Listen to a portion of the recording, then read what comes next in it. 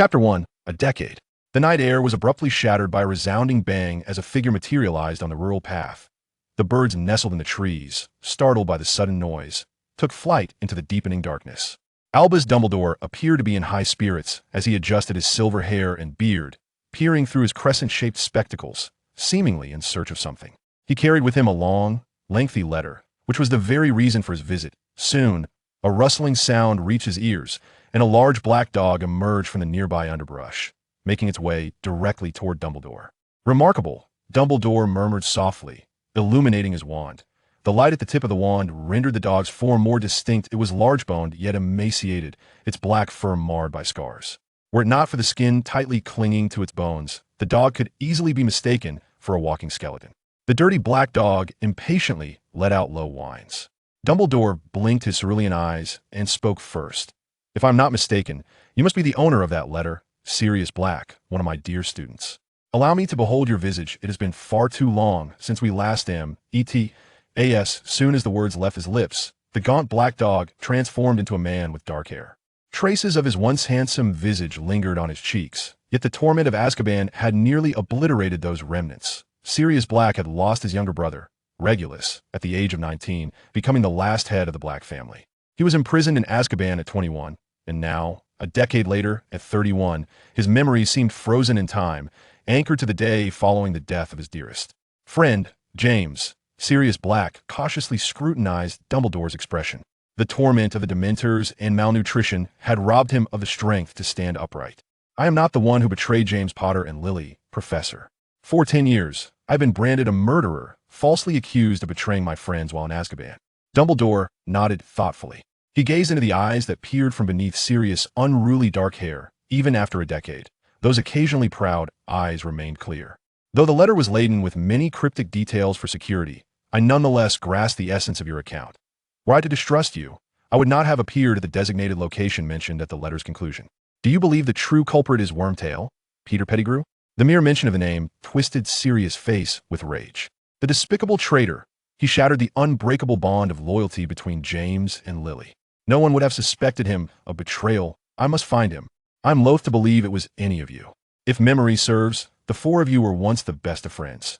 Yet the truth is often a bitter pill to swallow. Dumbledore sighed, his crescent spectacles shimmering with a faint glow. Sirius coughed violently, having escaped from prison less than 2 days prior. In order to elude the Dementors' patrols and pursuits, he transformed into a dog and swam from the sea to the shore. Utilizing stolen parchment, he composed a letter to Dumbledore, now nearing the limits of his physical endurance. "Though I possess numerous inquiries, I would first like to share with you my favorite, lemon meringue pie, along with some cake, for you appear utterly famished," Dumbledore stated. With a smile as he produced the desserts, "I presume you manage your escape using your animagus abilities." Sirius devoured the food ravenously, nodding between bites, the citrus aroma and sweetness invigorating him. His fingers appeared slightly pale from prolonged exposure to water. Under the relentless influence of the Dementors, most wizards imprisoned in Azkaban ultimately succumb to madness and perish within the confines of the prison. The sole reason Sirius retained his sanity was the unwavering knowledge of his innocence. When the affliction from the Dementors became unbearable, he would transform into a dog, as the Dementors lacked sight and could only sense human emotions to approach prisoners. Their perception of animals was considerably weaker. Having grown too frail, Sirius, in his canine form, eventually squeezed through the iron bars confining the prisoners. "Dear Professor McGonagall is also an animagus. Did you evade the Ministry's registration? Did you master it while in Azkaban? As far as I know, it is exceedingly difficult to perform magic under the influence of Dementors.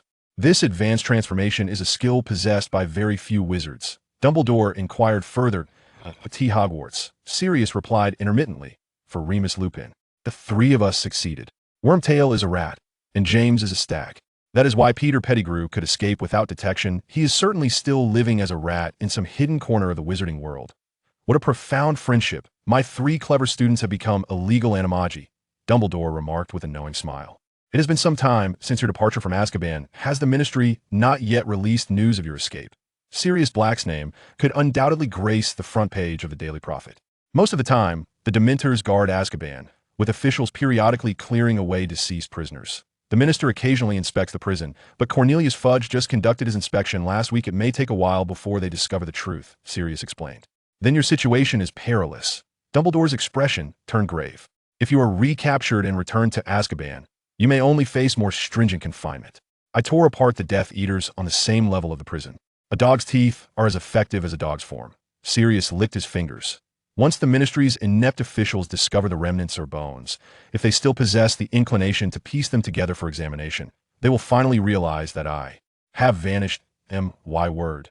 Dumbledore sighed softly. I have been unjustly branded a traitor and a murderer by the Death Eaters. I cannot bear this stigma in vain, Sirius declared, a glint of coldness flickering in his eyes. Some among these Death Eaters firmly believe that Voldemort has not perished. They are biding their time in prison, awaiting his resurgence. You escaped to find Peter Pettigrew, Dumbledore remarked. Not entirely, Sirius replied swiftly. I witnessed him transform into a rat and scurry away. It is a futile endeavor to search for a mere rodent. However, this cadre of Death Eaters has caused the demise of countless innocents. My brother Regulus was far more sensible than I, and it is tragically absurd that he fell victim to Voldemort's lies and threats. The so-called purveyor of pure blood supremacy, Voldemort himself, is not even of pure blood. These madmen deserve their fates. Dumbledore nodded slightly in acknowledgement. Sirius gazed uncertainly into Dumbledore's cerulean eyes. I was imprisoned the very year James and Lily were murdered. Little Harry was but a year old then, and now he is 11. I dare say he is a school age now. You know, I am his godfather. Dumbledore raised an eyebrow. Sirius' tone grew more urgent. Though I have been wrongfully incarcerated, I still possess the substantial inheritance of number 12, Grimmauld Place, and the family estate. I believe I can care for him. A guardian who is likely to be on the run and regarded by all as a murderous traitor? Dumbledore gently shook his head. Harry was placed with his aunt, where he would likely be safer until he comes of age. However, he may lack the affection of family. Lily's sister is a rather peculiar individual. Sirius' expression darkened. He had previously discussed Lily's childhood with James and Lily. They will not treat Harry well. Dumbledore's tone remained gentle, yet resolute. I fear I cannot acquiesce to your request. There are many factors to consider, particularly your current circumstances. I will require more of your memories to verify the facts. If it is indeed, as the Death Eaters in prison claim, that Voldemort may return, then Harry will find danger wherever he goes, growing up in a Muggle household, utterly oblivious to the magical world, Sirius asserted. If you doubt my words, I am willing to undergo any investigation or magical examination. Dumbledore did not counter his statement, but replied, Voldemort is likely as curious as we are as to why this boy was not slain by the killing curse. I had already asked Hagrid to bring Harry to school. Let me meet him. He's the child of James and Lily, Sirius implored softly, the summer breeze tousling his wiry black hair, his eyes glistening with unshed tears. Chapter 2, Greetings. Harry Potter sat atop a tree, brooding in silence. The tree was quite tall, and he could hardly recall how he had climbed it. Perhaps a peculiar wind had lifted him up. The summer sun blazed brightly, and Harry concealed himself among the verdant leaves and branches, ensuring that neither Aunt Petunia nor Dudley could see him, thereby preventing any calls for him to come down. Today, Harry unexpectedly found himself the occupant of a bedroom of his OWN. It is worth noting that Aunt Petunia and Uncle Vernon had always confined him to the cupboard under the stairs, where each morning greeted him with the sight of new spiders and dust particles dancing in the air. This should have been a moment of immense joy. A personal bedroom had long been a cherished dream for Harry. Yet, the price of this newfound space was a letter that he had never received. Surrey County, Little Whinging, Privet Drive, cupboard under the stairs me name. He even knows I live in a cupboard. Harry recalled vividly the astonishingly precise address on the letter. The correspondence was inscribed on thick parchment, the envelope adorned with the letter H and 4 creatures, while the emerald ink added an air of enigma to the missive. Harry sat perched in a tree, staring blankly at the entrance of number 4, Privet Drive. He understood that it was highly unlikely for the postman to return today. How could he inform the sender of his failure to receive the letter? His curiosity was insatiable. Even a mere advertisement would have brought him joy. Lost in thought, Harry gazed at the tranquil street, the only sounds being the chirping of insects and the grass wilting under the sun's relentless heat. Suddenly, a large black dog appeared in Harry's line of sight. It seemed significantly larger than an ordinary dog, its black fur appearing dry and fluffy, as though freshly washed. Harry squinted, observing that the black dog appeared to be meticulously examining the house numbers of each residence, ultimately pausing at the Dursleys' door. Harry straightened up, an inexplicable sense of alertness washing over him. He had never encountered this dog before. Dogs do not read house numbers, he mused aloud, yet the dog's intense focus left him perplexed. The large black dog began to circle the Dursley home, attempting to leap up to peer through the windows. Harry watched as it trod across Aunt Petunia's meticulously manicured lawn, the brown earth now exposed, and he could already envision Aunt Petunia's outrage upon discovering her. Lawn trampled. Around and around the dog went once, twice, thrice. Harry silently pondered. There would be no delectable treats at the Dursleys for this futile creature. If there were, they would surely reside in Dudley's stomach. With the oppressive summer heat bearing down, Harry decided to call out to the dog in its fruitless endeavor. "Hey," he softly greeted as the great black dog passed beneath the tree once more. Just moments prior, Harry had been confined by the Dursleys for having inexplicably conversed with a snake at the zoo and causing the glass of its enclosure to vanish. Now, he was uncertain whether he could communicate with the dog.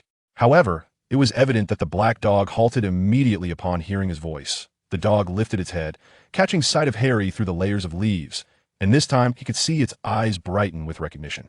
A sudden warmth surged within him. Could it, like the python, comprehend his words?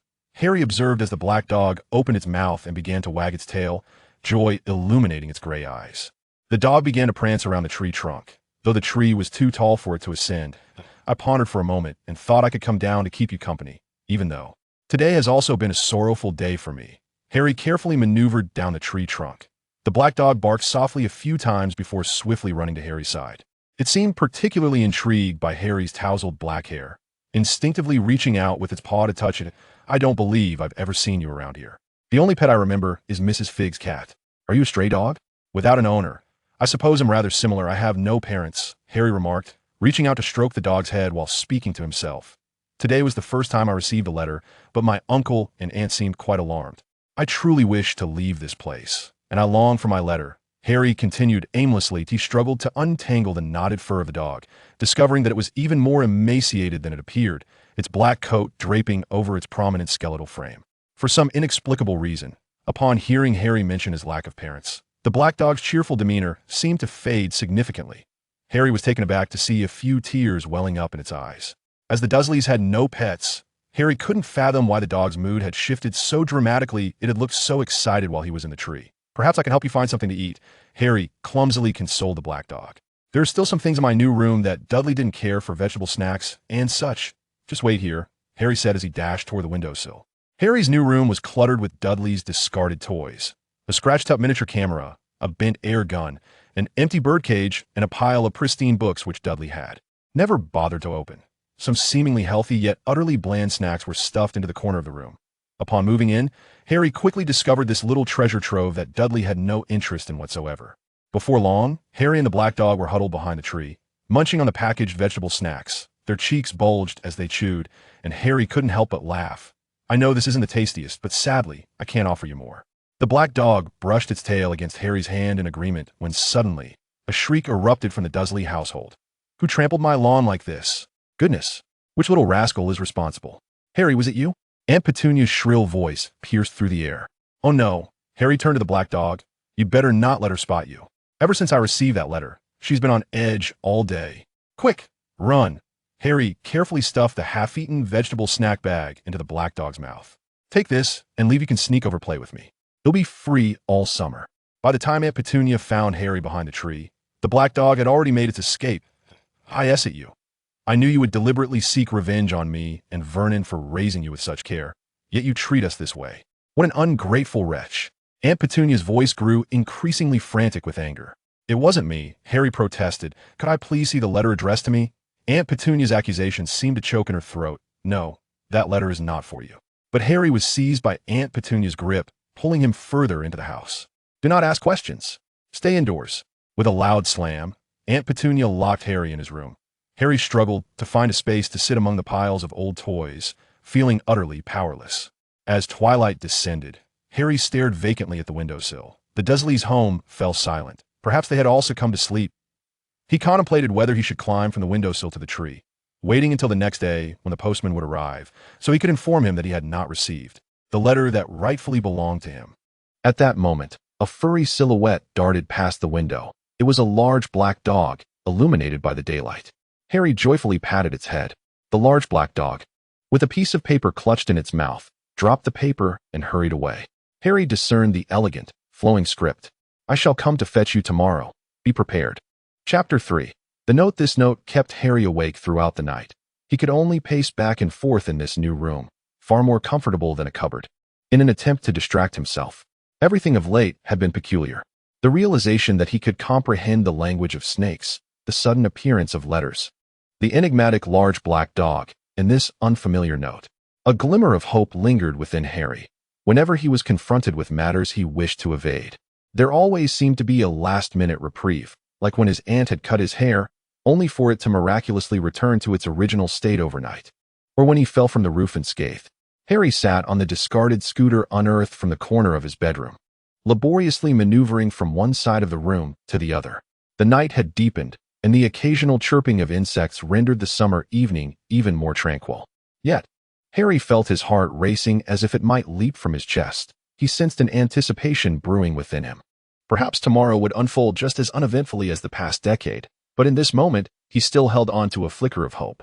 Harry successfully managed to operate Dudley's old camera amidst the clutter. After the lens was damaged, the device could only capture indistinct videos. He pointed the camera towards himself and spoke to no one in particular. "Whoever it is, please take me away. I hope I want to be here tomorrow.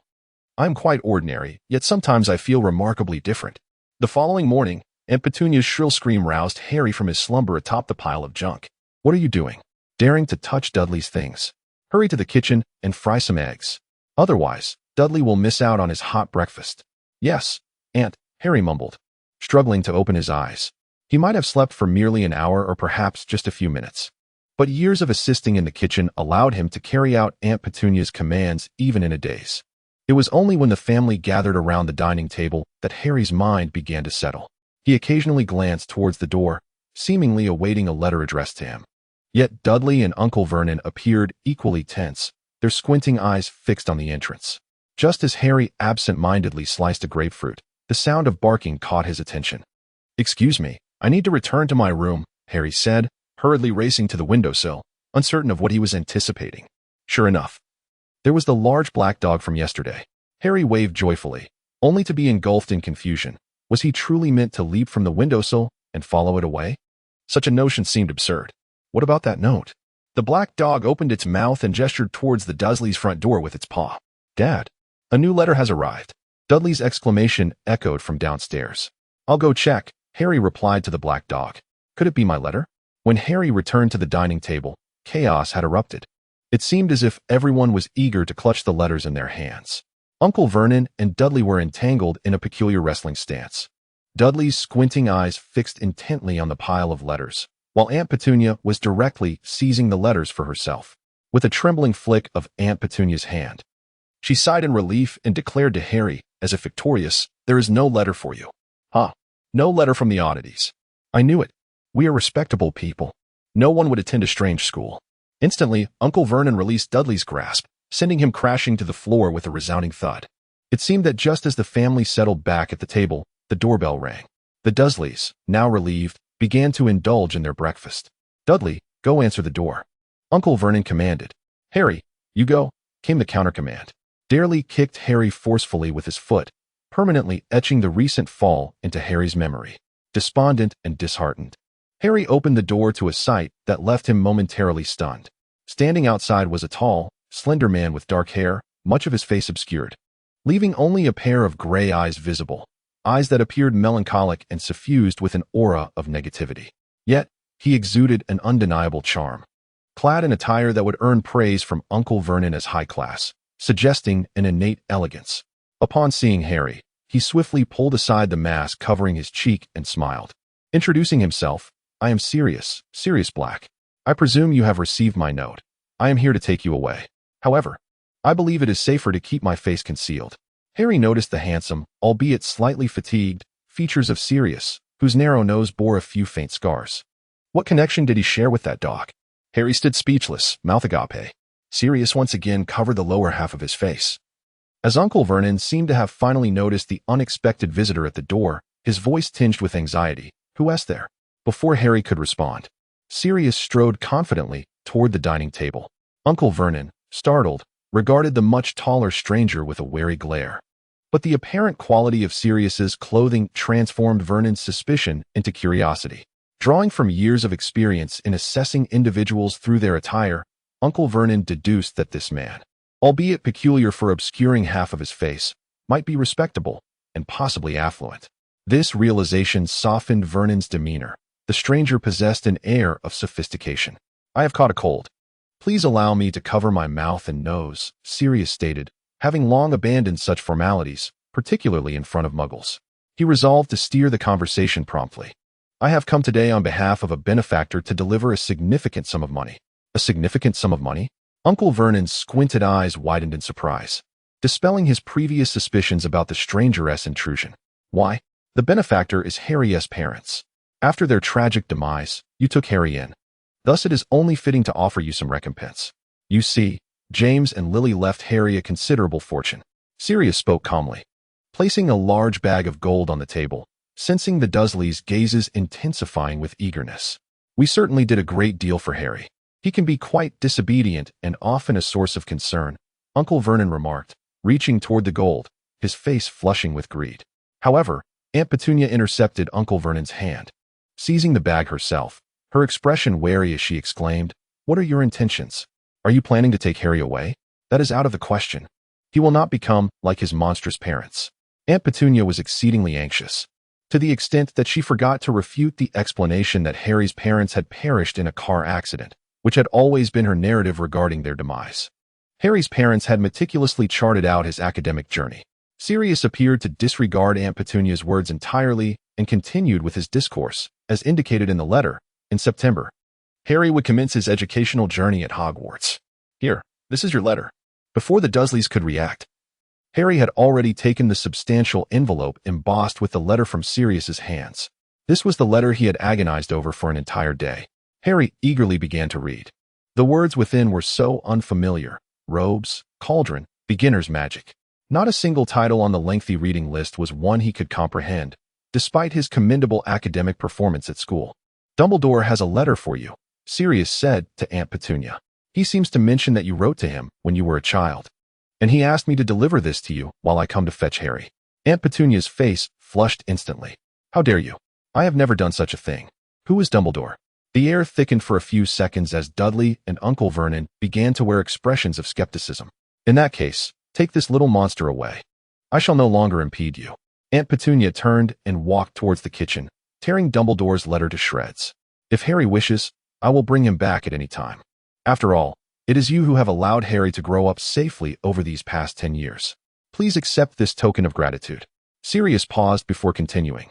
"Harry is destined to be extraordinary. Whether you agree or not, he will attend Hogwarts." Chapter 4. The photograph. "I do not understand, sir.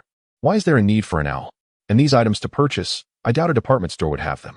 Just as Sirius and the Dursleys were engaged in a heated debate, Harry's attention was entirely captivated by the contents of the letter. He noticed that the recipient information had transformed into the smallest bedroom, Harry Potter, revealing that this mysterious correspondent seemed to know everything. Sirius turned back, speaking patiently. "You are a wizard, just like your mother and father. By the way, I fear you have yet to see what your parents look like. I unearthed an old photograph of you all yesterday from the bedroom. I believe you will cherish it." Harry took the photograph, and to his astonishment, everything within it seemed to move. It depicted 3 individuals. As he gazed upon the image, a faint flicker of dust-covered memories stirred within his mind. The familiar yet foreign setting was imbued with a sense of recognition, particularly the dark-haired boy recklessly soaring on a small broomstick, undeniably himself.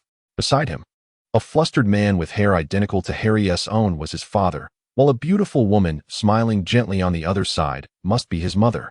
Harry noted her emerald green eyes. "Are these my parents?"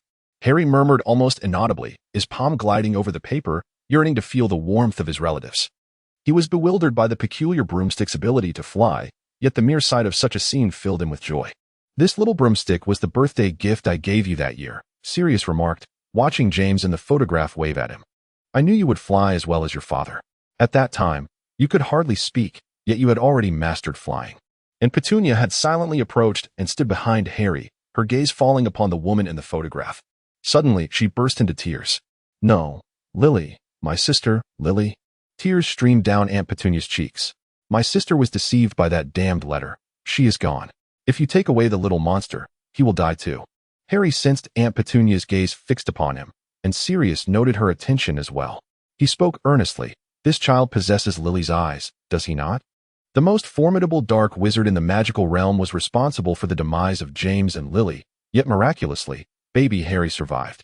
If he remains in your presence, when danger approaches, he will be utterly defenseless. Is the one who killed my sister still alive? Aunt Petunia exclaimed, her eyes widening in terror. Voldemort has escaped. Perhaps he will return, or perhaps he will not.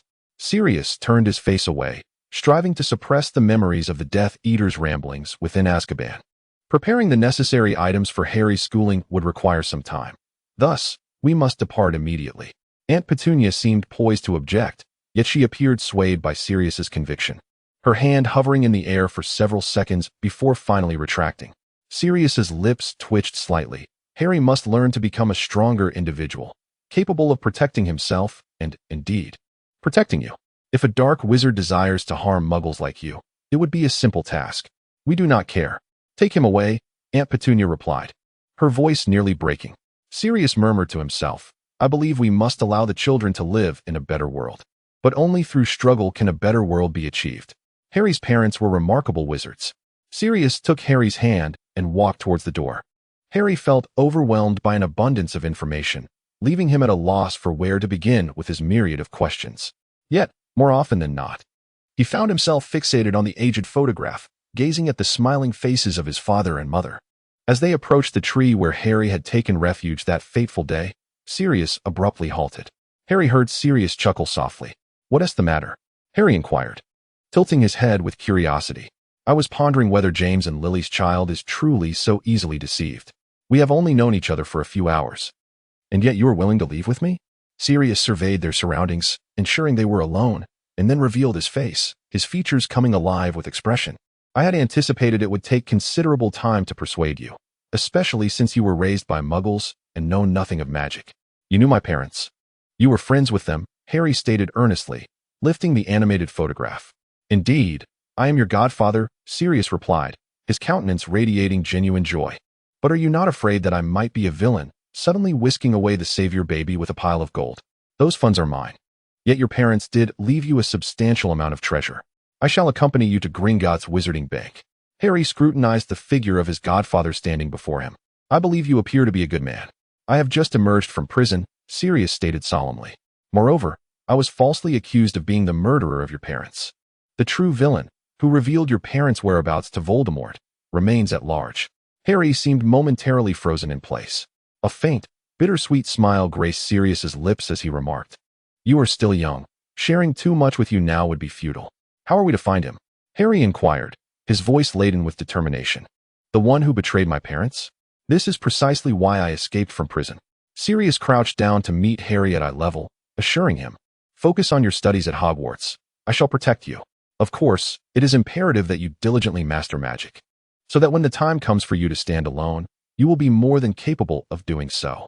After all, I may be compelled to leave at any moment. Standing alone, Harry echoed, only partially comprehending. Yet, a clear mind may prove more valuable than powerful magic, Sirius declared, lifting Harry into his arms. As he spoke, Sirius retrieved 2 small mirrors from his pocket and explained, These are two-way mirrors, whenever you need to find me. Simply hold up this mirror, and it will connect us. Harry nodded, accepting one of the mirrors, and gazed into its reflective surface, where the visage of Sirius, holding another mirror, materialized. Indeed, even from a distance, you can see me and hear my voice. If anyone dares to bully you at Hogwarts, I shall ensure they face the consequences. The occasional air of arrogance that emanated from Sirius's brow brought Harry a sense of comfort. He seldom encountered individuals of such noble demeanor in life. This nobility resembled a stubbornness forged through suffering and exposure to malevolence, yet resolutely refusing to compromise one's integrity. It embodied a disdain and contempt for evil, a conscious choice to refrain from wrongdoing despite the temptation. Where shall we go now? Harry inquired, unfolding his Hogwarts acceptance letter once more. With a month remaining until the commencement of school, he pondered how he would spend this time. Each word on the acceptance letter seemed to require elucidation. I suppose I should first take you back to number 12, Grimmauld Place, Sirius suggested. That is my home. Located in the heart of London, conveniently close to Diagon Alley and King's Cross Station. He hesitated, stroking his face thoughtfully. You might not find it to your liking. It has been uninhabited for a decade, save for a peculiar house elf. It is rather gloomy and antiquated. filled with a plethora of eccentric portraits. Let us hope they do not frighten you. Sirius breathed a sigh of relief upon seeing the flicker of anticipation on Harry's face. Your birthday is in a few days, and I wish to celebrate it splendidly for my godson, hence my eagerness to fetch you. I am delighted that you are willing to accompany me. I will promptly write to Dumbledore to put his mind at ease. Chapter 5. The Square. With an abundance of questions swirling in his mind, Harry incessantly inquired while seated on the back of Sirius's flying motorcycle, to the point of becoming parched. Perhaps due to having previously witnessed moving photographs, he was not particularly astonished when the sleek black motorcycle soared into the sky. This motorcycle is my own modification. I find the Muggle invention quite fascinating. However, to avoid drawing too much attention, I have silenced its otherwise loud engine and added an invisibility feature. Sirius's voice drifted through the wind intermittently. Do wizards typically use such modes of transportation? Harry strained to hold onto the hem of Sirius's clothing while casting his eyes downward, watching the lights of the land gradually illuminate as they neared London. He had only visited with the Dursleys once or twice. Wizards can apparate or utilize fireplaces and broomsticks, Sirius replied loudly. Motorcycles are not commonly used, as they are neither safe nor swift, but I enjoy them. They are rather splendid, are they not? Before Harry had the chance to pose his next inquiry, Sirius had already begun his descent towards the ground, landing between two ancient houses, number 11 and number 13 on Grimmauld Place. Thanks to the motorcycle's invisibility feature, it appeared that no passers-by had noticed their presence. In his mind, Sirius recalled that the ancestral home of the Black family was located at number 12, Grimmauld Place. He turned to Harry and spoke. Harry complied, and when he opened his eyes, he discovered a building emerging in a peculiar manner between numbers 11 and 13, squeezing out its own space amidst the two adjacent old houses, bearing the number 12. I harbor a disinclination for this place, yet it may very well be the safest refuge I can offer you. My father has implemented every conceivable protective measure to thwart intrusions, so much so that even the Ministry of Magic has been unable to locate it. As Sirius muttered incantations, he guided Harry across the stone steps. They paused before the grand entrance, and Harry sensed a foul odor wafting into his nostrils. As the silver serpent-shaped lock clicked open, the various furnishings within the house came into view. Harry could sense that everything here was of considerable value, accompanied by an air of antiquity. The Black family seemed to have a particular fondness for serpentine chandeliers, frames adorned with snake motifs, and silver candlesticks that cast a somber glow over the old house. Yet, the ambience resonated profoundly with Sirius's character, dark, exquisite, yet stale. The gloomy, refined residence mirrored the melancholic, haughty, and emotionally volatile nature of Sirius Black. Suddenly, a creature with bat-like ears emerged from the basement passage. It appeared diminutive and peculiar, bowing deeply before Sirius. The master has returned. Creature. The disdainful house elf of the Black family harbored little affection for anyone who did not measure up to young Regulus, nor to Miss Sissy or Miss Bella. Silence. Sirius bellowed furiously. Creature immediately fell silent, his bloodshot eyes fixated on Sirius while he cast a few glances at Harry, his lips still moving, though no sound escaped. Oh! Harry seemed startled, retreating several paces before stumbling and falling against Sirius's legs. It's all right, it won't harm you. This is a house elf, akin to a servant, bound to serve its master, which is me. It's a bothersome old thing. You need not engage with it, Sirius said, frowning as he reassured Harry. Go clean the house inside and out.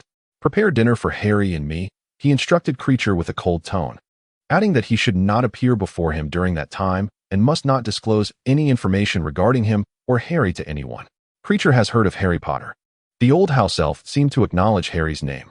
Harry felt as though he were being scrutinized thoroughly by the house elf. Creature clutched his filthy apron tightly, as if hesitating to speak. The Dark Lord. Get moving. Do not utter Voldemort's name again. Sirius raised his voice, his disdain unmistakable.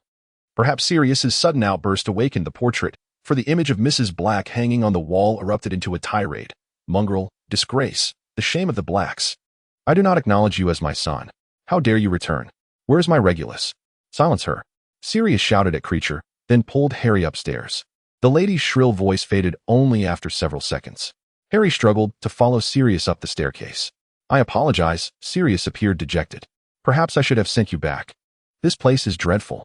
I never intended to return after leaving home, yet I never anticipated my home would transform into something like this. Harry appeared visibly apprehensive. Yet as Sirius opened the door to his personal chamber, Harry began to comprehend the profound discord between Sirius and everything associated with this place. The vibrant hues of red and gold transformed Sirius's room into an entirely different realm. The crimson and gold lion banner imbued the space with a comforting warmth.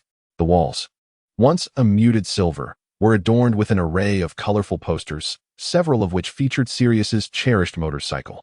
A photograph depicting 4 individuals captured Harry's attention, though it was affixed too high for him to see clearly. Noticing Harry's gaze, Sirius lifted him up, allowing Harry to glimpse his father alongside Sirius. "This is you. And this is Dad." Harry's finger traced the youthful faces, noting how much more spirited Sirius appeared in his earlier years. Suddenly, Sirius pointed to a short boy in the photograph. "That's him. The traitor. Wormtail, Peter Pettigrew." "Who?" Harry inquired, looking at the tearful-eyed, diminutive figure. "I will find him and kill him. For James and Lily," Sirius declared through gritted teeth, his nails leaving deep impressions on the photograph. Harry silently committed the visage to memory. What do these lion banners signify? He turned his head to behold the room nearly enveloped in a golden-red hue. "This is the banner of Gryffindor, one of the 4 houses at Hogwarts. It was here in Gryffindor that I became acquainted with your father and mother. It was a splendid place. I cannot fathom how I would have survived without my comrades from there," Sirius elaborated. "Were both my parents members of Gryffindor?" Harry's interest was piqued by the banner. They were among the finest students of Gryffindor. Only those with great courage are chosen by Gryffindor. "Your father was also an exceptional Quidditch player," Sirius replied swiftly. "Quidditch is a sport played while riding broomsticks. I wager you will adore it. When I take you to Diagon Alley tomorrow, I shall procure for you the finest broomstick. Although first years cannot join the school team, you may still practice in secret." "Are there other houses?" Harry inquired. "Voldemort graduated from Slytherin. I even came across his student awards during my confinement. Many graduates of Slytherin became followers of Voldemort. They were likely influenced insidiously from their student days," Sirius remarked disdainfully. "The colors of Slytherin are silver and green, much like my brother Regulus's room." He gestured to the other side. "My foolish brother has been ensnared by Voldemort." Beneath Sirius's feigned nonchalance, Harry detected a hint of sorrow. Regulus's chamber appeared as opulent as Sirius's, adorned lavishly. Save for the differing colors, everything here seemed more measured and restrained, unlike Sirius's flamboyant style. "I had Creature procure numerous polyjuice potions, a concoction that allows me to assume the appearance of others. I fear I shall look different each time I accompany you." Sirius mused, gazing at a small tuft of hair thoughtfully. "Although the Ministry of Magic seems unaware of the anomalies at Azkaban, I must remain cautious." Sirius guided Harry on a brief tour of the upper floor before hesitantly stating, "If you would accept, you may reside here. If not, after we complete your school supply shopping, I shall return you to your aunt's home. Dumbledore assured me it would be a safe haven until you come of age." "I like it here," Harry replied without hesitation, having comfortably settled on the bed. Sirius's belongings were neatly arranged beside the desk, and the room exuded warmth. "There are many peculiar things here. My mother's portrait can be rather irritable, and some of the antiques might pose a lethal threat. Do not rummage through the items in the house, such as old clothing. They may be cursed and could strangle you," Sirius urged hurriedly. "The Dursleys have been just as irritable with me," Harry responded calmly. "Dudley even uses me as a punching bag when he is in a foul mood." Sirius, filled with remorse, gently brushed his fingers across Harry's forehead and lamented, "Had I exercised greater caution in those years, perhaps many events could have been averted." Suddenly, the voice of Creature echoed from outside. "Master, dinner is ready." Sirius did not respond. Instead, he turned to Harry and remarked, "I fear it may not be particularly palatable. Creature and I share a mutual disdain for one another. He only truly showcases his culinary skills when preparing meals for my mother and Regulus. Nevertheless, it will suffice to satisfy our hunger." Harry nodded and replied, "I can prepare some simple breakfasts, and Petunia taught me, if necessary.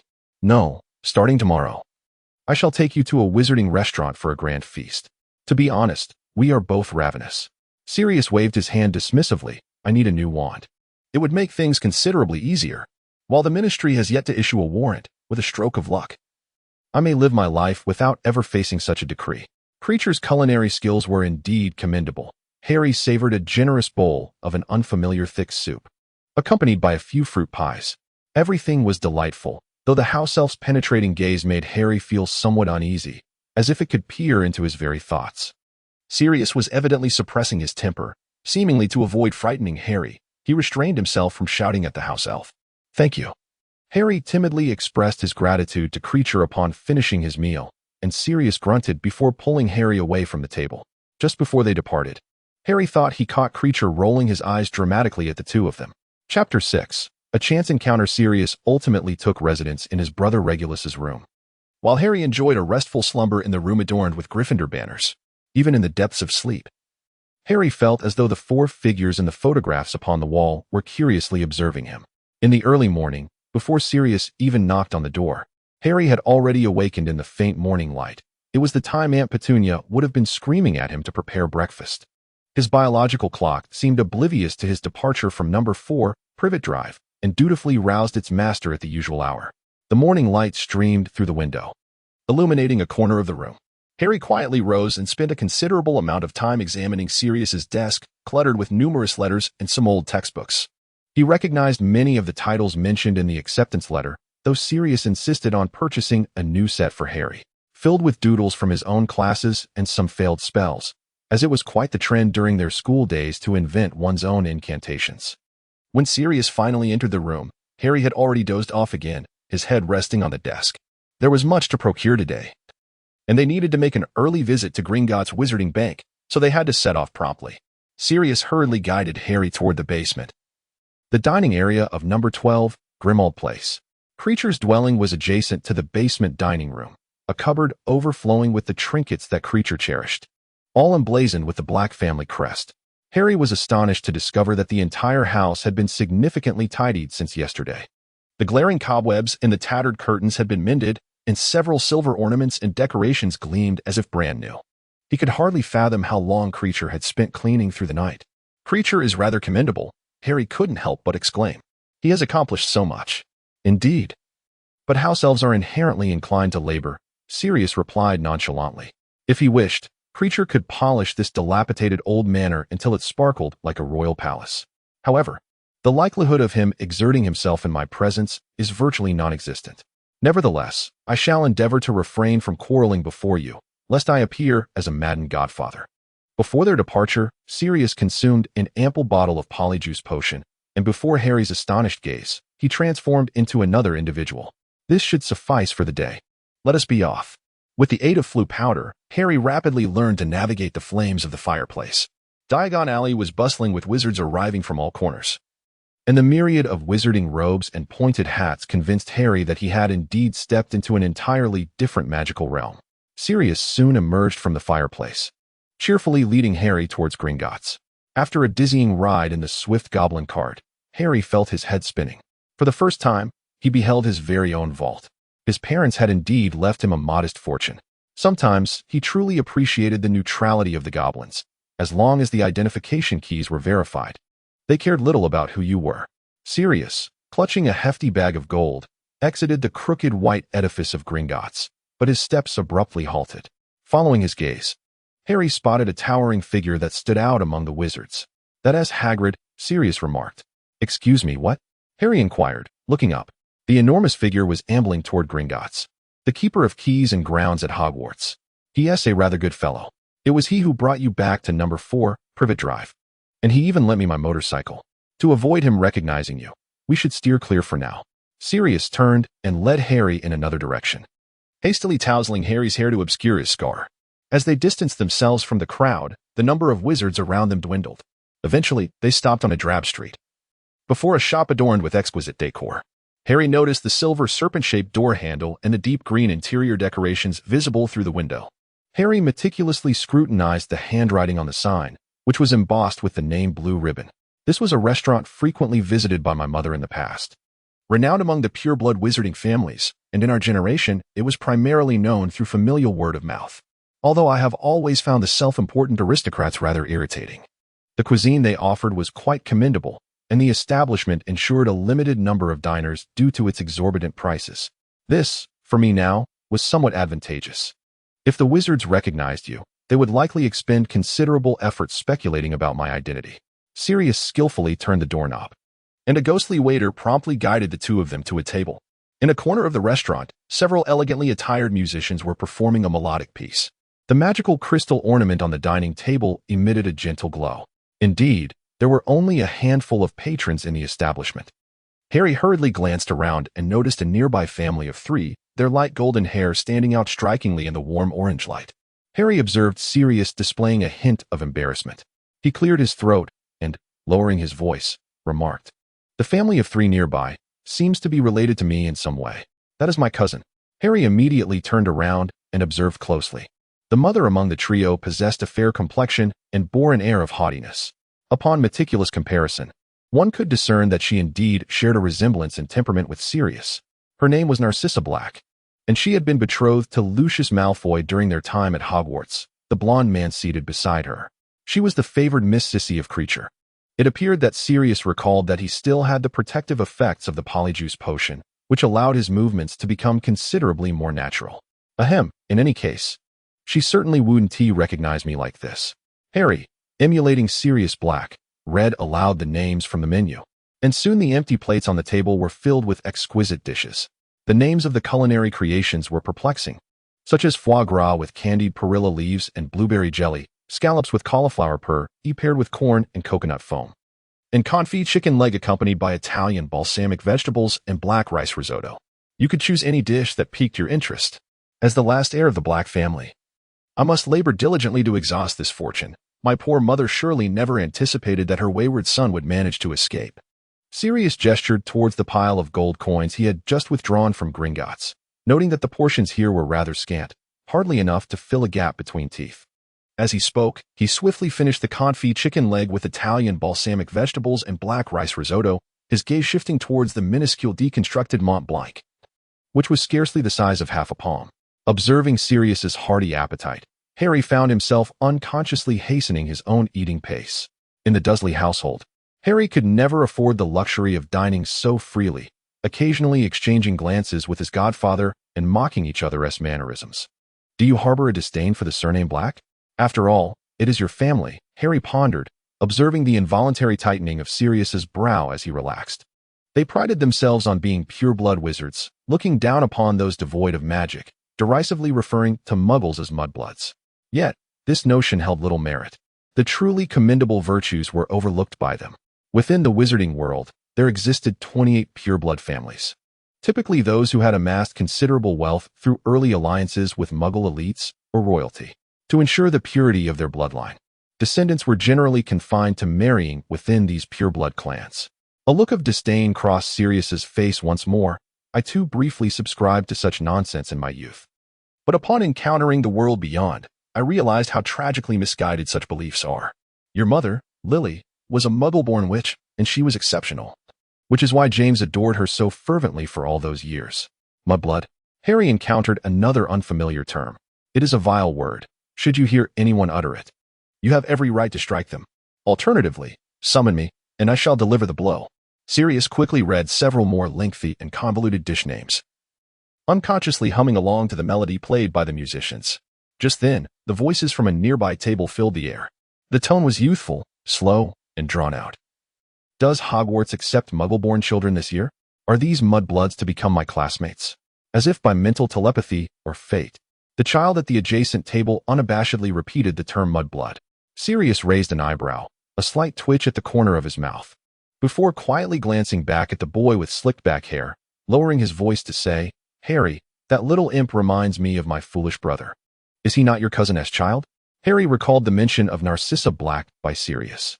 "Indeed, it would be rather reasonable for me to educate my cousin's child. After all, the adherents of the pure-blood ideology either succumb to madness or meet untimely ends. My cousin would certainly not wish for her child to grow up into such a short-lived wretch."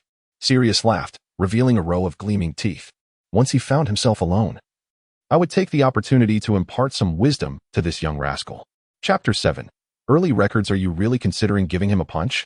Harry inquired, a hint of concern in his voice. How could I? Sirius waved his hand dismissively.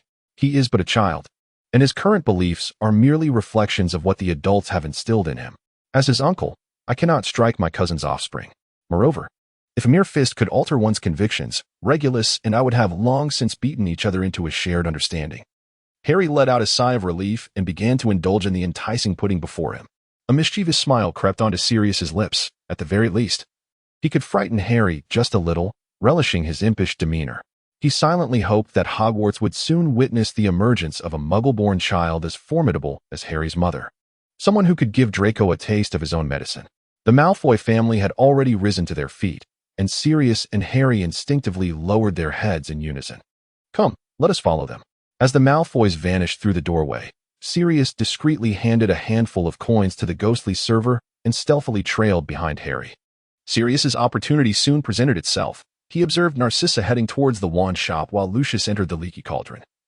Leaving only Draco to venture into Madame Malkin's robes for all occasions, Harry finally discerned the true visage of Sirius's young relative.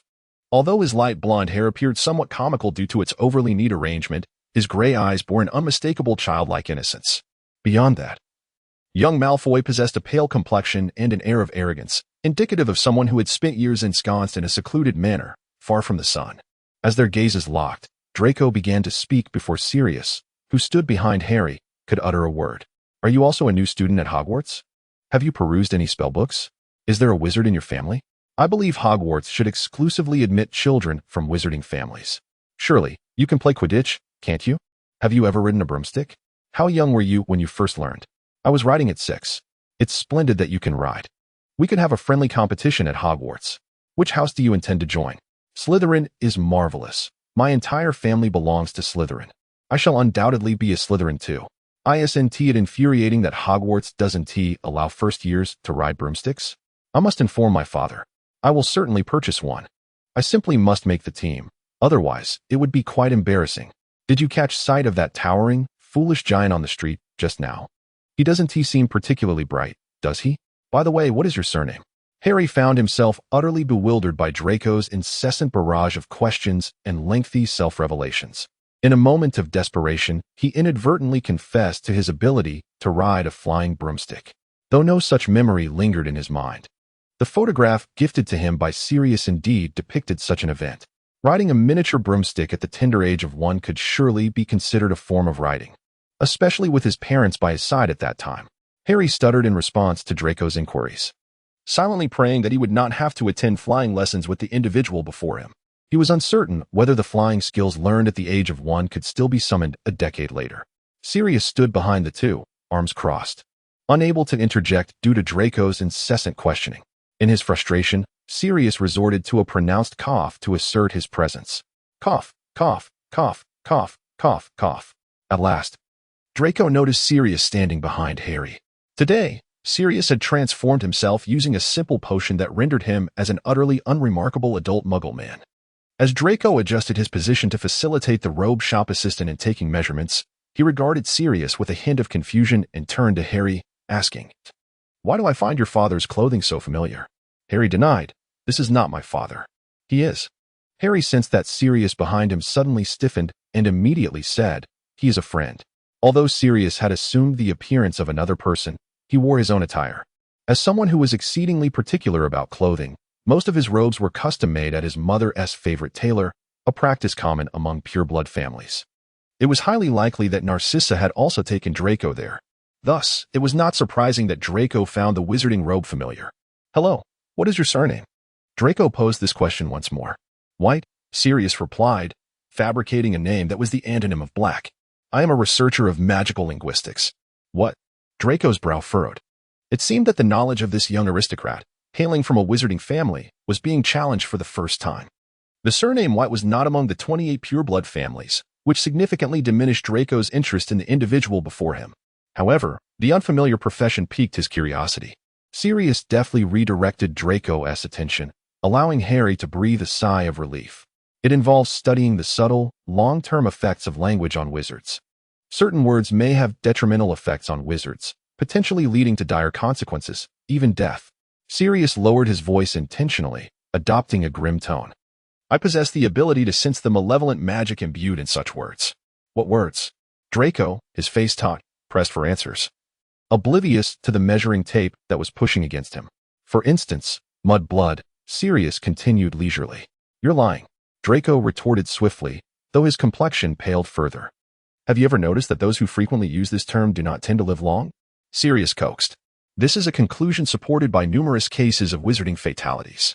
Draco lowered his gaze, seemingly racing through his mind for counterexamples, but after a few minutes, He appeared to concede defeat. Sirius struggled to suppress a laugh, though it quickly faded. I truly can sense the dark magic that words can accumulate over time. The phrase loose lips sink ships holds some truth. Voldemort often uttered mudblood, and look what became of him. There are other vile words that yield similar effects. Dark Lord Draco seethed, wanting to articulate a response, yet swallowed his words. Is that true? It's just a word, not a spell or potion, he finally managed. I possess knowledge of many things. Sirius pretended to feel the air around Draco and exaggeratedly inhaled, as if casting a spell. I believe someone in your family has suffered from dragonpox. Draco gasped, recalling that his grandfather had succumbed to it. But Sirius did not afford Draco the luxury of contemplation. I suspect that someone in your household enjoys bitter almond pudding. Draco's voice trembled. My mother has the house elf prepare it every week. Sirius noted that Harry's robe was now complete and decided to withdraw gracefully. In truth, individuals endowed with spiritual prowess, like myself, typically engage in paid consultations. Today, having shared so much with you, I consider it an act of great benevolence. Therefore, dear boy, I offer you a piece of advice. Draco's eyelashes fluttered slightly, seemingly awaiting Sirius to speak. It is prudent to engage your mind before uttering any words, lest misfortune befall both your family and yourself. Language is the most exquisite of spells. Its effects may not manifest as immediately as those of ordinary incantations, yet its influence is profoundly entrenched. Draco pressed his lips tightly together, vacillating between fear and skepticism. Should you doubt my words, you may serve as the next subject of experimentation. Might I procure your contact information? After your demise, do endeavor to send me a record of the time. I would consider it a case study for my research in magical linguistics. You may even find yourself featured in the textbook I shall compose, accompanied by a moderately sized illustration. I will not, Draco exclaimed vehemently. By the way, please refrain from disclosing my research findings to any uninformed wizards, lest their curiosity leads them to experiment and meet an untimely end. I fear I may accumulate too many cases, leaving insufficient space in my publication, which incurs considerable costs. With that, Sirius hastily settled the bill and whisked Harry away. Once certain they were out of sight of the Malfoy family, Sirius erupted into his first hearty laughter of the day. I had worried that my attire might have betrayed me. Deceiving the young lad is far more amusing than fooling a bat. Just look at the expression on his face, as if he had seen a ghost. Harry pressed his lips together and replied, I believe he bought it. What is a bat? Just an annoying creature, always dressed in black like a great bat. Sirius came to his senses. The bat is your teacher. Mine? Harry inquired, clearly having yet to meet any instructors from the magical school. Snape. He remains at the school as the potions master, Sirius stated dryly. I dare say he has long coveted the position of defense against the dark arts teacher. His true interest lies in dark magic. He is also the head of Slytherin House. Why does Malfoy claim that Slytherin is the best house? Harry recalled snippets of Draco's incessant chatter. All students believe their house is the finest, Sirius replied succinctly. The founders selected us through the sorting hat. In my eyes, Gryffindor is the best house. Which house should I belong to? Harry felt a wave of anxiety wash over him. What if he lacked the talent and none of the 4 houses wanted him? The sorting hat will provide guidance. It will heed your thoughts. It once considered placing me in Slytherin. All the blacks belong to Slytherin, but I loathe my family, so I expressed my desire for Gryffindor, and the hat readily obliged. One can choose. Harry felt considerably more at ease. Perhaps it is based on your characteristics. My brother Regulus appears to be a quintessential Slytherin. Yet when it was his turn to be sorted, the hat hesitated for quite some time. Later, Regulus confided that the hat had contemplated placing him in Gryffindor. Ultimately, you cannot fathom what the hat is contemplating. It may perceive things we cannot, Sirius remarked, surveying the surrounding shops, seemingly pondering the next destination. With nearly a month until the start of term, how do you wish to spend your time? Sirius asked, leading Harry toward the broomstick shop. I know nothing of the magical world, Harry admitted honestly. I felt quite anxious speaking with Malfoy, as I truly understand so little. There's no need to worry about studying. Even cramming a day or two before exams can yield high scores, Sirius shrugged. Of course, if you wish, I can teach you a great deal. I was among the top in my class. Or perhaps you might try a broomstick, Sirius suggested, pointing toward the shop.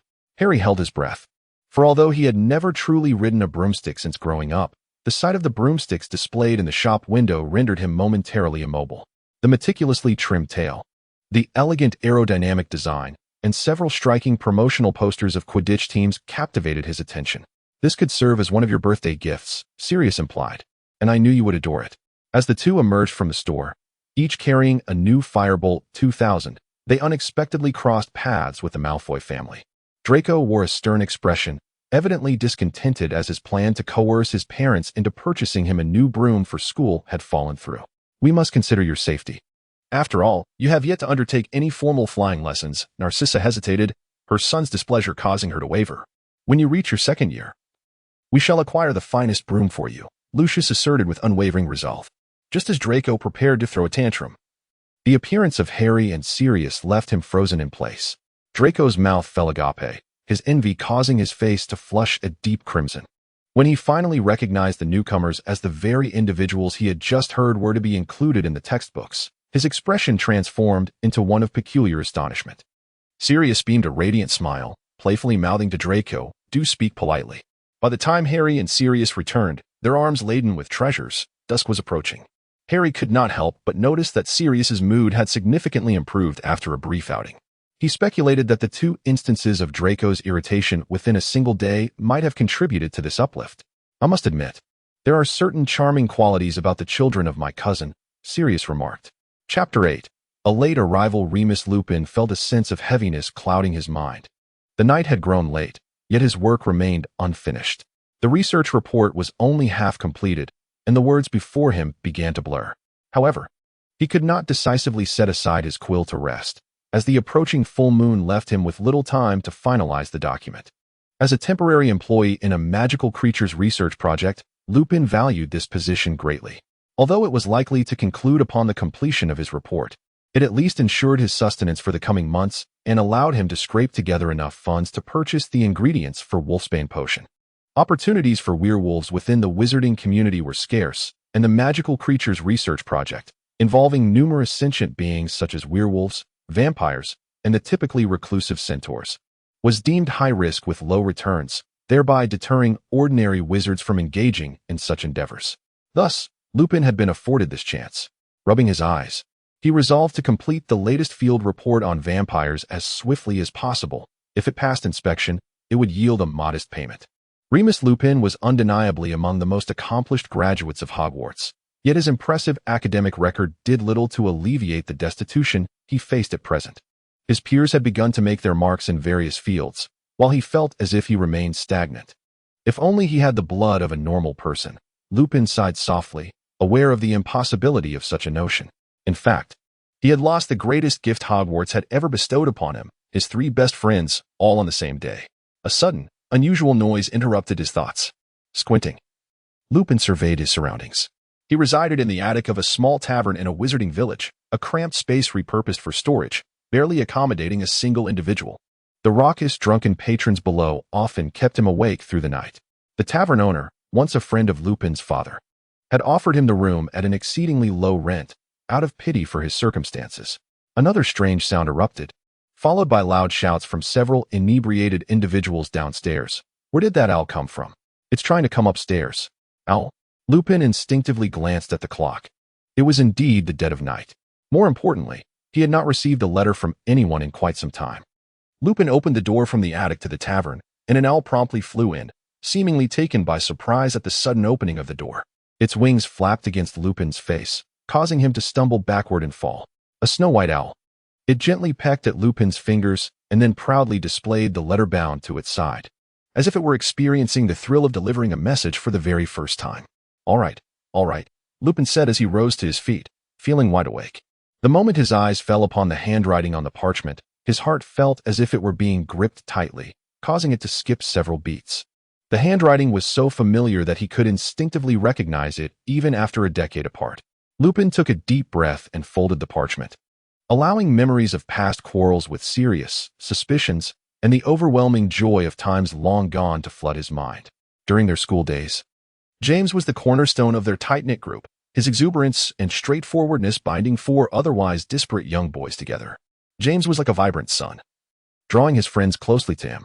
Sirius, on the other hand, represented the alluring dark side lurking deep within Lupin's soul, his superior appearance, the lineage of an ancient wizarding family. His proud yet nonchalant demeanor, astonishing wealth, and a charisma that oscillated between being irritating and captivating. All of these embodied what Lupin had once envied, a fact he himself had yet to acknowledge. This was a life unimaginable to a gentle, impoverished werewolf child, one marked by familial turmoil.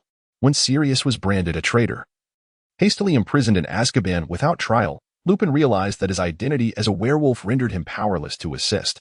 Strangely, a part of him seemed to collapse in that moment.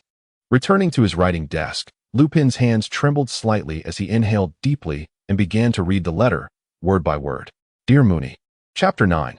The letter. Dear Moony, I trust you still recognize my handwriting. I am alive and have escaped from Azkaban. The one who betrayed James and Lily that day was not me.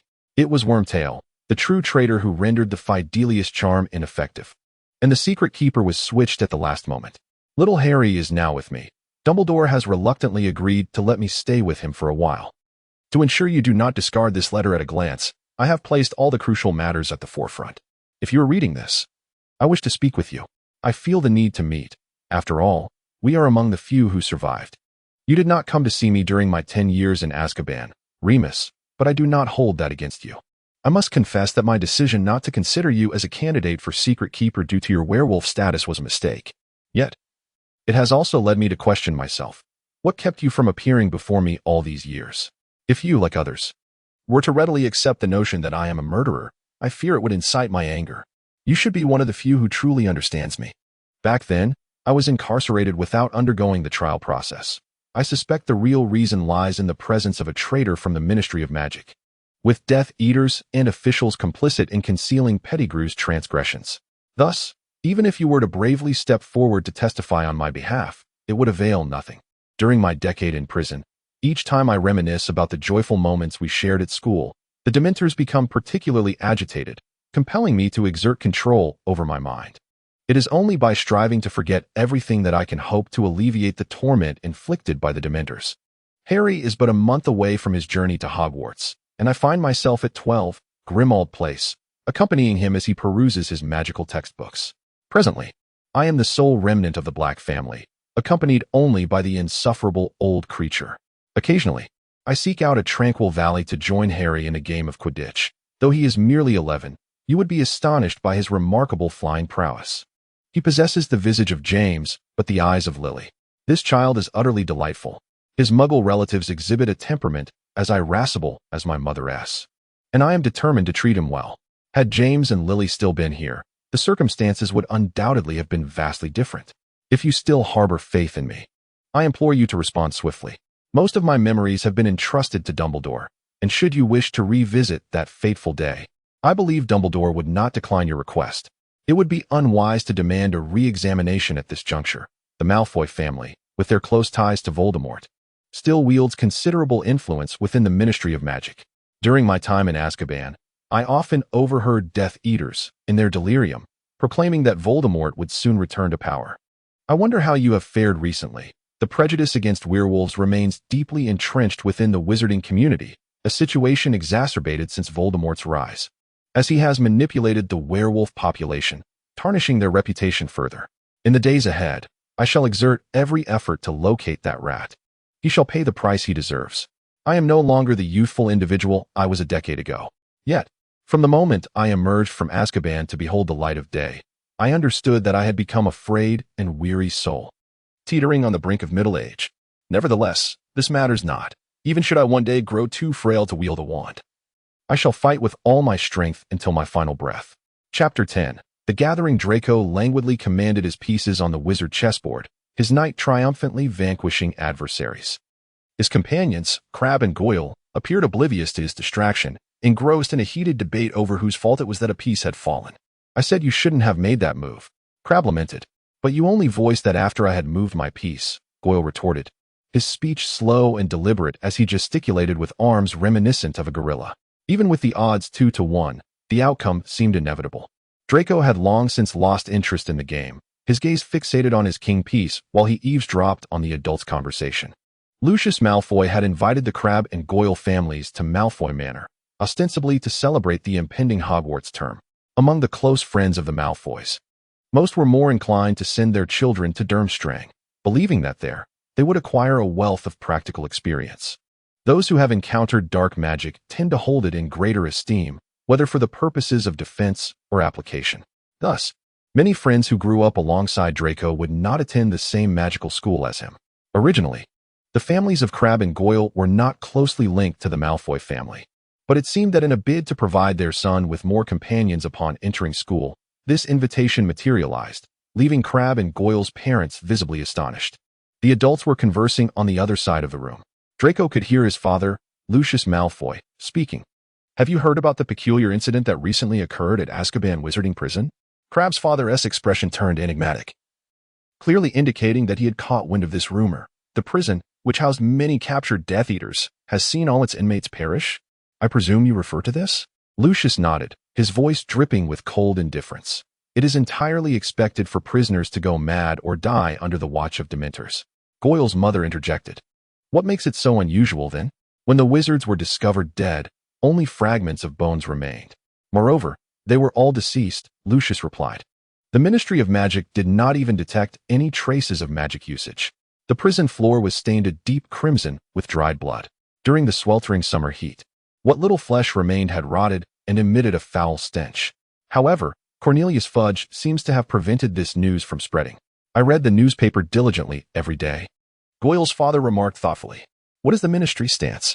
This matter is indeed quite strange. I suspect Fudge, being a coward, does not intend to disclose this incident, as it might affect his approval ratings. I even doubt he will invest much effort in investigating this matter," Lucius scoffed. "Most of those who perished in this incident were former subordinates of the Dark Lord, our erstwhile comrades, except for Sirius Black, as they have all turned to bones, making identification impossible." Lucius said this while glancing at Narcissa. "Do you think he will return?" Crabbe's father suddenly inquired. He instinctively touched the location of the dark mark, which had been quiet for quite some time. Recently, there had indeed been other rumors concerning Voldemort.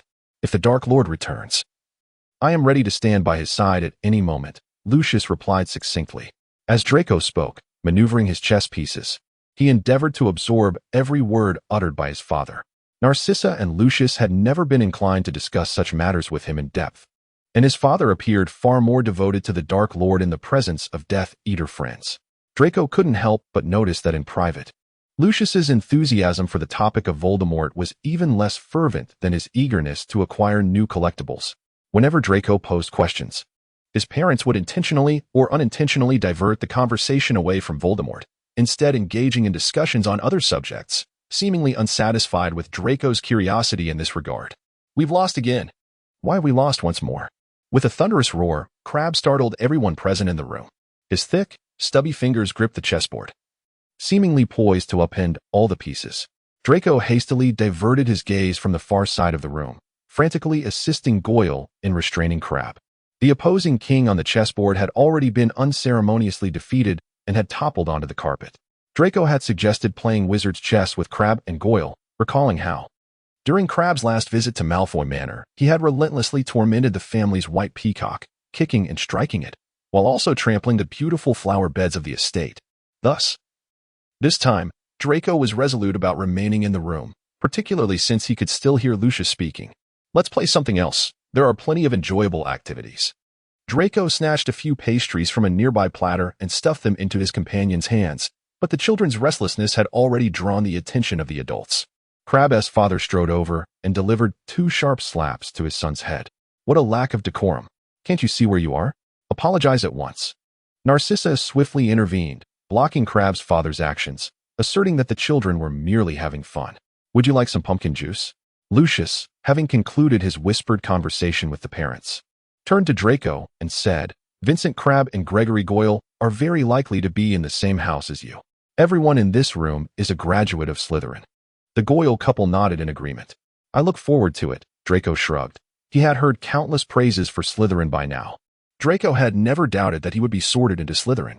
Suddenly, Goyle's mother recalled something and spoke up. "This year, along with you, Harry Potter, that boy who survived, will also be entering Hogwarts."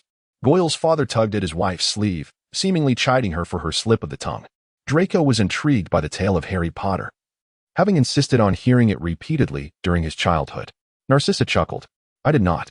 Draco quickly denied. "I have never even seen him, so why would I be interested?" Doesn't he have a face marred by magical scars, does he? Of course. He remembered the boy who had survived the Avada Kedavra curse. A story he had heard countless times, featuring a boy with a scar on his face. It was said to be in the shape of a lightning bolt. The wand movement for the Avada Kedavra curse was a zigzag. The shape of magical scars typically mirrors the wand movement, Crabbe's father remarked. It is said he has green eyes, just like Lily Evans. Green eyes are rather uncommon. Narcissa poured pumpkin juice for the children as she spoke. Green eyes? An unpleasant memory inexplicably surfaced in Draco's mind. The encounter at Madame Malkin's robes for all occasions with a pair of individuals.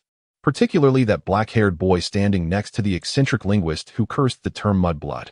That boy indeed possessed green eyes. Wait a moment. Did he have a scar? The first time Draco laid eyes upon them, he could not help but recall the precious emeralds concealed within the basement's trove, or the lush forests that had engulfed him during family travels. I have indeed seen green eyes recently, Draco blurted out, reminiscing about the visage of that boy. Really? Did they appear particularly special? Goyle inquired while tidying the chess pieces. No, they were utterly unremarkable, Draco replied reluctantly, describing them as green as a vibrant toad that might cast curses. Chapter 11. Doubts. By the time Crabbe and Goyle departed, the night had grown deep. Watching the silhouettes of the Goyle family vanish into the flickering flames of the hearth, Draco sighed with relief and promptly began to voice his grievances to his parents. Why do they, being what you call pure-blood descendants, appear so rather dim-witted? Draco lamented to Lucius. Would a muggle's child be any more foolish? Engaging them in conversation is truly laborious. To prevent Crabbe from taking the opportunity to bully the white peacock residing in the estate, Draco endured an afternoon of playing the tedious, exploding snap with them, deliberately losing to ensure Crabbe and Goyle's enjoyment. Unfortunately, Lucius and the Crabbe-Goyle couple shifted their discussion to investment matters, rendering their conversation intermittent amidst the cacophony of exploding snap, much of which Draco had already heard before. Overall, the afternoon proved rather monotonous. Draco begrudgingly noted that the two companions his father had procured for him, aside from resembling a pair of gorillas, were not particularly astute. Goyle, slightly shorter, boasted an astonishingly thick mane and remarkably stout arms, appearing rather dull-witted. Engaging him in dialogue always required an excruciating wait as information gradually traversed his mental pathways, followed by Goyle's laborious construction of a response.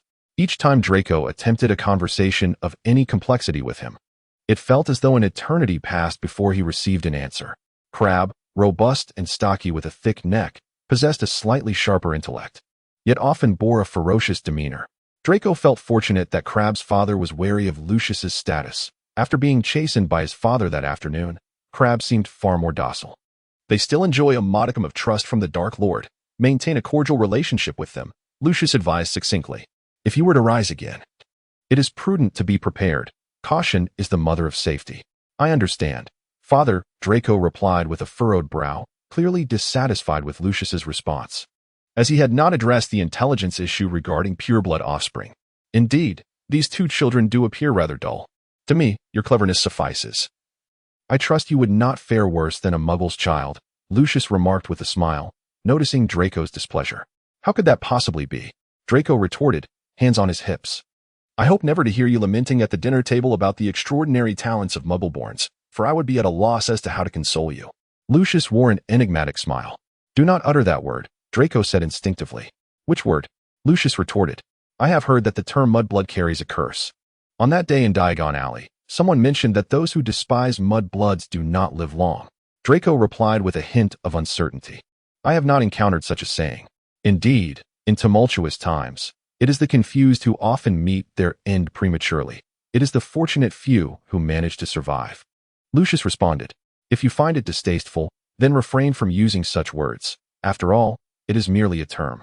However, you must understand that being of pure blood affords you advantages that many of your peers will never attain throughout their lives. Your safety is of utmost importance. Which is why we ultimately chose Hogwarts over Durmstrang, Narcissa chimed in. I hope to find a friend at Hogwarts who is somewhat more agreeable, Draco said, brushing off the dust from his robes and striding towards his room. Chapter 12. Potions you learn quickly, Sirius remarked, observing the clear potion simmering in the cauldron with satisfaction. This was Harry's first successful potion-making endeavor in the expansive kitchen of No. 12, Grimmauld Place. Throughout the process, Sirius provided timely guidance.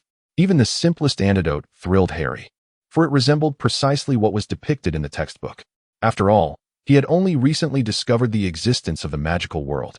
Initially, Harry had harbored doubts while handling the basic ingredients, the dragon dung, mistletoe berries, and unicorn horn that Sirius had purchased that day in Diagon Alley ultimately coalesced into the potion before him. The essence of potion making lies in patience and precision, along with a measure of skill in handling the ingredients. Following the steps methodically proved not to be overly challenging. Sirius affectionately patted Harry on the head and presented him with a generous slice of berry pie as encouragement. Due to the restrictions on underage wizards, who are unable to cast spells outside of school, and the rather dull nature of subjects like history of magic, potions class became the most engaging subject to teach at home. Goodness, may I have a sip? Harry repeatedly admired his first concoction, eager to taste it immediately. Unless you wish to be scratched by a magical creature or accidentally ingest a simple poison, I would advise against it. Sirius laughed heartily as he pulled Harry away from the cauldron, sealing the potion in a bottle. Did you know your ancestors invented numerous potions? My ancestors. Harry appeared entirely oblivious to his lineage. Stinchcomb's Linfred, a pioneering potioneer of the 12th century, created a plethora of potions. The substantial inheritance your father received stems from this, now transformed into your little treasure trove. Sirius elucidated.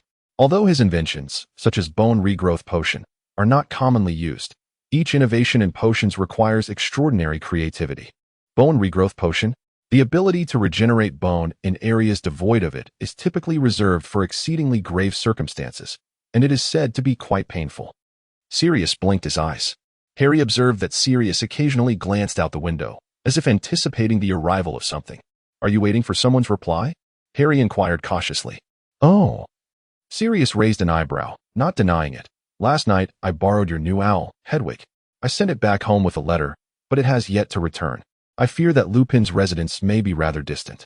Harry was uncertain if he could inquire further. I noticed you rewrote that letter numerous times. There were many half-finished parchments strewn across the table.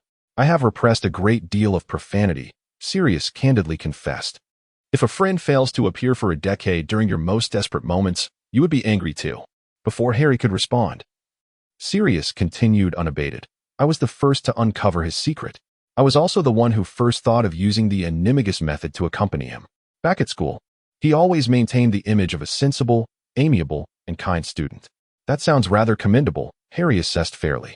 Sensible, amiable, and kind? Please. Sirius involuntarily raised his voice.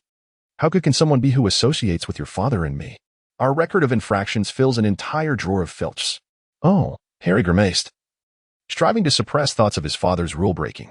He always kept himself in check, Sirius remarked. The most self-controlled individuals experience a loss of control at least once a month. He is a werewolf. Observing the growing astonishment on Harry's face, Sirius added, he cannot bear to harm anyone, which is why he endures such suffering. Having said this, Sirius dashed back to his room and retrieved a hefty potion book. We might attempt brewing this potion. Once it's complete, you can have a taste. More would only enhance the experience. My mother used to have my brother and me practice with this when we were young. Harry followed Sirius's finger to the page, where the title boldly proclaimed, Beauty Potion. Beauty? Harry squinted as he read further. Noting that the beauty potion could enhance the appearance of the drinker, Sirius nodded, explaining that it could be taken in good health without any side effects. The drawback, however, was that some of the raw materials were quite costly. It sounded reminiscent of Aunt Petunia's cosmetics. I mean, does it really change one's appearance? Harry couldn't help but wonder. It can only help one achieve their best state for their age, improving appearance issues caused by external factors. For instance, scars left by a werewolf's claws on one's face. Even if there are mistakes during the brewing process, the potion will not result in harmful substances, Sirius said as he rummaged through the materials box for fairy wings. At that moment, Harry was reminded that Sirius had prepared something for his friend who had yet to respond. As Harry struggled to extract the essence from the rose petals and ginger root, the white figure of Hedwig appeared outside. She had returned. Harry exclaimed, casting aside the beautiful potion he had just begun to brew, and opened the window. Sirius swiftly retrieved the letter lying at Hedwig's feet. The content was succinct. Dear Bigfoot, I miss you dearly. On the first day following the full moon next month, we can meet in Godric's Hollow. Please send my regards to young Harry. Moonface. Sirius flipped through a nearby calendar documenting the lunar phases, expressing some chagrin as he remarked, "The full moon next month is tomorrow. I should have anticipated that. Unfortunately, Wolfsbane potion is not available in stores. Only those who acknowledge their identity as werewolves may, with the Ministry's consent, attempt to consume the potion." Lupin has always been reluctant. He never wished to register his werewolf status due to the severe discrimination at the Ministry. Harry fumbled with the exquisite potion, suspecting that he had inadvertently added unicorn hair too soon. Yet, as the potion's hue matched the description in the book, he resolutely decided to press on. Harry looked up and inquired, "Wolfsbane potion? Can we brew it ourselves?" "In theory, yes," Sirius sighed. "But the ingredients are expensive and highly toxic. The brewing process is exceedingly complex.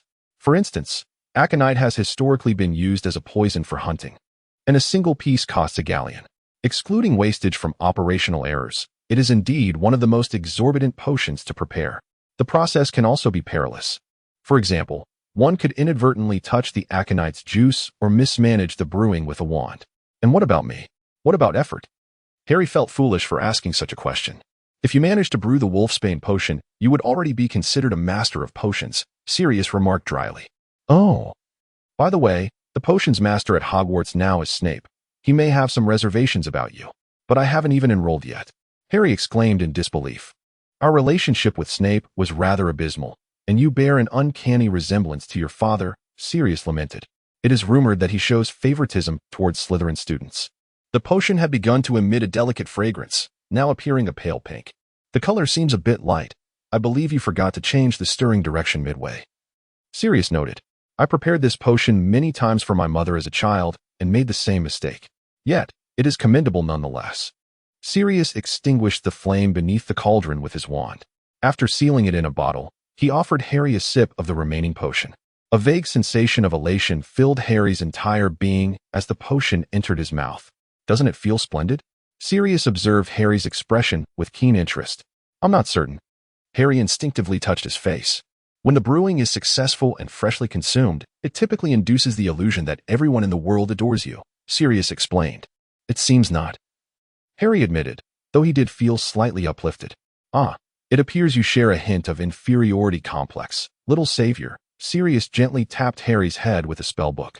"You need more compliments."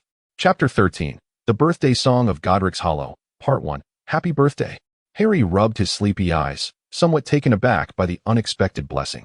Today, he had not heard the usual knocking at his door, but instead saw Sirius bursting into the room like a whirlwind, cradling a multitude of colorful boxes. Staring at the pile of gift boxes by his bed for a few seconds, Harry finally remembered that today was indeed his birthday. In previous years, he would typically be sitting on a bench in the park near the Dursleys' home, basking in the warm sunshine and listening to the sounds of summer, quietly singing himself a birthday song. Having spent merely a few days at number 12, Grimmauld Place, and feeling so content, Harry had even forgotten his own birthday. "Thank you," Harry stammered, a broad smile spreading across his face as he looked at Sirius. "I've never received a birthday gift before. This is my first time giving gifts to a child, and I had no idea what to choose," Sirius replied with a hint of embarrassment. "So I bought a little of everything I thought you might like." He watched with keen interest as Harry joyfully tore into the gift boxes. Inside were an array of sweets, exquisitely crafted stationery, several best-selling wizarding novels, and a collection of peculiar toys. "When the opportunity arises, I can take you to get some custom clothing fitted, but you'll need to be present for the measurements. I do worry about possibly running into a few old relatives or younger cousins at the clothing store," Sirius added. "But thankfully, we mostly wear school robes at Hogwarts, so I suppose it's not particularly urgent." "These are wonderful," Harry exclaimed, utterly enamored with a color-changing quill, completely oblivious to the half-unwrapped chocolate frog that had stealthily leaped onto the windowsill. "Today, we shall visit Godric's Hollow to see Remus Lupin. He actually sings quite well, so I've entrusted him with the task of singing you the birthday song," Sirius said, waving his wand to neatly arrange the pile of gifts to one side of the room. "Is that the werewolf?" Harry inquired, recalling his attempt to read about Wolfsbane potion in his textbook the previous day. The convoluted and intricate process, accompanied by pages of spell explanations, had nearly lulled him to sleep. "Indeed, that's him. The one who looks the most well-behaved." Sirius pointed to a 4-person photograph affixed to the wall, indicating the brown-haired boy who appeared to be smiling shyly.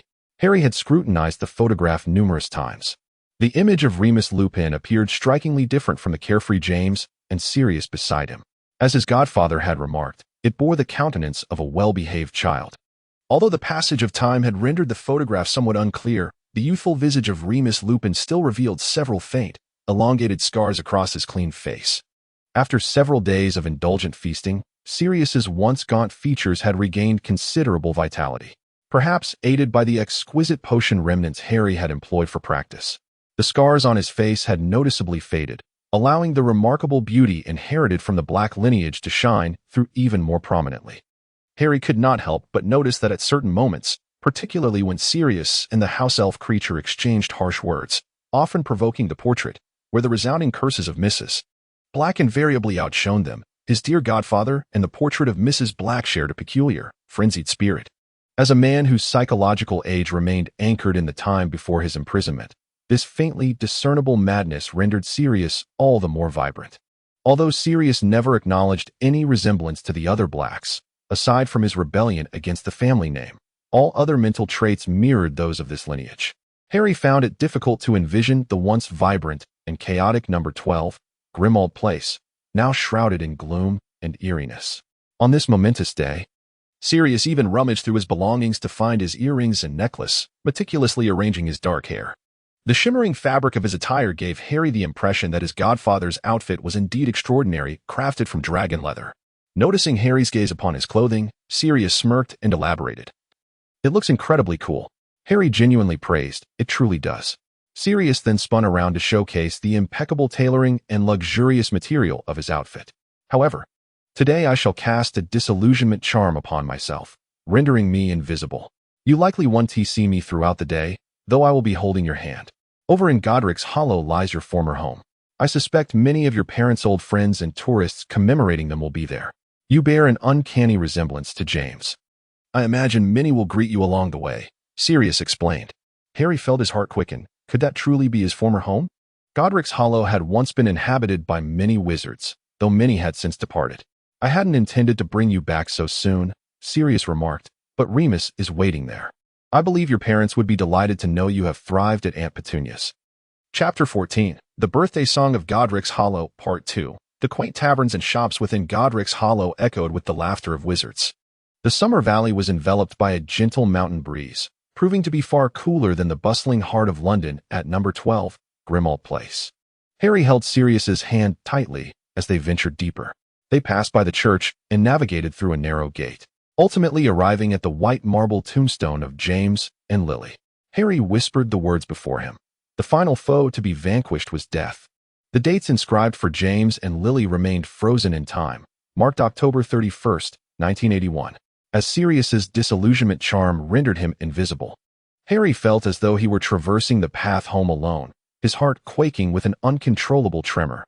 A blend of excitement, fear, and a profound sense of longing surged within him. He found himself somewhat disoriented. Harry understood that his parents, whom he could no longer vividly recall, lay in eternal slumber beneath the very ground before him, leaving him with a sense of suffocating despair. Harry heard a faint sob from Sirius beside him, and the invisible hand he held trembled uncontrollably. "This is truly not an opportune moment, is it?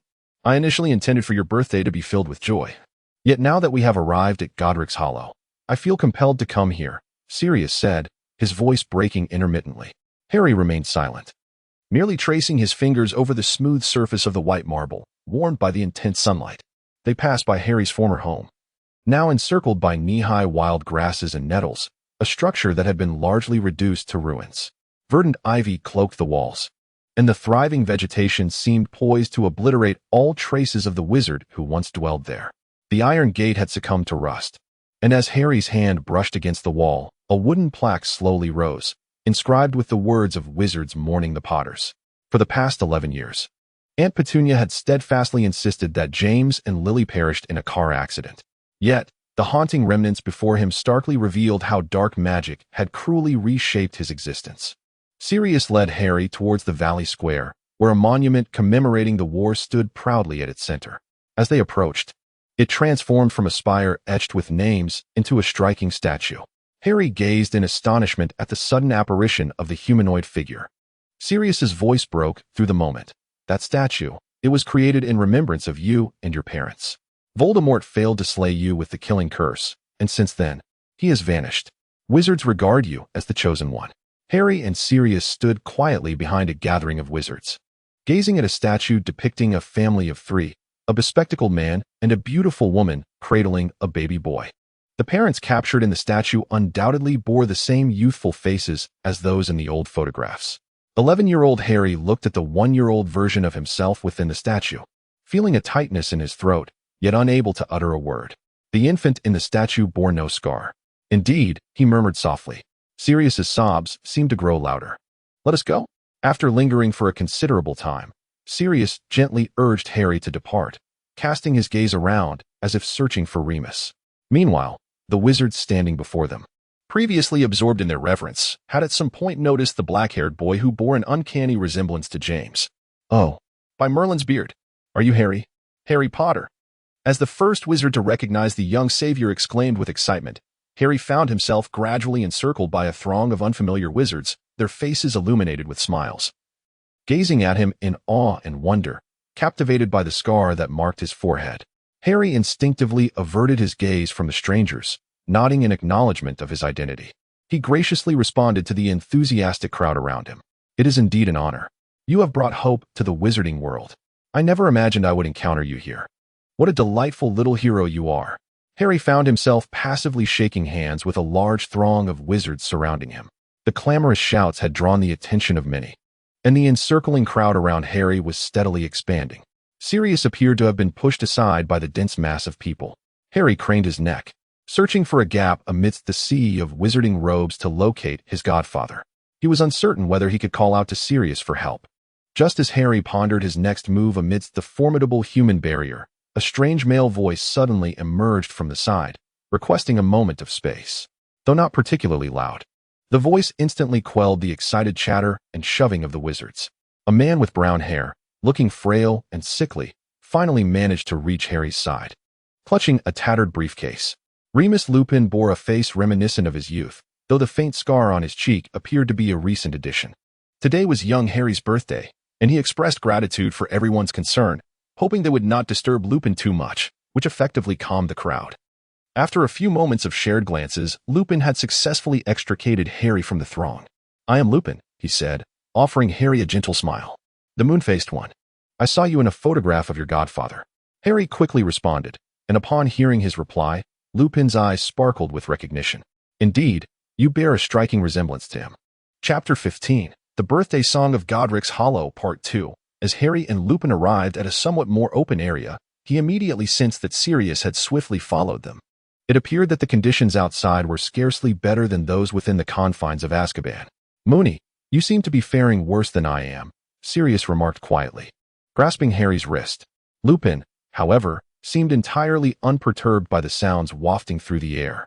He edged slightly towards Sirius, noting that the mealtimes for Azkaban's inmates were likely quite rigid, unlike his own unpredictable circumstances. Sirius, your emotions have fluctuated wildly over the past few hours, he continued, a hint of exasperation in his tone. Having just gazed upon the graveyard and the ruins, my appetite could scarcely dwindle further. Surely you are not harboring doubts about me, placing our meeting spot here under the impression that I would hesitate to deceive you out of a guilty conscience, believing I would refrain from venturing to Godric's Hollow? Not at all, Lupin gently refuted. I believe you have no inclination to lie. However, I did not seek confirmation from Dumbledore. Perhaps he, too, prefers not to witness former students in such a state. As he spoke, he gestured to his own well-worn, faded attire. I discovered a deeply dug muggle hunting trap nearby, where I concealed myself during my transformations into a wolf, thus avoiding aimless wandering and unintentional harm to others, save for the unfortunate creatures that occasionally stumbled in over the years. Harry observed that Lupin swayed slightly, the hem of his clothing sagging, evidently due to Sirius resting his shoulder against him. Lupin continued, when I am feeling lethargic, I make a concerted effort to refrain from undertaking long-distance apparition. We are all somewhat malnourished, Sirius succinctly summarized. My godfather has treated me to an abundance of delectable meals for several days. Harry interjected, the food at Hogwarts is quite splendid.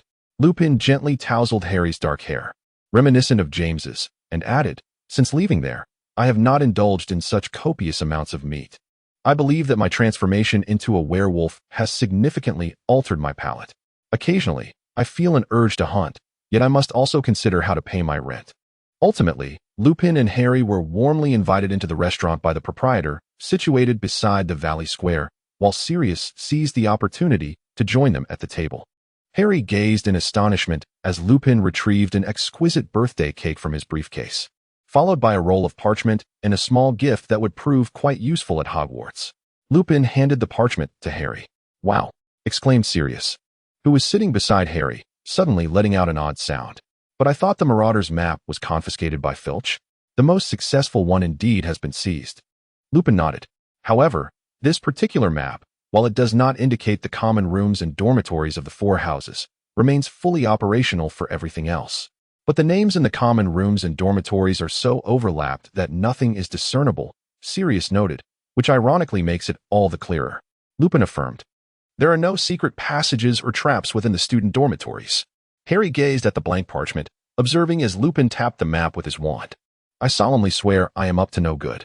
Delicate ink, resembling a spider's web, unfurled across the surface of the parchment, and Harry inhaled deeply as a vast map gradually revealed itself before him.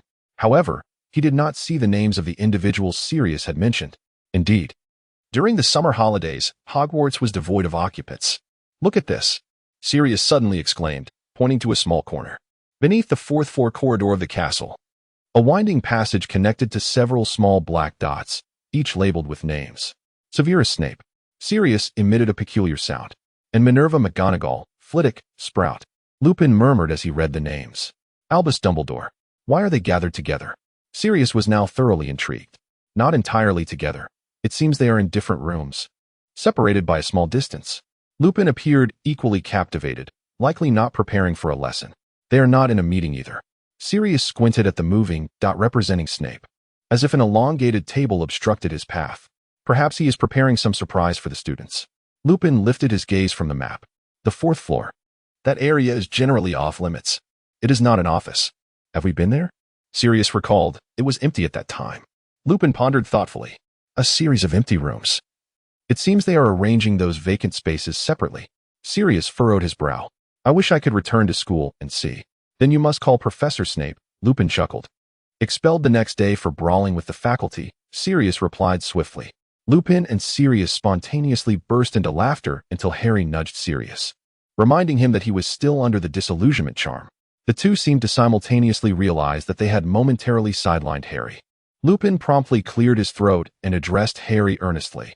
Listen, this map records all the secrets of Hogwarts.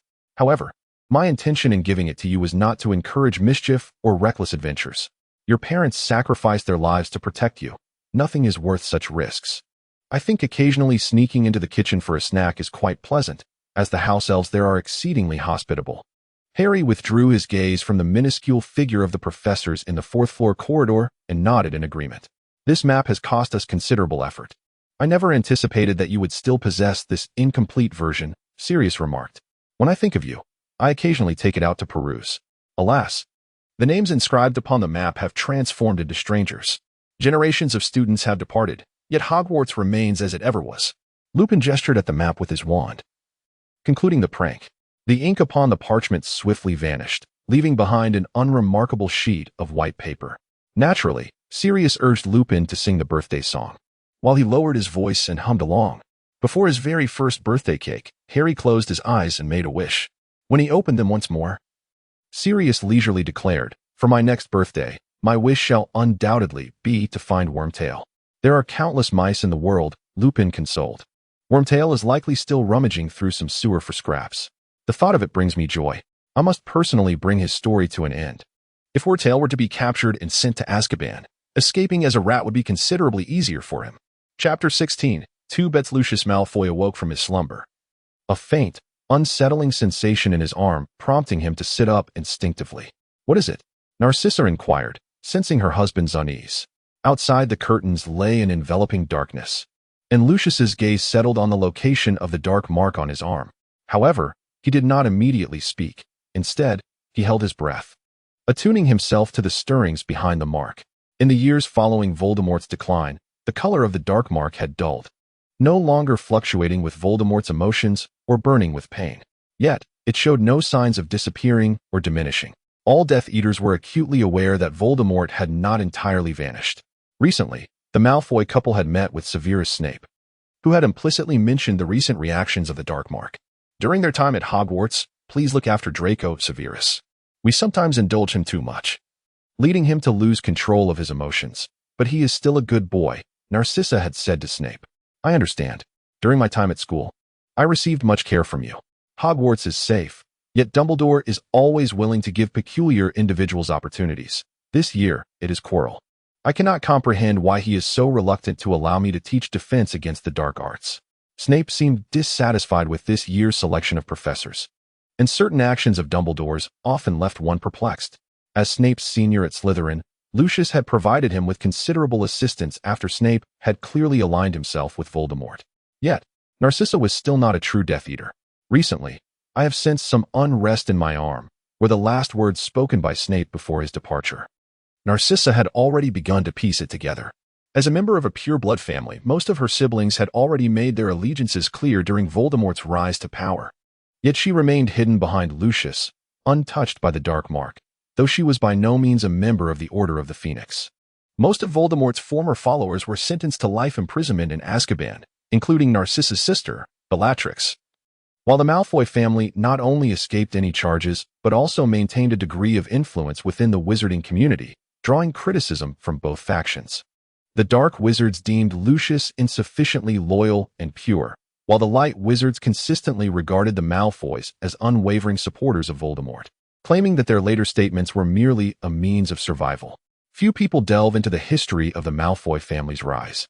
Those who do discover that the Malfoys are not as disdainful of Muggles as they appear. Their ancestor, Armand Malfoy, acquired land in Wiltshire by providing magical services to the British Muggle royal family, which is now the site of Malfoy Manor. Subsequent generations maintained close ties with the Muggle royals, amassing vast territories and wealth, until the International Statute of Wizarding Secrecy prompted the Malfoy family to publicly disavow any association with Muggles. Curiously, few ponder the destination of the vast quantities of galleons that Lucius and Narcissa expend annually on collectibles and treasures, as they are the foremost patrons of shops like Borgin and Burke's. If these items were merely stored in the fabled basement of Malfoy Manor for personal enjoyment, the volume would indeed be astonishing. The seemingly serious Ministry of Magic is not without its flaws. From Arthur Weasley, who, despite his love for Muggles, left a small loophole while drafting the law against the misuse of Muggle artifacts to indulge his hobbies, to the weak Cornelius Fudge, who ascended to the position of Minister for Magic. In recent years, a typical representative of the rapidly ascending ranks has been Dolores Umbridge, while Remus Lupin's father, who insisted on justly prosecuting werewolf murderers, faced severe retribution. In this tumultuous era, where good deeds do not necessarily yield rewards, the Malfoy family's survival strategy, based on the exchange of interests, evidently proves effective. Thus, Lucius and Narcissa are frequently seen at gatherings of various social circles, whether at Hogwarts Board of Governors dinners, private soirees of high-ranking ministry officials, or even soirees hosted by Muggle leaders. What more can we do? Narcissa grasped Lucius's fingers, attempting to soothe his instinctively tensed muscles. I fear everything that could be prepared has already been arranged. What remains is left to chance. Until the last moment, I will find a way to keep you and Draco as far from this as possible. Lucius pondered thoughtfully. Even living incognito in the Muggle world is an option. That way, there remains a chance for a fresh start. That won't happen, Narcissa replied. Do you truly believe he can still command the winds and the storms as before? Had it not been for that unexpected incident involving the boy Potter, he would have been perilously close to achieving ultimate success. The original members of the Order of the Phoenix had dwindled significantly, and most of the neutrals, although filled with fear and discontent, merely wished to survive. Lucius felt the discomfort of the Dark Mark gradually dissipating, yet it undeniably served as a reminder of Voldemort's recent stirring. We might need to gently remind Draco. Lucius seemed to seek Narcissa's opinion. However, he is still just a child, and I fear he may not comprehend. Narcissa hesitated, adding that there are many matters we have yet to disclose to him. The Dark Lord has always sought to eliminate that boy. This year, Potter is set to enroll. As a classmate, Draco is undoubtedly one of the closest to him. If the Dark Lord is still fixated on the notion of killing Potter, Lucius speculated, He must be wary of Dumbledore's presence. A wave of unease washed over Narcissa. We ought to introduce Draco to the art of mental occlusion in advance, Lucius stated succinctly, so we can reveal a portion of the concealed truth to him. Narcissa remained silent for a few moments before continuing. Draco may not even know what emotions are at this stage, yet we expect him to learn to cast them aside, to clear his mind, and to constantly restrain himself. I fear that if we wait until it becomes absolutely necessary to teach him, it may be too late. Lucius insisted, for presently our relationships with the Death Eaters, the Ministry of Magic, and certain high-ranking muggles remain amicable. This is a double-edged gamble. When Draco is in peril, these cards may still serve us well.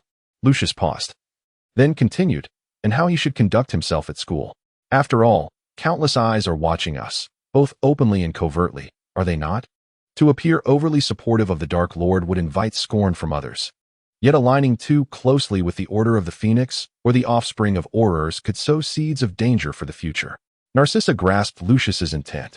We cannot allow this double-edged gamble to falter. Regardless of who ultimately triumphs, as long as we remain at the table, we hold a chance. Lucius wrapped his arm around Narcissa's shoulders, lowering his gaze in contemplation. Chapter 17, Grass, Streams, and Moonlight. You have performed admirably, Draco. Lucius encouraged as he helped the fallen Draco to his feet. Shall we attempt it once more?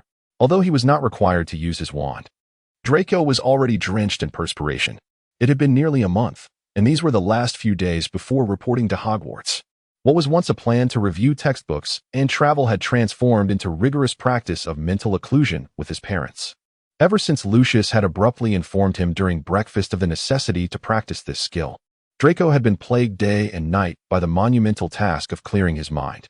I know I am not performing well, Draco said, feeling aggrieved, as his memories from the past 11 years had been nearly turned upside down in just this month of practice. He was compelled to reflect on the myriad moments from his infancy to the present, fortunately, most of which were happy memories, with Narcissa's care being nothing short of meticulous. You only need to attempt to conceal a portion of those memories. For instance, hide the ones involving your mother and me. This way, I will be unable to retrieve them using legilimency. Lucius patiently elucidated, you have made commendable progress thus far. This form of magic is not frequently employed, and it may be somewhat premature for you. However, my mind is replete with recollections of you and your mother, Draco lamented, on the verge of tears. Emptying one's mind is indeed a task easier said than done. Lucius's gaze shifted to a painting of a unicorn adorning the wall. He pointed to the artwork, guiding Draco's attention towards it. Draco complied, earnestly awaiting Lucius's words. What do you see within it? Lucius inquired. A unicorn, Draco promptly responded. This painting was a gift from a wizard artist, featuring a unicorn at its center, radiating a holy silver luminescence, standing serenely. Anyone who gazed upon its eyes would find them ineffably beautiful, as though it were the ultimate embodiment of grace. Surrounding it lay meadows and streams, illuminated by moonlight. Yet these elements remained in shadow, overshadowed by the unicorn's brilliance, rendering them insignificant in the eyes of onlookers who deemed them unworthy of attention. Lucius ran his fingers across the darker sections of the painting. It was then that Draco scrutinized the meadow behind the unicorn, noticing the artist had even depicted a few insects in such intricate detail. You must push those memories you wish to keep hidden deep into the meadow. They do not cease to exist. Rather, you conceal them in this manner, Lucius continued, and then allow others to uncover the unicorn within my memories? Draco hesitated. But what truly matters to me are the meadow, the stream, and the moonlight. You are correct. Place the trivial in plain sight, while the truly significant remains concealed, devoid of distractions and superfluous emotions. Once you have rested, we shall attempt it again, Lucius gently remarked, raising his wand towards Draco. At last, after several repetitions of the exercise, there was a shift in the legilimency. A plethora of memories involving Goyle and Crabbe materialized before them. The image of Crabbe voraciously devouring desserts, a chessboard overturned in anger, the handshake upon first encountering Goyle, and the furrowed brow from losing a game, accompanied by the cacophony of children's cries. No, Draco screamed, nearly losing control. Finally, Lucius glimpsed the indistinct silhouettes of himself and Narcissa appearing before him. He lowered his wand, a smile finally gracing his features. Excellent, splendid, remarkable. Draco felt a slight sense of progress, rushing forward to embrace Lucius's waist. You did not sulk at being commanded to learn these things abruptly, nor did you question the necessity of such learning. Lucius gently ruffled Draco's hair and spoke. I know you will tell me. Draco mumbled a response, although he found the exercises exceedingly tedious. He could discern his parents' expressions with remarkable accuracy. When Lucius mentioned commencing the practice of mind blocking, his face bore the gravitas typically reserved for significant decisions, indicating that this choice was beyond dispute. He was acutely aware that his parents rarely erred during crucial choices. When you grow a bit older, I will share more with you, Lucius said, lowering his gaze. And about the Firebolt 2000? Certainly. As he spoke, Lucius suddenly seemed to recall something and solemnly continued, Do you know that boy named Harry Potter? What about him? Draco inquired, having recently perused the rumors and news surrounding Harry, though he regrettably had not encountered any photographs. He was simply curious about whether those green eyes belonged to the boy. The boy's appearance was not unappealing. Otherwise, Draco would not have chattered incessantly upon their first meeting. Based on his parents and their acquaintances, it was highly probable that he would be sorted into Gryffindor. Lucius replied languidly, Oh. Draco raised an eyebrow. Then we shall hardly meet, if we are in different houses. Perhaps, Lucius pondered his words carefully, if by chance you were to be in the same house as him, I believe it would be prudent for your relationship not to be overly close. Draco was taken aback. Lucius had always advised him to get along well with other wizarding children, to be polite and sociable. This was the first time he had heard such a recommendation suggesting that it might be best not to form a strong bond. What does that mean? Draco interrupted. His curiosity piqued. Do not become very close friends, Lucius stated, looking into Draco's gray eyes. In fact, it would be better not to be friends at all. A distant relationship would serve you better. Draco's mouth fell open. Lucius rolled up his sleeve to reveal the dark mark. Harry Potter is the enemy of the Dark Lord. Draco swiftly comprehended the weight of this statement. When you were just a year old, the Dark Lord was vanquished. And prior to that, we publicly aligned ourselves with him. He may yet return. Lucius adjusted his sleeve, signaling an end to this topic. So Harry Potter is also my enemy? Draco furrowed his brow. You have no enemies, Lucius gently corrected his son. What I mean is, it would be wise not to become too close. Otherwise, complications may arise. Shall we continue practicing mind blocking? Noticing Lucius's reluctance to pursue this conversation further, Draco nodded. Our recent dialogue is akin to the grass, the stream, and the moonlight. Lucius raised his wand. Once you have mastered it, conceal it immediately, understood? Chapter 18, Scabbers King's Cross Station. Platform 9 3/4.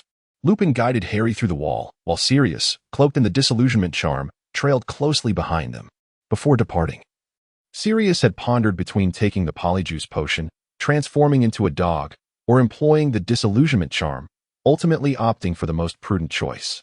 Thus, he found himself lamenting into Harry and Lupin's ears, why is it still so fashionable to keep mice as pets? His attention seemed utterly captivated by the multitude of pet mice confined within their cages. 1, 2, 3 pet shops selling such a plethora of rodents? Lupin, assisting Harry with his suitcase, calmly explained, mice are relatively inexpensive pets, requiring minimal space and sustenance, and some find them adorable. Tasteless individuals. Sirius vehemently dismissed this assertion. I recall that you never had a pet back then. Lupin felt an increased weight upon his shoulder, aware that Sirius had once again draped his arm over him. I am merely concerned about your furry little issues. As a precaution against the potential perils of practicing animagus transformations, Sirius remarked. With you as our large pet, we have 3 forms to contend with, typically calm and intelligent, yet unhinged and incoherent during the full moon, and resembling a sickly cat in the days surrounding it. Thus, owning a wolf is tantamount to managing 3 pets simultaneously. A hint of embarrassment flickered across Lupin's typically composed features. Sirius, noticing Lupin's expression, let out a soft chuckle beside him. After Harry's birthday, Sirius, through persistent persuasion, finally convinced Lupin to stay at number 12, Grimmauld Place for a while, under the pretext of aiding Harry with his studies. In any case, the old house was never short of vacant rooms. With Lupin's arrival, apart from Creature's palpable discontent and the increasingly unpleasant insults from the portrait of Mrs. Black, Sirius's spirits soared each day. Harry and Lupin, with an unspoken understanding, often suggested venturing outside for a breath of fresh air. This was prompted by the fact that Sirius, having been cooped up indoors for too long, would inexplicably engage in protracted verbal skirmishes with Creature.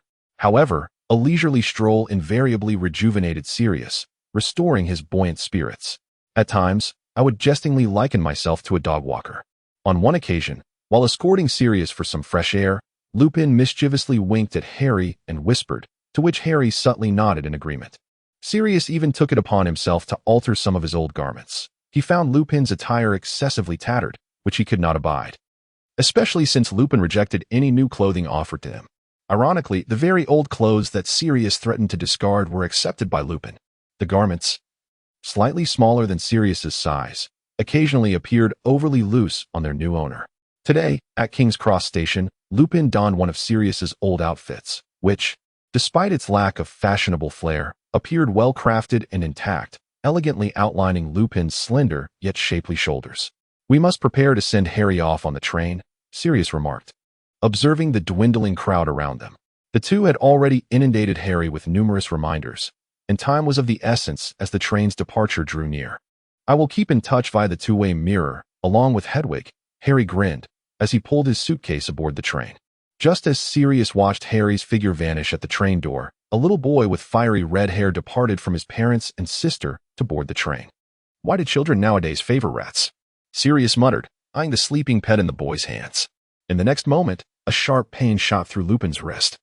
Sirius was gripping it unconsciously with great force. "Remus, I believe I have seen him," Sirius uttered, as if his soul had been lost. Chapter 19. A step away, calm down, Padfoot, Lupin gently advised, sensing Sirius's agitation. He grasped Sirius's arm, pressing for answers. "What has happened?" Sirius swayed slightly, on the verge of charging forward. "It's him," he ground out through clenched teeth, the cowardly jester hidden in the gutter. With a defiant tilt of his chin under the disillusionment charm, Sirius's voice dripped with scorn and seething rage. Though he stood tall, the trembling of his fingers, tightly gripping Lupin's, betrayed a hatred restrained to its limits. It was hiding in the pet cage, feigning innocence. Lupin, quick-witted, firmly intercepted Sirius's advance, his fingertips turning pale with tension. He understood all too well that Sirius's impulsive reaction could cause a significant commotion in plain sight. "Stay calm. Perhaps you are mistaken." As the tugging continued, the Hogwarts Express emitted a resounding clang, its doors sealing shut with precision before it gradually commenced its journey. The red-haired boy and his cage, containing a beloved pet, departed into the distance. After transforming together for so many years, even in ashes, we would recognize one another, though merely as the silhouette of a caged figure. Sirius breathed heavily, and after a considerable pause, he turned to face Lupin, the anger on his face dissipating, replaced by a semblance of childlike helplessness. "Regardless of the circumstances, should you once again make such a public spectacle and attack a child's pet in a mad frenzy, it is doubtful that a jury would side with you. Do you recall the effects of an animagus and the polyjuice potion? If one were to perish in a form other than their own, Peter would appear to others as nothing more than an ordinary mouse." Lupin spoke rapidly and softly, having not noticed the cage in the red-haired boy's hands, thus questioning Sirius's sudden reaction. However, he deemed it essential to first calm his agitated companion. After Peter was declared deceased, his mother received the first-class medal from Sir Merlin along with one of his fingers, a tale recounted with tragic gravitas, the finger being the sole remnant left on the street that fateful day. Lupin suggested that if the mouse truly resembled what you described, it might be prudent for Harry to examine whether the red-haired boy's pet indeed lacked a digit. "Ah, that appears to be one of the Weasley children. I have heard they are a pure-blood family, yet they harbor a fondness for muggles."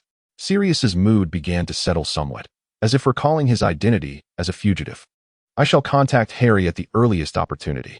Let us return home. We can deliberate on this matter later. However, I suspect your heightened tension may have led you to misidentify the mouse. Perhaps you require rest."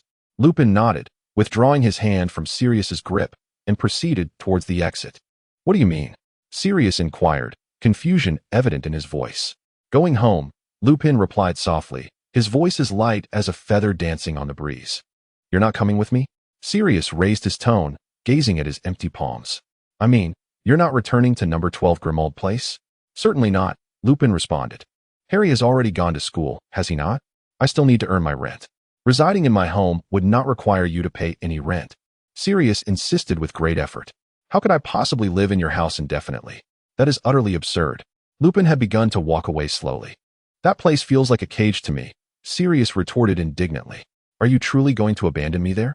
That accursed haunt, with creature's incessant grumbling, my mother's portrait perpetually shrieking accusations.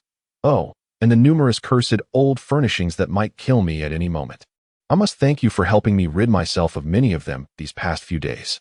Perhaps tomorrow I shall suffocate in a bewitched carpet, a rather splendid demise compared to going mad in Azkaban. Calm down, you big foot, Remus said, a flicker of pain and struggle crossing his face as he repeated, I will be there when you need me. I need you right now, Sirius retorted swiftly. Or I could just come to your rented place. I could even help you pay half the rent. Wouldn't that be splendid? The attic is already cramped with just me. It truly feels like a cage, Remus replied, a faint bitter smile gracing his lips. Sirius pursed his lips and fell into silence. Remus, relieved by the absence of new complaints, thought perhaps Sirius had reconsidered until he heard him speak again. Then I shall go to Hogwarts today, Sirius declared with a hint of provocation. After all, I know the locations of 7 secret passages. Remus abruptly halted, responding incredulously, You are out of your mind.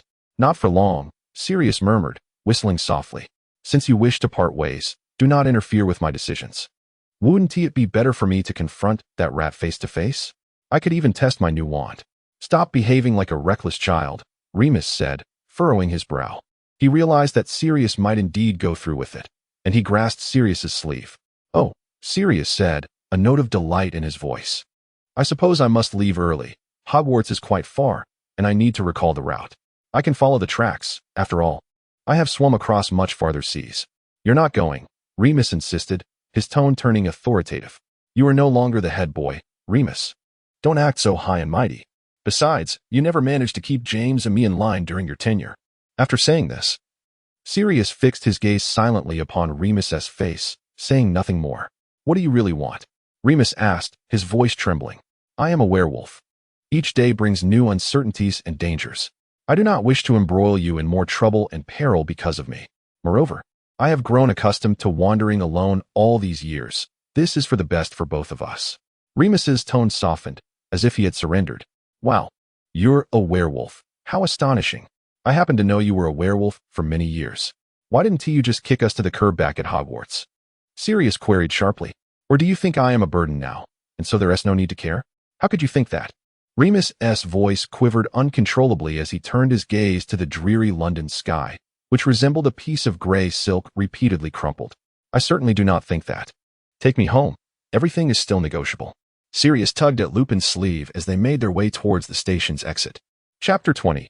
A misunderstanding regarding the red-haired boy Draco Malfoy occupied a window seat on the Hogwarts Express. A magazine about Quidditch players sprawled across his lap. The emerging talent. Victor Crumb graced the cover, a boy with a sullen demeanor who had recently shattered records for catching the golden snitch during youth selection matches. This series of competitions catapulted the previously obscure Crumb into the limelight. The pages of the magazine showcased Crumb's agile physique and breathtaking moments on the field, accompanied by the editor's commentary that suggested if he maintained such performance, he could very well be selected for the Bulgarian national team before graduating from Durmstrang. Genius often reveals itself early, and Crumb might enjoy more opportunities to compete at a significant level than the average player in his prime. The pressure of early fame and public attention rendered the seasoned veterans, who had risen through experience, somewhat dim in the presence of Crumb's talent. Everyone eagerly anticipated his maturation. A hint of discontent stirred within Draco had his parents consented to his enrollment at Durmstrang. He might have encountered the cover star today instead of the group of Hogwarts freshmen still lingering on the platform. The first years resembled birds released from their cages, chattering incessantly, their raucous cries and wails causing Draco's scalp to tingle with irritation. He cast his gaze out the window, observing the bustling wizards on the platform reflected in his gray eyes. Lucius and Narcissa had a pressing engagement to attend, and after hastily dropping Draco off, they departed. However, Narcissa had not forgotten to remind Draco to style his hair meticulously, urging him to appear elegant and noble for his first encounter with his classmates. In customary fashion, his mother referred to the slicked-back hairstyle held in place by magical hair gel, rendering Draco's hair shiny and adult-like. This was the standard look for Draco during visits at Malfoy Manor. Yet, this appearance set him apart from the other Hogwarts students, surrounded by hues of daisy yellow, flame red, troll green, bark brown, and potion purple. Among the unruly, tousled hairstyles adorned with snot and casual disarray, Draco appeared excessively formal. How tedious. Draco murmured quietly to himself. Suddenly, his gaze caught a familiar figure, the green-eyed boy from that day, standing not far from the platform, mingling within a flock of chattering children. Beside him stood not Mr. White, who had accompanied him to purchase robes at Madame Malkin's. Instead, a slender man with brown hair, whom Draco had never seen before, appeared weary yet gentle in expression. Draco observed that his attire, while exquisite, was somewhat ill-fitting. He pressed his face against the car window, meticulously scrutinizing the boy's visage. At last, beneath the fringe of black hair that obscured his forehead, Draco discerned the scar, unmistakably shaped like a lightning bolt, just as Crabbe's father had described. Harry Potter. It truly is him, Draco murmured to himself, his heart skipping a beat, instinctively straightening his posture, only to recall Lucius's admonitions, which prompted him to recline languidly once more. Draco had lost interest in the magazine featuring Crumb. As the time to depart drew near, most students began to flood into the train. Yet the seat beside him remained conspicuously vacant. He watched as little wizards with hair in shades of daisy yellow, flame red, troll green, bark brown, and potion purple passed by. Eventually, the brown-haired man concluded his conversation with Harry, who approached, struggling slightly with a colossal trunk and cage. "Excuse me, is this seat taken?" Draco nodded, locking eyes with Harry for a few seconds, silently acknowledging their prior encounter at the clothing store. He noticed the corners of Harry's mouth curve upwards, clearly recalling the words of that insufferable White, the linguist. The illustrious Harry Potter had taken a seat beside him. "Hello." Harry's unruly black hair stood on end defiantly. "Hello." Draco shifted slightly, raising the Quidditch magazine to obscure his cheeks, a torrent of words bubbling within him, countless questions and exclamations swirling in his mind. Who brings such a large trunk to school? Who brings a trunk that appears larger than themselves? Harry Potter. Surely it contains the Nimbus 2000 you purchased in Diagon Alley. This is against the rules. You're only in first year. You were so joyous that day. My father wouldn't even buy me one. How infuriating. Who exactly is that White? Never mind. Father told me not to get too close to Harry Potter. The scar from the killing curse is surprisingly small. How did you survive? Did the Dark Lord sustain injuries that day? Even my father fears him. Don't you feel afraid? Draco struggled to suppress the urge to initiate conversation, contenting himself with surreptitiously observing Harry's profile from behind the magazine. As if sensing his gaze, Harry turned his head, and in that instant, Draco felt himself enveloped by those verdant eyes. Harry seemed poised to speak when a faint voice unexpectedly interrupted him, seemingly emanating from nowhere. Draco instinctively lowered the magazine he was holding, despite the fact that they were the only two occupants in the carriage. What was that sound?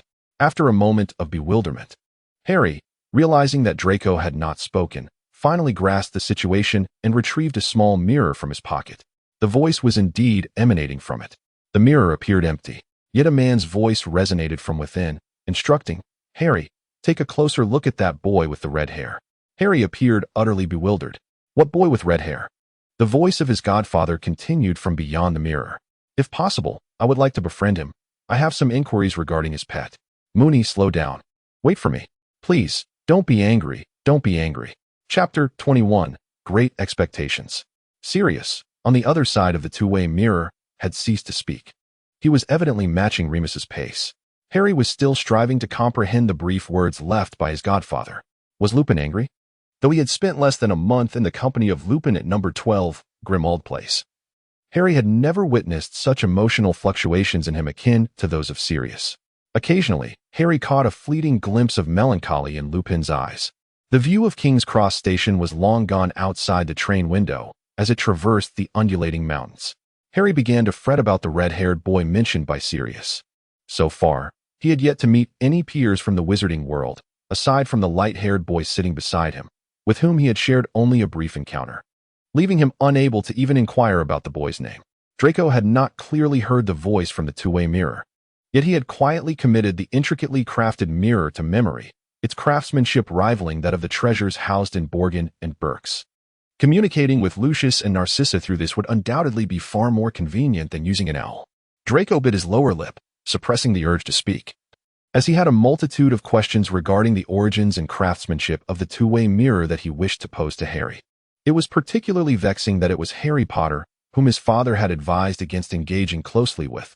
Had it been anyone else, Draco would have likely conversed extensively with the person beside him. As Harry hesitated, Contemplating whether to wander to another carriage in search of the fiery-haired boy his godfather had mentioned, a proud figure strode into the compartment. His vibrant red hair caused Harry's eyes to widen. Percy Weasley. Percy glanced at the two occupants in the carriage, cleared his throat, and endeavored to make his voice sound both authoritative and amiable. You appear to be first-year students, he remarked, puffing out his chest, as the badge denoting him as a prefect glimmered subtly on his lapel. I am the prefect. My name is Percy Weasley.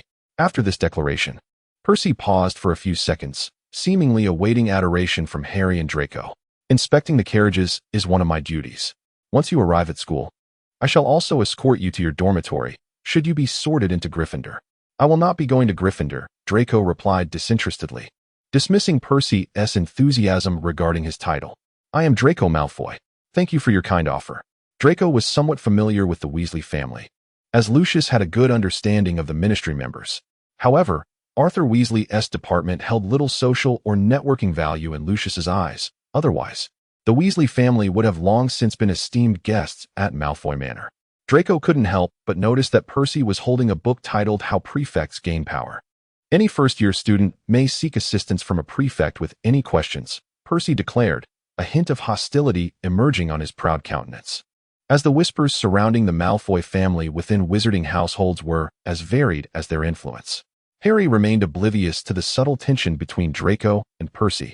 The rarity of red hair among Muggles led Harry to swiftly conclude that the individual before him was indeed the red-haired boy his godfather sought. I am Harry Potter. It is a pleasure to meet you. Harry managed to convey his friendliness, albeit somewhat flustered. Percy's tightly pressed lips instantly parted in astonishment. You are Harry Potter? His previously rehearsed expression of authority was replaced by shock and reverence. Percy's gaze lingered on the lightning-shaped scar on Harry's forehead for a few moments. It was evident that he, too, recognized the iconic mark. Remarkable. I must share this news with the other prefects. There were rumors that you would be enrolling this year, but I hardly believed it. I had heard that the Dark Lord left a scar. Harry, under Percy's curious gaze, awkwardly pushed aside his fringe, revealing the lightning-shaped scar more clearly. Is this what you mean? He asked. Wow. Percy leaned in closer, his breath hitching as he confronted the scar. Draco, witnessing Harry's receptive response to Percy, felt a twinge of discomfort rise within him. He found himself unable to suppress the urge to interject. That book you have looks intriguing. What does it say? Do enlighten us, Draco interjected. Percy, clearly taken aback by Draco's inquiry, found that the question struck at the very heart of his preoccupations. He began to enthuse. I am a prefect, one of the most distinguished students at Hogwarts. This book outlines the career trajectories available to prefects. I have been diligently studying the various departments within the Ministry of Magic. You see, after graduation, I am resolutely determined to join the ministry.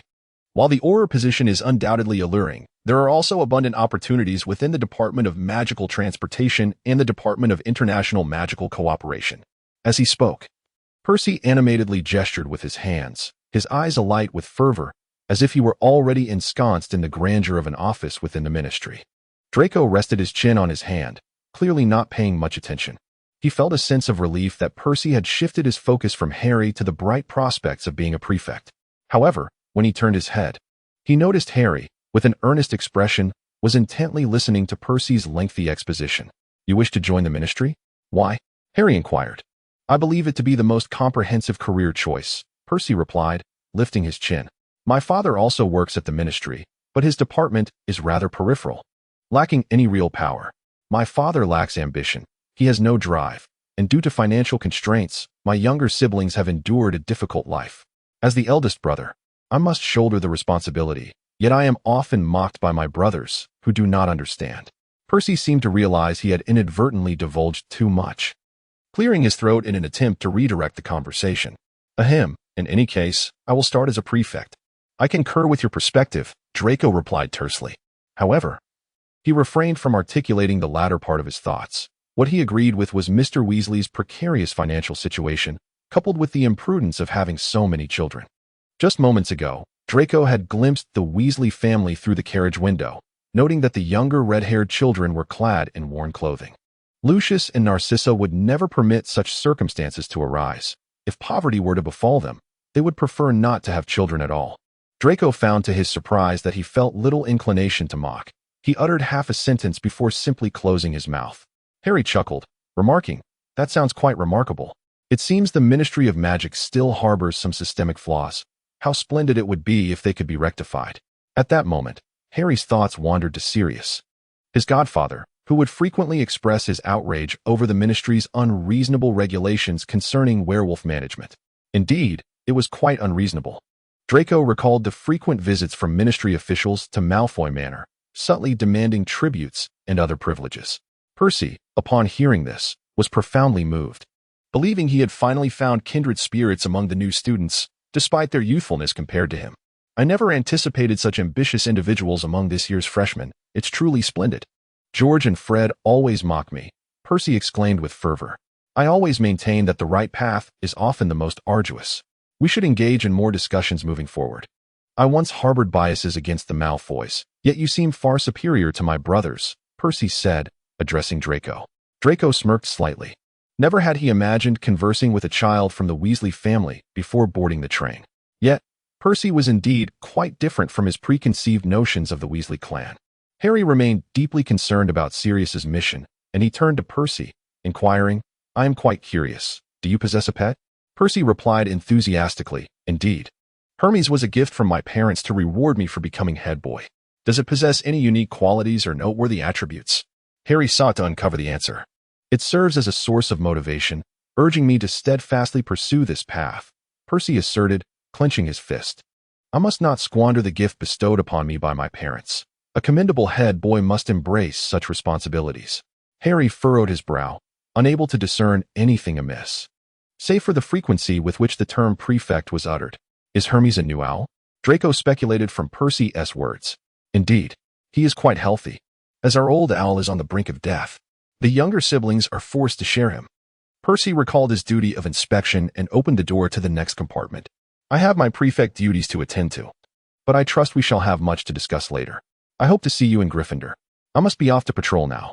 Yet you appear rather Slytherin," Draco remarked lightly. Alas, Percy had already vanished behind the door, the thrill of finding a kindred spirit invigorating him. Chapter 22. Feigned slumber. "You seem quite taken with him," Draco observed, gazing at Percy's retreating figure, seemingly reminded of Harry's gesture of pushing back his bangs. "No, I simply cannot voice the demands of my godfather," Harry replied. Certain expressions from Percy reminded him of Uncle Vernon's sycophantic demeanor towards clients, leaving him uncertain whether he truly appreciated such an attitude. However, Harry deeply resonated with Percy's mention of the hardships faced by his younger siblings, as he himself had spent the past 11 years predominantly clad in Dudley's hand-me-downs. Silence enveloped the compartment once more. Just as Harry turned to engage Draco in conversation again, he discovered that the boy beside him had succumbed to slumber. "Hey!" Harry's half-uttered greeting caught in his throat. Draco's eyes were shut, his body gently rising and falling with each breath. Harry instinctively stilled his movements. Draco had appeared wide awake during his exchange with Percy, yet mere minutes later had drifted into dreams. The train traversed a sunlit mountainous region, the warmth casting a delicate shadow from Draco's eyelashes upon his cheek. Draco's complexion was pale, yet distinct from the sickly pallor and ashen hue of Sirius, who had long been deprived of sunlight. Harry noted that under the sun's tender caress, the boy's skin bore a luminous quality that compelled him to glance more than once. It was almost translucent. Harry could hear the excited chatter from the adjacent compartment. Yet before him lay only the slumbering form of a boy and an open Quidditch magazine. A month prior to the commencement of school, Sirius had taken it upon himself to teach Harry the art of flying on a broomstick. They had ventured out numerous times to an expansive field to engage in improvised games of Quidditch, with Lupin fashioning several hoops. For the most part, Harry and Sirius alternated roles, one striking the ball while the other defended the goal. Sirius had adorned his dormitory walls with an array of Quidditch posters. However, following his release, he discovered that many of the players he once admired had diminished in prowess, with most having retired. Harry was pleasantly surprised to find that he possessed a remarkable aptitude for flight. On the broomstick, his slightly slender frame was no longer a disadvantage. Lupin often remarked that Harry soared through the air with the lightness of a feather, a style that contrasted with James's more forceful and reckless approach. Harry discreetly shifted the magazine closer to himself, reasoning that the sleeping boy would not mind, and began to immerse himself in an intriguing interview about Crumb. The magazine captured the moment Crumb seized the golden snitch, igniting a profound interest in Harry for the position of seeker. Meanwhile, Draco slightly tilted his head and changed the arm he was resting on, yet he did not open his eyes. For the first time, Harry encountered an analysis of the Quidditch team's strategies in a magazine. However, what astonished him even more was the realization that Crumb was scarcely older than himself. As Harry flipped through the pages, the compartment door of the train was incessantly pushed open by newcomers, yet upon seeing the slumbering Draco, they all invariably lowered their voices. Harry selected a variety of candies from the vendor's cart, placing some in front of Draco as a token of sharing his magazine. Shortly thereafter, Luna Lovegood, adorned with her peculiar glasses, entered with a gait reminiscent of a dance, observing Harry through her lenses.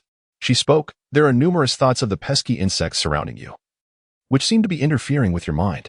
Her words, delivered in a dreamy manner, were incomprehensible to Harry. However, the boy beside you is unaffected, and he appears to have shut down his brain, which is quite unusual.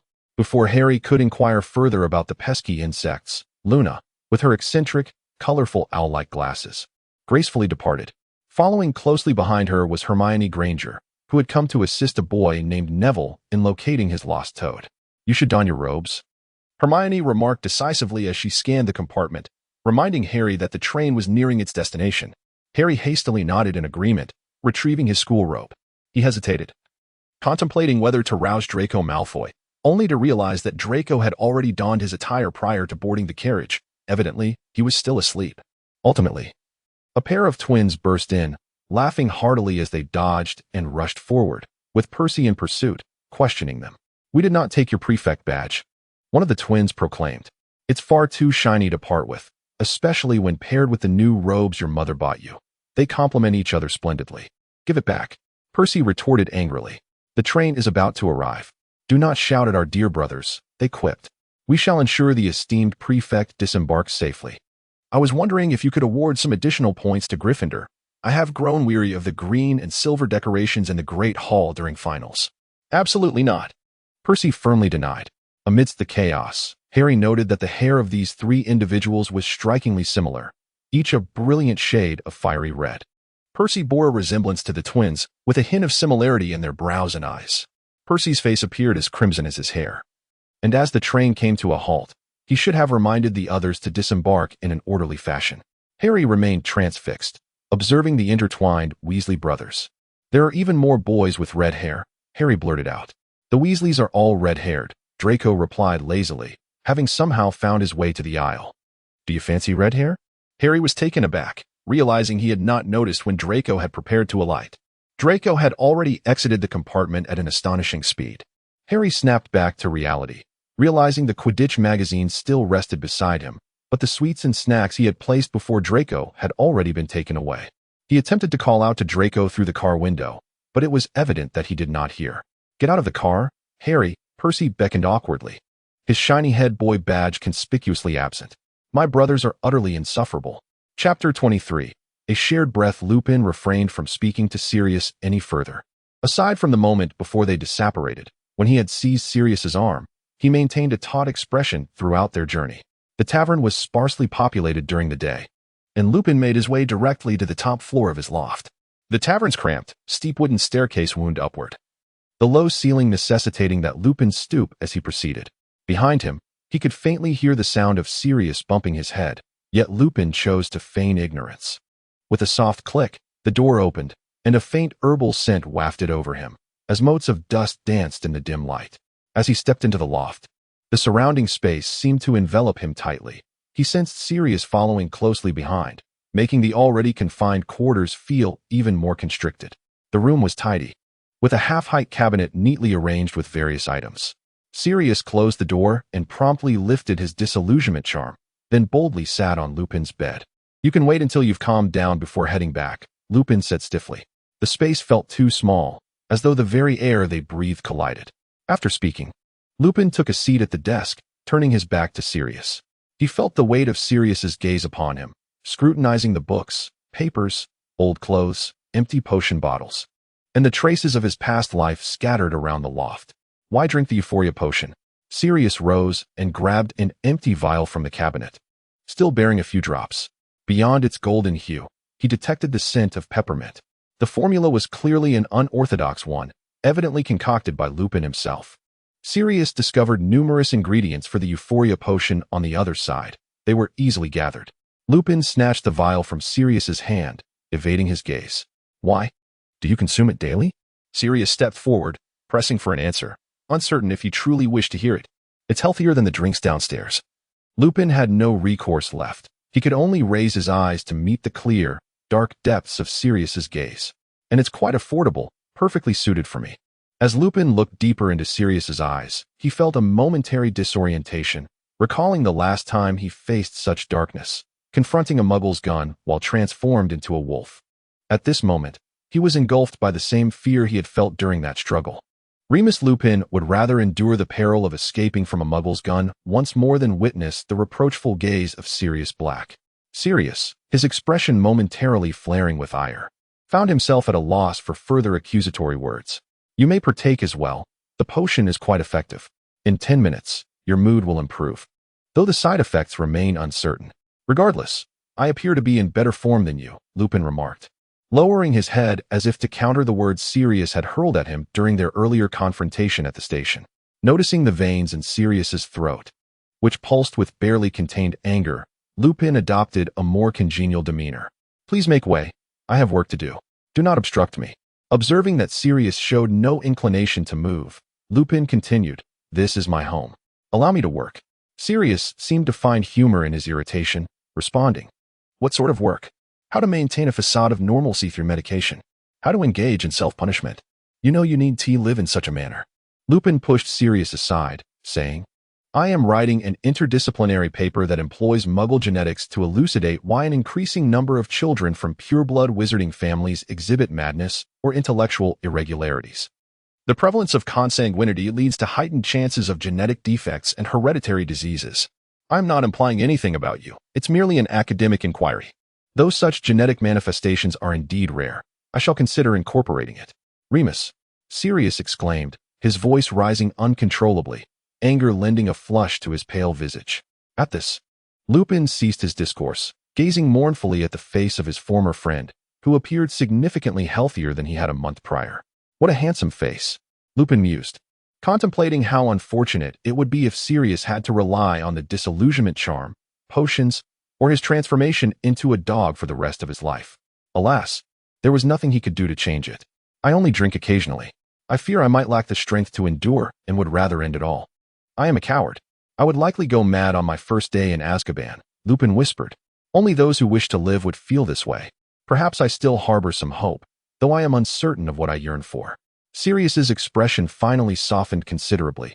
He waved his wand, conjuring a chair that appeared to belong to number 12, Grimmauld Place.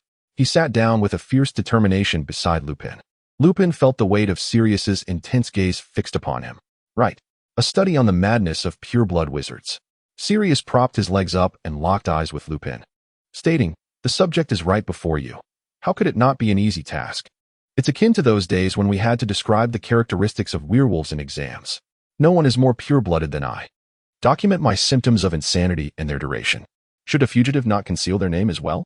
Lupin bit his finger, responding, I was deceiving you. The new assignment is to write about vampires.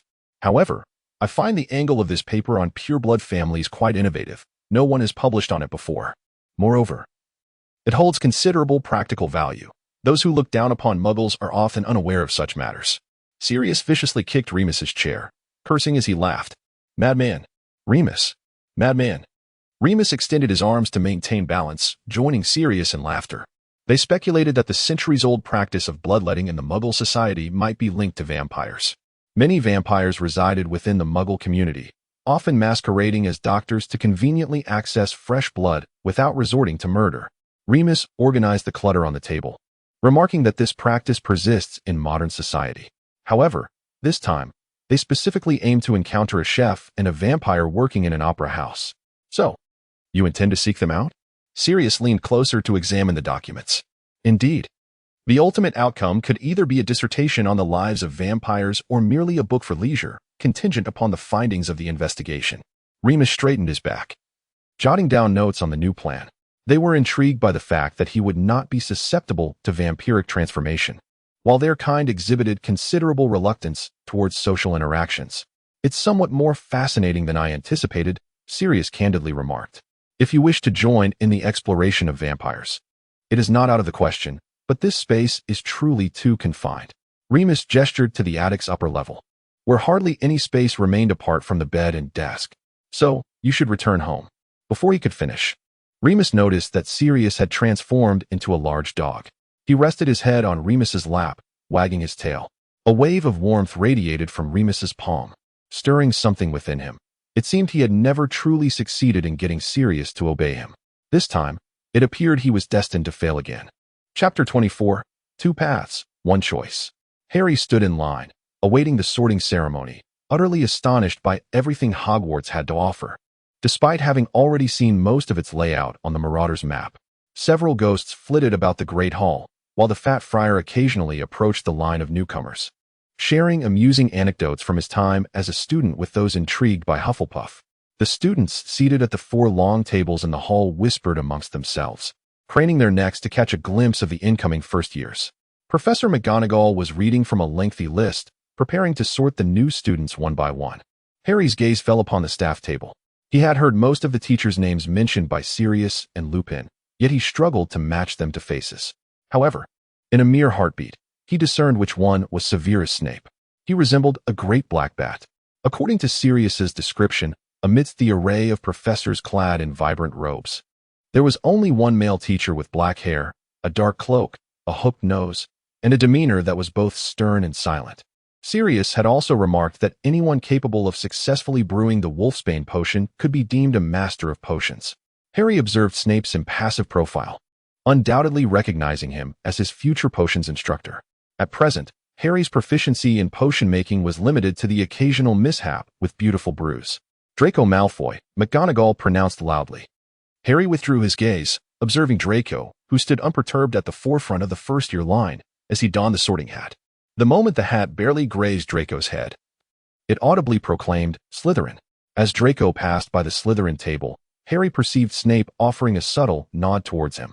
Suddenly, a commotion erupted from the rear of the student assembly. An awkward, bumbling figure staggered through the entrance of the Great Hall.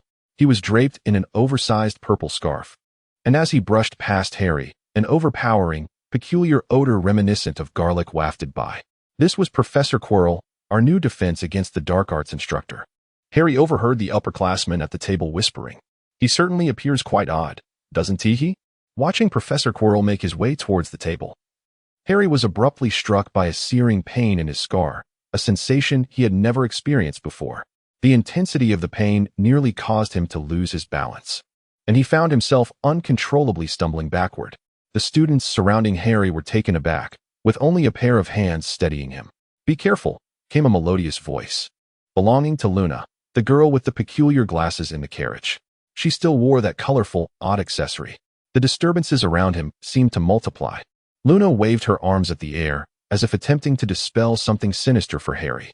"Thank you," he said, drenched in cold sweat, beginning to wonder if Luna's strange glasses might indeed allow her to perceive something unseen. Once Quirrell took his seat, the pain had considerably subsided. "It's all right. I am quite anxious as well," a boy with fiery red hair, who appeared to be of similar age to Harry, reassured him. Harry turned to see another boy with the same vivid hair. "I feel so nauseous and on the verge of fainting. I thought the sorting ceremony would involve battling monsters. All thanks to George and Fred's pranks." Another boy from the Weasley family, Harry noted, as he observed the twins at the Gryffindor table exchanging mischievous glances. "I am Harry Potter. I saw your brothers on the train," he greeted, extending his hand. For red-haired boys, Harry marveled internally, fearing that even his godfather might not distinguish which red-haired boy he wished to know. "Ron Weasley." Professor McGonagall repeated Ron's name twice, just as the boy about to respond to Harry's introduction heard the call and hurriedly dashed towards the hat. The commotion triggered by Harry's near stumble seemed to draw the attention of all the teachers present. Dumbledore smiled gently from behind his crescent-shaped glasses, his cerulean eyes twinkling, while Snape's dark eyes appeared increasingly enigmatic.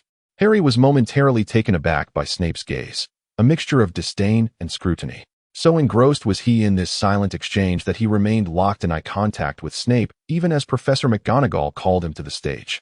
It was only when Harry stood before Professor McGonagall that Snape slightly averted his eyes, his typically impassive face revealing a flicker of bewilderment and surprise. "Put on the hat, my child," Professor McGonagall gently urged.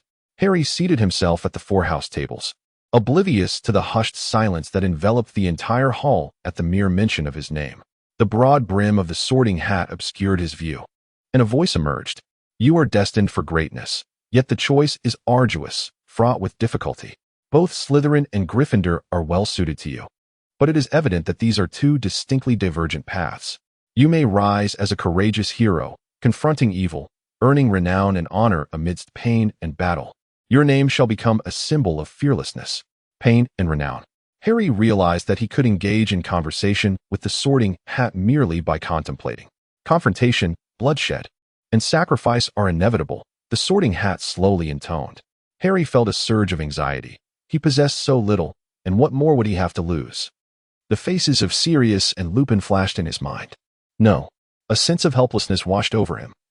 He had only experienced the feeling of having a home for a mere month, albeit an imperfect one. You shall be renowned across the globe. Future wizards will remember your struggles and feats. The sorting hat spoke in a tone of deliberation, presenting another option. Fame. Was it the worn wooden plaque from Godric's Hollow? The statue in the town square, his father's honorable medal tucked away in Lupin's briefcase, or the Black family crest discarded in Creature's cupboard? Perhaps it wasn't as significant as he thought. Harry pondered uncertainly. The statue may be admired, but James and Lily would never open their eyes to look at him again. The term hero felt grand and burdensome. Harry held his breath as he contemplated. He believed Sirius's guilt was unfounded, just as he believed that the good-natured Lupin deserved a better life. Compared to the grand future the sorting hat painted for him, he was perhaps more concerned about when he would learn to brew wolfsbane potion. This did not seem particularly grand. The sorting hat caught wind of Harry's thoughts, its tone growing enthusiastic. "You could certainly become a more indirect, ambitious soul. People's opinions of you will be a mixed bag, just as this world is inherently complex. Yet, you will have more chances to safeguard all that you hold dear. Universal happiness is unattainable, but you can choose which parts to preserve." That sounded appealing. Harry controlled his slightly trembling body. "Have you made your decision?" 2 paths, 1 choice, it is up to you," the sorting hat inquired. "I have made my decision." Harry took a deep breath and revealed his choice to the sorting hat.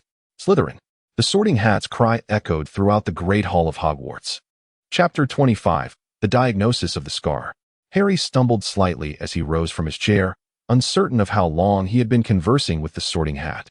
He could not even ascertain whether the decision he had made instinctively was indeed the right one. After all, it was merely a choice of house. His godfather had mentioned that the curriculum was identical across all houses. Harry removed the sorting hat and made his way towards the Slytherin table, where cheers and applause erupted. He sensed the gaze of every individual in the hall fixated upon him.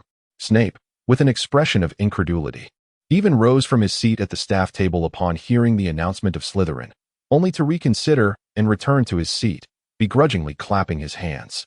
Dumbledore, seated several chairs away, shared a knowing smile with Snape. "Welcome aboard, Harry. You shall find much to appreciate here," remarked the elegantly poised head of Slytherin. Harry found himself once again seated opposite Draco. Draco was gazing at him with astonishment, though this expression of surprise was soon concealed as he smirked at Harry. Crabbe and Goyle sat beside Draco, and Harry could hear Draco laboriously conversing with them about matters concerning their parents. Suddenly, a sound emanated from the 2-way mirror in his pocket. Harry retrieved the mirror and beheld the visage of Lupin. "Your godfather mentioned he would like to greet you after dinner. However, it appears you are still amidst the sorting ceremony, and with so many people around. I doubt he can reveal himself in the mirror," Lupin said with a cheerful grin. "Why, I believe I glimpsed the Slytherin table," Sirius's voice chimed in from the side. Lupin looked somewhat incredulous. "Really?" Harry noticed Lupin's eyes scanning the space behind him. "Indeed, I have been sorted into Slytherin. The sorting ceremony is nearly at its conclusion." Harry hesitated, contemplating whether to admit that he had indeed chosen Slytherin. "Merlin above," Sirius exclaimed. "I never doubted you would be placed in Gryffindor." "I cannot believe this." "Well, it's not so bad." Lupin's expression quickly regained its composure. "Every house boasts remarkable students, and that is commendable. Except, of course, do not be swayed by some fervent followers of dark magic. In our time, Slytherin was rife with such individuals." Sirius unwittingly raised his voice. I certainly shall not. There is no need for concern, Harry replied earnestly. We believe in you. Lupin winked encouragingly. I see it appears you have started dinner. How nostalgic it is to see food on your plates. Harry quickly lifted his head and beheld a long table adorned with an array of delectable dishes. Golden roasted potatoes and towering piles of meat exuding an enticing aroma. Harry observed that Blaise Zabini beside him had already begun to enjoy his meal. When Harry glanced across the table, he fortuitously locked eyes with Draco, who cleared his throat softly before turning to serve himself some roasted beef. It appeared quite delectable and bountiful. In that moment, Harry grasped the meaning behind Lupin's longing gaze from the other side of the mirror. The fare at the tavern downstairs was also commendable. Your godfather has quite an appetite, having already devoured 2 roasted chickens, and now he was on his 3rd. Accompanied by eggnog, Lupin remarked with a smile. Watching him eat always stirred one's appetite. The tavern owner seemed bemused by the sudden increase in his food intake today, having ordered so much. By the way, how does the red-haired boy's mouse look? Sirius recalled the cage he had seen at the station. There are 4 redheads. Harry replied with some difficulty. Are you referring to the pet mouse? All I know of is an owl named Hermes. Indeed, Lupin said. Check if it's missing a claw. What other features could remind Harry? It appeared lethargic and somewhat bald. Sirius angrily snapped a chicken bone in half. Lupin added, There's no need to rush. If it's masquerading as a pet, it won't escape swiftly. After all, Peter tends to cling to those who are powerful. With Voldemort currently silent, let us enjoy dinner. Perhaps it is merely a false alarm. Lupin gestured towards the dining table behind Harry. Stay in touch, Harry. Remus. You ought to eat more. Sirius extended a chicken leg towards the mirror as a greeting before concluding the connection. Cool. Blaise cut a generous portion of lamb. Intrigued by Harry's two-way mirror, it appeared to be quite a practical gadget. He was a tall, dark-skinned boy with high cheekbones and long, upturned eyes. Harry nodded eagerly. Are you speaking with your family? Blaise continued to inquire. Harry responded vaguely. In a certain sense, Sirius was the only remaining family he had. Fortunately, Blaise did not press further about which family member he referred to. He took a large spoonful of pudding and remarked, It's a pity I've gone through 6 stepfathers. Otherwise, I too would relish a conversation with my father. This place is better than I had envisioned. Although the decor pales in comparison to my home, I suppose it will have to suffice. Harry was at a loss for words. Hastily taking a variety of food from each platter and indulging in a hearty feast. After satisfying his hunger, he found himself enveloped in a blissful haze of contentment. First-year Slytherins, this way, the prefect called, guiding the newcomers towards the Slytherin common room. As Harry made his way, he passed by the station of Percy Weasley, who, feeling a kindred spirit, patted Harry on the back and remarked, It is truly unfortunate that you did not join Gryffindor. I sense we have much to discuss. However, sensing the piercing gazes of the Weasley twins nearby, Percy hastily concluded the conversation, adding, But one can still communicate across houses. My girlfriend is. Ahem. The Slytherin common room lay below ground, and as the prefect uttered the password, a passageway unfolded behind the damp stone walls. The temperature here was slightly cooler than in other parts of the castle. To Harry's astonishment, he discovered that this chamber was situated beneath the Black Lake. At the very moment they entered, a colossal squid glided past the window of the common room. The eerie green lights and skeletal decorations evoked in Harry a sense of returning to number 12, Grimmauld Place. Harry's 4-poster bed stood right beside Draco's. The emerald silk drapes and silver-threaded embroidered linens harmonized with the ancient aesthetics of Slytherin's colors. For a fleeting moment, Harry felt an urge akin to that of Sirius, to adorn the space with vibrant orange posters. Harry longed to dive into his bed and rest immediately. Yet he recalled the magazine he had yet to return to its rightful owner. Yours, he said, handing the Quidditch magazine to Draco. As Draco organized his trunk, pulling out a heap of textbooks, he remarked, You may keep it. You haven't finished reading it, have you? Harry paused momentarily. He had indeed not finished reading, as the constant flow of people in the compartment had interrupted his focus. Thank you. I shall return it to you in a few days, he said, placing the magazine onto his own shelf, eager to complete it. Why did you appear on the verge of fainting during the sorting? Draco inquired casually, continuing his task. My scar suddenly throbbed, Harry admitted, feeling somewhat foolish for expressing it this way, yet unable to find a more fitting description. Your scar hurts? Draco lifted his gaze from the box, gesturing towards his forehead. This? Yes, Harry affirmed. It has never happened before. I suppose it was merely a coincidence. Perhaps I was too anxious. Harry noticed Draco gazing at him with a serious expression. "May I take a look?" Harry nodded as he approached Draco, crouching beside him. The Slytherin dormitory was illuminated solely by the silver lights on the ceiling. Harry felt Draco brush aside his fringe, his cool fingertips grazing the lightning-shaped scar on his forehead. "I'm not certain. Generally, magical scars are far more intricate than one might assume. Perhaps it was not merely an accident. We could inquire with Madame Pomfrey. Dumbledore just mentioned the hospital wing. Or I could ask my parents." Draco hesitated, his voice trailing off. "It's fine. It doesn't hurt anymore," Harry replied. Aware that many had been staring at his foolish scar throughout the journey, he did not wish to appear overly dramatic on his first day. Draco opened his mouth to speak, but refrained. He observed as Harry, seemingly oblivious to the world around him, began to tidy away his Firebolt 2000, along with a plethora of books and an assortment of peculiar toys. "Well, good night. Rest well," Draco said, turning away to draw the curtains. Chapter 26. Snape's surprise the next day. Harry was grateful he had not rushed to the hospital wing over the matter of his scar. As he searched for his classroom, whispers surrounded him, and people pointed at his scar. Clearly, everyone had heard his name during the sorting ceremony the previous day. Several upperclassmen even blocked his path, eager to inquire further. To prevent Harry from escaping among the throng of smaller first years, a small group of Slytherins was hindered as well.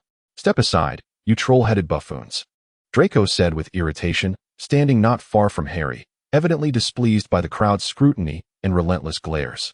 "Who do you think you are, you arrogant little brat?" One of the upperclassmen sneered. However, it appeared that the senior student was quickly reminded of something by those around him, his demeanor shifting to one of respect. "Don't think you can throw your weight around just because of your father. You're nothing but a fence-sitting coward," Draco shot back, stepping forward to shield Harry. "Either move aside, or do you intend to construct a new corridor for me to walk over your backs?" As the upperclassmen grumbled and dispersed, it seemed another confrontation was brewing at the front of the corridor. Though the distance hindered Harry's understanding, he caught fragments of the loudest exchanges, his heart sinking as he thought he heard his name. "I told you Potter wouldn't join your filthy, mudblood-accepting house. It's obvious who is more noble here. Try saying that again. Have your parents just been released from Azkaban?" Before him, Gryffindor and Slytherin students had formed two opposing lines, glaring at one another. Harry spotted George and Fred among them, their bright red hair unmistakable. Uncertain of who struck first, the corridor erupted into chaos, spells flying in every direction. A portion of the younger students cowered, covering their heads. "Stop!" A new voice joined the fray. Percy Weasley hurriedly arrived, deftly deflecting a few spells that were perilously close to striking their targets with his wand. "No fighting." Percy exerted considerable effort to separate the two factions, panting and bellowing. "Get to class at once." 10 points from Gryffindor and Slytherin each. On the very first day of school. "How dare you?" George and Fred exchanged astonished glances, and one of them pulled a prefect badge from his pocket and tossed it at Percy. "I can scarcely believe it, my dear brother. Which side are you truly on?" They were the ones who insulted first. Percy appeared momentarily stunned by the impact of the prefect badge. At that moment, a figure clad in a black robe arrived at the heart of the commotion, surrounded by layers of students. Severus Snape surveyed the raucous crowd with a dark expression, and the noise subsided into an uneasy silence. "Those wishing for detention may approach me directly. No need for theatrics in the corridor," Snape intoned slowly, his voice low yet imbued with authority that compelled many students to lower their gazes in trepidation. "If only your report cards displayed half the brilliance of your brawling. You foolish Gryffindors," another 10 points deducted. Discontented murmurs rippled through the crowd. Snape glanced down at the incensed Percy, his face flushed with anger. "Wear your prefect badge with pride, Weasley. If you aren't up to the task, I can find someone more suitable." "First-year students, follow me," Snape commanded, striding away. Harry and the surrounding first-years dared not breathe as they trailed behind him to the potions classroom in the basement, following the minor skirmishes in the corridor. All the students seated in the potions classroom were on edge, although Harry had intentionally chosen to sit behind Ron Weasley. The red-haired boy's gaze toward him was far less friendly than it had been the previous day. Clearly, Ron had just witnessed the absurdity of his three brothers' involvement and had heard Harry's name mentioned. Harry bit his lip, feeling as though he were facing an unwarranted calamity. Despite having done nothing wrong, Snape paced back and forth at the edge of the podium, his black robe billowing elegantly behind him. In the stifling atmosphere, he spoke once more. I trust you have witnessed a prime example of failed education. Your upperclassmen, after so many years, still resemble mindless baboons. It is truly pitiful to behold. If, in a few years, you find yourselves in the same predicament, I suggest you vacate my classroom immediately." The entire classroom fell into a profound silence, every student sitting upright, too afraid to stir. Snape raised the attendance sheet and began to call out names. When he reached Harry's name, he paused dramatically. "Harry Potter, the illustrious star, on your very first day, someone has already fought on your behalf. I truly wonder how you managed to end up in Slytherin. If you ask me, the Sorting Hat can sometimes be rather muddled." Harry found himself once again gazing into Snape's fathomless eyes. The complexity of his expression left Harry uncertain whether he harbored a deep-seated hatred for him. Potion-making is an intricate art. Although many potent and immediate spells can be executed with a wand and incantations, the effects and realms that potions can encompass far surpass these. They are enduring, profound, and can continuously evolve and flourish with the wizard's ingenuity. Snape turned slightly and continued. "However, it demands patience, meticulousness, and formidable self-discipline. Those who merely wield wands often concoct nothing but a cauldron of refuse. Some wizards, deprived of their wands, resemble muggles in every aspect. Yet potions can offer assistance regardless of one's circumstances." Snape then halted and shifted his tone. "Potter." Harry stood up, trembling with apprehension. "Where can one obtain dunkstones?" Snape inquired, fixing his gaze upon Harry. Harry had once personally utilized Bezoar at number 12, Grimmauld Place. Yet he had not inquired of Sirius regarding the source of this peculiar substance. Taking a deep breath, Harry felt compelled to share what he knew. Bezoars can be used for direct antidotal purposes and serve as a fundamental ingredient in antidote potions. They are solid, somewhat hard, capable of being sliced with a knife, and possess a faint odor. Moreover, they are quite expensive. Reflecting on the details of Sirius's guidance, he lowered his head somewhat sheepishly, aware that his response seemed somewhat off-topic, yet perhaps preferable to outright admitting ignorance. Snape, after listening, refrained from comment and instead posed another question. "Is there a distinction between the aconite and the wolfsbane?" Harry promptly replied, "This is a substance derived from wolfsbane, which is highly toxic. Caution is imperative during handling, and it is also quite expensive." Harry, with a resolute demeanor, continued to respond. Even though he was uncertain of the distinctions between the two, he sidestepped the direct answer. He was grateful to Lupin for enlightening him on these matters. Snape's gaze upon Harry began to take on a more inscrutable quality. "I fail to comprehend why you do not provide a straightforward answer to my inquiry." The disdain on Snape's face had diminished significantly, yet the conclusion remained largely accurate. "I am pleased that you took the initiative to peruse the potion textbook in advance. Such operational details certainly warrant careful attention." Harry quietly exhaled, sensing that Snape had begun to relent. "Sit down. Next time, remember to answer the teacher's question directly. I did not ask you to elaborate." "Yes, sir," Harry replied. Snape walked towards the podium with his hands clasped behind his back, awarding Slytherin a point. Chapter 27. The Black Lake After the Rain. Snape appeared less aggressive than at the outset, which caused a collective sigh of relief among the students in the classroom. As Harry addressed the first question, many students seated below began to furtively consult their books, anxious that they might be the next to be queried. When Harry responded to the second question, Draco, sitting beside him, also opened his textbook, seemingly uncertain about the specific potions in which wolfsbane was effective. The latter part of the lesson passed relatively uneventfully, save for Snape's acerbic remarks, though it soon became apparent that nearly everyone would face his ire. Snape's class proceeded at a brisk pace. They were to begin hands-on work with potion ingredients in their very first lesson, starting with the fundamental tasks of weighing, grinding, and simmering the materials. Ron Weasley, seated in front of Harry, received a harsh reprimand from Snape for misreading the scale. Harry longed to seize a moment to converse with Ron, yet he soon recognized the impracticality of such a desire. The atmosphere was far from congenial enough to allow students from Gryffindor and Slytherin to engage in casual chatter, let alone broach the subject of pets. On the contrary, the majority of students from both houses sat as though an entire galaxy separated them. Snape's hawk-like gaze swept across the classroom, ever vigilant for any signs of burnt cauldrons or the inadvertent concoction of perilous potions. By the time potions class concluded, all that Ron had left for Harry was the sight of his retreating head. As Snape announced the end of the lesson, most students hastily fled the classroom as if they had narrowly escaped a disaster. Hermione Granger, as she departed, cast a challenging glance in Harry's direction, clearly demonstrating her mastery of the material as she raised her hand to answer every question posed by Snape. The tension between the two houses only began to dissipate after the students had dispersed. Harry lingered as he tidied up his belongings, while Snape, before departing, took a moment to admonish him. "You lack diligence. There are always subtle errors in your work, and you fall far short of my expectations for students of this academy." Satisfied with the expression of contrition on Harry's face, Snape strode away. Harry abruptly ceased his actions, a sense of inexplicable despondency enveloping his heart. While he had long endured the unfounded malice of Dudley and his companions at the Dursleys, the current discord between the two houses felt more like a choice of his own making. Ron's disdainful glance as he departed left Harry questioning himself, undoubtedly causing a regression in the progress of the task entrusted to him by his godfather. Moreover, he genuinely wished to forge a friendship with Ron. After an indeterminate period lost in thought, Harry finally snapped back to reality, turning his head to collide with Draco's gaze.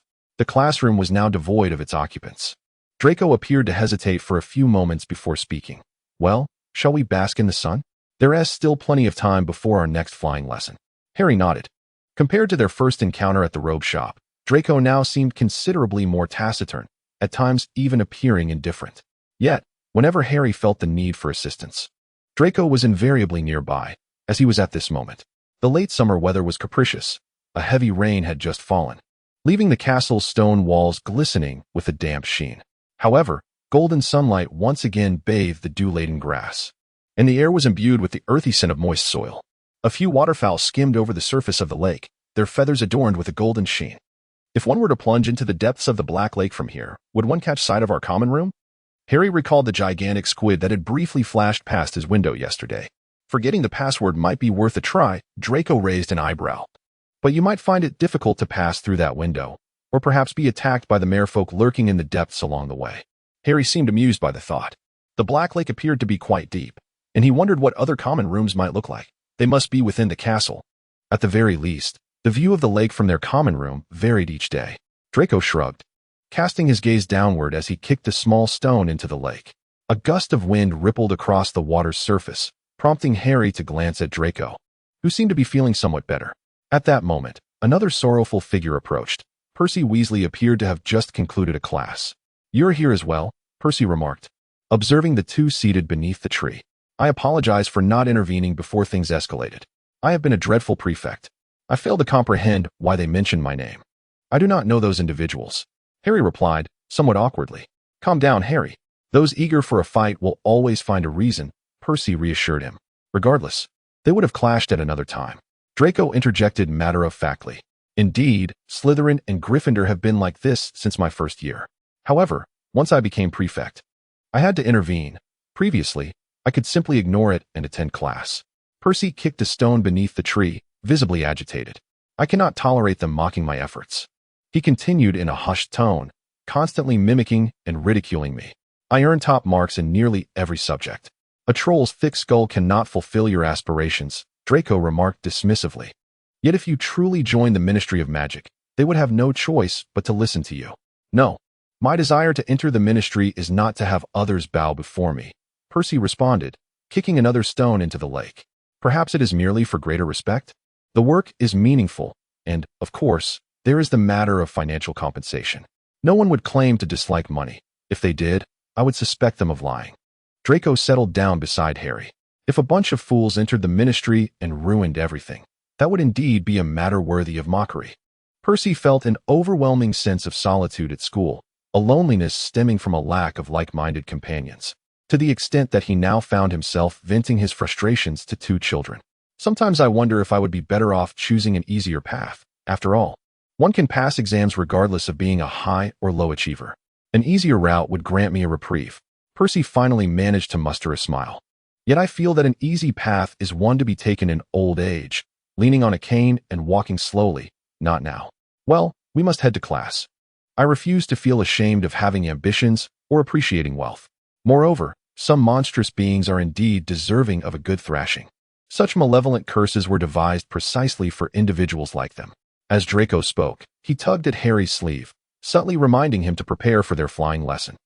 Halfway down the path, Draco recalled that his intention was to comfort Harry by suggesting they bask in the sun, yet it seemed their conversation had not flourished. "Are you feeling all right?" Draco inquired tentatively, gauging Harry's state. Harry nodded, reflecting on how the conversations he shared with Sirius and Lupin would starkly contrast with those of Percy and Draco. Their discussions revolved around Quidditch, pranks, enchanting spells, cherished memories of friendship, and daring adventures. In contrast, the myriad concerns that occupied Percy and Draco's minds seemed to reveal a different facet of life in the wizarding world, one that was devoid of pure joy and thrilling escapades.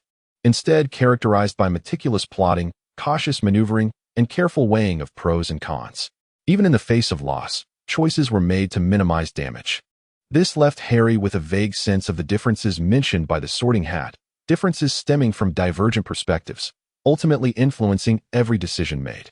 Chapter 28. The letter. Is Draco injured? Lucius inquired, glancing at the freshly delivered letter from the owl. What? Narcissa hurried over to see the parchment in her husband's hand. It was a letter from Draco, his handwriting somewhat hasty, suggesting it had been penned in a rush that morning. Within, he explained that he had completed the sorting, mentioned that Headmaster Snape was quite amiable, and extended greetings to his parents.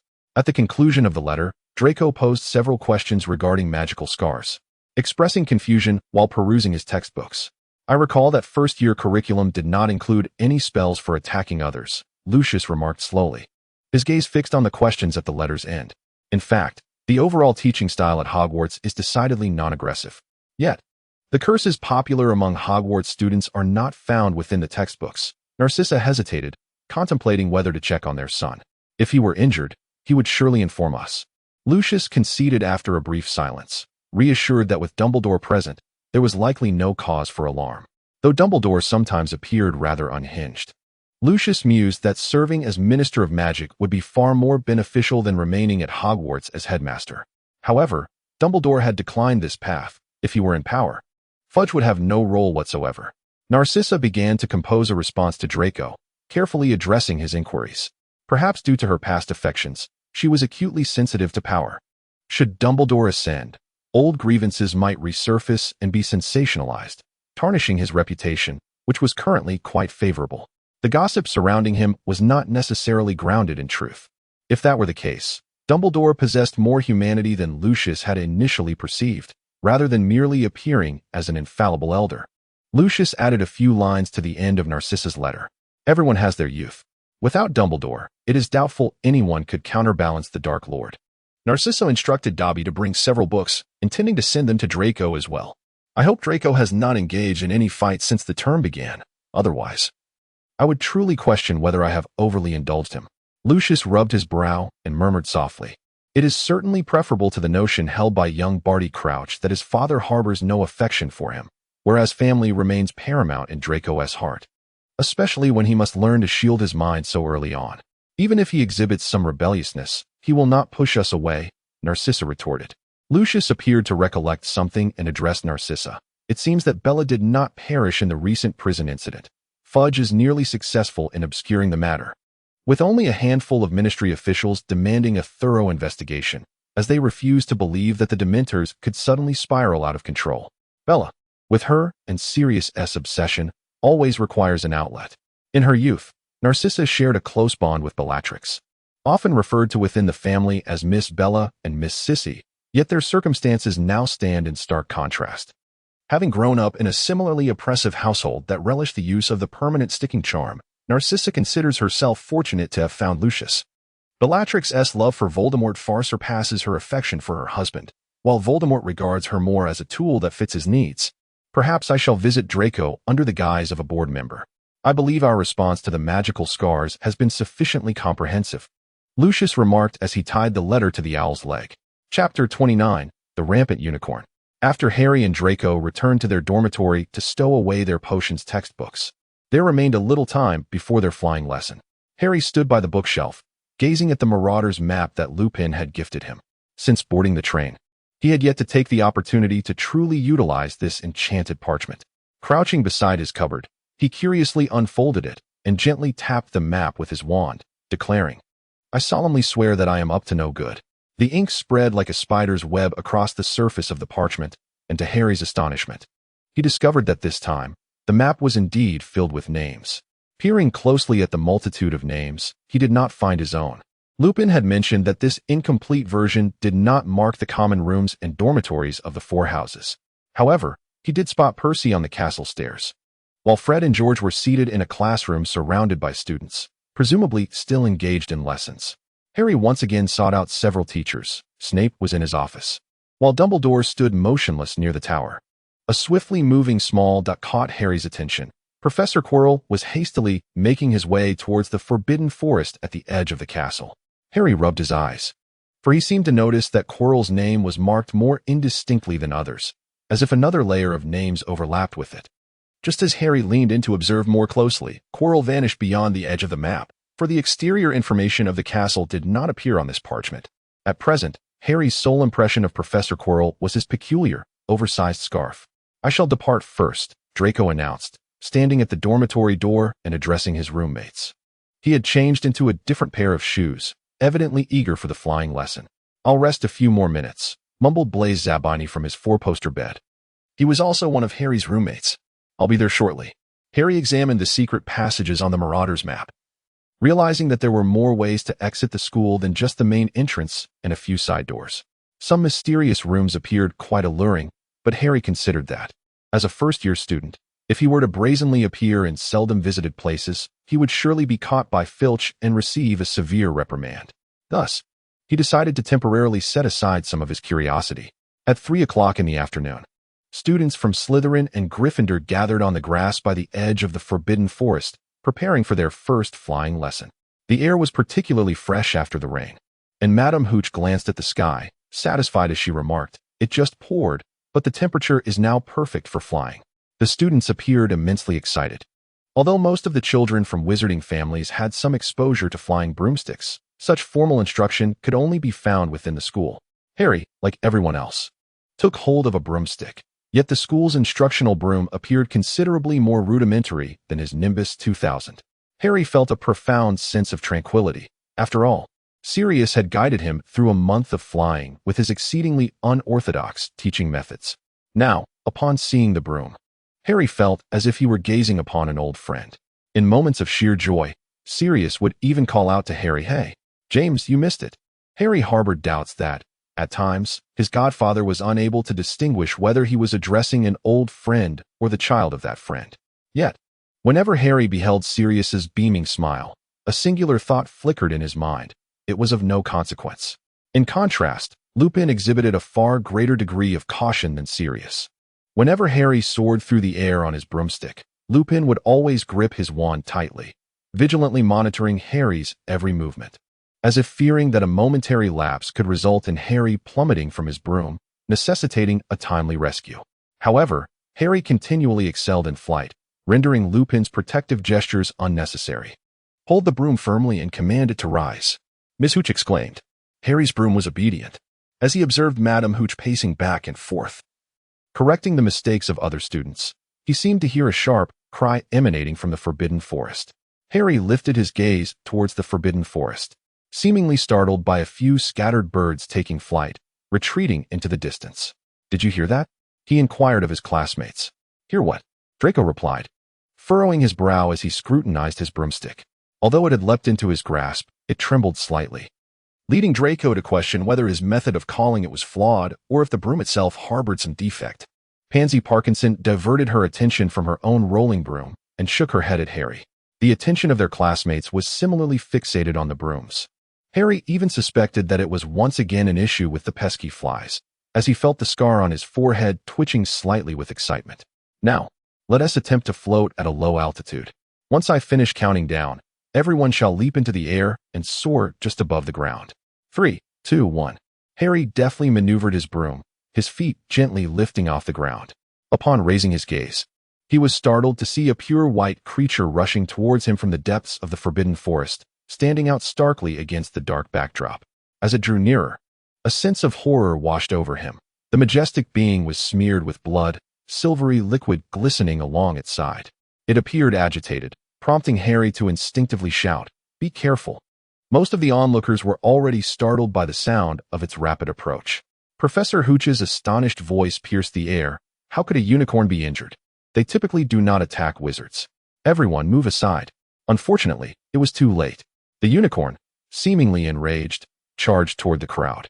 Many students, suspended in midair, were frightened enough to tumble from their brooms, though fortunately, the height was not great. The unicorn collided with a bowed Draco, and Harry witnessed blood seeping from his forehead.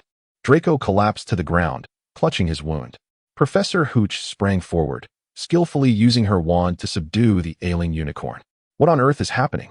I must consult Hagrid. I will take him to the infirmary. Everyone, dismount your brooms and remain still. Just as Professor Hooch led Draco away, the majority of the students cautiously approached to observe the injured unicorn. Meanwhile, Neville from Gryffindor stood frozen in fear. In fact, he had failed to take off just moments before and was still poised as if ready for flight. Harry was just about to urge him to lower his broom when, in an instinctive motion, Neville inadvertently kicked off.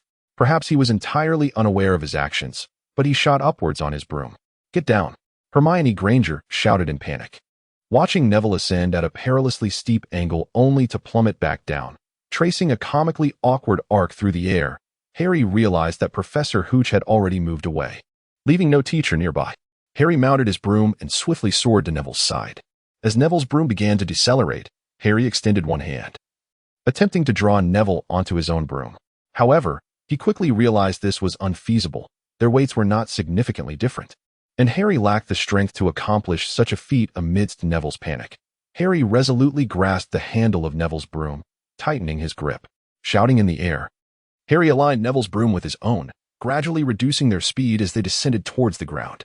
Sirius had once employed a similar tactic to expedite their journey, resulting in a vehement reprimand from Lupin, who chastised him for half an hour while repeatedly emphasizing that such maneuvers were against the rules.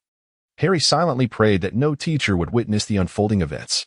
As they neared the ground, a dying unicorn emitted a piercing scream, causing Neville to anxiously grasp Harry's sleeve. Both of them tumbled from their broomsticks, and Harry felt the skin on the back of his exposed hand scrape against the ground. They landed in a heap. When Harry finally lifted his head, he was met with the inscrutable gaze of Snape's dark eyes. Beside Snape stood a figure resembling a giant, who rushed over to tend to the unicorn. "I didn't know you could ride 2 broomsticks simultaneously, Potter. Quite fortunate you didn't break your neck," Snape remarked. "You should also visit the infirmary and discuss what transpired with Draco." Chapter 30. Late-night conversations in the infirmary. What brings you here? Draco's complexion appeared even paler than usual as he stared wide-eyed at Harry, who was escorted into the ward by Madame Pomfrey. Harry opened his mouth, finding it rather challenging to succinctly articulate everything, such as the circumstances surrounding his grasping of Neville's broom. Thus, he simply raised the back of his hand to indicate the slight abrasions. Harry's hand was as good as new, save for a smudge of dirt that had yet to be cleaned away. Snape had cast a healing spell on him before his arrival. Harry felt he had no reason to be in the hospital wing. He was fit enough to fly 10 more laps. "And you?" Harry glanced at Draco's forehead. "No issues there." Draco smirked. "Thankfully, the unicorn did not impale me with its horn, or I might have ended up with a gaping hole. The blood of a unicorn seems to have healing properties for my wound as well. It was my first encounter with a unicorn, and it was quite beautiful, wasn't it?" Harry reminisced about the moment he saw the unicorn burst forth from the Forbidden Forest. Its pristine glow resembled a mist, a beauty that even the boldest of Muggle imaginations could not begin to capture. Draco made a face. He had seen the painting of the unicorn at Malfoy Manor countless times, yet his first real encounter was exhilarating. His wand's core was made from unicorn hair, which, in theory, should make it more stable and gentle than others. Snape seemed to have already exchanged pleasantries with Madame Pomfrey as he strode into the ward, first inspecting Draco's injury. "It merely tripped me. I believe it's just a minor bruise, Professor," Draco stated, lifting his chin. "You were in class, and it just charged out?" Snape inquired. "I think I heard a call, and only after some time did it appear at the edge of the Forbidden Forest," Harry replied. Unicorns run swiftly, making them difficult to capture. Generally, they shy away from human contact. Their horns, blood, and hair possess potent magical properties, Snape said in a low, rapid tone. "Are there hunters pursuing them in the Forbidden Forest?" Draco speculated, "though I've heard harming a unicorn invites a curse." "Indeed," Snape said, examining Draco's wound carefully, and, upon confirming it was fine, he sighed in relief. "I will inform your parents. For safety's sake, you may need to stay in the hospital wing overnight." After speaking, Snape turned his icy gaze toward Harry. And you? Snape's light, yet slightly venomous tone instantly straightened Harry's posture. It is a miracle you did not meet your demise face first. Along with that Gryffindor fool, souls as young as yours are a rarity at Hogwarts. But Harry stammered, attempting to defend himself. Planning to play the hero in the first lesson? Oh no, the hero saving the fool. Do you wish to hasten your own downfall, perhaps to achieve early demise? Snape left no room for Harry to interject. Harry gaped. This not only violates the decorum of flying lessons but also contravenes the rules of a proper Quidditch match. I truly do not know where you acquired such chaotic and erratic flying techniques. Snape addressed him from a position of authority. If I wished, I could have you expelled right now. I was wrong, Professor. Harry resolved to admit his fault. It was only then that Snape ceased his verbal assault, choosing instead to glare silently at Harry. At that moment, Draco interjected from the adjacent hospital bed. I apologize, but may I inquire what exactly Harry did? He rode his broomstick, yanking that round-faced boy back before he soared into the sky, then proceeded to descend slowly from a height of 50 feet. Gripping the other's broom tightly, Snape furrowed his brow as he spoke. A flicker of surprise and admiration crossed Draco's pale visage. I dare say. Some individuals allow their bodies to act before their minds, Snape remarked, lifting his chin with disdain. Baboon. Harry harbored a lingering sense of defiance within. Yet I refrained from intervening, for he might indeed suffer a grievous fall. Such a mishap would entail far more than mere physical injuries. The look in Harry's eyes as he regarded Snape compelled him to suppress his unspoken thoughts. Why do you so relish retorting? Snape inquired, his gaze lowered, a faint smirk playing upon his lips. If you are truly intent on proving yourself, I suggest you observe the Slytherin Quidditch tryouts. Witness how the genuine players soar. Can I try out as well? Harry blurted out. Snape's facial muscles twitched slightly. You truly are oblivious to your own limitations. Should you find yourself injured, shall I send your death notice to your aunt's home? At this juncture, Draco interjected. Harry once mentioned that he rode a broomstick at a remarkably young age. Snape fell silent for a few moments, his expression inscrutable. Harry smiled nervously at Snape, contemplating whether a year of cycling experience truly qualified him. The air in the infirmary hung heavy for what felt like an eternity before Snape finally spoke. I shall provide you with an application form. Our house team has enjoyed a prolonged streak of victories, and not just anyone can join. You may borrow one of Hogwarts' communal brooms. Chapter 31. Conversations in the Infirmary, Part 2. Harry gazed incredulously at the form before him. After a brief absence from the infirmary, Snape returned with 2 items, a letter and a parcel intended for Draco, and the other being this form. At the bottom of the form, where the enrollment restrictions were noted, lay the unmistakable signature of Severus Snape, inscribed in a delicate shade of green ink. Harry glanced at the time indicated at the bottom of the form. The selection trials were scheduled for this weekend. Draco took the form from Harry's hands, studying its contents with a faint exclamation. Though the unicorn certainly gave me a sharp kick, it may not be entirely unfavorable for you, wouldn't you agree? However, I have only attended one flying lesson, which also happens to be the sole lesson before the trials. Harry, still somewhat dazed, raised his gaze to Draco. Today's session barely lasted a mere 10 minutes. If you desire, this presents an excellent opportunity. Draco flopped heavily onto his pillow, sighing as he suggested. Snape actually thinks you fly reasonably well. To be honest, I wish to attend as well. Harry hesitated. If he truly believed you were a baboon, he would not have personally signed for you. Draco poked at Snape's elegant handwriting. He would simply berate you thoroughly and then impose a detention. Of course I will go, Harry declared without hesitation. Though I have no idea what I am supposed to compete in, I have yet to see a real Quidditch pitch. You could take a look when no one is around. It should be empty if no teams are practicing, Draco suggested, turning his head. Your Firebolt 2000 might finally have a chance to shine. Snape has a good rapport with my parents, so he tends to look out for me. But I now sense that he appears to have a particular regard for you as well. Harry thought to himself, considering that if glaring at him during the sorting ceremony counted as such, and he is at odds with my godfather, Harry pondered further. But how does he know I reside with my aunt? Suddenly, Harry recalled a particularly harsh remark from Snape, who had just threatened to send my medical emergency notice back to my aunt's house. Your aunt's house? A flicker of confusion crossed Draco's face. For the tales of the Savior did not mention where the hero went after the Dark Lord's retreat. Is it that way? Isn't it the professors who send out our acceptance letters? Perhaps they are aware of where we reside. Harry speculated wildly, and if that were true, then Snape also knew about the cupboard in which he had lived for all these years, a thought that caused his face to flush with embarrassment. I don't know. Draco shook his head, completely bewildered by Harry's sudden distress. Harry was also requested by Madame Pomfrey to remain in the hospital for the night, which meant he would be spending the remaining hours in the ward with Draco. Draco had already opened the letter brought by Snape and began to read it, while Harry noticed that the parcel contained several books. As Harry approached the door of the infirmary, he fortuitously encountered Blaise, who was visiting his roommate.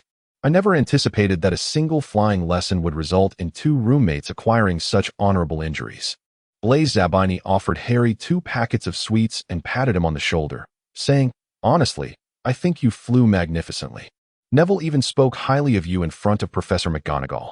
For a fleeting moment, I thought Gryffindor and Slytherin were about to embrace a newfound camaraderie."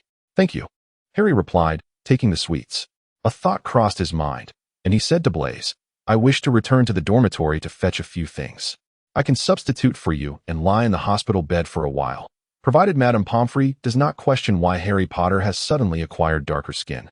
Blaise replied nonchalantly, "In any case, I have nothing else to occupy my time in the dormitory. I'll be back shortly," Harry assured him as he swiftly exited the hospital wing.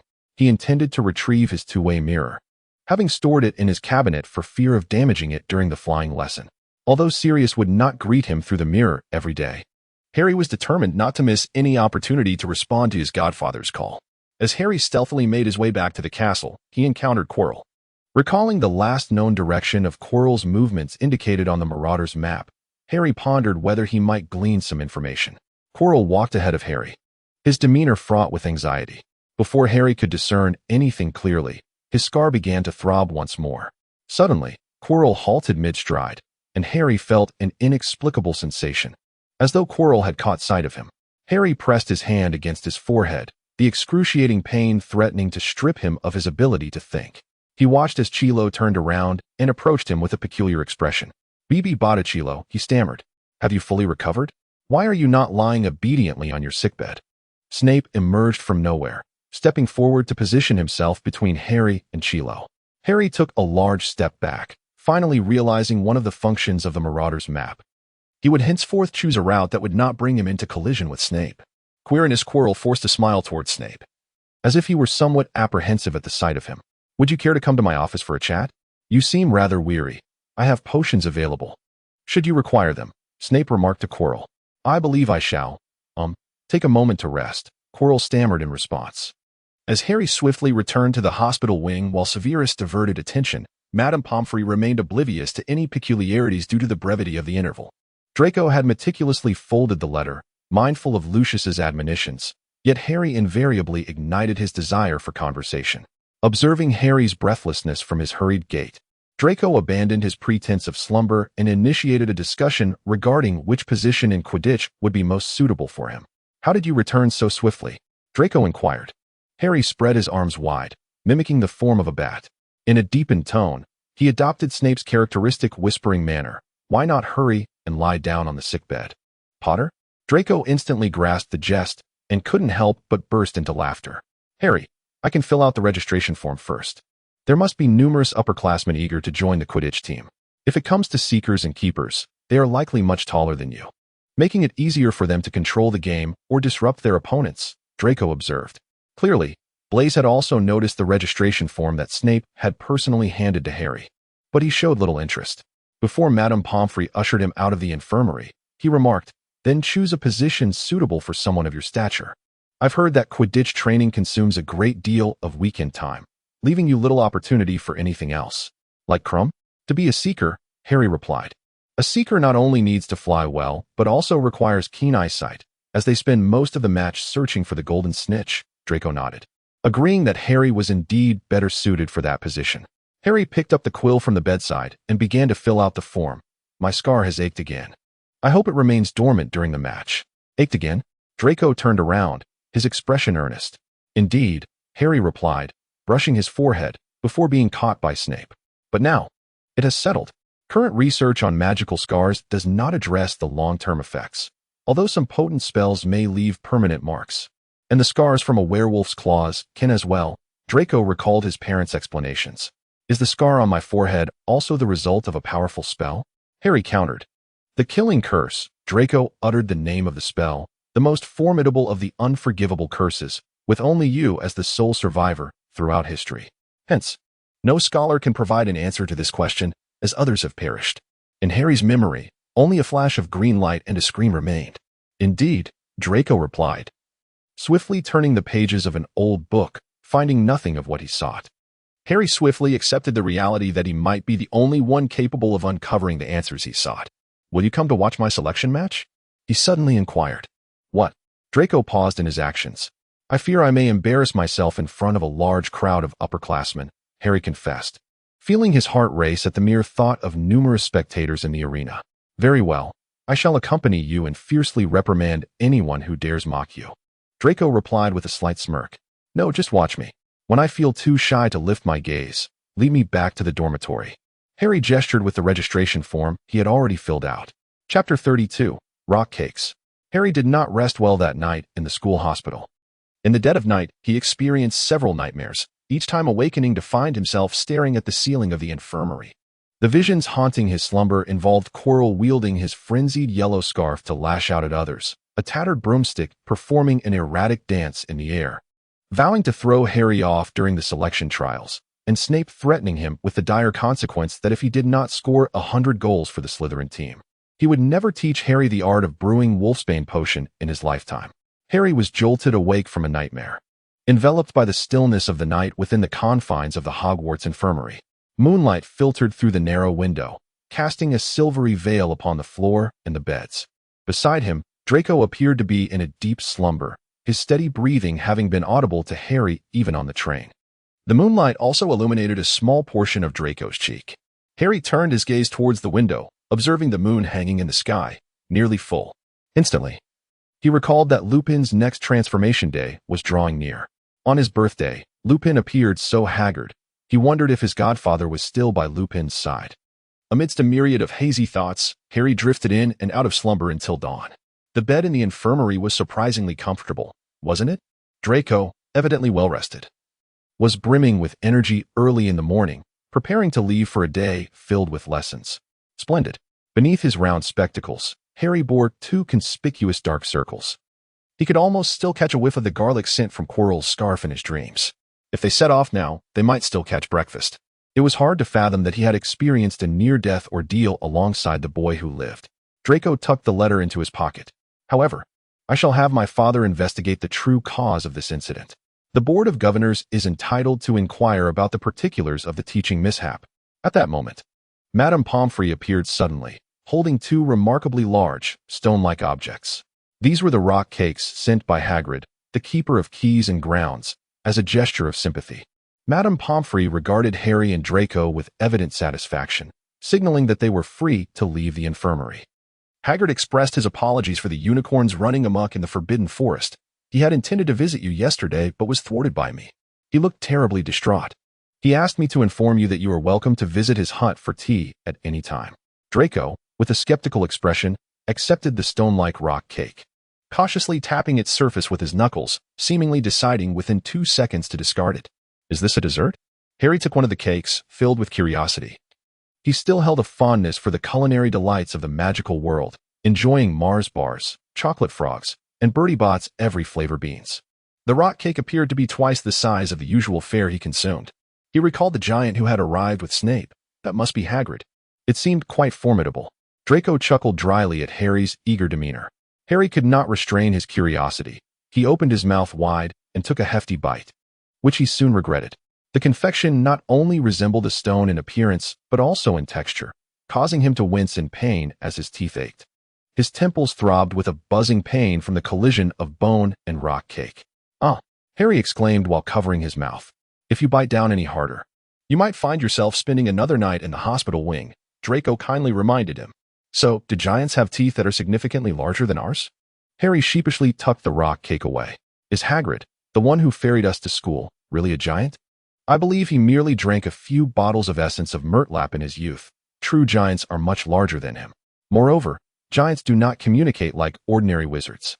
They are quite savage, employing an entirely different language," Draco explained. "Well, I suppose I should contemplate how to deal with this matter.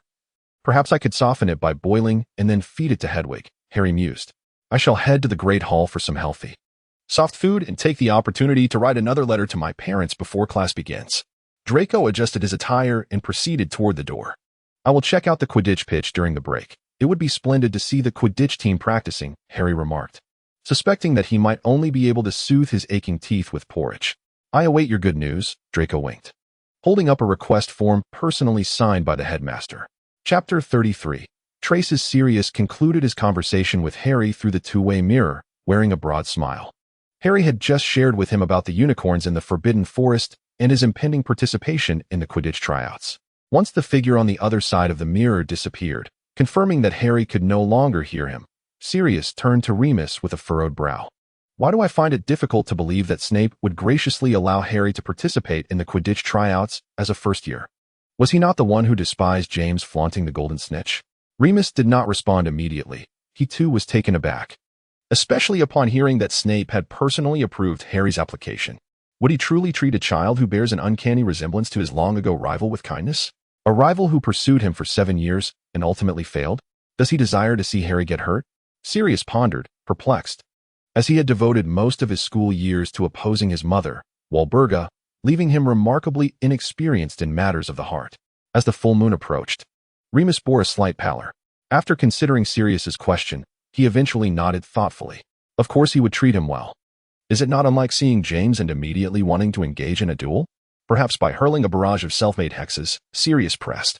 Having witnessed the entire saga of James and Snape's rivalry, he understood Snape's sentiments towards James all too well. Snape is now a professor, Remus chuckled. We are all adults now, my friend. Harry is not only like James, but also like Lily. He possesses kindness, intelligence, and remarkable bravery. Harry was not as boisterous as James. Despite enduring much hardship at his aunt's home, he remained remarkably polite. Remus replied softly. Sirius wore an expression of incredulity on his face. Harry was indeed the only remnant of Lily in this world. Remus added that even if one were to liken the child of a rival, should you find yourself compelled by familial pressures to marry and bear children with a descendant of another pureblood family, I would treat your offspring with kindness. But we are friends, not rivals, Sirius quickly retorted, glancing at Remus's patiently explanatory visage. Remus's expression faltered slightly as he realized he had inadvertently let slip a truth. Fortunately, Sirius seemed never to have sensed it. In Remus's heart, Sirius had always been the object of affection. The so-called rival was merely the yet-to-appear lover of Sirius. Indeed. You are correct, Remus conceded. As one who transforms into a pure creature each month, in my wolf state, I can only retain a faint semblance of rationality. Merely the instinct for survival. Once I regain consciousness, I find those higher human emotions, love, hate, hope, jealousy, and discontent, are indeed precious. Remus coughed a few times, intending to gloss over the topic. These emotions can be painful at times, yet I distinctly prefer my days as a human. Sirius appeared somewhat shaken. Since Dumbledore trusts Snape, he must undoubtedly be a competent teacher. Snape knew I was a werewolf and never disclosed it. Dumbledore believes in him, in you, and in me, does he not? Remus continued. Sirius lowered his gaze. They seldom spoke of the events at the Shrieking Shack. Given the current situation, I can only wish Harry good luck. I truly wish to return and cheer for him. Sirius lamented as he reclined into the armchair. He will surely triumph over those Slytherins, even though he is now one himself. Be cautious. Should you transform into a large black dog and start shouting from the stands, it would raise too many suspicions. Remus cautioned, restraining the restless Sirius. Returning to Hogwarts was not a challenge for them.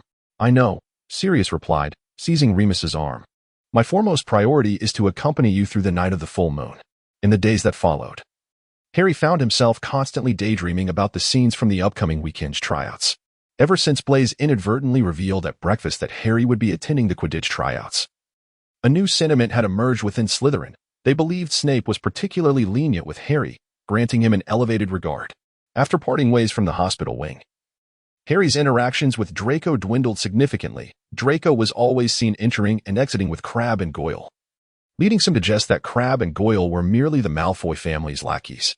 Many of the Gryffindor students present during that day's flying lesson had notably softened their attitude towards Harry.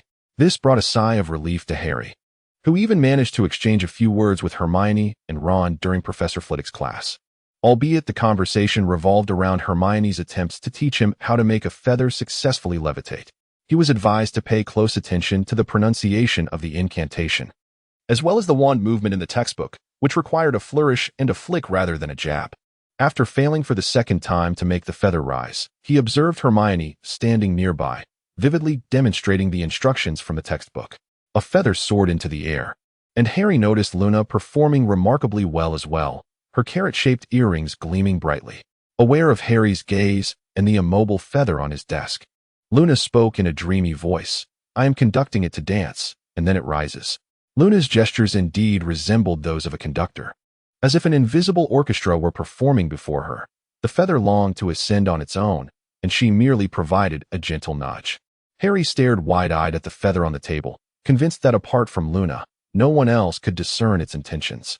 However, after mimicking Luna's exaggerated gestures, he experienced a remarkable surge in the effectiveness of his levitation charm. This was considerably more comprehensible than Hermione's explanations from the textbooks. Consequently, the classroom witnessed two exuberant conductors, their feathers performing splendidly enough for Flitwick to award each of them an extra point. Nevertheless, Harry ultimately opted to revert to the textbook as he noticed Draco, in another corner of the classroom, doubled over in laughter, clutching his stomach. Harry suspected Draco was sneaking glances at him, yet lacked any evidence. It was with slight frustration that Harry realized once his movements became more precise, the spell began to falter. After Professor McGonagall's exceptionally challenging and stern transfiguration class, and Quirrell's utterly chaotic and stammering defense against the dark arts lesson, amidst intermittent pangs from his scar, Harry finally approached the selection match on a dreary, rain-soaked day.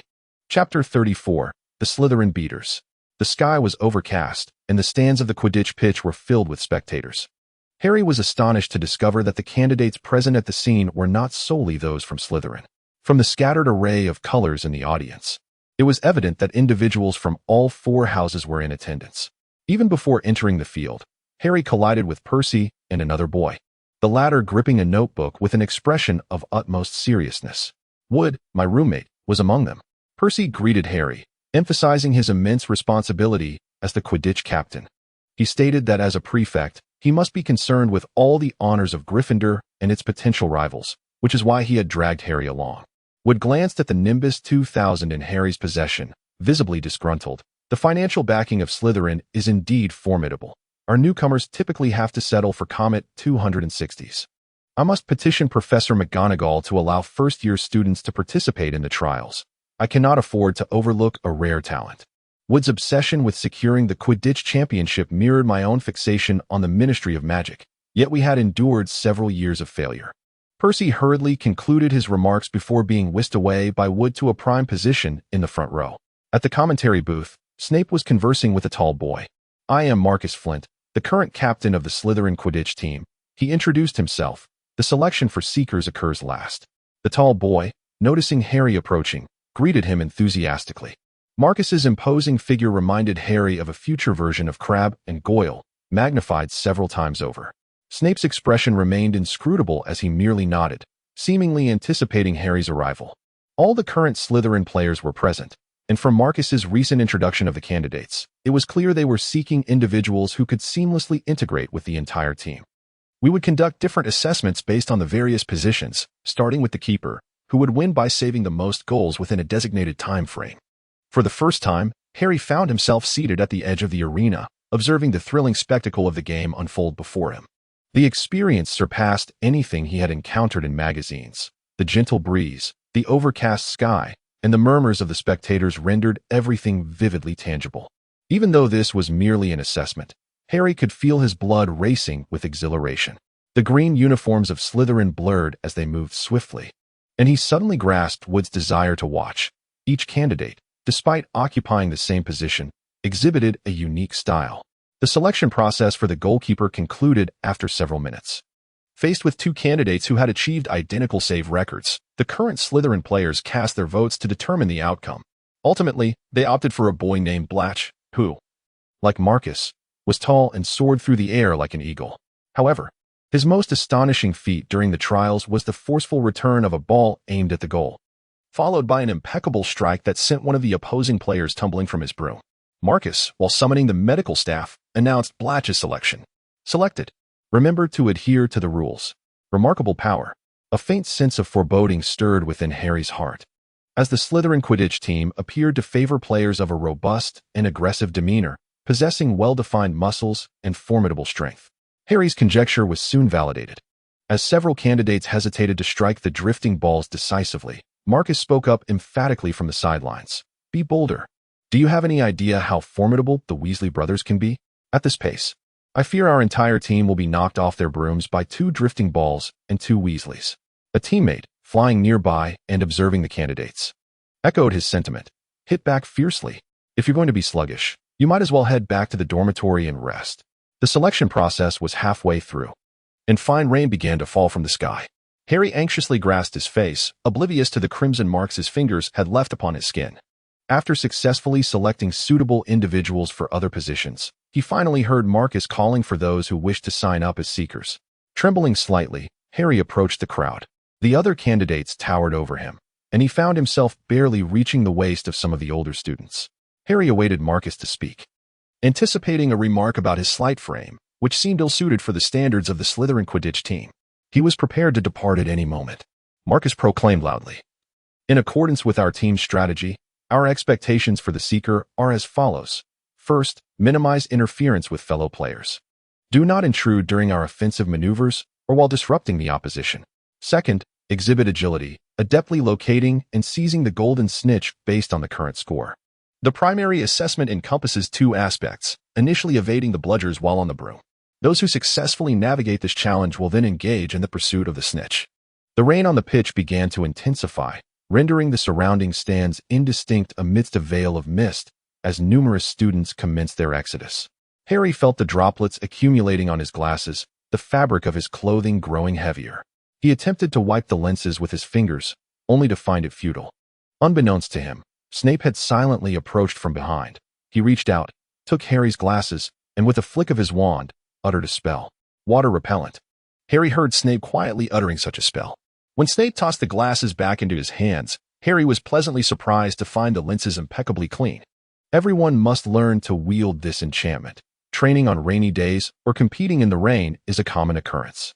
Snape turned around to observe the other candidates, remarking. Harry mounted his broom, and although the rain cascaded down his cheeks, his mind was remarkably clear at that moment. He soared into the sky, surveying the Quidditch pitch, instinctively evading the blundering bludgers time and again. In the interludes of assessing the field, he caught sight of Draco's pale golden hair in the stands. He was alone. And with most of the students having departed, Draco stood out conspicuously among the empty seats. The bludgers had already eliminated 3 candidates. As Harry ascended once more in search of the golden snitch, the rain had rendered the broom handle slippery and difficult to grip. Suddenly, Harry sensed that his performance was not as dreadful as he had initially imagined. However, Draco in the audience seemed still unacquainted with the water-fire barrier spell, which subtly instilled in Harry a determination to bring this to a swift conclusion. After circling the arena countless times, he finally caught a glimpse of a golden flash in his peripheral vision, the radiant light seemingly darting towards the commentary booth where Marcus was situated. Harry's eyes brightened, and without hesitation, he dove toward the source of the brilliance. The tempestuous wind howled in his ears as he drew ever closer to Marcus. In a swift moment, Harry felt the tips of his fingers graze the winged golden ball, yet he could not redirect his course in time to avoid the commentary booth. In the final instant, he leapt off his broom, raising his arm high above his head. Harry felt as though he had rolled on the soaked ground. "All right," Marcus said, managing to sidestep just in time. An awkward posture, yet compliant. It's a victory nonetheless. Welcome aboard. Chapter 35. Gazing at the Moon from the Well, Part 1. "Today is the day," Sirius remarked, tapping the lunar calendar. "It's our little wolf's transformation day. After dinner, we shall set forth." Remus nodded from the table. During their time at Hogwarts, the 4 of them always regarded the full moon nights as wild escapades. But those days were now behind them. Only 2 remained. "The trap I found is rather grimy. You need not accompany me," Remus stated, looking at Sirius. "I want to be reckless inside, and it's quite safe. After all, it's just one night." Sirius mused to himself. "I shall breathe in the fresh air between the mountains and admire the moonlight. I have adhered to your healthy routine for quite some time. Let me indulge in a sleepless night." To avoid disrupting Remus's meticulously structured schedule, Sirius had significantly altered his own habits. "I also sent Creature to assist me in finding a way to procure wolfsbane. If he succeeds, it will be your last night spent outdoors, Sirius added. Sensing that he could not dissuade Sirius, Remus relinquished his attempts. I ought to have brought along a collection of Muggle love poetry, Sirius chuckled, as if recalling a memory. While waiting for the moon to rise during their Hogwarts days, they would always find activities to engage in, such as studying the mechanics of Muggle motorcycles, allowing Sirius to secretly modify a bike that he fancied. He even purchased a book titled Zen and the Art of Motorcycle Maintenance, but upon finishing it, he realized it contained not a single diagram of motorcycle mechanics, only an array of Muggle philosophical theories. Yet, within the pages of this esoteric book, Sirius found justification for his affection for Muggle motorcycles. The wizarding world's means of transportation, fireplaces, port keys, trains, confined one to small spaces, emphasizing mere mobility. In these modes of transit, one could only view their surroundings through a narrow frame. Conversely, on a motorcycle, those constraints vanished. One became intimately entwined with nature. No longer an outsider, but a part of the experience. On a motorcycle, one could always feel the road rushing beneath them like a torrent, the earth steadfast, while everything around blurred in the wake of speed. It embodied the curiosity, rebellious spirit, and youthful exuberance of Sirius, who was still not yet 20. The motorcycle, repeatedly repaired and enhanced by Sirius, became a unique expression of his intuitive grasp of the world. Anything that did not align with the style of number 12, Grimmauld Place brought him joy when it graced his room. After a decade of imprisonment, Sirius returned to his ancestral home, only to find that his room remained untouched since his departure. His mother, who had vowed to disown him, had nonetheless preserved a corner of the Black family estate for him in silence. During discussions led by Lupin, the four friends often delved into the latest magical techniques discovered by Lupin himself. Among them, Lupin had contributed significantly to the development of the Marauder's map. Drawing from his early experiences of living like an animal, survival and continuity being two primal instincts ingrained in their very genes. While James ardently pursued his love, Lupin had long recognized the impossibility of leaving behind any legacy, be it marriage or children, since the tainted blood of a werewolf had expelled him from the realm of ordinary wizarding life. He was not a participant in the established norms. At times, Lupin found solace in this realization. For most wizarding children grew up bearing the weight of their parents' and family's expectations that he was devoid of. For children born into traditional pureblood families, the world had already scripted what they should revere and love, and most were disinclined to ponder why such predetermined paths were followed generation after generation. The continuity of many families often hinged on the passive, habitual compliance of their members. Lupin faced only himself, and in a life where he was accountable solely to his own choices, the world unfolded before him, abundant with freedom. Yet magic offered Lupin an alternative means of perpetuating his essence. It enabled wizards to leave a mark on the world even without a partner or progeny. Consequently, Lupin mastered a technique classified as dark magic and taught his companions how to infuse their thoughts into parchment, creating a living map for dialogue. Thus, in his youth, Lupin could forever remain close to the school he cherished through this enchanted map. James, meanwhile, was often found beneath the Whomping Willow, laboriously penning love letters and heartfelt poetry for Lily. In his early years, he had been utterly oblivious to the reasons for Lily's disdain. The tranquil night was perfect for organizing thoughts and expressing feelings. Poems crafted under the moonlight were imbued with sincerity. Surely, Lily would appreciate them. Time and again, James faced defeat, yet persisted in his endeavors. Ultimately, the letters, embodying the collective wisdom of the four, seemed to receive no response for an extended period, leaving James bewildered as to which metaphor had faltered. Sirius jested about bringing along a Muggle poetry anthology, which had served as a crucial reference at the time. As Lupin led Sirius toward the trap in silence, the twilight hours cast an unsettling aura upon him. Right here, Lupin paused at the edge of a seemingly inconspicuous pit. Its diameter spanned merely 2 to 3 meters, the walls steep and smooth, rendering it difficult to climb. It appeared quite deep, with sharp bamboo stakes arranged at the bottom, looking exceedingly perilous. I usually clear away the stakes in advance, only to restore them before I leave. Lupin withdrew his wand and waved it, acknowledging the effectiveness of the traps set by Muggles.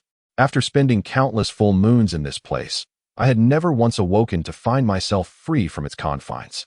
Sirius was the first to leap into the deep pit trap, which was filled with the scent of twigs, leaves, and damp earth. The recent rains had turned the soil into a sticky mess, rendering the already treacherous walls even more slippery. This was certainly no cozy screaming shack. Lupin followed him down.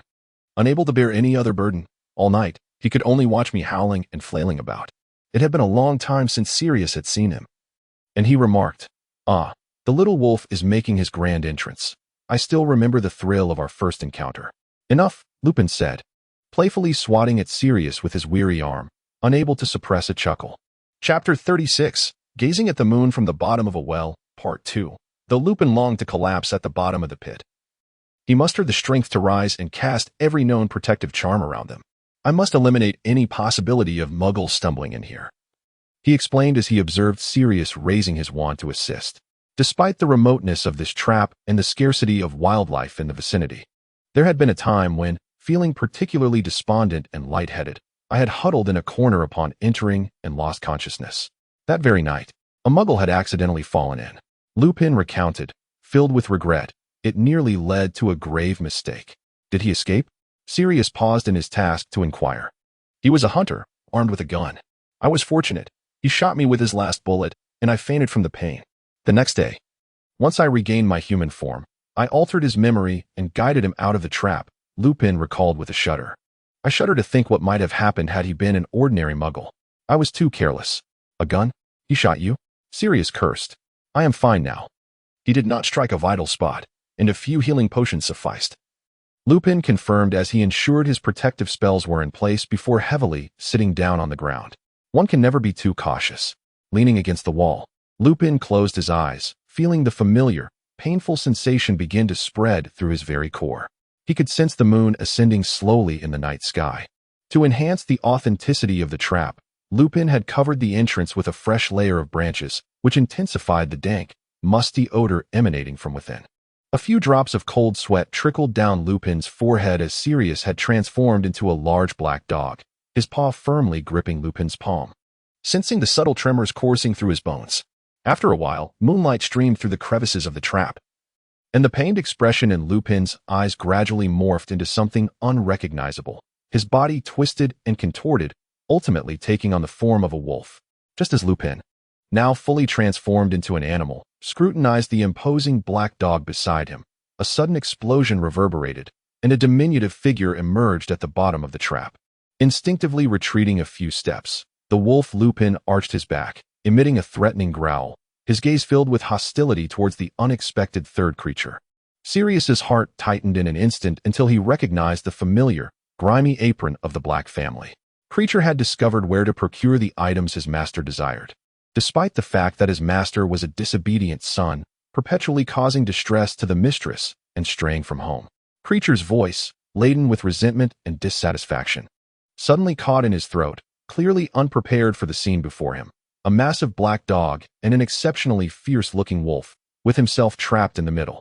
Creature's mouth fell agape, frozen in place, his wrinkled, bell-like eyes wide with fear and confusion. Sirius attempted to command Creature to leave, but the words emerged as a dog's growl. Creature shuffled a couple of steps towards the edge, and after staring at the large black dog for a few seconds, he seemed to have a moment of realization, recognizing Sirius while simultaneously sensing that his opponent was not an ordinary animal. Creature sprang forward, positioning himself protectively in front of Sirius, and shouted, "You will not harm the young master." Provoked by Creature's tone, the wolf lunged at him ferociously. The aging house elf was dragged to the other side by the wolf. A fierce expression crossed Creature's face as he contemplated which magic to employ. Having accompanied the Black family for 3 generations, Sirius never doubted Creature's magical prowess. He was more than capable of slaying a wolf. "Creature, go home. Do not concern yourself with me," Sirius shouted, transforming back into human form and issuing the command. Creature paused momentarily, but soon resumed his actions. The wolf Lupin, now aware of the presence beside him, became even more agitated. Lupin howled in fury, struggling to lunge at Sirius. The house elf's frail, withered fingers grasped the wolf's neck, vowing to defend the safety of the Black family at all costs. "You will not." Sirius surged forward, forcibly separating the struggling Lupin and Creature. He was taken aback by Creature's audacity to defy his command. "Go home. If you do not return, I will kill you." In the midst of the struggle, Lupin's claws fiercely raked across Sirius's abdomen. The wolf bared its teeth, its brown eyes, accompanied by sharp fangs, fixed menacingly on Sirius's head. Sirius felt his blood seeping into the damp earth below. Suddenly, Creature released his grip on the wolf, instead tightening his hold on Sirius's wrist.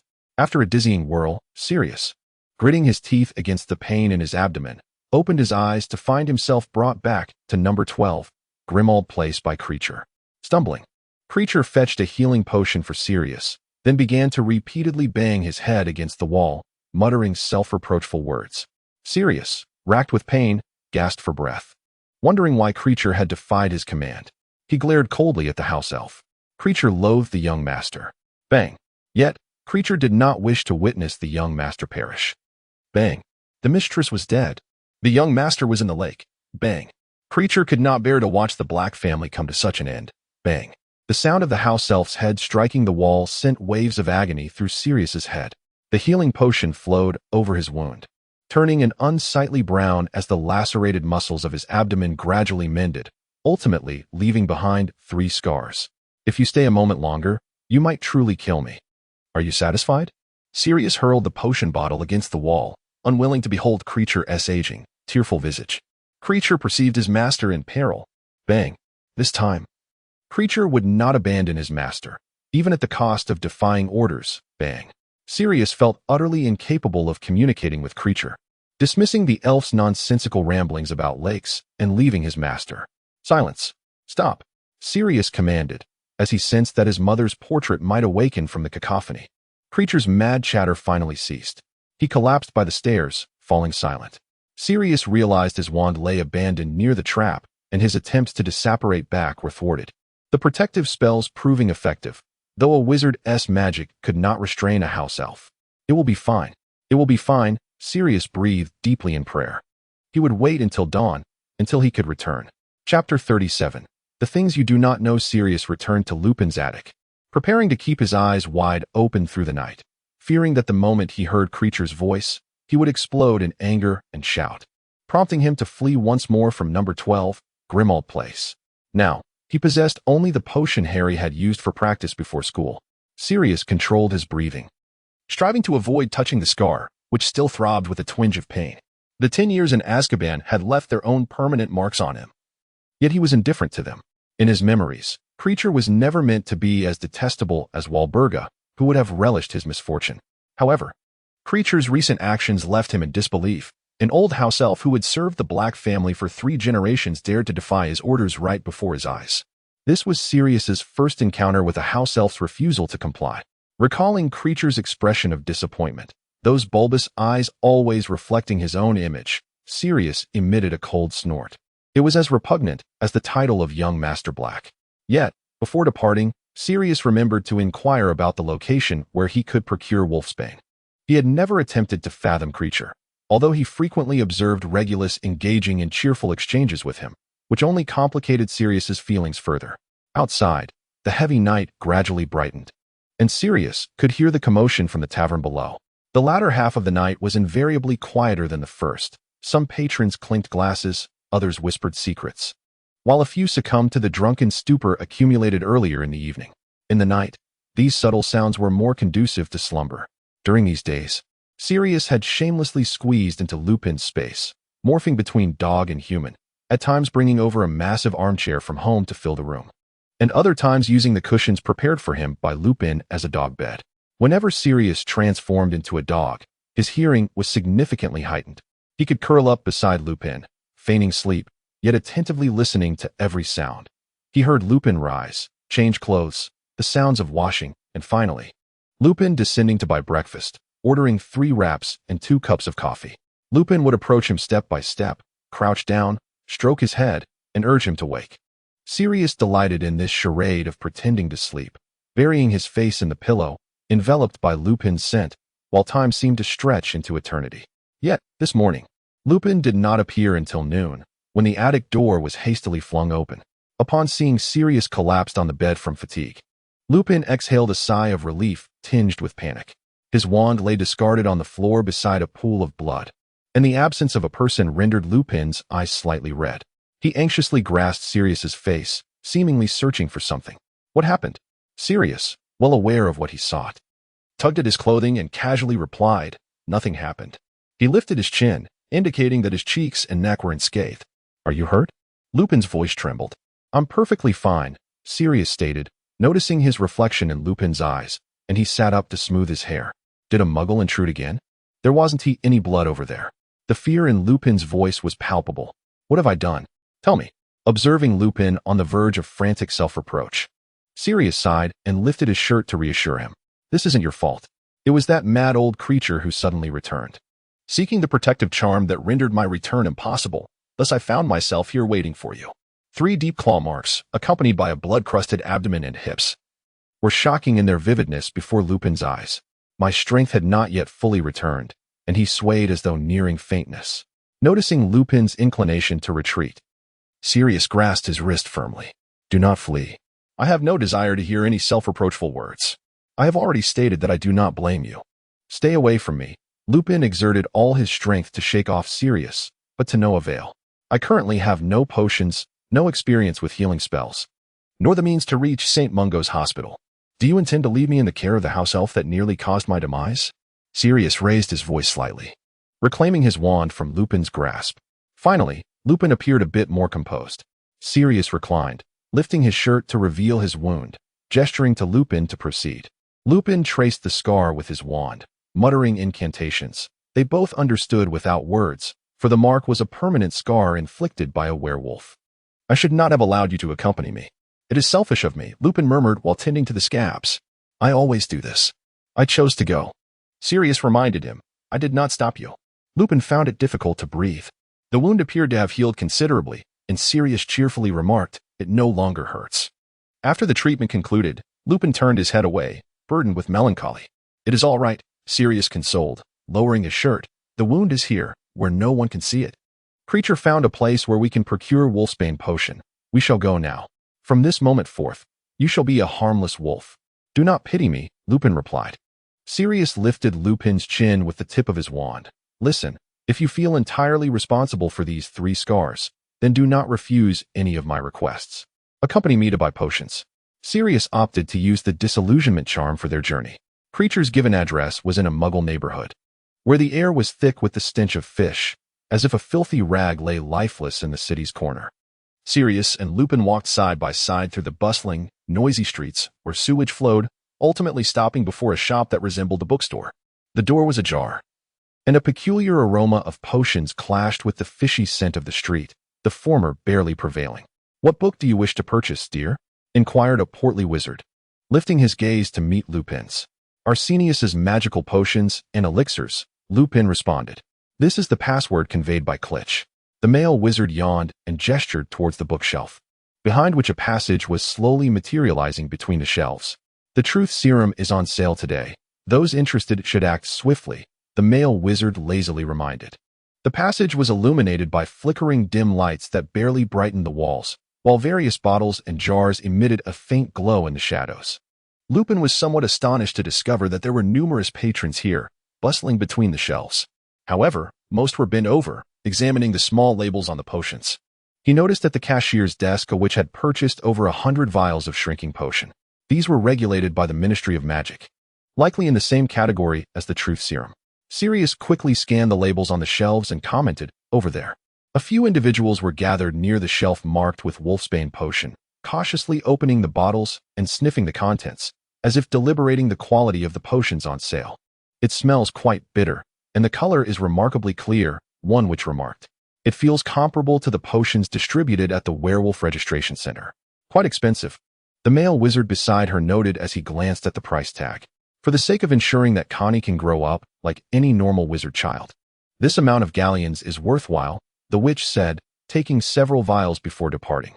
"With this, I just need to lock myself in a room once a month."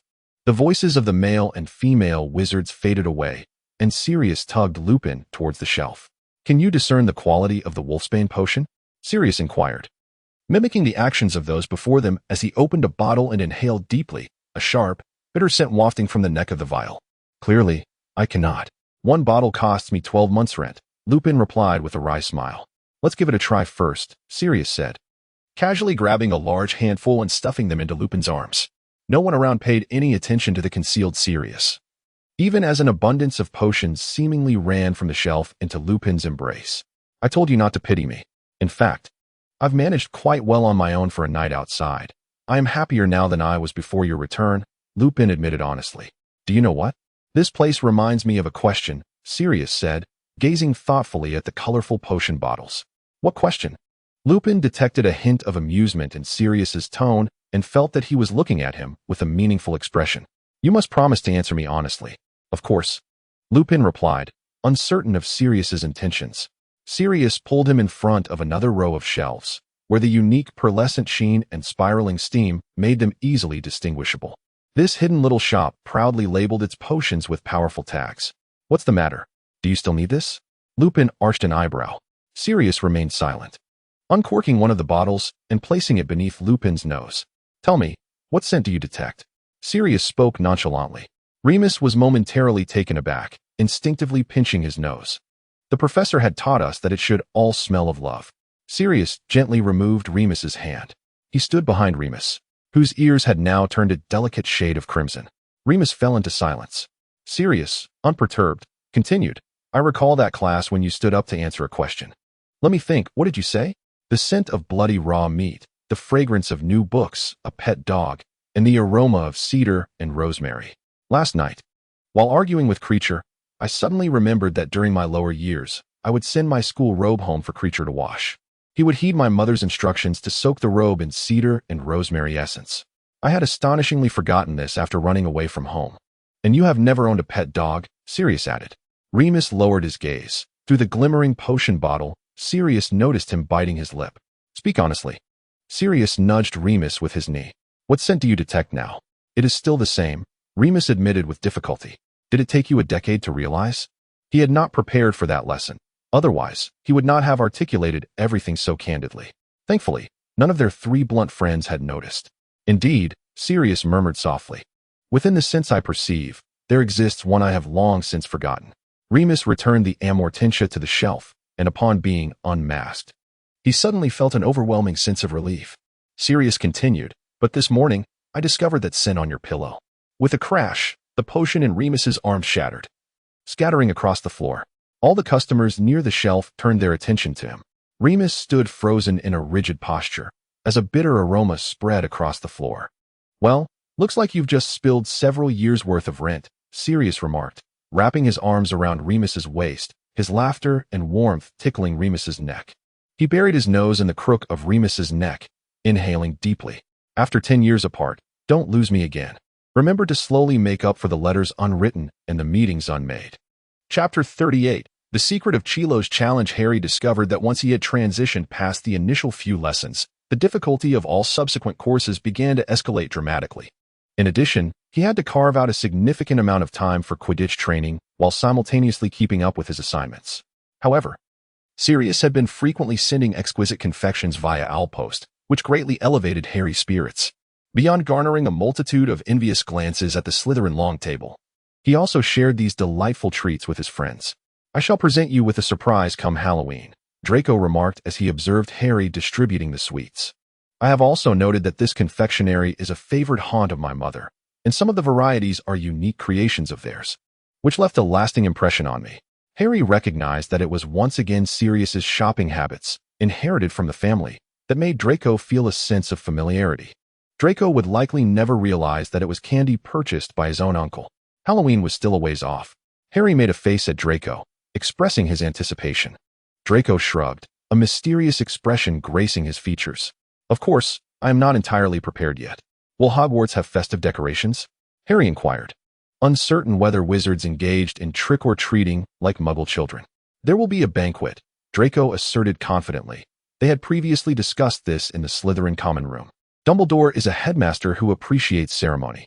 He would not squander the opportunity to adorn the Great Hall with new colors. Hearing their conversation, Blaise interjected, the Quidditch pitch. The first training session after the tryouts.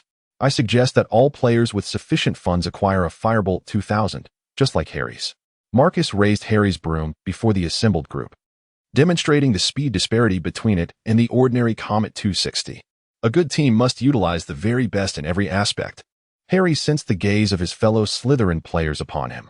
The Nimbus 2000, while a costly investment, undeniably granted him a speed superior to that of his teammates.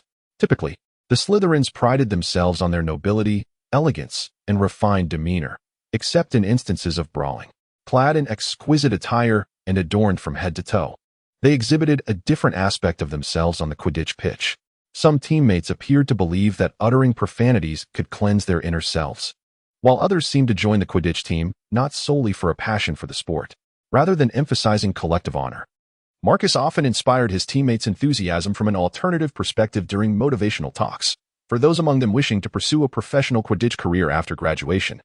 Their performance in school matches was of paramount importance. If one found themselves on a consistently losing team, it would be wise to abandon such aspirations. Moreover, for those hoping to utilize Quidditch as a means of social interaction or leverage, it would be prudent to hone their skills, lest they be exposed during casual conversations, especially if they could not even best Gryffindor. To Harry, these remarks resembled more of a personal career strategy than the essence of team training. Nevertheless, it was evident that such words resonated profoundly with his teammates. Harry felt immensely fortunate to have chosen the position of a seeker for most of the time. He merely needed to observe everything from above the field, safely distanced from the ferocious collisions of his teammates below, who were often engaged in tumultuous skirmishes. If there was anything that perplexed Harry, it was the Marauder's map. He discovered that every time Quirrell turned his back, his scar would twinge with pain. Consequently, while scrutinizing the map, he had to pay closer attention to Quirrell's movements, who consistently loitered near the fourth floor. On a few occasions, he had even managed to enter the area when it was devoid of others, yet seemed to become ensnared in the first room. After some time, when Harry next spotted Quirrell on the fourth floor, he noticed that he had ventured further inside. The Marauder's map, gifted to him by Lupin, allowed Harry to observe the school from an entirely different perspective. During his birthday celebration in Godric's Hollow, he had seen a multitude of professors bustling about on the fourth floor through the map. Why then did Quirrell repeatedly return to that very spot? Harry recalled the advice given by Dumbledore at the beginning of the school year to steer clear of the fourth floor. Yet a clandestine curiosity compelled him to pay attention to Quirrell's furtive attempts at cunning escapades. When would he venture to the very depths? Did Dumbledore possess knowledge of all these occurrences? Chapter 39, Flight Around the Classroom. Harry's gaze traversed the desk, resting upon Ron's mouse, which was tantalizingly close. In this lesson, Flitwick had graciously permitted them to bring their pets, facilitating their practice of the skill required to make objects soar through the air along designated trajectories. Generally speaking, the challenge of levitating animals surpasses that of ordinary items. To demonstrate the intricacies of the spell, Neville's toad was expertly guided by Flitwick to circle the classroom. Group practice. Remember the techniques that successfully levitated the feather, Flitwick proclaimed from the podium. Begin by practicing with smaller targets. Harry's attention was entirely captivated by Ron's rat, which perfectly matched Sirius's previous description, plump, gray, and somewhat sparse in fur, appearing rather listless. Harry tilted his head, hoping to discern whether the rat was missing a toe, but it was curled up in a ball, making it impossible to see its paws. Ron seemed to cherish his pet dearly, uncertain whether to use it as a subject for their class exercise, especially since he noticed Neville had already sent his toad tumbling. Scabbers was Percy's old rat, now aged, and Ron thought it unwise to risk harming his elderly pet. He looked on in terror as various small creatures flew through the classroom in chaotic trajectories. Deeply concerned that Scabbers might meet an unfortunate fate, Mother can no longer afford to get me a new pet. You can practice with a quill or something else first, Hermione suggested, skillfully sending her book soaring around the classroom before it gracefully landed on her desk, the entire motion exquisitely fluid. Draco noticed Harry's keen interest in Scabbers. Do you have a fondness for rats? He inquired, observing the rat's rather unremarkable appearance with a hint of confusion. Yes, I find it quite intriguing, Harry stammered, his conversation with Draco catching Ron's attention. Ron curled his lip and remarked, It's been in our family for years. It's actually not interesting at all. Since witnessing Harry's impressive performance during flying lessons, Ron's attitude towards Slytherin had softened somewhat, and he even began to engage with them. My pet is an owl. Perhaps I could have a look at your rat? Harry politely asked. Of course, feel free to take a look, Ron replied, pinching the rat by its tail and presenting it to Harry. Thank you, Harry said, carefully cradling the rat, striving to maintain a neutral expression as he observed it closely. It did appear quite charming. The rat, initially lounging lazily on the desk, opened its tearful eyes as Harry lifted it to his face, locking gazes with him for a few seconds before suddenly writhing and squealing in panic. Startled, Harry quickly released his grip. The rat darted to the ground, disappearing in an instant. Scabbers, don't run off, Ron exclaimed in frustration, calling out the rat's name as he crawled under the desk in an attempt to catch its tail. Harry stood frozen, his eyes wide with shock. His fists clenched so tightly that his nails dug into his palms. He comprehended with startling clarity that the mouse named Scabbers was indeed missing a toe. Scabbers, come back, Ron shouted, darting around the classroom in pursuit of the rodent. I'll help you, Hermione interjected, clearing her throat. With her wand aimed at Scabbers, she began to chant, Wingardium Leviosa. As the incantation concluded, Scabbers soared into the air.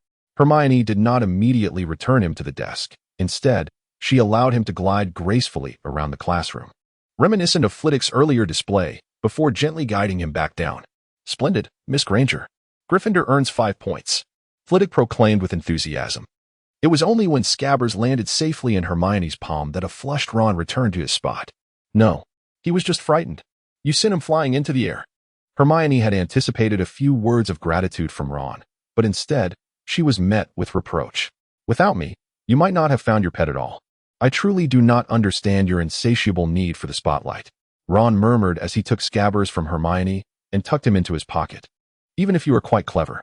Scabbers appeared thoroughly shaken, and Ron grasped him firmly with one hand to prevent any further escape. Harry observed Hermione furrow her brow and cease her conversation with Ron, while a mouse cautiously poked its head out from Ron's pocket, quietly watching Harry. Marvelous, Harry remarked to Hermione, then turned to Ron and inquired, is it possible to purchase such a mouse at the pet shop in Diagon Alley? You see, I have a strong desire to acquire a new one. This one was discarded by Percy. It must be nearly a decade old. I suspect it is not a purchased pet, as my mother would likely prioritize spending on more practical pets, like owls. This mouse may well have been unearthed from my garden. Ron's voice grew increasingly faint, as he had always detested admitting in front of others that he was using second-hand items. Harry pretended not to notice the gaze cast by Crookshanks, lowering his head to practice the spell assigned by Flitwick, while his mind busily contemplated how to broach the subject with his godfather. He masked his tumultuous emotions with a dismal performance in practice. If what Sirius had said were indeed true, that he was the betrayer of Harry's parents. His hands trembled slightly. He endeavored to maintain an impenetrable facade, reducing all suspicion, surprise, confusion, and animosity to a mere smile directed at Ron. I think I shall acquire a similar one, perhaps in white. Thank you.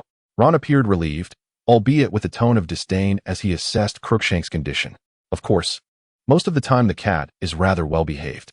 Crookshanks had undoubtedly been influenced by Percy, the bookworm, for far too long, resulting in his skittishness. And he is quite small. That's splendid. My Hedwig cannot be tucked away in my pocket at all times, Harry continued. At times, I feed him scraps from the table. He has quite an appetite, Ron whispered. Luna had also completed the task of getting the small animals to fly.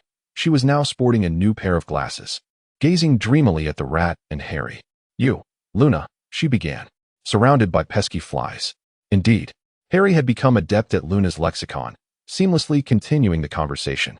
There was an abundance of matters vying for his attention. Quirrell, the mysterious fourth floor, the impending first Quidditch match, and the rat fraught with uncertainties. Chapter 40, Whispers So Heavy. Lupin nudged the slumbering Sirius, feeling the warmth of Sirius' nose against his cheek, a wave of heat lingering at his ear, and the rise and fall of a chest pressed against his back. Whether in his animagus form or otherwise, Lupin could not disregard the weight of that body, nor the rapid heartbeat he sometimes struggled to conceal, which rendered him somewhat breathless. Since Sirius had arrived, the attic had been exceptionally lively. Ever since Sirius had taken it upon himself to share a bed with Lupin, each of Lupin's nights had become exceedingly cramped. Upon hearing Lupin's gentle prompt, Sirius did not fully awaken but instinctively tightened his grip on Lupin's fingers, as if fearing that Lupin might vanish at any moment. Lupin cautiously shifted aside, endeavoring to turn his body quietly, finally able to breathe more easily. His gaze met the cheek of Sirius as he lay dreaming. In the dimness of night and memory, Lupin recalled the sudden kiss Sirius had bestowed upon him in the potion shop, a kiss rendered invisible by the disillusionment charm, leaving only the pressure, warmth, and a tingling sensation. At times, Lupin even questioned whether that kiss had merely been a figment of his imagination. Upon returning to the attic, the two continued their lives as usual, as if nothing had transpired, yet everything had changed. A thin layer of sweat had formed where their palms overlapped, and Sirius' elevated body temperature always made Lupin feel as though he were absorbing that warmth and strength. Lupin withdrew his fingers, tentatively reaching for the scar he had left that day. It had transformed into 3 uneven grooves, rough and jarring against the surrounding soft skin, with edges that resembled jagged teeth. As Lupin traced the scar with his fingertip, his wrist was seized by Sirius, who firmly resisted his instinctive withdrawal, forcing Lupin's palm to rest against Sirius's abdomen. Sirius murmured, a hint of sleepiness lacing his voice. He opened his eyes and regarded Lupin's somewhat rigid posture, a mischievous smile breaking across his face. Under the scrutiny of that gaze, Lupin felt a twinge of regret. He now appeared less like one examining a scar and more like one indulging in unwarranted intimacy. Sirius once again halted Lupin's attempt to retract his hand. "What's the matter?" "Nothing," Lupin replied, striving for a calm tone, though his fingertips grazed the taut muscles beneath, igniting a heat within him. "Why is it that the moment I open my eyes, I see you looking so pitiable and fragile?" Sirius propped himself up on his arm, speaking slowly.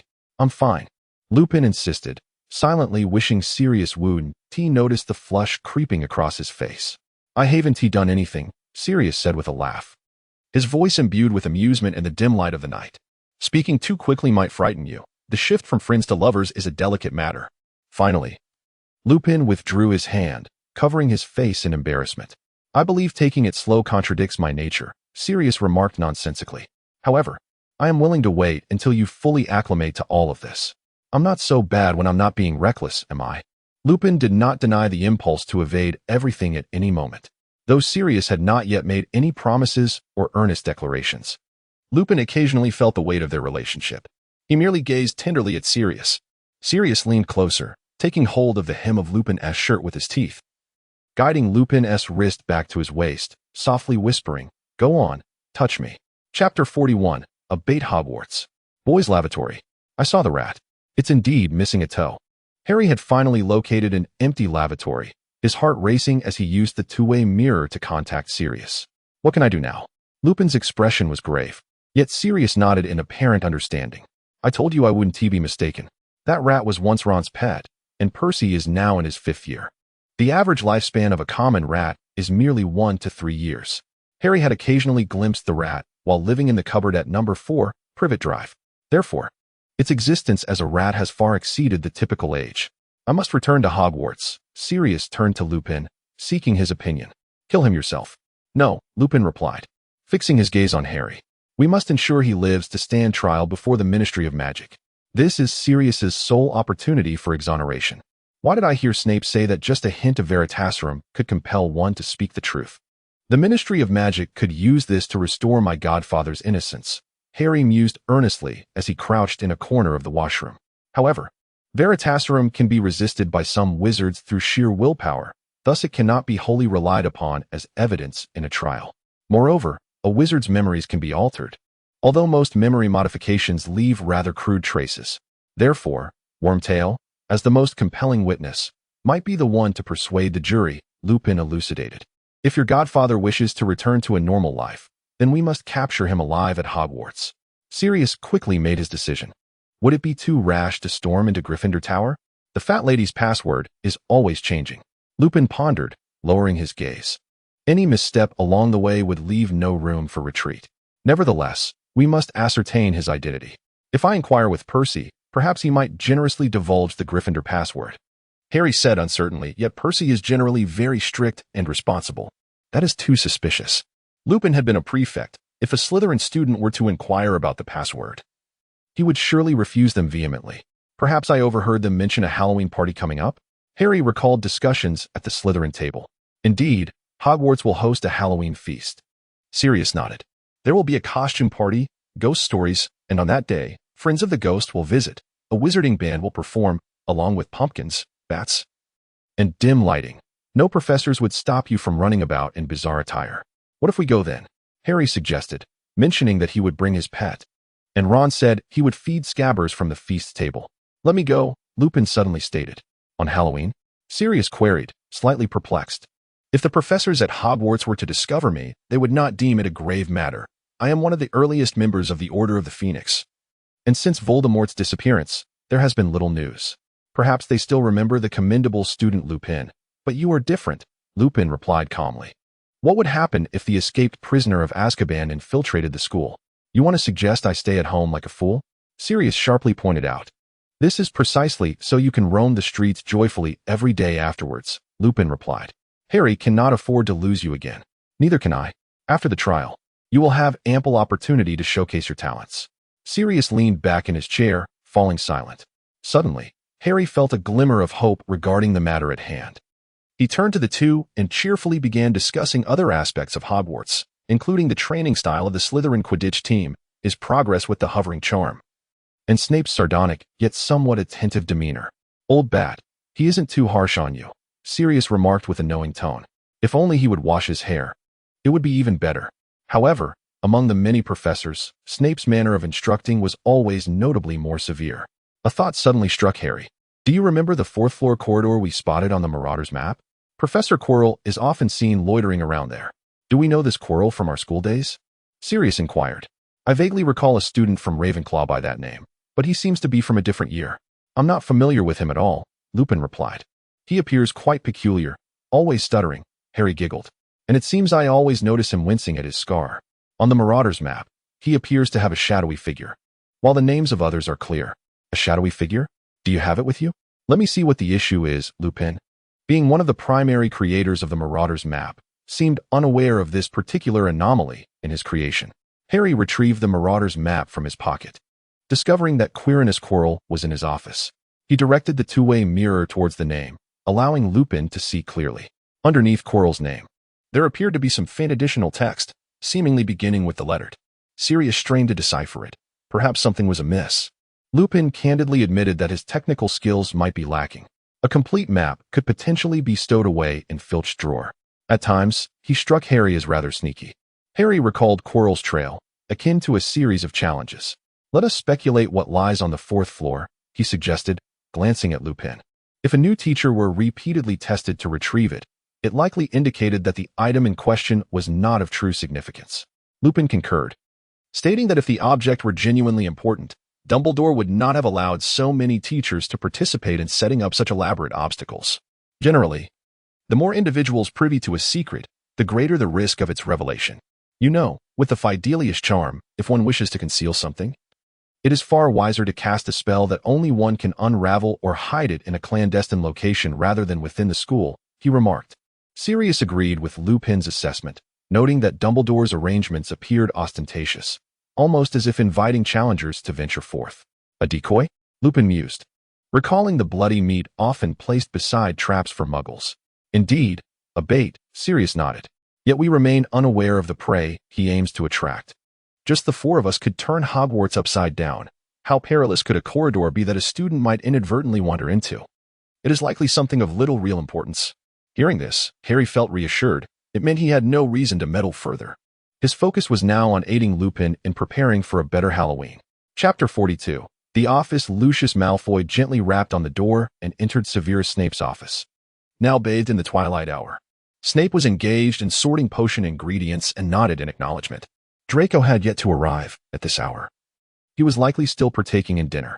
Lucius glanced at the clock in the office and inquired, how has his occlumency training been progressing? At Lucius's behest, Draco had been visiting Snape's office weekly to practice the mental discipline. Quite commendably, Snape responded, cleaning the remnants of potion materials as he settled into a chair opposite Lucius. Especially at his age, a child is prone to fanciful thoughts, yet Draco was managing quite well. How did Dumbledore consent to your presence at the school? Lucius inquired, a hint of exasperation in his tone. As a father and a board member, I certainly have the right to question matters. But I cannot fathom what sort of individual would dare to attack a unicorn. One who disregards curses, yet desperately requires the unicorn's power to survive. Snape replied softly. The two fell into a brief silence as Snape turned to place the potion bottle in the cabinet.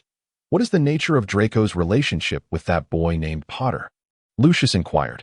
I have heard they are roommates. Yet Draco seldom mentions him in his letters home. I suspect he spends more time with Crabbe and Goyle, at the mention of Harry. Snape's expression became inscrutable once more. I fear associating with a mere replica of James Potter brings little benefit, as Snape's senior.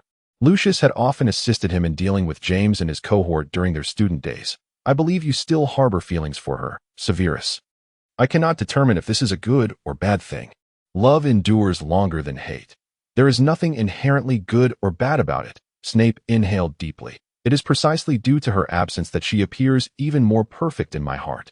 Perhaps we should discuss other matters. Draco remarked that the defense against the dark arts teacher was rather inept. Lucius promptly shifted the topic. Quirrell seems suspicious. It is more than mere annoyance, Snape disdainfully stated. Moreover, he is secretly inquiring about certain matters. Oh? Lucius did not seem particularly curious, considering that Hagrid, with his tendency to spill secrets, is among those commissioned by Dumbledore. If confidentiality were truly desired, Dumbledore should have sought me alone, Snape remarked with dissatisfaction. Knock, knock, knock. A sound of knocking came from outside the door. Come in, Snape responded. Professor, I have arrived, Draco's voice called from beyond the door. Upon entering, his eyes were immediately drawn to Lucius's flowing light golden hair. Father? Draco trotted over to Lucius, a hint of surprise as he linked arms with him. What brings you here? Lucius drew Draco closer, examining his cheeks with care. I was sent by your mother to check on your well-being. Tonight, I shall accompany Professor Snape to practice the mind-blocking technique with you. Draco accepted the sweets Lucius offered and asked, what level of mastery is required to be considered competent? Until you can fully control your own mind, Snape softly replied. Only those capable of self-restraint possess true freedom. Those unable to manage themselves will ultimately yield to the control of others, whether willingly or unwillingly. Chapter 43. Tonight. You need not dress up. 1. Upon seeing a figure emerge from the fireplace, Dumbledore's blue eyes behind his spectacles brightened. Recently, he had received a letter from Remus Lupin, the contents of which were as astonishing as the correspondence Sirius had once sent him. Clearly, Dumbledore had acquiesced to Lupin's request to return to school. Professor, Lupin emerged from the fireplace in the headmaster's office, respectfully greeting Dumbledore. Dumbledore smiled warmly, appearing quite pleased. You look splendid. I take it Sirius has shared his story with you. It was only after conferring with him that I resolved to return to school, Lupin replied. If that truly is the diminutive Star Peter, all shall be revealed. This is destined to be an extraordinary Halloween Eve. There seemed to be a hint of meaning in Dumbledore's words. I assure you, I would never jeopardize the safety of the students, Lupin hastily promised. Perhaps the focus is not solely on you, Dumbledore reassured with a smile, as there are other forces at play. Now that you are back, let us fully embrace Halloween. Have you missed many of the Halloween feasts due to your absences? Indeed, there have been years when the full moon coincided with Halloween Eve. Suddenly recalling something, Dumbledore retrieved an item from his drawer and addressed Lupin. I had intended to gift this to Harry at Christmas. It is a rare heirloom belonging to his father, and I believe you are quite familiar with it. Since you and Sirius are now by Harry's side, it seems fitting for you to present it to him. Lupin glanced at the parcel in Dumbledore's hand and instantly recognized it as James's invisibility cloak. He took the cloak, feeling the familiar, smooth texture. During their student days, this cloak had aided them immensely, especially when sneaking into the hidden corners of Hogwarts Castle. Without it, they would never have successfully created the Marauders map. I hope it proves useful at tonight's costume party, Dumbledore winked. Thank you. Lupin choked on his words as he donned the cloak, which fit perfectly over an adult frame. In an instant, he became invisible, a flood of youthful memories washing over him. Would you care for a lemon drop before you depart? Dumbledore had resumed writing his lengthy letter. Your constitution allows for a bit more indulgence in sweets. Good lad. Lupin blinked, recalling how Dumbledore had visited him at the age of 11, persuading his father to send him to Hogwarts. Now Dumbledore still called him child, which stirred a tender warmth within Lupin's heart.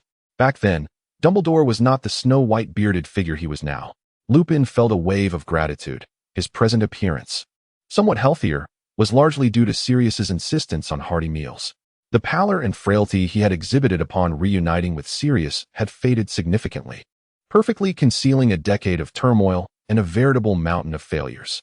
To be called a good lad always brought joy to Lupin, who cherished the positive image he held in the eyes of his esteemed mentor. I have consumed a great deal of chocolate. I hope that when we next meet, I shall bring back good news. Lupin declined Dumbledore's confectionery, making his way to the office door. If the news is not good, do not feel remorse.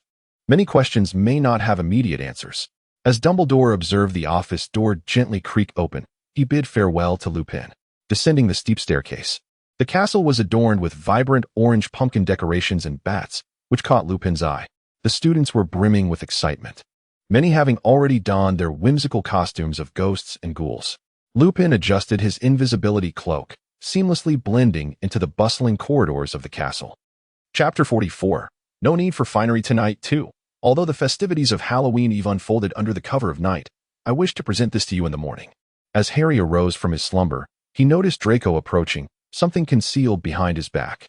The surprise was palpable. Harry distinctly remembered Draco's earlier hints, and his lingering drowsiness dissipated, replaced by a broad smile that conveyed his anticipation. "It is nothing particularly special," Draco remarked. "I found your use of the two-way mirror quite intriguing. So I ventured to the magical shop in search of a similar item. Subsequently, I devised a simple transformation spell for it." Harry observed two tiny, white, ghostly figures nestled in Draco's palm, each no longer than half a finger, cool to the touch, reminiscent of porcelain. They were undeniably adorable. Harry picked one up.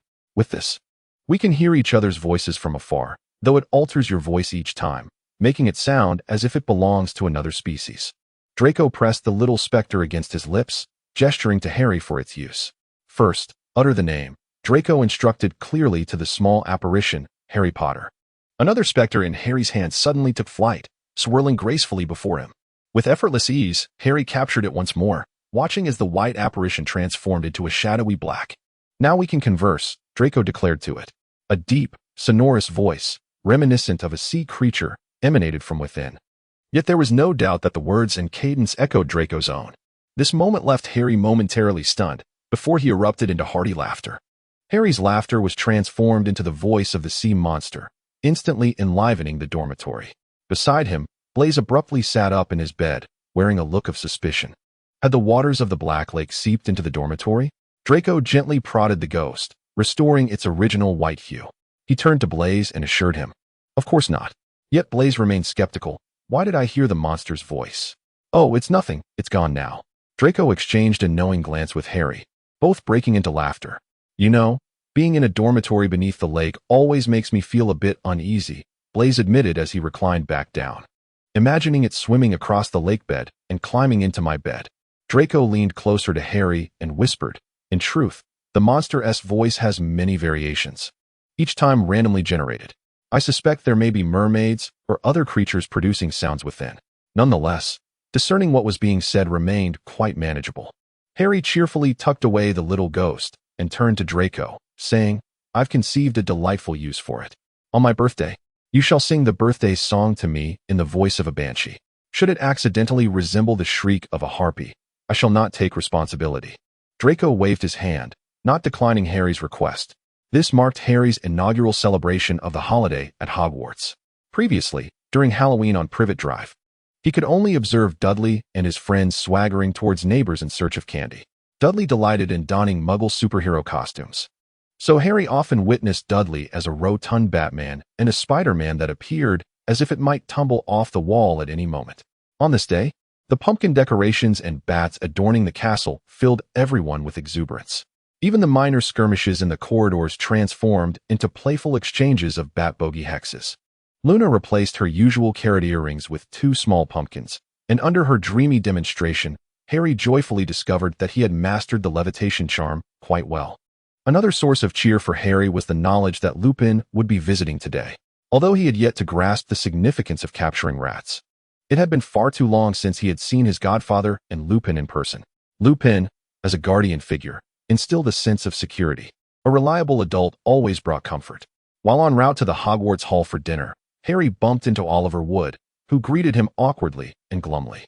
Just days earlier, during the first Quidditch match between Slytherin and Gryffindor, Harry had caught the Golden Snitch, granting Slytherin a victory despite a rather convoluted series of events. On his initial sighting of the Snitch, he had collided with a burly Slytherin teammate, but managed to cling to his broom long enough to regain his balance and ultimately seize the elusive ball. It was evident that Wood had remained ensnared by the shadows of that match for several days. Reports suggested that he had significantly intensified the training regimen for the Gryffindor team. The match had garnered Harry much applause, even from Snape, who had watched intently from the sidelines. The traditional ban prohibiting first-year students from joining the Quidditch teams had been broken, as other 3 houses had already relaxed their recruitment policies for first-year players. The only source of annoyance for Harry was the increased pointing and whispering he encountered along the castle corridors. This year's Halloween feast appeared to possess an even stranger quality. Harry overheard Nearly Headless Nick remark, "In any case, we cannot partake." Fat Friar comforted him, "I can pass through them to experience the ambience." Nearly Headless Nick clenched his fists, adding, "Meanwhile, I shall learn about any exquisite dishes to plan for my 500th Death Day celebration." He seemed resolute in his ambition to host an unforgettable memorial feast. Harry swiftly took his seat at the dining table and soon comprehended why Nearly Headless Nick, who was nearly 5 centuries old, deemed the Halloween fare peculiar. He beheld plates that once brimmed with smoked chicken, roasted beef, and baked potatoes, now filled with sausages bearing teeth, meats adorned with strange, colorful scales, and cakes shaped like carnivorous plants. The colossal pumpkin, intended for decoration, appeared to have been repurposed into this vibrant medley of soup. Neville looked just as apprehensive as he had upon waking that morning. Whether partaking in the meal or merely observing, everything seemed exceedingly bizarre. With audacity, Harry took a bite of a sausage adorned with teeth, finding its flavor quite delightful. He turned to his companion, Blaise, and reassured him to relax. Surrounding the grand pumpkin decorations were the specially invited skeleton dance troupe and a singing ensemble of indiscernible species. The hall's ceiling had been transformed to resemble the night sky, illuminated solely by the warm orange glow of the jack-o'-lanterns. As the majority of attendees overcame their psychological barriers to indulge in the peculiar delicacies, the 4 long tables of the houses were removed, and students congregated around the performances that piqued their interest, engaging in lively conversation. At the teacher's table, several students donned eccentric costumes, eagerly requesting sweets from the faculty. Harry couldn't help but notice that the students gathered around Snape were the fewest, and even as he distributed candies, his expression remained stern, providing a comical contrast amidst the cheerful teachers. It seemed that one individual was notably absent from the teacher's table, just as Harry was observing the faculty from a distance. A hand, not particularly warm, tapped gently on his shoulder. It was Lupin. Harry understood intuitively. He even sensed that Dumbledore's brilliant blue eyes lingered on him for a few moments. Harry was searching for Ron, and fortune smiled upon them. For Ron was not wandering aimlessly through the castle like some of the other students. Instead, he was seated among a circle of Gryffindor students, engrossed in ghost stories. Even in the dim light, it was evident that his face had turned ashen with fright, as if he yearned to flee. However, one of the Weasley brothers held him firmly in place. Ron's pockets were bulging, and Scabbers was peeking curiously from the edge of his pocket. Harry made his way towards Ron. Chapter 45. Tonight, you needn't dress up. 3. The legs of the colossal spider are formidable, capable of piercing through a person's skull and traversing the entirety of their being. As it pursues you, its 8 large eyes gleam with an eerie red light, its body coated in a viscous green venom. George animatedly recounted the legends surrounding the giant spider before it would promptly crush you between its jaws. Harry quietly settled beside Ron, noticing the wide-eyed expression on Ron's face, his lips trembling uncontrollably, as if he were on the verge of collapsing. Upon seeing Harry approach, Ron instinctively shifted closer to him, seeking to distance himself from George. "Are you all right?" Harry inquired. "I feel nauseous," Ron shuddered, as the thought of the gigantic spider's hairy legs seemed to threaten his very existence. "I abhor spiders." He could not suppress a retch. Harry patted Ron on the shoulder. On the other side, George was elaborating on the giant spider's ability to weave webs as thick as a human arm. If you encountered a teddy bear sprouting spider legs at the tender age of 3, you would undoubtedly develop a fear of spiders. Ron's face appeared completely drained of color. His gaze fixed on George, as if an 8-eyed spider lurked behind his brother, poised to pounce. "I do not possess a teddy bear, yet everyone harbors their own fears," Harry replied candidly. There are indeed many spiders in the cupboard. He had grown accustomed to their presence. Ron extracted Scabbers from his pocket, gently stroking its balding fur, as if seeking solace in the presence of the rodent. "I was merely 3 years old. How could I possibly endure such a shock?" Harry heard the faint sound of footsteps behind him. Lupin had undoubtedly caught sight of the rat, but Ron clutched Scabbers tightly, thwarting Lupin's attempts to discreetly liberate the creature. Scabbers appeared unusually lively in the run-up to Halloween. Now, Wood had taken to recounting ghost stories, and Harry suspected that for Wood, the most terrifying tale was of Quidditch defeats. "We could venture over to play wizard's chess," Harry suggested to Ron, knowing his friend was a master at the game. hoping it might help him set aside his anxieties about the rat. Since you are not fond of these stories. A splendid idea. Ron seemed eager to escape the Weasley twins. Just as the two were about to rise, a flustered figure came rushing from the direction of the Great Hall. Professor Quirrell dashed straight towards the staff table. With a thud, Quirrell stumbled past Harry and Ron, tripping over an invisible Lupin, who had evidently not managed to sidestep the rushing professor, causing Quirrell to face plant before reaching the teacher's long table. Fortunately, Lupin did not fall. He swiftly sidestepped. Just as the onlookers were beginning to comprehend the reason for Quirrell's tumble, he was already crawling on the ground, his voice filled with terror. Troll. There's a troll.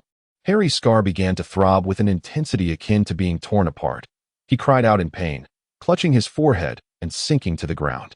I believe the giant is advancing towards the Great Hall, Quirrell exclaimed in an exceedingly dramatic tone, calling for help from the teachers. Harry was supported by Ron, who gazed intently at Quirrell's retreating figure, a hint of confusion etched on his face. What is that? He murmured. Harry felt a sharp pain coursing through every nerve in his brain, yet he sensed an unfamiliar emotion stirring within him, an inexplicable excitement, as if something he had long desired was finally within reach. Harry could not comprehend the origin of this strange feeling. Ron's voice trembled as he lowered his tone. Addressing Harry, look at that. Harry followed Ron's, and there was Quirrell, unchanged, with that bizarrely large scarf tangled messily around his neck after his fall. Ron's expression suggested he was on the verge of screaming. Harry endured the pain from his scar, peering through the gaps in his scarf to discern the source of Ron's fear. Something appeared to be stirring beneath Quirrell's scalp, something alive. The floor of the Great Hall trembled slightly, and many who had previously overlooked Quirrell now sensed an unsettling anomaly. Dumbledore had ceased distributing sweets to the students. Rising from his place at the staff table, seemingly poised to utter something significant, he waved his wand, illuminating the dark ceiling of the hall. The prefects gathered the younger students, but Dumbledore's words were abruptly cut short by an exceedingly loud footfall from outside, halting everyone in their tracks. The skeleton dance froze, and all held their breath in an effort to discern the origin of the sound. The troll, Quirrell, feigned weakness, appearing to have entirely forgotten that he was, in fact, the defense against the dark arts instructor. You have been discovered, worthless fool, a foreign, exceedingly furious voice boomed. Harry rubbed his scar, his eyes wide with the nearly certain realization that the unfamiliar voice emanated from Quirrell's head. He recalled the lingering question that had plagued him. Why did his scar hurt? At that moment, Harry was convinced it was connected to Quirrell's presence. Instinctively, he drew his wand and aimed it at the scarf, intending to cast a levitation spell he had fully mastered, even if it meant facing detention or losing points for Slytherin. The spell struck the scarf, but it did not obey his command as he had anticipated. However, Quirrell abruptly turned around. There must be a protective charm in place. Lupin, concealed beneath the invisibility cloak, gripped Harry's shoulder, evidently having noticed the object hidden beneath the scarf. Quirrell finally acknowledged the commotion, turning to face Harry. His typically vacant expression now contorted into a menacing grimace. Seize the boy and flee. The foreign voice commanded once more. Capture him and leave at once. Chapter 46, A Desperate Escape, Part 1. Draco noticed the small disturbance surrounding Harry and abandoned Crabbe and Goyle to approach the circle of students telling ghost stories. A thunderous noise echoed, now alarmingly close. Everyone in the Great Hall turned to see the source of the sound as a large green foot of the troll stepped through the entrance. Its skin creased and caked with black grime, emitting a pungent, foul odor. Students near the entrance gasped and recoiled into the hall. Is this part of the Halloween festivities? A first-year student inquired. Cool. Far more exciting than the skeleton band, another replied, but it does smell a bit, doesn't it? A dislodged pumpkin decoration tumbled to the ground at his feet. The troll seemed to sense the throng of students within the hall, attempting to smash through the walls with its fists to squeeze its bulk into the space. At the moment when everyone's attention was diverted, Quirrell tightened his grip on the scarf and stepped forward to seize Harry. His movements appeared nonchalant, yet even through the fabric of his robes, Harry felt as though his arm might be wrenched from its socket. Let me go, Harry gritted through the pain of his scar. But his voice was soon drowned out by the troll's bellowing roar. From the corner of his eye, he noticed several professors had begun to mobilize toward the troll, seemingly oblivious to the peculiarities unfolding nearby. The Gryffindor students engrossed in their ghost stories remained unaware of Quirrell's intentions, with only Ron having glimpsed a hint of the terror lurking behind the scarf. Percy Weasley began to regain his composure, striving to maintain order. All first years. Retreat to safety according to my instructions. I am the prefect. Back away. A group of startled first-year students promptly huddled behind Percy. The auditorium had descended into chaos, with the majority of attendees evidently unable to discern whether this was a Halloween spectacle or an unfortunate incident. Leave now with that boy. The ominous voice echoed once more. Quirrell tightened his grip, causing Harry to stumble, his feet dangling precariously as his body lurched forward. Ron instinctively clutched the hem of Harry's shirt, leaving him flailing awkwardly in midair. Breathing rapidly, Harry grasped at anything within reach of his arms. This time, the scarf, unbound by the spell, was partially torn away by Harry.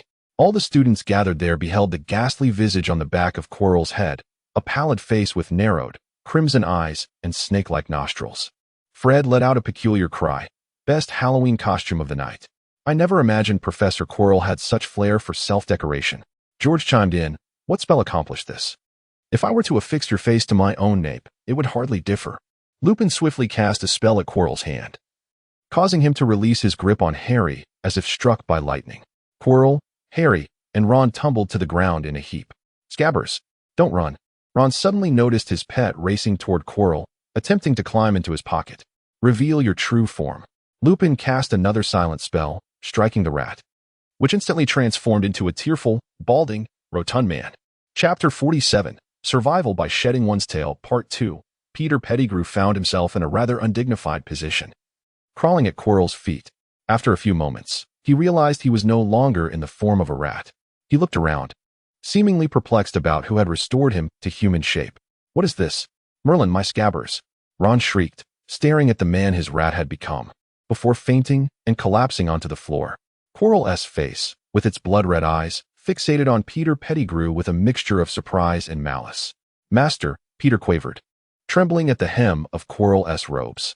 Draco had by now moved to Harry's side, recoiling in disgust to avoid the trembling figure of Pettigrew. Raising his gaze, Draco noticed that the ghastly face was now intently staring at him. You bear a striking resemblance to your father, the disloyal servant's voice, emanating from Quirrell's head, spoke with palpable malice. Draco shuddered instinctively at the sound, feeling an ominous premonition wash over him. Several professors had already cast spells to restrain the giant troll's movements, and Professor McGonagall turned, loudly directing the students to evacuate the auditorium swiftly. Percy, accompanied by the younger students, the urgency to return to the lounge was palpable. No running was permitted in the castle without prior notification. As McGonagall's orders echoed in the air, her voice abruptly ceased upon the sight of the fallen Peter Pettigrew. The usually stern visage of Professor McGonagall transformed, revealing an expression of profound shock. Peter Pettigrew? But you had already perished. Severus Snape rushed from the opposite end of the Great Hall, and upon catching sight of Pettigrew, his face contorted with extreme loathing, followed quickly by a look of astonishment mirroring McGonagall's. Quirrell had already begun to flee, hastily casting spells upon the walls and decorations of the hall. Shattered pumpkin remnants and startled bats flitted about in disarray, while debris and dust cascaded from the crumbling walls, engulfing the surroundings in a thick haze. The tainted air seeped into their lungs. Peter Pettigrew cast a brief glance at the unconscious Ron and the multitude of Gryffindor students shielding Harry, then sprinted toward the direction Quirrell had taken. Stop! Snape raised his wand. Without a moment's hesitation, Pettigrew quickened his pace. Two spells were launched almost simultaneously towards his back, only to veer off course upon colliding in midair. A sudden metallic scent filled the atmosphere as Pettigrew staggered slightly, causing something to drop from him. In an instant, his entire form morphed back into that of a rat, hastily scurrying away amidst the chaos unleashed by Quirrell's wand. Lupin dashed after the rat, nearing the entrance of the Great Hall, where Quirrell's obstacles were diminishing and visibility was improving. He was merely a step away from Peter Pettigrew. Several professors had already ensnared the giant with a flurry of spells at the entrance. The bewildered creature swayed unsteadily, teetering backward. Lupin noticed a student frozen in fear behind the giant, eyes wide with terror, staring at the enormous, pale green body, the shadow looming ever closer. Without hesitation, Lupin rushed toward the student, pulling him to safety just before the giant's descent. Upon glancing back, he saw only a trail of dripping blood leading toward the forbidden forest. An arm had been left behind. Inside the Great Hall, Dumbledore meticulously surveyed the aftermath, his gaze fixed upon the severed arm of Peter Pettigrew, the blood still glistening, revealing a dark mark of the dark mark. Chapter 48. The Daily Prophet Special Edition. The Daily Prophet front page. Where will the Mad Headmaster lead Hogwarts? Special Correspondent Rita Skit reports. The current headmaster of Hogwarts, the rigid and eccentric Albus Dumbledore, has encountered yet another significant predicament during the recent Halloween feast. A mysterious giant troll invaded the hall where students were gathered, launching attacks on numerous innocent students. The oddly behaving Professor Quirrell has mysteriously vanished after fleeing the scene. Additionally, the long-deceased Sir Merlin Medal recipient, Peter Pettigrew, was sighted at the banquet. This grave incident at Hogwarts has left several students traumatized, with internal structures of the castle damaged, and members of the invited guest skeleton dance troupe crushed by a massive pumpkin. It leads one to conclude that Dumbledore's faculties have deteriorated with age, rendering him unfit to continue as the headmaster of Hogwarts. According to extensive inquiries by this reporter, Dumbledore has consistently favored personal connections when hiring professors. There are no publicly defined standards for evaluation, a glaring absence of a reasonable teacher assessment system, and no recruitment mechanism for ordinary wizards. Since Dumbledore's ascension to the position of headmaster, new faculty members have been solely invited by him, which explains how dubious instructors manage to infiltrate Hogwarts. As long as one earns Dumbledore's trust, they may teach the children of most wizarding families, regardless of their inadequate teaching abilities. The peculiar Professor Quirrell is one of the newly appointed teachers by Dumbledore this year. This reporter reached out to fellow Hogwarts students from Quirrell's time, and one student, Emily, recounted that Quirrell was a very shy boy during his years at Ravenclaw, often bullied by other Hogwarts students due to his lack of assertiveness. However, it must be noted that Quirrell was once a remarkably gifted student. It is reported that after leaving school, he developed a keen interest in dark magic, traveling the world in an attempt to gain power through understanding and combating it. Upon his return, he was invited by Dumbledore to teach at the school. We cannot help but question the evident deficiencies in student management at Hogwarts, as the prevalence of campus violence has significantly influenced Quirrell's character and worldview during his formative years. A person subjected to trauma in their youth is prone to exhibiting peculiar behavior, which serves as a cry for help from deep within. As the headmaster of Hogwarts, Dumbledore has not only failed to curtail and guide student behavior, but has instead reintroduced the products of problematic education into the faculty. It is reported that Quirrell stutters and is vague during lessons, and his bizarre dark magic costume at the Halloween feast left younger students utterly terrified. His subsequent disappearance following the incident further underscores his insecurity regarding his unmerited position. He dares not show his face in public again. Concerns regarding the quality of Hogwarts infrastructure are equally pressing. Apart from the fourth-level dangerous magical creatures, such as trolls appearing within the Great Hall, Hogwarts harbors numerous astonishing details, such as the staircase combinations that randomly ensnare one's feet and the perilous forbidden forest adjacent to the school, all of which render the safety of students precarious. To date, Professor Dumbledore has yet to provide a reasonable explanation to the outside world regarding why a troll has manifested within the school and whether there are other lurking dangers within Hogwarts that could threaten the lives of our children. Furthermore, this incident has unveiled another significant story that the Ministry of Magic has attempted to suppress. The infamous Peter Pettigrew, known to the world, was killed in the street by Sirius Black while trying to protect his dear friends James and Lily and their child, Harry Potter. However, at the Halloween feast, several professors witnessed the inexplicable reappearance of Peter Pettigrew in corporeal form rather than as a specter. The fleeing Pettigrew, attacked and left with an arm marked by the dark mark, seems to contradict the tales of a war hero. Thus far, no one in the magical community has publicly declared mastery over true resurrection magic. Although several professors adeptly evaded inquiries from our correspondent, it can be speculated that during the summer, Dumbledore maintained close contact with his old friend Nicholas Flamel, known for their collaborative research focusing on alchemy related to resurrection and immortality. It is highly plausible that Dumbledore has circumvented the Ministry's legal restrictions and advanced his studies in resurrection magic.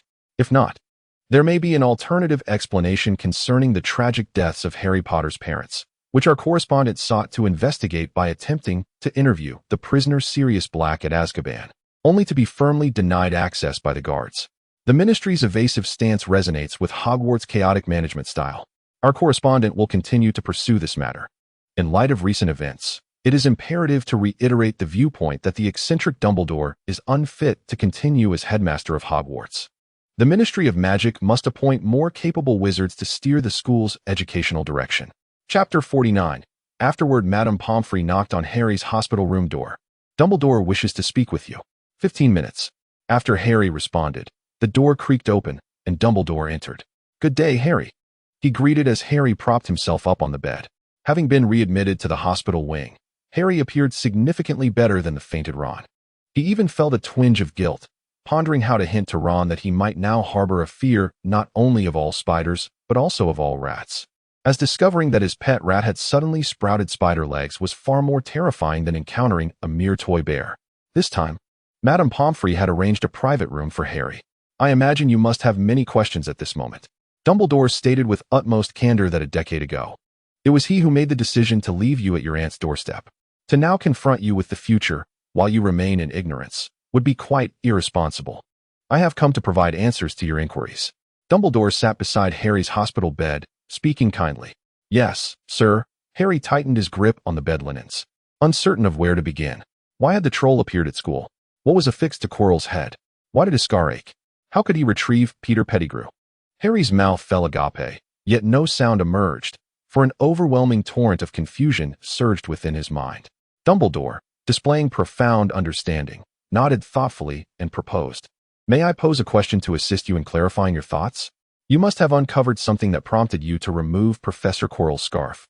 What was it that compelled you to act in such a manner? Every time I see him, my scar aches, Harry replied candidly. Moreover, he always lingers around the 4th floor, which strikes me as rather peculiar. However, Harry chose to withhold mention of the Marauder's map, recalling that Sirius had once confessed it too was a form of dark magic. Dumbledore's azure eyes fixed intently on the lightning-shaped scar upon Harry's forehead as he slowly inquired. Did you discern what lay upon the back of Quirrell's head? A face, devoid of human color, resembling that of a serpent or a specter, with crimson eyes, Harry recalled. His stomach churning with dread. That is the very one who brought about the demise of your parents, Dumbledore remarked, his tone eerily calm, as though he were merely discussing the evening's repast. Harry's heart tightened in an instant. He realized that Quirrell was indeed Voldemort. Dumbledore stated plainly, Quirrell is Voldemort? Harry inquired breathlessly, if that is the case, why haven't the teachers at Hogwarts apprehended him together? You know he is Voldemort? Dumbledore continued. Voldemort currently exists as a temporary possession of Quirrell. Quirrell may merely be the vessel he has chosen to regain his strength. This elucidates the recent spate of unicorn deaths. Voldemort requires the power of such a sacred creature. After a brief pause, Dumbledore elaborated, I have suspected him for quite some time. Yet I lacked a means to confirm his identity. Quirrell is always wary when he encounters me. During the Halloween feast, most of the teachers were occupied with the troll, and many have never seen Voldemort in his altered state. Most of those who confronted him directly are deceased, save for you, Harry. I have not witnessed such a parasitic existence myself. What about the troll? Harry pressed. The creature hidden on the 4th floor was originally intended to test Quirrell. It was a challenge orchestrated by him. I believe he aimed to divert our attention, allowing him to ascend to the 4th floor amidst the chaos. However, Lupin's unfortunate incident disrupted his plans, Dumbledore succinctly explained. I shall return the Philosopher's Stone to Nicholas Flamel. He has escaped, Harry hissed through clenched teeth. And Wormtail is still at large. We have failed to prevent this. Dumbledore observed Harry intently. Voldemort does not possess a corporeal form at present. Even if Quirrell were killed on the spot, Voldemort would not simply vanish. Capturing Wormtail is crucial for my Godfather. Had I reacted more swiftly, perhaps the outcome would have been altered. A profound sense of frustration compelled Harry to lower his gaze, contemplating that the likelihood of finding the rat had diminished even further after this failure. Do not underestimate someone who has secretly betrayed a dear friend and remains undiscovered. A decade later, no one doubts Peter's innocence. He has concealed himself adeptly. Even those who believe Sirius to be a criminal have never questioned him, myself included. All his close friends and family were oblivious to his allegiance with the Death Eaters, Dumbledore remarked. He deceived everyone. Harry's fingers dug deeply into the sheets. Lupin may have made the best choice in that moment. His exposure could have endangered your Godfather. The fact that Wormtail managed to elude 3 astute companions indicates he is not as easily dealt with as one might assume. Lupin has always been a kind-hearted individual. I believe the moment he recognized Wormtail must have pained him greatly. Kind souls often hesitate to perceive others through a lens of darkness, especially when it concerns a friend once cherished. After absorbing Dumbledore's words, Harry remained silent for an extended period. So what can I do now? Harry lamented that the only reward from this chaotic Halloween night was the memory of two grotesque faces. Peter Pettigrew and Voldemort might well haunt his subsequent nightmares. Dumbledore appeared pleased to hear Harry raise such questions, stating that Voldemort, in his attempt to kill Harry, may have established some form of connection between them. Is that the reason my scar hurts? Harry nodded in affirmation. Voldemort will not rest. He will return to seek you out. He will also find a way to regain his former state. Dumbledore glanced at the time, seemingly eager to conclude their conversation before Madame Pomfrey arrived to urge them along. This process may not be particularly pleasant. Our pursuit is for ultimate victory. Ultimate victory? Harry was not entirely clear on the meaning. A knock at the door interrupted them. Dumbledore rose. Do not overly concern yourself with Peter's question. It is likely that the news of his status as a Death Eater has already been reported by the Daily Prophet. As one who tends to attach himself to the powerful, Peter will undoubtedly continue to follow Voldemort in the days ahead. He would rather be a rat for 10 years than act alone. I am pleased that you have come to terms with what you must face, Harry. You are far more perceptive and courageous than I had imagined. Your parents would be proud of you. Dumbledore placed a copy of the Daily Prophet on Harry's nightstand. You may find it interesting to read, especially the part where Rita Skeeter describes me as an old madman. In the future, you too may have to face such scrutiny. The boy who lived will encounter not only flowers and applause. The waves of controversy will be far more tumultuous than we can imagine. Yet some paths must be walked alone. Chapter 50. Bloody Beef at Dinner. Sirius pushed a plate of bloody steak towards Lupin. I endured Creature's disdain and insults, insisting he not cook it well done, and even had him add some of your favorite seasonings. Noticing Lupin's continued look of guilt, Sirius added, It's all right. I'm not hungry. Lupin took a deep breath, as if trying to shrink into his chair. You returned in such a disheveled state at midnight, and have not eaten a bite since. Sirius bluntly pointed out. Harry has already informed me that the strange professor had Voldemort's face on the back of his head, along with the troll. Lupin swallowed the latter part of his sentence. Just blaming myself for not killing Voldemort, defeating the troll, and dragging Peter away in front of everyone? Sirius inquired. My binding curse was deflected. I didn't expect Snape to intervene. He was a Death Eater in his day. I wonder if he was aware of Peter's betrayal. Lupin reluctantly pulled the plate closer, despite lacking an appetite. He picked up his knife and fork, poked the steak, then set them down again. Everyone is starting to suspect Peter, which is a good thing. You have turned the students and staff of Hogwarts into witnesses. This is advantageous for me. If the newspaper were to publish an article featuring myself and the diminutive Peter, inviting the public to vote on who is the good person, I might very well secure more than half the votes, Sirius remarked. Should I set foot in Hogwarts, I would instantaneously eliminate Peter. However, I ponder that the more dire matter is that Voldemort has indeed returned. Therefore, it is all the more imperative for you to maintain a regular and nourishing diet. Sirius, with a resolute demeanor, began to slice the steak himself. Only a house elf would inflict punishment upon itself, which serves no purpose other than self-harm. If guilt were of any utility, I might as well remain in Azkaban until my soul is utterly shattered, reliving the regret of having entrusted the secret keeper position to Peter each day, and ultimately ending my life in that cage as an act of atonement. Do not speak such nonsense, Remus interjected, sensing Sirius pressing the beef against his lips. He accepted the fork from Sirius's hand. I have resolved to live well. Sirius responded nonchalantly. Generally, when I decide upon a course of action, I pursue it to the end, such as running away from home, or declaring my love for you in the morning and professing it by afternoon. I do not waste energy reconsidering what I have already resolved. I act forthwith. Remus lowered his gaze, for he was perpetually unable to counter Sirius's impulsive nature. His emotions were worn on his sleeve, unyielding and uncompromising, traits beyond his capability. I do not mind feeding you. My mother had quite the method for children who resisted eating, should you wish to experience the noble Black's approach to child-rearing. Sirius said with an arched brow, laced with a hint of menace. Remus hesitated for a few moments before obediently adjusting his plate. Sirius began to hum a tune, pleased to see Remus finally starting to eat. I am also quite concerned for Harry's safety. He is still a child, especially being targeted by Voldemort while in Slytherin. If some Death Eater offspring were to approach him with ill intentions, Remus chewed hastily. We can take the time to teach him some combat experience. Harry tells us everything that happens at school. He loves us. Remus nodded, recalling how Harry would share every minute detailed during their conversations through the two-way mirror. He began to understand the adult inclination towards children who were considerate. Should Harry violate school rules or be unruly, I would still support him. Yet, his current obedience brings me great comfort. Sirius nuzzled against Remus's shoulder. I never expected to hear such words from someone who has never been particularly sensible, Remus remarked, teasingly licking the faint red blood from the fork. Chapter 51. Dobby Draco anxiously observed the flock of owls approaching the long table. It was the customary routine at breakfast. They flapped their wings, delivering parcels to the various tables before hastily exiting the hall. Once again, there were no letters from Narcissa and Lucius. This situation is quite peculiar. Each time they received a letter from Draco, a response was always delivered the following day. Prior to this, his parents would send snacks and trinkets every week. However, after Halloween, Draco's letters went unanswered, and their family all had not appeared for quite some time. This unsettling silence made Draco feel quite restless. The chaos of Halloween had provided ample conversation fodder for the students of Hogwarts, as no one had been genuinely injured.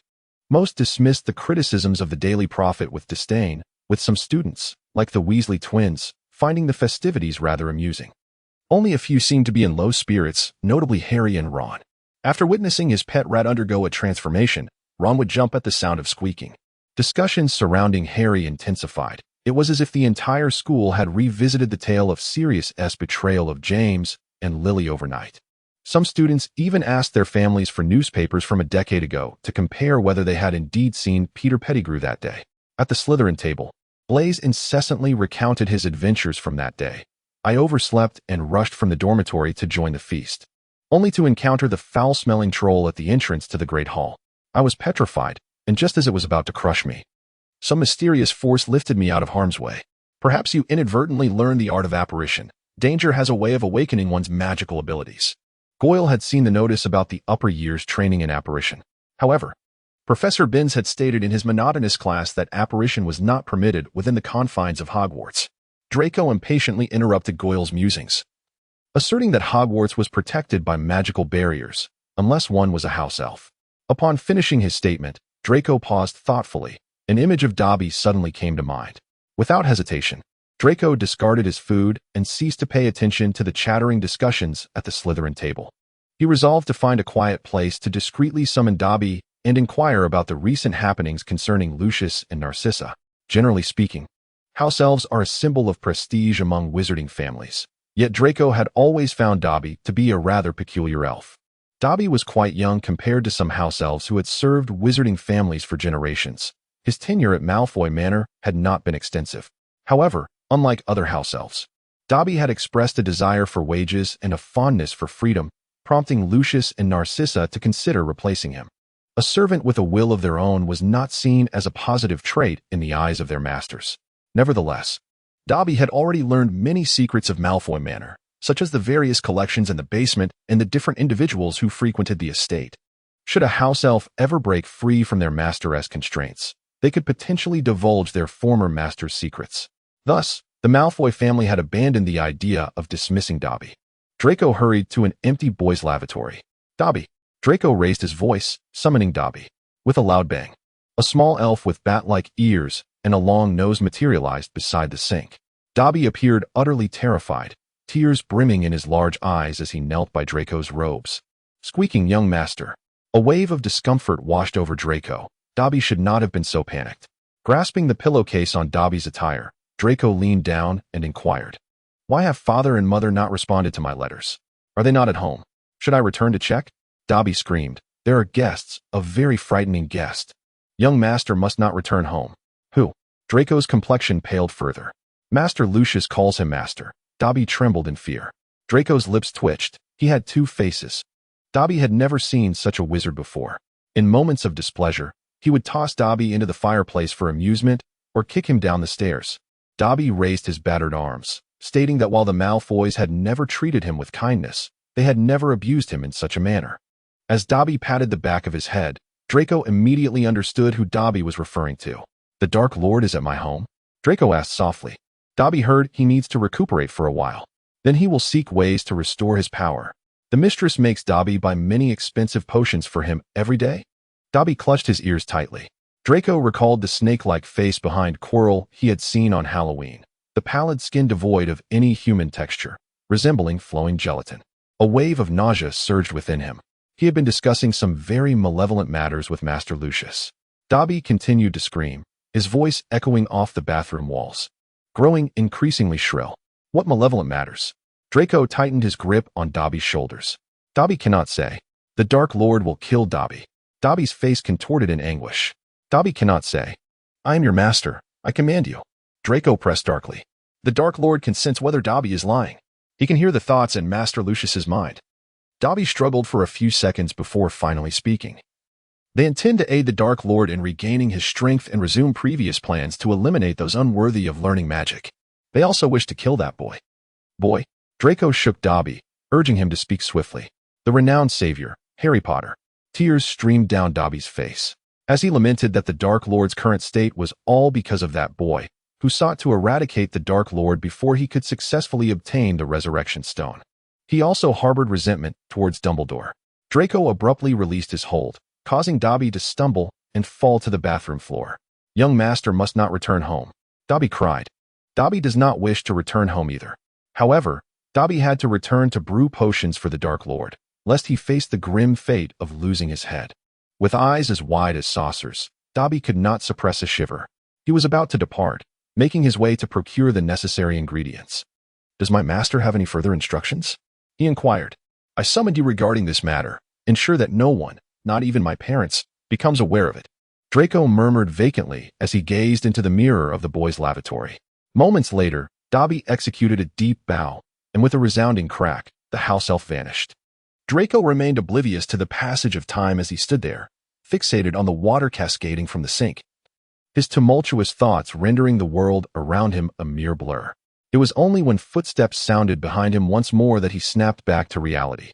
As Harry stepped into the washroom, he noticed Draco, lost in thought before the sink. He approached and gently tapped Draco on the shoulder. Hey, I saw you suddenly leave during breakfast. I didn't realize you were here.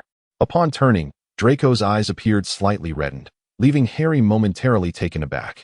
Draco remained silent. Gazing into his gray eyes, Harry continued, Are you feeling unwell? Draco's lashes fell as he shifted his body toward the door. What's wrong? Harry stood there, perplexed. Stay away from me, Draco replied without looking back. What? I said, stay away from me. Chapter 52, The Washroom During the Morning Potions Class. Draco behaved unusually, misidentifying several ingredients and stirring in the wrong direction. Ultimately, the concoction in his cauldron transformed into an unsightly, muddy hue. Bewildered, Draco looked at Snape, who was inspecting the student's work. Snape merely glanced at the potion before flicking his wand to empty the cauldron. With his piercing black eyes fixed on Draco, he questioned in a near whisper, What have you created? Draco lowered his head. I'm sorry, Professor. I'll redo it right away.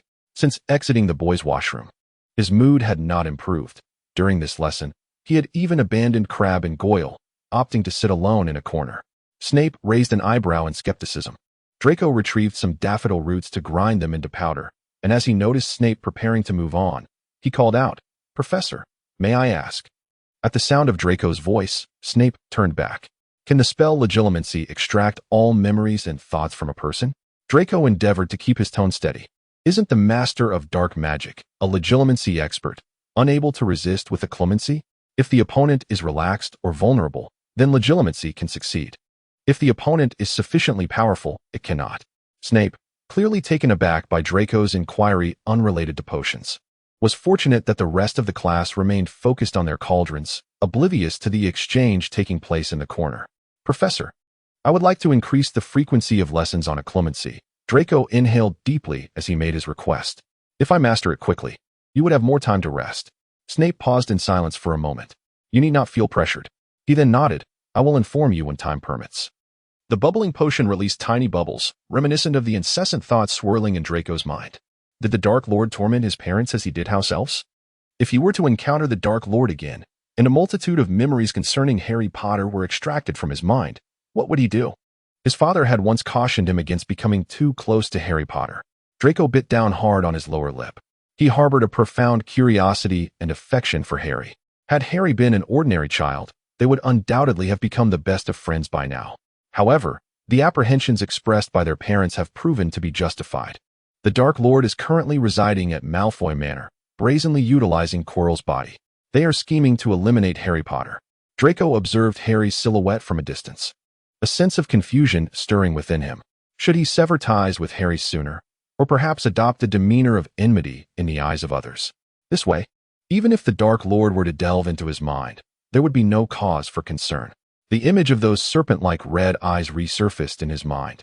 How strong must one be to withstand the scrutiny and probing of such gaze? Draco was uncertain. During lunch, the students were abuzz with chatter.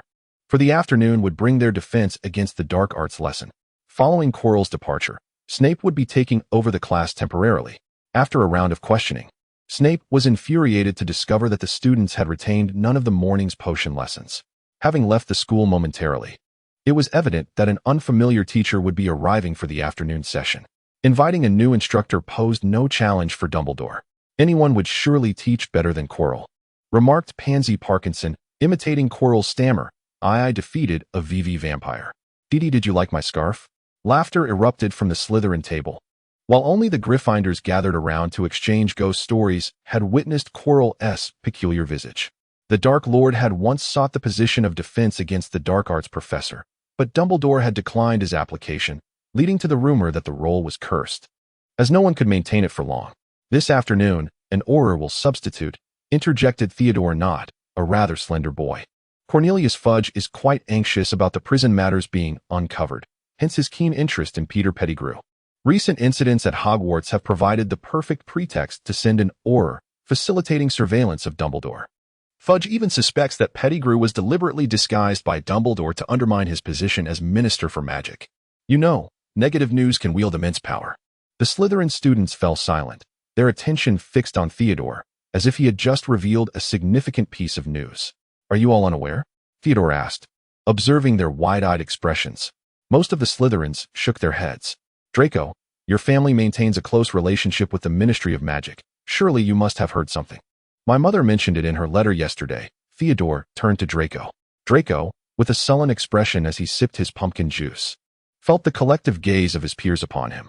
We shall find out upon entering the classroom. Draco replied with a lackluster demeanor. I noticed that your mood soured since breakfast. Who has upset you? Blaise inquired. No one, Draco said, as his gaze collided with Harry's across the long table, causing Harry to turn away, visibly hurt. Clearly, Harry remained oblivious to the abrupt shift in Draco's attitude that morning. Upon seeing Harry, Draco felt a flicker of softness within him, yet the words of apology lingered on the tip of his tongue, ultimately swallowed back. Perhaps Lucius was being coerced into devising strategies for the Dark Lord to eliminate Harry, rendering any apology akin to a final act of compassion. A wave of nausea surged within him once more.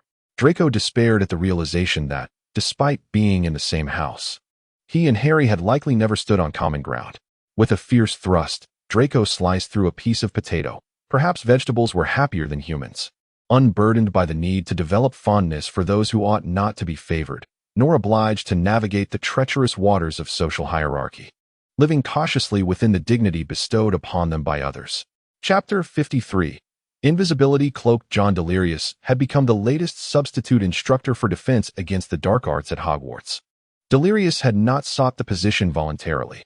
Rather, he was on a clandestine mission from Cornelius Fudge, the current Minister of Magic, who tasked him with monitoring Dumbledore and uncovering his whereabouts when absent from the school. The contents of the letters sent by Dumbledore's owls were also among the secrets that needed to be uncovered. Auror missions were always diverse, yet at this moment, Delirious was committed to fulfilling his role as a substitute teacher. Following a brief self-introduction, the entire class soon learned that he had achieved outstanding in all subjects during his NEWTS. While the rigorous selection process for Aurors required merely 5 OS, this revelation made Hermione sit up straighter. For the first-year students, the OWL exam seemed a distant aspiration. The Auror's approach to teaching defense against the dark arts was evidently more formal and official, interspersed with Delirious's practical experiences and techniques acquired during his Auror duties, which intrigued most of the students. Delirious perused the book titled Dark Magic, A Guide to Self-Defense. stating that identifying and countering dark magic and dark creatures were essential components of the course. Among these, curses represented the most severe form of dark magic. Exerting a negative influence on wizards in a persistent manner, they were the most malevolent, formidable, enduring, and irreversible. The most powerful curses included the unforgivable curses, some of which may not lead to death but instead manifest in another form. I shall focus on the aspects likely to be included in the examinations. Harry pricked up his ears, attentively listening to Delacour's lecture. It was the first time he had encountered the profession of an Auror. Draco's behavior in the boys' lavatory that morning had dampened Harry's spirits considerably. Due to Draco's inexplicable demeanor, Harry lacked the enthusiasm to promptly open the parcel sent by his godfather. During breakfast, he had received this new package, which was surprisingly light, adorned with Sirius's hasty handwriting instructing him not to open it in public but to wait until he was alone. Apart from its outer wrapping, Harry could hardly perceive its weight. However, after being pushed aside by Draco in the lavatory, Harry returned to the dormitory and, in a huff, tossed the parcel onto the shelf. Throughout the day, Draco remained seated alone in the corner, a stark contrast to his usual self. When he would occasionally engage in subtle competition with Hermione, now he seemed utterly disinterested in making an impression in class. Harry glanced back at Draco, who was sulking with his head down, and silently resolved to avert his gaze from him. He intended to check what his godfather had sent him immediately after class. Professor Delirious quickly introduced a selection of less harmful curses and countercharms during the lesson, including some that had been invented by previous students of Hogwarts. He briefly outlined how these spells might appear on the examination. As soon as the class concluded, Delirious did not linger for a moment longer and hurriedly exited the classroom, departing more swiftly than any of the students. Harry swiftly gathered his books, eagerly hoping that the package could alleviate the negative emotions wrought by Draco's influence. The dormitory was empty, and Harry rummaged through the cupboard to retrieve the light, airy package. With great care, he tore open the wrapping, and then he felt the viscous texture of the contents within. A silvery object slipped from the packaging, landing in a heap beside Harry's knees. Harry held his breath, an instinctual feeling informing him that this object was extraordinary. A card slipped out from the package, its script markedly more elegant than that of Sirius. Harry, this is a relic of your father, a cloak of invisibility akin to those found in wizarding fairy tales. It grants complete invisibility, is eternally effective, and impervious to any spell. We shared many cherished memories of this garment during our student days, and I hope you will treasure it as well. Upon reading this, Harry marveled in silence, for he had already noticed that his legs, draped in this silvery fabric, had become invisible. Although he had witnessed Sirius employ the disillusionment charm numerous times, this was Harry's inaugural attempt at rendering himself unseen. Harry stood up, attempting to don the invisibility cloak, which was evidently much larger than himself, forcing him to hold up the hem that extended beyond his height. Harry approached the mirror and raised his head, only to find that his reflection had completely transformed into an invisible visage. He spun around, ensuring that there were no flaws in his concealment, and a surge of excitement welled up within him. Perhaps, when combined with the Marauder's map, he could traverse every corner of Hogwarts. Just as Harry made his way towards the dormitory door, preparing to don the invisibility cloak for a stroll around the castle, he unexpectedly collided with Draco, who had just returned. Initially appearing dejected, Draco was startled by the sudden impact. What was that? He pondered, casting a dubious glance at the spot where Harry stood, perceiving only empty air. Yet the recent sensation assured Draco that he had indeed encountered something, leaving him momentarily blocked at the entrance. Harry stood frozen in place, as if he had forgotten that although invisible, he was still tangible. Who? Draco furrowed his brow. Tentatively, Draco extended his hand, groping in Harry's direction. His fingers grazed Harry's neck, and the cool, slippery texture of the invisibility cloak made him flinch abruptly. Draco quickly recoiled, drawing his wand with haste. A spell struck Harry, the force propelling him back against the corner of the bed, a metallic tang flooding his nostrils as he realized his nose was bleeding. Harry let out a pained cry. The invisibility cloak fluttered to the side, revealing his arm to the open air. Draco abruptly halted his actions. Harry covered his face with his hand and tossed the invisibility cloak onto the bed, noticing a few drops of his blood staining the front of his robe. Draco gazed in astonishment at the partially visible cloak, seemingly regretting witnessing the scene. "What are you doing?" Blaze's startled exclamation echoed at the doorway. As he incredulously glanced between Draco, who was brandishing his wand, and the fallen, bleeding Harry. "Come on, we need to go to the hospital wing." Blaise stepped forward to help Harry up, but as they reached the threshold, he sensed Harry hesitating, dragging his feet. Blood continued to flow steadily from Harry's fingers as he fixed his gaze on Draco, as if unwilling to move until Draco spoke. Draco's eyes flickered. He lowered his wand and stammered, "What I mean is," but trailed off. After what felt like an eternity, a flicker of genuine anger ignited in Harry's eyes. He had not received the words he was hoping for. "Don't come near me?" Harry wiped the blood from his hand and coldly replied, "Of course, I can." Chapter 54. An evil decision. Fine beads of sweat silently crept down Draco's forehead as he instinctively clenched the hem of his clothing. The mental blocking exercises had left him utterly exhausted, and with fatigue, his mental defenses waned. Observing this, Snape lowered his wand. "Are you worried about this matter? Is that why you produced such a pile of rubbish that day?" Snape inquired. The memory of Dobby, the house elf, coming to the school had surfaced during the last pensive session, revealing the entirety of their conversation. Draco did not deny it. He understood that Snape was a trusted confidant of his parents. To this day, the Malfoy manor had yet to send him any correspondence, and Draco felt a yearning for Snape to say something regarding the topic. Facing this secret alone was profoundly isolating. "I doubt the Dark Lord would assign you, a first-year student, to undertake something that would only jeopardize everything," Snape remarked impassively. "Lucius and Narcissa will certainly have their own methods of dealing with matters. Among the Dark Lord's followers, your parents are among the best at self-preservation. Therefore, your current task is to complete your first-year curriculum. I have other concerns." Draco unexpectedly found himself feeling somewhat relieved. "Such as? The Dark Lord wishes to kill Harry Potter. He.S. in Slytherin, and he.S. my roommate. I'm uncertain when I might see him again. I certainly do not intend to oppose the Dark Lord. However," Draco hesitated, unsure if Snape had glimpsed any memories of his interactions with Harry. Following the unexpected incident with the invisibility cloak, he and Harry had been ignoring each other for many days. "I fear many are secretly protecting him," Snape replied. "Really? Who is protecting him?" Draco could not conceal the momentary delight that flickered across his face. "Of course, Potter has been well known since he was an infant." Snape disdainfully remarked that surrounding a great hero are individuals whose names will forever remain unremembered. "I pondered whether becoming a close friend of his might influence my parents, considering the Dark Lord harbors such animosity towards Harry Potter." Draco candidly released the worries nestled deep within his heart. "What if I were to encounter the Dark Lord, and he discovered my associations?" Snape shot Draco a piercing glance. "Must you fixate on Harry Potter? What is so remarkable about that foolish scar that warrants a letter to your parents?" Draco shrank further into the armchair, sensing that Snape had glimpsed the memory of him touching Harry's scar. "With so many students in Slytherin, do you know them all?" Snape relentlessly continued. Draco averted his gaze from Snape's probing stare. "There are other houses, other years. Is he the only friend you lack?" A profound disdain flickered in Snape's dark eyes. "It is unavoidable to engage in normal conversations with your roommates," Draco attempted to justify himself. "It would be even stranger if you were to bicker daily in the dormitory. If necessary, I can arrange for you to change your dormitory and roommates," Snape abruptly interjected, silencing Draco. "Furthermore, given the current circumstances, your chances of encountering the Dark Lord are significant. I advise you to prepare some material to defend against his intrusion into your mind. If you wish to remain aligned with your parents, the Dark Lord does not favor moderates."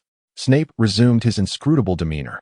Draco trembled with anger at Snape's sudden threat of room reassignment, yet he found no grounds for rebuttal, as he had initiated the topic. "Understood. I will argue with him every day henceforth," Draco vowed fiercely. Chapter 55.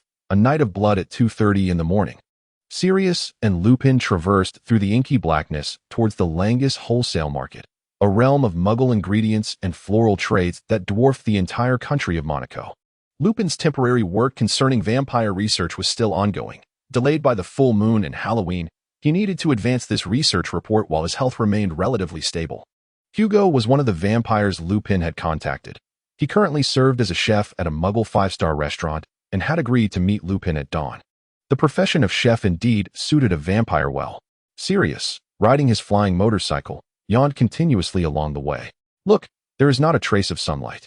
Even during the day in the kitchen, one cannot see the sun. This market operates from 3 in the morning until 7. Chefs or hotel procurement personnel arrive at dawn to inspect the ingredients, which are transported back to the city before 7, allowing the restaurants to prepare the freshest food for Muggle patrons around 8. Clearly, Lupin had done his homework in advance. From a lofty vantage point, the Langus wholesale market resembled a sprawling metropolis that never slumbers, sprawling across the plain with countless lights twinkling in the darkness, akin to an artificial sea of stars. Dense and dazzling, starkly contrasting with the stillness of the night sky. The illumination at the market's outskirts was sparse, while the core radiated brilliance akin to daylight. With colossal warehouses and trading halls sliced into geometric forms by the stark white light, a labyrinth of stalls and trucks meandered across the ground, where narrow passages bustled with figures, reminiscent of an industrious swarm of ants. The air was thick with humidity, a lang of earthy aromas, the freshness of seafood, the bitter crispness of vegetables, and the faint sweetness of flowers wafting on the night breeze. As they drew closer, the darkness accentuated the contours of this vast marketplace. Would the house elves of Hogwarts venture out this early to procure ingredients? Sirius rubbed his face with one hand, convinced that creature would not be scurrying about at this hour for his sake. Approaching the Langus wholesale market, he beheld a multitude of Muggle trucks methodically making their way to various venues within the market, the roads at night illuminated like rivers of light. Perhaps this was solely the domain of Muggles. After all, each dish at these upscale restaurants commanded a considerable price. Lupin, taken aback by the bustling scene, pondered whether he might seize the opportunity to pose some pointed inquiries to Hugo while ordering veal cheeks. For instance, did his vampire ancestry acquire much blood through the practice of bloodletting under the guise of court physicians? Sirius found a nearby open space to descend. Although werewolves and vampires were classified as dark creatures in the Defense Against the Dark Arts textbooks, sharing a sense of kinship, I felt the conversation's tempo should not be too rapid. Lupin made a light-hearted jest, mentioning he would be found in the meat and poultry market. Sirius soon slipped into a venue labeled Meat Products Cold Storage. Upon entering, he was greeted by an array of carcasses hanging from hooks, already slaughtered. The frigid temperature of the cold storage, plummeting to several degrees below zero, made Sirius grimace in discomfort. How would one locate him? The textbook indicated that a vampire's defining characteristic was the pronounced dark circles under their eyes. Or perhaps he carried a portable moon, enabling me to transform unexpectedly amidst the crowd. Lupin continued his jesting, clearly uplifted by the presence of this meat storage area, which bore a surprisingly pleasant aroma. Noticing Sirius's morose expression, Lupin added, "In fact, we exchanged photographs. Hugo even provided me with a specific area number." Chapter 56. The newcomer who was the employer of this investigative report? Sirius inquired as if recalling something. "Do you find such research to be rather rare?" Lupin looked up to observe the area number as he responded. "Generally speaking, few take an interest in the tales of vampires or werewolves, aside from serving as light entertainment.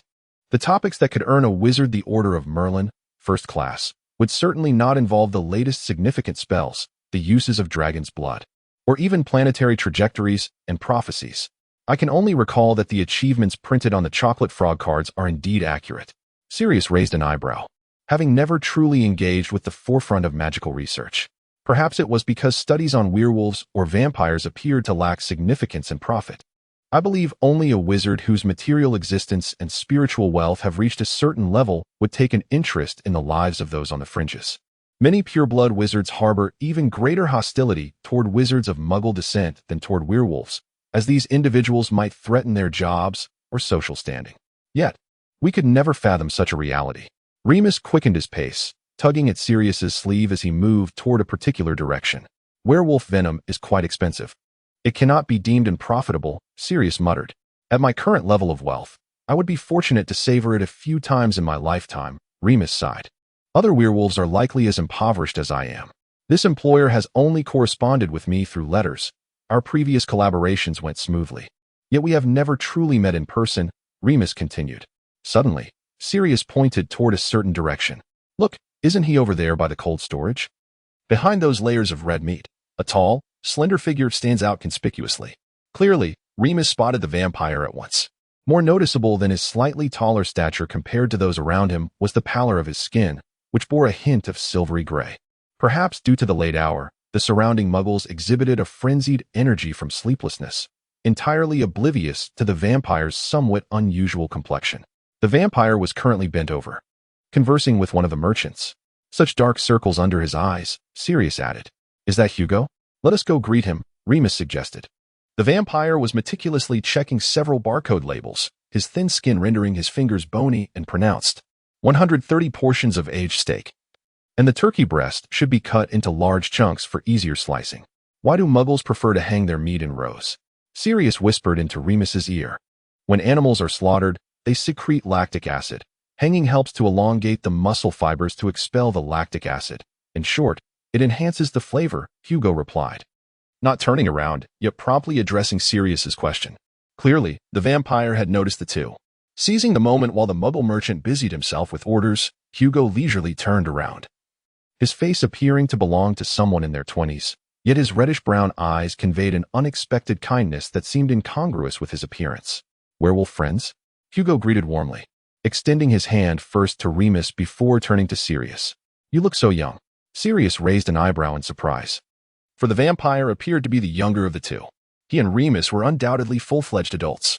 I am over 100 years old, Hugo declared. Upon witnessing the astonishment on Sirius's face, Hugo spoke in an exceedingly tranquil tone. I am aware that vampires possess remarkable longevity, but to maintain a youthful appearance indefinitely? Lupin inquired, gazing at Hugo. Indeed, it is quite intriguing. A few muggle patrons passed by, prompting Hugo to lower his voice slightly. My sister is the same. She is 3 years my senior. The textbooks seem to omit any mention of vampires retaining eternal youth. Lupin interjected. We were transformed in our 30s. But I began to regress to a more youthful state after my sister secured a position as an obstetrician.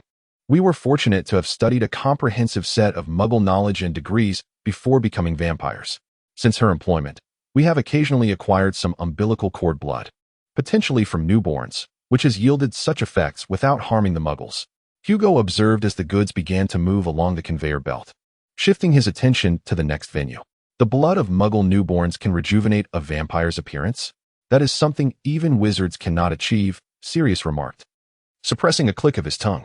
Wizards possess alchemy. Only a select few powerful wizards can enjoy prolonged lifespans, or perhaps aging potions. Though those do not significantly alter the time a wizard possesses, nor do they last long, Lupin corrected. Moreover, they do not appear as if they are in their 20s. There may have been a lack of regular access to fresh blood from delivery rooms for vampires. Hence this point had gone unnoticed. Hugo replied with a smile, thus, I consented to this research request, though I am uncertain of who discovered me. I change my place of employment every decade, recently receiving a letter. Your employer? Sirius reverted to the previous topic. Lupin shook his head, genuinely unaware of who had issued the commission. I suppose the only notable aspects of vampires are these. The inability to bask in the sun for extended periods, an aversion to garlic, sharp fangs, heightened senses, and dark circles under the eyes. None of these are particularly novel. During his quiet conversation, Hugo ordered a considerable amount of foie gras. After your transformation into a vampire, you continue to live in the muggle world? Lupin inquired, observing the neatly arranged ingredients. The year I was transformed, I was in Europe. The wizarding world was quite tumultuous at that time, was it not? Hugo inhaled deeply. We had not yet been born, Sirius replied. There was a wizard named Grindelwald, who was expanding his influence. I once had a brief encounter with him. Hugo hesitated momentarily. I was also captivated by his ideology. At that time, I had just begun to explore the wonders of the wizarding world and found everything both marvelous and novel.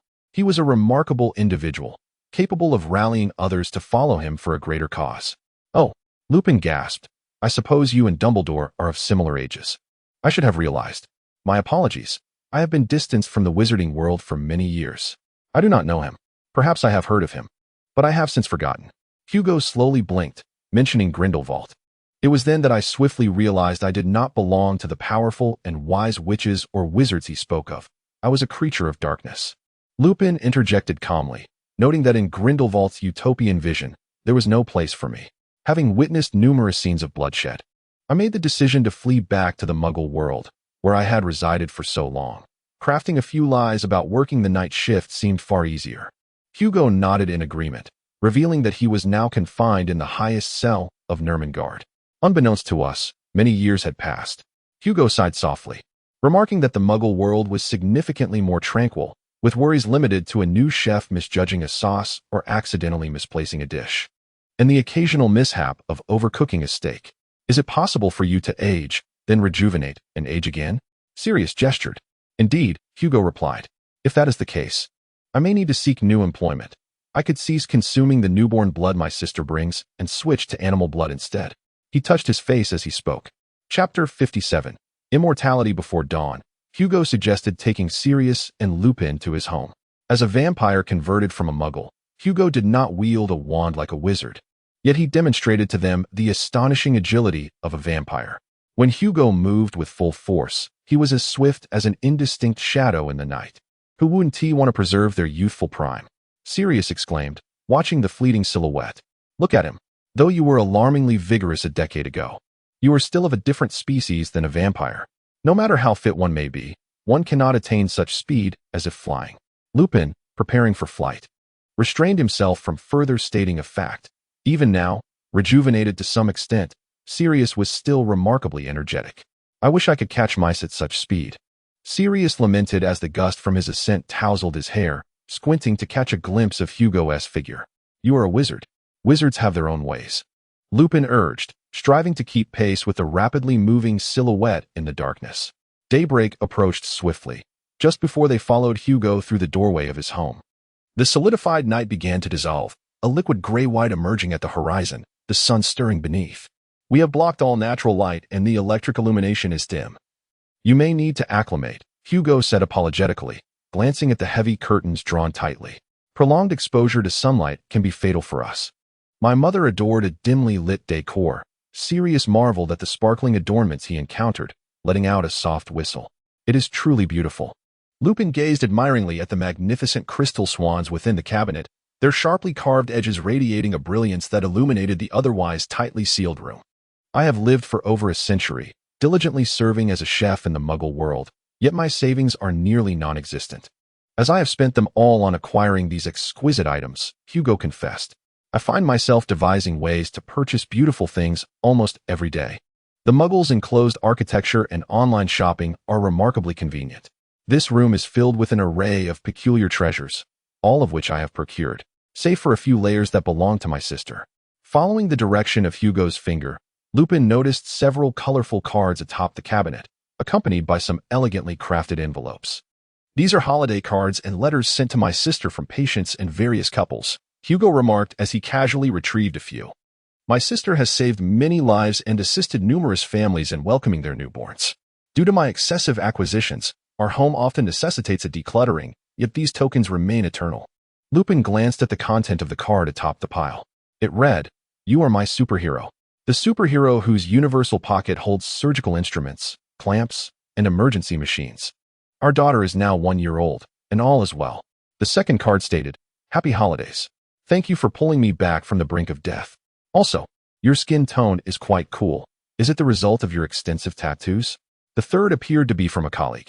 Here's to another year of light footsteps. Even though we are utterly exhausted, working overtime, occasionally splattered with blood, yet the satisfaction of saving others soothes all. A faint smile graced Lupin's lips. I thought you might inquire about what it feels like for a vampire to perform surgery on their meals daily, Hugo said leisurely. However, vampires are indeed well-suited for night shifts or handling emergencies. We do not require sleep, and when we see blood flowing, our senses are heightened, resulting in minimal errors. I relish raw meat and do not chase after animals to bite them. I suspect you feel similarly, Lupin stated with earnestness. Hugo opened the refrigerator, revealing several small jars of blood alongside miscellaneous food scraps that appeared to be leftover trimmings. I can prepare some dishes for you. Most of the scraps are as delectable as the portions served at the table. You see, to justify the exorbitant prices of fine dining, high-end restaurants often discard an extravagant amount of ingredients. These scraps include the substantial edges cut from whole pieces of meat, entire vegetables stripped of only their finest parts, and leaves that do not meet color standards, along with various other ingredients that lack perfect shape and size.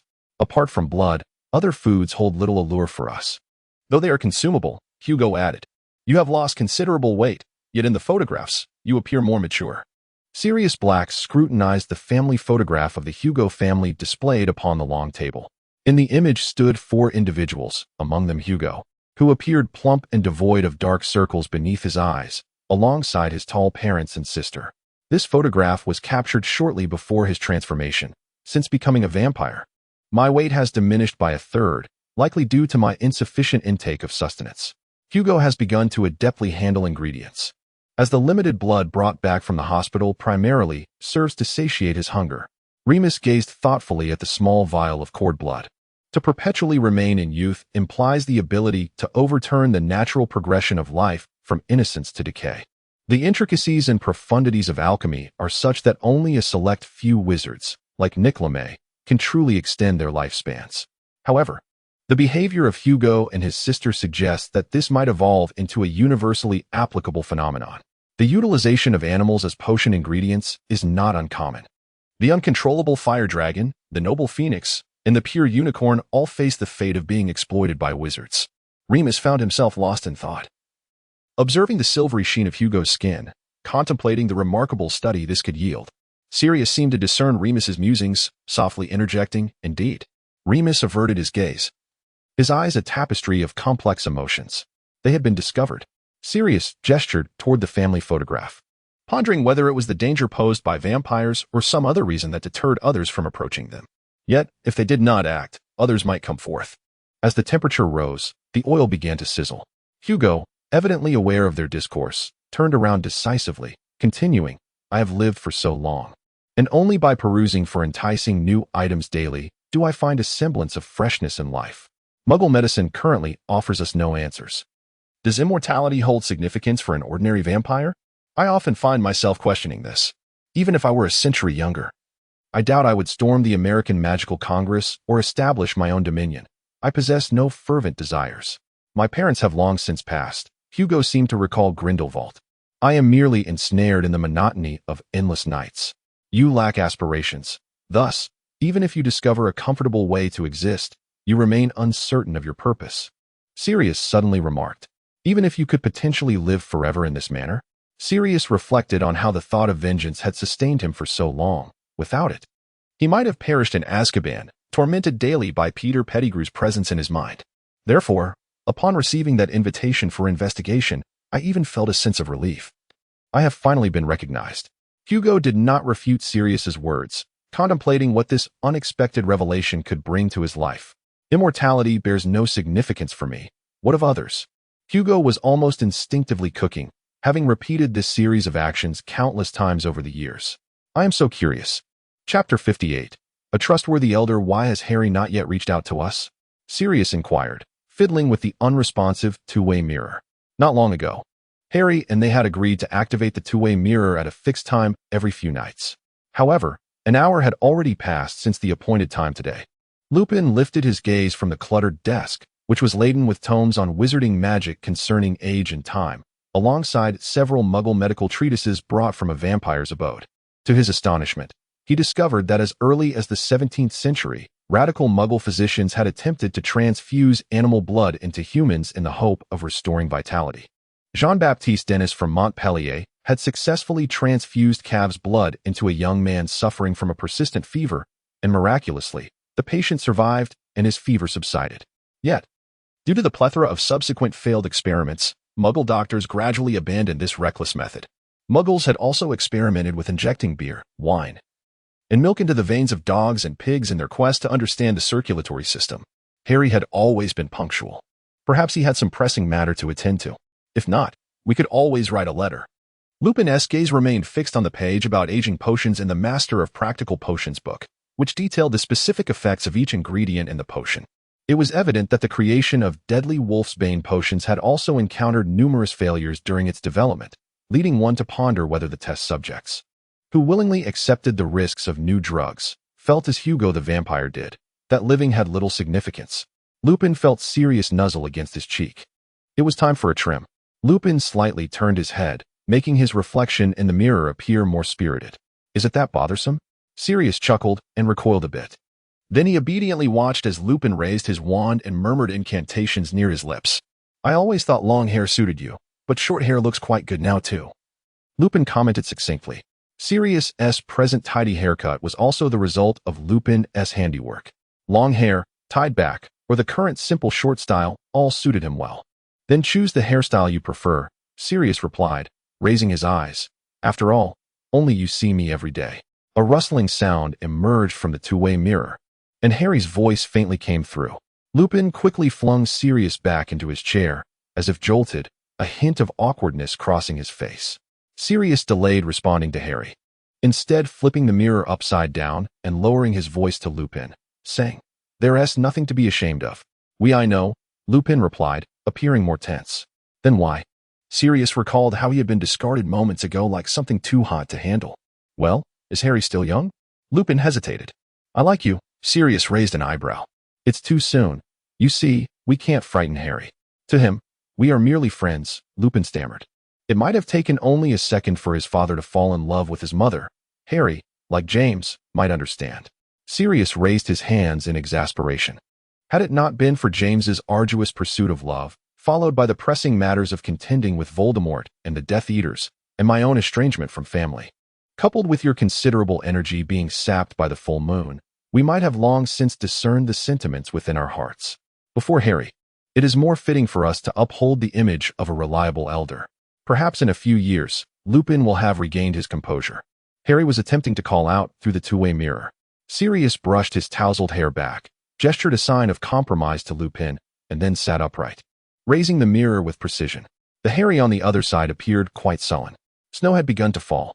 Lupin quickly noticed a few flakes still resting atop Harry's head, untouched by warmth. The sight of their faces slightly lifted Harry's spirits. "You changed your hairstyle," he exclaimed, his mood brightening upon seeing Sirius's short locks. "A change of pace," Sirius replied, his fingers entwined with Lupin's beneath the table. "Have you been out for a walk? Playing in the snow with friends?" Harry's gaze darkened further. "I had just emerged from detention in the Forbidden Forest." "Ah, the Forbidden Forest is actually quite entertaining. Beneath one tree, there is a certain Sirius who casually remarked, only to be met with a stern glare from Lupin. "Detention?" Lupin interjected. "What happened?" "I had a scuffle with Malfoy." Harry appeared irate again, clarifying that it was not just one altercation, but several. "Who?" A humorous expression crossed Sirius's face. "Draco Malfoy." Harry gritted his teeth. "That blonde little cousin?" Sirius propped his chin on his hand. "Did you win?" "I could teach you some handy curses." Lupin shot another disapproving look at Sirius. "I recall your relationship was amicable before," Lupin gently inquired, "considering you both hail from Slytherin." "He became rather peculiar after Halloween," Harry replied. The smile on Sirius's face faded slightly as he listened intently. "In short, he began hurling insults at me." Harry rolled his eyes unconsciously, and our encounters turned increasingly hostile. "I tried to avoid giving him any opportunities to mock me, yet I truly could not comprehend what I had done wrong. Malfoy even suggested a room change. Snape had already transferred him away from my dormitory. I thought that was splendid. The other Slytherins are rather amiable. Of course, I also have friends from other houses." Harry continued in one breath. "Go warm yourself by the fireplace in the common room," Lupin remarked, observing Harry's damp forehead. "Is everything safe in the Forbidden Forest?" "That keeper Hagrid was with me. He's quite imposing." "Everything is normal. Hagrid mentioned there have been no recent unicorn attacks," Harry responded. "If you have concerns, you might also consult Dumbledore." Lupin and Sirius exchanged glances. "Do not pay Malfoy too much heed. Moreover, first your skirmishes likely do not result in serious injuries." After a moment of silence, Sirius spoke. "The Christmas holidays are approaching. If you wish to stay at school and enjoy time with friends, that is fine. Or you could come back and join us for an outing." Just then, as Lupin was about to speak, Sirius hastily added, "Provided we ensure safety and confidentiality, to guarantee our little savior's security." "Really?" Harry's face lit up.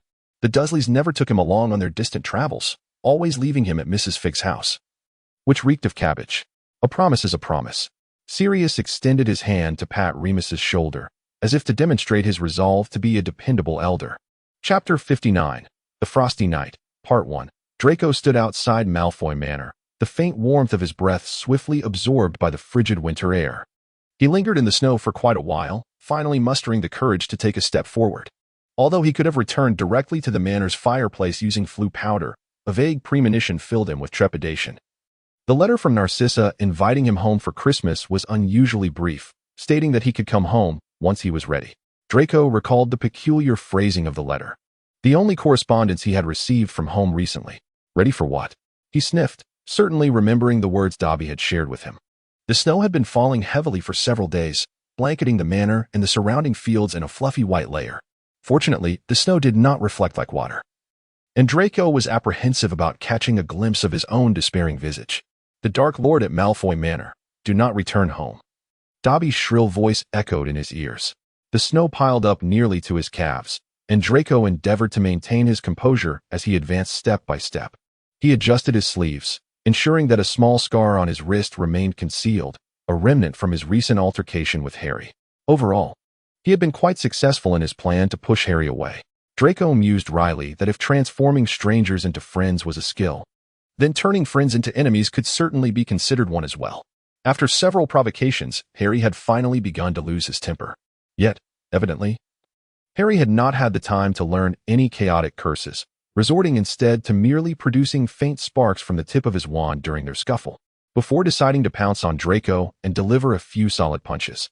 This was when Draco's arm had been scratched. After being taken to the hospital wing, inexplicably, he had not allowed Madame Pomfrey to tend to the wound.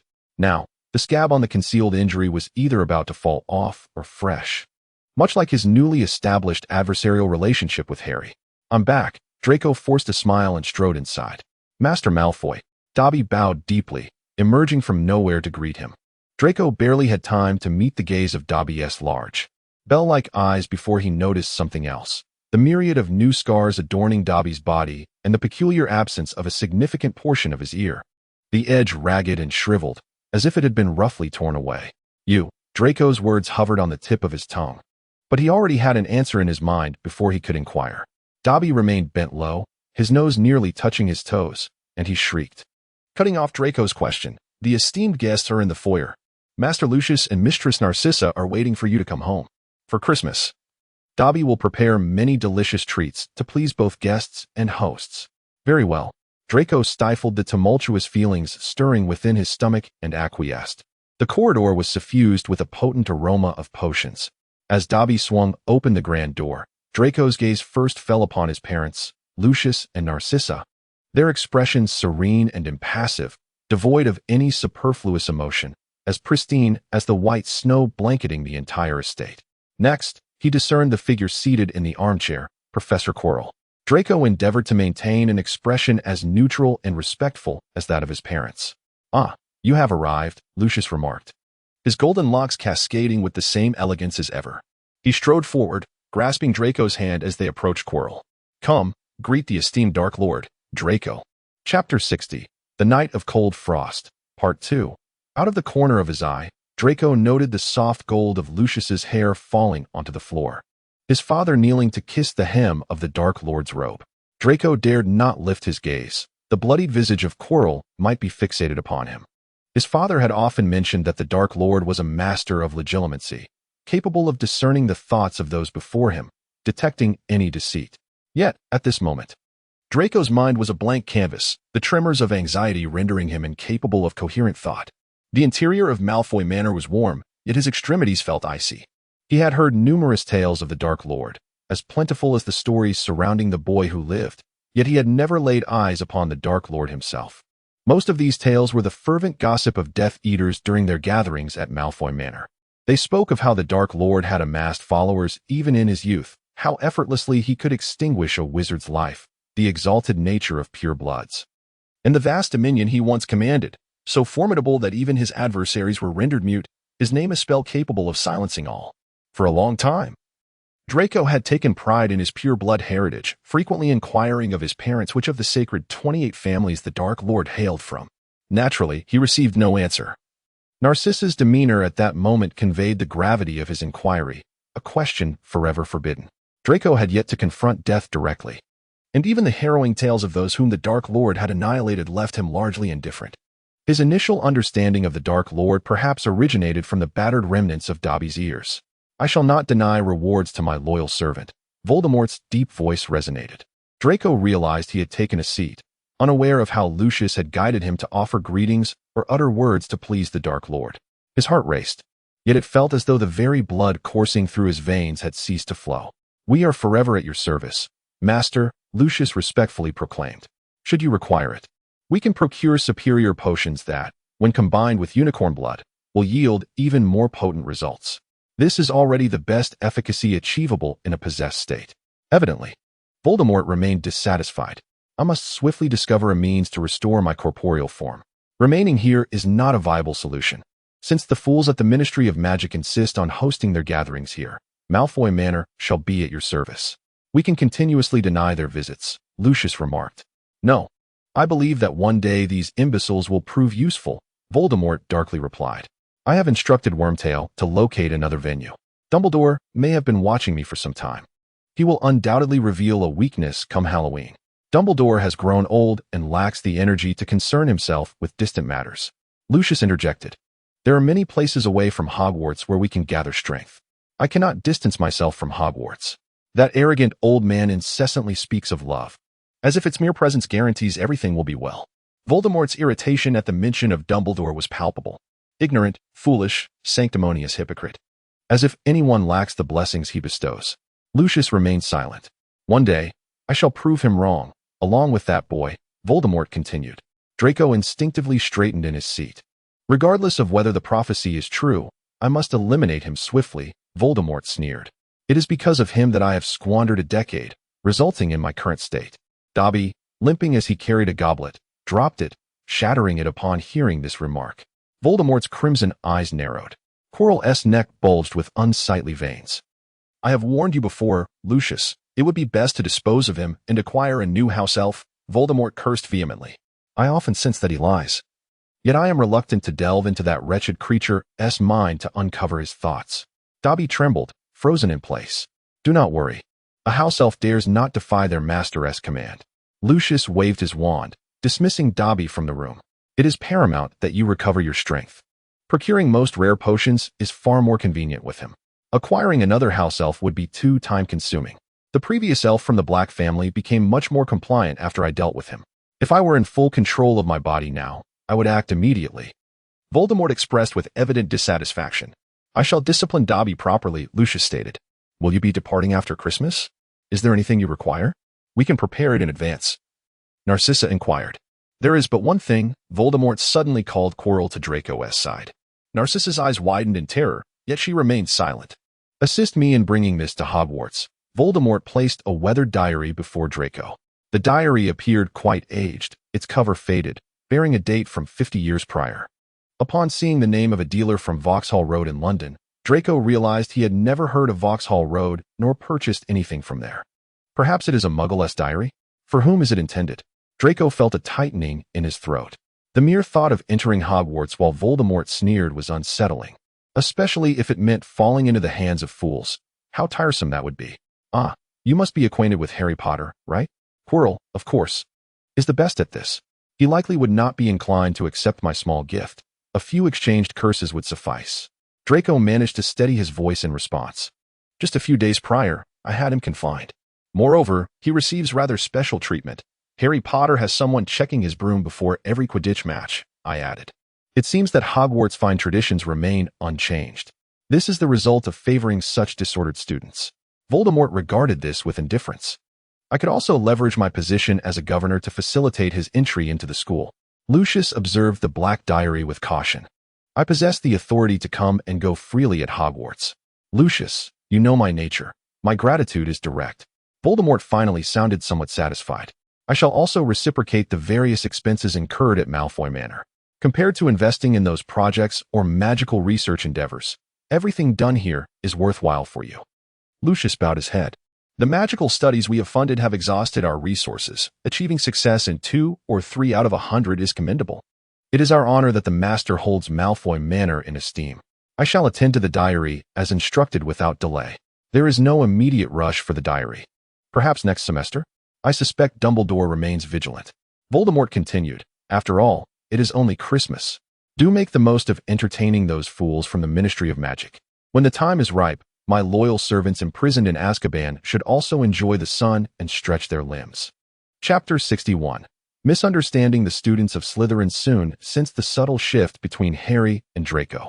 Although Draco typically spent time outside the dormitory with Crabbe and Goyle, recent altercations in the corridors and common rooms swiftly made it evident to all that their relationship had deteriorated significantly. The notion that Draco Malfoy and Harry Potter were at odds quickly became a consensus, disseminated through a flurry of outposts among Slytherin students as gossip to their officials, merchants, and the parents of former Death Eaters. Slytherin House was filled with individuals with meticulously planned futures, ever vigilant in assessing situations, weighing pros and cons, gauging the winds, and making strategic decisions. Some individuals had life plans that surpassed the meticulousness of textbook potion recipes. Offending the Malfoy family was an unwise endeavor, especially considering that many Slytherins had ancestral ties through intermarriage. Offending Harry seems utterly unnecessary. His recent performances in the Quidditch matches have been nothing short of spectacular, filling the Slytherin house with a sense of pride. Moreover, it has become apparent that Harry possesses a certain innocence devoid of malice. While innocence is often associated with ignorance and naivety, it does not imply foolishness. Rather, it reflects a lack of profound understanding of the world's intricate rules. Currently, Harry remains a modest and unambitious boy with striking green eyes, often shy when smiling. Consequently, most Slytherins have opted for a nonchalant approach akin to Blaze's, allowing them to continue their interactions seamlessly. The emotionally intelligent members of Slytherin always manage to position Harry and Draco at a diagonal distance from one another, thus preserving a harmonious atmosphere in the dining hall. A few days prior to Christmas, Blaze, stifling a yawn, handed Harry a small gadget designed to muffle noise. "My mother believes I am not yet capable of mastering the related spells," he remarked. Harry understood intuitively that after Draco requested a change of dormitory, Goyle became his new roommate. Goyle was rather slow-witted, often appearing to require suggestions from others. However, his thunderous snoring at night was utterly unbearable, resulting in deep dark circles under both Harry's and Blaze's eyes. The purple sleep aid they consumed daily likely had side effects, leaving them with no other options. Blaze shrugged. "Thanks." Harry accepted the small box. Arguments were insignificant. After all, you might reconcile one day. "I might have a new stepfather by Christmas, the 10th one," Blaze remarked with a nonchalant expression, accustomed to the comings and goings of parental figures, as his own stepfather count was nearly beyond measure. "I might be going away for Christmas, but I'll bring you back something interesting." Harry chuckled. "I may need to make a trip to the library now." "Go ahead," Blaze said as he walked towards his bed. "But I feel like finals are still quite a ways off." Harry was not, of course, venturing to the library in preparation for his final examinations, nor was it merely an ardent passion for learning that propelled him. Most books, after a month, begin to blur into obscurity, and within half a year, they vanish entirely from the mind, leaving behind at most one or two memorable phrases or a vividly depicted scene that manages to secure a place in the precious confines of one's cognitive capacity. The specific expressions within these tomes are forgotten, ultimately reducing one's recollection to a vague impression: this was a good book or this was a poor one. The same applies to people. The intricate details of companionship and shared moments can easily fade into oblivion, leaving merely a nebulous impression. He is someone I wish to see or someone I would rather avoid. A name is akin to an incantation. Those one longs to encounter possess a name that radiates warmth, and uttering those syllables evokes a sense of security. What specific attributes confer significant weight to a complex individual in one's heart remains an enigma, even to the brain itself. Just as the mind struggles to articulate why a once-forgotten book was deemed exceptional. Draco Malfoy. On his hurried journey to the library, Harry recalled this name once more. To his astonishment, he discovered that despite their previous fierce altercations, he did not harbor averse feelings towards the prospect of encountering Draco. The last time they had met, he had indeed drawn blood from Draco's pale skin, though he had been struck by Draco's jinx and had performed an impromptu dance in the corridor for nearly 10 minutes. Harry even resolved to ensure victory in their next encounter. Recently, Harry has been assisting Lupin in borrowing books from the library, which has led him to frequently wander around the section dedicated to potion-making literature. As he often found that only a few lines in a hefty tome contained useful information, Harry decided it would be more convenient to transcribe these passages and send them home. This action inadvertently intensified certain individuals' misconceptions about Harry's charm, particularly that of Snape. On more than one occasion, Snape emerged from the restricted section only to encounter Harry earnestly poring over materials in the potion books area. Naturally, Snape refrained from uttering any words of praise or encouragement. However, in the fleeting moments of hesitation within those inscrutable black eyes, Harry discerned an unspoken invitation to approach him with any queries should issues arise. Harry, of course, could not inquire about the potential side effects of using vampire or muggle umbilical cord blood as potion ingredients. Nor could he question the progress of the research into potions that possess time-reversing effects, as these topics would undoubtedly raise suspicion. Nevertheless, this did not prevent Snape's demeanor towards Harry from becoming slightly more amiable. Another misunderstanding arose from Percy Weasley, a frequent patron of the library. Percy had begun his preparations for the impending examinations well in advance, delving into the study materials of higher grades. However, he was taken aback upon seeing Harry laboriously poring over an ancient potion book. Blood potion research and practice? Percy whispered as he settled beside Harry. None of this is on the syllabus. Have you truly reached this level? But you are only in your first year. Oh no, Harry stammered. I'm just, looking for fun? Percy's expression of solemn respect only heightened Harry's anxiety. You are absolutely right. I ought to focus on the material relevant to the exams, Harry faltered. Merlin. I would much rather spend an entire day soaring on the Quidditch pitch than flipping through books. If only my brother were half as sensible as you, Percy remarked earnestly. Then Mother would have less to fret about. I can assist you. With that, Percy retrieved a rather worn, thick notebook from his pile of books. In fact, I was contemplating whether to discard my notes from the lower years, as I have already mastered the content. This way, I wouldn't need to waste money on a new notebook, but I believe it could be beneficial for you. Percy adjusted his glasses as he spoke. With a sense of unease, Harry accepted Percy's meticulously crafted study notes. Undoubtedly, these notes were exemplary, crafted by one who would feel discontented without attaining the top rank. The handwriting was clear, concise, and easy to memorize, accurately reflecting the teacher's key points while omitting the superfluous verbiage found in the textbook. In a bid to honor the camaraderie that Percy seemed to believe they shared, Harry reluctantly discovered that he was genuinely engaging with the material. You may keep it, Percy remarked. With Christmas approaching, Mother is always eager to knit sweaters for everyone. Personally, I find stationery to be more practical. However, I have already received a new robe and a new owl this year. As the elder brother, I ought not to be overly greedy. Chapter 62. The filial son. Before the painting, we leave the choice to you, Sirius said to Harry. The table at number 12 Grimmauld Place was cluttered with various images and parchment inscribed with simple itineraries. These are some travel plans we have deemed relatively safe and that you might enjoy, Lupin added, as this will be our first Christmas spent together. Harry had recently returned from Hogwarts and was engrossed in examining various travel plans, sightseeing at a dragon breeding ground in Romania, attending the Winter Quidditch League, embarking on a tour of magical historical sites in Egypt, exploring a tropical botanical garden, and even visiting some renowned Muggle amusement parks and attractions. Was this how wizarding children grew up? Harry was almost overwhelmed.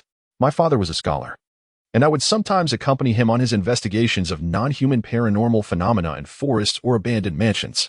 Of course, he invested considerable time in concealing my identity and teaching me magic, which resulted in fewer outings together. He always assumed I would have no books to read until Dumbledore came to visit, explained Lupin. As a child, I was probably dragged to pureblood social gatherings, listening to Bellatrix's unpleasant laughter. Sirius denied Harry's assertion.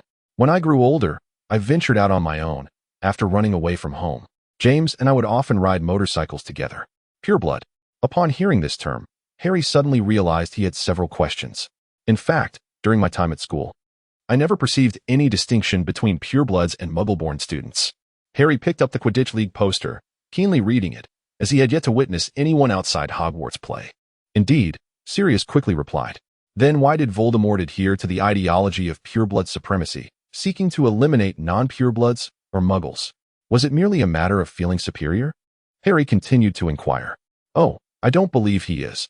Although the notion of pureblood is utterly foolish, Sirius said disdainfully. Even if we were to entertain such a notion, Voldemort himself would not qualify as pureblood. Lupin turned, somewhat surprised. The pureblood families who subscribed to this belief would be eager to embroider their family trees onto their garments. If Voldemort truly was the radical pureblood wizard he claims to be, then he should also be my relative. After all, wizards are inherently scarce, and those insisting on pureblood intermarriage are even fewer. Sirius responded to Lupin's questioning gaze. I had never considered this. Given that my mother was a Muggle and was unaware of the so-called pureblood theory, Lupin seemed never to have doubted this issue. My focus has always been on his nefarious actions. At that moment, Harry felt a sudden confusion. If he were not my relative, then perhaps a few generations back. There were marriages with Muggles, yet if he truly married a Muggle, he himself would not belong to the so-called pureblood. Black pointed to the now faded family tapestry, where the golden threads still shimmered. Therefore, Lupin mused, pureblood might merely be an excuse, a strategic means to rally a portion of people to his side through ideological manipulation. A rather effective tactic, considering that most pureblood families are financially prosperous and possess considerable strength. What? Harry still appeared to struggle with understanding. Voldemort is merely a maniac with a penchant for murder. The theory of pure blood led many arrogant old families to align with him in the early days. However, once his true nature was revealed, even the more reasonable members of these pure blood families found themselves too intimidated to withdraw. They were left with two choices: to continue down a dark path or to face death by betrayal. Thus, the ranks of Death Eaters swelled. Like Voldemort, they were mad, cowardly, overly cautious, duplicitous, and merely playing at darkness, hoping to rise through sinister forces, with few daring to confront them openly. Sirius's voice reverberated loudly, and the portrait of Walburga began its tirade once more. Traitor, unworthy offspring, good for nothing. Walburga glared fiercely at Remus and Harry. Sirius, initially prepared to silence the portrait with a swift flick of his wand, hesitated under Walburga's suspicious gaze. He stepped closer to Remus, who was still weakened from the recent full moon. Gently, he wrapped an arm around Remus's frail shoulders and quickly pressed a kiss to his ear. Remus's face paled further in surprise. Sirius was pleased to see Walburga's eyes widen in disbelief. Come and manage me if you dare, he taunted, a smirk playing on his lips as he addressed the portrait. What a pity, I am the one still alive. After his provocative words, Sirius tightened his embrace around Remus's waist. In the next moment, Harry felt the portrait screams could very well uproot the old house. Get out. Get out. Bastard. Good for nothing. Get out. Remus struggled desperately against Sirius's arm, but to no avail. Their physical disparity rendered his efforts futile, only serving to infuriate Walburga further. As the tension in her painted visage became palpable, isn't this delightful? Do you enjoy it? Sirius relished the chaos, feigning regret. Alas, I must prepare for Christmas. Can you celebrate Christmas in your portrait? Shall I draw a tree for you? He promised to show her something even more thrilling next time. Blowing kisses to both Walburga and Remus before covering the portrait. Finally, Remus sank back into his chair, his neck flushed crimson. I believe this sets a splendid tone for Christmas, Sirius declared as he turned around. I warn you, Remus gasped, still breathless. I was wrong, Sirius admitted with a playful grin, adjusting Remus's collar. I've never been this happy in this house before. If you dare again, Remus started, shaking off Sirius's hand. I wouldn't dare. I shall never dare again, Sirius replied, stifling his remaining mirth, lowering his gaze to fixate on Remus with his gray eyes. Head of Gryffindor, please don't deduct my points.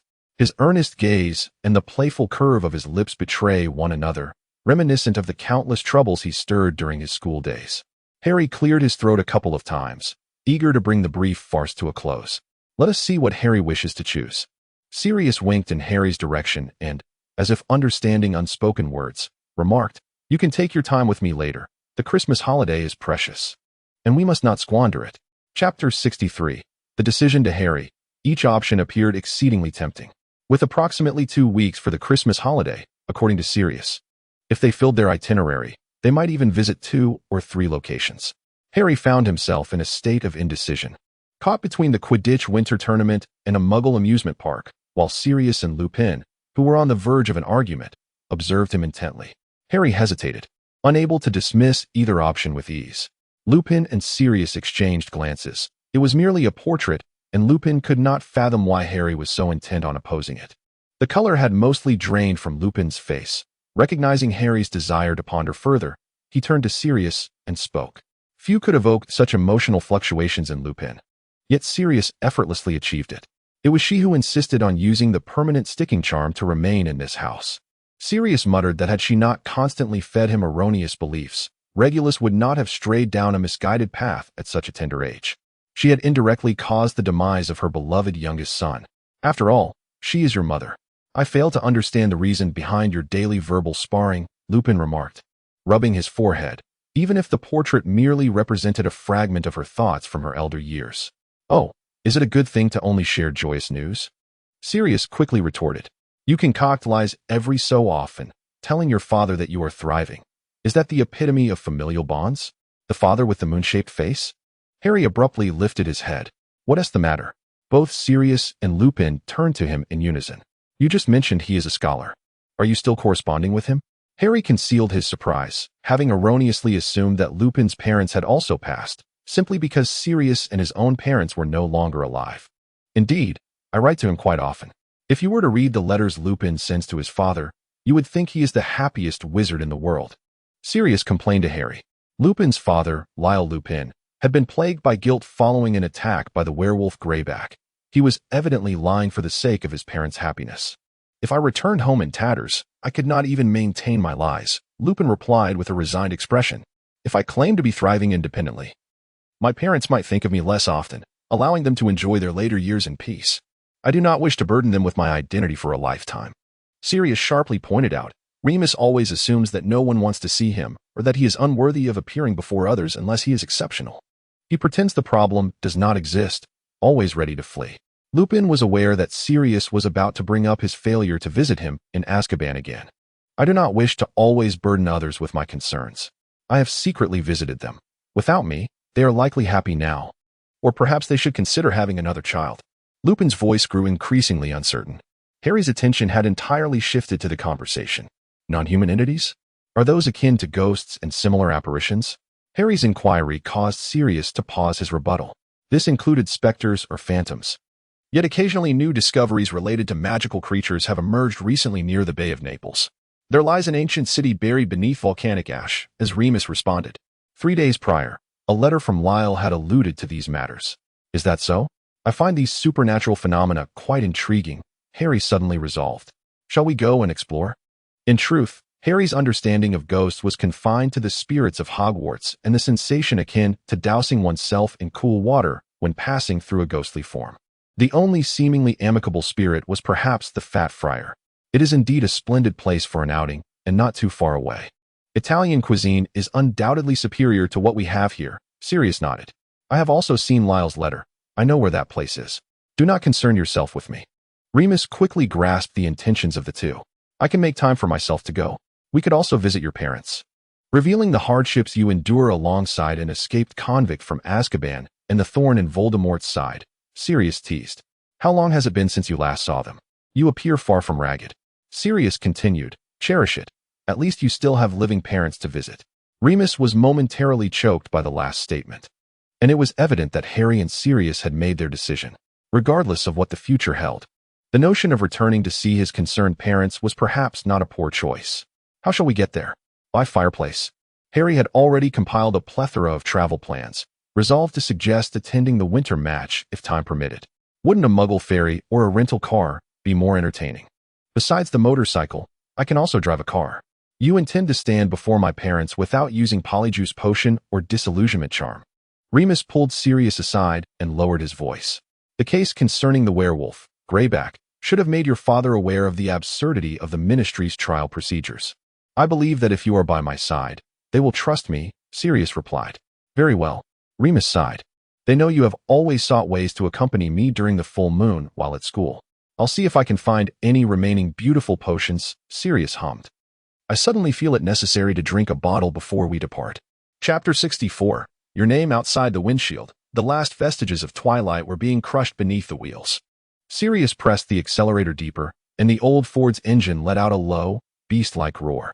Harry pressed his forehead against the cool car window, watching as the lights of the city gradually receded into the distance. The interior of the car was warm, and Lupin was engrossed in adjusting the radio channels. The signal fluctuated, and the incessant chatter of the Muggle host filled the air. Dear listeners, as the year draws to a close, let us reflect on the chart toppers of the past 12 months. This year, despite his declining health, Freddie Mercury, the lead singer of Queen, gifted us with a new album, featuring the hugely popular track The Show Must Go On. Additionally, the global sensation Black or White by the illustrious Michael Jackson combined elements of pop and rock, embodying timeless themes of equality and unity. Since arriving at Hogwarts, Harry had not paid much attention to Muggle music, but a furtive glance at Sirius revealed him nodding gently to the rhythm, a smile gracing his lips. Muggle music was indeed quite delightful. Sirius turned up the volume with one hand, far surpassing the eccentric sister band or any fervent love song by Satina. The high notes even tempted Sirius to join in for a few lines. I know where the record store is, Harry suggested, planning to bring back a few albums for his Godfather next time. He could almost envision the style Sirius would appreciate. The radio host continued to introduce the artists, noting that with the recent passing of Freddie Mercury at the end of November, Queen's concert at Wembley Stadium this year was their last grand performance. Listen to the deafening cheers and applause from that night. The concert will forever remind us of his talent and passion that captivated fans worldwide, who arrived too late to witness it. Sirius lamented, tapping the steering wheel with frustration. Still in London. What a pity, Lupin murmured. Their fans must be heartbroken. Just a month ago, he was only 45. He could have continued to sing for many more years. Then why does it feel like the time we have is utterly meaningless? Even simply appreciating the works of others is worthwhile. That vampire might have loyal patrons who adore him, Sirius replied, shifting perspectives. A century is hardly sufficient. Yet muggles surely cannot comprehend why we spend so much time harboring animosity towards one another. Lupin gazed into the distance as the music from the radio enveloped the car in silence. The outlines of distant mountains began to dissolve, and Harry noticed a faint glow ahead, the lights of a muggle town.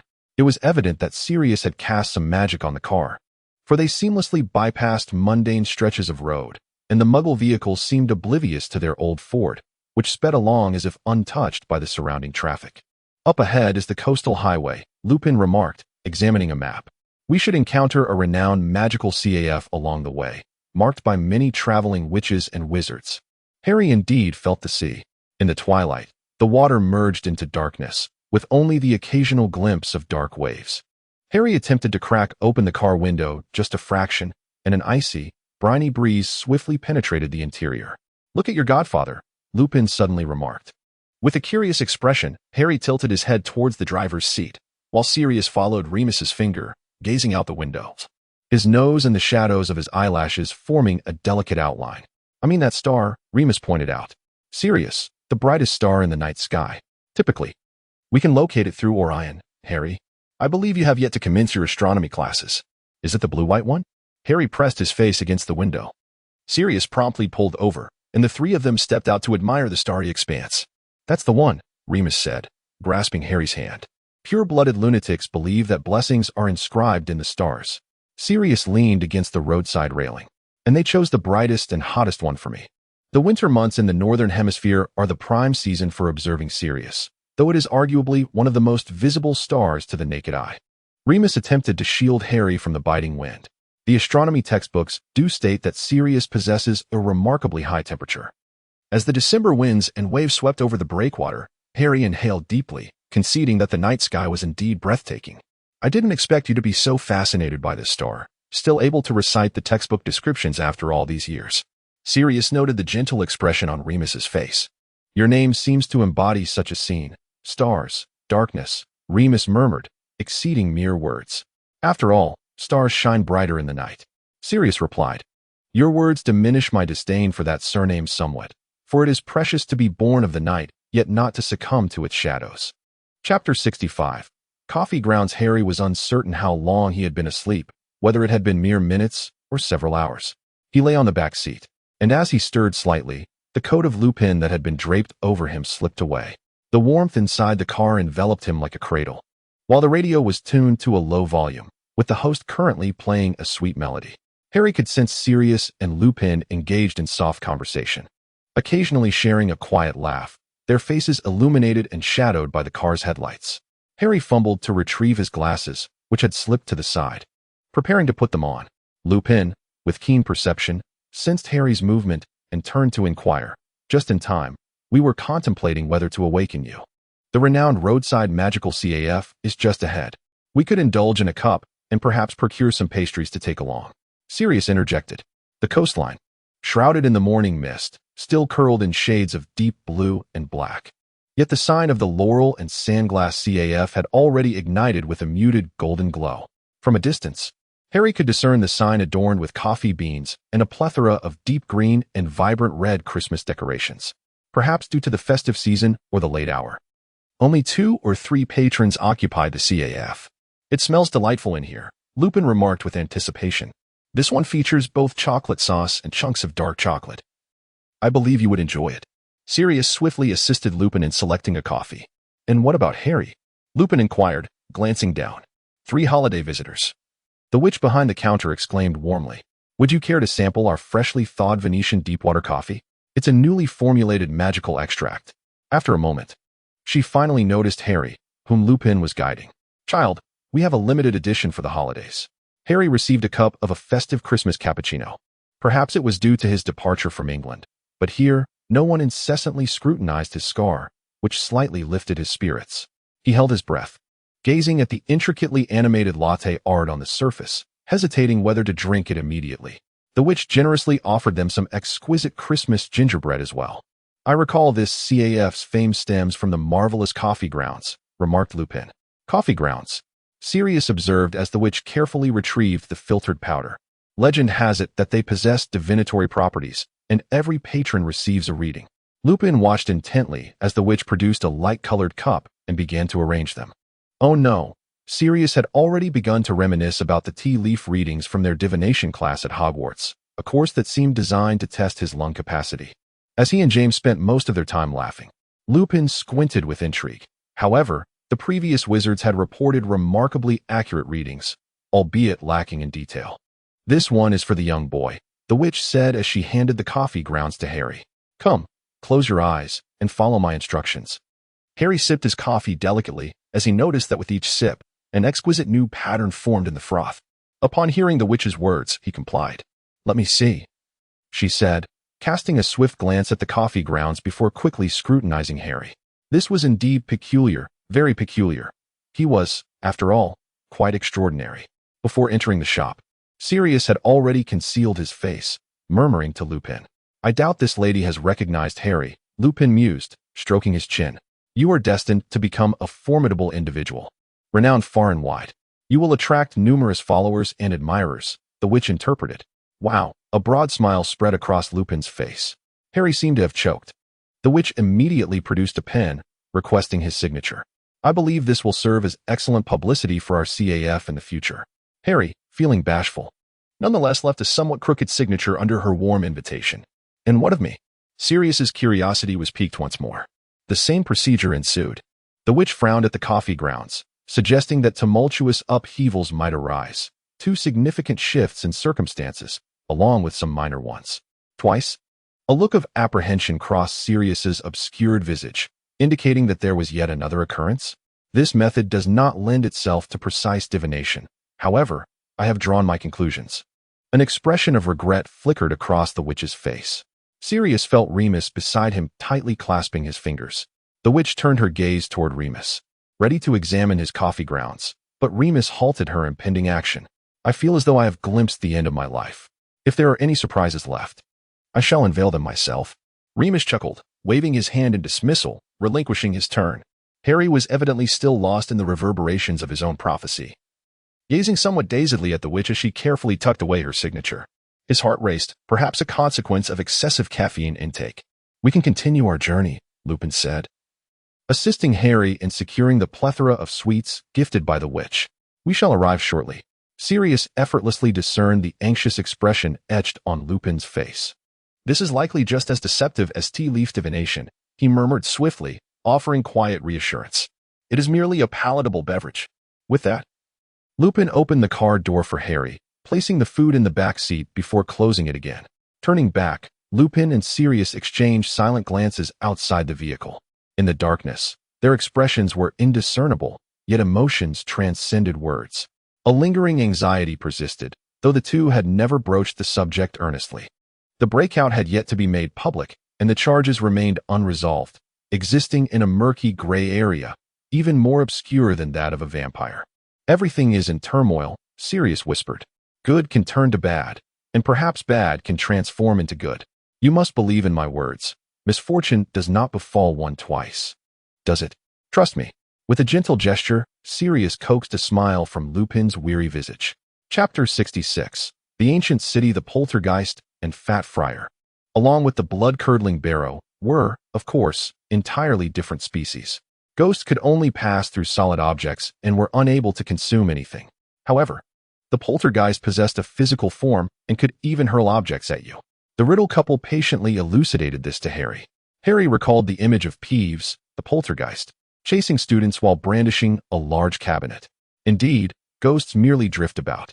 Creatures like Peeves are invariably found in places where adolescents congregate. Lyle spoke slowly, and upon meeting the Lupin couple for the first time, Harry instantly recognized the source of Remus's composed demeanor. After all, his father Lyle and mother Hope exhibited the same qualities. The table was strewn with manuscripts, and the flames in the fireplace cast a warm glow around the room. Everyone gathered at the table, watching as Harry perused various hand-drawn illustrations of ghosts and spirits. When Remus attended Hogwarts, he was approximately the same age as you are now. Hope glanced at Harry and then at Remus. The Lupin family were not particularly expressive. Most of the time, they simply regarded you with their clear, observant eyes. This year marks my first year of enrollment. At that time, Remus was as tall as you are now. Harry experienced a fulfilling day. Having indulged in an abundance of delectable offerings, cheese, ham, pizza, risotto, pasta, and panini, all prepared to perfection by the locals. The Lyle couple took him on a leisurely stroll near the bay for the better part of the day. Engaged in lively conversation, time slipped away. And soon it was nearly midnight, leaving Harry feeling somewhat dazed. The homeowner possessed a children's room adjacent to their own on the ground floor, where Harry could rest. Hop gently lifted the drowsy Harry and remarked to Remus and Sirius, "There are 2 rooms in the attic. You may rest there. We are truly delighted that you could return home," Lyle said with a cheerful demeanor. "We miss you dearly. Whenever we embark on our research, we rent a large house, ensuring that there is always a place for you should you ever need us. We once hesitated to confine you, but now, with the full moon, there are more solutions available. I am well," Remus said clumsily, embracing his parents, "and I shall visit home more often." After exchanging goodnights with the Lyle couple, Sirius ascended to the attic. In the late hours, while Remus sat in a chair, lost in thought after tidying up, Sirius suddenly opened his bedroom door. "What is it? Is there a problem?" Remus inquired, having just repaired the brass chandelier. "Look at you," Sirius said, his hair still damp, as if he had just bathed. "Is someone in the room feeling melancholic or distressed, or perhaps something else?" The sight of his parents had indeed relaxed Remus considerably. "Perhaps I have grown accustomed to this state," he sighed, his gaze falling on Sirius's bare arms and shoulders. He handed Sirius a blanket, helping to dry his hair. "Don't catch cold. There is no fireplace here." Remus rose to search for something to contain magical flames. "I should have stopped for that coffee," Sirius remarked, sitting on the edge of the bed. "Actually, it is all right," Remus replied calmly. "We will have to face it sooner or later, won't we?" "I thought you would be anxious and unable to sleep," Sirius said, wrapping himself in the blanket haphazardly. Eventually, Remus discovered a suitable container, and the flames conjured by his wand illuminated the dim room. "I haven't been as fragile as you imagine over the years. Even the fear of bad news has numbed me, and here I stand before you." Sirius leaned closer to Remus. "That is reassuring. You still have me," Remus said, stroking Sirius's hair. "If you had not doubted me 10 years ago, had you let me know everything, I would have certainly stopped you from making mistakes." Sirius gazed silently into Remus's eyes. "I would do anything to keep you by my side," Remus declared. "Really?" Sirius replied with a smile, his eyes sparkling with mischief. "You would do anything?" "Of course," came the confident reply. Sirius extended his hand, his fingers brushing against the hem of Remus's clothing. "Based on the inadvertent words you let slip, it seems your fondness for me can be traced back to the year we became acquainted with the potion of infatuation, all the way to our days in astronomy class." The room was dimly lit, with only the flickering flames casting a warm, orange glow, illuminating the peeling wallpaper and the aged wooden floor. Remus caught sight of the mischievous glint in Sirius's eyes, hesitated for a moment, and tightened his grip on the blanket. Yet his gaze involuntarily fell upon Sirius. In the firelight, Remus's gaunt face appeared softened, his brown hair interspersed with strands of silver, while the scars left by the werewolf were subtly visible on his neck. "Take your time to guess," Remus remarked, a hint of a smile gracing his lips. He had seen Sirius's face evolve from the age of 11 to 21, and now, "What are you doing standing there, Moonface?" Sirius's voice lowered, laced with playful provocation. "Afraid I might take a bite out of you?" He patted the pillow beside him, raising an eyebrow. "Perhaps I truly wish to bite you." Remus let out a soft huff as he approached and sat down. He endeavored to maintain his composure, but Sirius was too close. Close enough for him to catch the unique scent mingled with the remnants of a recent bath. His heart began to race. Sirius reached out, wrapping an arm around Remus's shoulders, his fingers intentionally or unintentionally gliding along the nape of his neck, his thumb gently caressing. Remus stiffened for a moment, his breathing becoming shallow. "Relax," Sirius whispered, his breath warm against Remus's ear. "Shouldn't this be part of everything we can do together?" He turned to face Remus, his palm pressing against his chest, feeling the rapid heartbeat through the fabric. Remus's breath quickened. He grasped Sirius's wrist, but did not push him away, merely murmuring, "If you wish." I have always been waiting for you to take the initiative. You mentioned I could guide you before you made mistakes, and that applies now, Sirius countered, his eyes sparkling with mischief. He leaned in, his lips grazing Remus's chin, the stubble scraping against his skin, leaving a slight sting.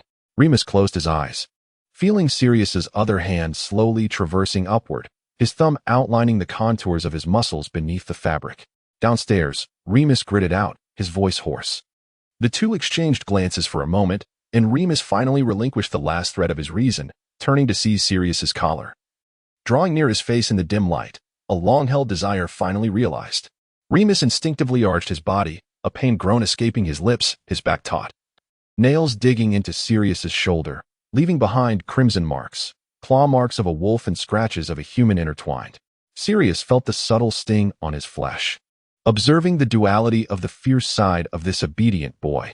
It's remarkable that I can refrain from biting you. Lupin sensed his consciousness slipping away uncontrollably, with his senses dominating him, as both tangible and intangible languages abandoned him. Chapter 67, Freedom, Malfoy Manor. After Voldemort's departure, Lucius and Narcissa busied themselves welcoming a stream of guests. While various dignitaries and officials each possessed their own pride, few could afford the substantial expenses of maintaining a grand estate like Malfoy Manor, which thus always buzzed with visitors. As the Christmas holiday drew to a close, Malfoy Manor finally experienced a rare moment of tranquility. You performed admirably, Lucius remarked to Draco during breakfast. In the presence of the Dark Lord, I had no certainty. Draco laboriously pushed aside the chicken served by Dobby. The meat appeared rather dry. Dobby had been distracted of late, having made numerous mistakes during the banquet, nearly setting the manor's kitchen ablaze. He has left. Everything is fine now, Narcissa said, pouring a large glass of milk for Draco. After finally managing to cut a small piece of chicken, Draco continued, I lack the confidence to conceal anything with a mental blocking spell. Hence I speak nothing but the truth. I fear I cannot distinguish between lines and heartfelt words. That is indeed a prudent choice, Lucius replied, furrowing his brow. For Dobby's fried green tomatoes were equally dreadful. Does anyone truly dare to lie before the Dark Lord? Draco inquired with curiosity. In truth, we have never encountered him. At least not the living Death Eaters, Lucius responded. Or perhaps he deceived everyone. The risk and cost of such deceit are exceedingly high. One might lose their life in the very next moment. Narcissa shook her head, unless it is someone of utmost importance. I believe I could fabricate such a lie for you. Lucius tossed the half-eaten green tomato back onto the plate, his tone tinged with resignation. I will not allow such a scenario to unfold. What is there for you to face alone? The truth, Narcissa answered candidly. Draco and Lucius exchanged glances, confirming that breakfast had been rather unpalatable that day. It seems that Dobby, too, remains immersed in the atmosphere of the Dark Lord, Narcissa remarked. Dobby knows too much. It would not be wise to replace him. Moreover, he is quite clever. Yet, for a house elf, being overly intelligent may not bode well. Lucius dabbed his mouth with a napkin, lamenting the unfortunate departure of their former house elf, who had served their family for 3 generations but could no longer walk. Draco stood up, preparing to gather his belongings for their return to Hogwarts.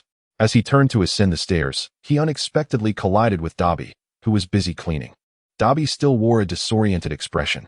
Its wounds had healed significantly, yet the scars on its ears had shriveled into unsightly, jagged remnants. Upon seeing Draco, Dobby instinctively bowed. Draco locked eyes with Dobby and noticed the house elf's expression, reminiscent of a thief caught in the act. Your ears can no longer heal, can they? Draco mused, contemplating the severity of the curse that must have caused such a fate. Indeed, master. It is potent dark magic, Dobby replied with a shiver. Allegiance to the Dark Lord is our stance. You must accept this. Draco pondered how much longer his parents could tolerate Dobby's dismal performance. Choosing silence, he turned and strode toward his room. No, Dobby suddenly shrieked, nearly causing Draco to misstep on the staircase. The house elf began to roll on the ground, discarding his broom. Dobby cannot do it. Dobby senses something is amiss. He cannot pledge loyalty to the Dark Lord. Dobby cannot. Draco widened his eyes at the erratic house elf, anxiously glancing toward the dining room, suspecting whether Lucius and Narcissa had heard Dobby's outcry. Fortunately, there was no reaction. He is a terrifying, dreadful demon, not just to Dobby. Dobby's grotesquely long fingers clenched into fists. Do you even comprehend what you are saying? If he were still here, you would be a corpse by now, Draco snapped. Grasping the filthy tea towel, draped over Dobby. "If you wish to inadvertently bring harm to my parents, I will not spare you." Dobby pressed his lips tightly together, appearing exceedingly aggrieved. He intends to commit dreadful acts at Hogwarts. He wishes to kill Harry Potter. Dobby has heard of this boy. Dobby spoke rapidly. Upon hearing Harry's name, Draco felt his mood deteriorate further. "But what can you do? You are powerless. Just clean your floors." Dobby fell silent for a moment, as if summoning courage. He finally spoke. "You can dismiss Dobby." "What?" Draco could scarcely fathom the audacity of Dobby's words. After all, in other ancient families, performing household chores was considered a source of joy for house elves. This way, Dobby could actually do something. Dobby desires freedom. Dobby will support whomever he chooses. "Do you genuinely believe we would allow a house elf, one who knows the secrets of Malfoy Manor's basement and has encountered the Dark Lord, to run amok?" Draco was on the verge of breaking. Dobby swears he will not betray his master. "Do not be foolish." Draco resolutely shook off Dobby's grasp. "I have no authority to decide." As Draco glanced back one last time at Dobby, he noticed the house elf's expression had suddenly turned resolute. "Do not perish. Sweeping and cooking is simpler than bleeding, is it not?" Draco gritted his teeth and threw out a remark, departing without a backward glance. He dared not contemplate the extent to which he resonated with the peculiar sentiments of that strange entity. Chapter 68, A Blessing Potions Class.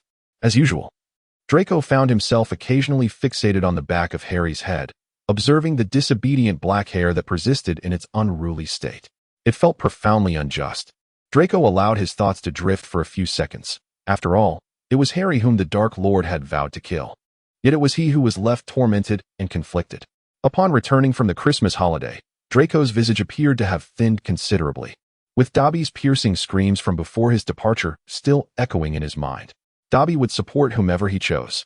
As this thought crossed his mind, Draco inadvertently mangled the daffodil roots he was handling, quickly retracting his hand to see if he could salvage any semblance of order. To his chagrin, Draco realized that his fondness for Harry was not as obscure as he had once believed, particularly after his attempts to conceal it. Currently, the overall sentiment among the Slytherin students towards Harry was steadily rising. Aside from Harry's handsome appearance and amiable demeanor, he exhibited a generosity towards others, effortlessly brushing off light-hearted jests about himself. Moreover, Harry possessed a sense of camaraderie that most Slytherins lacked, making him all the more remarkable. In the weeks following the Christmas holiday, the Slytherin common room was perpetually infused with the aroma of coffee, all thanks to Harry, who returned from his travels bearing an abundance of magical coffee capsules and cheese, leaving them in the common room for all to share. However, there was one particular incident that stirred Draco's composure even further. On the day he collided with Harry while returning to the dormitory, he initially thought he had subconsciously wandered into the wrong room. Yet, a fleeting glance at the dormitory's furnishings confirmed that it was indeed his new quarters. "This is your Christmas gift.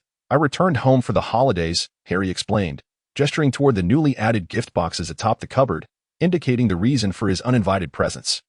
Harry seemed to have forgotten the tumultuous argument he had with Draco 2 weeks prior. Draco felt a surge of panic. Fearing that Harry had recognized the box he had secretly tucked into the pile of gifts, a present deliberately devoid of any signature from Draco. Harry was quite fond of the gift that Draco had anonymously sent him, and Draco had learned about this through Goyle's relay. Draco gazed into Harry's eyes, and the expression behind the round glasses was unmistakable. "Can we still be good friends?" Draco opened his mouth. At that moment, they were utterly alone, with no one else in the dormitory to worry about. There was no concern that anyone would discreetly inform their Death Eater parents about the nature of his relationship with Harry Potter. The corner of Draco's mouth twitched. After so many days of tension during the Christmas holidays, he found it difficult to maintain the pretense of loathing the boy with the green eyes before him. Years of etiquette had constrained Draco, and regrettably, he could not roll around and scream unabashedly like Dobby. He lacked the freedom to act on impulse. At this moment, however, he felt free, gazing at Harry's face. "I do not know what is wrong with you." Harry appeared even happier after the holiday than he did at the start of the term. Harry glimpsed a fleeting shadow of melancholy on Draco's face. "Perhaps you wish to confide in me regarding what troubles you?" Harry inquired, tilting his head. "I certainly would," Draco mused internally. "Perhaps I ought to share this anxious burden with you, for you are indeed the one directly involved." Yet, Draco merely managed to conjure a faint smile, one that emerged in the absence of onlookers and in the wake of the Dark Lord's temporary departure. Upon witnessing Draco's expression, Harry seemed to breathe a sigh of relief, perceiving it as a sign of reconciliation. Perhaps in the future? Draco, with a stoic demeanor, offered a rather vague response. His mind was brimming with unspoken words, reminiscent of their initial encounter, yet the present circumstances compelled him to utter only a brief phrase before falling silent. Very well. Harry felt a surge of joy. I shall await your response. Happy holidays. Happy holidays, Draco replied. He earnestly engraved Harry's smiling visage in his memory, for it provided him with ample motivation to endure the next oppressive performance. To be indecisive is immoral, and to straddle two boats is contemptible. Yet life is a game played only once, and without comparison, one cannot discern which vessel is steadfast and which may capsize. Chapter 69. Eye contact. The experience of confinement gradually familiarized Harry and Hagrid with one another. After several afternoon tea invitations from Hagrid, Harry not only learned that it was Hagrid who had been entrusted by Dumbledore to deliver him to the Dursleys, but he also began to appreciate Hagrid's culinary hobbies. Besides rock cakes, Hagrid would occasionally prepare other treats. Thanks to him, Harry encountered for the first time a toffee finger biscuit larger than his forearm. However, Harry had now mastered the art of polite refusal, recognizing the need to safeguard his teeth. For the rock cakes brought by Hagrid during his hospitalization had left his jaw aching for quite some time. Harry also endeavored to invite Luna to accompany him to Hagrid's hut, believing that they might share common interests. However, for the most part, Luna and Hagrid engaged in their own conversations, both appearing quite content. They held unique perspectives on creatures such as the puffskein, the blast-ended skrit, and the crumplehorn snorkack. Hagrid and Luna each possessed a fervent passion for both the bizarre creatures that inhabit the real world and those that exist solely in the realm of imagination. As the semester progressed towards the impending final examinations, Harry found his days increasingly constricted by the frequent practices and matches of Quidditch, as well as the intricate and challenging bibliography mentioned in Lupin's letters. Yet, on occasion, Harry managed to glean snippets of new information, such as the fragmented utterances of his simple-minded and slow-witted new housemate, Goyle. Harry was astonished to discover that Goyle's incessant chatter was even more irksome than his own nocturnal snoring. Goyle unreservedly conveyed certain views espoused by his parents, such as the unwavering belief that the Dark Lord would inevitably return, for the dark mark upon the Death Eaters had yet to fade. He expressed that all those of non-pure blood would ultimately face doom. He mentioned that although the Malfoy family had not been particularly prominent during the last Wizarding War, they were, in truth, individuals whom the Dark Lord held in high regard. He asserted that pure blood was synonymous with superiority and excellence, adding that our pure-blooded children had always played together since their earliest days. Harry failed to discern the merits of Goyle, who even struggled to articulate his words clearly. Goyle's mind, even if it were to take a convoluted route, would recognize that it was Harry before him who had caused Voldemort's prolonged absence. Yet, he did not. Another roommate, Blaise, held little interest in the matter of pure-blood lineage. Perhaps influenced by his mother's numerous romantic entanglements, Blaise had recently become enamored with the tales of renowned, roguish wizards. Nevertheless, Goyle's tedious and vacuous prattle still allowed Harry to vaguely grasp the underlying issues. The Malfoy family, a pure-blood lineage greatly trusted by the Dark Lord, maintained strong ties with Slytherin, which housed the majority of pure-bloods. Sirius had also mentioned that the Black family had once been steadfast supporters of Voldemort. As the latter half of the term unfolded, Draco's demeanor towards Harry did not undergo a significant transformation. However, much like during the gift exchange in the dormitory, Harry observed that when it was merely the two of them in solitude, Draco appeared less malevolent. For Harry had witnessed the genuine disdain in the eyes of those who truly loathed him, such as Aunt Petunia and Uncle Vernon, whose forced guardianship had bred a peculiar resentment. He was certain that Draco's gaze, while enigmatic, belonged to a different realm of sentiment. Even if he did not fully comprehend the nuances behind it, Harry, nonetheless, discovered a few coping mechanisms.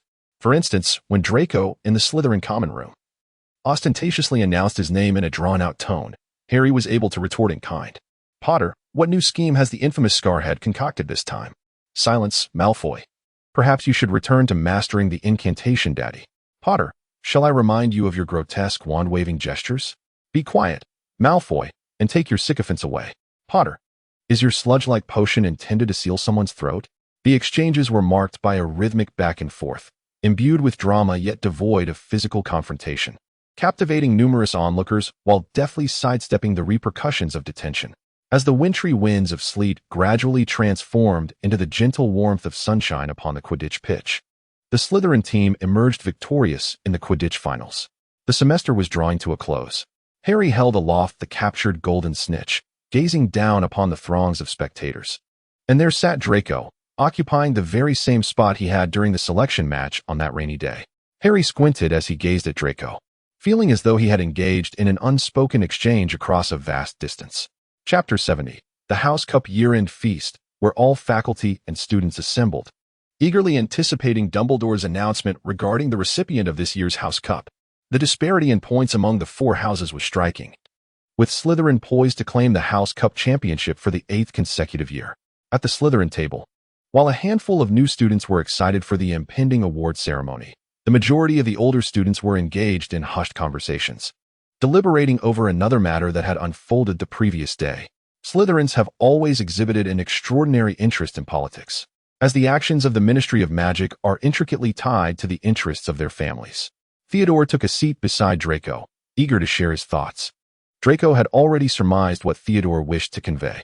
"It's true," Draco affirmed. "Merlin," Theodore sighed softly. "Rumors related to Azkaban have circulated for quite some time. But this group of Aurors is exceedingly audacious." What transpired?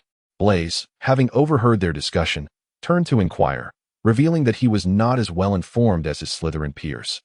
He noticed that many of his classmates wore expressions far less relaxed than usual. Minister of Magic Fudge was publicly reproached yesterday by Auror Office head Scrimgeour and the retired Auror Mad-Eye Moody, which could hardly be deemed mild criticism. "A grave accusation," Theodore replied. "Why?" Blaise raised an eyebrow in curiosity, anxiously awaiting his own exam results. Having glanced at Harry's notes, which were actually Percy S., just a day before the test, and unable to comprehend the relevance of the minister's reprimand to his own situation, the Aurors reviewed the end-of-year report for Azkaban and noted a peculiar set of death statistics. They found it suspicious that all the inmates on the same level had died simultaneously, given that most prisoners were barely clinging to life. And Dementors do not typically kill many. Draco recalled what Lucius had told him. Fudge must have been aware of these deaths long ago, yet he took no action. So, Blaise pressed further. The Aurors harbor significant doubts that the personnel at Azkaban aided the Death Eaters in their escape, or that there are sympathizers within their ranks. Time has passed, and Azkaban cannot produce the remains of these individuals to prove they did not escape, Draco explained. The Aurors believe these Death Eaters were captured at great risk, yet the Ministry has been remiss in its oversight. "You know that Scrimgeour and Mad-Eye Moody are notoriously paranoid," Theodore remarked.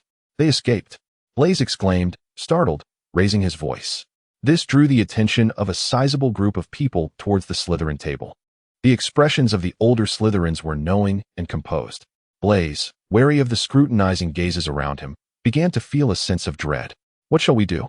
Should we learn some defensive spells? Is it still advisable to remain indoors? Has Azkaban truly lost its hold on prisoners?" Theodore wore a perplexed expression, discreetly nodding towards several upper-year Slytherins, whose parents remained securely confined in Azkaban, which was indeed under the watch of Dementors. "Merlin, what a troubling situation." Many seemed more concerned about the ramifications of such grave accusations on Fudge. If Fudge were to be ousted, it would not bode well. Draco sighed, yet he pondered. If he cannot even manage a prison, shouldn't he resign? Blaise inquired. The escape might not even be genuine. However, should Fudge be removed, it is highly likely that the new Minister for Magic would be Scrimgeour, the head of the Auror Office, who commands considerable respect. Theodore responded that Scrimgeour harbors a deep disdain for all dark wizards, Death Eaters, and families suspected of consorting with the Dark Lord. Scrimgeour and Mad-Eye Moody. Blaise had also heard of these two names, perhaps from some news related to the pursuit of dark wizards. Mad-Eye Moody had dispatched many Death Eaters with the unforgivable curses. It is said that he apprehended nearly half of the prisoners in Azkaban, thus maintaining a formidable reputation even in retirement. Draco added that Scrimgeour maintained close ties with the Department for the Regulation and Control of Magical Creatures, particularly with that red-haired family. If he ascends to power, he would likely authorize Aurors to raid our homes immediately. At the Gryffindor table, Ron sneezed violently, providing Blaise with an understanding of the peculiar atmosphere emanating from the Slytherin table. Most families aligned with the Dark Lord were indeed Slytherins. In contrast, the anxiety surrounding a new minister hailing from the Auror ranks significantly dulled the anticipated joy of winning the House Cup. It was rumored that Aurors were pressuring Fudge to issue a warrant and assemble a new team of Aurors to track down these supposedly deceased Death Eaters. Theodore whispered. If true, harboring an escapee could compel Fudge to resign in disgrace. At the staff table, the appointed temporary professor, Auror Delacour, exhibited a somewhat complex expression. His temporary teaching assignment was nearing its end, yet new responsibilities appeared imminent. Dumbledore cleared his throat, loudly announcing the scores for each house, with Slytherin surpassing the second place by over 100 points. The Great Hall retained its traditional green and silver decorations. A massive green banner emblazoned with the Slytherin serpent motif hung prominently on the dais. At the Slytherin table, only polite, restrained applause and faint cheers of joy surfaced. I suspect the majority of pureblood families will exhaust all means to ensure Fudge remains in his ministerial position, Draco mused absently, fiddling with his fork. Lucius had expressed this sentiment. While Fudge could sometimes be absurdly foolish, he was certainly preferable to the unyielding Aurors, who fear neither death nor temptation. Very well. Blaise began to pray for his classmates. Are there truly dangerous individuals among those prisoners? A sense of unease lingered within him. Dumbledore, with a beaming smile, had already announced the commencement of the feast, causing the hall to erupt into a cacophony of activity. Are there? Theodore appeared momentarily flummoxed by the query.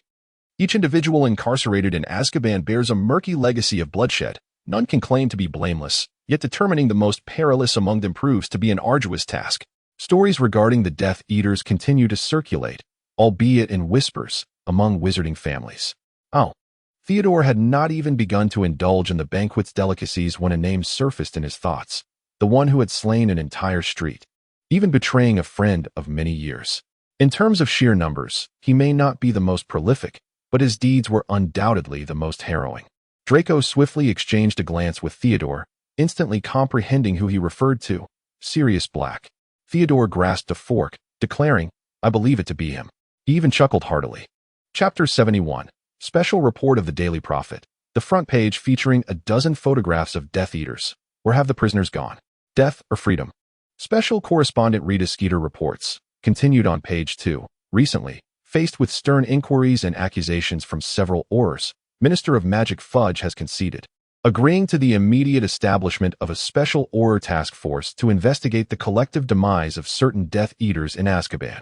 This incident is remarkable not merely for the peculiar circumstances surrounding the deaths, but also for the tightly sealed nature of the information. Only the ministry itself could unearth such a scandal. Fudge appeared oblivious until the Aurors presented him with the prison data report, revealing the discrepancies.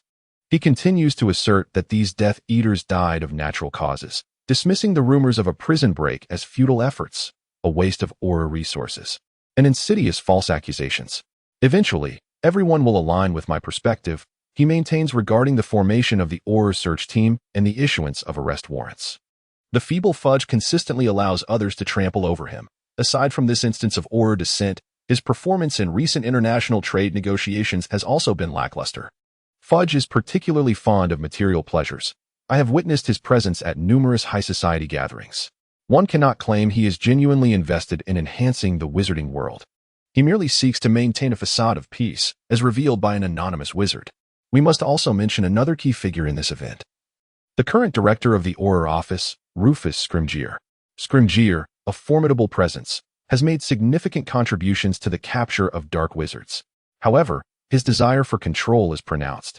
It is reported that during his tenure, any Auror who disagrees with him is swiftly removed from the ranks, prompting many capable young Aurors to depart. If one does not wish to carry out tasks in Scrimgeour's manner, he will compel them to leave. Should one publicly express admiration for other esteemed wizards, Scrimgeour will undoubtedly harbor resentment, believing himself to be the definitive answer to all matters. A young wizard, who has departed from the Department of Magical Law Enforcement's Auror Division, has expressed that Scrimgeour's apprehension towards Fudge is quite evident. Fudge tends to turn a blind eye to the dubious backgrounds of many wizarding families, a practice that is loathed by the Aurors. However, due to the constraints imposed by the management of the Auror office, Scrimgeour is unable to intervene in other matters. The recent incident at Azkaban has undoubtedly provided Scrimgeour with a compelling reason to confront Fudge. Prolonged service as an Auror can severely impact one's mental and physical well-being. Mad-Eye Moody stands as a living testament to this.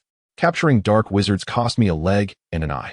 If Fudge truly allowed a Death Eater to escape, he shall face the consequences. The blood of Aurors is not to be trifled with. I am still in good health, Moody candidly declared to the press. Mad-Eye Moody, perpetually suspicious, often resembles a mad old man. Perhaps his numerous encounters with ambushes have led him to only consume food he brings himself, occasionally shouting and doubting everyone around him. If the escape of the Death Eaters is indeed true, then as a principal hunter of many of them, Mad-Eye Moody could very well be at risk of retaliation. Most wizards maintain an optimistic view regarding the incident, if an escape truly occurred. Why did Sirius Black not flee with his cousin Bellatrix? I suspect he is truly dead. We ought to celebrate the demise of this murderer and traitor. Although it seems the incident at Azkaban is a distant memory, nothing has transpired. The public's concerns are unwarranted. The Ministry of Magic should allocate more resources to other pressing issues, yet I support an increase in the budget for daily law enforcement. The Ministry has not disclosed the specific intensity or duration of the manhunt, but our publication has featured photographs of all involved Death Eaters. And those who provide useful information may receive a reward of thousands of galleons. An interview with Gilderoy Lockhart on his marvelous adventures and the pre-release of his new book continues on page 15. Chapter 72, The Duel, Part 1. This photograph is utterly hideous. I am forced to share it with a grotesque group of Death Eaters. How embarrassing. Is this all I am worth? Sirius lamented loudly while holding the latest edition of the Daily Prophet, its front page dominated by photographs of several Azkaban inmates, including himself. In the picture, Sirius's visage is distorted, his hair unkempt, and his cheeks sunken. He recalled the moment he met Dumbledore after his escape, feeling a pang of regret. The recent report on the prisoners concluded with the amount of the reward. Fudge seems to have offered a substantial sum as a demonstration of goodwill to convince the public that the escape is merely a rumor. Despite the reality of his carefree days coming to an end, Sirius appeared remarkably calm. Following Fudge's concession, the Aurors have initiated sporadic searches. Even the upper floors of the pub previously rented by Lupin were not spared. Fortunately, upon seeing the news, Lupin promptly advised Sirius to return to number 12, Grimmauld Place. Moony, will you transform tonight? Harry inquired of Lupin that tonight marked the full moon, yet Lupin had already ingested the Wolfsbane potion in advance, allowing him to remain lucid. Harry had yet to witness Remus transform into a wolf, and his curiosity was piqued. He would undergo his transformation at nightfall when the moon emerged. Sirius glanced at Remus and suggested, in a few days, when the moon wanes, let Remus take you out for a stroll. He will be quite weak during this time. It would be wiser for me to remain indoors. Will it hurt? Harry inquired of Remus. It will feel as if bones are regrowing, after all. It is a change of species, Remus replied with a smile, his tone remarkably lighthearted. After the summer holiday, Harry returned directly to Sirius's home. Although Dumbledore had mentioned that Aunt Petunia's house was protected by enchantments to keep Harry safe until he came of age, number 12, Grimmauld Place was similarly fortified. The ancestral home, nestled within the heart of London, had long been bewitched with various known protective spells by Sirius's forebears. However, of greater significance was Harry's determination to remain by his godfather's side. Harry always harbored doubts that leaving Sirius alone in the dark, sprawling mansion would ultimately lead to his godfather's mental unraveling. To prevent Sirius from being confined alone at Grimmauld Place, Lupin also vacated his quarters in the pub's attic. You shall be a permanent resident here, Sirius declared, completely disregarding Creature's disdainful expression. You must take responsibility for me, or I might very well lose my mind. Lupin merely nodded in agreement, observing the daily quarrels between Sirius and Creature, which suggested that the likelihood of madness was indeed 100%. Fortunately, the spacious abode allowed for the possibility of taking a large dog for a walk within the confines of the home. Lupin suddenly pondered aloud. Does Creature only heed your commands? He was perplexed, as their household had never employed a house elf. He doesn't even listen to me, Sirius scoffed. Recalling the last time he had accompanied Lupin to the trap during the full moon, he had ordered Creature to return home, only for the elf to stubbornly defy him. Creature was supposed to obey all members of the family, but he had his own peculiar interpretation of servitude. To be honest, even if he disobeys, there's little I can do. He merely punishes himself as atonement, Sirius added. I had assumed all house elves were dutifully obedient. It seems I underestimated the situation. The house elves at Hogwarts are so amiable. Do you recall? Lupin began to break into a cold sweat, his bones aching as night approached. He is an anomaly. even assisting my mother in disparaging me as a disgrace. Dumbledore insists I must care for him, Sirius remarked, his expression one of disgust. Merlin, what about Creature Warren's concern? Just then, Creature staggered out of the kitchen, balancing a tray of milk, which Sirius had prepared for Lupin, blissfully ignoring all of Lupin's words. Thank you, Lupin said gratefully to Creature. The elf rolled his eyes dramatically, his dusty, large ears twitching in agitation. He then began to mutter under his breath, his voice low and raspy, laced with irritation. The disgraceful friends of a scoundrel have left the old lady's home in disarray, shameless wretches. Sirius accepted the milk, suppressing the urge to kick Creature in front of Harry, and promptly ordered, "You may refrain from appearing here tonight. Find somewhere out of my sight to remain."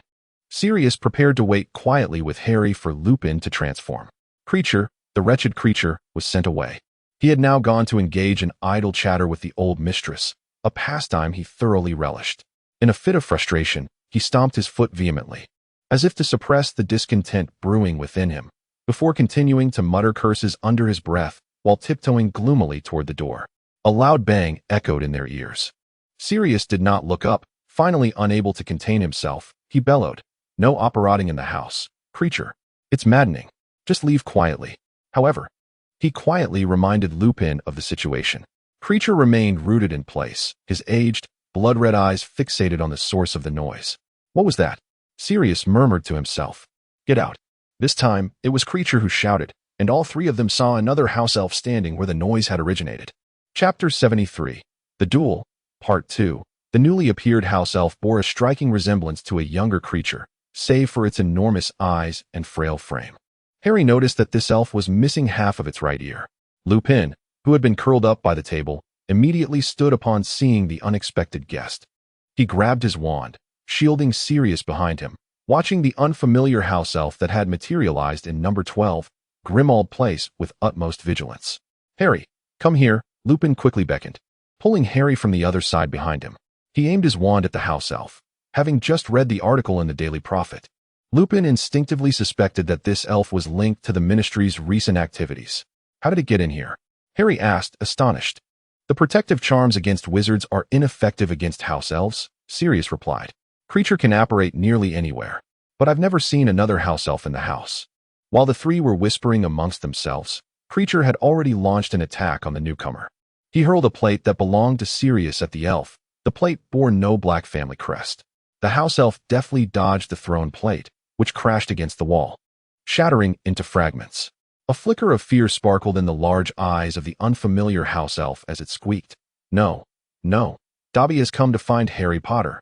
There has been a misunderstanding. Dobby means no harm."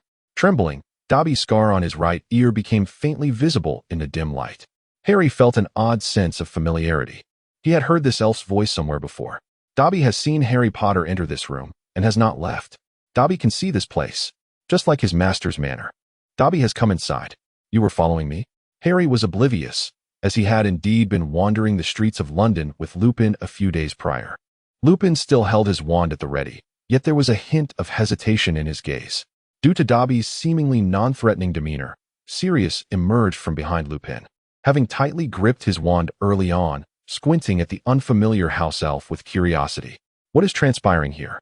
he inquired softly, his voice tinged with intrigue. Dobby fixed his enormous eyes upon Harry, filled with profound anticipation and trepidation.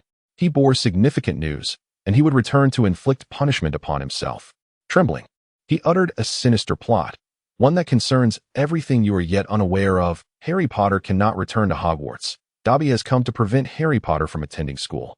What does this have to do with you? I intend to make you aware of the repercussions of trespassing into another's home. Creature attempted to further expel Dobby, extending his fingers, claiming that the filth in the Black family home was proliferating. However, Sirius halted Creature, issuing a new command that rendered Creature momentarily incapacitated. A shiver crawled up Harry's spine. Lupin, keenly perceptive of Harry's anxiety, gently placed his hand upon his shoulder. "Wait," Sirius inquired, "what plan?" Dobby trembled even more violently, his injured ear twitching. Tears shimmered in his large eyes as he whispered, "A dreadful conspiracy has been set at Hogwarts. But Dobby cannot betray his master. Dobby cannot speak." Creature let out a harsh, mocking laugh. "So, you do have a master." Harry's gaze was firmly fixed upon Dobby. Trembling, Dobby began to recount. The one whose name cannot be spoken has devised a dreadful method, Harry Potter. His large ears quivered violently. Creature frowned and interrupted Dobby. The Dark Lord? A complex and knowing expression suddenly appeared on Creature's face. The injury to your ear was inflicted by him, was it not? There will be fatalities. Ignoring Creature's sudden concern for his scar, Dobby cried out, innocent students will be harmed. Harry Potter must stay away from the school. The wizard whose name cannot be spoken is exceedingly wicked. Sirius stepped forward, speaking earnestly. Next semester, Harry will be safest at Hogwarts. Dumbledore will protect him. There are powerful teachers safeguarding the school. Moreover, he glanced at Harry. Harry's magical abilities are not yet sufficient to confront danger alone. He still has much to learn. Harry felt a slight flush of embarrassment. Sirius was indeed correct, for he had only mastered the most rudimentary spells. Yet, Dobby appeared not entirely convinced. Lowering his head with drooping ears, Lupin interjected into their conversation, directly inquiring, where do you come from? How do you know these things? What is your connection to Voldemort? He raised his wand, intending to subdue Dobby. Peter Pettigrew was undoubtedly in Voldemort's company, the very individual they sought. Dobby had begun to punish himself against the corner of the table. Bad Dobby, you shouldn't have come out. Creature seized him, preventing any contact with the precious antiques of the Black family. At that moment, the moon outside ascended into the sky. Lupin suddenly began to convulse in agony. Be careful, Sirius exclaimed immediately. Before Lupin could finish his sentence, the moonlight silently penetrated the curtains, causing his body to tremble as if some invisible force were tearing at every muscle. His skin grew pale, muscles spasmed violently, and his bones emitted a chilling crack. Harry witnessed the rapid elongation of Lupin's nails, transforming into sharp claws. Dense brown fur sprouted from his skin, and a series of ominous cracks resonated from his spine as it began to contort. Finally, fangs emerged, while his once brown eyes morphed into a lighter shade of golden hue. Yet, amidst this transformation, Harry could still discern Lupin within those eyes. Apart from a hint of anguish, Lupin retained the same gentle demeanor he had before the metamorphosis. The wolf's venom enabled him to maintain his reason. Lupin still yearned to seize Dobby, causing the wolf's body to lunge towards the house elf. Dobby let out a shriek and dodged, seemingly terrified, for he had never encountered such a malevolent werewolf. Sirius, filled with fury, swiftly began to cast spells at Dobby, demanding to know who had intruded upon his home. After a brief hesitation, and upon seeing the wrathful expression on Sirius's face, Dobby sensed impending danger and cried out, Dobby will find a way to locate Harry Potter. Harry Potter must not go to school. Moments later, with a sharp snap, he broke free from Lupin's grasp and vanished in an instant. Harry did not pay much attention to Dobby. Instead, he was wide-eyed, both terrified and fascinated, as he watched Lupin transform into a wolf. The wolf slowly rose to its feet, poised on all fours, yet moved with an extraordinary grace. Enough. I've had enough. Creature had yet to fully recover from the shock Dobby had brought. The chaotic scene unfolding before him seemed to deeply wound his eyes. Creature, go fetch him, Sirius commanded. It was only upon regaining his composure that he recalled how much Dobby had just witnessed, the recently wanted man, the wolfish Lupin, and Harry's hiding place. What if Dobby's master truly was a servant of Voldemort? Of course not, Creature retorted venomously. Unless you bind me to him, I cannot know where he is. I have no desire to touch such filth. At least he acknowledges that Voldemort is a wicked man. That makes him far smarter than you, Sirius replied in a fury. Chapter 74. The Secrets. Draco followed closely behind Lucius and Narcissa. The venue for the Key to Secrets magical investment exhibition was exclusive, accessible only to a select few who received gilded invitations. Narcissa had suggested taking Draco to see it during the summer break. Although he had attended various banquets and social gatherings since childhood, this was Draco's first experience at such an investment presentation. Clad in well-tailored black robes, his parents exuding poise, Draco endeavored to appear more mature, though he noticed that very few children his age were present at the event. Groups of well-dressed wizards congregated, whispering among themselves, occasionally punctuated by hushed exclamations of excitement. I believe there are some things here that will pique your interest, Narcissa said to Draco, pointing. Look over there. A massive exhibition booth displayed an array of flying broomsticks. One wizard was loudly extolling, providing wizards with a safer, more exhilarating, and more convenient flying experience. A banner proclaimed, latest developments in flying broomsticks, Inquire about investment and production opportunities. Behold, Lucius said, guiding Draco to observe the specific descriptions of the products. At the center of the display stood 3 broomsticks, clearly the proudest achievements of the booth.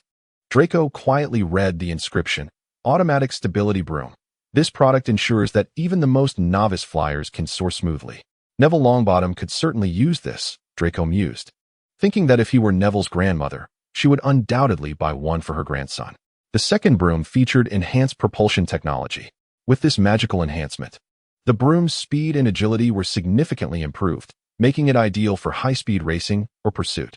The fine print proudly stated that upon landing, broomsticks utilizing this technology would far surpass the current Nimbus series in speed, establishing a new pinnacle of excellence.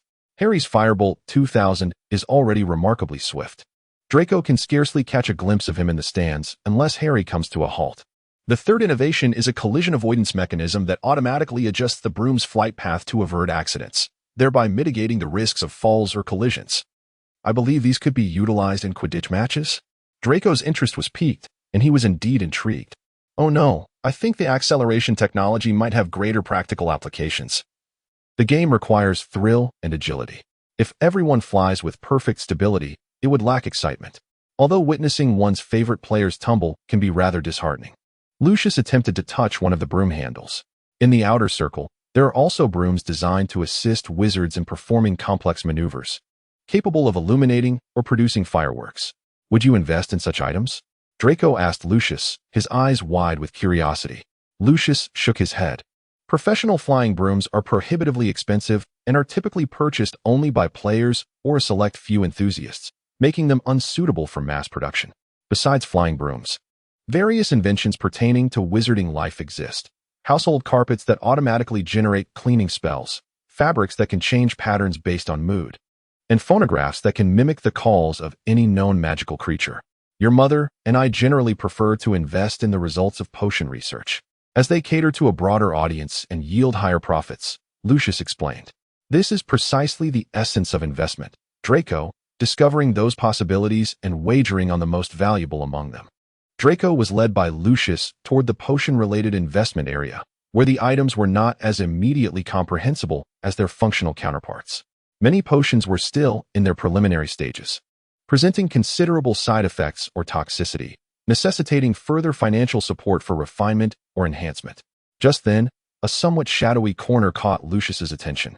Unlike the radiant booths of the others, this area was dimly lit, illuminated only by a pale light highlighting a transparent container. Within it floated several drops of crimson liquid, swirling slowly in the light. Behind the booth stood a pale-faced wizard clad in a high-collared black velvet robe, who was speaking in a low voice to a handful of listeners about some intriguing topic. We have unexpectedly discovered that certain vampires can possess extended lifespans, verging on immortality. Their vitality is fundamentally different from that of ordinary wizards, allowing them to retain the appearance of youth eternally. This infantile growth and self-healing ability enable them to partially recover even from lethal magical injuries. Immortality? Lucius halted, keenly attuned to this keyword. He gestured for Draco to remain silent, then gradually approached the booth. Our research focuses on the physiological structures and characteristics of vampires, endeavoring to unravel the mysteries of their immortality. These, he indicated the crimson liquid within the container, are a mixture of blood extracted from a voluntarily sampled vampire and preliminary potion ingredients. We are endeavoring to investigate the mechanisms of regeneration and survival under magical nourishment. Our objective is not to create new vampires, but rather to glean, or more aptly, to extract the essential elements pertaining to life, continuation and extreme resilience for application to wizards themselves. Draco observed a flicker of surprise in his father's eyes as Lucius leaned slightly forward, inquiring, "So, gentlemen, at what stage does your research currently stand? Are there any preliminary results?" The wizard turned his gaze, momentarily lingering on Lucius's pale golden hair, a subtle smile gracing his lips, revealing a hint of playful intrigue. "Mr. Malfoy, I am pleased to see your interest in the blood source exploration project. We have surpassed several initial barriers, such as utilizing this blood and potion mixture on non-vampiric organisms, where we have observed a significant enhancement in regeneration speed and resistance to certain exhaustion symptoms. Naturally, we are still far from achieving true eternal life, but we are confident that we are on the right path." Draco noted that his father's breathing seemed to have slowed. He had never witnessed Lucius display such profound interest in any magical research. The dazzling, practical magical inventions had failed to capture Lucius's attention, yet this study, intertwined with the notion of immortality and laced with a touch of taboo, had firmly ensnared his focus. Fascinating, Lucius extended his hand, signaling the wizard to continue. "Please elaborate on the specific data concerning regeneration speed, and demonstrate the effects that this research can currently achieve, as well as the anticipated outcomes. I would consider providing generous funding for your research, provided that ownership of the completed products at each stage remains with me and that progress reports are submitted regularly," Lucius stated. Chapter 75. Regression, what a substantial sum. Lupin opened the recently received envelope, and the sight of a receipt from Gringotts left him astonished. Inside was a detailed report concerning the samples he had sent previously, accompanied by a note stating, "Research progress has been acknowledged. Please continue your efforts. Regular weekly updates on research advancements and new experimental results are required." Attached was financial support from a new benefactor with a request to utilize it wisely. Lupin even paused to count the zeros following the figures. The summer heat was oppressive, and the fireplace had not been lit in quite some time, yet a damp, cool scent lingered in the air at number 12, Grimmauld Place. Sirius lounged against a leather chair, one hand lazily propping up his chin while the other flipped through a garishly covered book that was to be part of Harry's second-year curriculum, authored by Gilderoy Lockhart. "Oh, my goodness, Remus, listen to this." Sirius burst into a fit of laughter, clearing his throat before dramatically reciting, Gilderoy Lockhart, the dashing savior of the wizarding world. On the night of the full moon, single-handedly outwitted a 12-foot-tall werewolf for 3 hours. With but a flick of my wand, I transformed that fearsome, furry beast into a docile little lamb. Its dagger-like claws left a scar on my magnificent cloak, yet this merely served to enhance my unparalleled charm. Lupin could not help but stifle a chuckle. 12 feet tall. Had he confused a werewolf with a giant? How could he not realize I am not such a towering figure? Sirius, still laughing, pounded the table, nearly toppling the nearby candelabrum. And there's more. He claims to have taught the werewolves of a remote village to waltz, and now they host a ball every full moon. It seemed they were quite clear-headed and possessed ample strength. Lupin mused with a soft smile. "Remus," Sirius finally managed to regain his composure and called to him. "You simply must see this book. Lockhart's descriptions of werewolves are utterly laughable." "Is this a fairy tale?" Lupin paused, rubbing his temples.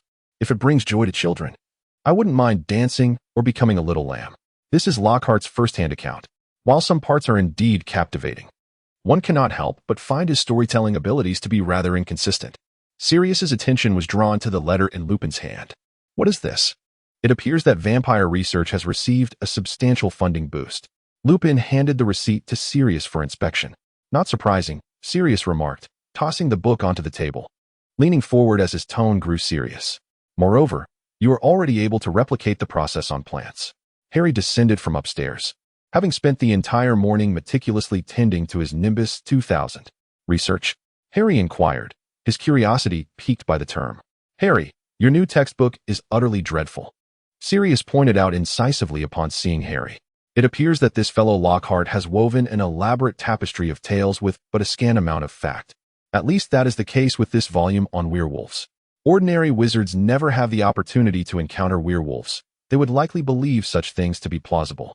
Remus's gaze flickered slightly as he lowered his eyes to the pages of the book on werewolves, where Lockhart's dazzling white smile beamed brightly. Adjacent to it was the inscription proclaiming him the recipient of the Most Charming Smile Award from Witch Weekly. The intended audience for this book seemed to be young ladies. "Sirius, just look at this photograph. It is evident that as long as one is handsome, the content is of secondary importance." With no further interest in the book, Remus cast it aside. Harry recalled the plethora of Gilderoy Lockhart's books on the reading list. But should he really be my new instructor? Harry speculated that perhaps the new teacher was merely an ardent admirer of Lockhart's works. "Oh heavens, no." Sirius grimaced in disdain. Merely contemplating it sent shivers down his spine. What could he possibly teach? This substantial sum of money seems to indicate that the investors hold high expectations for this venture, remarked Lupin, gazing at the hefty fortune. The amount exceeded the existing expenditures for potion ingredients significantly. Moreover, I cannot ascertain whether testing on wizards would be prudent, although substantial rewards invariably attract willing subjects. Lupin fell into a moment of silence before exhaling a weary sigh. In truth, the formula contains no toxic components, Sirius interjected. Furthermore, the entire process of potion development and experimentation has reached a commendably advanced stage. I fear it may spiral out of control, be it in failure or success, Lupin replied. I shall ponder it further, and if necessary, I will return the money to the investors. Harry was utterly unaware of Lupin's research. Sirius, noticing Harry's curiosity, rummaged through Lupin's trunk and produced a small vial filled with a deep crimson liquid. Take a look at this, he said. He had discovered a pot of withered feathergrass, which served as a vital ingredient for exquisite potions, and had taken the liberty of cultivating some at home. With a gentle motion, he brushed aside the desiccated leaves of the grass and slowly let a few drops of the potion fall onto it. Can it truly revive a plant from its wilted state? Harry inquired. Sirius did not respond directly. After a brief moment following the potion's application, the most aged and withered leaves began to quiver gently, their cracked surfaces smoothing out. The leaves gradually curled inward, becoming tender and tinged with a fresh green hue, while the roots, once pressed firmly against the soil, began to stretch back towards life. Harry observed in astonishment as the lavender slowly diminished in size, reverting to the form of a fragile seedling that had yet to blossom with vitality. The entire plant became slender and supple, its leaves standing upright like diminutive fingers, embodying the tender state of having just broken through the soil. What? Harry gasped in disbelief, taking in the scene before him. Lupin's hand trembled slightly, yet his voice remained composed. Indeed, we have discovered a vampire capable of maintaining eternal youth. Without such an astonishing effect, the investor would not have recklessly funded such a substantial amount. Although Sirius had witnessed the effects of this potion numerous times, he found himself holding his breath with each revelation. And what of wizards? Harry inquired, kneeling beside the pot. It has not been tested, Lupin replied. Currently, it is only applied to dying plants, enabling a brief yet potent revival that can even restore them to their juvenile state. However, there are certain costs involved. As you can see, it is more fragile than a newborn. Without proper care, it will wither away swiftly. In essence, to stabilize this condition, one must implement enhanced protective measures, Lupin elucidated. In reality, the ingredients are quite challenging to procure, Sirius added, noting that Lupin had deliberately glossed over one particular component, the blood from a Muggle infant's umbilical cord. I am in search of substitutes. Wizards are far more formidable than Muggles, which may lead to greater harm against them, Lupin remarked, furrowing his brow. I must also seek out the vampire Hugo in the coming days. Suddenly, Sirius recalled something. He rummaged through a pile of books and retrieved a new work by Lockhart, titled Traveling with Vampires, which he thrust into Lupin's hands. You can gift Hugo a copy. I have never read a book so amusing. Chapter 76, Nightmares. Draco wandered alone through the silent corridors, the figures in the portraits lining the walls of Malfoy Manor having lost their color, their features blurred as if they had never existed. Father? Draco called tentatively, his voice echoing in the empty hallway, met only with silence. He quickened his pace, nearly breaking into a run as he traversed one familiar room after another. The study was desolate, the neatly arranged books now scattered across the floor, and the fireplace held only cold ashes. Mother? Draco's voice quivered imperceptibly as he dashed into his parents' bedroom, where the large bed lay undisturbed, its linens perfectly smooth, as though no one had ever rested there. Outside, a thick, impenetrable darkness obscured the stars and moon. Father, Mother, where are you? Draco began to shout, racing throughout the manor, from the cellar to the attic, exploring every corner. Yet, the entire estate felt like an abandoned shell, devoid of life save for himself. They have all vanished, he cried, his voice tinged with desperation. Do not leave me. Do not leave me. Draco's voice broke into sobs. He awoke with a start from his bed, cold sweat soaking his nightclothes. He gasped for breath, his heart racing violently within his chest. It was the third nightmare of the night. This summer, he had been plagued by an abundance of nightmares, and Draco was at a loss as to the reason behind it. After spending too long in his own bedroom, he often felt an overwhelming sense of suffocation. Raising his gaze, the familiar surroundings of his room offered him a modicum of solace, and he instinctively clutched the blanket as if it could provide him with a semblance of safety. He longed to run to his parents' side at that moment. However, Draco suppressed that thought, fully aware that they were likely still resting in their own room. Such a desire seemed far too childish. He reflected upon the recurring nightmares that had been tormenting him lately, as if his deepest fears had come to life. He dreamt of being alienated and abandoned by his friends and family at Hogwarts, their cold gazes rejecting any form of communication with him. He envisioned disappointing and even inciting anger in Lucius, realizing that no matter how hard he tried, he would never meet his parents' expectations. He dreamt of Voldemort returning to Malfoy Manor, standing before him with a chilling voice demanding his servitude, threatening the safety of his family. Under Voldemort's coercion, he was compelled to attack his classmates and teachers. It's all a lie, Draco reassured himself. Yet, sleep eluded him. He fled to the dining room, settling into a chair and gazing vacantly at the pale light of dawn breaking through the night. For reasons unknown, leaving his bedroom made him feel incrementally better, although the fatigue from sleeplessness weighed heavily upon his eyelids. Wake up, Draco. Narcissa's gentle voice resonated in his ears. Why are you here sleeping? Lucius stood nearby, holding a fork, his eyes filled with concern as he noticed the faint shadows beneath his son's eyes. Draco felt embarrassed to mention the nightmares that had plagued him nightly, almost bringing him to tears when he couldn't find Lucius and Narcissa in his dreams. He could only mumble evasively, concealing the truth of his torment. Today, we will purchase your textbooks for the new term. I will accompany you on the first day of school, and we shall place that diary at Hogwarts, Lucius stated. Since the Dark Lord only mentioned placing it in Hogwarts, I will find a suitable spot to conceal it. The diary is still in your room, isn't it? Narcissa inquired. Yes, Draco replied. The diary had been kept in his cabinet since Christmas. Once, out of curiosity, he had opened it, only to find it completely blank. He had promptly returned it to the cabinet. Now, it was finally going to be taken away. Chapter 77. Secrets for a fleeting moment. Draco thought he was imagining things. He spotted Dobby in Diagon Alley.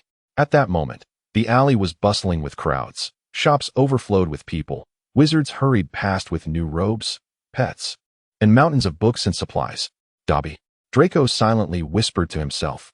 In his line of sight, the house elf was peering cautiously, darting glances as if afraid of being discovered. A peculiar mix of irritation and curiosity welled up within Draco. Why was Dobby here?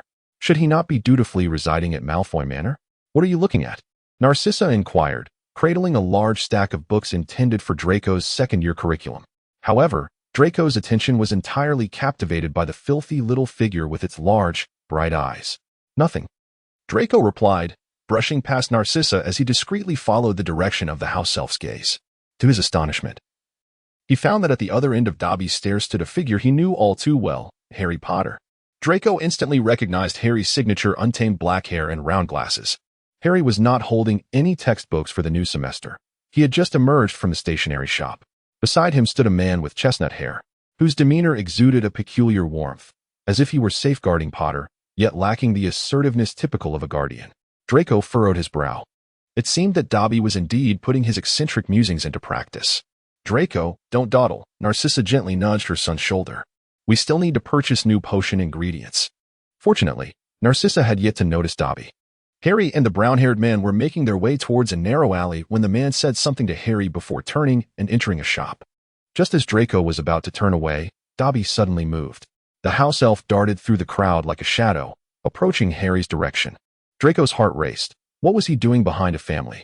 I want to take a look at the latest broomstick, Draco abruptly declared. Over there, I'll be back shortly. Without waiting for Narcissa's response, he plunged into the bustling throng, his gaze fixated on Dobby's figure. Maintaining a careful distance, he observed as the house elf hid behind a corner, intently watching Harry. Once the coast was clear, Dobby sprang from his hiding place. Draco could not discern Dobby's words, but he saw the elf desperately tugging at Harry's robe, even attempting to block Harry's path with his frail body. Dobby's antics were both comical and exaggerated. Harry appeared flustered, frowning as he murmured something to Dobby, trying to extricate himself from the elf's clutches, yet Dobby became more agitated. Draco hesitated, pondering whether to approach them, when he suddenly felt a firm grip on his shoulder and quickly turned around. The broomsticks are over there. You're heading the wrong way, Lucius remarked, gesturing towards the display window. I recalled our agreement from last year to buy you a broom. Draco quickly donned a surprised expression. Really? I'm so thrilled. The notion of purchasing a broom had long vanished from his mind. Lucius strode confidently towards the broomstick shop, and as Draco glanced back, he noticed the brown-haired man had now positioned himself next to Harry, while Dobby had disappeared. This year's new model, the Nimbus 2001, is currently the finest available, a shop assistant proudly proclaimed. If used at school, It can easily outpace any outdated models. Draco cast a glance at the broom's top speed, noting it was significantly slower than the unreleased prototype discussed at the investment meeting. Second-year students can participate in the Quidditch tryouts, Lucius mused, but during my school days, the Slytherin team preferred players with sturdier builds for better control. Although Draco had grown a bit since his first year, he still fell short of the team's formidable average physique. That remains true, Draco silently acknowledged, except when it comes to finding a seeker. However, Draco was unwilling to vie with Harry for a position. He preferred to take the field as a teammate, especially considering Harry's outstanding performance in his first year, which made his qualifications as a seeker evident. The Flint family has a good rapport with us. I believe I might be able to support your aspirations, Lucius stated. Severus would agree as well. I could provide the entire team with a Nimbus 2001. Marcus Flint currently serves as the captain of the Quidditch team, and Draco finds himself uncertain of his own feelings, having observed Harry during the team selection. Indeed, in competitive sports, proficiency is paramount. I can only assist you during your initial steps. The extent of your journey ultimately depends on your own capabilities, Lucius remarked. We shall extend every support within our means. Narcissa explained to the shopkeeper regarding the order quantity. The shopkeeper, elated, promptly secured this unexpected large order. Apart from the singular broom held by Draco, the remainder was directly shipped to Hogwarts. As Draco exited the broom shop, he noticed Harry being accosted by another individual. Gilderoy Lockhart was engaged in a book signing in front of Flourish and Blots, and Harry, blushing profusely, was being pulled into a photograph. Tomorrow, we shall grace the front page, Lockhart proclaimed loudly to his admirers. Malfoy Manor. I see you, Draco stated bluntly, blocking Dobby's path. Before Dobby could feign ignorance, Draco unveiled his whereabouts. What business do you have obstructing Harry Potter in Diagon Alley? I command you to speak the truth. Dobby bowed like a spring, his sneaky demeanor shifting to one of guilt. After a moment of silence, Dobby relinquished his struggle, stammering, Dobby wishes to protect Harry Potter. Thus, Dobby followed Harry Potter and persuaded him not to attend school. Dobby knows there is danger at school. Do you not perceive that your current predicament is more perilous than his? Draco scoffed. If my parents were to glance your way, they would spot you on the street. Dobby shivered, aware of the severe consequences that could ensue. Recently, whenever the Malfoy family ventured out, Dobby seized the opportunity to monitor Harry. He must have many people safeguarding him. You are utterly unnecessary, Draco declared. Harry Potter currently resides with a rather fierce man, a very ferocious house elf, and a truly formidable wolf. Harry Potter is a most unfortunate boy, Dobby exclaimed, recalling his intrusion into number 12, Grimmauld Place, with indignation. A wolf? Draco inquired skeptically. Dobby assures his master that all he says is the truth. The brown-haired man beside Harry is an evil werewolf, Dobby exclaimed, cradling his face in distress. Draco seized Dobby, demanding, tell me everything you have seen. All of it. Chapter 78. Whispers night had fallen. Lupin, in the midst of slumber, sensed movement nearby, as if someone had entered the room. I fail to understand why one must sneak around in their own home. Sirius's voice echoed in the darkness. Harry had already succumbed to sleep. Lupin lit the lamp, and Sirius glanced at the cup of hot tea and several pieces of chocolate laid on the table. You seem quite accustomed to this. Lupin, with sleepy eyes, shifted slightly to make room for Sirius to sit down. Considering the uncomfortable days leading up to, during, and after the full moon, you scarcely left me with any time at all. Sirius chuckled heartily, but soon lowered his voice, confessing, I have become quite the habitual trespasser into bedrooms. The corners of Lupin's mouth twitched. Ever since the Ministry's searches had intensified, Sirius had only two primary outlets for his exuberant energy, provoking creature or seeking him out. With a hint of mockery, Sirius whispered, honestly, Lupin, I sometimes suspect that Harry intentionally stays up late just to catch us in the act. Stop with the nonsense, you big-footed oaf, Lupin replied. Harry is simply overwhelmed, especially since that peculiar little house elf showed up. He needs time to process all of this, and after all, he is just a child, utterly bewildered. As the time for Harry's return to school approached, Sirius and Remus found themselves pondering the inexplicable arrival of Dobby, the house elf, into their home. Remus even entertained the notion of deliberately taking Harry out, only to step aside and observe if Dobby would appear once more. However, since that singular incident, Dobby had vanished without a trace, leaving no one to discern the reason behind his sudden retreat from Harry's side. Sirius reclined lazily on the sofa, stretching his limbs. Yet his gaze remained fixed upon Remus. I, too, am under considerable pressure, especially since the hunt for me commenced. Though I do not intrude upon your late-night discussions of the Ministry's fools, I often find myself wishing to stuff Scrimgeour's head into his desk drawer. The desire to track down the rat has become increasingly challenging. Without locating Voldemort, we cannot find Wormtail, he remarked. Remus paused contemplatively before replying. Yet we had no inkling of Voldemort's survival until we witnessed it with our own eyes. I have an unsettling feeling that he will inevitably return to seek out Harry. A mere infant has rendered him so diminished during his prime. Such arrogance surely piques his curiosity. Sirius offered solace. The mere act of being vanquished must drive Voldemort to madness. It seems our most meaningful pursuits lie in safeguarding Harry and conducting our research. With a soft sigh, Remus continued, we could teach Harry some simple spells like Expelliarmus. They are quite practical. Indeed, the disarming charm is effective, provided one reacts swiftly, Sirius concurred. His mind drifting to a potion he had recalled. What if it could be applied to wizards?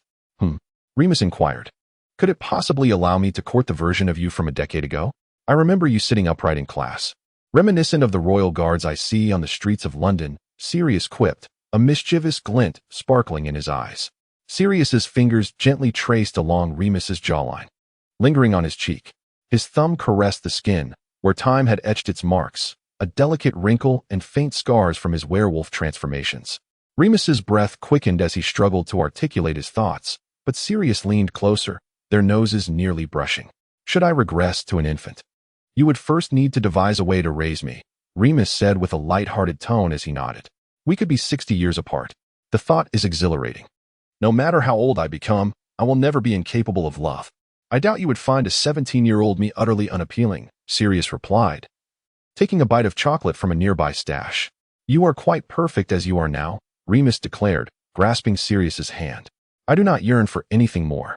Once this tumult concludes, when we locate Wormtail and ensure Harry's safe maturation, we shall depart to a place where no one knows us. Perhaps a forest. Or by the seaside, anywhere will suffice. It sounds like a dream, Remus mused. Lupin closed his eyes to respond. Chapter 79, Clippings.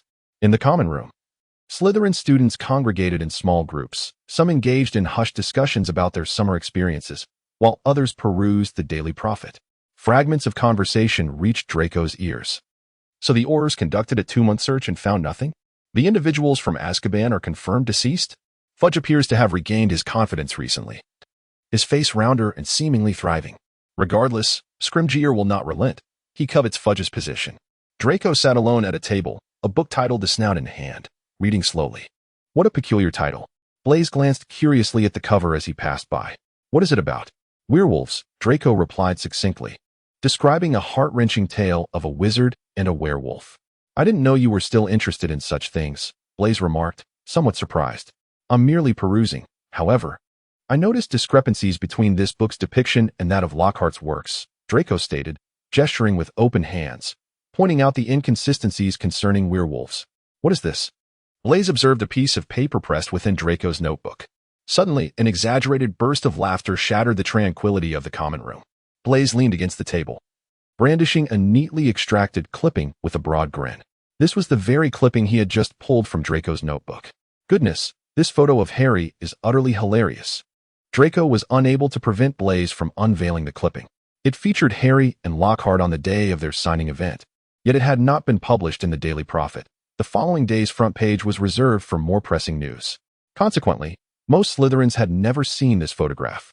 Draco had gone to great lengths to procure this image from a fringe tabloid.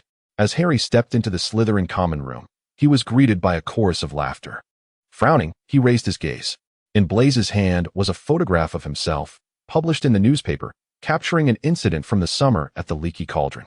In the image, Harry stood awkwardly beside Gilderoy Lockhart, who flashed his signature dazzling smile, one hand firmly gripping Harry's shoulder as if fearful he might escape.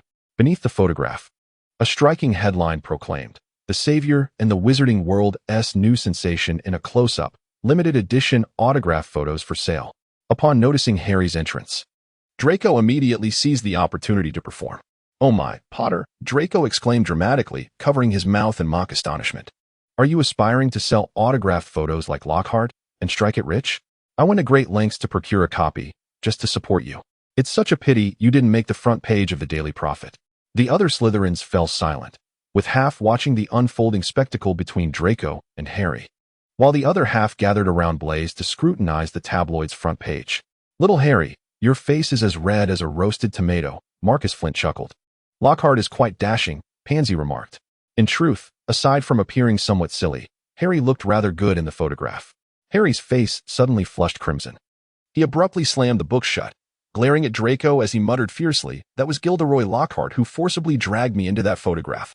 I had no intention of being featured in any newspaper. He had someone pull me from the crowd. I never consented to this." "Oh, come now, Potter," Draco retorted, seizing the opportunity with his characteristic languid yet acerbic tone. A mocking smile adorned his face as he continued, "Do not feign innocence. Just look at this photograph. You and Lockhart appear to be quite the dynamic duo."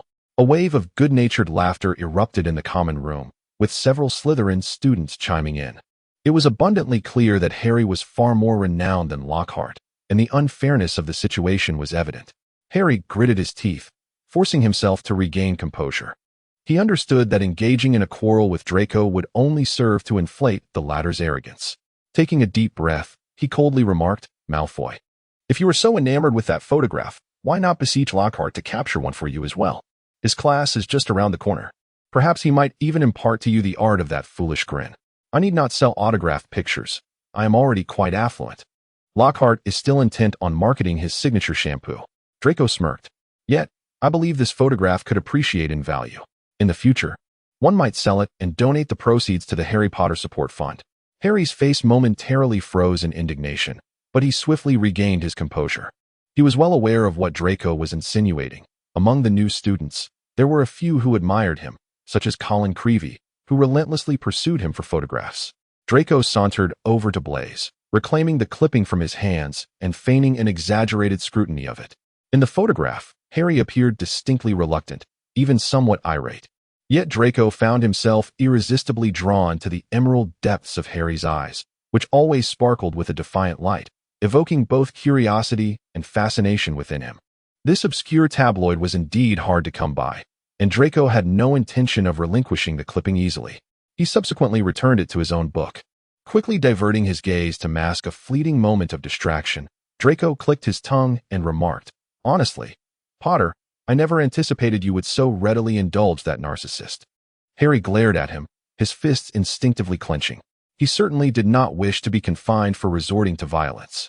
Uncertain of Draco's true intentions, Harry let out a cold laugh and retorted, "At least Lockhart doesn't spend all his time hiding in the common room, boasting about the latest acquisitions his father has bestowed upon him."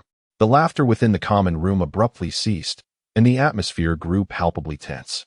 Draco narrowed his eyes and sauntered slowly towards Harry, casually murmuring, "Indeed, I did acquire a new Firebolt 2001. You cannot genuinely believe Lockhart's absurd tales of adventure, can you? Or do you suppose he could impart any wisdom on how to combat dark magic?" Harry had already endured Sirius's scathing mockery of Lockhart on numerous occasions. He opened his mouth, but remained silent. For instance, defeating the malevolent werewolf, as mentioned in his book. Draco casually uttered this remark with feigned indifference. "Not all werewolves are malevolent," Harry blurted out. Yet, Draco's inner turmoil was far from the calm fade he presented. Standing before Harry, he could distinctly observe the tousled black hair that adorned his head. He had heard from Dobby about the transformation of a werewolf in person, and Draco was simply intrigued. Why was there a genuine werewolf in Harry's company? Concealing his emotions, Draco continued in that nonchalant tone, "Don't speak as if you possess profound understanding. Do you not find it repulsive? Or perhaps, do you feel sympathy for those creatures?" Harry frowned, regarding him with suspicion. "I shall not jump to conclusions as you do." Draco's apparent concern for the werewolf was disingenuous. Harry's reaction subtly confirmed that Dobby's words were likely true. Harry did not reside with Muggles as the rumors suggested. In fact, he had a house elf by his side. However, Draco had commanded Dobby to cease following Harry.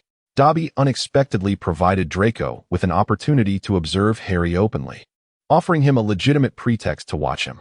When Draco noticed the wary glimmer in Harry's green eyes as he furrowed his brow, his heart involuntarily quickened.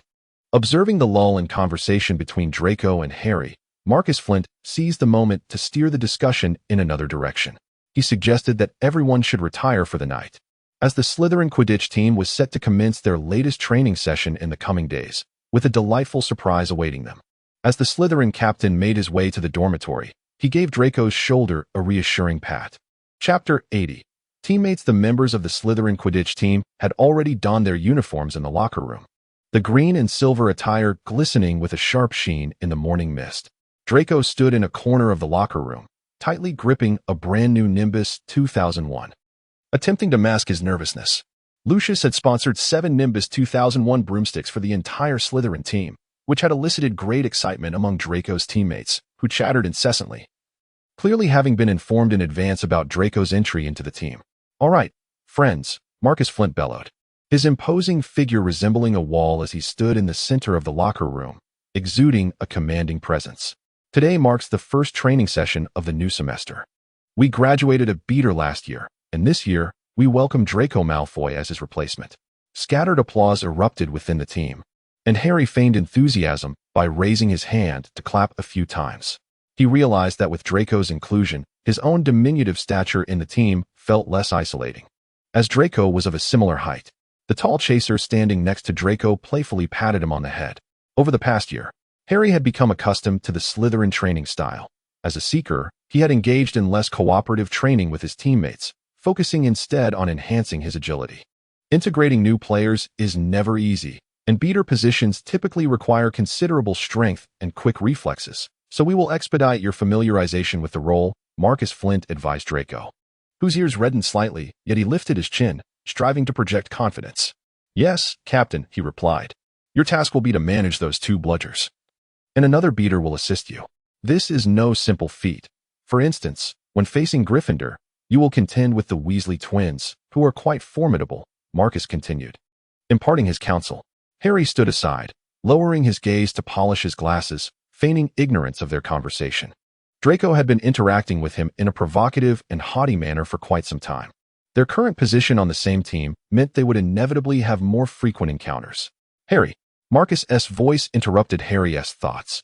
"Since you quickly caught the golden snitch in several matches last semester, many teams have chosen to target you. They may continue this strategy this term. I will be cautious." Harry nodded, and as he lifted his head, he met Draco's gaze. A flicker of complex emotion passed through Draco's gray eyes before he swiftly averted his gaze. The wind above the pitch was colder than that on the ground as Harry soared into the sky on his broom. Today's training task was straightforward, primarily to assist the newly recruited Draco in mastering the art of hitting the bludgers, as the knowledge acquired in their flying lessons was far from sufficient. After the customary drills of flying and striking practice, Harry began to circle the edge of the pitch as usual. Marcus loudly directed another beater to send a bludger flying towards Harry, then instructed Draco to retaliate, simulating scenarios they might encounter in a real match. Draco gripped the broomstick tightly, striving to adapt to the speed of the Nimbus 2001. Initially, his movements were somewhat stiff, clearly indicating he had yet to fully grasp the rhythm of the game. From a distance, Marcus shouted commands to the team, occasionally bellowing at Draco. "Don't just focus on flying. Pay attention to your teammates' positions." Draco gritted his teeth, attempting to concentrate. He was particularly fearful of making mistakes, especially in front of Harry. Before long, a bludger soared in from Harry's left side. Draco abruptly leaned forward and accelerated, striking the bludger with all his might. Though his motion lacked fluidity, he managed not to miss the shot. "Well done, Draco," Marcus called from afar, his tone laced with unexpected admiration. Immediately afterward, another bludger was sent back by a teammate, hurtling towards Harry from the side. Harry was spiraling high above, and by the time he noticed, the bludger was perilously close. He dove down urgently. "Watch out," Draco instinctively shouted, simultaneously veering his broom towards the bludger. His movements were somewhat clumsy, yet astonishingly swift. Just a second before the bludger was about to collide with Harry, Draco swung his arm with all his strength, sending the bludger hurtling in the opposite direction. Bang! The bludger was struck away with a resounding thud, while Draco, having exerted too much force, wobbled precariously on his broom, nearly losing his balance. In that fleeting moment when the bludger charged towards Harry, his heart nearly halted, and his body reacted faster than his mind. Harry suddenly snapped back to reality, glancing down at Draco with a hint of surprise. He had anticipated that Draco, having been brought into the team with financial backing, would perform rather mediocrely. However, it appeared that he was doing quite well. Draco, panting as he sought to steady himself, soon took flight again, Several times, Harry's gaze met Draco's in midair, and Draco would invariably avert his eyes swiftly or offer a defiant glance in return. Yet, Draco's commendable performance did not endure for long. As the training progressed, his stamina began to wane, and during the latter half of the chase for the quaffle, he visibly struggled for breath. Marcus took note of this and approached Draco during a training pause. Quidditch matches can extend for quite some time, he reminded him. You need to cultivate stronger mental expectations and physical endurance. Draco nodded, aware that the recent impacts had left his arms feeling somewhat numb. Draco, your speed and reflexes are commendable, but stamina is currently your Achilles heel. You are young, and your body has yet to fully develop. But Quidditch is not solely reliant on talent. You must enhance your training. After training concluded, Marcus gathered the team together. Overall, today's practice was satisfactory, he summarized, his gaze returning to Draco. Your reactions were fairly quick, particularly that last strike, which was crucial. He paused, sizing Draco up, however. You do need to bolster your physical conditioning. Chasers require sufficient strength and endurance. At present, you appear somewhat frail. If you wish to avoid being knocked around by opponents during matches, I advise you to commence a rigorous training regimen. I will guide you through some physical training every morning at 6. How does that sound? Draco's face flushed slightly, yet he nodded in agreement. I understand, Captain. It was evident he had not anticipated Marcus's offer of assistance. After a brief hesitation, he ultimately acquiesced. 6 o'clock works for me. As the team members dispersed in small groups, discussing the recent training and the new brooms, Harry prepared to leave, but noticed Draco lagging behind. Slowly making his way to the locker room, his light golden hair glowing softly in the morning sunlight. Harry hesitated for a moment but ultimately refrained from approaching.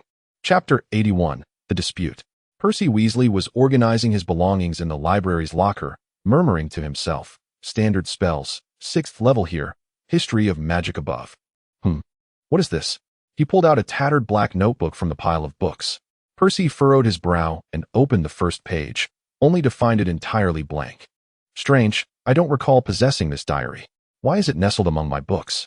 Percy pondered aloud. Could it have been misplaced by some careless student? Oh, right. Harry gifted me a plethora of stationery a few days ago.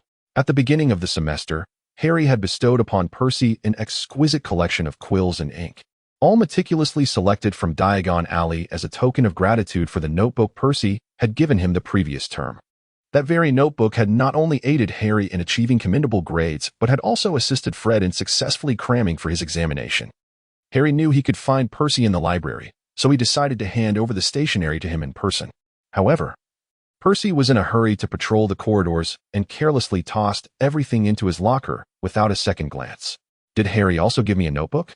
Percy adjusted his glasses, genuinely unable to recall.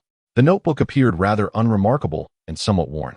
This year, with Ginny starting school, the family's burdens had increased, particularly due to the numerous and exorbitantly priced textbooks authored by Gilderoy Lockhart. In an effort to provide his sister with something new amidst a plethora of old clothes and textbooks, Percy refrained from purchasing a new notebook this year. Perhaps he could make do with this one for now, if he realized it was the wrong one. He could always erase the content and return it to its rightful owner the next time Harry visited the library. Percy retrieved a brand new quill from his backpack. Noticing that Harry had even commissioned the shopkeeper to engrave the title of prefect on the shaft, dipping the quill into ink, he inscribed on the first page of the notebook, regarding the enhancement of the bubblehead charm, by adjusting the tone and angle of the wand's movement, one can significantly improve the precision of bubble size. Further experimentation is required. The ink lingered on the page for a moment before, suddenly, the writing began to fade away slowly.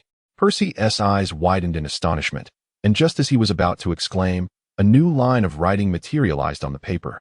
Elegant and fluid, yet tinged with an unsettling chill. What a ridiculous endeavor! How tedious this spell is! Your so-called experimentation is merely a waste of time. Percy was taken aback, his face flushed crimson. He adjusted his glasses and muttered angrily under his breath, "Who is playing this prank?" He stared at the line of text, anticipating some sort of practical joke, like the words suddenly transforming into Percy is a big fool.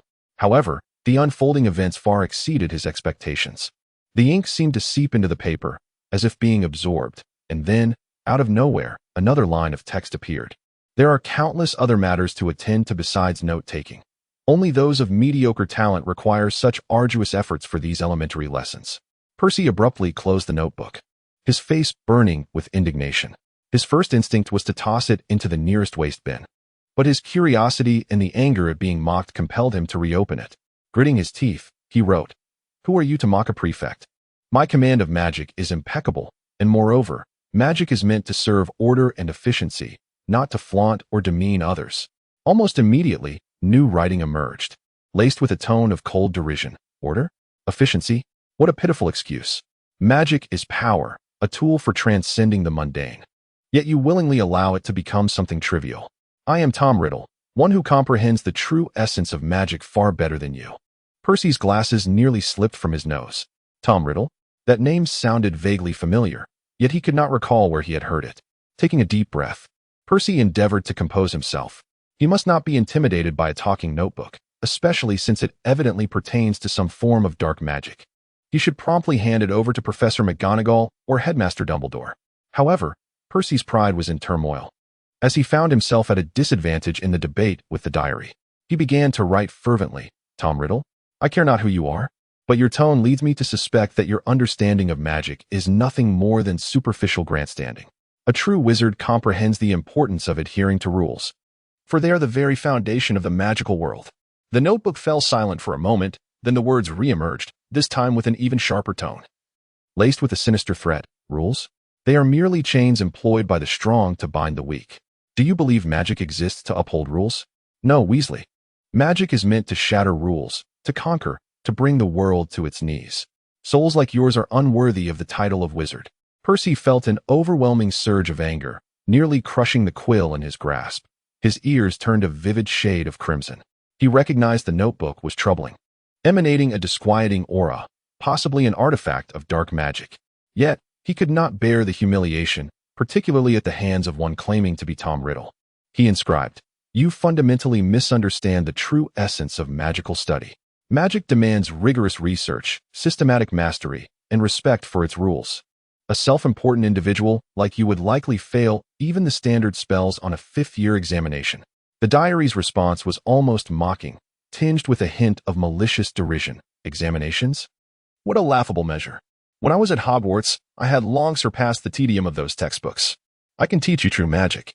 The notebook continued, "Tell me your name, and I shall impart the powers that your precious rules can never touch. Of course, this is contingent upon your possessing sufficient courage." Percy stared at the words, his heart racing.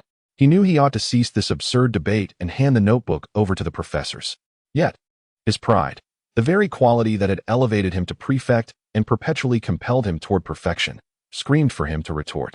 Clenching his jaw, he wrote, "I am Percy Weasley, and I shall prove, in my own way, that true magic does not rely on cunning or forbidden powers." The diary remained silent for a moment. Then a new line of text slowly emerged, imbued with an unsettling calm. "Very well, Weasley. We shall see.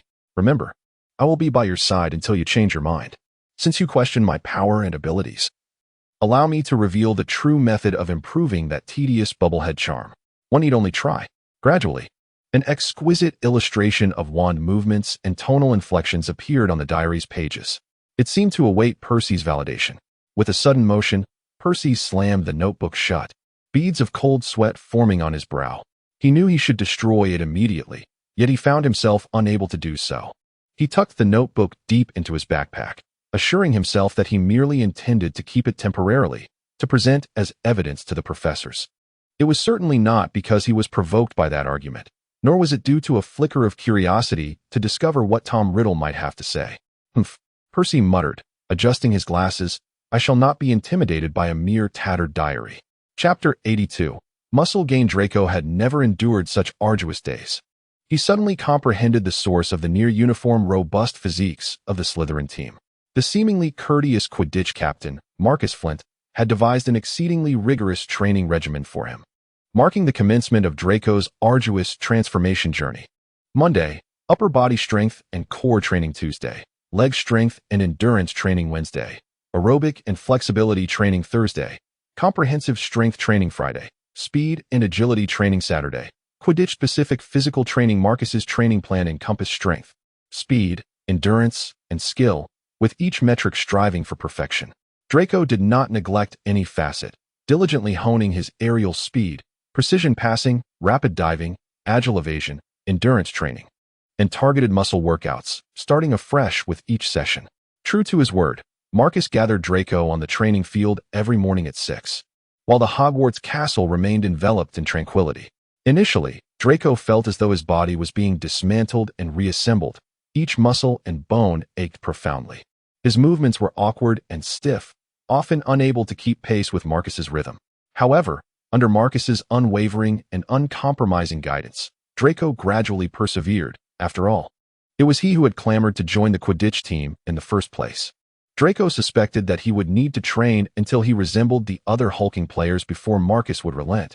Yet Marcus seemed to see through his thoughts. The other team members were inherently tall. Besides, you are still young.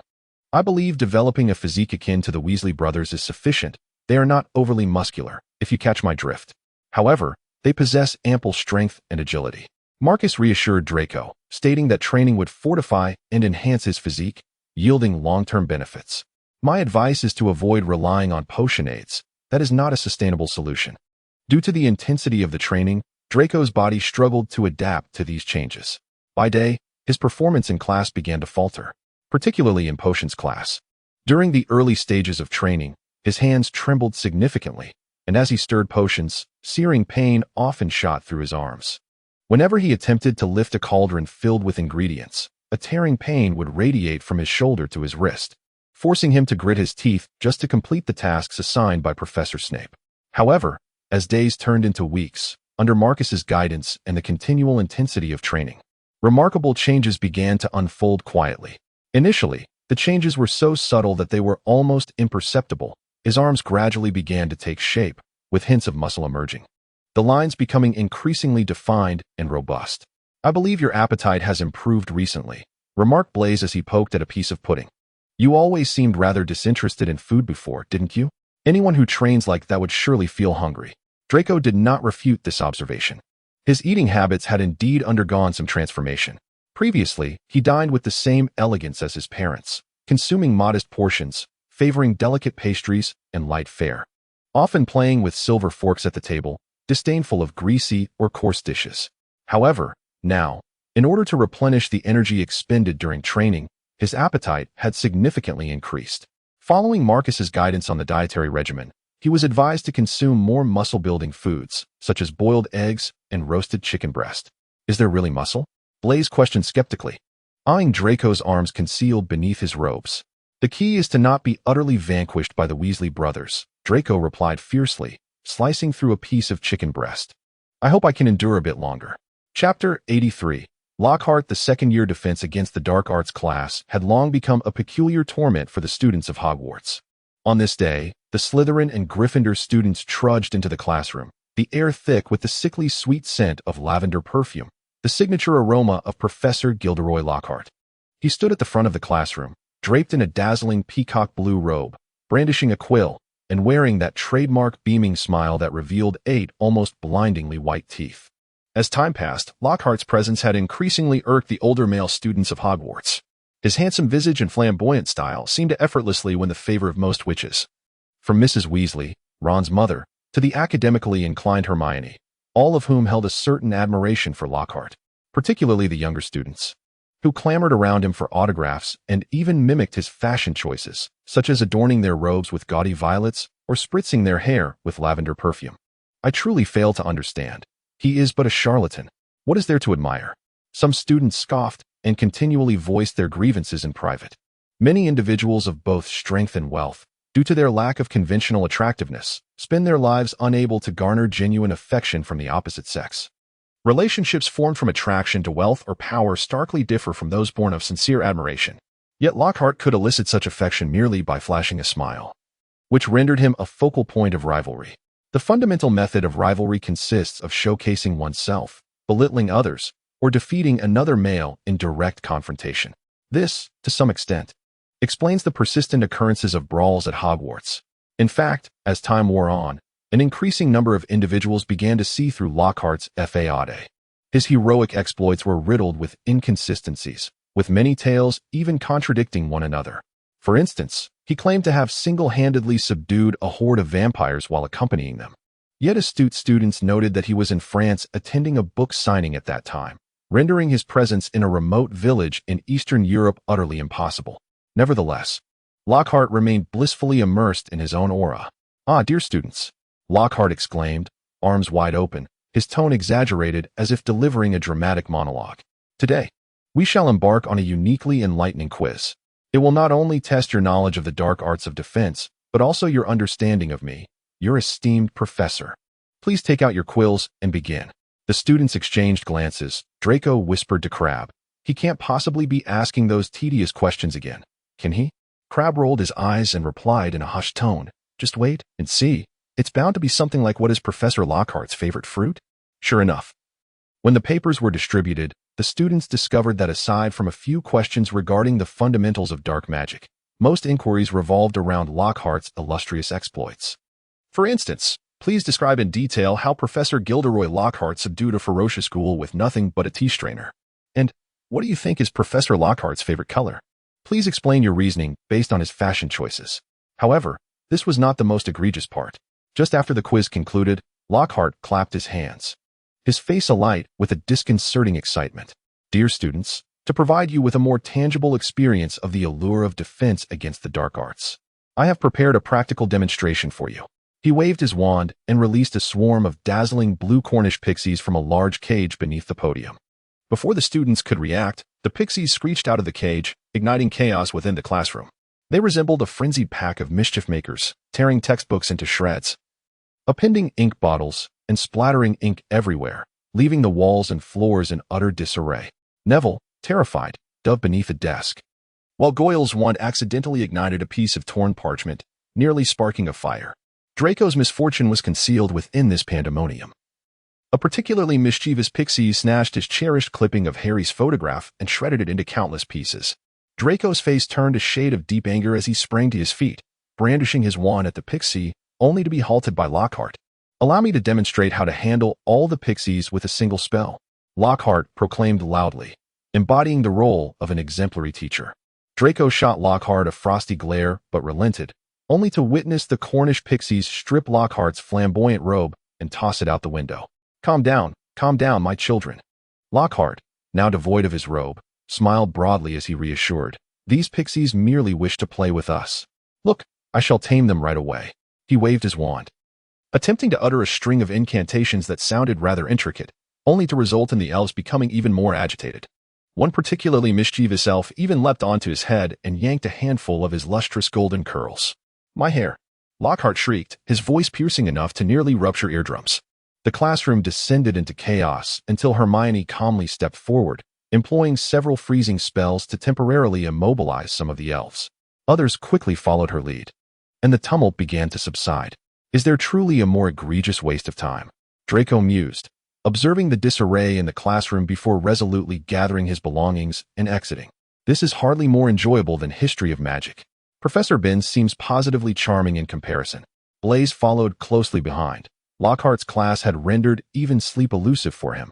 They halted once again at the end of the corridor, held back by the sight of Filch conversing with Hagrid. "What does he have in his hands?" Blaise inquired. "That giant. A plethora of dead roosters?"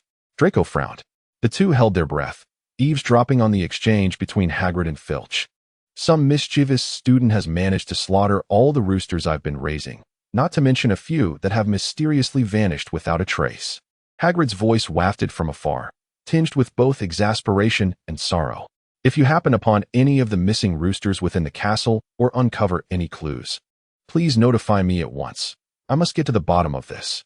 This is utterly outrageous, preposterous." Filch growled, his voice laced with disdain and fury.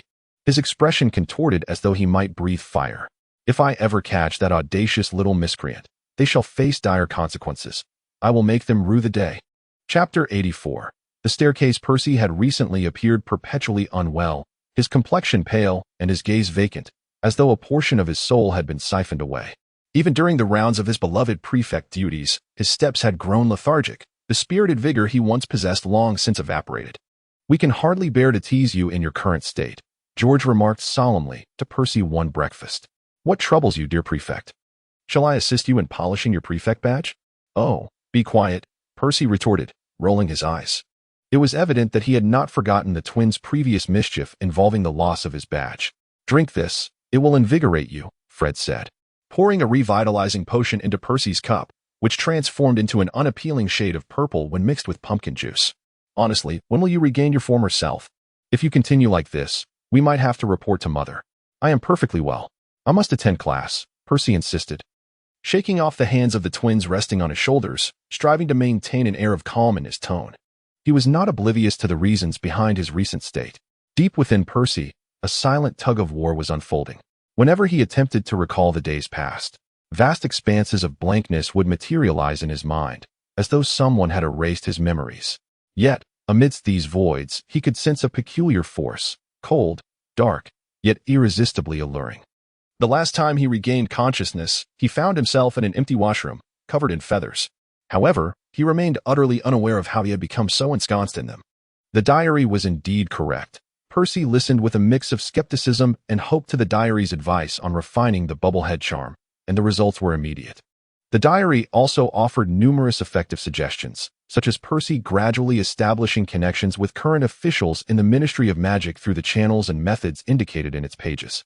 With the diary's assistance, Percy even learned some social climbing techniques that Mr. Weasley could never impart, as Mr. Weasley spent his leisure time engrossed in the peculiarities of Muggles.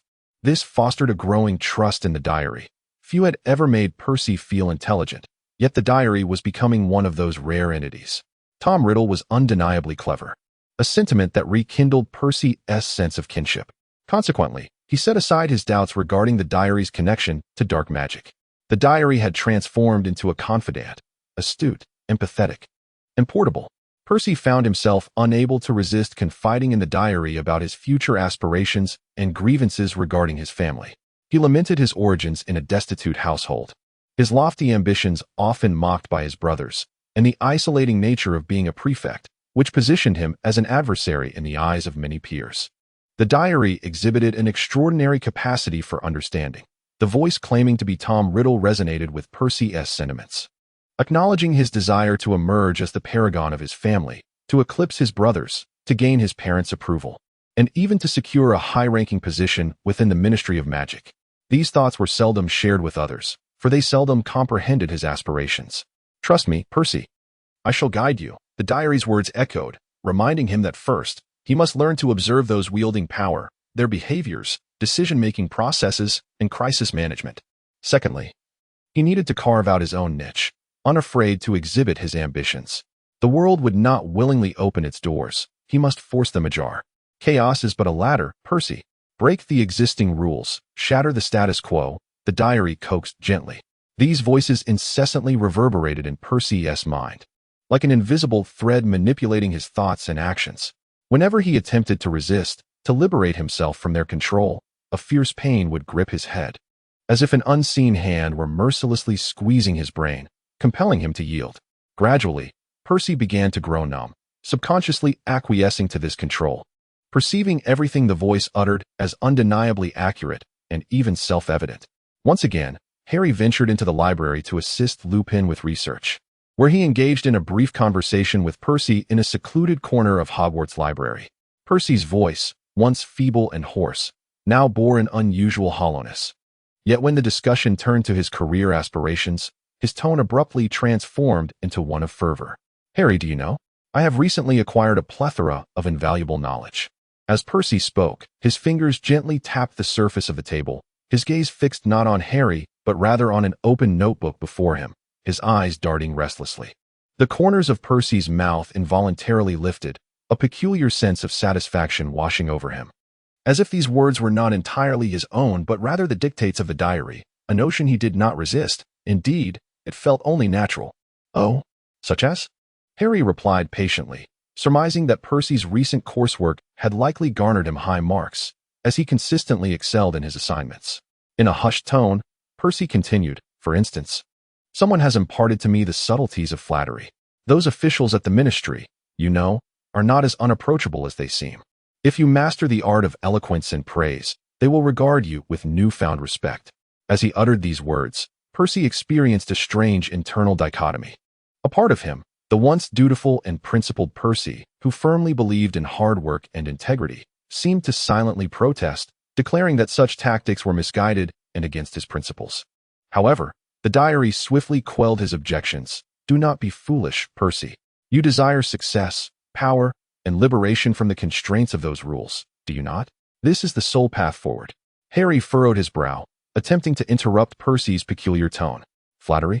Yet, with your own abilities, you could achieve it yourself. You are the most outstanding student. Upon hearing this, Percy let out a derisive snort, his voice tinged with mockery. I once believed the same. Always thinking that to attain one's goals, one must adhere to the rules, progressing step by step. But now I realize that true shortcuts have never dwelled within the confines of regulations. Chaos is the true ladder to success. As he uttered these words, Percy experienced an unprecedented sense of liberation, feeling both alienated by his own declaration and exhilarated by the freedom that this unfamiliarity brought. Upon hearing these words, Harry felt a jolt within his heart. He sensed that Percy appeared quite unusual, yet he could not immediately discern the underlying cause. Harry gazed intently at Percy, unable to suppress his concern. Percy, have you been under too much pressure lately? Your complexion appears rather poor. Perhaps you should consult Madame Pomfrey? I am fully aware of my actions. The ministry officials have already responded, and I shall soon acquire an internship opportunity. That is precisely what I desire, Percy replied, mechanically closing his book before rising from his seat, leaving Harry alone in the stillness. Chapter 85. Dobby's Bludger. Dobby is a tenacious house elf. Although house elves must obey their masters, language invariably possesses loopholes, and Dobby consistently exploits them. When caught at Malfoy Manor, Draco's orders were unmistakable. Dobby, do not prevent Harry Potter from returning to school, nor follow him. Yet Dobby astutely noted that Draco did not forbid him from taking other actions within Hogwarts. The master did not specify that Dobby could not protect Harry Potter. Dobby muttered to himself, if Harry Potter were to be harmed, he would be sent home, away from the dangers of Hogwarts. This is for Harry Potter's own good. Seizing upon this loophole, Dobby conceived a bold plan. Above the Quidditch pitch at Hogwarts, the autumn wind, tinged with a chill, stirred the red and green banners in the stands. The match between Slytherin and Gryffindor was in full swing, with cries and cheers echoing throughout. Amidst this cacophony, Dobby once again escaped from Malfoy Manor, whispering to himself that Harry Potter must leave Hogwarts. Dobby must protect him, even if it meant causing him harm. Standing not far from the pitch, Dobby waved his fingers lightly, and the bewitched bludger began to tremble anxiously in the air. This bludger had been surreptitiously controlled by him, aimed directly at Harry Potter. Dobby's plan was straightforward: injure Harry, ensuring he would be sent home, away from the perils of Hogwarts. As for Master Draco's match, Dobby did not intend for it to happen. Dobby merely wished to safeguard Harry Potter.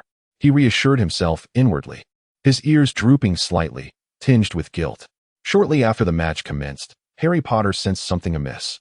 He discovered a bludger relentlessly pursuing him, no matter how he evaded. The ball always managed to swiftly catch up.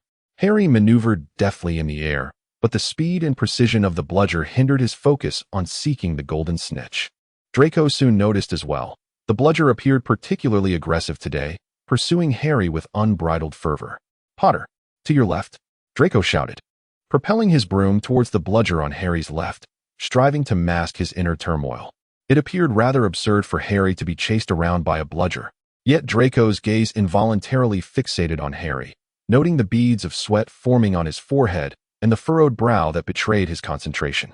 He appeared somewhat disheveled. Draco swung his bat vigorously, striking the bludger towards the Gryffindor seeker in an attempt to divert it away from Harry. Yet, the bludger, as if enchanted, swiftly veered back and charged towards Harry once more. A tight knot of anxiety gripped Draco's heart. What was happening? There was something amiss with that bludger, and an inexplicable wave of panic surged within him. Potter, dodge! Draco exclaimed urgently, only to immediately recognize his lapse, and hastily added, don't embarrass us Slytherins. Getting hit by a bludger would be utterly shameful. He endeavored to infuse his tone with mockery, yet his grip on the bat tightened unconsciously. As the match progressed, Draco found himself channeling nearly all his focus onto the bludger pursuing Harry.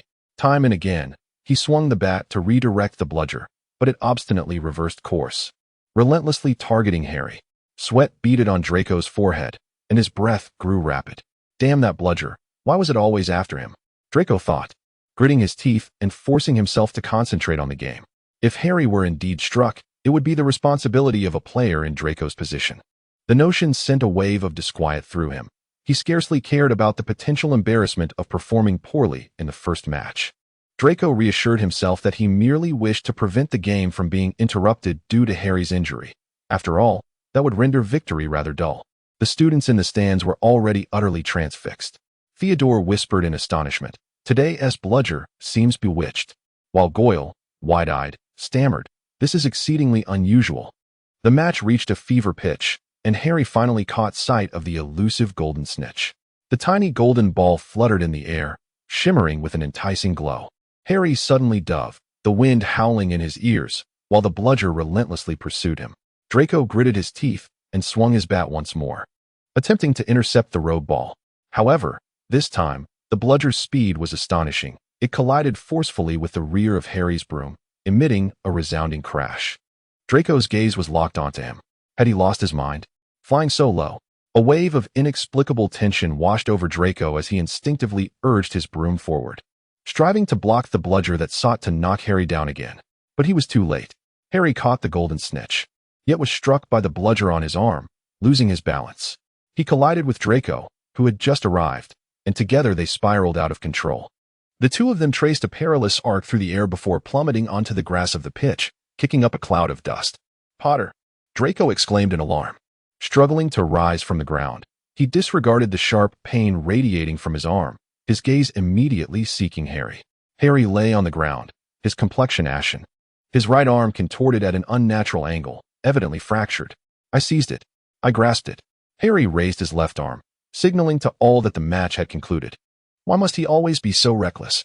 Draco clenched his teeth, forcing himself to adopt a disdainful expression, coldly remarking, "It seems your luck has run out, Potter. Being chased by a bludger and ending up like this is truly a farce." Yet, his voice trembled slightly, his gaze inadvertently lingering on Harry's pallid face. At that moment, amidst the cheers, someone from the stands began to approach the center of the field. Gilderoy Lockhart rushed over, his wand waving about like a circus performer. "Fear not, children. I shall take care of this," he proclaimed in an exaggerated tone. "It's merely a broken bone, a trifling matter." Draco furrowed his brow, an ominous feeling rising within him. What could this mendacious professor possibly accomplish? But before Draco could voice his protest, Lockhart had already waved his wand and began muttering incantations at Harry's arm. A flash of light ensued, and suddenly, Harry's arm became limp. "Stop." Draco could not contain his fury. "You've made his bones vanish." Yet before he could fully express his anger, Lockhart turned to him, waving his wand again. "Do not worry, Mr. Malfoy. I shall heal you as well." Before Draco could evade, the same spell struck his arm. In the next instant, he felt a peculiar emptiness in his arm. His bones had vanished too. "You," Draco seethed, glaring at Lockhart, wishing to cast a dreadful curse upon him. However, his gaze involuntarily flicked back to Harry, who was grimacing in pain. "The hospital wing." Marcus's voice, a mix of elation and concern, rang out. "Quickly, take both of them to the hospital wing. We won. You performed admirably. Today's bludgers were quite unusual, but you handled it successfully." Chapter 86. How to persecute the Master. Draco had never anticipated that he would find himself lying in the same hospital room as Harry for a second time, let alone that both instances were due to falls from brooms. The air was thick with the pungent aroma of bone regrowth potion. A low cabinet separated their beds, and both boys' bones had been entirely extracted by the self-important Lockhart, now awaiting the gradual restoration of their skeletons by Madame Pomfrey's potion. The pain had long since subsided, replaced by a strange sense of humiliation. Draco turned his head, gazing at Harry, who lay beside him. Harry was staring at the ceiling, appearing lost in thought, yet also seemingly attempting to disregard the peculiar sensations emanating from the growth of his arm bones. "Malfoy, what are you staring at?" Harry's voice suddenly shattered the silence, laced with a hint of vigilance. It turned out that Harry had sensed Draco's gaze. Draco's heart skipped a beat, nearly propelling him off the bed. He quickly adjusted his expression, adopting an air of disdain, and turned to face Harry. "Are you reminiscing about the embarrassing moment when the bludger struck you?" Harry furrowed his brow, as if he wished to argue, yet ultimately he merely sighed and reclined back onto his pillow. "Say what you will. I simply wish to comprehend what transpired today." Harry muttered softly, "What a stroke of misfortune. You've inherited Lockhart's irresistible charm. You have become the best-selling author, the recipient of the most enchanting smile, the champion of shampoo sales, a current professor at Hogwarts, a connoisseur of lavender perfume, and the true successor of Lockhart, who has vanquished all dark creatures. Draco forced himself to speak. Even the irresistible can captivate a bludger. That is why it is fixated upon you. Harry turned his head, his emerald eyes fixed intently on Draco. Draco's heartbeat quickened once more, and he could almost feel the heat radiating from his cheeks. Do not look at me. Do not regard me with that gaze, he chanted silently in his mind. Yet Harry's stare seemed to possess an enchanting power, rendering him unable to avert his gaze.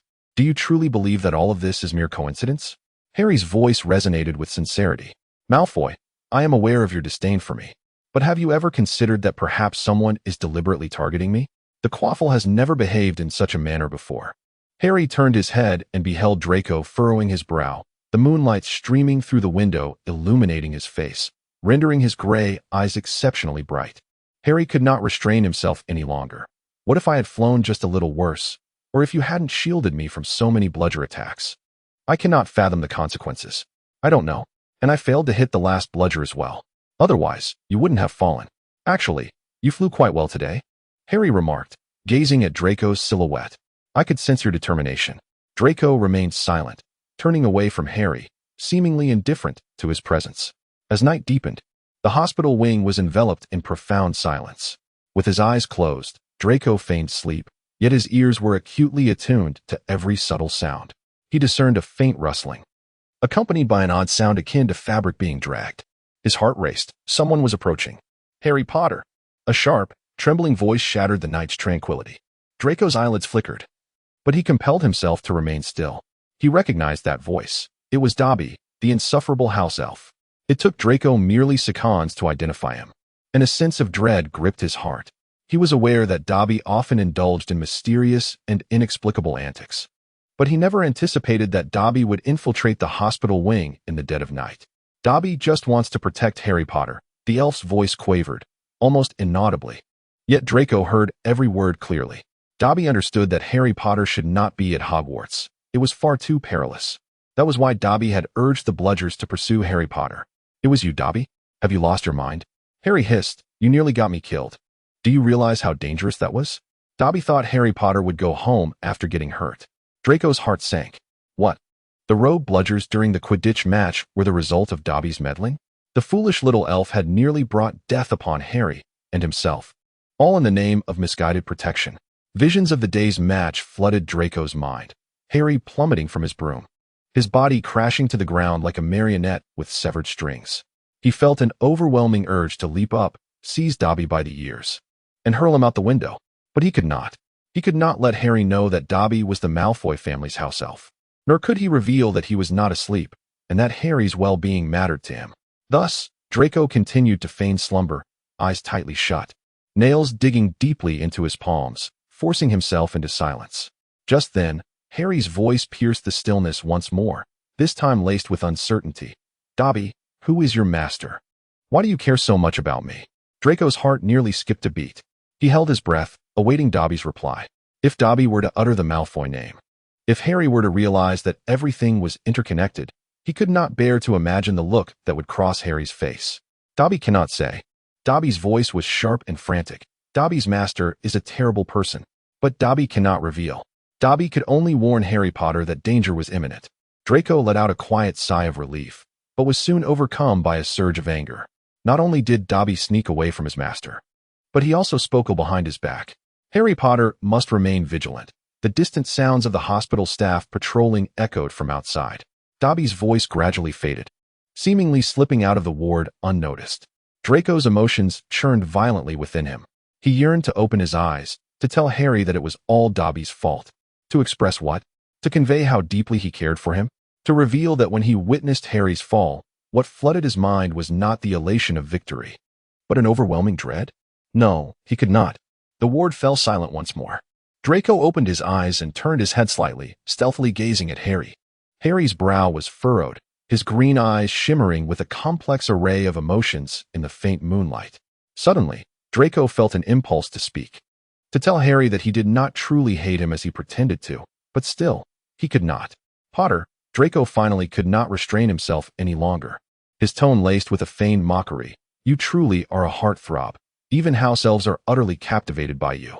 Harry abruptly turned his head, a flicker of surprise evident in his eyes, followed by a furrowed brow. You haven't fallen asleep? Draco forced himself to wear a feeble smile. I heard everything. Harry's face flushed slightly, a blend of anger and embarrassment. That is not my house elf. Moreover, this is none of your concern, Malfoy. Of course it is my concern. Draco retorted, suppressing the urge to roll his eyes. Is it? Do you genuinely believe that little elf acted to protect you by launching you into the air with a bludger? Harry was taken aback and turned to find Draco regarding him with a complex expression.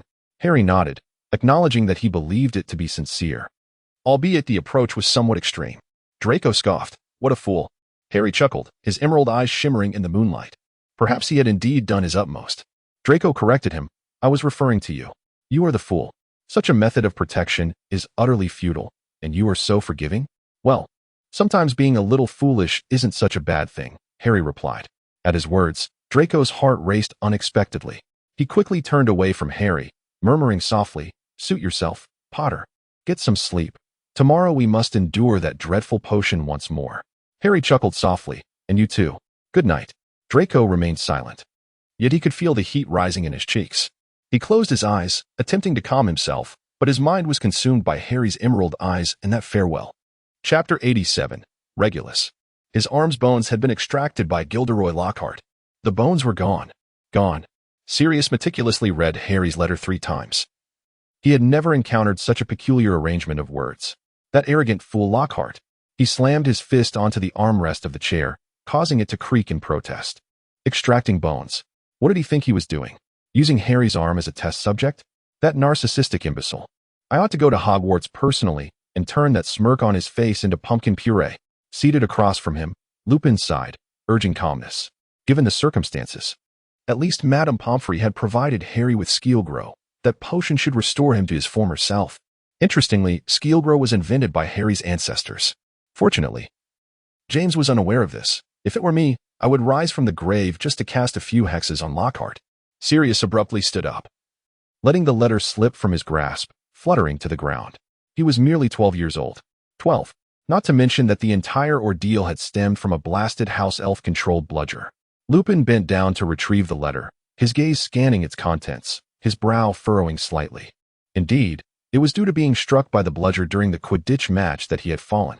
He lifted his eyes to Sirius, recalling that house elf named Dobby. Again, it was him. Sirius appeared furious. Why could it repeatedly cause such havoc? Lupin resumed his seat, his tone softening somewhat. I have recently reviewed some materials on house elves. Their abilities are far more formidable than one might presume. Sirius scoffed, directing his gaze toward the flames in the fireplace. You mean, like Dobby, who recklessly manipulated the bludger and nearly harmed Harry. For too long, our entire magical community has overlooked their existence and power, perceiving them merely as humble servants devoid of threat. However, the reality is quite different. Their magic may be constrained by their master's commands, yet in certain circumstances, they possess the capability to act independently, even undertake perilous actions, Lupin elaborated. Sirius scoffed again, waving his hand dismissively as if to dispel Lupin's words from the air. I certainly do not regard them as anything remarkable. They are merely, he paused, seemingly searching for the right term, merely servants. At that moment, a low murmur emanated from downstairs, mingled with peculiar metallic clinks. Sirius furrowed his brow, springing to his feet. What on earth is Creature up to now? He strode purposefully towards the door, with Lupin closely trailing behind. The two arrived at the corridor on the first floor, where they found Creature standing before a dilapidated glass cabinet, which housed various antiques and memorabilia of the Black family. Creature's emaciated frame quivered slightly as he clutched a photograph in his hands, muttering softly to himself. His eyes, clouded and fervent, were brimming with tears that cascaded down his wrinkled cheeks. Master Regulus, my dear master, today marks your death anniversary. Creature failed to protect you. Creature is damned. Creature is damned, he murmured in a deep, mournful tone. The photograph he held depicted a young man whose features bore a vague resemblance to Sirius. It was Regulus Black, Sirius's long-deceased brother.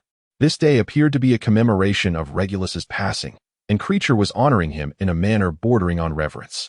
My master, my poor master, Creature whispered, his voice laden with sorrow and loyalty. Master Regulus was so young, so brave, yet he shall never return. Sirius's expression darkened further, and he abruptly rose, striding over to confront Creature, towering over the frail figure. "Enough, creature." His voice was infused with fury. "Do not feign mourning here. Regulus has long been missing. He chose his path. He chose that accursed Voldemort." Creature's movements froze as he slowly raised his head, a flicker of malice igniting in his murky eyes. He muttered, "The filthy traitor is unworthy to speak Master Regulus's name. The wretched Black family traitor." "What did you say?" Sirius seized Creature's tattered garment, lifting him off the ground. "I should have expelled you from this house long ago." "Sirius," Lupin interjected, swiftly grasping Sirius's arm. "Stop. This will not resolve anything." Gasping for breath, Sirius shot a fierce glare at Creature, finally releasing his grip. Creature crumpled to the floor with a low whimper, yet his gaze remained cold and resentful as he continued to mutter curses. "Traitor, betrayer of the family. Master Regulus shall not forgive." Lupin crouched down, attempting to soothe Creature, but Creature abruptly retreated into a corner and then fled with the photograph to the basement. "Is today Regulus's memorial?" Lupin inquired. "Regulus is missing. No one knows where he has gone. He vanished before I entered Azkaban," replied Sirius. "Then why does Creature say today is your brother's memorial?" Lupin recalled Creature's words. Sirius did not respond. Creature could locate his master. If Regulus were still alive, Creature would instantly apparate to his side, and he would never joke about his beloved young master. "I do not know." Sirius spoke candidly. Lupin rose to his feet, turning towards Sirius, his voice low and grave. "Sirius, have you ever contemplated why Creature knows the exact time of Regulus's demise? This is inherently peculiar. The cause of Regulus's death remains a mystery, yet Creature appears to possess some knowledge." Sirius furrowed his brow. "But he never divulged to my mother the reason for Regulus's death." A profound silence enveloped the room, the antiquated light fixtures casting elongated shadows. Sirius's chest heaved violently as the visage of Regulus materialized in his mind. His brother, who had once stood in stark opposition to him, only to ultimately ally with Voldemort. Suddenly, he realized that perhaps Creature truly understood the circumstances surrounding his brother's death. Perhaps on the day Regulus perished, he was with Creature, which would explain Creature's act of remembrance today. Did Regulus instruct Creature to keep it a secret? As a member of the Black family, Creature was bound to obey his master's commands, yet now the Black family consisted solely of him. He was Creature's only master. "If you wish for him to speak." "It is indeed within your power," Lupin said slowly. Sirius was taken aback. His anger subsided somewhat, replaced by a complex amalgamation of emotions: rage, confusion, and a deeply buried sorrow. He cast his gaze downward at Lupin and replied, "What good would that do? Regulus is already dead. Hearing the tale of his deception by Voldemort again would only deepen my grief.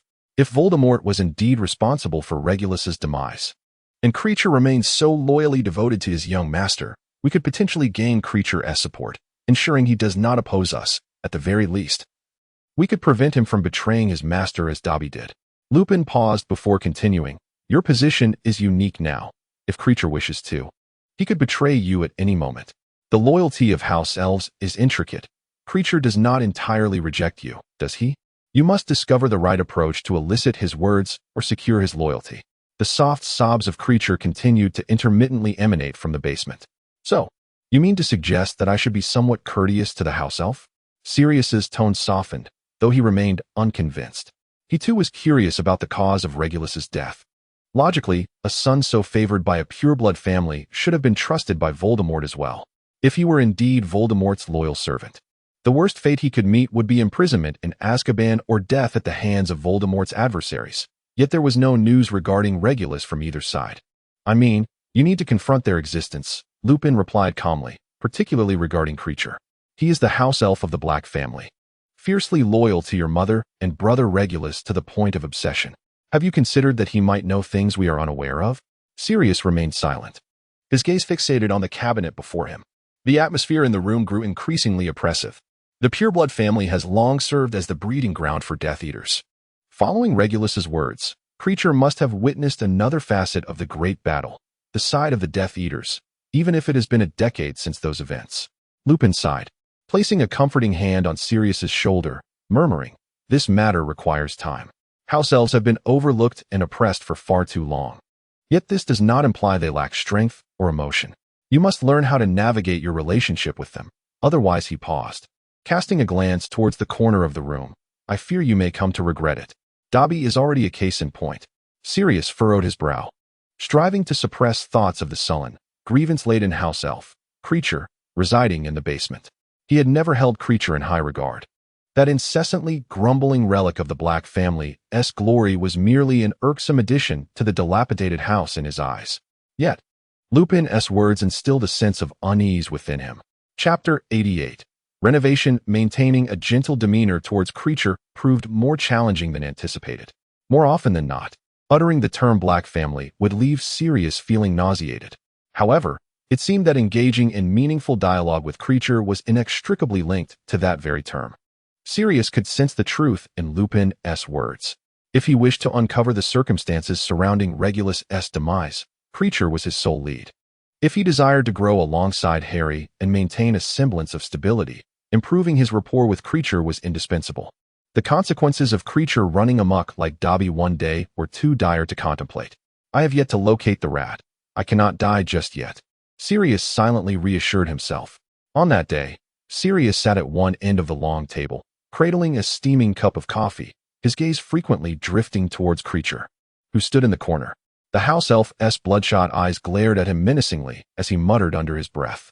Lupin sat opposite Sirius, perusing the latest edition of the Daily Prophet, though it was evident that his mind was elsewhere. I have an idea, Sirius suddenly declared, setting down his coffee cup and adopting a tone of feigned nonchalance. This house is far too dilapidated, mold, dust, and decay. We must renovate it properly. It can no longer resemble a tomb.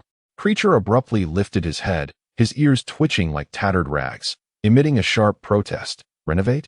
Number 12. Grimmauld Place is in its mistress's favored state. The mistress has declared that the glory of the Black family resides within these walls, these curtains. He gestured with his bony arm towards the greasy oak dining table. And this furniture. How dare you tarnish the fruits of the mistress's labor? Sirius struggled to suppress the fury bubbling within him, forcing a rigid smile upon his face. He understood that the mistress mentioned by creature referred to his mother, Walburga. The portrait hanging on the living room wall had yet to awaken and scream curses at him. In creature's hand was a tattered piece of cloth. His eyes filled with animosity. Oh, poor mistress creature. If she were to discover that this filthy traitor had returned, seeking to desecrate her home, she would surely leap from the frame to curse him. Creature, Sirius tried to ensure his voice sounded calm. I recall that when Mother was alive, she delighted in acquiring new possessions. Just look at the state of number 12, Grimmauld Place now. The corners are rife with mold, the curtains tattered like spider webs, and the candelabra is tarnished beyond recognition. If Mother were to witness this, she would undoubtedly feel that you have utterly ruined her hard work. As a house elf, you bear the responsibility of maintaining the household. Sirius emphasized that number 12, Grimmauld Place was no longer the same as it was when their mother had departed. Creature shuffled heavily to the window, his withered fingers brushing against the now tattered velvet curtain. The mistress favored only the most noble and elegant items. She adored this curtain. He murmured, his voice thick with emotion. She said it was imported, adorned with the Black family crest. And this chair, young Master Regulus always loved to sit upon it while enjoying his pies. He would even paint while having his breakfast. Sirius endeavored to glean more clues from creature's expression. Regulus, he softly repeated, he truly relished painting as a child, did he not? I recall a time when his room was perpetually cluttered with his drawings. Creature continued his recollections. Young Master Regulus's room was the most perfect of all. Star charts adorned the walls, ancient tomes of magic filled the shelves, and there was that silver cup, an heirloom passed down from Sirius Black, an illustrious figure who once served as the headmaster of Hogwarts. A sign hung on the door, forbidding entry to the uninvited, primarily aimed at you, Sirius.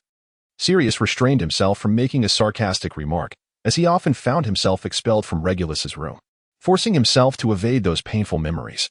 Sirius seized the opportunity to steer the conversation. Creature, do you recall the stories that Regulus loved to hear as a child? Or did he ever share anything particularly special with you as he grew older? These topics proved to be quite safe. And Creature's eyes no longer bore resentment, nor did he mutter incessant curses. Creature continued to ramble. Young Master Regulus adored tales of the ancestors of the Black family. For instance, Alfred Black, the great alchemist, who carved the first protective pendant of the Black lineage from a piece of obsidian, said to ward off the ravages of dark magic, and that iron pot in the kitchen, chosen by the Mistress Isabella herself. She claimed only such a pot could yield the most exquisite flavors. Sirius listened intently, his expression inscrutable, as Creature recounted the history of the Black family with remarkable precision, not omitting a single detail. Remus interjected, striving to sound sincere. Creature, my dear friend Sirius and I have a proposal for you. Since you possess such an intimate knowledge of the Black family's traditions, why not take charge of the procurement for this renovation? You could acquire items that befit the honor of the Black family, such as new curtains, candelabras, or anything else you believe Sirius's mother would cherish. This way, you need not worry about us tarnishing this place. Sirius added, reinforcing the suggestion. Creature appeared taken aback, a flicker of confusion crossing his features. Clearly, he had not anticipated that Sirius would entrust him with such a significant responsibility. Me in charge? Sirius forced a smile, albeit one tinged with bitterness. He continued, yes. Think of Regulus. He always cared so deeply for the family's glory, did he not? If you truly care for him, you ought to assist me in restoring this place to its former glory. Creature's ears perked up slightly, and he murmured, Master Regulus. Oh, poor Creature's master. He would not wish for the Black family to be disgraced. It looks utterly dreadful now. Sirius nodded in agreement. Remus continued, with a guardian as loyal as you, Creature, I have faith that you can restore this house to its rightful state. Creature remained silent for a long moment, his head bowed as he seemed to digest Remus's words. Finally, he nodded, his voice barely audible. Very well. For the mistress, for Master Regulus, Creature shall do it. Sirius exhaled a sigh of relief. If you need funds, just let me know. My mother's portrait will be pleased to see the improvements. Upon finishing his statement, Sirius inhaled deeply, as though he had just uttered a grand deception. Remus raised his gaze and exchanged a knowing look with Sirius. They had deliberated the previous night on how to ease Creature's reservations, and it appeared that the entry point lay within the Black family narrative. Seeing Creature acquiesce, Remus said nothing further, merely returning his attention to the newspaper. The hall fell into silence once more, interrupted only by Creature's murmurs about the Black family's past as he shuffled away. In the following days, Sirius and Remus embarked on the initial stages of the house's renovation. They cleared the dust from the hall, repaired the damaged floorboards, and removed the ghastly old curtains. Despite Creature's incessant complaints, he often fell into a state of nostalgic reminiscence, recounting snippets of the past. Sirius keenly observed that each time Creature mentioned Regulus, his tone was imbued with profound affection and sorrow. One day, as Sirius was attempting to detach a moldy wall panel, Creature stood nearby, arms crossed. Suddenly, he murmured, Ah? This wall panel, the mistress adored standing here, admiring her newly acquired necklace. How noble and elegant it once was, unlike the present, where dust and debris abound. Young Master Regulus cherished listening to the lady of the house recount tales by candlelight. What a noble young master he was, so kind-hearted. Sirius paused in his actions and turned to face Creature. He recognized this as an opportunity, yet he must tread carefully, ensuring Creature remained oblivious to his true intentions. Affecting a contemplative demeanor, he murmured, Regulus was indeed a delightful younger brother. I recall how he would always cling to me, begging to take him for a ride on the flying broom. Do you remember those days, Creature? Creature's ears twitched sharply, a flicker of complex emotion crossing his gaze. He muttered softly, Of course, Creature remembers. Young Master Regulus was always so kind, yet he remains forever in the cold waters of the lake. Silence enveloped the air for a few moments. Sirius feigned ignorance to any oddity he had detected and continued, Why not procure a new, beautiful candlestick? Akin to the one that once was, Creature? Chapter 89. The sound once the bones had regrown. Harry and Draco were finally liberated from the sterile white sheets and the sin of potions that permeated the hospital wing, allowing them to return to the normalcy of their classes. However, Draco's newly formed arm bones seemed not yet fully accustomed to their master. With each step he took, he could feel an odd rigidity in the joints of his arm, as if the bones were softly lamenting their hasty conjuration by magic. He attempted to wave his arm, a faint clicking sound emanating from the joints, causing Draco to furrow his brow in suspicion that the physical training Marcus had previously administered had significantly diminished in effectiveness. It was truly unbelievable. I have somehow survived, Draco murmured softly. Harry could not help but chuckle, remarking that he was indeed concerned about the potential end of his Quidditch career, which would force him to return to the stands. That would be a truly dreadful sight. Draco interjected, genuinely asking if Harry's arm was all right, fearing it might snap at the mere grasp of the golden snitch. My arm is far sturdier than your tongue, Harry retorted, flexing his arm with assurance. Rest assured, I shall not grant you the opportunity to mock me. As they entered the castle, the corridors were desolate, echoing only with the sound of their footsteps, for it was still class time. Just as Harry was about to proceed to his dormitory, he abruptly halted. His ears picked up an unusual sound, a low, hissing whisper, as if emanating from the depths of the earth, or perhaps the sound of some colossal creature scraping against the wall as it writhed. The chilling, sinister tone carried an unsettling malice, causing Harry to involuntarily shiver. Kill you. Tear you apart. Escape. Harry furrowed his brow, as the sound continued to linger in his ears, growing increasingly clear and unsettling. He was certain he had not misheard. This voice was undeniably not a figment of his imagination. He followed the direction from which the sound emanated. Starved for new blood for so long. Did you hear it? Harry whispered, turning to glance at Draco. Draco halted, listening intently for a moment, then shrugged. Hear what? I haven't heard anything, apart from the creaking of your shoes against the floor. Harry disregarded Draco's response. He closed his eyes, attempting to capture the voice with greater clarity. The sound seemed to draw nearer and resonate more distinctly, as if beckoning him. Harry's heartbeat quickened, and his palm instinctively clenched around his wand. He opened his eyes, scanning his surroundings in search of the source of the sound. It is this voice, Harry murmured, stepping forward along the corridor. His pace quickened, almost subconsciously drawn by the sound. Draco furrowed his brow and followed behind, though he feigned indifference. A flicker of unease crossed his eyes. Draco's mind churned with conflicting emotions.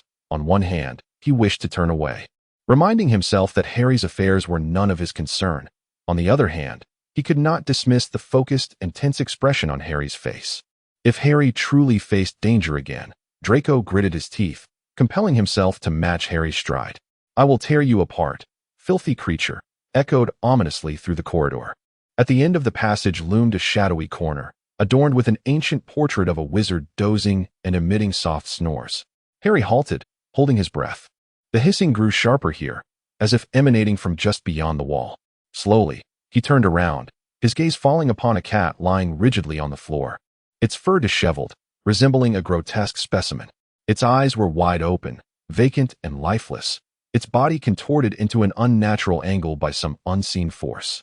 Mrs. Norris, Harry exclaimed, crouching down to inspect the cat. Mrs. Norris was Filch's beloved feline, often strutting through the corridors, her large eyes scrutinizing each student. Yet now, she appeared utterly lifeless. Draco stood behind Harry, glancing down at Mrs. Norris, his face a blend of surprise and confusion. What happened to this cat? He whispered, gently prodding her tail with his finger, but she remained unresponsive. At that moment, the bell rang, and the corridor was filled with the sound of hasty footsteps and hushed whispers. Students began to emerge from classrooms, evidently drawn by Harry's earlier exclamation. They formed a circle around Mrs. Norris, murmuring, their voices rising into a cacophony of bewilderment. That S. Filch's cat. What has happened to her? She looks like she has been cursed. Is she dead? How terrifying. What occurred? Within the crowd, some jostled to the front, others stood on tiptoe to peer closer, while a few gasped in horror. Harry's gaze shifted away from Mrs. Norris to survey the gathering throng. Draco muttered under his breath, that cat seems beyond saving. Filch will go mad. Who did this? Look over there. Suddenly, a voice erupted in a loud shout. A line of text, scrawled in vivid crimson ink, was haphazardly smeared across the corner of the wall. Due to the dim lighting, Draco and Harry had initially overlooked it. The chamber has been opened. Beware of the heir's adversary. Harry felt a wave of dizziness wash over him, the hissing sound seemingly fading away, replaced by a suffocating sense of dread. Draco staggered back a few steps, his complexion pale. An increasing number of students surged from all directions, encircling Harry and Draco. Gasps and murmurs echoed around them, crashing upon Harry like a tidal wave, enveloping him in this tumultuous chaos. Bewildered, he glanced around, encountering pairs of eyes filled with curiosity, fear, and skepticism, as if he were the architect of this entire debacle. Chapter 90 Percy S. Letter Dear Mr. Weasley. Ahem. First and foremost, allow me to clarify that this letter has been transcribed magically via a dictation quill, given the current busyness of the ministry. Especially in light of my responsibilities as a senior assistant to the undersecretary, I am regrettably unable to spare the time to compose a handwritten reply. I trust you understand the immense and vital task of maintaining order and stability within the wizarding community which necessitates prioritizing my time towards, well, more pressing matters. It is indeed unrealistic for the youth to seek instant elevation. Nevertheless, I must express my gratitude for your enthusiastic correspondence. It is rather amusing to receive such earnest salutations from a sixth-year student at Hogwarts. Your admiration for the ministry and your pursuit of order genuinely bring me a modicum of solace, as it is rare to encounter young individuals who appreciate rules and authority.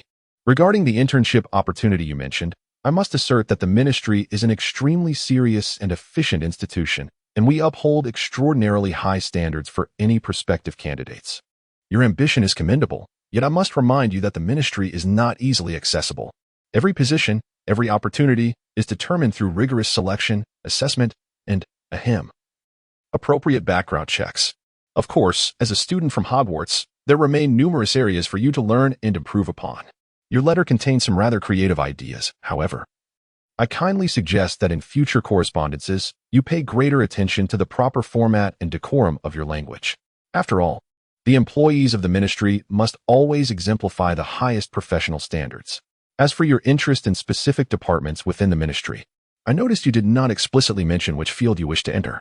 The ministry encompasses many significant departments, such as my own, the Department of Magical Law Enforcement, all of which contribute immeasurably to the maintenance of order and stability in the Wizarding Society. If you aspire to this, I recommend that you exert greater effort in your studies, particularly in the areas of charms and magical law, achieving excellent results.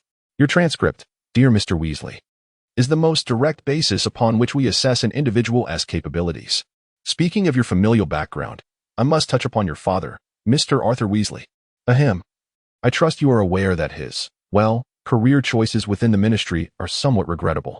As the head of the Office for the Prohibition of Muggle Artifact Abuse, he appears to be more engrossed in the study of trivial Muggle trinkets than in dedicating his efforts to endeavors that could genuinely enhance the efficiency and prestige of the Ministry of Magic. Such an attitude, dear Mr. Weasley, is unlikely to serve as a commendable example for a young individual aspiring to make a mark within the ministry. I sincerely hope that you can exhibit greater ambition and foresight in your career aspirations than your father. However, given your evident enthusiasm, as well as my personal investment in the development of the younger generation of wizards, I have decided to make an exception and offer you a valuable internship opportunity. This will be an unpaid position. Naturally, you must understand that internships at the ministry are typically reserved for those who have already demonstrated exceptional capability, but considering your fervor, I am willing to arrange a special role for you as a short-term assistant intern in the ministry's archives. This role will afford you an excellent opportunity to experience the fundamental operations of the ministry's daily functions. You will be responsible for organizing documents, cleaning filing cabinets, and assisting in the delivery of some less significant correspondence. Young individuals require refinement, and this position will serve to hone your abilities.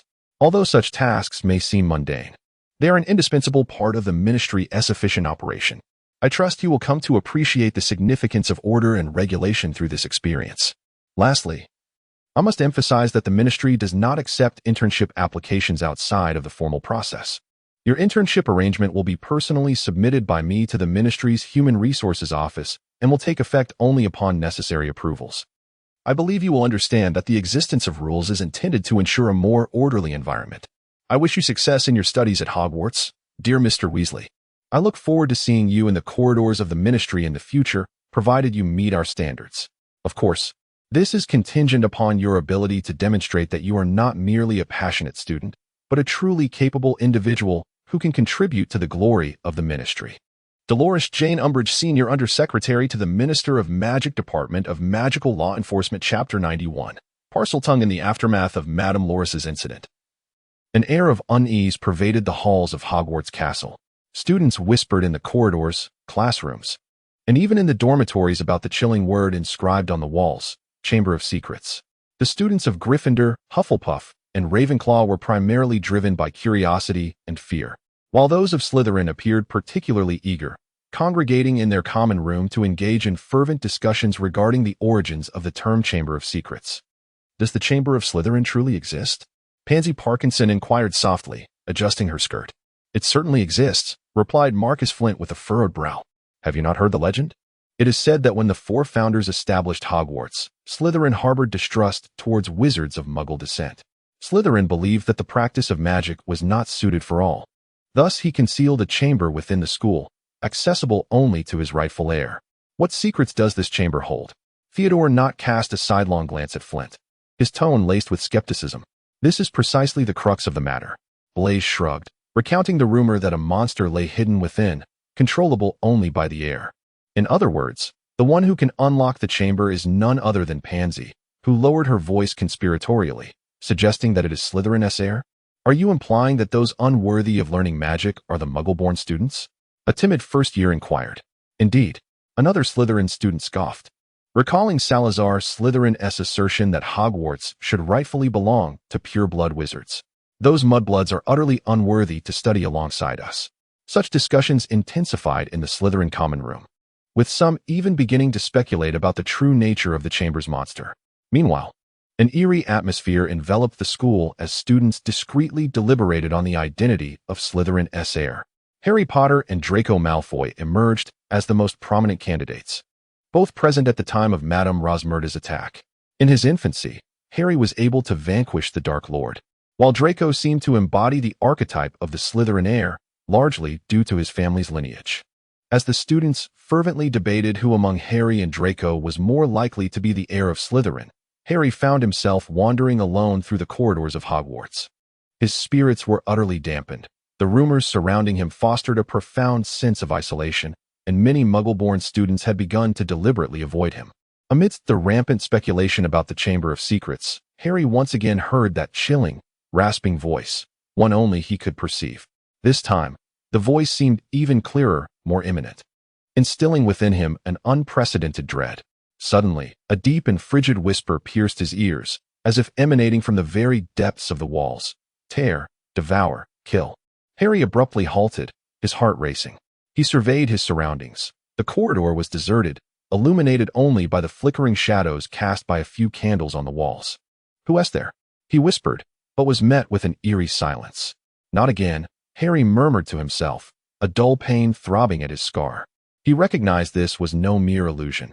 He had heard that same chilling, malevolent whisper on the day Madame Rosmerta was petrified. At that moment, a piercing scream shattered the stillness of the corridor. Harry took off running, following the sound to the vicinity of the restroom on the first floor. There, he discovered a cluster of students gathered, discussing something in a state of fright. Pushing his way through the crowd, he found a first-year boy, Colin Creevey, rigidly sprawled on the ground, his eyes wide open, his face frozen in terror. His camera lay beside him, its lens shattered. He has been petrified, just like Madame Rosmerta. A Hufflepuff girl screamed.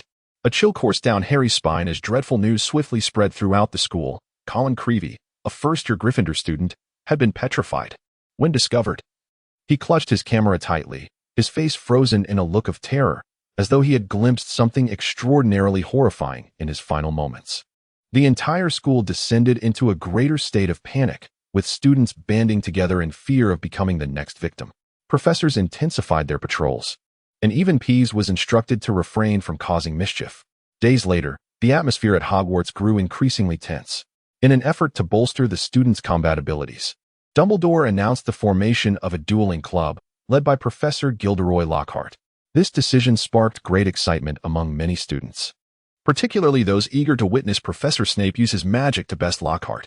Although Lockhart's flamboyant demeanor earned him derision, one could not deny that his fame and purported adventures attracted a considerable number of admirers, particularly among the younger students, who eagerly anticipated learning some dazzling spells in the dueling club. However, for the older students and some professors, this decision became a source of amusement, especially upon hearing that Severus Snape had been invited by Lockhart to serve as a dueling assistant. Whispers began circulating among the students, wagering on how quickly Snape would vanquish Lockhart with his magic, as opportunities to witness Lockhart's humiliation were rare. The inaugural meeting of the dueling club took place in the Great Hall, which was filled to capacity with students. Lockhart stood atop a hastily erected long table, striking a pose he deemed handsome, waving his wand with a beaming smile plastered across his face. Meanwhile, Snape stood to the side, arms crossed, his gaze so cold it seemed capable of freezing the entire hall. "Students," Lockhart proclaimed loudly, "today, we will learn how to protect ourselves in a duel. As your guide, I, Gilderoy Lockhart, 5-time recipient of the Most Charming Smile Award from Witch Weekly, will personally demonstrate for you. Today, I will show you how to elegantly respond to magical attacks while safeguarding yourself and your friends. Our assistant, Professor Snape, will assist me in this demonstration. I trust he will endeavor to avoid being too thoroughly bested by me.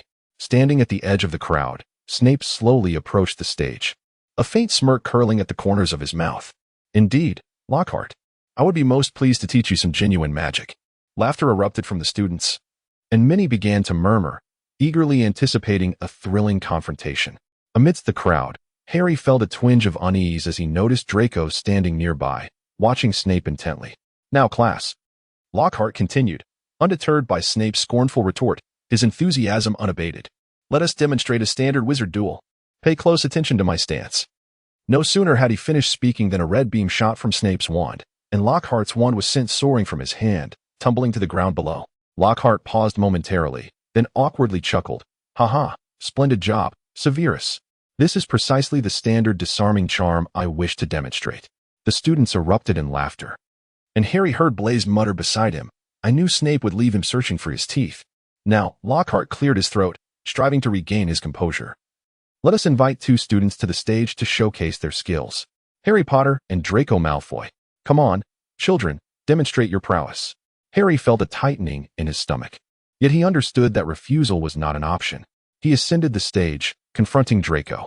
A familiar cold smirk adorned Draco's face, his wand poised and ready. Are you prepared, Potter? Draco whispered, I shall show no mercy. Likewise, Malfoy. Harry gritted his teeth, raising his wand. Begin. Gilderoy Lockhart announced loudly. Draco swiftly brandished his wand, uttering an incantation with fervor. A plume of black mist erupted from his wand, coalescing into a colossal serpent that hissed menacingly as it lunged towards Harry. Gasps erupted from the crowd, with many students retreating in fear. Harry stared at the serpent, his mind a void. At that moment, he found himself inexplicably uttering a command in a cold and unfamiliar tongue. Stop. The snake abruptly halted its movements. Stop. Harry shouted at it. The great hall fell into an eerie silence, everyone's eyes wide with astonishment, fixed upon Harry. Blaise, in a hushed tone laced with disbelief, remarked that he was conversing with the serpent. Draco's complexion turned pale. He recoiled slightly, gazing at Harry and stammering, Are you truly the heir? The atmosphere became chaotic, the confrontation between Harry and Draco concluding rather abruptly. Draco took a few steps back, his words caught in his throat, his wand hanging limply in his hand. The Slytherin students, who typically regarded Harry with disdain, now wore expressions tinged with a kind of reverence, as if they were witnessing Harry in an entirely new light. On their youthful faces, marked by pallor or arrogance, there emerged a blend of astonishment and confusion, as though they were truly seeing Harry for the first time.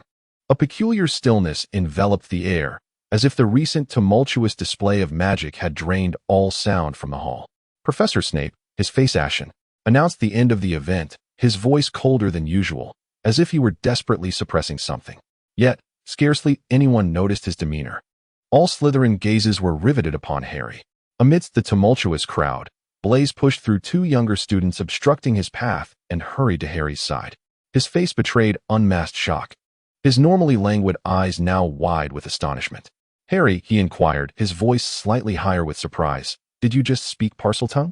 Harry, consumed by remorse for his foolishness in conversing with a serpent, looked up in confusion at Blaise's inquiry. He nodded, still somewhat bewildered. For Harry, the ability to communicate with snakes seemed as natural as his untamed black hair. Are you saying you can truly speak Parseltongue? Blaise's voice rose slightly, capturing the attention of the lingering Slytherin students around them. Well, Harry affirmed once more, I suppose I always have. No sooner had his words left his lips than a collective gasp echoed around him, the sound reverberating with unsettling clarity in the hushed hall. The Slytherin students, who had previously been murmuring, now erupted like fireworks ignited by a spark. Goodness, he admitted it, exclaimed a tall boy. I knew it. I knew why that snake suddenly stopped. Another girl shrieked, her face a mixture of exhilaration and fear. Parseltongue, someone muttered, their voice filled with disbelief. He truly is the heir of Slytherin. A voice emerged, akin to a stone cast into a tranquil lake, stirring up a maelstrom of speculation. Indeed, only a Slytherin descendant can speak Parseltongue. No wonder he could open the Chamber of Secrets. It must be him. He has unleashed the monster. Various conjectures and assertions surged towards Harry like an unstoppable tide, each imbued with unassailable conviction. Harry found himself dizzy from the sudden uproar and accusations. Wait. He strained to make his voice heard amidst the cacophony. What are you talking about? The heir of Slytherin? He was utterly perplexed by the Slytherin student's intense reaction, and the notion of being the heir left him in a fog of confusion. Blaise, observing Harry's bewilderment, let his surprise fade, replaced by a complex expression. Harry, you don't know? He said slowly. Parseltongue is the most renowned ability of Salazar Slytherin. He was one of the 4 founders of Hogwarts and the founder of Slytherin House. Harry's heart sank abruptly. Salazar Slytherin, the founder who advocated for the admission of only pureblood students. The enigmatic figure rumored to have constructed the Chamber of Secrets within the castle. And he, Harry Potter, possessed the same abilities as Salazar? Thus, another Slytherin student, Pansy Parkinson, inquired, aside from you, who else can open the chamber and unleash the monsters within to attack? Not me. Harry immediately retorted, his voice trembling with agitation.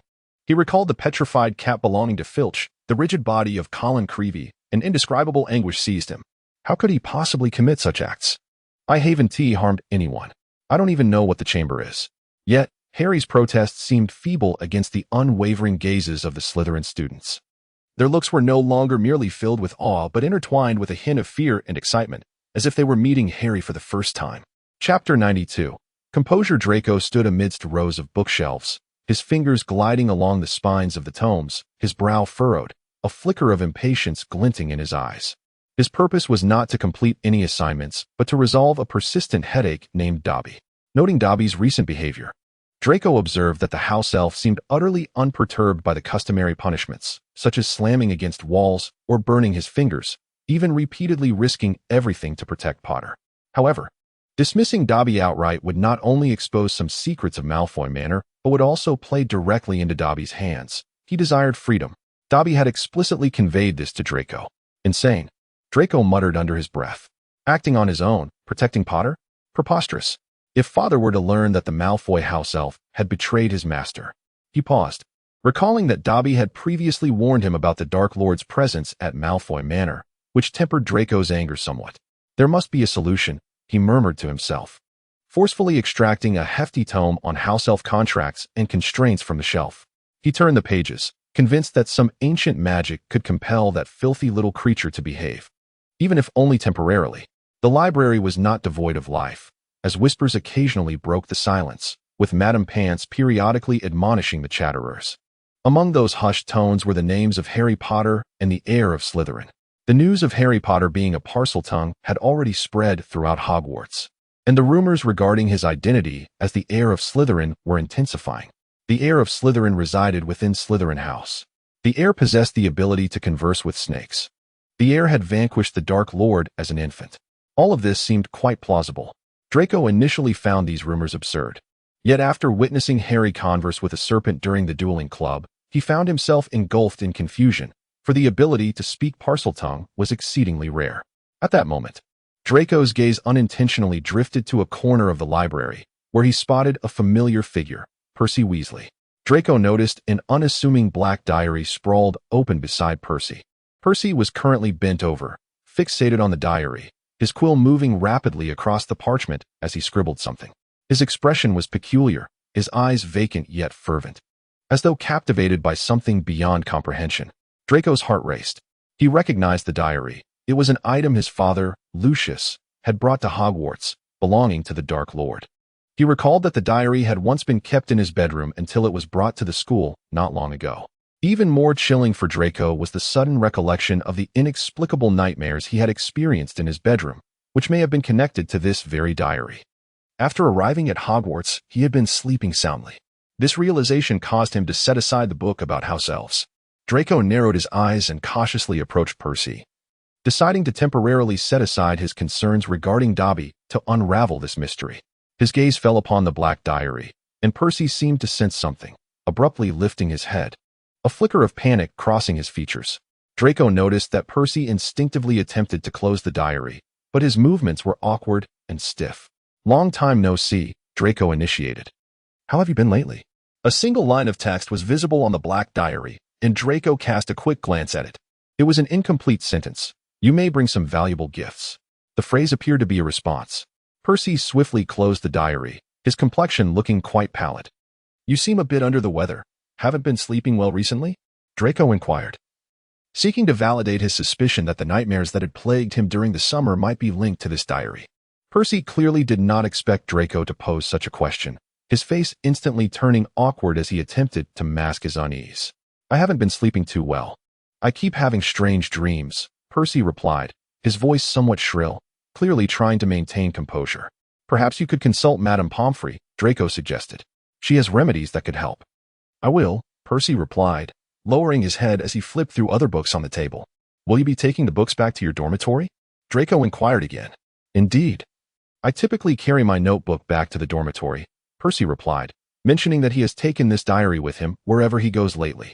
Draco's gaze shifted to the table, where he noticed an open letter bearing the Ministry of Magic's emblem, prominently addressed to Dolores Umbridge. Draco's brow furrowed slightly. Umbridge was notoriously infamous within the Ministry, and his father, Lucius, had often spoken of her, branding her as both foolish and dangerous. Why was Percy in contact with her?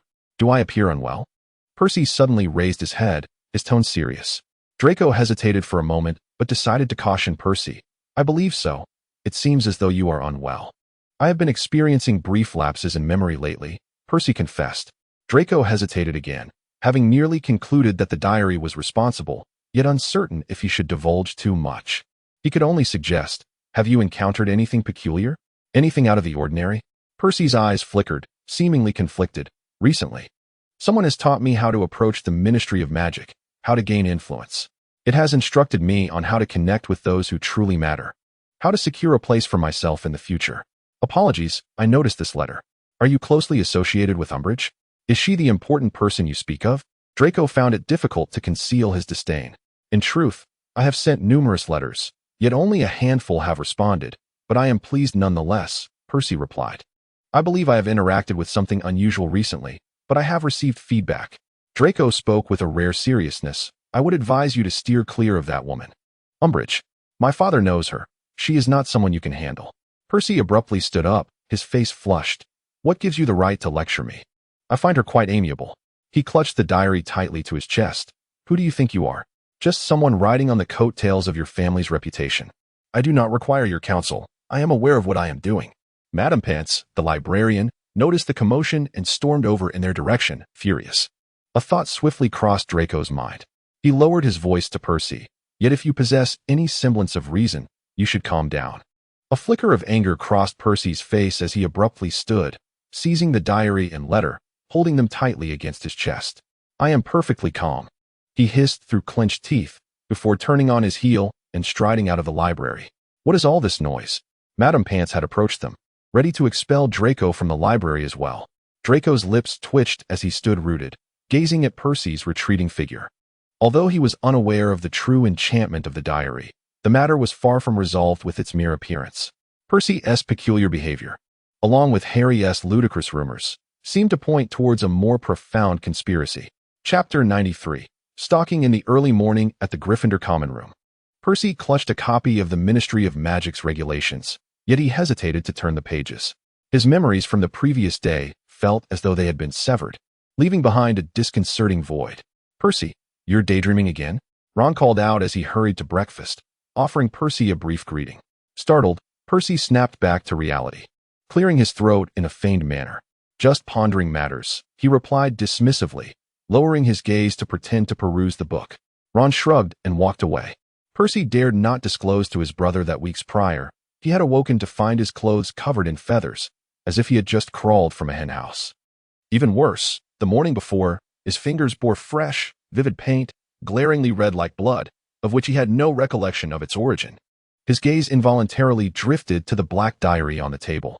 The diary had informed Percy of his potential to become a pillar of the ministry, even guiding him to an unpaid internship at Umbridge's office. This had instilled in Percy a complex sense of trust.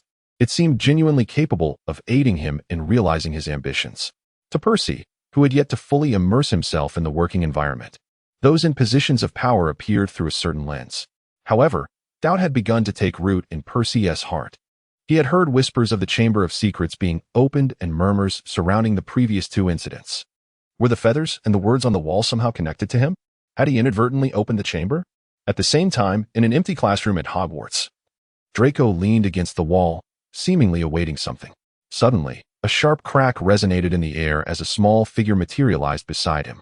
"Well, Dobby, you'd best not mess this up again," Draco said, a hint of menace in his tone. "I am following Percy Weasley, just as you commanded, Master," Dobby replied, his voice trembling, his large eyes blinking rapidly. He sometimes stops abruptly, as if he were asleep, then resumes moving as if guided by— "Are you certain he hasn't noticed you?" Draco inquired quietly. "I am being very careful, Master. The house elf can become invisible. Percy Weasley does not suspect a thing." Dobby nodded eagerly. "Report any anomalies immediately." Draco felt a sense of relief. "Make amends for your previous mistakes with the Quidditch ball." He gestured for Dobby to continue following Percy. Internally, Draco was conflicted. On one hand, there was the pride of the Malfoy family and his father's mission as a Death Eater, while on the other, there existed a certain cowardice he was reluctant to confront. Was it fear? Why did witnessing petrified students disturb him so? Days later, one evening, Percy walked alone through the corridor leading to the library, clutching the diary. He had resolved to seek answers that night. He paused, opened the diary, and with trembling hands inscribed, "What is the meaning of the feathers and paint? What do you know?" Ink spread across the surface of the paper, revealing a line of text. "Percy, you need not concern yourself with these matters. You possess a greater destiny, one that includes the admiration of the ministry officials. Trust me. I shall make you a legend within the ministry." Percy stared at the words, his heart racing. He yearned to believe them, yet an undercurrent of unease surged within him. "Tell me the truth," he wrote. "The truth?" The diary's tone carried a hint of mockery. "The truth is, you are too remarkable, Percy, so extraordinary that it frightens you. You should not doubt me." At that moment, he sensed footsteps nearby and abruptly looked up, yet saw nothing. Unbeknownst to him, the invisible Dobby stood just a few paces away, wide-eyed, observing the diary in his hands. Meanwhile, Draco paced in the empty classroom, his mind in turmoil over the news Dobby had brought, the dazed state of Percy, his murmurs, and his dialogue with the diary. Draco recalled the Dark Lord's sneer when he had entrusted the diary to him, and the trepidation of his parents in the face of the Dark Lord. He despised this conflict within himself. "Dobby!" he suddenly shouted, and the house elf appeared instantly. "If Percy is truly under the control of that thing, what do you think I should do?" Dobby hesitated, murmuring, "Dobby does not know, Master, but Dobby believes that Master has kindness in his heart." "Be silent," Draco barked, though his voice quivered. He turned away, presenting his back to Dobby. "Kindness?" Malfoy had no need for kindness. Yet another voice struggled within him. Faint yet strikingly clear. "Save him, Draco." Chapter 94. Open the door. Harry's eyes, fixed upon the Marauder's map, began to grow slightly weary. Yet, he dared not divert his gaze, fearing the loss of some crucial hint. As the map was rarely utilized during his classes, it had been quite some time since he last opened it. The recent rumors surrounding the heir of Slytherin had rekindled his thoughts of this invaluable tool gifted to him by Lupin. "I must prove that I am not the heir of Slytherin," Harry mused. Even within Slytherin, the ability to speak Parseltongue does not bode well. The one who opened the Chamber of Secrets will undoubtedly re-emerge. Harry had grown accustomed to the skeptical glances cast upon him by his classmates. Although the other students of Slytherin appeared to show him greater respect on the surface, Harry could sense the fear and curiosity lurking in their eyes. Harry took a deep breath, striving to calm himself. Images of the recent incidents of petrification flooded his mind, along with the locations where he had heard peculiar sounds, near the library, outside the Transfiguration classroom, and in the vicinity of Gryffindor Tower. Harry picked up a quill and circled a rough area on the map, murmuring to himself, "If I am to uncover a clue, I must focus on this spot." After several days of diligently examining the active map, Harry finally identified a suspicious name, Percy Weasley. Percy's name consistently appeared within the confines he had marked, particularly when the surrounding area was devoid of any other presence. Yet, there was also a furtive dot accompanying Percy, Dobby.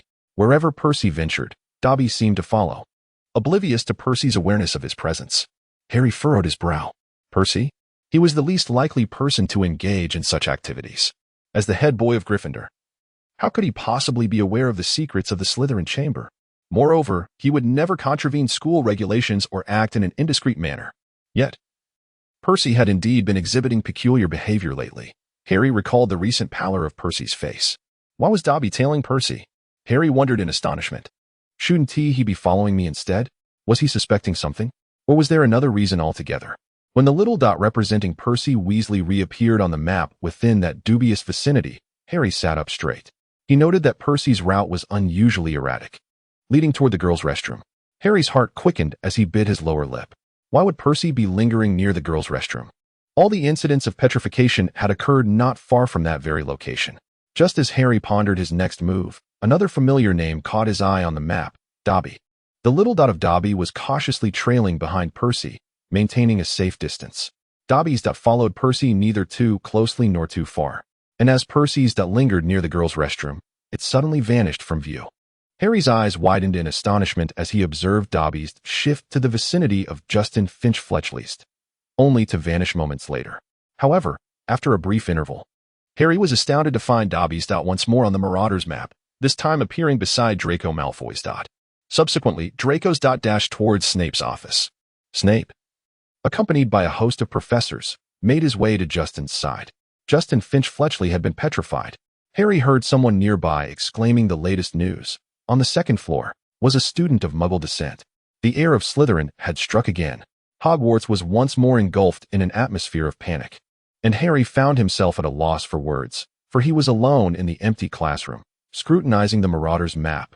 With no one to attest to his absence from the scene, Harry was nearly certain that he had just witnessed the process of the Chamber of Secrets being opened. The presence of Dobby and Draco within the event added an element of incredulity. What truly sent a chill down Harry's spine was the fact that Justin had already been taken to the hospital. Yet Percy's dot still failed to appear on the Marauders' map. Could Percy be inside the chamber? Harry tightly clutched the yellowed Marauders' map. After a moment of hesitation, he swiftly turned and dashed back to the dormitory, dragging a wooden trunk from beneath his bed to retrieve his invisibility cloak. Draping the cloak around his shoulders, he silently traversed the desolate corridor. All the students had returned to their dormitories, awaiting new instructions from the professors.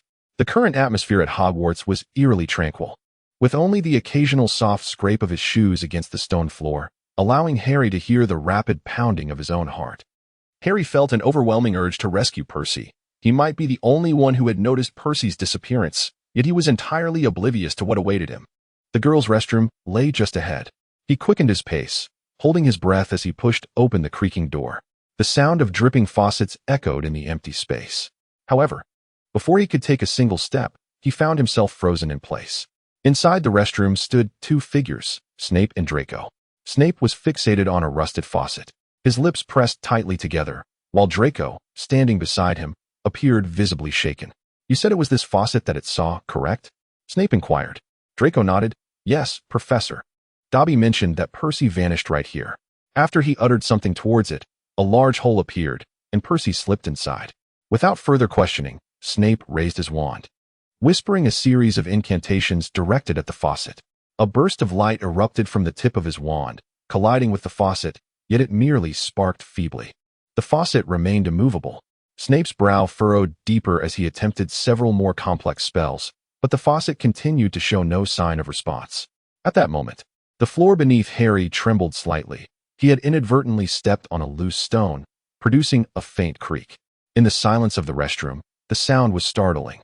Snape abruptly turned, his gaze sweeping towards the direction where Harry was concealed, his wand now aimed directly at him. Who is there? Snape demanded sternly. Step forward. Harry realized that hiding any longer was futile. He took a deep breath and slowly lifted the invisibility cloak. Upon seeing him, Draco's eyes widened slightly, while a flicker of barely perceptible surprise crossed Snape's face. Return, Potter, Snape said coldly, his tone tinged with disdain. This is not a place for you. It's Percy, Harry exclaimed, disregarding Snape's command. I must save him. Neither Draco nor Snape displayed any surprise. They seemed already aware of Percy's presence inside. Harry surmised that Dobby had informed them of his tracking. We are currently in the process of rescuing him, Snape articulated slowly. I fear you do not have much time to waste. Return to your dormitory. Snape directed several spells at the water faucet, yet it remained unresponsive. He turned to Draco, his tone growing increasingly stern. What did you say about how Percy got in? Draco replied. Dobby mentioned he did not comprehend what Percy was saying. He cast a fleeting glance at Harry, his face ashen. Could it be Parseltongue? Harry suddenly inquired, recalling the hissing voice that only he could hear. Snape fell silent for a moment before turning to Harry, his gaze revealing a complex array of emotions. Potter, Snape began slowly, his voice barely above a whisper. Attempt to speak to it in Parseltongue. Harry paused momentarily before nodding in understanding. He approached the faucet, acutely aware of Snape and Draco's piercing gazes upon his back. Closing his eyes, he addressed the faucet, uttering the command, "Open." At that moment, Snape brandished his wand, conjuring forth a genuine serpent. Harry gazed into the serpent's eyes that emerged from the tip of his wand, and it was then that he could truly invoke that peculiar language. As if it surged forth from the very depths of his soul, he inhaled deeply and whispered several hissing syllables at the faucet. "Open." In an instant, the faucet emitted a jarring metallic screech and began to slowly twist. The floor trembled and parted, revealing a profound passage, from which darkness poured forth like a gaping maw eager to devour all.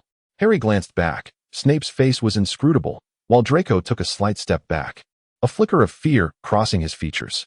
"Back to the dormitory, Potter," Snape said coldly. "Your task is complete." Chapter 95. The howling, a damp chill surged from the entrance of the chamber, mingled with a putrid stench. Snape cast a fleeting glance down the passage and declared, "I shall descend alone. I will bring back Percy Weasley."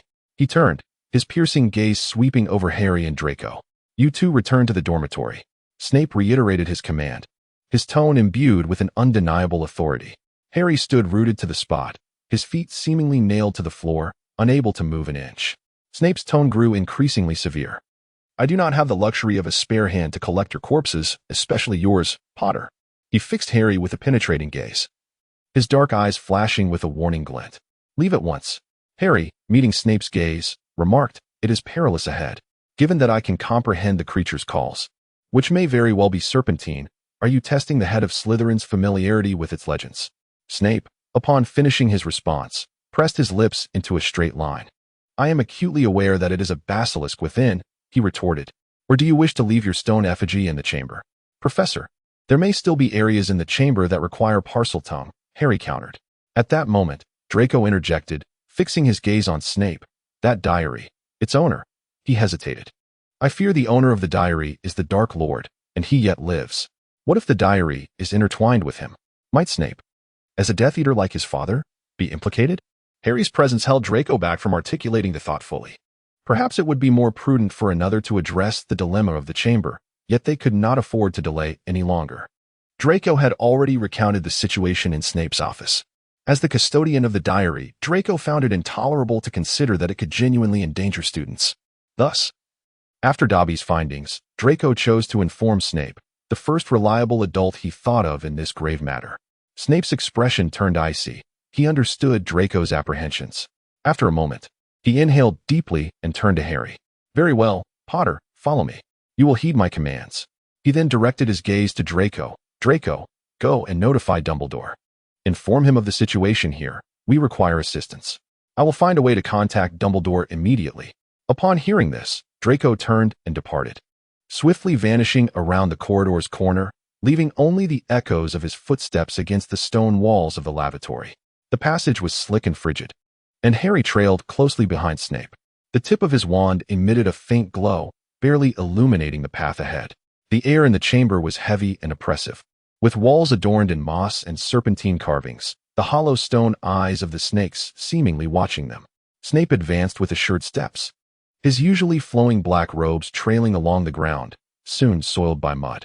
Harry observed that Snape carried a multitude of empty potion bottles, evidently taken from his office, and a wave of confusion washed over him. What purpose could these empty vials serve? Would potions be hurled directly at the basilisk during the confrontation? Was this truly how the potion's master engaged in battle? Yet, Snape had appeared formidable when facing Lockhart at the dueling club. The ominous sounds of the approaching monstrous serpent grew ever closer, compelling Harry to instinctively grasp the hem of Snape's long robe. In the dim light, he beheld a mass of enormous serpent skins, which coiled upon the damp and frigid ground like remnants of a bygone era. The walls surrounding them were constructed of rough-hewn stone, adorned with vine-like fissures. Scattered across the floor were the skeletal remains of small creatures, mice, birds, and even a few serpentine carcasses. These bones glimmered with a ghastly pallor in the faint illumination.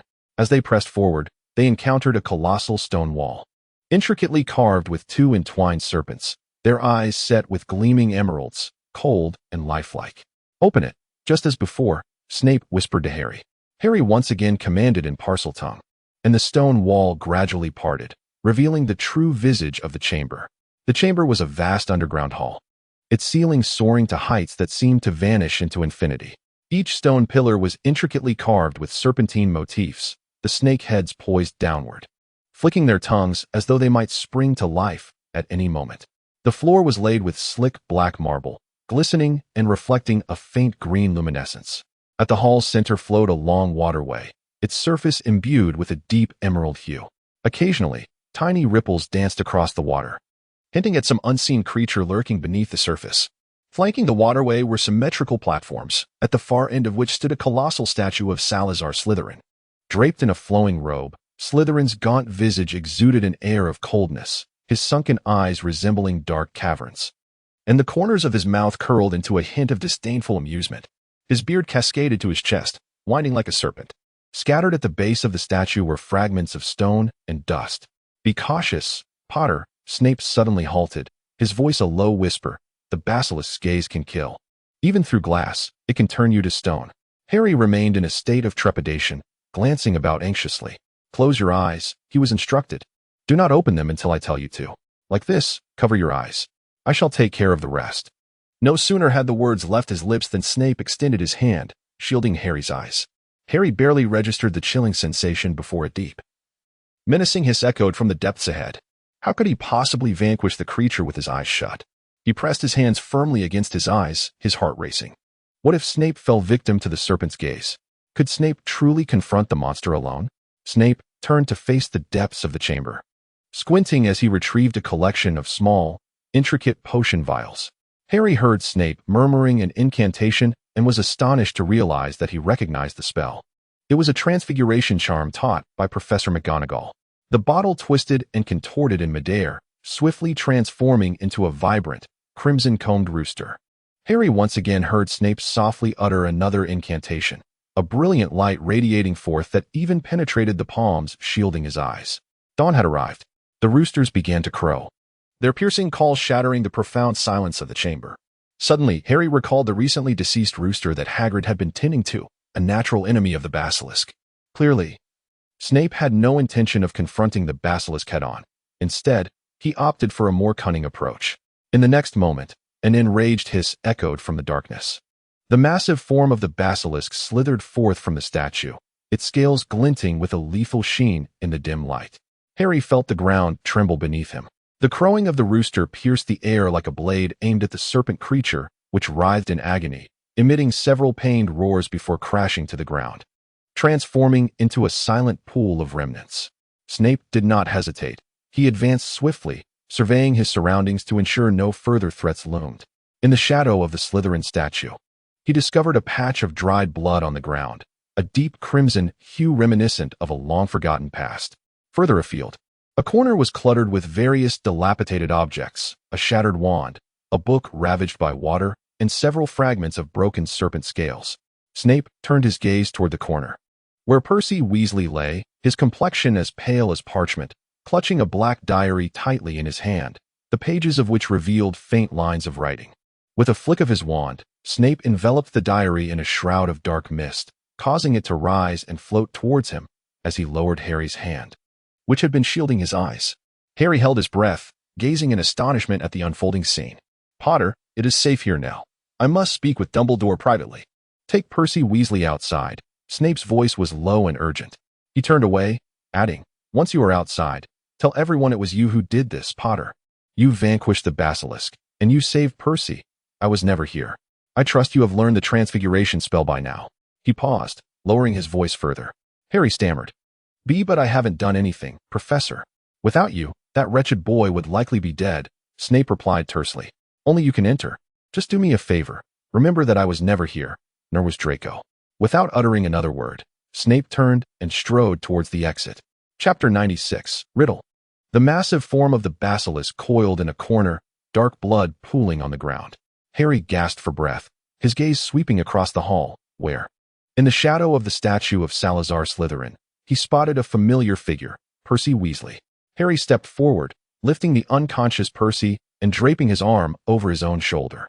Percy's body felt heavy and cold, his disheveled red hair clinging to his forehead, yet his chest faintly rose and fell, a clear indication that he was still alive.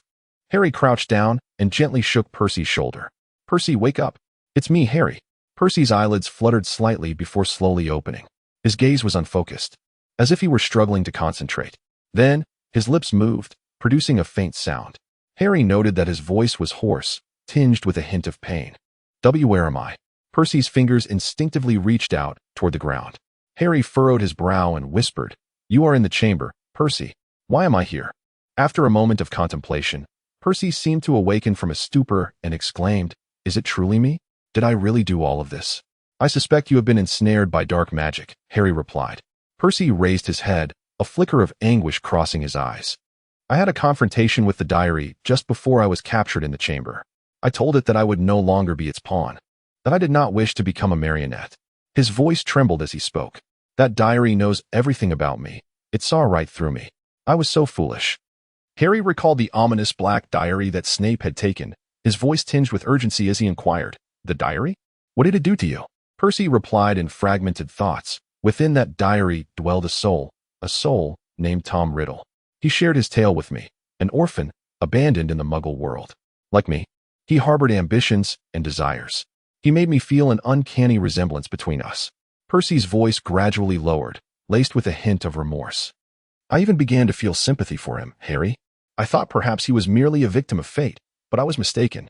Percy continued, his eyes reflecting profound terror. "He is a genius, Harry, a true Slytherin. He knows how to make others believe in him, and his understanding of magic runs deep. I suspect he learned it better than I ever could.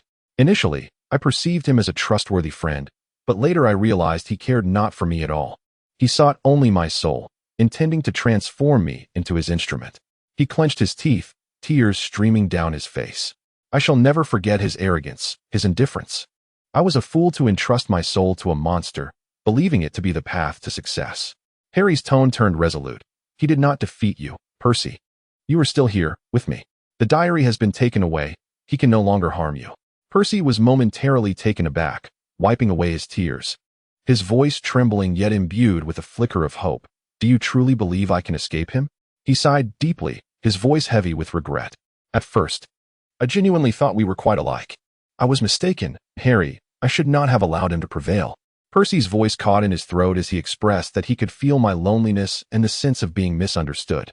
He covered his face, his shoulders quaking violently. "And for a fleeting moment, I found myself believing he spoke the truth.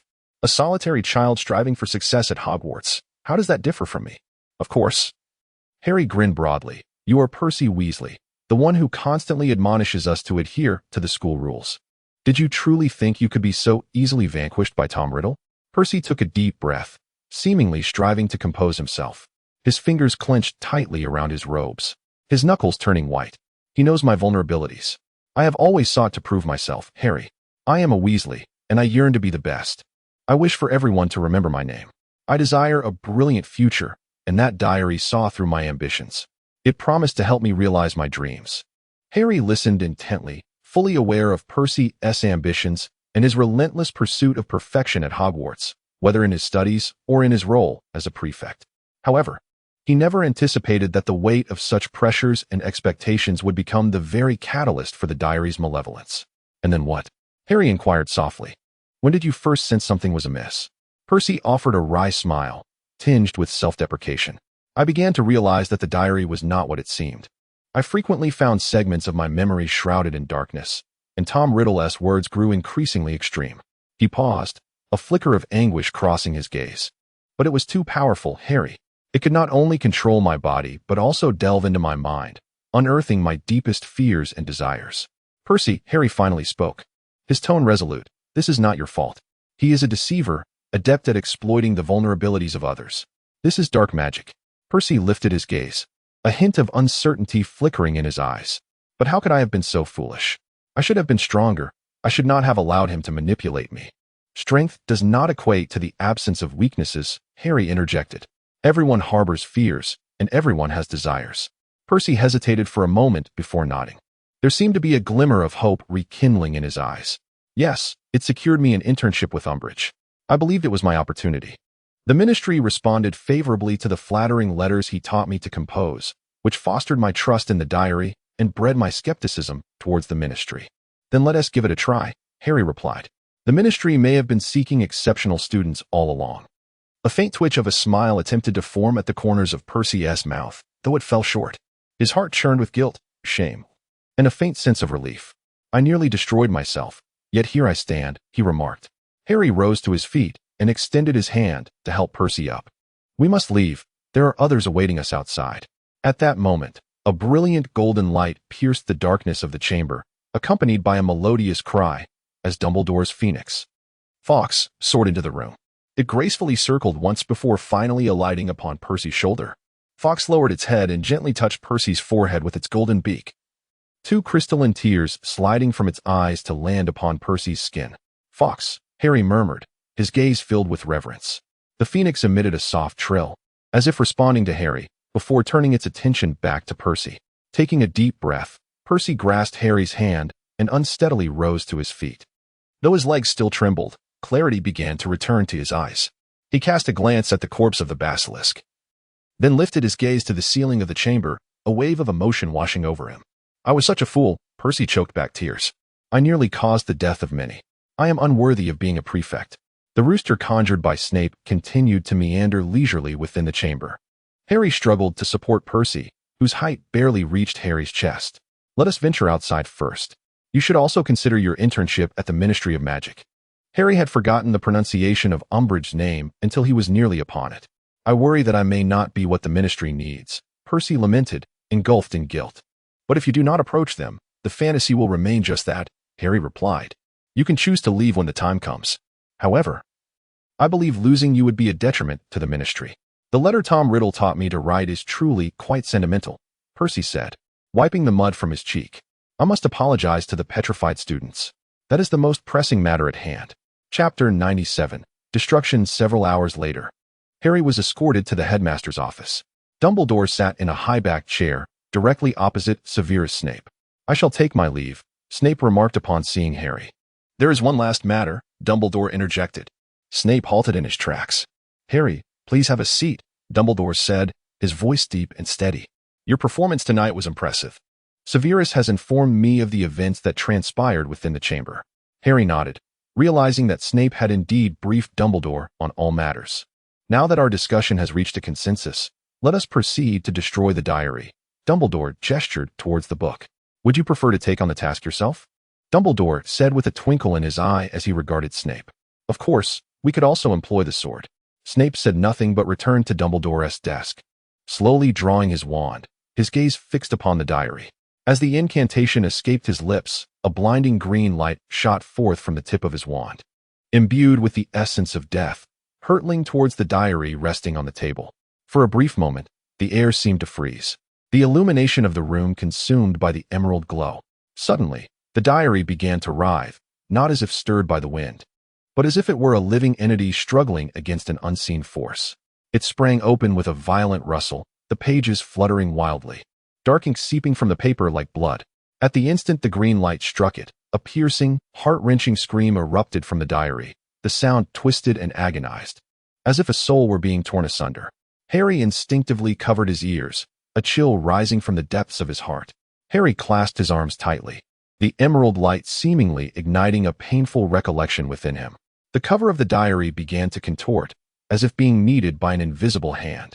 No, the diary roared, its voice reverberating throughout the room. Before it could finish its utterance, the green light completely penetrated the diary, causing it to tremble violently, its pages tearing one after another as if in a final act of defiance. Ink spilled from the paper, dripping onto the table with a hissing sound of corrosion. A pungent odor of burning filled the air. The green light relentlessly consumed it until a final, mournful wail resonated, and the diary collapsed entirely, reduced to a heap of tattered paper and ashes, lying quietly upon the table. It was over. Snape sheathed his wand, his dark eyes inscrutable, and he raised his gaze, expressionless, towards Dumbledore. Very well, Dumbledore said with a smile. He patted Snape's shoulder gently and murmured, "Go rest, Severus." Dumbledore watched as Snape departed, then turned his attention back to Harry. Although Severus has made himself quite clear, I am also curious to hear your account. As far as I understand, you did not discover the entrance to the Chamber of Secrets merely because Severus directed you. Dumbledore addressed Harry. Harry sat in the chair, an overwhelming wave of exhaustion washing over him. He took a deep breath and began recounting the peculiar sounds that only he could comprehend, revealing his discovery of Parseltongue in the dueling club, the Marauder's map, the entrance to hidden passages, the basilisk, and how the diary had ensnared Percy Weasley, rendering him a mere puppet devoid of his own will. Dumbledore listened intently, occasionally glancing at the already slain diary, his fingers lightly tapping on its cover. Once they had finished speaking, he remained silent for a moment before slowly saying, "Well done, Harry. I believe you have provided Percy Weasley with a measure of comfort. Percy has also imparted some information regarding the diary to you." Harry took the diary that Dumbledore handed him and remarked, "So, this belongs to a boy named Tom Riddle?" He recalled Percy's words. As he opened the diary, its pages, marred by scorching, revealed ink that had long since faded into a dark, indistinct blot. Clearly, this was no ordinary diary. It exuded a certain power, an extraordinary magic, as Dumbledore had indicated. Harry nodded, his throat somewhat parched. Percy remarked on its peculiarity, suggesting that the diary sought to exert control over him. He also mentioned that during the period of subjugation, he possessed no recollection of his actions. Dumbledore fell silent for a moment before speaking slowly, his tone imbued with gravity. Tom Riddle, Harry, is no ordinary name. He was once a student at Hogwarts, a prodigious talent shrouded in darkness. And now, as you are aware, he is more commonly known by another name. He paused, locking his gaze with Harry's, Lord Voldemort. Lord Voldemort? Harry felt his heart begin to race. Are you saying that this Tom Riddle is Lord Voldemort? Indeed, Dumbledore confirmed. That is the moniker he adopted for himself. He detested his original name. Voldemort's ambition and thirst for power transformed him. This diary is likely a relic he intentionally left behind, harboring a fragment of his power or will. I am still uncertain as to how it functions, but it is undoubtedly complex. Harry was taken aback, his mind conjuring the vacant gaze of Percy and the chilling atmosphere of the chamber. He whispered, "Why would he do this? Leave the diary at school?" Dumbledore sighed, his fingers intertwined across his chest. "I suspect Tom sought to influence others through it, even to exert control. Percy was merely a victim. Had you not intervened in time, the consequences would have been dire. When I first encountered Tom Riddle, he was still a student, an exceptionally intelligent boy, handsome and charming, yet imbued with a disquieting aloofness. He harbored an insatiable desire for power, a yearning to surpass all, even death itself. He held the belief that the purity of the magical world belonged solely to pure-blood wizards. He aimed to cleanse this world, establishing his order through fear and domination. I suspect he had opened the chamber in his youth, yet he cunningly pinned the blame on Hagrid." Harry rose to his feet, his legs still somewhat unsteady. He made his way towards the door, but halted midway, turning to gaze at Dumbledore. "Professor, if this is Voldemort's doing, might he have other schemes in place?" Dumbledore turned with a smile, his eyes resting on Harry, though his expression carried a hint of concern. "Harry, Tom has always believed he can surpass everything, even death. This diary was his attempt to realize that belief. However, now it lies in ruins, and that aspect of his will has perished. I suspect this is not the only remnant he has left behind. His ambitions are far too vast." Harry felt a dryness in his throat. "Why am I a Parselmouth?" Dumbledore smiled faintly, seemingly unfazed by the question. He leaned back in his chair, his fingers interlaced across his chest. "Ah, Parseltongue," he murmured, "an ancient and rare magical gift. Harry, do you understand what being a Parselmouth truly signifies?" Harry shook his head, his brow furrowed. "I am aware of it. Salazar Slytherin possessed this ability." Dumbledore nodded, his expression remaining serene, yet a flicker of complexity danced in his eyes. "Indeed, Harry, Parseltongue is often deemed to have a connection with dark magic, for throughout history, many formidable dark wizards have harbored this talent, including Salazar Slytherin himself. However, the ability itself is devoid of moral distinction. The essence lies in the intentions of the wielder. Tom Riddle, he too spoke Parseltongue." Dumbledore paused momentarily.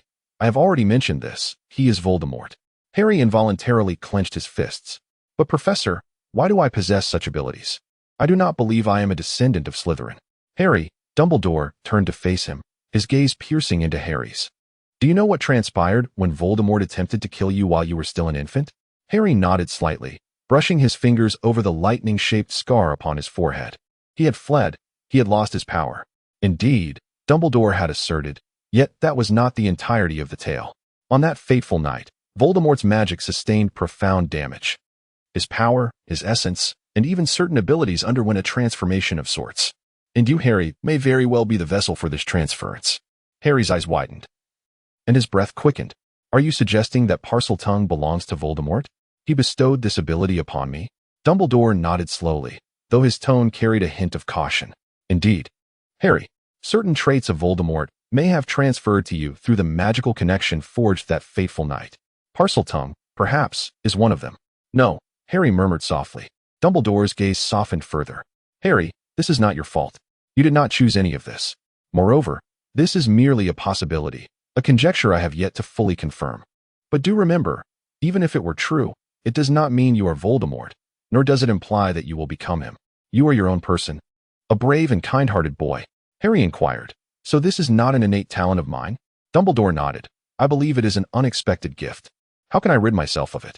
Harry expressed his reluctance towards this so-called gift, having grown weary of his classmates' peculiar glances. A flicker of complex emotion passed through Dumbledore's eyes as he slowly shook his head. Harry, there are certain things from which we cannot easily extricate ourselves, if they indeed exist. But please trust me, you do not need to rid yourself of it. You merely need to learn to master it and utilize it for the greater good. Harry whispered, I will remember. Severus and I have just conducted a thorough examination of the diary. You need not worry excessively. I am also investigating Voldemort's whereabouts. Dumbledore remarked, since you are here, we might as well discuss another matter. What issue? Harry straightened in his seat. I cannot help but notice that the reputation of the defense against the dark arts teacher does not appear to be particularly favorable. Dumbledore furrowed his brow slightly. Indeed, that is the case. Harry instinctively moved his arms to ensure they were still intact. It seems I must contemplate the selection of the new defense against the dark arts teacher in advance, Dumbledore replied. Chapter 98, Breakfast, the Tale of the Chamber of Secrets. As it was ultimately recounted, had many details obscured. All that was known was that Harry Potter was indeed the protagonist, having slain the basilisk within the chamber and prevented the creature from causing further harm to students. Before the door to the chamber could be closed, a few bold students stealthily descended through the lavatory passage to catch a glimpse inside, where they found an abundance of roosters. George shared his discovery in the Gryffindor common room. The chamber was rather foul, but I did see the statue of Salazar Slytherin. Oh my. You cannot possibly imagine what the statue of Salazar Slytherin looks like. Picture this, a colossal Slytherin, so immense that you must crane your neck until it feels like it might snap just to see its crown. The entire statue resembles a gigantic, ominous serpent, cloaked in moss, as if it had just emerged from the depths of the earth, riddled with folds and cracks, appearing as though it had lived for a millennium without ever bathing. It is quite terrifying. Even more so than the recent unpaid internship at the Ministry of Magic that Percy found. Speaking of which, I cannot fathom why anyone would willingly engage in unpaid labor. Fred shrugged and continued. What do you think, Percy? Shut up, Percy retorted, looking somewhat revitalized. Do not touch that pile of gifts. Those are for the hospital wing. With the nurturing of the mandrakes, the petrified students gradually began to awaken. Yet, the question of who the heir of Slytherin was remained unresolved. Those students who previously believed Harry to be the heir were now, quite evidently, more convinced of their judgment. That morning, Harry, sporting a tousled mane of black hair, stood fiercely at the entrance of Draco's dormitory. With hands on hips, he bore a striking resemblance to an irate Hedwig. As Draco emerged from his room, he was met with an intense glare from Harry blocking the doorway. Potter? What time is it? What do you want? Draco, still half asleep, nearly stumbled into Harry before hastily retreating. Harry disregarded the nonsensical chatter and cut straight to the point. Was it you who instructed Dobby to follow Percy? Given that Dobby reported back to you, it seemed evident. Indeed, Draco, still groggy from sleep, conceded without hesitation. Is Dobby your house elf? Harry pressed further. Yes, Draco replied, his expression one of confusion. What of it? Don't play dumb with me. Harry stepped forward, nearly treading on Draco's shoes. That creature nearly struck me with a bludger the other day, declaring that Harry Potter must leave Hogwarts. What on earth is happening?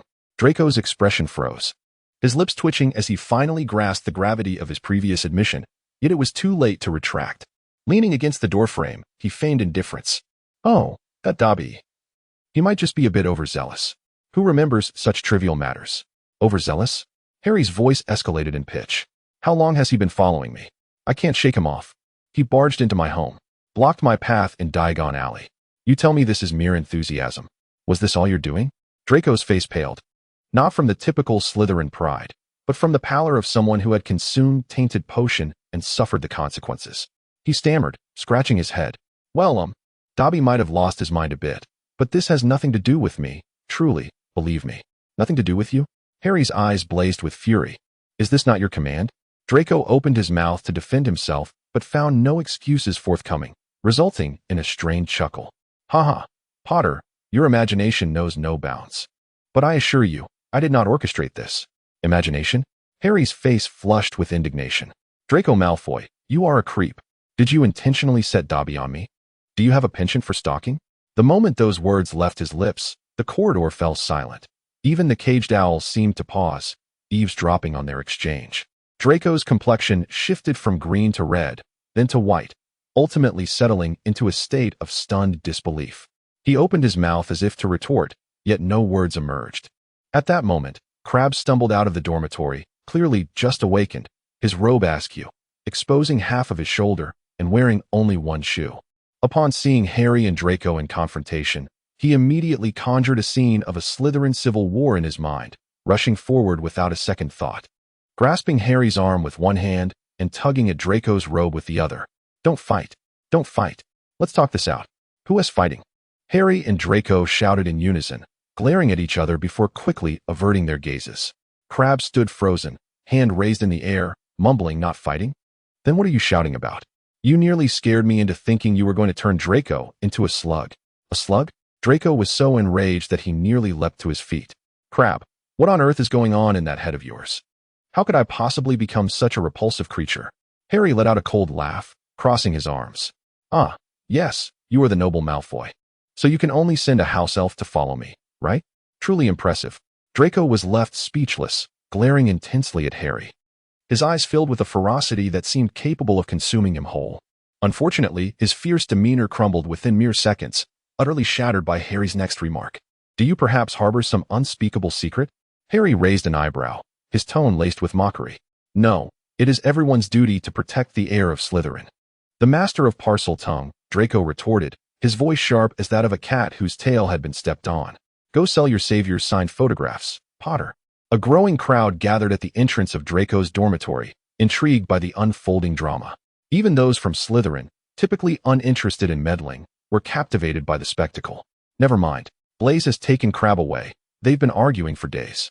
Those who enjoy the show may stay, while those who do not, shall join me for breakfast. I am in dire need of pumpkin juice. Who argues with him every day? Draco and Harry chorused in unison, then simultaneously huffed and turned away from each other. Crabbe and Goyle stood in place, exchanging perplexed glances. Goyle scratched his head, pondering, why do I feel like, as they argue, something seems off? Blaise mumbled, stop thinking about it. We cannot comprehend it. Let us go have breakfast. Chapter 99, Christmas Eve. A reminiscence. The timeline is set during Sirius and Lupin's 5th year. Hogwarts Christmas Eve was blanketed in thick snow, the castle enveloped in silence beneath the moonlight. No one noticed the 4 Gryffindor boys stealthily sneaking out through a secret passage. James, Sirius, Lupin, and Peter Pettigrew had no intention of allowing the heavy snowfall to confine them within the school. Bundled in their clothing and braving the biting cold, they soared on their broomsticks towards London's Harrods department store, their laughter muffled by the swirling snowflakes. James, what made you suddenly think of visiting a Muggle store? Sirius inquired. I wanted to see if there were any new curiosities, James replied, hastening the speed of his broomstick. Hogsmeade has grown rather dull. Number 12, Grimmauld Place was just a short distance from Harrods, and it indeed looked quite appealing. Sirius chuckled, but my mother scorns everything about Muggles. There are always so many Muggles walking by our window, it drives her mad. It is said that after its reconstruction, Harrods has installed some newfangled Muggle invention, a lift? That thing can actually carry people. Lupin sniffed, his hands growing stiff against the cold wind. I have never been inside. We should go and try that contraption. Sirius responded to Lupin. I see it. Peter Pettigrew exclaimed as he caught sight of the expansive Muggle emporium. Harrods dazzled on that winter night. Its windows adorned with golden bells and twinkling fairy lights, casting a cozy glow amidst the bustling crowd. James pushed open the heavy glass door. Shaking off the snowflakes from his disheveled dark hair, a wide smile breaking across his face in sheer excitement. "Goodness! This place made the shops in Hogsmeade look like mere corner stores," he exclaimed, his hazel eyes sparkling behind his glasses as he eagerly surveyed the exquisite storefronts. The prices here were significantly higher than those in Hogsmeade, even after currency conversion. Little Peter glanced at the price tags of the first shop at the entrance. Muggle luxury goods. Lupin had seen a presentation on them in his Muggle studies class.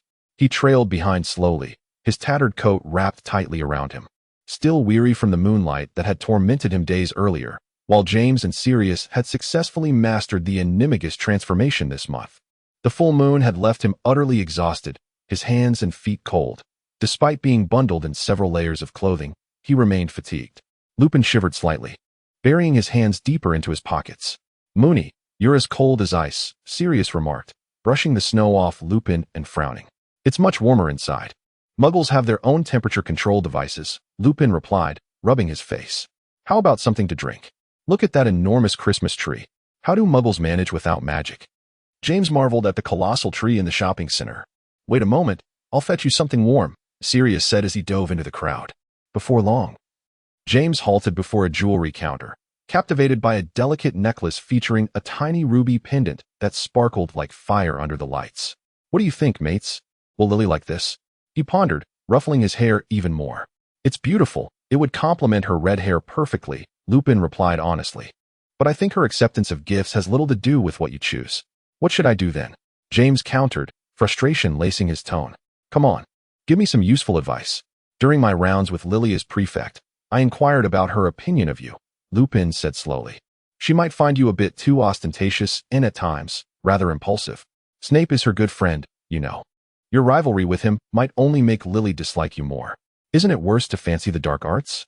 James retorted indignantly. "Fighting in the corridors will merely make her perceive you as frivolous and violent, and the four of us attacking one student is humiliating," Lupin said with a wry smile. "She secretly blames me for not managing the three of you well. I truly haven't done a great job." "Enough, that bat deserves it," James scoffed. "He spends every day obsessing over developing new spells." Sirius returned, holding something in his hands, and smiled at Lupin. "Cinnamon mulled wine. I remember you liked butterbeer. This should be quite nice too." Lupin took the mulled wine, feeling the warmth sear his fingers, and offered a faint, grateful smile. "Thank you, Sirius. I truly feel much better. I believe I should purchase this necklace," James remarked, a hint of defiance in his tone. Lupin realized he could not dissuade James and merely added, "A touch of gentleness and politeness might yield better results." "He already displays tenderness towards Lily," pointed out Peter. "I meant towards others," Lupin replied. "You should conduct private lessons for James." Sirius chuckled heartily, finding the notion rather amusingly implausible. Peter quickly amassed a considerable collection of items. "My mother adores Muggle apple tarts. She claims they are the finest dessert she has ever tasted, surpassing even those crafted by magic." His small, glistening eyes sparkled with excitement. "She also has a fondness for Muggle plush toys. There happens to be a special Christmas bear here, adorned with a little red scarf. If I were to bring it home, it would surely delight her." "Does she truly cherish such things, Peter?" James paused, intrigued. "Your mother seems to be perpetually amazed by these little trinkets. I recall that pure-blood families typically disdain Muggle items." Sirius scoffed. "Walburga would sooner curse a teddy bear than embrace it." "Oh, indeed. She secretly adores them." Peter nodded. "She has a particular weakness for sweets, claiming they remind her of her childhood before marrying my father. Those bears might receive little knitted sweaters from her, placed carefully on the mantelpiece." "She sounds quite endearing," Remus murmured softly, cradling the warm wine. "Perhaps we should buy her one, Peter, to brighten her Christmas." "I shall choose one shortly. Perhaps the brown bear with the Christmas hat." James's gaze drifted to the menswear section, where a gray suit caught his eye. Muggle clothing is not without merit. The suit was impeccably tailored, with sharp lines and buttons that gleamed as if custom-made for nobility. "Too constricting," Sirius remarked, glancing at it. "It suits a well-behaved boy like Regulus. Any attire he wears appears quite proper, but it would not befit you. Surely he will return home for the Christmas holiday?" James casually inquired. "Is that even a question?" "With him around, my dear mother is less anxious about my departure," Sirius replied, leaning against a pillar. Remus sipped his drink slowly, finally regaining some color. His worn clothing stood out amidst the carefully attired muggles, though he seemed oblivious to the glances cast his way. Do you think Lily would appreciate a muggle handbag? James was captivated by yet another window display. Sirius watched him wander off, shaking his head with a resigned smile. He was utterly hopeless when it came to her. When would he understand, dear Moonface? Lupin took a sip of his wine, the corners of his eyes curving slightly. He will. Just as we always managed to sneak back to the dormitory before being caught by the teachers. Chapter 100, Graduation Day, A Reminiscence. The timeline is set during Sirius and Lupin's 7th year. On the night of the graduation banquet, the shadow of Voldemort looms over everyone, with reports of Death Eater atrocities and their tragic consequences emerging every few days. Yet, on this day of graduation, nearly all the graduates of Hogwarts seize this rare moment of respite, momentarily casting aside the uncertainties and dangers of the future to indulge in a celebration that belongs solely to them.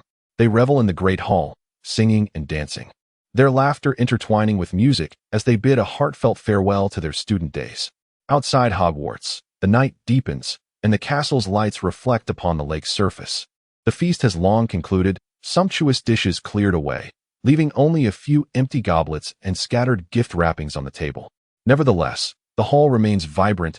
Graduates huddle in small groups around the long tables, engaging in hushed conversations, raising their glasses in toasts, and dreaming aloud of their future plans.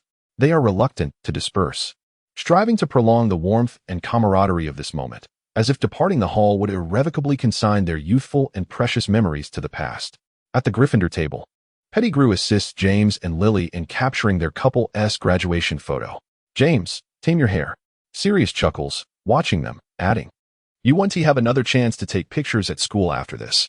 James grins, revealing a toothy smile. "No charm can tame my hair." Lily gently presses down on James's unruly black locks while beaming at the camera. "I'm here to highlight Lily's beauty," James beams. Sirius glances to the side, momentarily catching a fleeting expression of sadness and loneliness on Lupin's face. Almost all known werewolves have unequivocally declared their allegiance to Voldemort, enticed by the lucrative offers he extends, which far surpass the current provisions of the Ministry of Magic. Although Lupin's identity as a werewolf remains undisclosed, as the day of parting approaches, he appears increasingly despondent. Sirius abandons the trio engrossed in photography and approaches Lupin, clapping a hand on his shoulder. Before he can utter words of comfort, Lupin swiftly shifts his expression, offering Sirius a bright smile. "Happy graduation." "It's wonderful," Lupin speaks first. Sirius smiles faintly. After years of friendship with Lupin, he knows he must be deeply distressed. Yet, Lupin's impeccable smile chokes Sirius's words of solace in his throat.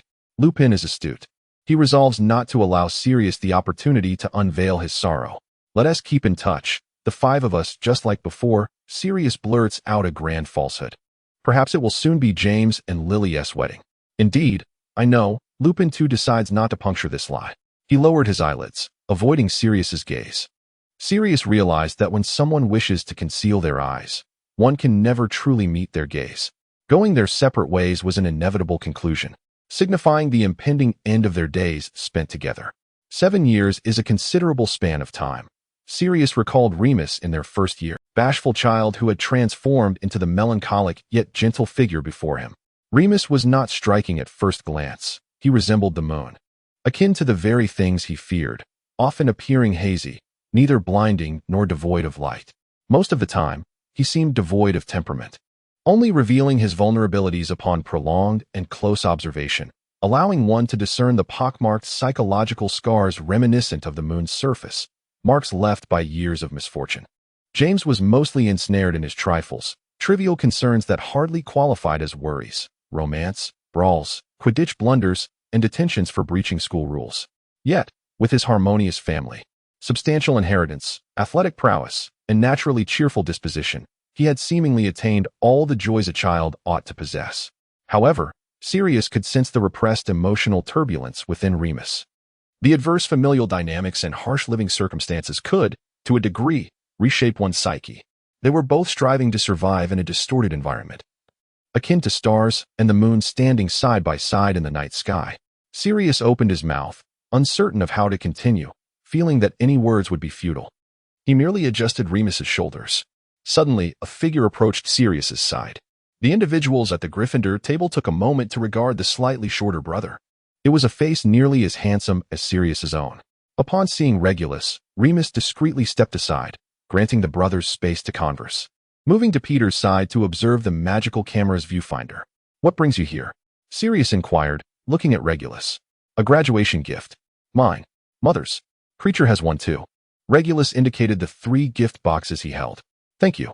Sirius accepted the boxes and tossed them onto the table, seemingly captivated by his fingernails for a moment, eyes downcast. And words failing him, Regulus regarded Sirius without immediate departure. After a while, it appeared that Sirius could no longer withstand the seemingly frozen atmosphere, lifting his gaze. He found Regulus looking at him with a rather intricate expression. "Brother, you haven't returned home in quite some time," Regulus remarked. "Oh, have you only just noticed?" "Huh." Sirius raised an eyebrow. "Must you be so insistent?" Regulus's voice trembled slightly, and Sirius discerned a hint of grievance within his brother's tone, which stirred his irritation. "The last time you spoke to me of your own accord was years ago when I brazenly pushed open your bedroom door," Sirius remarked slowly. "Now, no one troubles you any longer. Should that not bring you joy? The wooden board can be removed. How unsightly it is." Regulus bit his lip. "You know I did not mean it that way. What other meaning could there be? Must you choose to align yourself with Voldemort? Coward." Sirius growled as he seized his brother's collar, rolling back Regulus's sleeve to reveal the dark mark on his pale skin, glaringly apparent. "What do you expect me to do? Run away like you?" Regulus's eyes brimmed with tears. "After you left, I was all that remained of the Black family, and Mother had only me. Is running away not the act of a coward? To cast us aside like this? Is that what you desire?" Remus noted Sirius's impending fury and swiftly intervened, grasping his arm. "Indeed, you are all that remains of the Black family, and that old fool Walburga has only you. You can now freely kiss Voldemort's robes." Sirius bellowed, thwarted by Remus's hold. "Yet you are still alone. It is merely a name, just a word. Why live for them? Why dwell in their misguided expectations? Why believe their words are truth? Enough. Let me go, Remus," Sirius exclaimed. Remus gazed at Regulus, his eyes filled with pity. "I do not wish to converse with a fool who cannot discern right from wrong. Calm down. Breathe. He is still your brother, after all. He is still young," Remus implored, exerting all his strength to restrain Sirius. Regulus began to weep. "What is right, and what is wrong, brother? Bella and Sissy are also on the Dark Lord's side. From a young age, we have been inundated with the foolish theories of pure blood supremacy. We have been led to believe we are superior. What right do you have to judge others as noble or base? What right do you have to decide who should live or die?" Sirius looked at his bewildered brother and replied, "Get out. Leave. Come back when you have regained your senses." Sirius snatched a gift box from the table and hurled it at Regulus. "So many have perished, so many have gone mad. And you dare ask me which side is right? Do you truly believe yourself to be exceptional? Just because Voldemort kills without hesitation? Do you think I would not use the Cruciatus curse?" Regulus sobbed uncontrollably, collapsing onto the floor, the gift box scattered at his feet. "Take your dark mark and your gifts and disappear. Think clearly before returning to me, or do not come back at all," Sirius said coldly, leaving the hall without a backward glance. Chapter 101. The Wedding of James and Lily, a Recollection. The timeline is set during the wedding of James and Lily. The wedding of James and Lily took place on a summer afternoon at a secluded countryside estate, enveloped by lush green woods. The protective enchantments, meticulously arranged by the Order of the Phoenix, briefly shielded them from the perils of the outside world.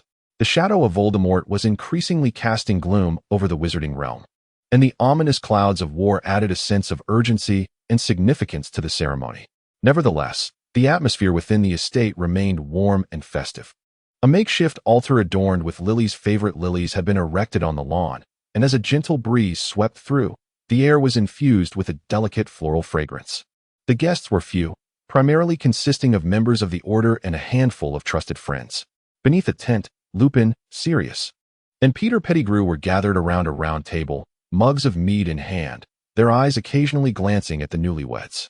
"They look truly beautiful, don't they?" Lupin remarked softly, taking a sip of his drink. "It's a miracle that they possess such courage to marry in these times." The dreams of their youth had come to fruition. Sirius leaned back in his chair, his long black hair meticulously groomed. Dressed in a black suit with his collar casually unbuttoned, he tapped his fingers on the table, chuckling. "James has never given up on Lily. Not even Voldemort could scare him away." He paused, his gaze softening. "But I must say, they deserve this wedding. At least for today. We can pretend the world hasn't completely fallen apart. He hesitated, absently running his fingers along the rim of his cup, murmuring, unlike Regulus. That lad has been missing for quite some time. Who knows where he has gone? Probably off causing trouble with those Death Eater scoundrels. Those Sirius feigned nonchalance. A flicker of concern crossed his eyes, quickly suppressed. He took a deep gulp from his cup, as if to mask something. At the last graduation party, I was rather harsh with him, shouted at him not to be foolish. Perhaps I went a bit overboard. Lupin glanced at him kindly. You simply wanted him to be more sensible, Sirius. Regulus has his own choices. Don't be too hard on yourself. Yet Sirius merely shrugged, a light laugh escaping him. Regret? I wouldn't waste my feelings on that little brat. He can do as he pleases. Despite his words, his grip on the cup tightened involuntarily. James stood at the makeshift altar, clad in a white robe with a rose pinned to his chest, radiating both nervousness and excitement. Lily emerged from the estate, adorned in a simple yet elegant white dress, her red hair glinting like fire in the sunlight. Her emerald green eyes sparkled with visions of the future. With resolute steps and a bright smile, Lily approached. Standing before each other, James and Lily clasped hands tightly and began to recite their vows.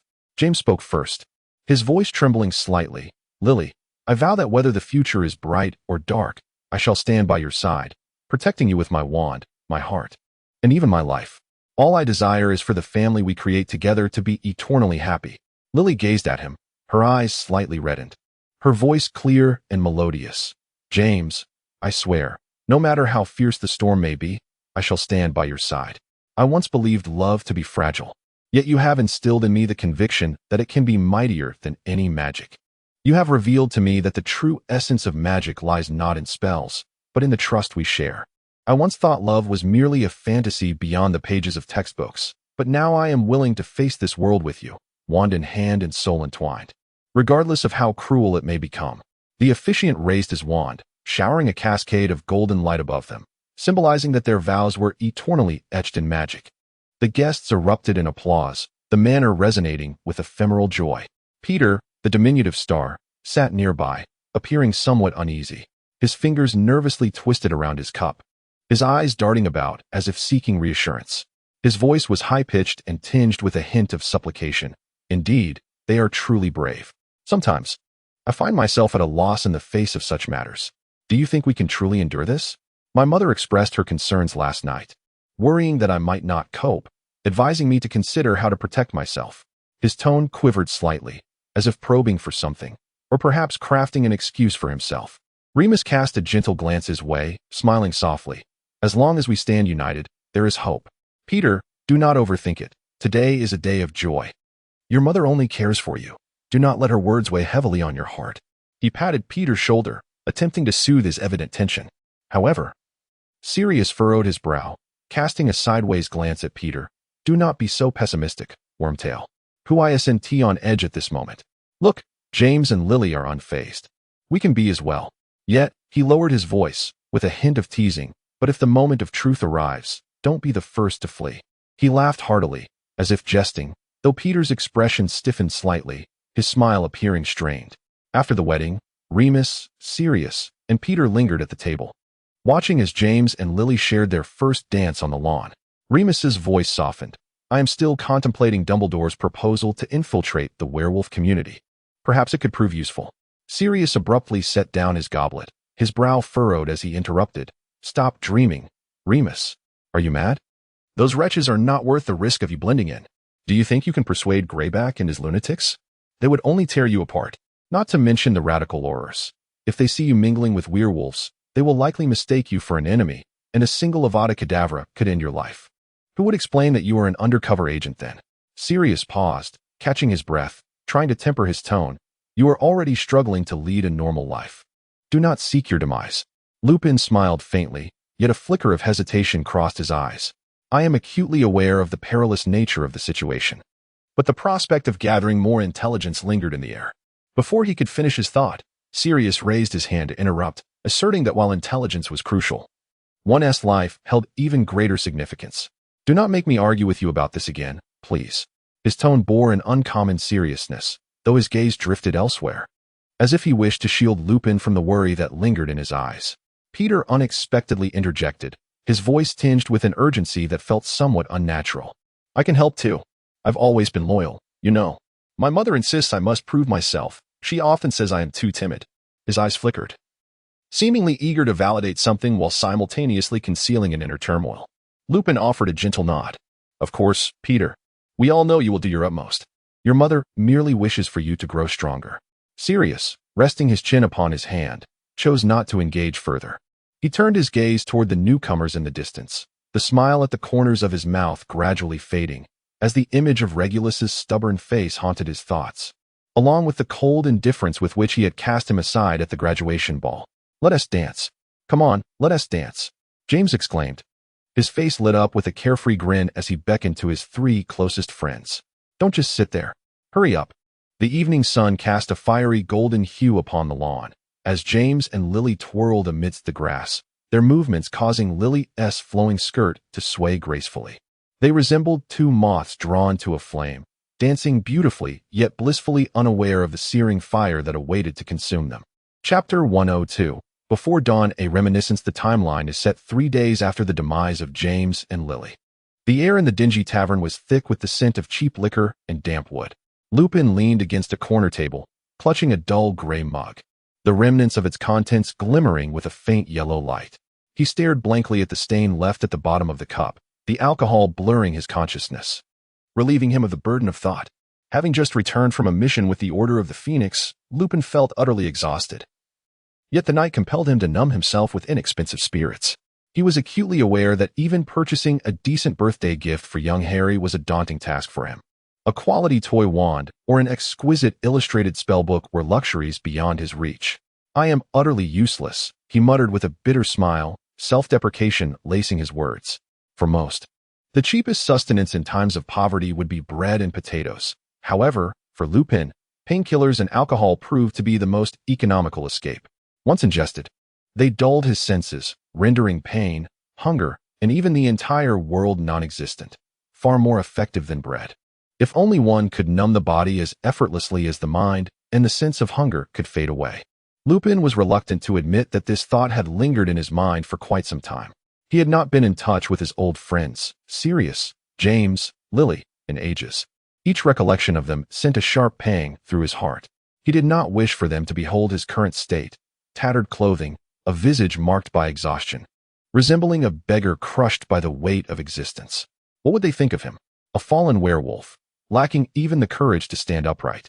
Lupin preferred to hide in the shadows rather than confront those concerned gazes, even if those very gazes had once been his warmest solace.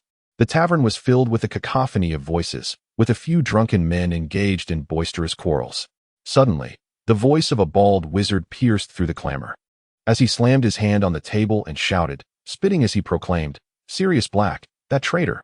He has hidden himself so deeply. He has betrayed us all. He deserves to die 1,000 deaths.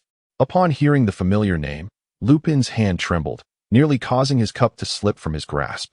He lifted his gaze, the haze of intoxication clouding his vision, yet the word traitor struck his heart like a dagger. Sirius? A traitor? Impossible. Lupin's thoughts became a tumultuous whirlpool, the intertwining of alcohol and shock rendering him nearly breathless. Furrowing his brow, he seized the collar of the unfamiliar bald wizard, forcing out a curse he had never uttered before. What the hell are you talking about? To his surprise, he found himself quite adept at swearing, a skill he had never possessed before. The bald wizard turned to glare at him, as if he had found a new target for his ire. Swearing? Have you no ears or no brain? He pulled a crumpled copy of the Daily Prophet from his tattered robes and slammed it down on Lupin's table, pointing at the headline as he roared, Look at what that bastard Sirius has done. Lupin leaned down, straining to decipher the words on the newspaper under the dim light of the tavern. The headline struck him like a hammer. Sirius Black betrays the Potters. Murders an entire street of muggles. James and Lily deceased. The Dark Lord vanished. Only a finger left of Wormtail. Within the article, a mention of a baby, Harry Potter, miraculously surviving, was scattered among the text. Lupin's fingers clenched the newspaper tightly, his knuckles turning white. James and Lily are dead. Sirius has betrayed them? Peter too? No. This cannot be true. Time seemed to freeze for Lupin as his heart momentarily halted, only to be engulfed by an abyss of fear and sorrow. The world appeared to stand still in that instant. He hardly registered the bald wizard continuing his tirade of curses. Fake news. Fake. Lupin trembled as he sifted through the paper. How could they be gone? Just yesterday, he had contemplated visiting them once the mission concluded. Yet now this wretched scrap of paper declared their demise. Fake. Fake.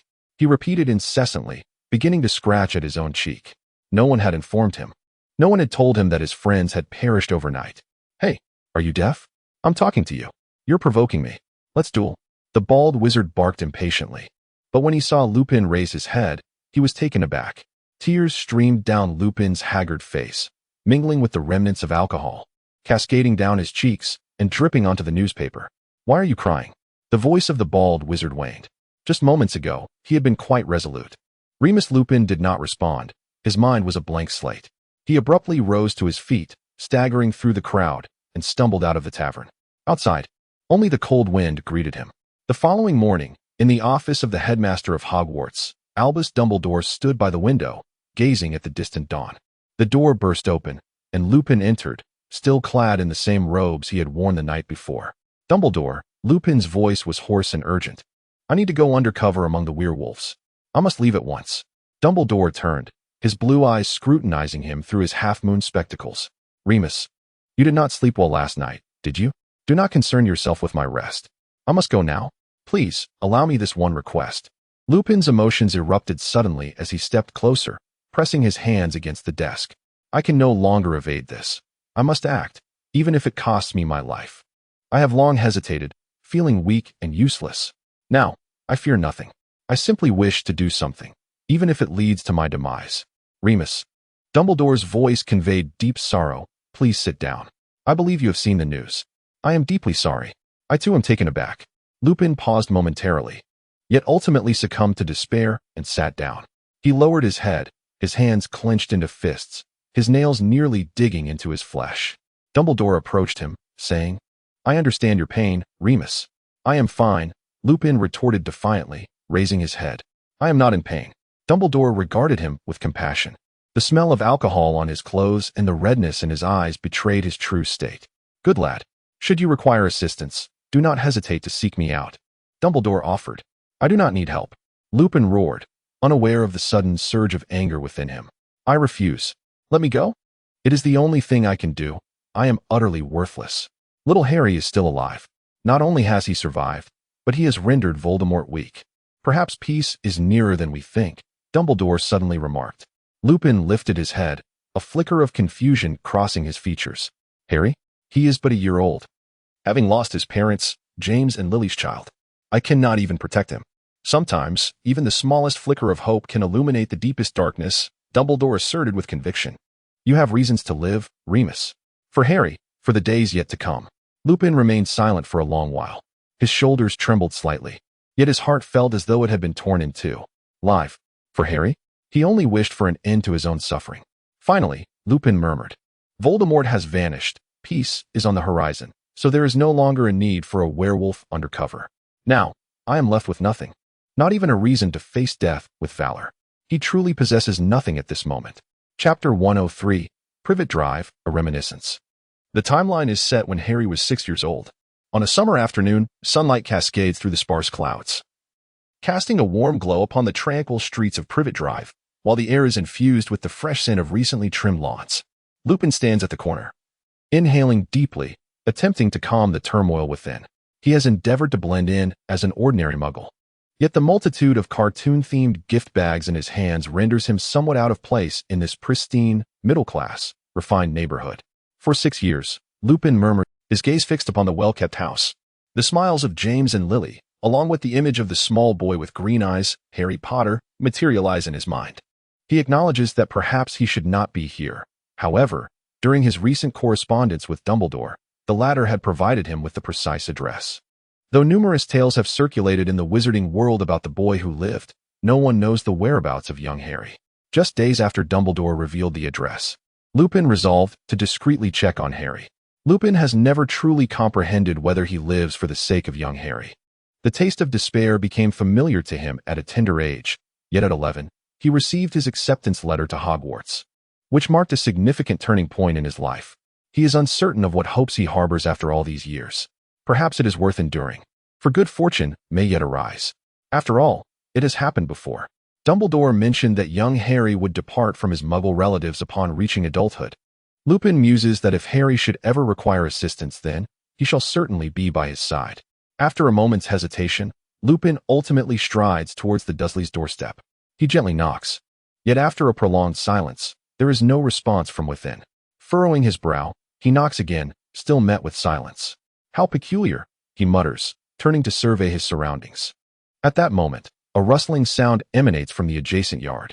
A middle-aged woman clad in a floral dress is bent over, tending to a rose bush. She glances up at Lupin, curiosity evident in her eyes. "Good day, madam." Lupin endeavors to sound congenial and natural. "Might you know where the Dursleys have gone? I am a distant relative, here to pay them a visit."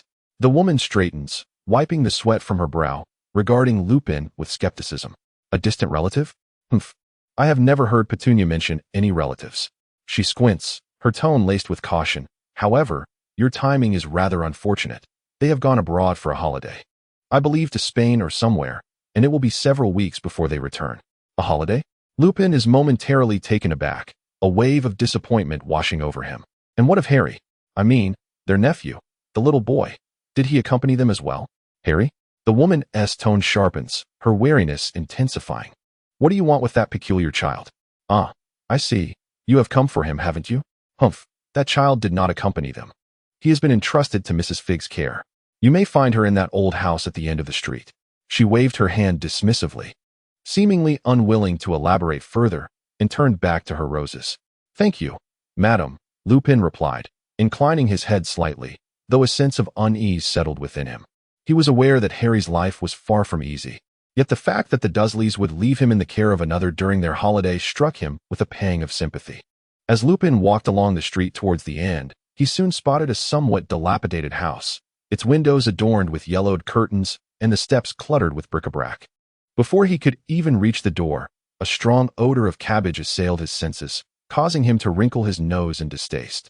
He gently knocked on the door, and it creaked open to reveal a short, stout elderly lady standing at the threshold, donned in a garish apron, wooden spoon in hand.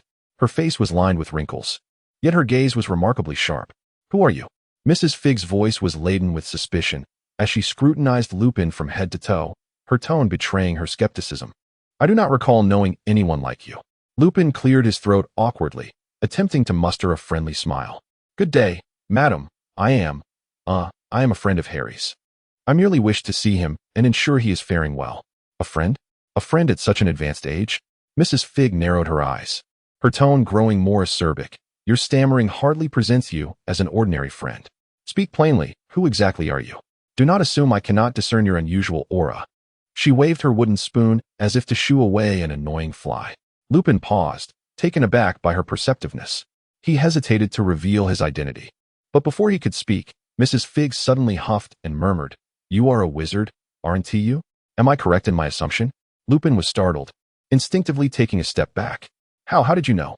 "Humph, I am not foolish." Mrs. Figg straightened her posture, her tone laced with a hint of pride. "I am a squib. Do you know what that is? My brother was a wizard, and I listened to his peculiar tales throughout my childhood. So do not think you can feign normalcy before me. I can see at a glance that you are no ordinary person." A complex expression flickered across Lupin's face. He spoke softly. "Given that is the case, madam, you must understand why I have come. I merely wish to see Harry and ensure he is unharmed." I knew his parents." Mrs. Figg's expression softened slightly, though her wariness remained. After a moment of contemplation, she finally replied, "That child is indeed here. And he is doing quite well. He does not require your intrusion. Do you comprehend how unique his situation is? While I may not understand the intricacies of the wizarding world, I do know better than to meddle. If you truly care for him, do not disrupt his life."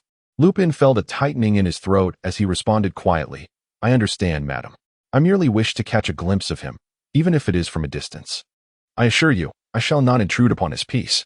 Mrs. Figg gazed at Lupin for a considerable time, seemingly assessing the sincerity of his request. At last, she let out a sigh and stepped aside, granting him passage. "Very well, but you may only look once.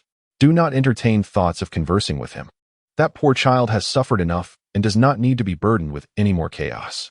Lupin nodded appreciatively and cautiously entered the room, following Mrs. Figg's guidance. He approached the threshold of the sitting room and quietly peered inside. Harry sat on a dilapidated sofa, clad in oversized, worn garments. His slight figure curled up in a corner, clutching a book. A pair of somewhat comical large glasses perched on his nose. Yet his green eyes were intently fixed on the pages, as if he were completely absorbed in an alternate realm. Lupin's heart tightened suddenly, and the shadow of Lily's eyes, so reminiscent of his, flickered in his mind. "He is always like this," Mrs. Fig murmured, her tone tinged with a reluctant tenderness. "Quiet as a little cat, always engrossed in a book. I do not know where he acquires those books. Perhaps they are relics from my attic." Mrs. Fig glanced at the heap of gift bags in Lupin's hands, shaking her head. "This simply won't he do. It is rather unusual. I doubt he receives gifts at the Dursleys. If you wish to avoid his mind wandering all day, you ought to take them away." Lupin remained silent, merely observing Harry. Eventually, his hand involuntarily reached into one of the bags, retrieving a packet of sweets, ordinary candies he had purchased from a Muggle shop, devoid of any magic. Merely sweet in flavor. He hesitated for a moment, then softly asked Mrs. Fig, "Madam, might I trouble you to give this to him? Just say it is from your home." Mrs. Fig furrowed her brow, seemingly inclined to refuse, but ultimately accepted the sweets. "Very well, but do not expect me to tell him anything. Just finish and leave. Do not linger too long." Lupin nodded, turning to exit the room. Gently closing the door behind him, the sound of Mrs. Fig's footsteps fading. "Hey, kid," Mrs. Fig's voice called from within, tinged with impatience. "There's a packet of sweets." Lupin stood outside, hearing Harry's small voice respond, "Thank you." It was the first time a wizard had come to see him. Mrs. Fig observed as Harry happily popped a piece of candy into his mouth, muttering to herself. Chapter 104, Little Clothes Flashback. The timeline is set after Harry's first year Halloween. Rita Skeeter's audacity in fabricating stories has reached new heights.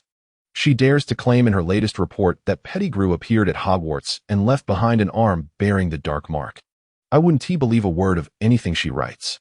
Poor Mrs. Pettigrew, a wizard sighed, casting a distant glance at the ancestral home of Peter Pettigrew. His beard was somewhat unkempt, and a hint of sympathy flickered in his eyes. She was the mother of a hero. Who could have imagined it would come to this? The witch seated across from him nodded. She was wrapped in a heavy green cloak, her hat askew, revealing a strand of gray-white hair. Indeed. When the Ministry of Magic officials visited her regarding Peter, she thought her son had achieved something great, only to receive such dreadful news. They informed her that Peter had been killed by Sirius Black, solemnly presenting her with a first-class order of Merlin and a finger. The male which furrowed his brow. His tone tinged with a hint of anger. A mere finger. The Ministry of Magic truly knows how to put on a show, not even providing her with a complete body, merely dismissing her with such a trifle. How can a mother endure this? It was the dark magic of Sirius that rendered Peter's remains non-existent, the witch remarked with a bitter smile. Since that day, she has lost her sanity. I have heard that she still clings to a plush teddy bear, treating it as if it were Peter. She has even knitted a multitude of tiny garments for it, cradling it daily as if seeking to atone for something. The witch fell silent for a moment before softly continuing. "A few days ago, I passed by her home and saw her sitting by the window, a ball of yarn in her hands, muttering to herself. It seemed she was saying, 'Peter, are you cold? Winter has come, and Mommy has magically knitted you a new sweater, blue, your favorite color.'" She shook her head, recounting how, over the years, she had hardly ventured outside, devoting herself entirely to that teddy bear. The male witch sighed and responded, his voice barely audible above the wind. "I have a friend at St. Mungo's hospital who mentioned that for years, people have attempted to visit her, hoping to persuade her to seek treatment. Yet, upon hearing this, she would become frantic, screaming, 'You want to take my son away,' and driving them all away. She is convinced that bear is Peter, and no one can change her mind. Whom can we blame?" The witch replied heavily, "How many lives has that scoundrel Sirius ruined? After he was imprisoned in Azkaban, the mess he left behind has been dealt with by others. Mrs. Pettigrew is merely one of them. Sirius's mother soon passed away as well." After a brief silence, the male witch finally spoke, his voice scarcely rising above a whisper. If Peter were still alive, what would he think upon witnessing his mother in such a state? He wouldn't know, but we shall forever remember the hero. Little did Peter Pettigrew know why someone had suddenly cast the spell of transformation upon him. He had long since grown accustomed to the life of a pet. At the Halloween banquet, he transformed back from a mouse into a human. Fortunately, at almost the same moment, he discovered his master, the Dark Lord Voldemort, who had always believed he was well concealed. But he had no time to ponder what had transpired. In a frantic rush to escape Hogwarts, Peter caught a glimpse of Dumbledore's piercing blue eyes, which were fixed upon him through his half-moon spectacles. Dumbledore could have apprehended him, yet the former headmaster chose not to intervene as he watched Peter flee. After departing the school with Voldemort, the latter instructed him to journey to Albania in search of a means to regain his corporeal form. Before leaving, Pettigrew returned to the home of his youth, where he had spent a decade as a mouse, faithfully serving as the Weasley family pet. Suddenly, he felt the urge to revisit his childhood, remembering that Voldemort had once promised not to harm his mother when coercing him to join the Death Eaters. The exterior of the Pettigrew family home was weathered and peeling, the windows coated with a thick layer of dust, suggesting years of neglect. The garden, once the pride of Mrs. Pettigrew, was now overrun with withered weeds. Peter dared not enter through the front door. Instead, he squeezed through a partially open window in the backyard, transforming back into a mouse. The moment his feet touched the floor, he was taken aback by the sight within. "Mother," he managed to utter in a voice so faint it was nearly inaudible. He took a step forward but stumbled upon a ball of yarn, producing a soft sound. The room was shrouded in darkness, illuminated only by a flickering oil lamp in the corner. Colorful balls of yarn lay scattered across the floor, some entangled with one another. In one corner, a pile of tiny garments, a red woolen hat, a blue scarf, a yellow vest, lay abandoned, too small even for a toy. In the center of the room, a rocking chair creaked, occupied by Mrs. Pettigrew. She was as thin as a shadow, her hair disheveled, cradling a tattered stuffed bear and murmuring softly to herself. Peter recognized the bear. It was the Christmas gift he had bought for his mother many years ago at a Muggle shopping mall. "Peter, dear, today I knitted you new trousers. Look how warm they are." Her voice was hoarse yet gentle, her gaze hauntingly vacant. As she spoke, she stroked the bear's head with trembling hands, as if it were truly her son. Peter stood frozen in the shadows, watching her embrace the bear as if it were her child, his throat constricted, rendering him voiceless. He had envisioned countless scenarios of returning home. Yet he never anticipated this. His mother was now so lost that she no longer recognized him. Upon hearing a sound, Mrs. Pettigrew abruptly lifted her head, a flicker of wariness in her eyes. She clutched the bear tightly, turning to face Peter, and cried out with a piercing voice, "Who is there? Don't come any closer. You want to take my Peter." Her voice trembled, sharp and shrill, her fingers gripping the bear as if it were a cherished treasure. Peter stood there, stunned. He opened his mouth, intending to utter something, yet found himself utterly unable to speak. As he gazed into his mother's eyes, filled with terror and madness, he suddenly comprehended that she no longer recognized him. In her world, the true Peter had long since perished, and the bear cradled in her arms was her sole anchor. "Mother, it is I. I have returned." He attempted to step forward, his voice choked with emotion. But before he could draw near, Mrs. Pettigrew screamed. She seized a ball of yarn nearby and hurled it at him, exclaiming, "Stay away! Stay away! Are you a villain sent by Sirius? Do not dare to harm my son again." The yarn struck Peter's chest, barely registering as a weight, and he staggered back, tears streaming uncontrollably down his face. "Mother, I am not him," he sobbed, but the words failed to escape his lips. The wind outside grew fiercer, causing the windows to creak ominously. Mrs. Pettigrew huddled in her rocking chair, clutching the bear tightly, murmuring softly, "Do not fear. Peter, Mother is here. No one can harm you." Her voice gradually calmed, returning to that hollow tenderness.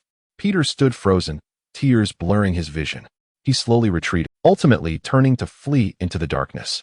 The oil lamp within the room continued to flicker, illuminating the deranged mother, the bear in her arms, and the small garments piled up like a mountain around them.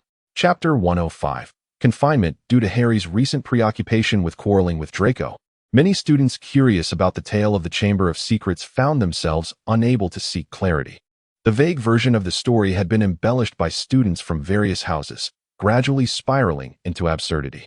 Last time, Harry overheard someone in the corridor assertively proclaiming that he had single-handedly torn apart the basilisk and extracted its eyes, as the creature refused to obey the commands of the heir of Slytherin. "No, I have heard that Harry commanded the basilisk to take its own life using Parseltongue." Without lifting a finger, 1,000 voices will echo with 1,000 tales of Harry Potter. During breakfast that day, Harry, while focused on a slice of toast generously spread with jam, occasionally cast wary glances at Draco, seated across from him. A new day heralded fresh rivalries. Draco wore his customary smirk, leisurely tearing off a piece of pumpkin pasty and savoring it with an elegance that seemed deliberately designed to provoke annoyance. Potter, I noticed you nearly blew up your cauldron in potions class yesterday. Draco drawled languidly, showing no mercy towards Harry, while Professor Snape's face turned a shade of green. Harry bit into his toast with fervor, chewing vigorously before retorting, "At least I don't fly like a legless giant spider during flying lessons, Malfoy. Your posture is so elegant it makes one want to retch."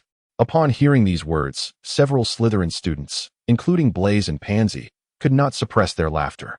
Draco's face flushed slightly, yet he quickly regained his haughty demeanor.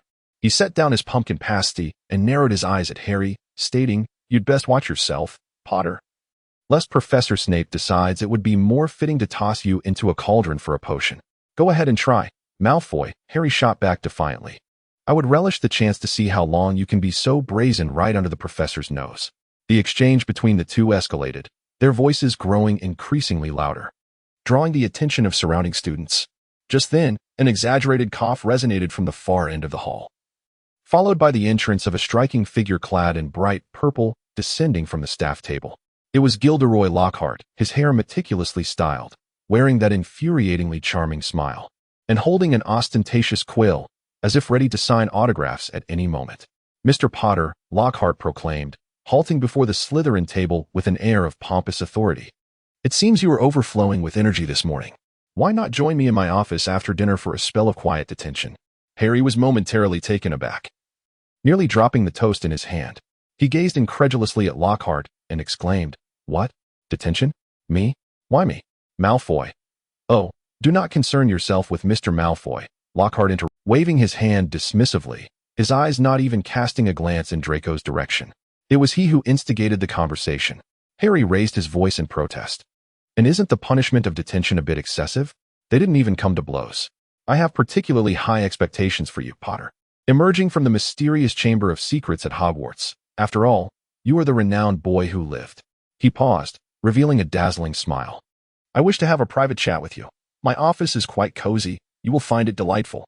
Upon hearing this, the surrounding Slytherin students began to murmur amongst themselves. Pansy stifled a giggle, while Theodore whispered to Crabbe, "Looks like Harry's in for it again." Draco's face twitched slightly, clearly displeased at being ignored, yet he merely huffed in annoyance, bowing his head to continue tearing at his pumpkin pasty, feigning indifference. However, Harry's fists clenched in frustration. He glared at Lockhart's smug face, wishing he could smear the jam from his plate all over it. After dinner, Harry trudged heavily into Lockhart's office, his heart laden with dissatisfaction. The room was permeated with the strong scent of his favored lavender perfume. The walls were adorned with Lockhart's self-portraits and photographs, each depicting him throwing flirtatious glances into the air, waving, or striking various poses he deemed charming. The desk was cluttered with pink stationery and envelope, clearly filled with adoring letters from his fervent fans. Frowning, Harry pulled a chair and sat down, just about to voice his grievances when the door creaked open once more. Draco strolled in, hands shoved in his pockets, his face etched with impatience. He cast a quick glance at Harry and coldly remarked, "Don't ask me why I'm here, Potter. I didn't wish to come." "Malfoy?" Harry frowned. "Don't ask me," Draco interjected, irritation evident in his tone. "That fool found me during dinner, insisting that I was fortunate to accompany you for detention. It's absurd. I would rather help Hagrid clean out the Acromantula's nest than endure the scent of his perfume here." Just then, Lockhart peered over his desk, holding a stack of pink stationery, grinning like a cat that had caught a mouse. "Ah, Mr. Malfoy, since you're here, would you assist me in replying to some fan letters? I just remembered that I could truly use some help with these enthusiastic correspondences. And since your score in my practical was rather low, this would be a splendid opportunity for you to reinforce your memory." Draco rolled his eyes dramatically at this. Lockhart thrust the stationery and a quill into Draco's hands, completely disregarding the sudden gloom that overtook his expression. "My admirers are always so enthusiastic. I must offer them some acknowledgement. When you reply, be as courteous as I am. However, Potter," he turned to Harry, his eyes gleaming with a peculiar light, "we have some rather extraordinary matters to discuss." Reluctantly, Harry reclined against the back of his chair, arms crossed, his gaze fixed on Lockhart, awaiting his words. All right. Lockhart waved his hand dismissively, his tone so cheerfully insufferable that it incited a desire to strike him. I am far more intrigued by you, Potter. Come, enlighten me about the Chamber of Secrets. He settled back into his chair, hands clasped on the table, a disconcerting smile plastered across his face. Draco, seated nearby, became increasingly wary. According to the publicly disclosed narrative crafted by Harry, both he and Snape were absent. And Draco suddenly found himself anxious about Harry's ability to concoct a credible tale. He picked up a quill, gritting his teeth as he began to inscribe a letter addressed to Dear Madam, expressing his gratitude for her support, while his ears discreetly perked up. Where is the chamber? How does one gain entry? What does Parseltongue sound like? What lies within? What is the room like? Are there any remarkable features? Besides the basilisk, are there other creatures? How did you vanquish the basilisk? Lockhart beamed as he unleashed a barrage of inquiries. Harry furrowed his brow, hesitating momentarily before he finally... The entrance to the Chamber of Secrets is located in the girls' lavatory on the second floor, where one must speak Parseltongue to access the pipe. Inside, it is shrouded in darkness and dampness, with water stains covering the floor and the sound of dripping water echoing as one steps inside. At the end of the passage lies a grand hall, surrounded by numerous stone columns adorned with serpent motifs and a colossal statue of Slytherin. The basilisk stretches over several meters in length, its gaze capable of causing death. I employed transfiguration to conjure a rooster, which I used to vanquish it. As for who opened the chamber, he paused briefly and whispered, I am uncertain. Lockhart's eyes sparkled with excitement as he gently tapped his fingers on the table, seemingly eager to record every word. He nodded occasionally, murmuring soft exclamations of awe, such as, oh, splendid, and remarkable. Draco, sitting nearby, paused his writing to cast a discontented glance at Lockhart before dutifully returning to his letter. Harry responded with great fluency, and Draco exhaled in relief. The tale appeared to possess no flaws. Are you the sole individual privy to this information? Lockhart inquired with keen interest. Indeed, Harry replied swiftly. Another splendid narrative. Suddenly, Lockhart rose to his feet, his voice tinged with an unsettling excitement. Harry was unsettled by Lockhart's overly exuberant demeanor, which sent shivers down his spine, and he suddenly felt an ominous premonition. Another delightful tale? Draco paused his writing to inquire, finding the statement rather peculiar. The letter he was responding to came from a wizard, a fervent admirer imploring Lockhart to resign from Hogwarts and marry him immediately. Draco harbored a desire to humor Lockhart by accepting this proposal and promptly departing. I already have a splendid idea, Lockhart declared, extracting his wand from his robe and twirling it in his hand, a triumphant grin illuminating his face. Do you know? The tales I've penned, those specters, trolls, vampires, and werewolves, are not drawn from my own experiences. I merely borrowed the memories of others.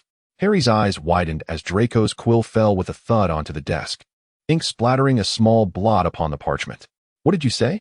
Harry's voice was steeped in astonishment, his body instinctively leaning forward. How do you borrow it, Professor? Draco inquired with a smile, his hand subconsciously reaching towards the wand nestled within his pocket. It's quite simple, Lockhart replied, a triumphant grin spreading across his face as he deftly twirled his wand between his fingers. I seek out those who are true adventurers, heroes who have vanquished trolls, tamed werewolves, and banished banshees, to hear their tales. And then, Lockhart waved his wand, mimicking the incantation, Obliviate. Their memories become mine, pristine and untainted, leaving my Obliviate is executed with unparalleled finesse. Potter, Malfoy, you shall not feel a hint of pain.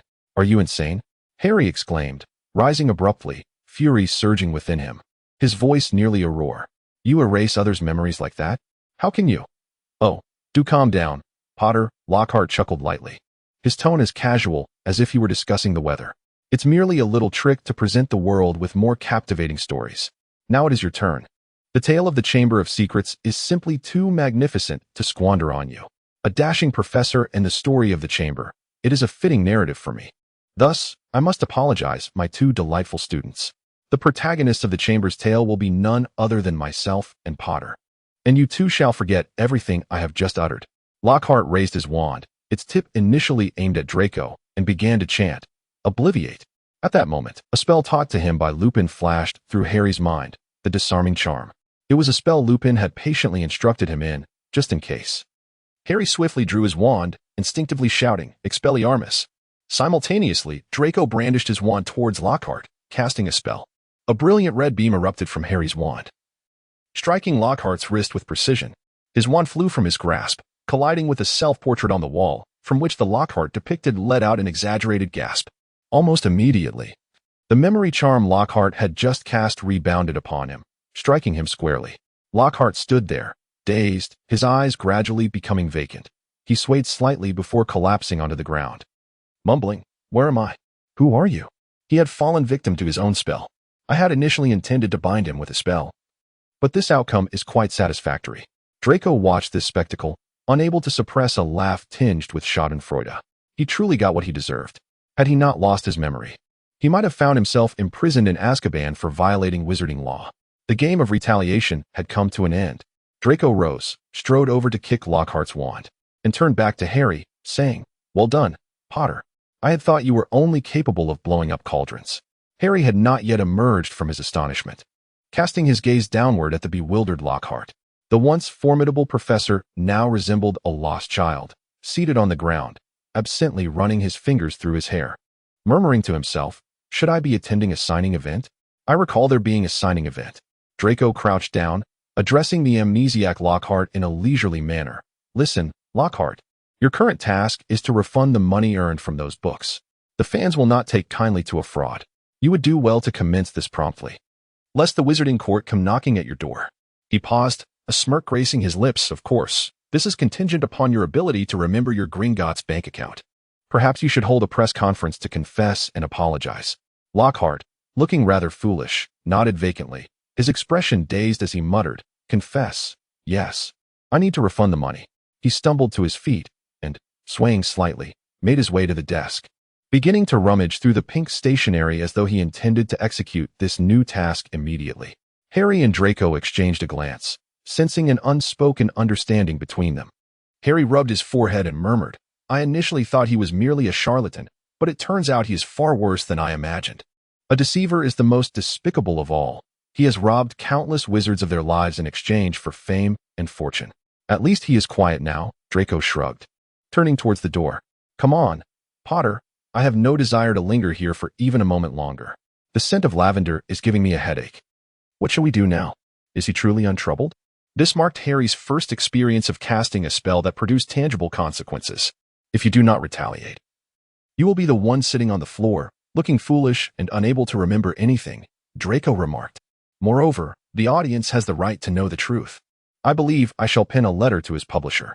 What about our defense against the dark arts class?" Harry still felt a sense of trepidation. He taught us nothing while he was coherent. Draco had to remind Harry of this fact. The two departed the office side by side, as the indistinct murmurs of Lockhart trailed behind them. "Should I write a book about refunds and signatures?" The self-portrait of Lockhart in the room continued to foolishly cast flirtatious glances and wave, as if nothing had transpired. "Letters are not so dreary," Draco said as they were about to part ways. "If you find yourself inundated with letters from countless fans of the Savior, you could hire me at a premium to respond on your behalf, perhaps to cleverly decline marriage proposals or to tactfully dissuade persistent admirers. I believe I could excel at that." Harry let out a derisive snort, responding, "Even if you offered me galleons, I would never consider hiring you." Draco, with a playful wink, remarked, "If you require a ghostwriter, I can provide you with a special discount for your mortal enemy." Chapter 106. The Pendant Box. As the renovations of number 12 Grimmauld Place progressed, the relationship between Creature and Sirius gradually transformed, becoming less fraught than before. In the attic's hidden nooks, Sirius unearthed numerous long-lost artifacts. A wooden model of a flying broom that he and his brother Regulus had played with as children, inscribed with crooked handwriting. A pearl-studded button that had belonged to their mother, Walburga, its edges smoothed by time, and a rusted music box that, when wound, emitted the creaking notes of a pure blood waltz. The old house resembled a vast sponge, absorbing countless generations of Black family memories. Its rough walls and moldy corners, like innumerable minuscule pores, greedily absorbed the joys, sorrows, quarrels, and reconciliations of each Black descendant. Laughter, tears, disputes, and resolutions permeated its beams, leaving indelible imprints. Unlike the fragile human mind, which struggles to retain the mundane fragments of daily life, the old house served as a vessel for the history and passage of time of the Black family, embracing both the good and the bad, concealing them in its shadowy corners and crevices. "Look at this, Remus," Sirius exclaimed, retrieving a battered little drum from a cobweb-laden box. It emitted a faint jingling sound when shaken. Regulus and I used to fight over this as children. Once, in a fit of rage, he threw it into the fireplace. And I was punished by Walburga to stand in the corner all afternoon. Remus accepted the drum with a smile, observing, "It seems you two have always been prone to loud disputes. There is quite a collection of items in this house. No wonder Creature is reluctant to part with them." At the mention of Creature, Sirius's expression darkened slightly, though his tone was no longer as harsh as it once was. With the ongoing renovations, their relationship had indeed softened considerably. The house elf no longer muttered about betrayal upon their encounters, and Sirius had learned to ignore his incessant grumbling. Sirius also took Remus's advice and gifted Creature the decorations associated with the old matriarch and Regulus, which thrilled the house elf. He adorned his basement quarters with these, transforming it into a quaint yet shabby emporium. One day, while rummaging through Creature's collection, Sirius discovered an exquisite pendant box. The box was adorned with silver serpentine patterns that emitted an eerie glow in the dim light. An eye-catching was etched upon its lid, surrounded by intricate vine motifs. Frowning, Sirius picked it up, feeling the chilling touch of the pendant box. "Creature, what is this?" Sirius called out, his voice tinged with curiosity, for he had never encountered such an item before. Creature approached with heavy footsteps, and upon seeing the pendant box, his wrinkled face contorted momentarily. Creature must destroy it. It cried out piercingly, its withered fingers trembling as they reached for the box. Creature had attempted to destroy it with fire and blade, yet it remained unscathed. Tears welled in its sunken eyes as it began to whimper softly. Lupin descended the staircase and leaned in for a closer inspection. "Wait, this locket box appears exquisite." He gingerly took it into his hands, admiring the intricate patterns. The craftsmanship was so elaborate that it exuded an air of opulence, reminiscent of a treasured heirloom. "Are you certain you wish to destroy it?" he inquired. "A family heirloom?" Sirius furrowed his brow, pointing at the emblem on the lid. "This bears the sigil of Slytherin, not that of the Blacks."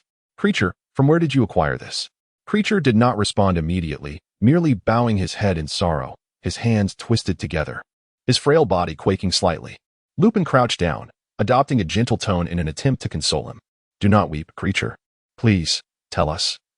What significance does this object hold for you?" "Creature's master," it choked out, its voice barely audible. "Master Regulus commanded Creature to destroy it, but Creature failed. Creature has betrayed his master." Suddenly, it raised its head, tears streaming down its cheeks, its voice sharp and desperate. Sirius was taken aback. "Regulus?" He repeated his brother's name softly, his expression a mixture of emotions. "You mean, this object was given to you by Regulus?" Creature nodded, sobbing as it began to recount. "Master Regulus, he changed. He claimed he had uncovered a terrible secret. He said this locket box was dangerous and must be destroyed. He ordered Creature to take it away and eliminate it, but Creature tried every method conceivable, every approach known to house elves, yet it remains intact. It covered its face with its hands, its voice trembling. Creature has failed. The master is gone, yet Creature did not fulfill his command." "Wait," interrupted Sirius, furrowing his brow. "What exactly was Regulus doing? Start from the beginning and clarify the situation regarding this locket box." Creature wiped away its tears and took a deep breath. "The first time was when the Dark Lord took Creature along. That was long ago. The Dark Lord sought my master, claiming he wished to borrow a house elf. Master Regulus's owner acquiesced, believing it an honor to lend a house elf to the Dark Lord, and thus Creature was entrusted to him." Lupin frowned. "The Dark Lord? You mean Voldemort?" Creature recoiled slightly, whispering, "Yes." He brought Creature to a cave, a dark and chilly place, filled with water, murky water. The Dark Lord rowed a small boat, taking Creature to a stone platform where a basin filled with green liquid, resembling poison, awaited. The Dark Lord commanded Creature to drink it. Sirius inquired, "He forced you to consume that potion?" "Yes." Creature's voice trembled even more. Creature drank it, and immediately felt dizzy, a burning sensation in my stomach. As a fire coursed through me. Creature beheld many terrifying sights, the faces of deceased masters, their cries for mercy echoing in the air, yet the Dark Lord merely chuckled. He then placed the box into the basin, which filled once more with water. The Dark Lord departed, leaving Creature behind. Lupin turned to Sirius in astonishment. "He left you there? How did you return?" Creature, the house elf, murmured that his master had summoned him back, and thus he had operated away. Creature had thought he would perish, yet he survived. The Dark Lord was unaware of the magic of house elves. Sirius gritted his teeth, his fists clenching tightly. "What of the locket?" he demanded. You didn't retrieve it? No. Creature shook his head. That was the first time. The second time was when Master Regulus took Creature there. Regulus? Sirius's voice trembled slightly. When did he go? What was his purpose? Not long after, Creature whispered. Master changed. He was no longer as proud. He secretly inquired about what the Dark Lord had done. Creature recounted to him the events of the cave, and Master listened in silence for a very long. Then one day, he found Creature and said, Creature, we must go to that place. He took you back? Lupin asked quietly. Yes. Creature's voice choked with emotion. Master took Creature once again to that cave. The same boat, the same lake, the same basin filled with potion. Master declared he would take the locket. He said the Dark Lord had hidden something within it, something wicked, and he could not allow the Dark Lord to succeed. Master vowed to stop him. And then, did he obtain it? Yes, Creature murmured. Master instructed Creature to stand aside while he drank from the basin. Creature pleaded with him not to drink. But Master insisted that someone must consume it, or the locket could not be retrieved. He drank, and then he collapsed, crying out in agony, calling for his mother. From the water emerged many horrific entities, grasping at him, pulling him down. Creature covered his face, weeping uncontrollably. He wished to save his master, but Master commanded, Go, Creature. Take the locket, destroy it, and then leave. Creature could not defy the order. He took the locket and apparat away, but Master did not return. The room fell into a profound silence, the only sound being Creature's cries echoing through the emptiness. Sirius stared at the locket with a complex expression, a tumult of anger, sorrow, and shock intermingling within him. His throat caught, rendering him speechless. Lupin spoke solemnly. So this box was the place where Voldemort concealed his treasures, and Regulus sacrificed himself to destroy it. But Creature was ineffectual. Creature screamed. Creature tried every method. Fire, water, smashing it. But it could not be destroyed. Creature has failed his master.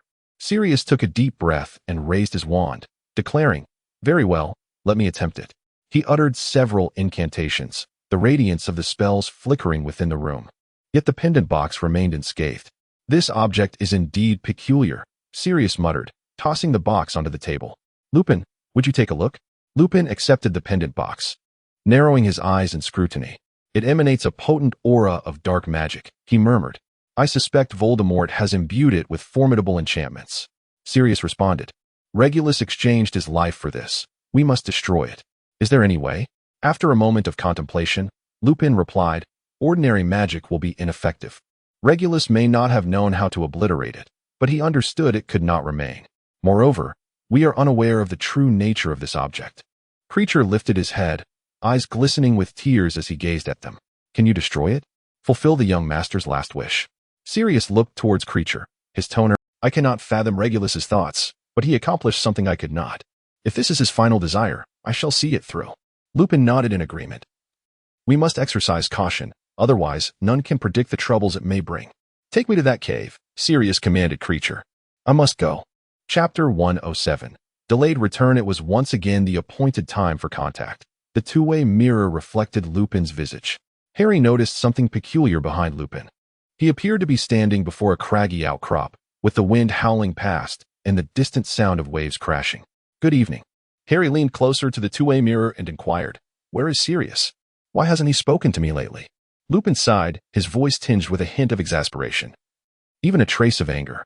Harry, to be honest, I have never been able to rein him in. You know his temperament. It is more unruly than an unchained dragon.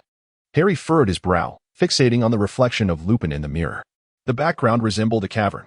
Where are you, Lupin? It does not appear to be at number 12, Grimmauld Place. Lupin's gaze faltered slightly. Do not concern yourself with that, Harry. We merely have some matters to attend to. He paused, his tone growing grave. By the way, you should return to number 12, Grimmauld Place after the summer break. What? Harry straightened abruptly. Why? I have already informed my friends that I will not be staying at school for the holidays. We are not currently at home. I must keep an eye on your godfather. It is quite perilous here. Lupin interrupted him. Sirius and I have some important matters to address. You will be much safer remaining at Hogwarts. Trust me. Harry opened his mouth to protest, yet the undeniable gaze of Lupin compelled him to swallow his words. Reluctantly, he nodded, conceding, Very well. But what exactly are you all up to? You will find out in due time. Do not fret. Lupin hastily concluded the conversation. It was only a few days before the end of the second year that Sirius reappeared in the two-way mirror. his countenance marked by an intense mixture of exhilaration and gloom. Harry noticed that Sirius had become even more gaunt and weary. With the summer vacation approaching, he mentioned, "On the day of the break, Remus and I will wait for you at the station." Sirius mustered his spirits to converse with Harry. "The station is quite close to number 12, Grimmauld Place. I can return by myself," Harry replied. "There may be some new things at home," Sirius stammered. "I hope they don't frighten you." Finally, the summer break of Harry's second year arrived. He emerged from King's Cross Station, hurriedly dragging his suitcase as he traversed the streets of London, making his way to number 12, Grimmauld Place. The moment Harry pushed open the door, he could scarcely believe his eyes. The once dreary and dilapidated old manor had been transformed. The mildew that had marred the walls was meticulously eradicated. The heavy drapes were placed with sumptuous new fabric in a deep green hue, and the floor polished to a brilliant shine. Nevertheless, many ancient adornments remained intact, such as the tapestry depicting the family tree of the Blacks, still proudly displayed on the wall. All the decorations pertaining to the Black family had been carefully arranged within a large transparent cabinet. As Harry entered the dining room, as was his custom, he initially assumed that the new things Sirius had mentioned were merely the recent renovations, until his gaze fell upon an unsettling figure at the dining table. Seated there was a pallid, rigid form, its skin marred by a network of ashen gray lines. It was a corpse, clad in a freshly tailored robe, which lent it an air of both terror and a chilling nobility. Yet, the visage invoked a familiar dread within Harry. He recognized it as Regulus Black, Sirius's brother, far too similar in appearance for comfort. Despite the ravages of dark magic, the high bridge of his nose remained exquisitely defined, and the hollow yet distinctly contoured eyes appeared almost lifelike, while his once lustrous black hair had been meticulously arranged. Harry felt his voice tremble as he instinctively took a step back, bewildered by the scene before him. How could this be? Regulus had been lost for months. A search undertaken alongside Creature. A familiar voice drifted down from the staircase, Sirius Black, leaning against the railing, clad in a dark robe and appearing considerably thinner than Harry remembered, his black eyes reflecting a myriad of complex emotions. "Welcome back, Harry." "Sirius," Harry exclaimed, dropping his belongings and rushing forward. "Where have you been these past months?" Remus was nearly driven mad with worry. "I know he hasn't spoken to me for days since acquiring the fake locket." Sirius descended the stairs, placing a reassuring hand on Harry's shoulder. "Is he still alive?" Harry stammered, gesturing toward Regulus's lifeless form at the table. The corpse bore no life, no soul, nor thoughts. Remus emerged from the side, avoiding eye contact with Sirius. However, dark magic can compel their movements. Taking Harry's luggage, Remus guided him back to his room. Suddenly, Harry noticed something amiss within the house. The portrait of Mrs. Black had not been sleeping moments earlier, yet she remained silent, her lips sealed, not uttering a single curse. The old lady's temperament seemed to have inexplicably softened. "Do you like the new appearance of the house?" Remus inquired, attempting to steer the conversation toward lighter topics. Clearly reluctant to delve into the origin of Regulus's corpse, Harry surveyed his surroundings and nodded appreciatively. "Very nice. But where is Creature? I seem to have not seen him." Lupin's smile faltered momentarily. "Creature is resting. He has not been well lately." "Not well?" Harry detected an unusual tone in Lupin's voice, prompting concern. Just then, a hoarse voice emanated from the doorway. "Creature has done what is expected of him for his master." Turning his head, Harry beheld the house elf Creature shuffling into the room. He appeared frilier than ever, with sunken eyes and skin that resembled desiccated bark, barely managing to keep his footing. "Creature," Harry murmured, "are you all right?" "I am fine." Creature replied softly, though his gaze remained fixed on Sirius. "The young master has returned with Master Regulus. Creature is very pleased." Creature has dressed the young master in new clothes. "He has ingested Voldemort's poison 3 times, Lupin interjected bluntly. "Creature's health is in a dire state. I fear he will not endure for long. He returned solely due to the strength of a house elf's magic." Harry's heart raced suddenly. "Are you referring to Voldemort?" "After bringing Regulus home, I believe my mother and Creature have reached a consensus on certain matters," Sirius remarked coldly. "Compared to my foolish brother, there are indeed others to consider. We may have uncovered some clues regarding Voldemort," Lupin stated, "yet Creature's current condition can scarcely endure for much longer. We might need to resort to the potion I concocted." Chapter 108. Regulus, the inferi version. Harry soon found himself adapting to the presence of Regulus, the corpse version.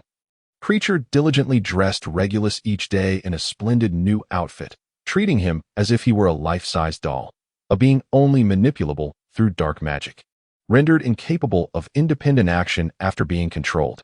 Most of the time, Regulus, the corpse version, sat quietly at the dining table, only revealing a semblance of fear and retreat when confronted with candlelight or bright illumination.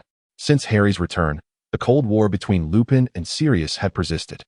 Sirius had been insistent on venturing into that perilous cave, while Lupin believed it to be a futile endeavor. As Creature had indicated that the contents of the cave were mere forgeries, and Sirius was likely to pay the ultimate price for it.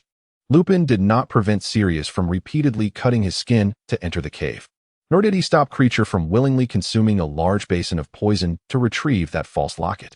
Had we not entered the cave, we would not have discovered the note, and thus would remain ignorant of Voldemort's creation of Horcruxes, even though we were still unaware of what a Horcrux truly entailed. Sirius grasped Lupin's arm, seemingly pleading for him to understand. He produced the note contained within the locket, wishing to convey to Lupin that everything held significance. Harry took the note and softly read its contents. Dark Lord, by the time you see this note, I shall have departed from this world. However, I must make it clear that I have uncovered your unspeakable secret. The true Horcrux has been successfully stolen by me, and I shall soon obliterate it entirely. I fear not death. I only hope that you soon encounter an adversary capable of thoroughly defeating you. R.A.B. This was evidently the note left for Voldemort by Regulus after the switch. Horcrux, Harry repeated the term. I don't believe I have ever learned about such a thing. It certainly cannot be found in any textbook. Lupin brushed Sirius's arm aside. I suspect it is a most malevolent dark magic. We shall find the answers. Sirius carefully stowed the note away. The fake locket had already been hung around Creature's neck. Lupin administered his potion from the Vampire Project to Creature, as the dosage and concentration for animals far exceeded that for plants. The potion exhibited similar effects on Creature, albeit accompanied by analogous side effects. Creature's withered skin gradually became taut, and his hunched back straightened somewhat. Yet, simultaneously, he became more fragile, with even ordinary furniture able to scratch his skin and cause prolonged bleeding. This potion is still far from perfect. Lupin cast spells in vain to treat Creature's scars. The resilience and self-healing ability of Creature's body had been significantly compromised by the potion. Living another day is a blessing. Feeling a revival of vitality. A flicker of long-lost light even shone in Creature's eyes. I have yet to see the young Master's enemy perish. In the past, aging house elves would have their heads severed by the Black family to be fashioned into trophies. Creature regarded this as the highest honor, a testament to a house elf's lifelong loyalty. But now, he wished only to continue living. Creature even felt a sense of gratitude for the pain brought on by his frailty, as it was proof that he still existed and was still fighting. Dumbledore has invited me to teach at Hogwarts next semester, Lupin casually mentioned. Oh, Harry exclaimed, looking at Lupin with surprise. Is that true? I have accepted his offer, Lupin replied with a smile. As the defense against the dark arts teacher. Sirius, not far off, cast a most skeptical glance at the two. I can accompany you for the start of the term, Lupin said. Who agreed to that? Sirius evidently had not heard Lupin mention this and hurriedly approached, exclaiming, Who agreed to that? What about me? You can go wherever you like. No one will stop you. This was the first thing Lupin had said to Sirius in days. You would leave me here alone? Sirius raised his voice. Now you all seem quite well together. Lupin lifted his gaze to Sirius and remarked, If you are so inclined, you may rush off to any place you fancy to dredge up a specter or engage in any other endeavor. I shall not concern myself with you any longer. How can you act in such a manner? Sirius demanded. Is it only you who can act at will? Lupin replied with a calm demeanor. I am here for Harry's sake. Sirius appeared momentarily taken aback, at a loss for how to counter. Once at Hogwarts, I can peruse the restricted section for information myself. As for potion inquiries, perhaps I might consult Snape, if he harbors less animosity toward us now. Lupin continued, It is also quite convenient to seek out Dumbledore. And I can provide Harry with essential tutoring in magic. He then shot a piercing glance at Sirius and added, Remaining here serves no purpose for me. I shall stay with Harry until the start of term. With that, Lupin turned on his heel, retreated to his room, and with a resounding slam, locked the door behind him. Harry stood in place, caught in a whirlwind of conflicting emotions, uncertain of how to initiate a conversation with Sirius. He sensed that, after spending considerable time with Sirius, seemed to have adopted some of the characteristics of the Black family. At that moment, Walburga, who had been silently observing, finally spoke up. Harry had never heard the old lady articulate herself so coherently. Now, Devoid of her usual shrill accusations, he noted the distinctiveness of her accent. You are utterly incapable. Even your romantic endeavors are a complete disaster. Walburga cast a glance in the direction Remus had departed, launching her verbal assault on Sirius. Sirius rolled his eyes dramatically and retorted, "It is hardly your place to dictate whom I choose to court." Walburga, perched with her legs crossed in the portrait, replied, "I am not critiquing your romantic partner. He possesses both temper and appearance that are quite tolerable. My comments are directed at you. What of it?" Sirius shot a glance at Walburga's portrait, noting the newly acquired frame. "You should be grateful that anyone desires your company, considering your dreadful temperament," Walburga countered. In a swift motion, Sirius raised his wand towards the portrait. Walburga arched an eyebrow. "Covering my portrait does not change the fact that you remain unwanted. I overheard him making his escape. Are you not concerned that I might inadvertently incinerate your portrait?" Sirius threatened through gritted teeth. "At least you can still see your beloved youngest son. I've worked tirelessly to ensure that. Had you heeded my advice sooner, we might have managed to remain a cohesive family here." Walburga's expression darkened. "I have more pressing matters at hand. I cannot be bothered to bicker with you." "I know you are heartbroken," Sirius conceded, lowering his wand. Walburga fell silent. "Your enemy, Pettigrew, is it? He sounds like an ordinary fellow. I can hardly recall where I have portraits left. If he belonged to a pure-blood family, I might have been able to assist you." Chapter 109. A quality education, too few vegetables. It's all meat. We lack essential potions to raise a child who is tall, healthy, and intellectually sound. This is unacceptable. Walburga leaned over the frame, scrutinizing the dining table. Since the relationship between Sirius and Walburga had warmed, her chatter had increased to an almost incessant level. "Sirius, Remus, do you two even know how to raise a child?" Walburga's voice pierced through the air as she surveyed Harry's meager lunch of scrambled eggs and sausages, lamenting the lack of a proper nutritional balance. Sirius set down his coffee cup and replied languidly, "Harry is bright and lively. He does not require your concern over his plate. You and your brother were taller than him at his age," Walburga pointed out bluntly. "This is a critical period for a child's development, leaving no room for negligence." As Lupin listened to the conversation between the two, he nodded and made his way to the kitchen, remarking to Walburga, "You are correct. We have been remiss. I shall ask Cleese to revise the recipe." Sirius teasingly addressed his mother's portrait. "How was I to know that you were an expert in child rearing? I nurtured your bones so well. Do you not attribute your height to my careful cultivation?" Walburga's voice suddenly rose. "It seems you have never learned to obey. Do not pass this trait on to Harry." Yes, Sirius replied dismissively. "I am the prodigal son.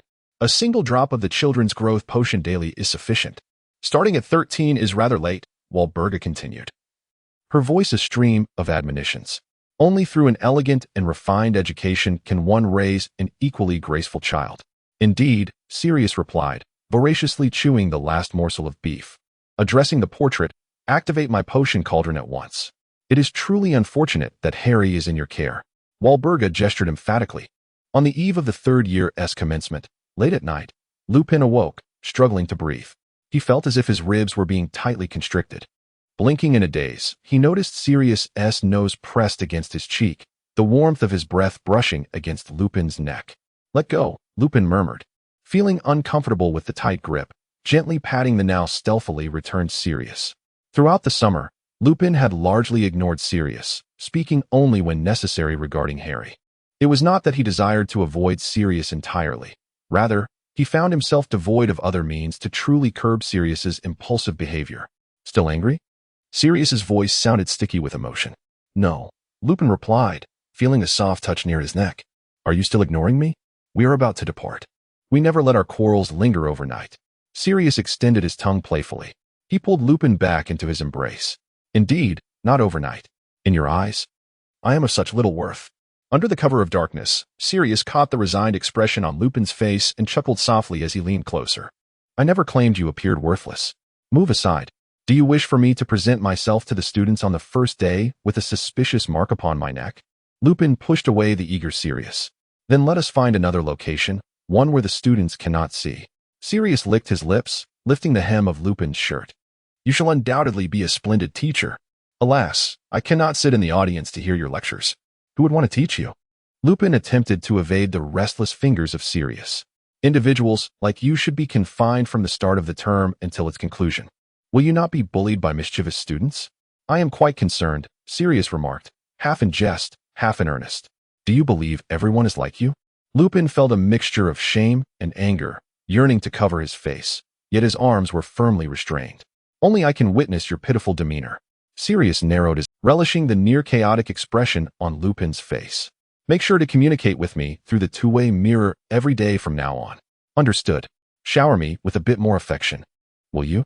Sirius gently stroked Lupin's soft locks, repeating his request time and again. Just a little bit more. Chapter 110. He is a wolf. Harry, carrying Hedwig's cage, followed Lupin through the bustling crowd at the station. Lupin assisted Harry with his luggage, the weariness in his eyes unmistakable. He had barely slept the previous night. Once aboard the Hogwarts Express, Harry retrieved a compact two-way mirror from his pocket and handed it to Lupin. If you wish to contact Sirius, you can use this. I can always come to your office to see you. After all, you are the defense against the dark arts professor this year. Lupin accepted the mirror, glancing down at it with a faint smile. He fondled the frame and said, "Thank you, Harry. It's perfectly fine for you to keep it." Harry shrugged and broke into a grin. Wolberg has mentioned that you two are in a romantic relationship. This makes things more convenient for you. Lupin paused, a hint of suspicious crimson creeping across his face. He was unsure when Wolberg had betrayed their secret. I am genuinely pleased about the two of you, Harry remarked cheerfully, gazing at the bewildered Lupin. I hope you reconcile soon. Harry evidently believed that Lupin and Sirius were still at odds. Well then, Lupin pressed his lips together and accepted the two-way mirror. This semester, I can tutor you in practical magic in my office.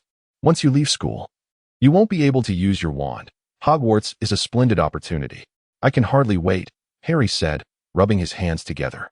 He had scarcely learned anything useful in the defense against the dark arts classes during the previous 2 terms.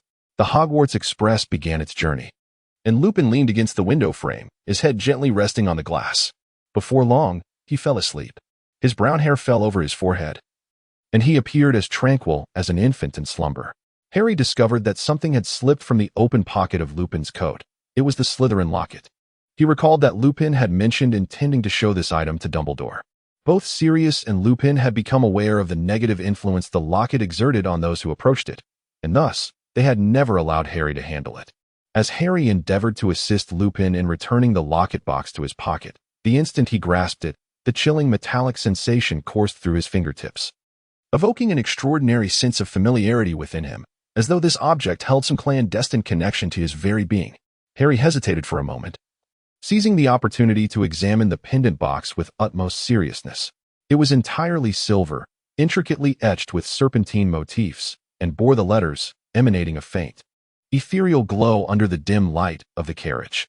Harry was intently examining the pendant box when the sliding door of the compartment was abruptly flung open, and a throng of Slytherin students poured in. "Oh, Harry, it's you." Pansy Parkinson shrieked, her finger jabbing towards the pendant box in Harry's hand, her eyes wide with astonishment. "What treasure are you toying with?" Harry hesitated, pondering whether to respond, when Pansy keenly identified the emblem of Slytherin. "Wait, is that indeed a Slytherin artifact? Observe the serpentine insignia upon it." Merlin, Brace leaned closer for a better look. "You cannot possibly be the heir of Slytherin, can you? We have not forgotten the Chamber of Secrets from last semester." "How exquisite!" Pansy gasped in awe. Harry furrowed his brow, gripping the pendant box tightly. He could not divulge the origin of this box, as it was intricately linked to Sirius and the secrets of Voldemort. Harry was on the verge of retorting when a familiar voice interjected. Enough with the wild speculation.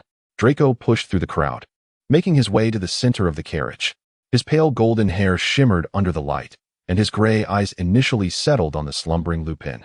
Pausing momentarily before shifting to Harry, Draco's gaze fixated on the pendant box in Harry's hand, a flicker of complex emotions passing through his eyes. "Malfoy, what brings you here to join the fray?" Harry replied, a hint of irritation in his tone as he tucked the pendant box back into his pocket, his demeanor tinged with caution. Draco let out a dismissive huff, his hands buried in the pockets of his robe, feigning indifference. "I merely happened to pass by. Yet here you are, Potter, drawing a crowd around you in the carriage." Draco's voice was cool, yet his gaze lingered on Harry's face for an unguarded second. "Who is he?" Blaise gestured subtly towards Lupin. "He doesn't appear to be a student." Harry replied, "Our new defense against the dark arts professor is quite impressive. He seems far superior to Lockhart," Blaise remarked earnestly. Draco's gaze flickered momentarily. His eyes swept over Lupin's sleeping face once more. A year ago during the summer, Draco had encountered Lupin in Diagon Alley, where he stood beside Harry, exuding a humble smile that bore no semblance to that of a dangerous individual. The memory of Dobby mentioning a werewolf residing at Potter's Place surfaced in Draco's mind. However, gazing at Lupin's defenseless slumber now, a twinge of doubt arose within him. A werewolf? Surely not. A werewolf as a teacher? Such a notion seemed even more absurd. Draco concealed his excess expressions, lost in contemplation. Malfoy, what are you doing standing there? Several Slytherin students had shifted their attention from the locket to other matters, contemplating finding a compartment to settle in. Pansy urged impatiently. Hands on her hips, come on, we're not planning to share a compartment with the professor. Let us go. Draco cast a cold glance at the compartment before turning away, leading a group of Slytherins down the corridor, leaving only Pansy's disgruntled mutterings behind. The compartment fell into a brief silence until the sliding door was pushed open once more. This time, it was Percy who entered. His prefect badge pinned prominently on his chest, his red hair meticulously groomed. Percy bore a weighty exhaustion that seemed even heavier than that following the Chamber of Secrets incident. Upon entering the compartment, he glanced at Harry and then at the slumbering Lupin, releasing a long sigh as he sank into a seat across from them, his shoulders drooping as if burdened by a mountain. You look as if you've just returned from the chamber, Harry couldn't help but remark, a teasing tone lacing his words. I heard you were elected president of the Male Student Council. Aren't you pleased? Percy offered a wry smile, rubbing his temples, leaving a red mark on his forehead with his fingers. It's worse than that. I interned at the ministry over the summer, under Umbridge supervision, and it was unpaid. The people beneath her are an absolute nightmare. While they ostensibly assign you tasks, their true intent is to prevent you from learning anything. They fear being replaced by the younger generation, so they prefer to use you as a lackey rather than impart any useful knowledge. My days were consumed with serving tea, organizing documents, and taking the blame for their shoddy work, all while enduring their incessant questioning and idle gossip. Harry responded with sympathy. It sounds quite different from the professors at Hogwarts. Indeed, it was entirely unlike that. Percy's voice lowered, imbued with a rare sense of melancholy. At school, the teachers genuinely wish for your improvement. Even someone with Snape's temperament would only push you to master your potions. His notes were far superior to the textbooks. However, in the professional realm, the relationship between the middle-aged and the young is one of rivalry. They seem to wish for you to remain stagnant, never advancing or excelling.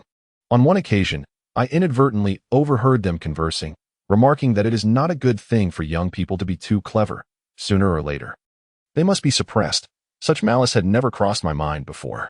Harry remained oblivious to the intricacies of the working environment, merely listening to Percy's complaints in a daze. Yet, I still aspire to secure a genuine position at the Ministry of Magic, Percy asserted with unwavering conviction, even though he understood that the job might not be as flawless as he had envisioned. You can do it, Harry replied eagerly. Of course, you are capable.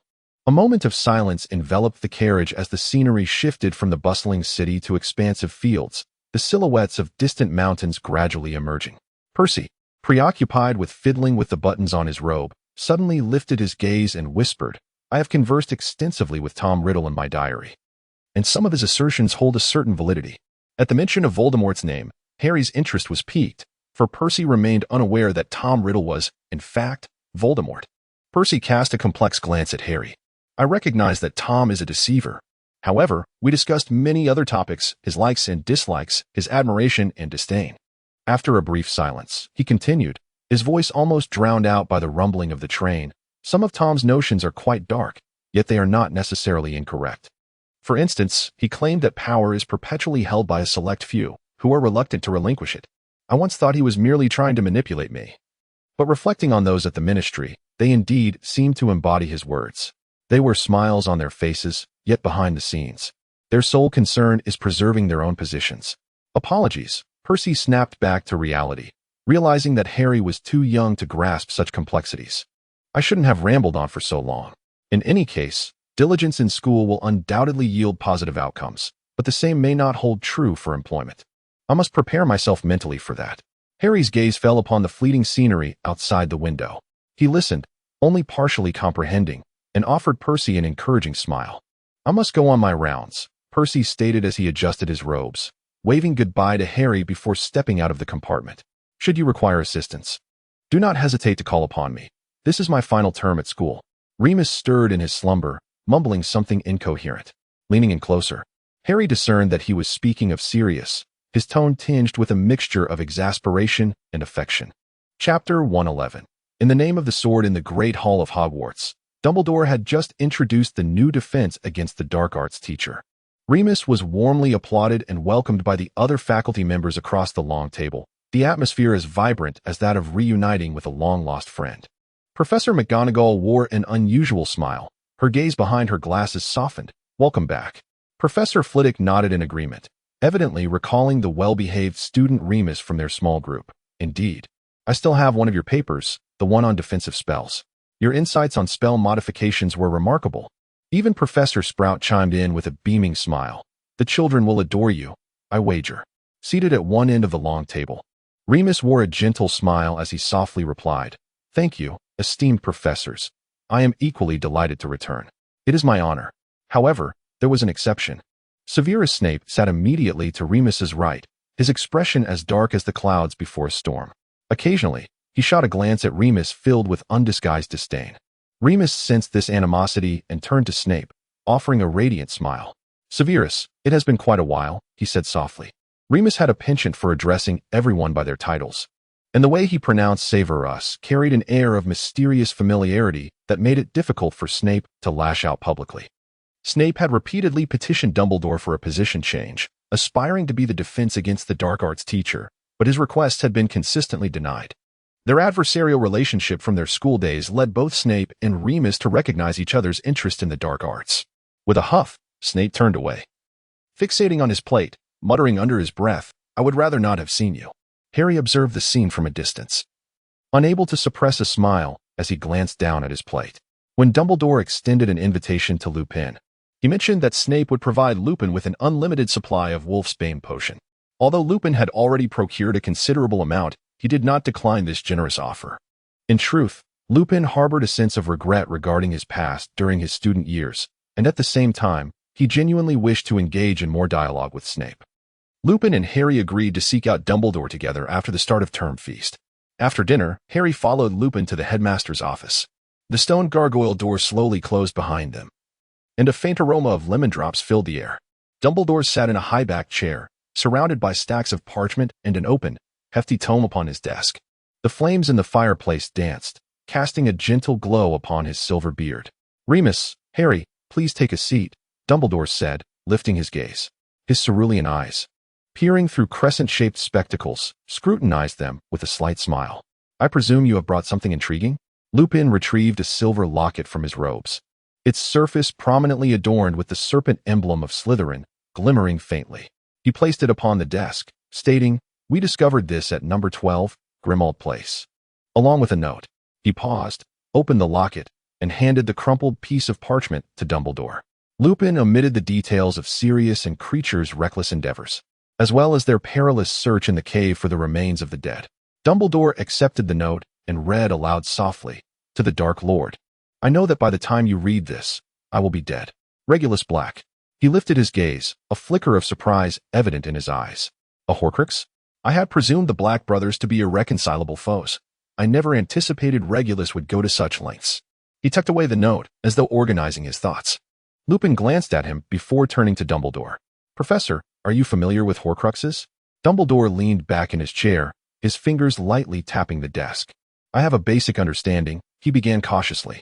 "A Horcrux is a dark magic that involves splitting one's soul and concealing it within an object. To create one must commit murder, using the act of death to tear the soul apart, and then encase the fragment within a chosen vessel. It is profoundly evil and exceedingly perilous." "What about this locket?" Harry inquired, pointing to the item on the desk, his voice tinged with unease. "Indeed, Harry," Dumbledore nodded, his gaze fixed upon the locket. "It is highly likely that it is a Horcrux.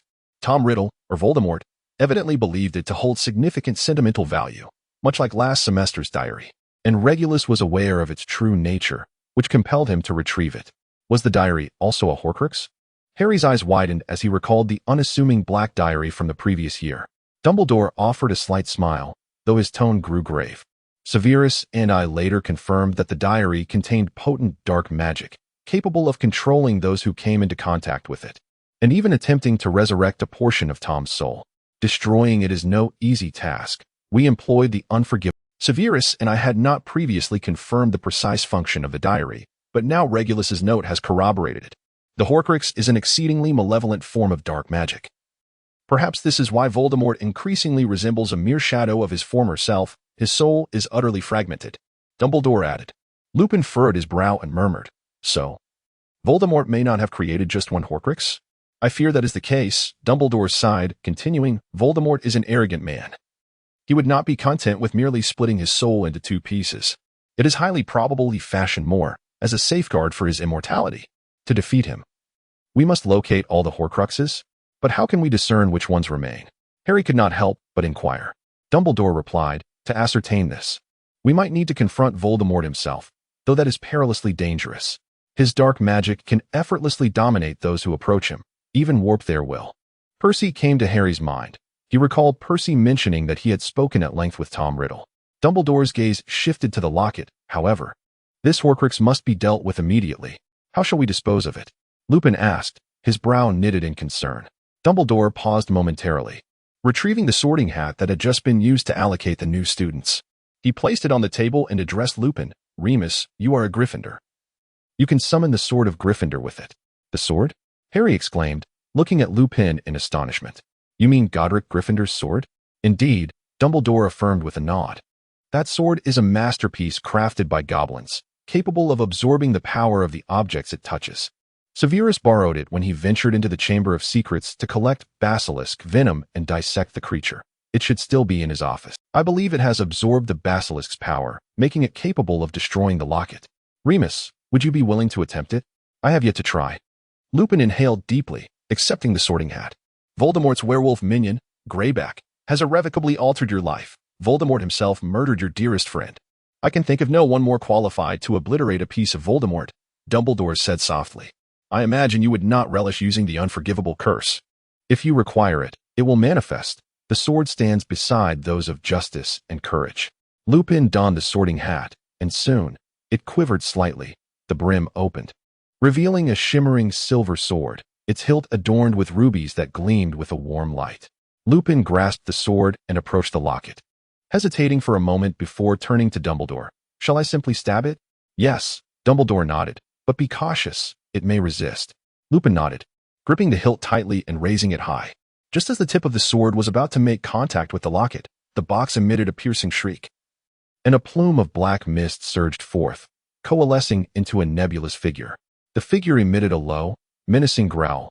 You cannot destroy me. Base and you shall never live as a true wizard. You are utterly unworthy of existence. It was the voice of Voldemort. Harry murmured, his body involuntarily stepping forward. Ignore it, Remus. Quickly, Dumbledore commanded. Lupin gritted his teeth and forcefully plunged the sword downward. The blade pierced the locket's box, and in an instant, a black mist erupted violently, accompanied by a piercing scream that echoed throughout the room. The locket shattered into two pieces, its inner light swiftly dimming until only a heap of twisted fragments remained. Silence enveloped the room. Lupin lowered the sword and turned to Dumbledore. It is done. Dumbledore approached, examining the shards, and nodded. Excellent, another Horcrux destroyed. He looked at Lupin, a glimmer of gratitude in his eyes. Thank you, Remus. Voldemort was exceedingly proud. He would not casually place his soul within a mere vessel. Dumbledore added, it must be something he deemed significant or precious, worthy of his own essence. We must act swiftly. Lupin nodded in agreement. Voldemort is certainly devising ways to regain his strength, for he will not truly perish. Dumbledore smiled faintly. I intend to investigate the life of Tom Riddle, his childhood, his years at Hogwarts. Perhaps there lie some clues. Upon exiting the headmaster's office, night had fully descended. Harry recalled Snape's disdainful expression and turned to Lupin, asking, why does Snape dislike you so much? After a moment of silence, Lupin replied softly, some events transpired during our school years. He considers me untrustworthy. I truly did not measure up, and I wish to atone for the mistakes of my youth. He continued, he often scrutinized me, as though I owed him something. Harry muttered, perhaps it is because you resemble your father too closely. Lupin chuckled in response. James always had a knack for driving Severus to distraction. In Chapter 112, the four founders, Marcus scrutinized Draco as if he were a flourishing crop. As a somewhat slender individual, Draco's journey towards gaining muscle was an arduous one. Fortunately, by the third year, his height had visibly increased. After practice one day, Marcus halted before Draco, gesturing towards the top of his head, seemingly measuring his growth. He did not concern himself as much with Harry's height and build, as long as the seeker was agile. "You must persevere," Marcus advised Draco, rolling up his sleeves and thumping his own arm, his muscles appearing as hard as stone. "This year marks my final year at Hogwarts with several teammates," Marcus Flint declared before the Quidditch practice concluded, "but this will not lead me to relax my training and management of the team. We shall persist until the very last moment, leaving no room for regret." The following week would witness our first match of the semester against Ravenclaw, so everyone should prepare diligently. Since Lupin's arrival at Hogwarts, Harry found his leisure time significantly increased, as Lupin could now personally access the restricted section of the library, relieving Harry from the need to spend his days there. Additionally, Harry had obtained a confirmed pass to Hogsmeade from Sirius, greatly enriching his weekends. Percy was dedicating himself entirely to preparing for the NEWT this semester, laying a solid foundation for his future employment. Seizing the opportunity before Percy became consumed by his studies, Harry invited him to a restaurant in Hogsmeade to discuss further details regarding the diary. Tom Riddle seems particularly intrigued by the four founders.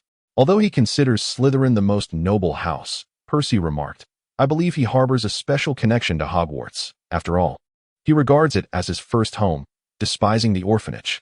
Percy reflected on the diary's narrative. "One who perceives the school as home would undoubtedly possess a unique sentiment towards its founders, even if such feelings may be quite extreme." The four founders? Harry's understanding of them was limited to the songs sung by the Sorting Hat at the beginning of each school year. Gryffindor, Slytherin, Hufflepuff, and Ravenclaw. Tom has a keen interest in the legends surrounding these ancient wizards. Otherwise, he would not have known about the Chamber of Secrets. Ordinary students do not delve into such matters, Percy shrugged. What else did he enjoy? Harry quietly noted this and continued to inquire. Tom Riddle, who relished power and craved recognition, remembered each compliment bestowed upon him by his teachers, holding himself in high regard. Oh, and he also had a penchant for collecting. He was particularly fascinated by exquisite objects. He was well versed in the treasures of Borgin and Berks. Percy replied, "I believe he epitomizes a quintessential Slytherin, much like the Malfoy family, who must also have an affinity for collecting beautiful and expensive items. My father has always suspected that they possess hidden stashes of forbidden objects. Many Slytherins resemble certain bird species, gathering shiny trinkets from various places to adorn their nests," Percy illustrated, "even if such pursuits are perilous or against the law."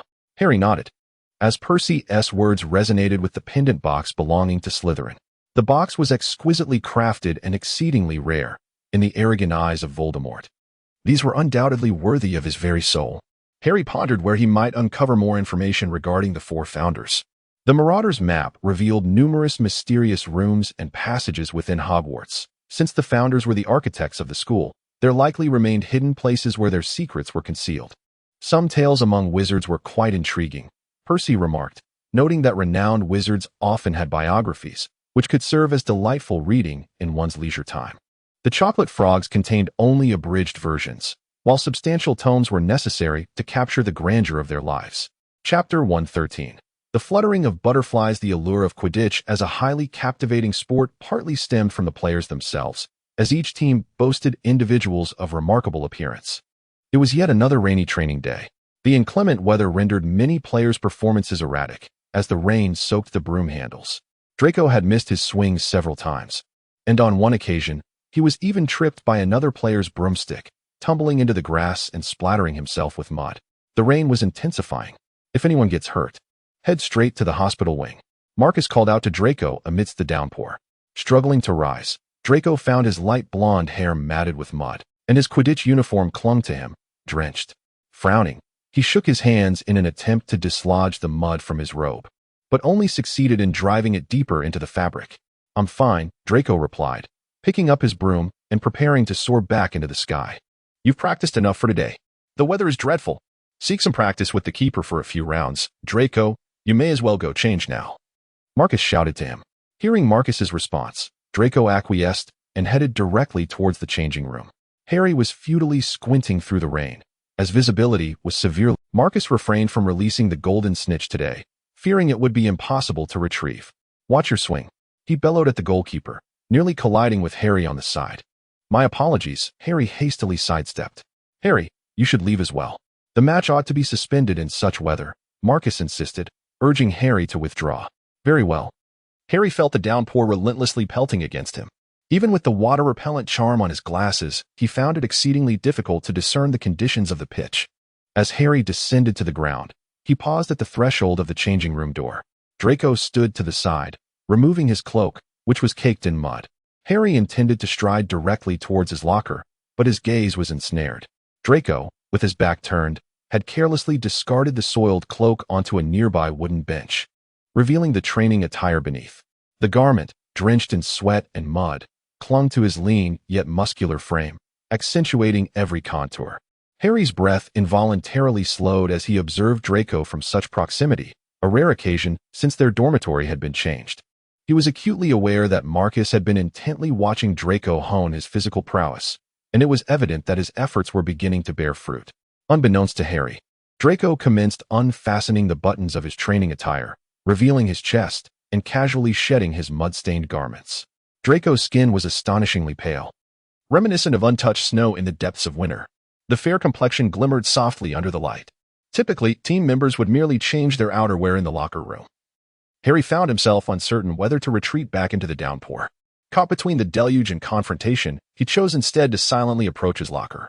The team uniform clung to him, and he felt an overwhelming sense of heaviness and chill. Harry cast another glance at Draco's silhouette. Draco's shoulders, though not particularly broad, were perfectly toned, with his scapulae gently protruding like delicate wings. The striking whiteness of his skin accentuated the definition of his shoulder blades, and his back possessed smooth, elongated lines that reminded Harry of butterfly wings, those with a pale hue imbued with a subtle texture, as if a mere touch would leave an impression. Draco, still a youth, had a waist so slender that it could almost be encircled by a single hand. Sweat or rain trickled down from the nape of his neck, leaving a glistening trail upon his skin, coursing along the shallow rivulet of his spine towards his waist, resembling a winding stream flowing through a blanket of snow. Harry opened his locker, the creaking sound finally attracting Draco's attention. "Potter, what are you doing there?" Draco's voice suddenly rang out, startling him, with an imperceptible tremor lacing his words. He had already shed his upper garments, clutching a clean shirt in hand, and as he turned, his gaze collided with Harry's. On his pale, nearly translucent face was a smudge of dirt, and his light golden hair clung damply to his forehead. Upon realizing it was Harry, a flicker of panic crossed Draco's eyes, quickly masked by an imposed indifference. "My locker is right here," Harry replied. "The rain is too heavy, and Marcus made me leave." Draco narrowed his eyes. "Then what are you staring at me for, Potter?" His tone was urgent, yet his fingers unconsciously tightened around the shirt. "Should I just look at the locker while I speak to you?" Harry hastily averted his gaze, fumbling to grasp his broom, only to accidentally kick a nearby wooden stool, producing a dull thud. "I'm not staring at you," Harry retorted, as if recalling something, his voice rising uncontrollably. "I just wanted to see how you fell." He lowered his gaze, feigning to organize his broom, attempting to suppress the warmth creeping onto his face. Draco's heartbeat quickened. He felt Harry's gaze had burned through him, leaving him flushed. He loathed this feeling of losing control, yet found himself compelled to engage further. "Oh, concerned for me?" Draco arched an eyebrow, striving to keep his voice steady. "I'm not so injured that I require your inspection." He paused, feigning nonchalance as he turned away to continue changing. Though his movements were markedly slower than usual, his fingers grazed his arm, still damp with rainwater. "You still have dirt on your face," Harry suddenly remarked, his voice barely audible. He was uncertain why he felt the need to say this, yet he couldn't resist adding another comment. Draco blinked in surprise, turning back, his fingers instinctively brushing against his cheek, where his fingertips encountered a trace of mud. He frowned, his tone sharpening. "And what of it? I don't need you to remind me, Potter." Harry pressed his lips together and fell silent. The sound of rain reverberated in the air, while the wind occasionally swept in bursts of mist through the gaps of the changing room window. The atmosphere was heavy and clammy, as if one could wring water from it, each breath laden with a damp, oppressive sensation. The distant clamor of the field was drowned out by the rain, leaving only the somber stillness of the changing room and the occasional drip from the eaves. The chattering voices of Marcus and the other players gradually approached, indicating that the remaining teammates had concluded their training. Draco, having changed, seized his soiled team uniform, and darted out of the changing room. Chapter 114. Secrets Unveiled. The students of Hogwarts quickly recognized that Lupin was an excellent teacher. They could discern a teacher who diligently prepared lessons, readily answered questions, and possessed a wealth of knowledge. Beyond practical application during lessons, the assignments Lupin assigned were refreshingly manageable, never designed to torment students with lengthy essays. On this day, Lupin stood in the center of the classroom, facing a rickety old wardrobe from which a muffled tapping emanated, as if something restless stirred inside. Today's lesson focused on the boggart, a shape-shifting creature that feeds on human fears. The boggart lacks a fixed form. Lupin's voice was gentle yet clear, imbued with a reassuring strength. It has the ability to see into the hearts of individuals and transform into their greatest fear, thriving in dark, confined spaces. The incantation to combat it is ridiculous, with the key being to focus one's attention and turn fear into humor. Who would like to volunteer first? Lupin inquired. The students exchanged curious whispers below. Draco, you may go. Lupin casually pointed to Draco. Draco paused in surprise before rising to his feet, shaking his robe and obediently stepping forward. He gripped his wand tightly, fixing his gaze on the wardrobe as Lupin waved his wand, causing the cabinet door to quiver and slowly creak open. A chill breeze swept through the room, causing the flames to flicker, and the students held their breath. The sight before Harry caused his heart to sink. Harry swiftly exchanged a glance with Lupin. Draco felt the last vestige of color drain from his face at the sight of the boggart. A figure staggered forth from the shadows. Quirrell, the Quirrell of their first year. His complexion was as pale as that of a corpse, swathed in a tattered purple turban. The boggart faced the students, and apart from Lupin and Harry, who stood at the far edge, few noticed the grotesque visage that was affixed to the back of his head. The classroom erupted with a few snickers and whispers. Most regarded Quirrell as merely an oddity who had vanished after a certain Halloween, oblivious to the true significance of the face lurking behind him. Quirrell's eyes bulged with a murky madness as he lunged at Draco, hoarsely rasping, "I will kill Dobby. I require more unicorn blood. After Christmas, I shall leave this place and kneel in Albania to kiss my robes." Draco's throat tightened, his fingers trembling slightly. He recollected that Halloween when Quirrell had burst into Malfoy Manor after fleeing Hogwarts, welcomed by his parents. Dobby cowered in a corner, clutching his injured ear, too terrified to make a sound. It was merely a boggart, conjured to manifest as something ludicrous. Lupin furrowed his brow, hesitating to intervene, clearly taken aback at the sight of Quirrell. How absurd! Draco gritted through his teeth, attempting to envision Quirrell in a jester's outfit, complete with a red nose. Yet, the tip of his wand only emitted a weak spark, and Quirrell's figure wavered without transforming. Draco's complexion paled further as cold sweat trickled down his brow, his legs nearly giving way beneath him. He heard laughter erupting from behind him. "I will kill your parents as well. How dare you? How dare you defy the Master's will?" Quirrell shrieked maniacally. Draco stepped back. Lupin commanded, striding forward and flicking his wand, exclaiming, "How absurd!" Quirrell's form twisted slightly, morphing into a luminous orb that floated serenely, radiating a soft glow. For a brief moment, the classroom fell silent before erupting into a cacophony of excitement. Everyone appeared eager to participate. "My apologies for my inadequate explanation," Lupin said, patting Draco reassuringly on the shoulder. Draco retreated to the sidelines, breathing heavily, his heart racing. He lowered his gaze to the floor, unable to meet anyone's eyes. The image of Quirrell and that face affixed to the back of his head filled him with a nauseating sensation. Lupin quickly regained the class's attention, elaborating on the methods to confront the boggart. He summoned Neville to step forward, and Neville's boggart successfully transformed into Professor Snape, clad in a grandmother's floral dress, wobbling about with a pink parasol, inciting uproarious laughter from the students. Even Hermione couldn't suppress a giggle, while Ron enthusiastically clapped the table, exclaiming, "Neville, you're brilliant." Draco watched in bewilderment as the other students took turns. The boggart morphed into spiders, snakes, and various other forms. Pansy's boggart transformed into a colossal green caterpillar, and with a scream, she cast a spell, turning it into a plush toy adorned with a bow. Meanwhile, Blaze's boggart manifested as a chaotic flurry of examination papers, which he ultimately transfigured into a swarm of paper airplanes, scattering throughout the classroom. The lesson swiftly concluded amidst laughter and merriment, and Lupin refrained from calling Draco to the front a second time. As the bell rang, students dispersed quickly, yet Draco remained lost in thought at his desk. Hey! A voice whispered beside him. Draco jerked his head up to find Lupin standing nearby, offering him a piece of chocolate. There was no mockery in those eyes.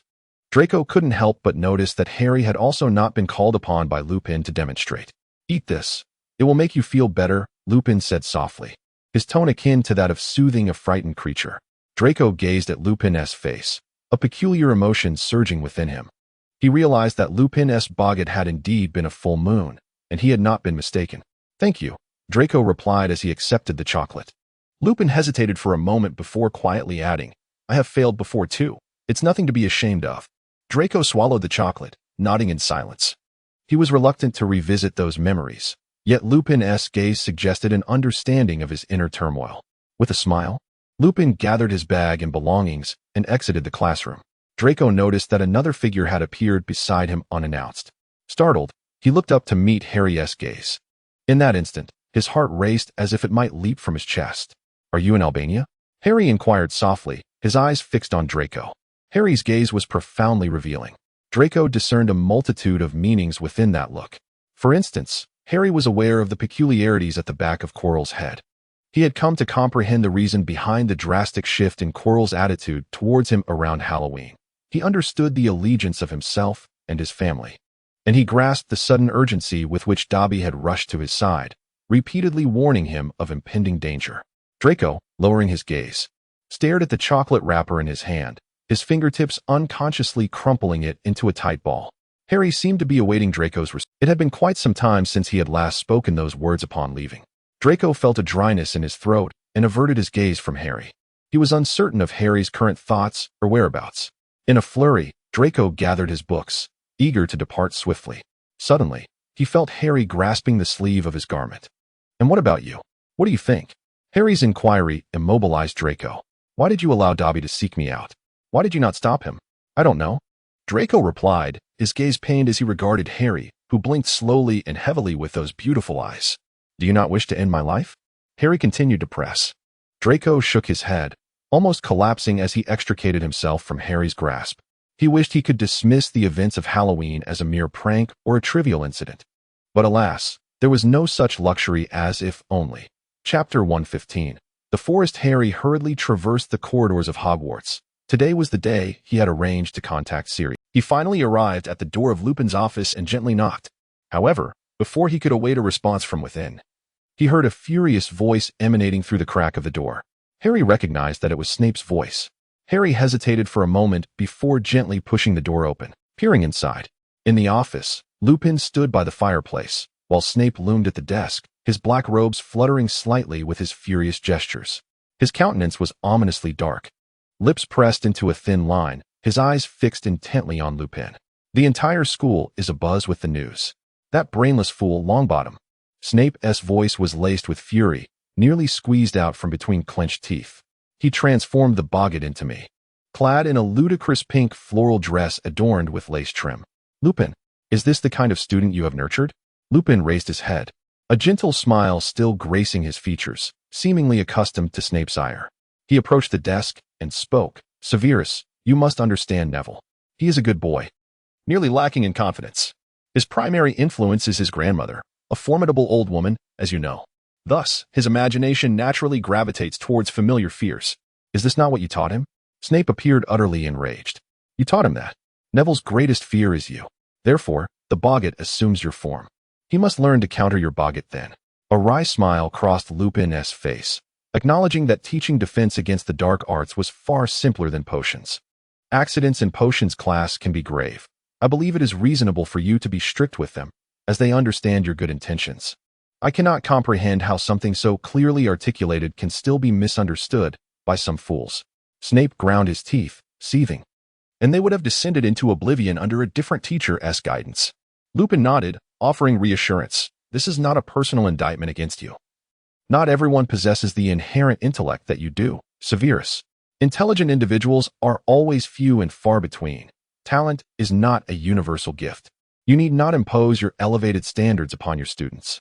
Do not presume that a few kind words will earn my forgiveness, Snape scoffed, nostrils flaring as if deriding this explanation. Snape's fingers moved within his robes, producing a small glass vial, the liquid inside unmistakably wolfsbane potion. With a resounding thud, he placed it on the desk, the force causing the parchment to tremble slightly, and a quill to roll perilously close to the edge. Spare me the nonsense, Lupin. This is your potion for the month. Do not expect me to squander another second listening to your justifications. I have no time to coddle those inepts. Lupin glanced down at the vial, a genuine smile of gratitude emerging. Thank you, Severus. You know how much this means to me. Snape rolled his eyes, arms crossed over his chest, his tone dripping with sarcasm. By the way, when is the next full moon? Perhaps I should prepare you a lunar calendar, lest you forget to lock yourself away one day. Lupin smiled, his tone as calm as still water, even tinged with a hint of self-deprecation. The full moon is next week. I will take my potion on time. I will ensure the door is securely locked, he added. He paused for a moment, his demeanor growing more serious, as if genuinely seeking counsel. If you do not mind, I would appreciate your advice. I can provide you with detailed feedback on my experiences post-medication, such as the extent of dizziness and the duration of muscle spasms. Perhaps there is room for improvement in the wolfsbane potion. After all, you are an expert in this field. Snape's brow furrowed slightly, and after a moment of silence, he replied coldly, as you wish.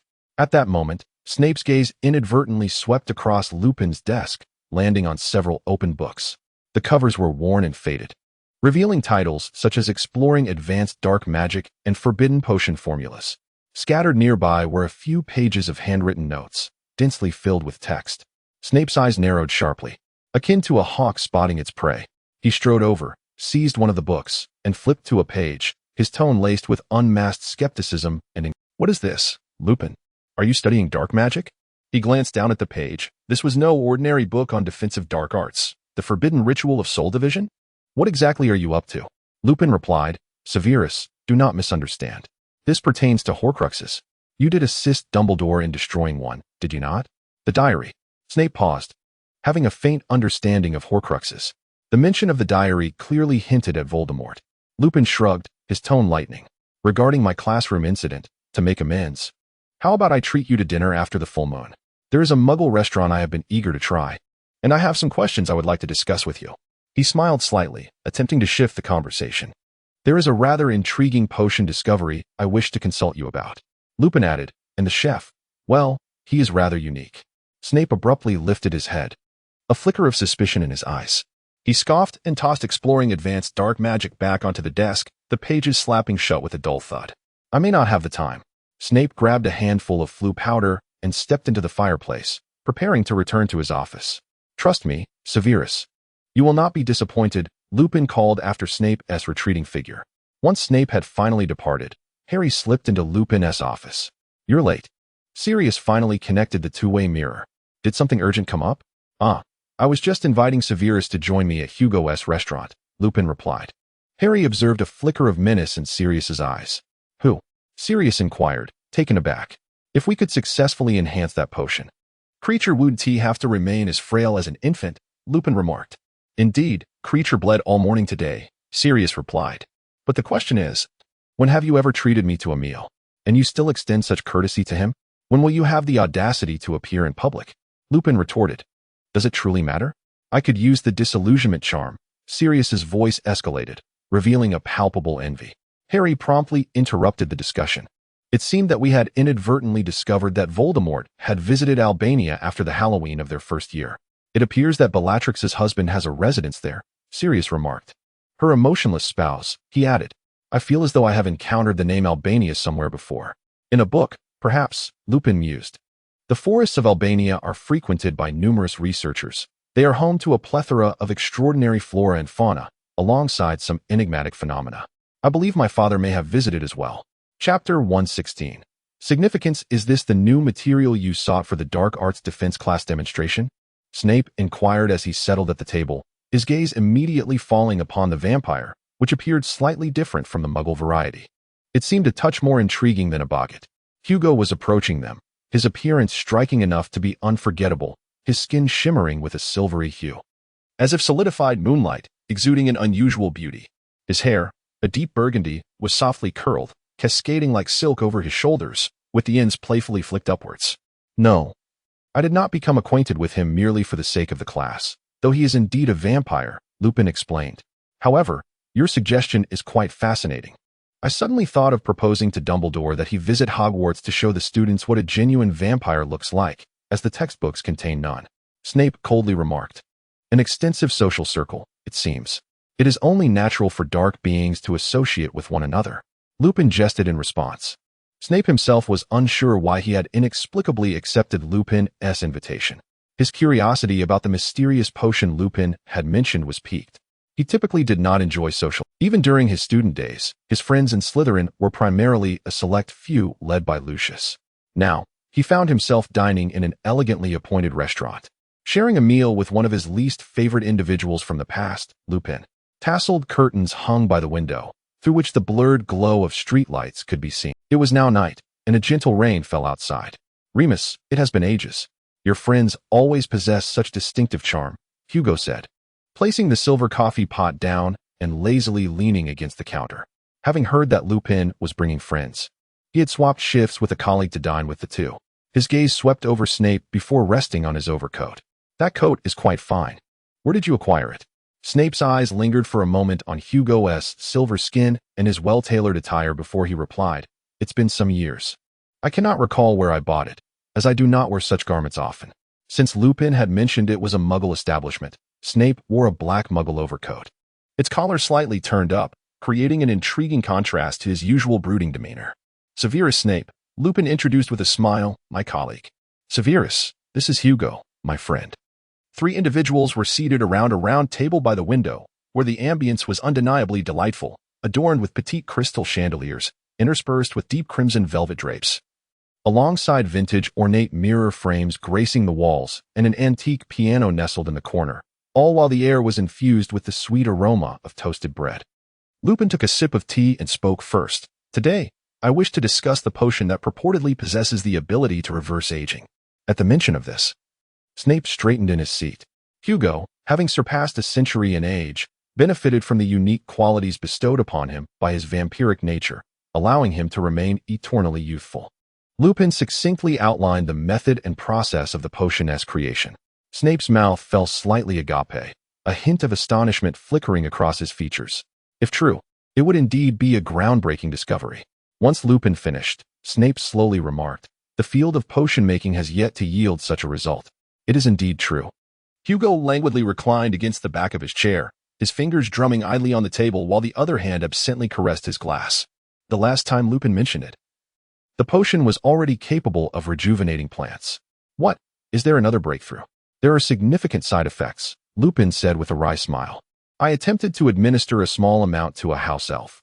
While it did regain its youth, it became as fragile as an infant, on the brink of collapse, extremely susceptible to injury. Snape raised an eyebrow.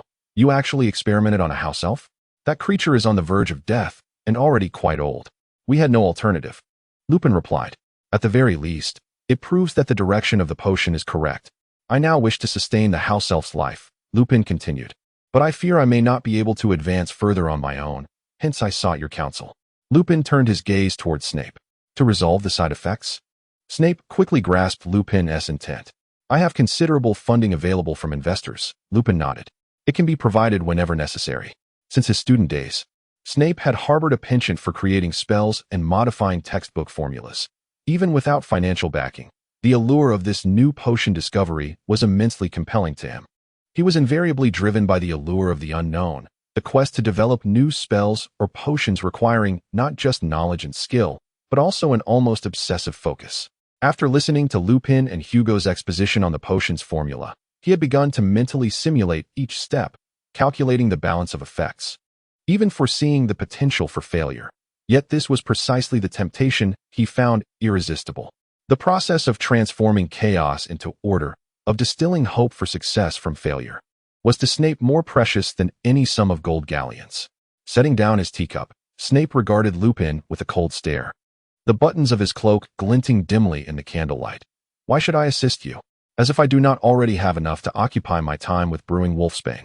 Your wolfsbane potion has already saved my life.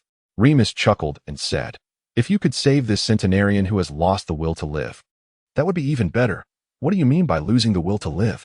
Snape frowned as Remus pointed playfully at Hugo. Suddenly, Hugo interjected, his voice taking on a somber tone. What is the purpose of living? Honor? Love? Career? Amassing wealth? bringing forth a multitude of children only to perish, allowing them to perpetuate this cycle of existence. Snape replied, having lived for a century, you should possess a clearer understanding of the answer than we do. Hugo paused for a moment, then laughed at himself with a hint of irony. The answer? If I knew, I wouldn't be here as a chef. Living too long has rendered everything rather insipid. Each day I awaken, pondering what novelty today might bring. Thus, I resort to shopping, for at least it provides me with something to do. Even if many of the items I acquire remain unopened in their packaging, Hugo shrugged. One must find some amusement in life. Otherwise, what difference is there between living and being dead? After a moment of silence, Snape suddenly spoke. Do you believe this potion can leave you with something of significance? Hugo was taken aback, fiddling with the teaspoon in his hand, and after a long pause, remarked, perhaps it will. The notion of immortality sounds appealing, yet at times it feels more like a curse. If my existence can alter this world in some way, then that would constitute a trace of my presence here. The atmosphere fell into a brief stillness before Remus broke the silence. Severus, what about you? What do you believe is the purpose of life? Snape scoffed. To fulfill what must be done, nothing more. Hugo lifted his gaze, pressing further. But everyone will die. All will turn to ashes. Do the so-called necessary tasks not seem like a waste of time? A century from now, will these tasks still exist? Do they hold any meaning? As long as I remember. They hold meaning, Snape replied, pocketing the small vial of crimson liquid and casting his eyes over the dishes on the table. Did you prepare all of these? These are new dishes I developed.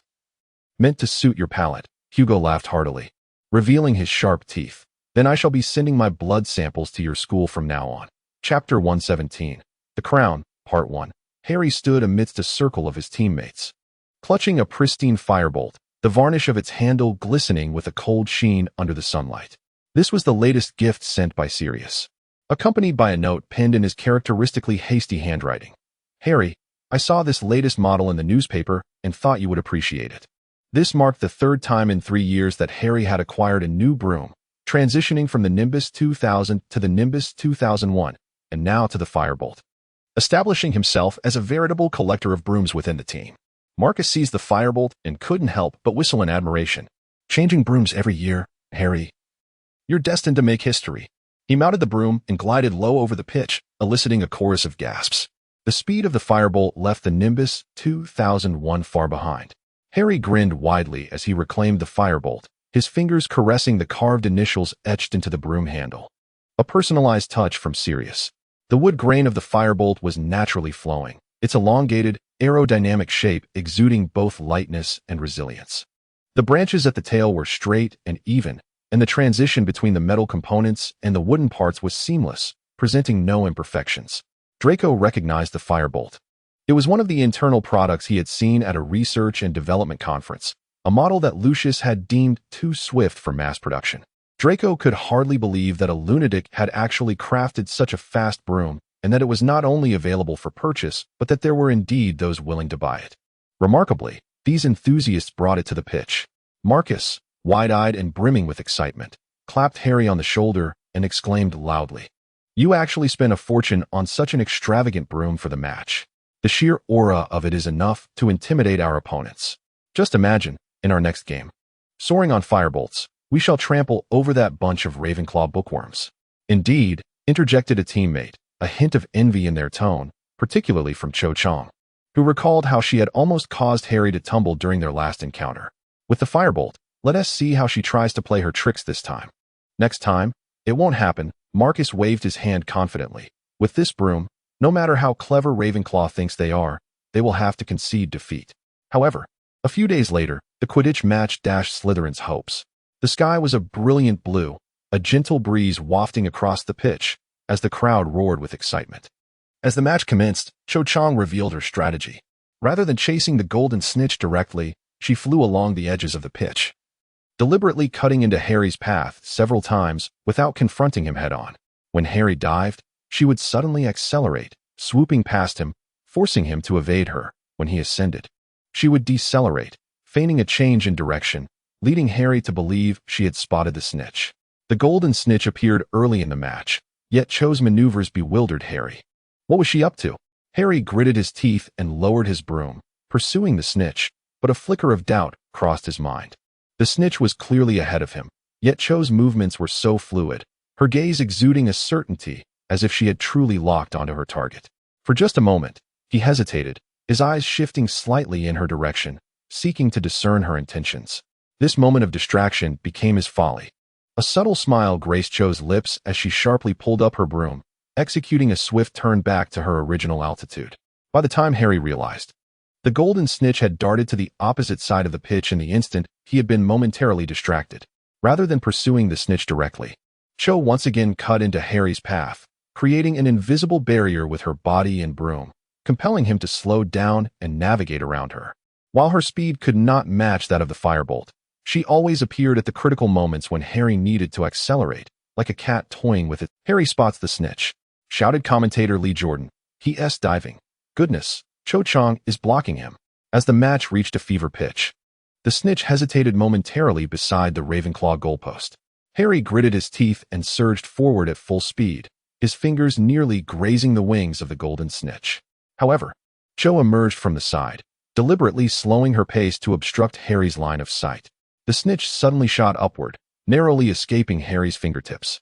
Seizing the opportunity, Cho Chang executed a flawless roll and dive, her body almost merging with the broom, her arms extending perfectly to secure the shimmering snitch in her grasp.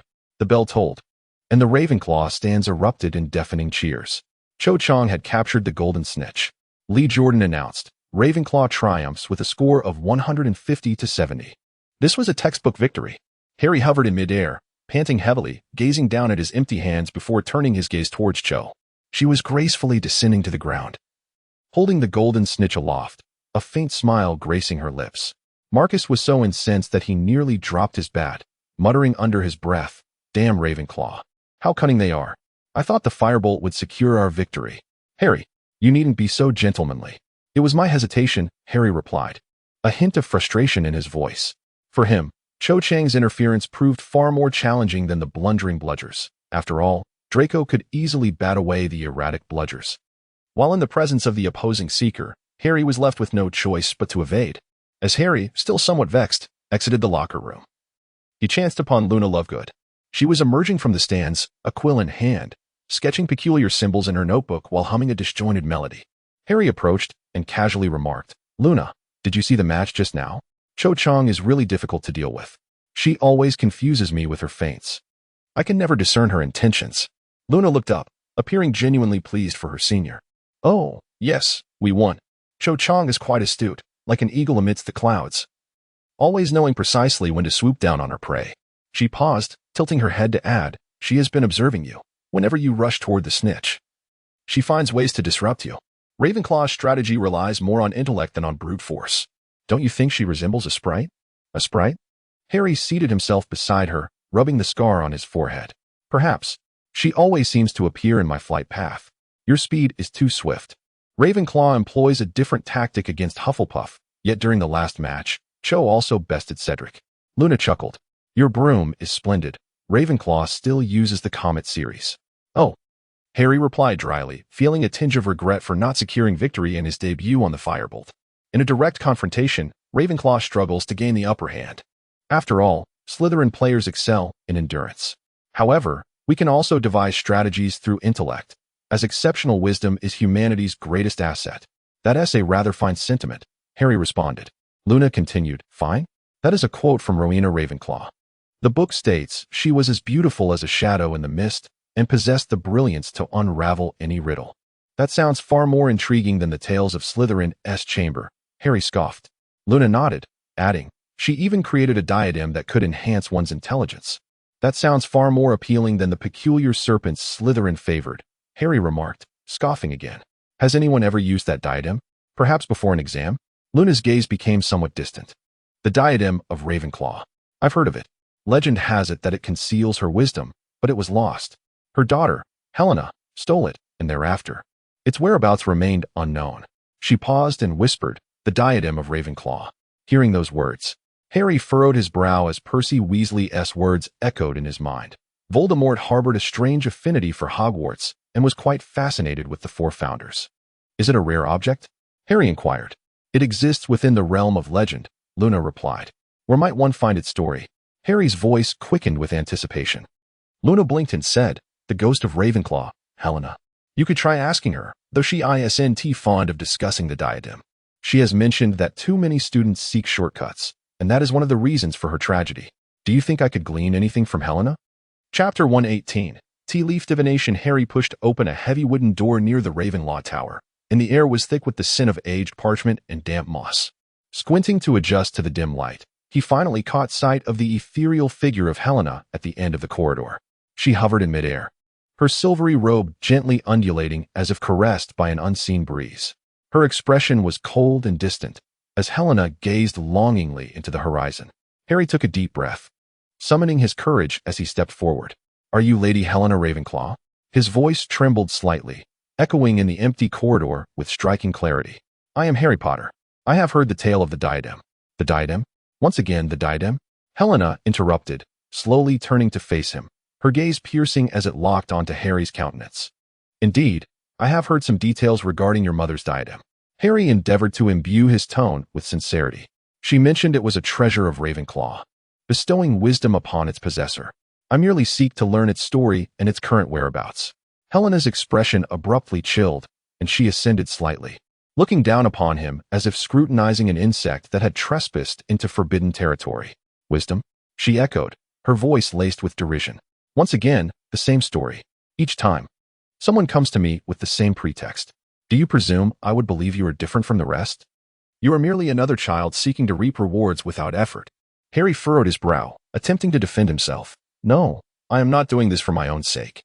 "Enough," Helena interjected, waving her translucent hand, which traced an arc through the air. "I have heard far too many such fabrications, not for myself, just curious, for a greater purpose. And what is the outcome? Merely a desire to satisfy personal greed with my mother's crown. Do you have any idea how many have coveted it? How many have endeavored to pry its whereabouts from me? I am truly not that kind of person." Harry raised his voice, a note of urgency creeping into his tone. "I am simply searching for some answers." Helena's brow furrowed slightly, but she soon reverted to her indifference.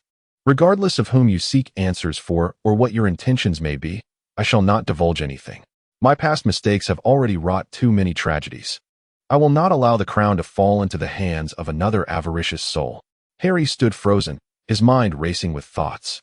He opened his mouth, intending to articulate something further, yet found himself at a loss for appropriate words.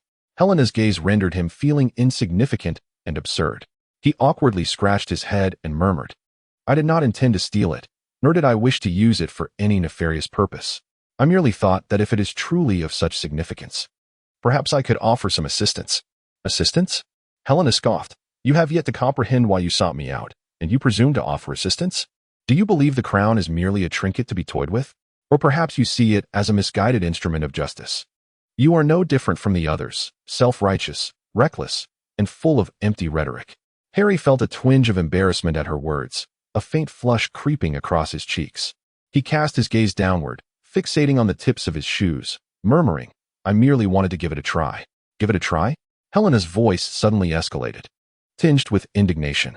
"My mother's legacy is not a mere plaything for your experiments.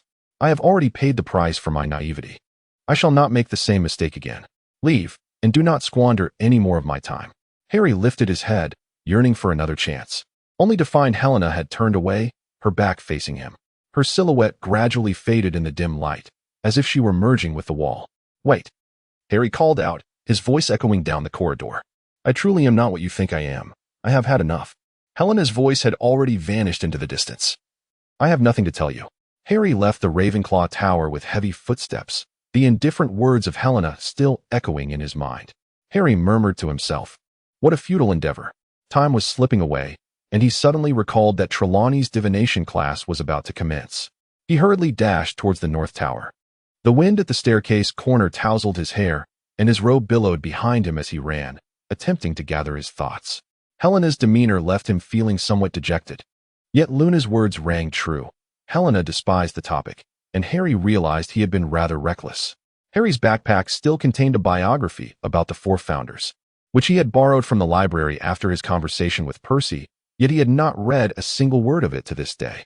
Harry decided to peruse the biography during divination class.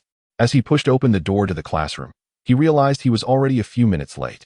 The air was thick with the scents of spices and unburnt firewood, while Professor Trelawney stood at her trapezoidal lectern, draped in a colorful shawl, animatedly discussing omens of fate. Students were gathered in small clusters around their circular tables, engaging in hushed conversations. A quick glance revealed that there were hardly any vacant seats, save for one. Draco was seated alone at a table by the window, his elbows resting on the surface, seemingly indifferent to Trelawney's words. His gray eyes were half closed, with long, thick lashes casting a faint shadow beneath them. Harry furrowed his brow, but with no other option, he steeled himself and approached. Malfoy.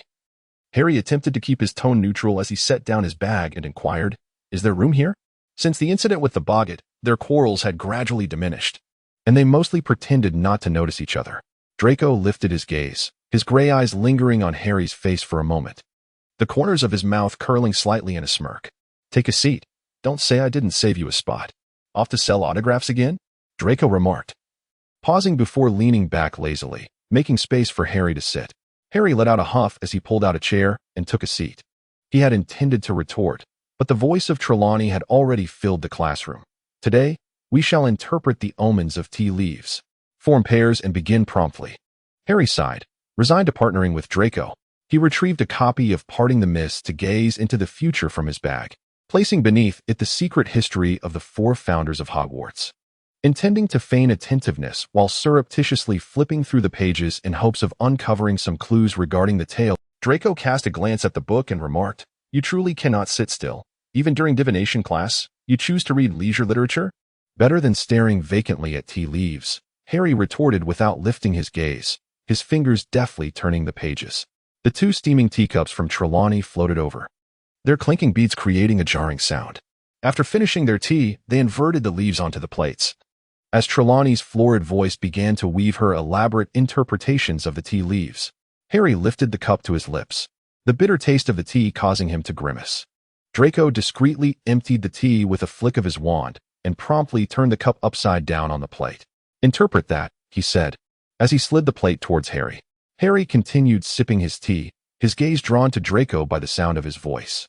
Sunlight streamed in through the window, casting a radiant glow upon Draco's nose, accentuating a flawless curve, which then cascaded down his jawline, enveloping him in a gentle halo of light. Harry found himself captivated by this play of light and shadow, momentarily lost in thought until Draco's voice pulled him back to reality. "Potter, do you intend to watch me drink until class is over?" Draco squinted, recalling how Harry had looked at him with that same expression in the locker room. Harry felt his face flush and quickly lowered his head to finish the remaining tea, attempting to mask his embarrassment. He pushed the cup to the center of the table, feigning earnestness as he examined the patterns at the bottom of the cup. Draco chuckled softly, leaning in closer, both of them gazing at the murky remnants of tea leaves. Harry noticed Draco's light golden strands of hair cascading down, gently brushing his forehead, exuding a faint fragrance. The shape formed was reminiscent of a pair of spectacles, foretelling the possibility of myopia. Draco swiftly crafted an interpretation, inscribing a whimsical prophecy on the parchment. "Quite creative," he noted. Harry rolled his eyes, though his lips involuntarily curled into a smile. "And what about you? Does your tea resemble a snake, suggesting you may be poisoned by your own hand?" Draco, with a flourish, flipped through the pages of the future, proclaiming aloud, "The snake may signify danger and adversaries. In numerous cultures, it is regarded as a symbol of cunning, threat, or potential peril, but it can also represent transformation and rebirth. The snake's shedding of its skin in divination symbolizes change, renewal, or rebirth, possibly indicating the end of an old phase and the commencement of a new one. Furthermore, the snake embodies inner strength or temptation, representing hidden power, wisdom, or some cautionary allure." "Quite impressive," Harry remarked, quickly filling half a page with notes. At some point, Trelawney had materialized beside them, seizing Draco's plate. She squinted at it for a prolonged moment before gasping. "A flying snake. Oh my goodness, this is a rare omen." The snake symbolizes cunning and rebirth, while flight signifies breaking free from constraints, heralding dangerous transformations. "Dear Malfoy, you are destined to encounter peril." She lowered her voice as if fearing eavesdroppers. "You will experience an unexpected metamorphosis." "How delightful," Draco replied with a straight face. "I can hardly wait for this transformation." They soon embarked on a second round of tea leaf interpretations. "What does this resemble?" Draco tilted his head, his fingers unconsciously tapping twice on the table. "I see a broken broom, foretelling you might take a tumble." Impossible, Harry retorted. Do not question my flying skills. It remains a possibility. Draco scribbled the divination results with flair. Potter may encounter a disaster involving flying brooms. If your gaze continues to linger on Autumn Jean, the speed of the firebolt could send you soaring into a graceful arc of descent. I did not. She has been the one persistently distracting me, Harry exclaimed, raising his voice in indignation. She is rather lovely, is she not? Draco remarked, continuing to write swiftly. Harry was momentarily taken aback. Indeed, Xiao Zhang was undeniably beautiful. However, Draco's nonchalant tone suggested to Harry that the matter was far from simple. It is my responsibility that we lost this match, Harry said, furrowing his brow. If you wish to blame me, you could have easily brought it up during practice. Draco shrugged, his tone casual. I misinterpreted the glasses. I believe they signify that your eyes are perpetually betraying you. Harry found himself once again staring at Draco. I was merely praising the beauty of Cho Chang. Why are you upset? Draco's gaze lingered on Harry's face for a brief moment before shifting away. Noticing Harry's choked reaction, a faint smirk crept onto Draco's lips. Remove your spectacles and behold the future, Scarhead. Chapter 119. The Crown, Part 2. Within Hagrid's cozy cabin, the fire blazed brightly. An steaming teapot sat atop the wooden table alongside a plate of hard rock cakes. Harry sat on a wooden chair by the window, still holding the tome The Secret History of the Four Founders of Hogwarts. Luna sat opposite him, cradling a cup of tea, her gaze drifting absent-mindedly towards the forbidden forest outside. Hagrid busied himself with the fire, his massive form nearly obstructing half the room. The afternoon sunlight streamed through the window, bestowing a touch of warmth upon the humble dwelling. What a dreadful love story, Harry remarked as he flipped through the pages of the book. Hagrid turned around, a thick log in hand, and boomed. Who? What love story? The Bloody Baron and Helena, Harry replied. You mean that ghost of Slytherin, all chained and bloodied? And the ghost of Ravenclaw? The Bloody Baron actually killed Helena? Harry shook his head in disbelief. Just because he was spurned in his affection, Helena fled with her mother's diadem, and he ultimately found her in the Albanian forest, only to stab her and then take his own life? Luna set her teacup down, tilting her head. Helena sought her mother's wisdom, yet ended up destroying everything. The Bloody Baron must have been driven mad. Helena never truly loved the Bloody Baron, Hagrid grunted. If this can be called a love story at all. I've heard a bit about it. Isn't the Ravenclaw diadem supposed to grant wisdom? Why would she steal it? Rowena Ravenclaw was so remarkable. Surely she wouldn't be so petty as to deny her daughter its use? It wasn't pettiness, but jealousy, Harry murmured, flipping to a passage in the book. It states that Helena envied her mother's talents and the diadem's power, which led her to steal it. Consequently, Rowena sent the Bloody Baron to retrieve her, which culminated in this tragic fate. It truly is a lamentable tale. What has sparked your sudden interest in the Four Founders? Hagrid inquired. Harry opened his mouth, uncertain whether to disclose the matter of the Horcruxes to them. Perhaps it was due to the Chamber of Secrets? I had only just emerged from the chamber last semester. The Four Founders have many tales, do they not? The chamber. At the mere mention of this word, Hagrid slammed his hand on the table with a grunt. It was precisely because of the chamber that I was expelled, and my wand was shattered. Tom Riddle exploited his influence at the school, leading everyone to believe that I was the true culprit. I merely cared for a pet. How could I have possibly unleashed the basilisk to murder? Harry was taken aback. He had not anticipated that Hagrid had a history with the Chamber of Secrets. Do you know Tom Riddle? The one who became Voldemort? Hagrid shuddered at the mention of that name. In truth, we were classmates. Classmates? Harry was stunned. Then you must have some recollection of him? He was always a popular and well-liked student among most teachers and peers, yet I cannot fathom why he would seek to tarnish my reputation, Hagrid remarked. Because he was the one who opened the chamber. He required a scapegoat, Harry responded. He even sought a way to reopen it. Hagrid, you were classmates with Tom, correct? Did he ever mention the Four Founders? Hagrid paused, nearly dropping the firewood in his hands. He set it down and sat in a creaking chair, his voice lowering as he reminisced. Yes, we were in the same year. That fellow was quite remarkable, as charming as honey, always managing to mesmerize those around him. If I must mention the Four Founders, I recall a period when he frequently conversed with Helena. They would talk for ages, though I remain unaware of their discussions. You know, Helena has always despised boys who cling to her, yet she was different with Tom. Really? Harry sat up straight, his eyes brightening. He truly inquired about the diadem? It's hard to say. We weren't particularly close, but he was aware of my penchant for pets. Before my expulsion, he even spoke with me about which was better as a pet, a spider or a snake. Hagrid frowned in thought. He never explicitly mentioned anything.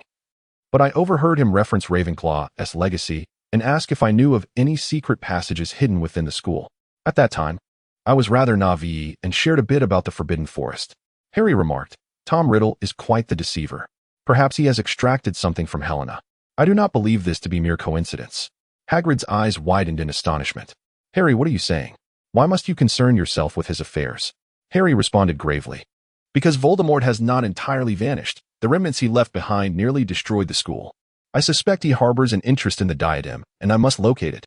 Harry paused momentarily before turning to another page, adding that there was an intriguing aspect mentioned in the book. Most of the peculiar mechanisms and mysterious passages within Hogwarts were designed by Rowena Ravenclaw, including the moving staircases and transforming rooms, all of which were her ingenious ideas. What? Hagrid exclaimed, his eyes widening. You mean those dizzying staircases were her doing? I keep falling down them. It's not my clumsiness that is to blame. Luna chuckled softly. She was remarkably intelligent. Those designs were like puzzles, accessible only to those who understood them. But isn't that quite fascinating? Hagrid's voice was laced with concern. Goodness, Harry, why do you always involve yourself in such terrifying matters? What do you intend to do? Go directly in search of the diadem? I tried asking Helena. Harry sighed, recalling how she had abruptly interrupted him, likening him to those foolish individuals seeking shortcuts, not allowing him to finish a single sentence.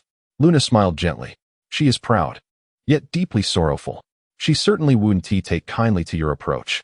Hagrid remarked that Tom Riddle could charm her, suggesting Harry should learn his persuasive ways. Learn from him? Hagrid scoffed. Insanity. I don't believe Helena would be deceived a second time. Harry shook his head. There's no other choice. I must rely on the book for now. He reopened The Secret History of the Four Founders of Hogwarts, his gaze settling on the chapter about Rowena Ravenclaw.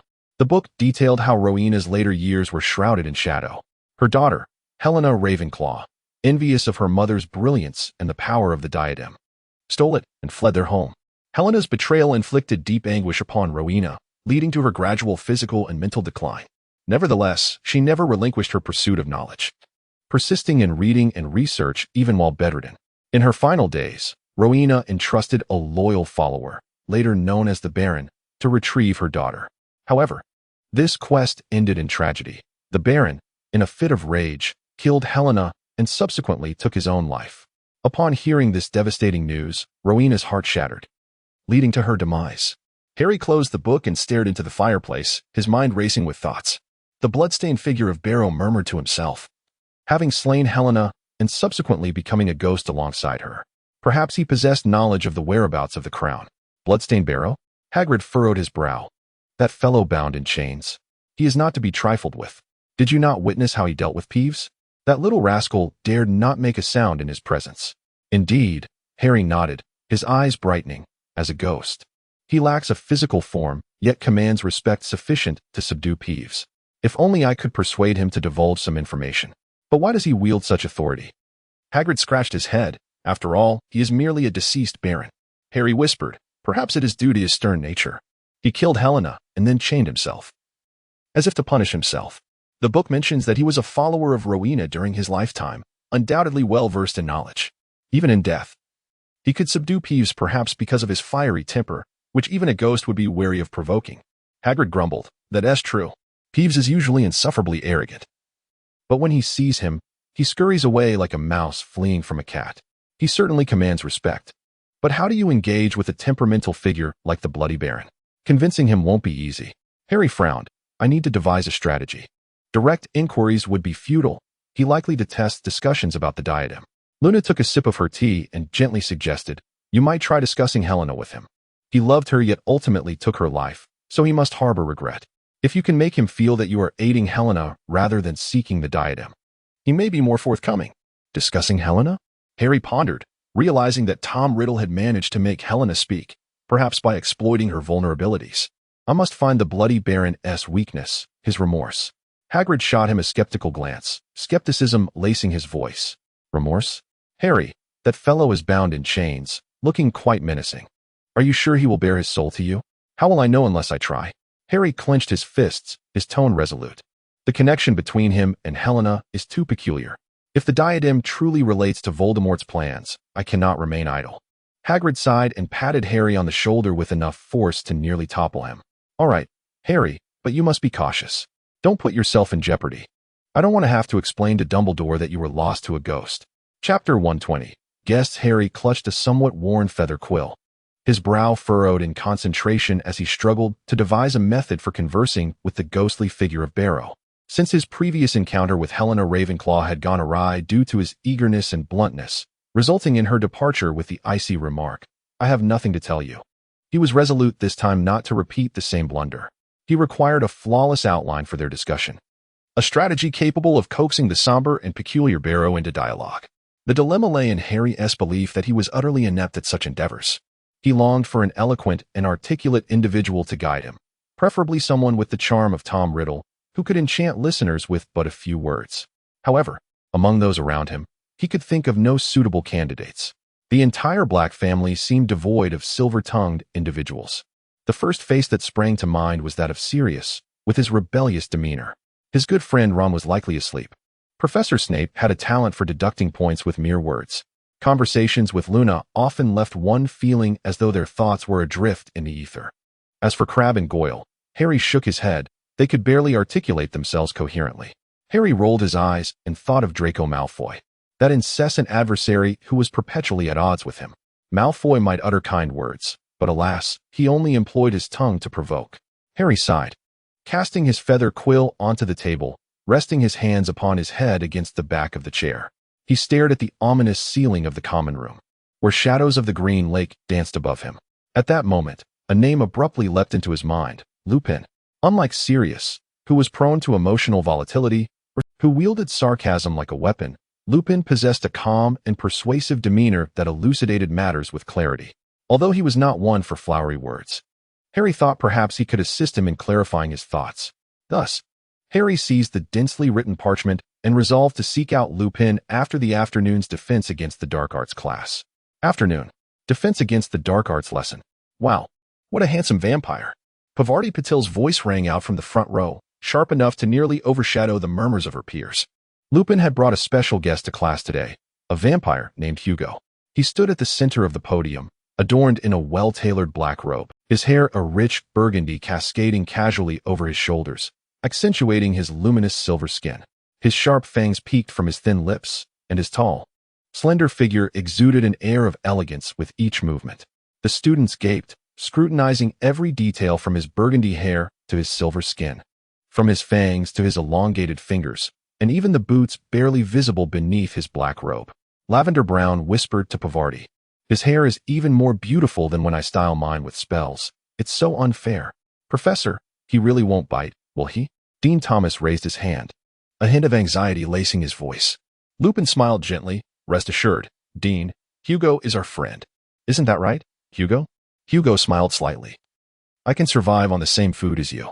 If you're worried, just draw the curtains, and you can kill me." Laughter erupted in the classroom, alleviating much of the tension in the air. Lupin clapped his hands to signal for quiet. "All right, Hugo is here to assist us in our studies today. Who would like to ask a question?" "I will." Lavender Brown immediately raised her hand, her eyes sparkling as though she had discovered a new toy. "Why does your skin look so special?" Hugo stroked his chin, his silver skin glinting softly. "This is one of the characteristics of a vampire. Once the blood ceases to flow, the skin assumes this appearance. Unfortunately, there is no secret formula to share unless you wish to become like me." He spread his hands, feigning innocence. Seated in the middle, Seamus Finnegan raised his hand, his tone brimming with curiosity. "Can you turn into a bat? Just like the storybooks say?" "I've heard vampires can fly." "That's a good question. However, I regret to inform you that it is merely a myth. I cannot transform into a bat. Nor can I fly, but my speed should compensate for this shortcoming. Would you like to see?" Without waiting for Simon's response, Hugo shrugged, scarcely moving at all. In the next instant, he had already positioned himself at the far end of the classroom, his wine-red hair slicing through the air, creating a fleeting silhouette. His speed so remarkable it seemed as though the very air had been torn apart. The students gasped in unison, and Parvati even clapped her hands, exclaiming, "So cool." Simon's eyes widened as he murmured, "Well, that's cooler than flying." In the back row, Theodore lazily raised his hand, his tone laced with provocation. "Have you ever witnessed a Muggle war? They say vampires feast amidst the chaos. Is that true?" Hugo's gaze darkened slightly, yet his tone remained gentle.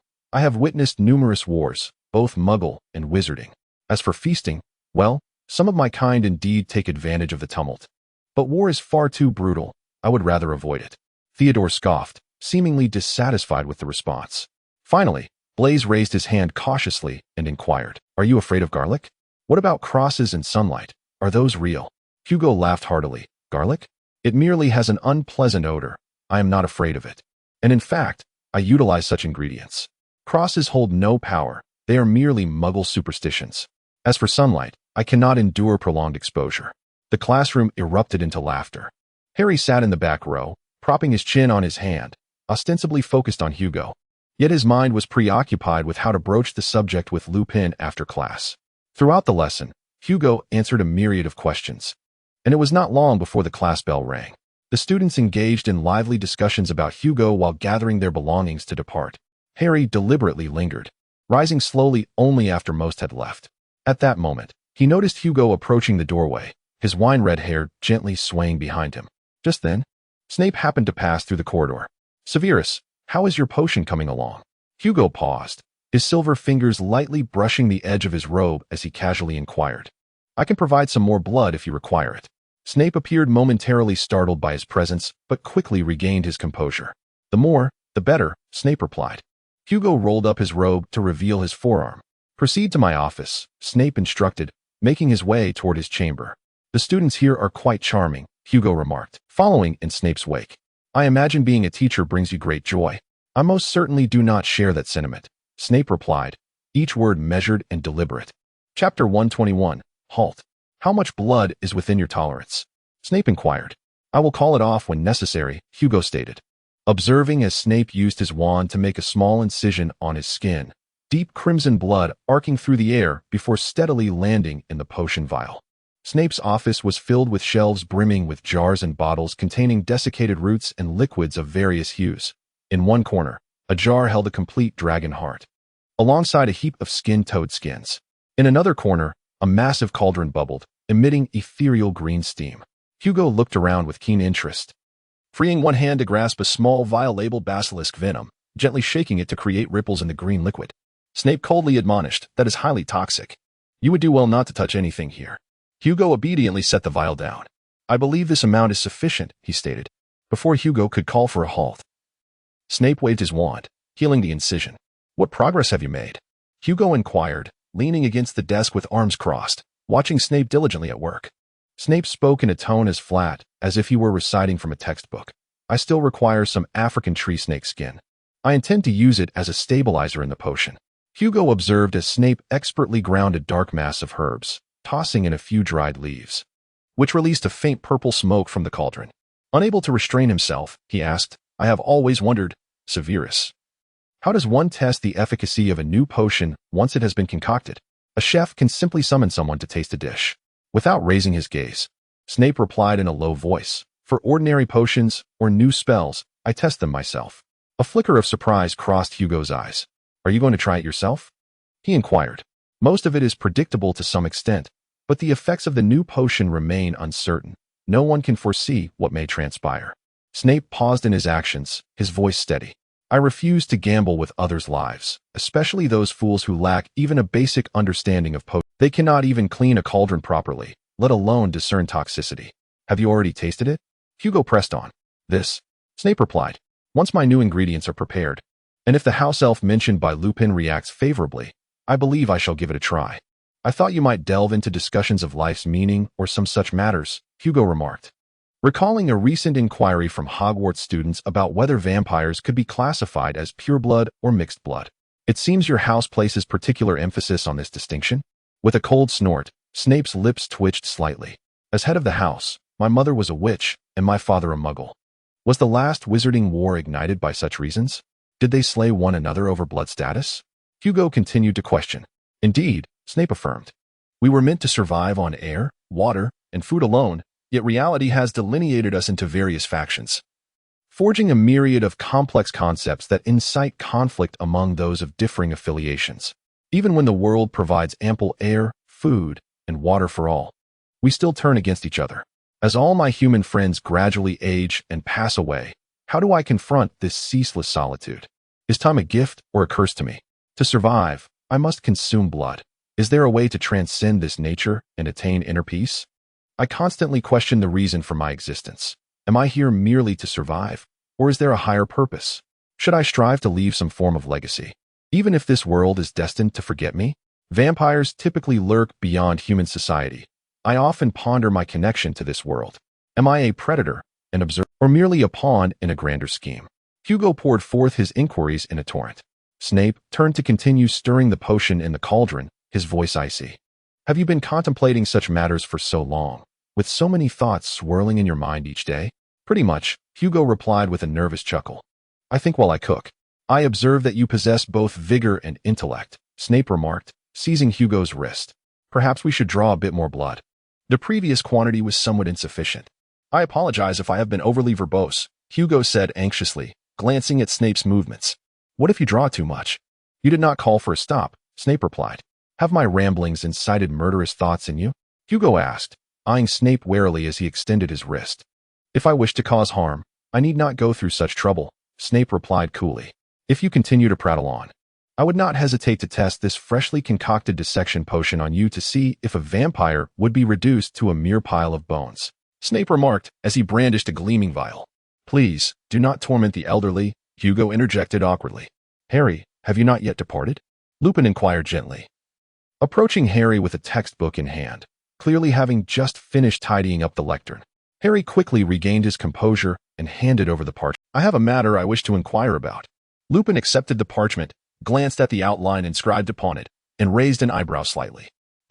Quite well organized. You have articulated an introduction, expressed your purpose, and devised a strategy for addressing potential rejection. What could be of such significance?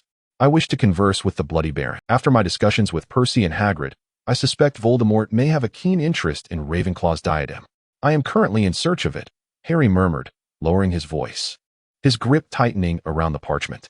However, the Bloody Baron is rather formidable to deal with.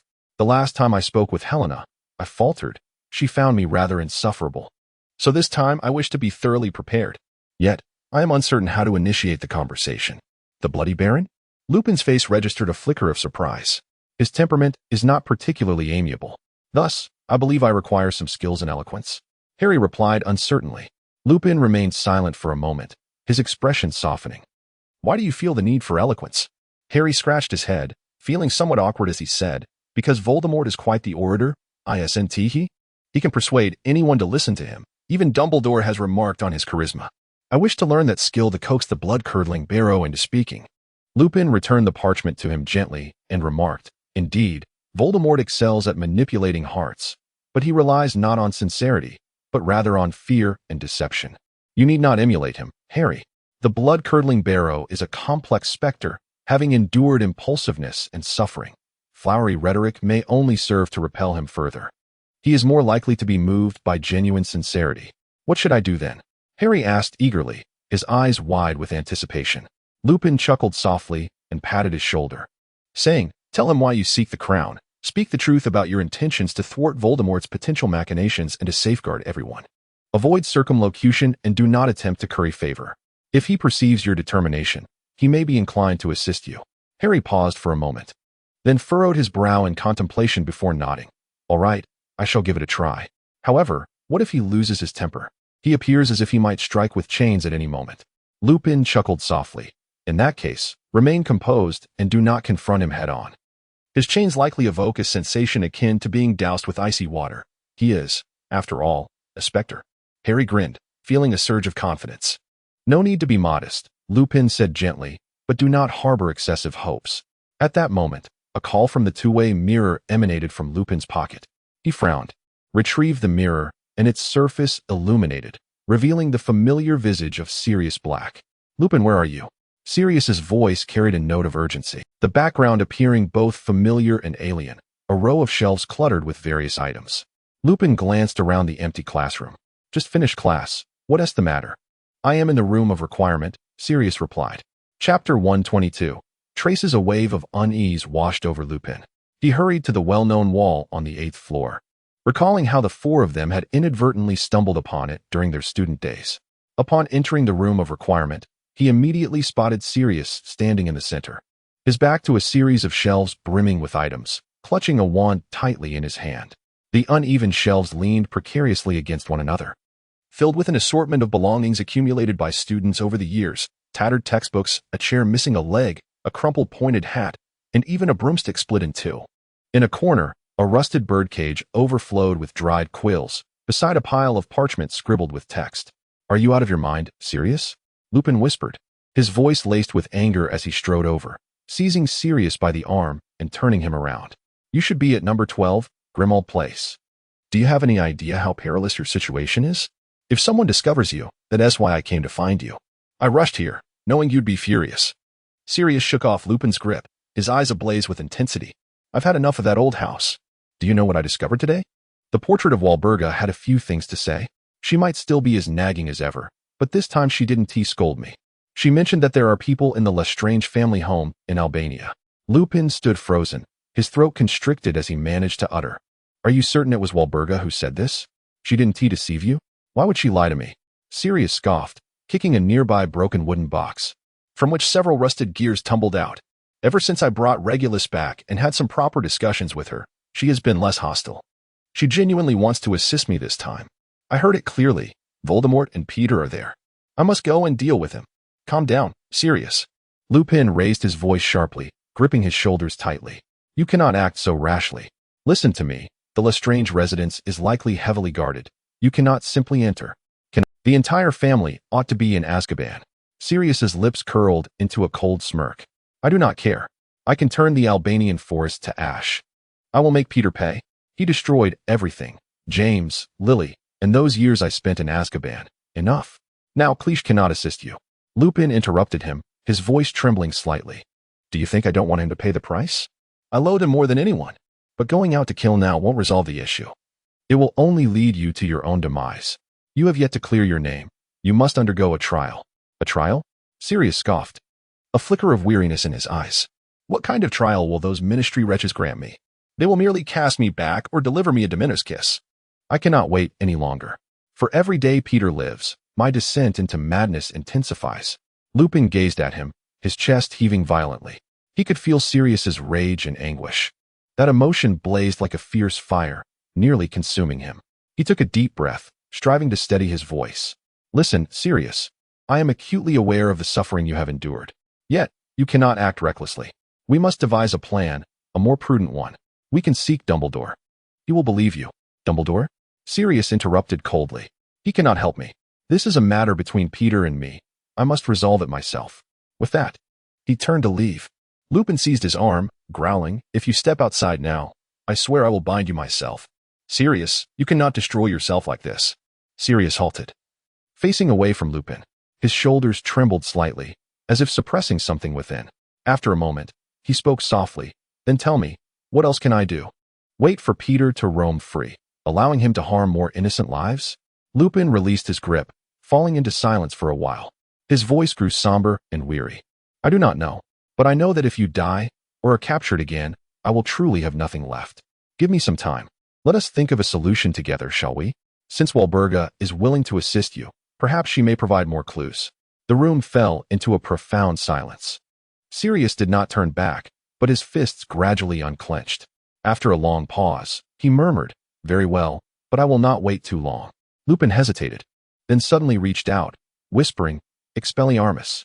Sirius's wand flew from his hand and landed securely in Lupin's grasp. Sirius was taken aback, then exclaimed in anger, "Remus, what are you doing? I cannot allow you to run amok." Lupin tightened his grip on the wand, a note of pleading in his voice. "Stay here. The room of requirement is safe, and no one will find you. I will come to accompany you when I can, and we will devise a plan to confront Peter together. But you must promise me not to act impulsively." Sirius glared at him, his fists clenched, before coldly responding, "Are you imprisoning me here?" Lupin spoke softly, his gaze falling upon a pile of scattered parchment at his feet. "I simply do not want to lose you, Sirius. Grant me some time." The room was enveloped in silence.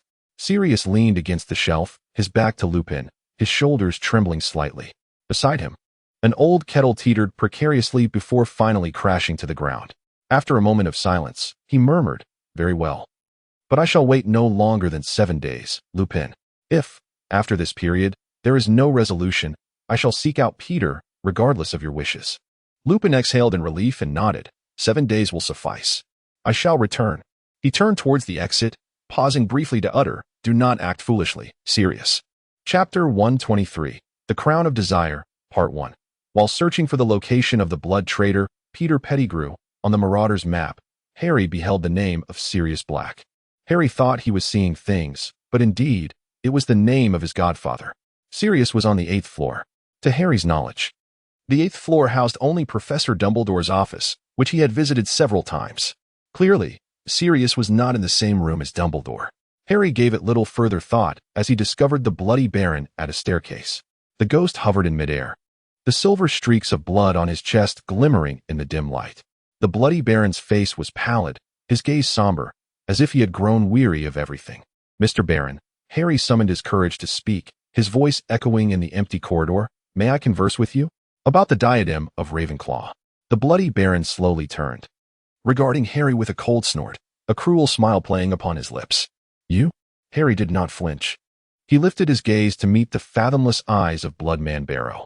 Taking a deep breath, he began to recount his tale, as Lupin had. He spoke of the cupboard under the stairs at the Dursleys, the letter from Hogwarts, the dark presence of Voldemort hidden behind Quirrell's scarf, the hissing of the giant serpent, and the shadows of the Chamber of Secrets. His voice was calm and sincere, devoid of exaggeration or pretense. It is highly probable that Voldemort has set his sights on the legacy of Hogwarts' 4 founders. It is said that Ravenclaw's diadem grants wisdom. Yet I do not desire its power. What I seek is to ascertain whether it is a Horcrux. If it is, I shall destroy it. If it is not, I swear I will return it to its rightful owner. After listening, Bloodman Barrow remained silent for a moment. His gaze still held an air of indifference. Yet the smirk at the corner of his mouth appeared somewhat diminished. Horcrux? He murmured, his tone tinged with curiosity. You seem to possess quite a bit of knowledge. On what grounds should I trust you? Harry paused momentarily and retorted, then why didn't you simply float away? You could have easily departed like Lady Helena. Yet here you remain, listening to me. A fleeting expression of anguish crossed Barrow's face, as though he had been struck at a tender spot. He let out a low, sardonic laugh, infused with self-mockery. Helena, he murmured, like me, she is a loser. She sought wisdom and freedom, while I yearned for love, yet we both faltered. She, like me, is ensnared in these bloodstains and regrets. What is it that you truly wish to know? Harry's heartbeat quickened. The diadem, he said eagerly, you know about it, don't you? Madame Helena refused to tell me, but I am aware that you have an association with her. Have you seen it? Bloodman Barlow replied, I have.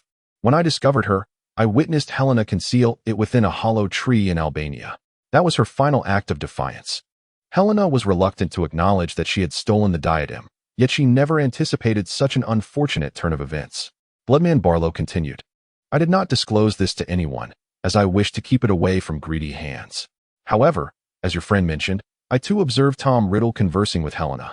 He paused, a cold smirk gracing his lips. That lad is as slippery as a serpent, sweet-tongued enough to be sickening, yet his eyes are filled with venom. Tom Riddle? Harry furrowed his brow. You mean Voldemort? He actually took the diadem? Bloodman Barlow scoffed, his tone laced with disdain. I am unsure how he managed to deceive Helena. But she never spoke of the diadem again. And he halted, his gaze drifting into the distance, as if recalling a repugnant yet intricate tableau. Tom Riddle was quite courteous to me. Do you know why, Potter? Harry shook his head in confusion and asked why. The Bloodman Barrow's lips curled into a faint, chilling smile. Because I have taken lives, I am, like him, a villain. My voice is low, tinged with self-mockery. Tom could see the blood on my hands. He relished this. Upon his graduation, he returned to Hogwarts, crowned with that diadem, sought me out, and conversed with me. He sought you? Harry exclaimed, his eyes widening in astonishment. What did he say? A hint of disdain colored the Bloodman Barrow's tone as he replied. He said, Barrow, you and I are of the same ilk. We both know the taste of death. I intend to return and teach those fools the true art of magic. He chuckled coldly, clutching the diadem as though he were a hunter displaying his spoils. I chose to ignore him, for I had no interest in his ambitions. Yet he continued, You have drifted here for centuries. Do you not find it tedious? I shall petition Dumbledore for the position of defense against the dark arts. Does he truly aspire to be a teacher? Harry inquired, astonished. Humph, he attempted it. The Bloodman Barrow replied disdainfully, the very day he approached Dumbledore. And then? Harry pressed for more information. Barrow shot him a cold glance, his tone sharp. And then, Dumbledore did not grant him the opportunity. I witnessed him descend from the 8th floor, empty-handed. 8th floor? Harry asked eagerly. The bloodman Barrow refrained from a direct answer. Do not pose such obvious questions, Potter. I shall only share what I witnessed. He returned with the diadem, spoke those words to me, and then descended from the 8th floor with nothing in his hand. Dumbledore rejected him, and he was infuriated. Harry furrowed his brow, his mind engulfed in confusion. Do you believe the crown remains within the school, or has it been concealed? Bloodman Barrow shrugged, the silver streaks of blood shimmering slightly, his tone regaining its caustic edge. How would I know? Harry bit his lip and murmured, but I must attempt to find it. Attempt? The Blood Prince Barrow scoffed. Then I wish you luck, Potter. Just don't expire too soon. Ever since he failed to secure the position, not a single defense against the dark arts teacher has lasted long. With that, the Blood Prince Barrow turned and glided into the wall, leaving Harry alone in the dimly lit stairwell. It appeared there was yet another reason why no one was willing to teach defense against the dark arts, Harry mused. A position that Voldemort could not obtain. But why did he desire to be the defense against the dark arts instructor? Chapter 124. The Crown of Desire. Part 2. Sirius cleared away layers of clutter from the shelf, his fingers gathering a hint of dust. Lupin had taken his wand. Yet the room of requirement was generous. If Sirius wished for it, the room could instantly provide him with a wand that would suit him well.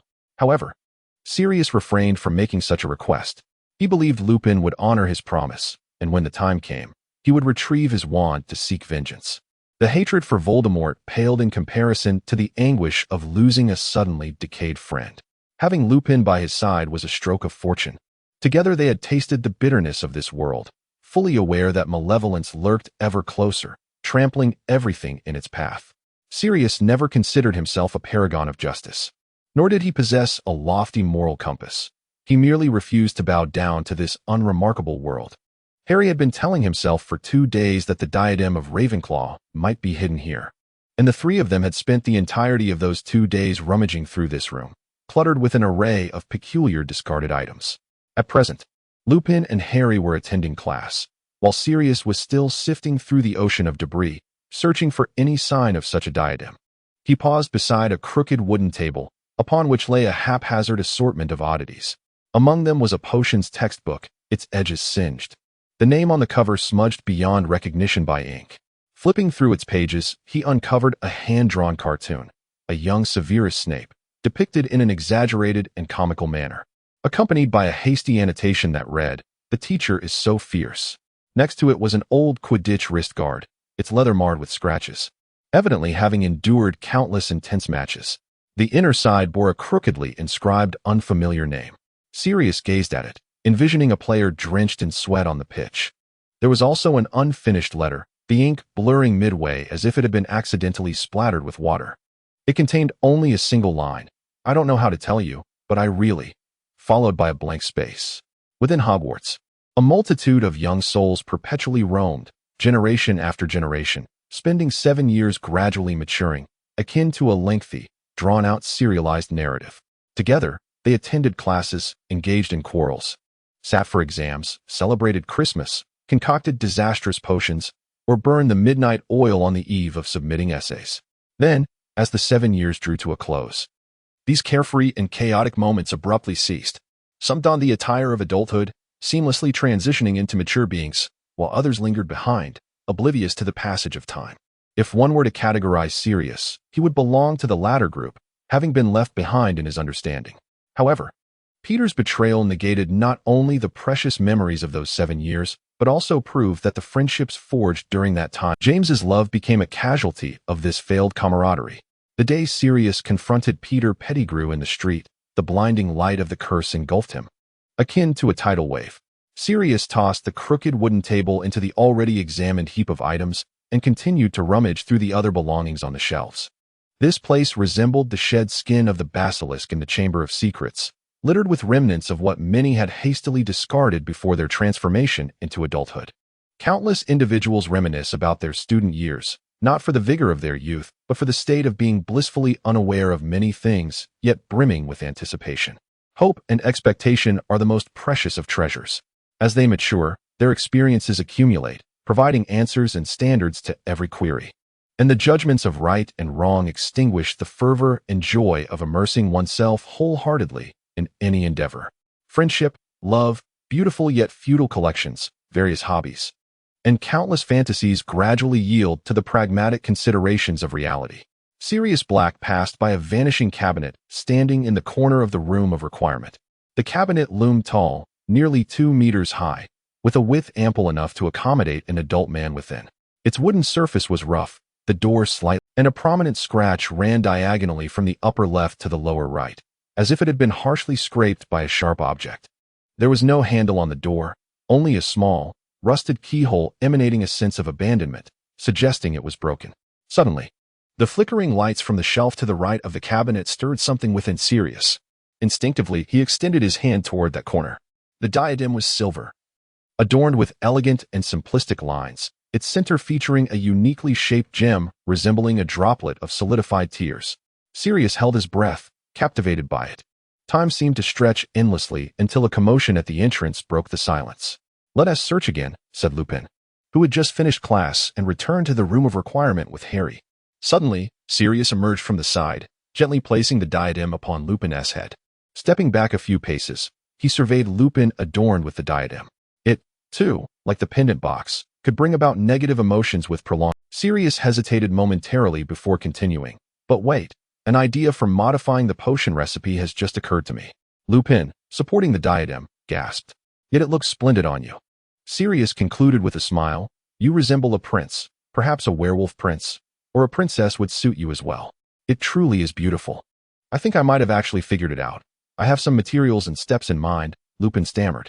"Indeed, it does enhance mental agility," Sirius remarked, "so I believe I shall request my wand back." "What?" Lupin was momentarily taken aback. "It has led me to consider that we may have another way to greet our old friend." Carefully, Sirius removed the diadem, extending his hand, signaling for Lupin to accompany him. Chapter 125, The Crown of Desire, Part 2. The fire at Peter Pettigrew's home had been raging for an indeterminate duration. Yet, that time had sufficed to kindle a captivating headline. A simple method to gauge whether a day is fortunate lies in observing the daily news reports. If the latest gossip concerning various wizarding singers or eccentric bands, or grievances from Gilderoy Lockhart's fans, dominate the headlines, news devoid of homicides or unrest, serving merely as fodder for casual conversation, then it is likely a good day. Today, however, the front page of the Daily Prophet glaringly proclaimed, "Heroic mother presumed perished in inferno. The last glory of the Pettigrew family extinguished." The wizards had long heard the tale of a heroic mother driven mad by grief. Yet today they bore witness to the tragic news of little Peter's home being engulfed by flames. The first wizard to arrive found the night sky aglow with fire, thick smoke billowing into the air. No one knew how the blaze had ignited. Some speculated it was an old magical fireplace gone awry, while others whispered that Madame Pettigrew herself had set it ablaze. After all, since her descent into madness, her actions had become erratic, like a ghost trapped within her own memories. The wizards recalled little Peter, the diminutive man celebrated as a hero. It was said he sacrificed himself to thwart Sirius Black's sinister plot.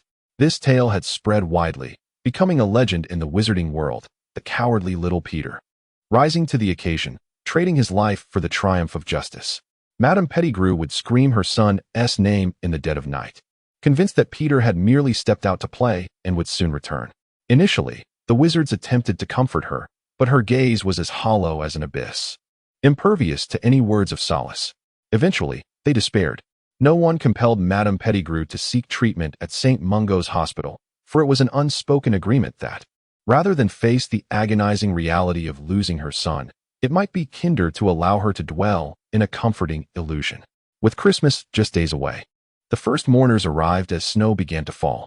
Amidst the ruins lay charred timber and molten metal, the air thick with the acrid scent of smoke.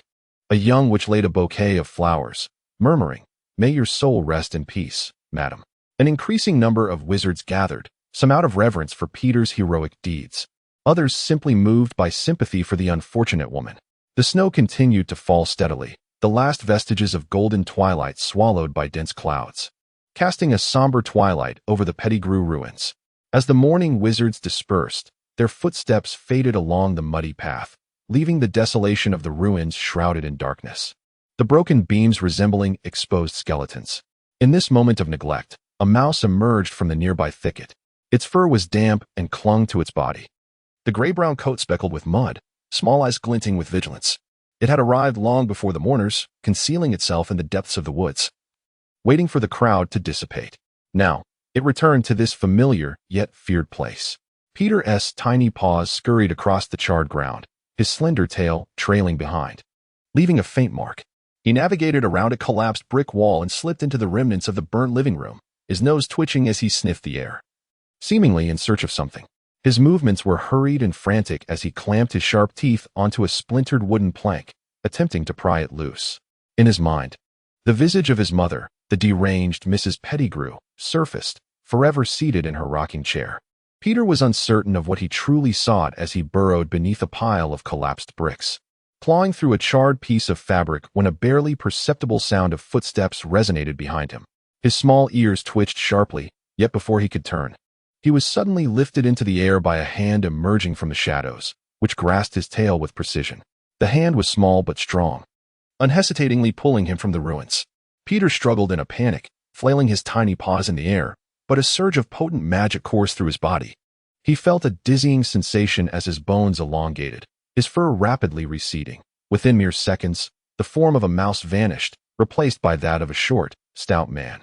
Little Peter sat slumped on the ground, gasping for breath, his clothes thoroughly soaked, the gray robe clinging to his skin. Melting snow and ash mingled, dripping from his sparse hair onto the charred earth below, producing a faint pattering sound. He braced himself against the ashes, his nails caked in soot, and looked up in terror. The one who had seized him was a boy, clad in an oversized black robe, its hem fluttering gently in the breeze. His untamed black hair fell over his forehead, obscuring half of his brow. In his hand, he held a wand, its tip faintly glowing with a soft luminescence. Behind round-framed glasses, a pair of clear, profound green eyes gazed intently at Peter. "Lily?" Peter stammered, his voice quaking with shock and fear, as if he beheld a specter risen from the grave.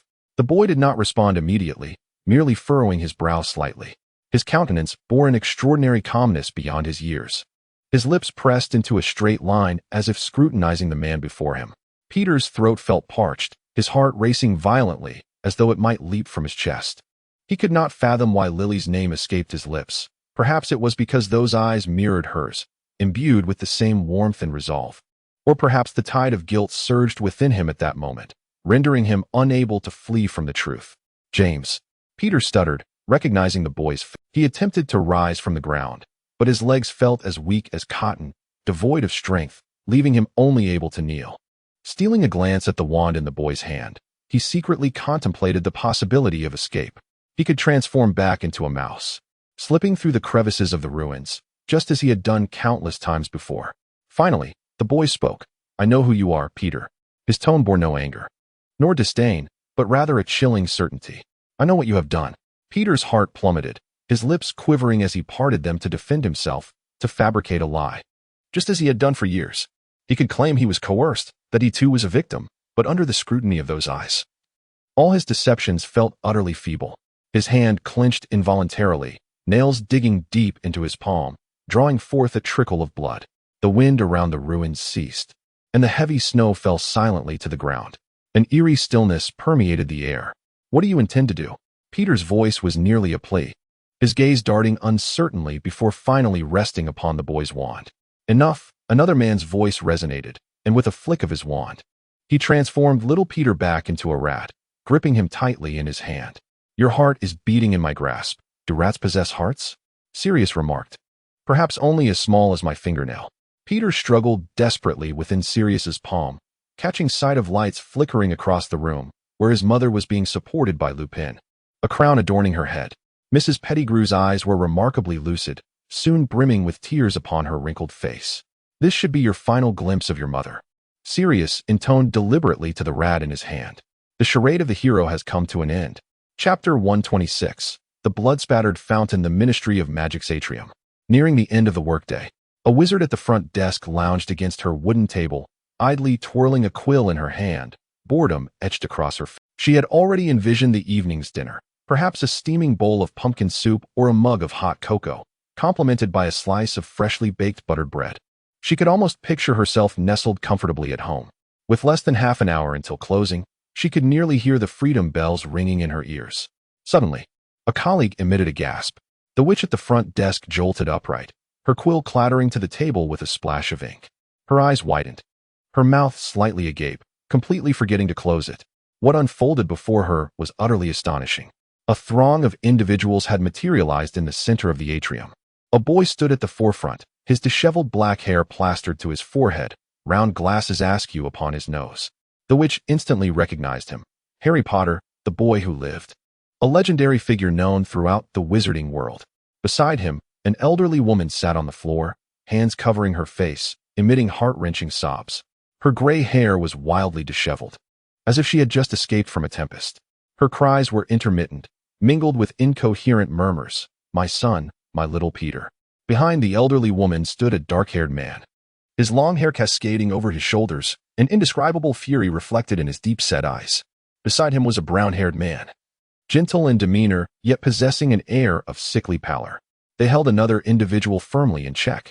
The atrium fell into a profound silence, with only the woman's cries echoing throughout. "We demand a retrial. We seek a re-evaluation of the case from 13 years ago concerning little Peter Pettigrew and Sirius Black." Lupin addressed the Ministry of Magic staff. The sobs of the elderly woman gradually subsided as she lifted her head, trembling hands wiping away the tears from her face. "My Peter," she whispered, her gaze falling upon the diminutive man. "You are alive. Why have you not returned to me?" The rat-like Peter flinched at her words, instinctively retracting his neck. The wizards in the hall, who were preparing to leave for the day, halted in their tracks, drawn by the presence of these unexpected guests. Someone recognized Mrs. Pettigrew, whose fate had been reported just yesterday in the Daily Prophet, where she was heralded as a heroic mother, having perished in flames. Whispers began to circulate among the crowd, a mixture of astonishment and confusion. "Is that not Sirius Black? Should he not be in Azkaban? No, if so, it means he truly escaped," murmured a bespectacled wizard, his voice quivering. "Oh my, that is Peter Pettigrew," another witch shrieked, nearly dropping her briefcase. Sirius's fingers dug deep into Peter's shoulder. They had already confiscated his wand. Peter's pale face contorted in fear as he attempted to struggle, yet Sirius's strength far exceeded his capacity to resist. Rufus Scrimgeour, the head of the Auror office, hurried onto the scene. However, upon surveying the spectacle before him, shock flickered across his scarred face for a fleeting moment. He quickly regained his composure, narrowing his eyes as he scrutinized the group. "A murderer? A deceased hero?" Scrimgeour's voice rose like a lion scenting its prey. 13 years ago, Sirius's case was a miscarriage of justice. Lupin swiftly interjected. Taking a deep breath, he turned to face Peter once more. His voice, though low and steady, bore an unmistakable weight of sorrow. "I do not comprehend your motives, Peter. I lament that you possess but one life. Otherwise, I would have relished the opportunity to end you multiple times." Sirius interrupted Lupin, casting a scornful glance at Peter, his tone dripping with hatred. Very well, very well." Scrimgeour glared at everyone present with icy intensity. Addressing Lupin, who had his wand pointed at Peter, he commanded, "Lower your wand. There is no way to disapparate from here. You have no avenue of escape." At that moment, Peter's composure shattered completely. He began to ramble incoherently to himself, his voice trembling to the point of being nearly inaudible. "I am going to die. I do not wish to die." His eyes widened in terror, as if he might faint at any moment. Just then, several Aurors rushed in from the opposite side of the hall, their wands raised, ready to seize control of the situation. Both Sirius and Peter were targeted by their wands, yet Lupin looked once more at Peter, his tone softening. "But perhaps you may still have a chance for redemption. Perhaps you did not wish for this." This statement seemed to ignite the last flicker of madness within Peter. He suddenly struggled and unexpectedly broke free from the grasp of the small Sirius. Taking advantage of everyone's momentary shock, he lunged toward Scrimgeour with astonishing speed, snatching the wand from his hand. Scrimgeour was taken aback, clearly astonished that this seemingly timid little fellow could exhibit such explosive strength. Peter's hand trembled around the wand as he glared wildly at Lupin and Sirius, his lips twitching to form a twisted smile. "I do not wish to die? You, the most virtuous? You, the most noble? Was it not you who severed my arm that night at Hogwarts? Lupin, it was you who cast the counter-curse." His voice was sharp and grating. "There is no place for werewolves here. It is you who wish for my demise." He nearly roared this, his expression contorted into a near snarl. Just as Scrimgeour reached for the wand, Peter brandished it, and a blinding red light shot from its tip, striking Lupin squarely in the abdomen, accompanied by a dull explosion. Lupin's body was violently propelled backward, crashing into the magical fountain at the center of the hall. His abdomen was blown open, a gaping, bloody wound from which blood gushed forth, staining his robes crimson. The fountain statues included a wizard pointing his wand skyward, a witch, a centaur, a goblin, and a house elf. The impact of Lupin's body caused the statues to tremble slightly, and the bloody hole in his abdomen coincidentally pierced the hand of the wizard statue holding the wand. Blood cascaded down the fountain, swiftly tainting the water with an eerie shade of pink. No. Harry let out a heart-wrenching scream, charging toward the fountain as the heavy scent of blood nearly suffocated him. Mrs. Pettigrew cried out in despair. "Peter, my child, what are you doing?" "Seeking death," Scrimgeour bellowed, his face flushed with rage. He reclaimed his wand and swiftly bound Sirius and Peter, declaring that they both would be imprisoned, were it not for my professional ethics. "I would dearly love to send both of you scoundrels to meet your end with an Avada Kedavra." The Aurors quickly advanced, subduing Sirius and Peter. Peter had already collapsed to the ground, muttering deliriously, "I do not wish to die. I do not wish to die." Harry knelt beside Lupin, his hands trembling as he attempted to cover the gaping wound, yet his efforts proved futile. Blood seeped through his fingers, staining his hands crimson. He lifted his gaze to Scrimgeour, his voice hoarse as he implored, "Save him. Please, save him." Scrimgeour clenched his jaw, gesturing sharply to an Auror, immediately, to St. Mungo's. A young female Auror rushed forward, grasping Lupin's arm. Harry remained frozen in place, his hands still warm with blood. He cast his eyes down upon the water, now tinged pink, as Lupin's final words echoed in his ears. "You may yet have a chance to redeem yourself." Harry watched as the gentle light in Lupin's eyes gradually dimmed. Chapter 127, Correspondence and the Exploding Snap. Harry had not been seen in class for several consecutive days, and rumors about him scurried around like mice in a cellar. Professor Lupin was also absent, and now the defense against the dark arts class was being taught by Snape. "Silence," Snape commanded from the podium, his black robes sweeping dramatically, plunging the classroom into utter stillness. Holding a textbook, he continued, "Since your regular professor is temporarily occupied, I shall begrudgingly impart to you some useful knowledge. Turn to page 77. Today we shall discuss the defense against the red cap." A student raised her hand, her voice tinged with urgency. "Professor, when will Professor Lupin return?" "And what about Harry?" Snape immediately interrupted her, his tone laced with unmistakable impatience. "I am not your informant. Professor Lupin's affairs are of no concern to you. Now, put away your curiosity and focus on the lesson." Various rumors circulated in the Ministry of Magic's hall that day, yet news truly concerning Sirius and Peter Pettigrew had not graced any newspaper. Draco felt an unsettling sense of anxiety. The correspondence from Malfoy Manor had ceased once more. On this day, as per usual, Snape conducted a remedial lesson on the art of mental occlusion. "Draco," Snape spoke slowly, "you have been studying long enough. Now, let us see if you can truly guard your thoughts. Lie to me. Any lie will suffice, but do try not to let me see through it." Snape narrowed his eyes slightly. Draco's throat tightened as he attempted to mask his inner tension. He inhaled deeply, quickly weaving a falsehood in his mind while striving to imprison his genuine emotions and memories behind an invisible wall. The lie needed to be believable, yet not overly complicated, lest he risk revealing himself. Draco began, deliberately slowing his voice. "Last night, I received a letter from home. My mother, Narcissa, informed me that she has recently redecorated the garden, planting a multitude of rare moonflowers. She also mentioned that when I return for the holidays, she wishes to show me how those flowers glow at night." The room fell into a profound silence, broken only by the faint crackling of the fire. Snape took a slow step forward, the hem of his robe dragging across the floor with a low rasp. His gaze was icy, attempting to penetrate Draco's consciousness. Draco felt an invisible pressure building in his mind, but he gritted his teeth, forcing himself to concentrate on the lie.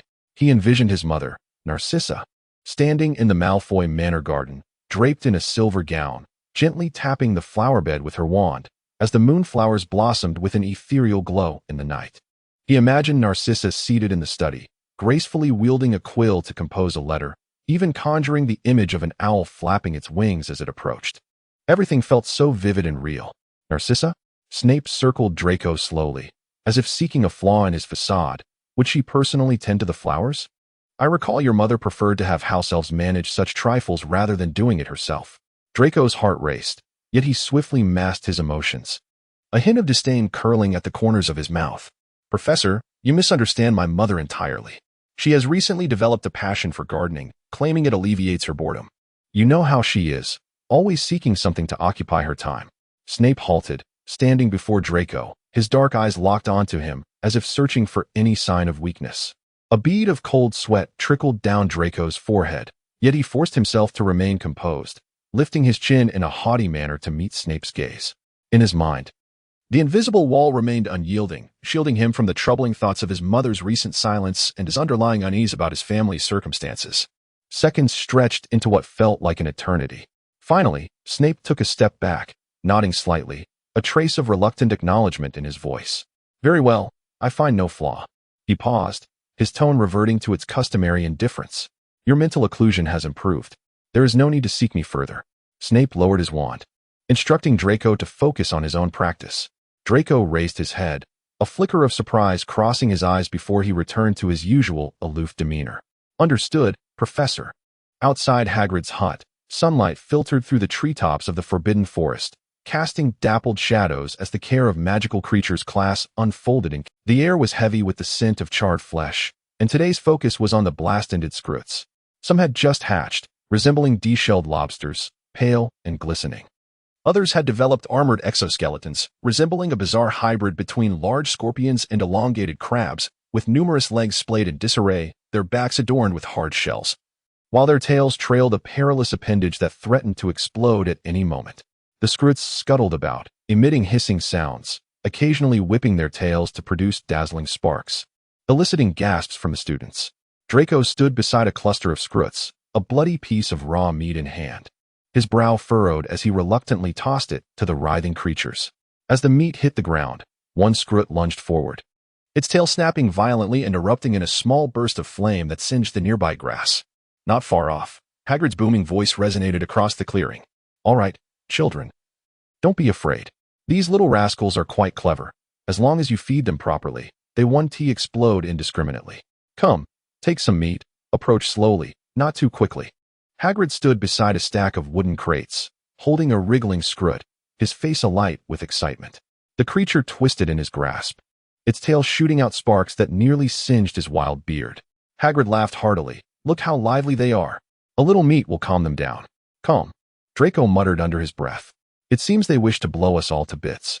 Hey, Draco, you look like you've bitten into a moldy sock. A familiar voice chimed in. Draco turned to see Blaise. He stood a short distance away, arms crossed, seemingly apprehensive that these charming little creatures might scorch his splendid robe. Be quiet, Blaise, Draco retorted, clearly annoyed, as he tossed another piece of meat, only for it to miss its target and strike the shell of a firecracker snail.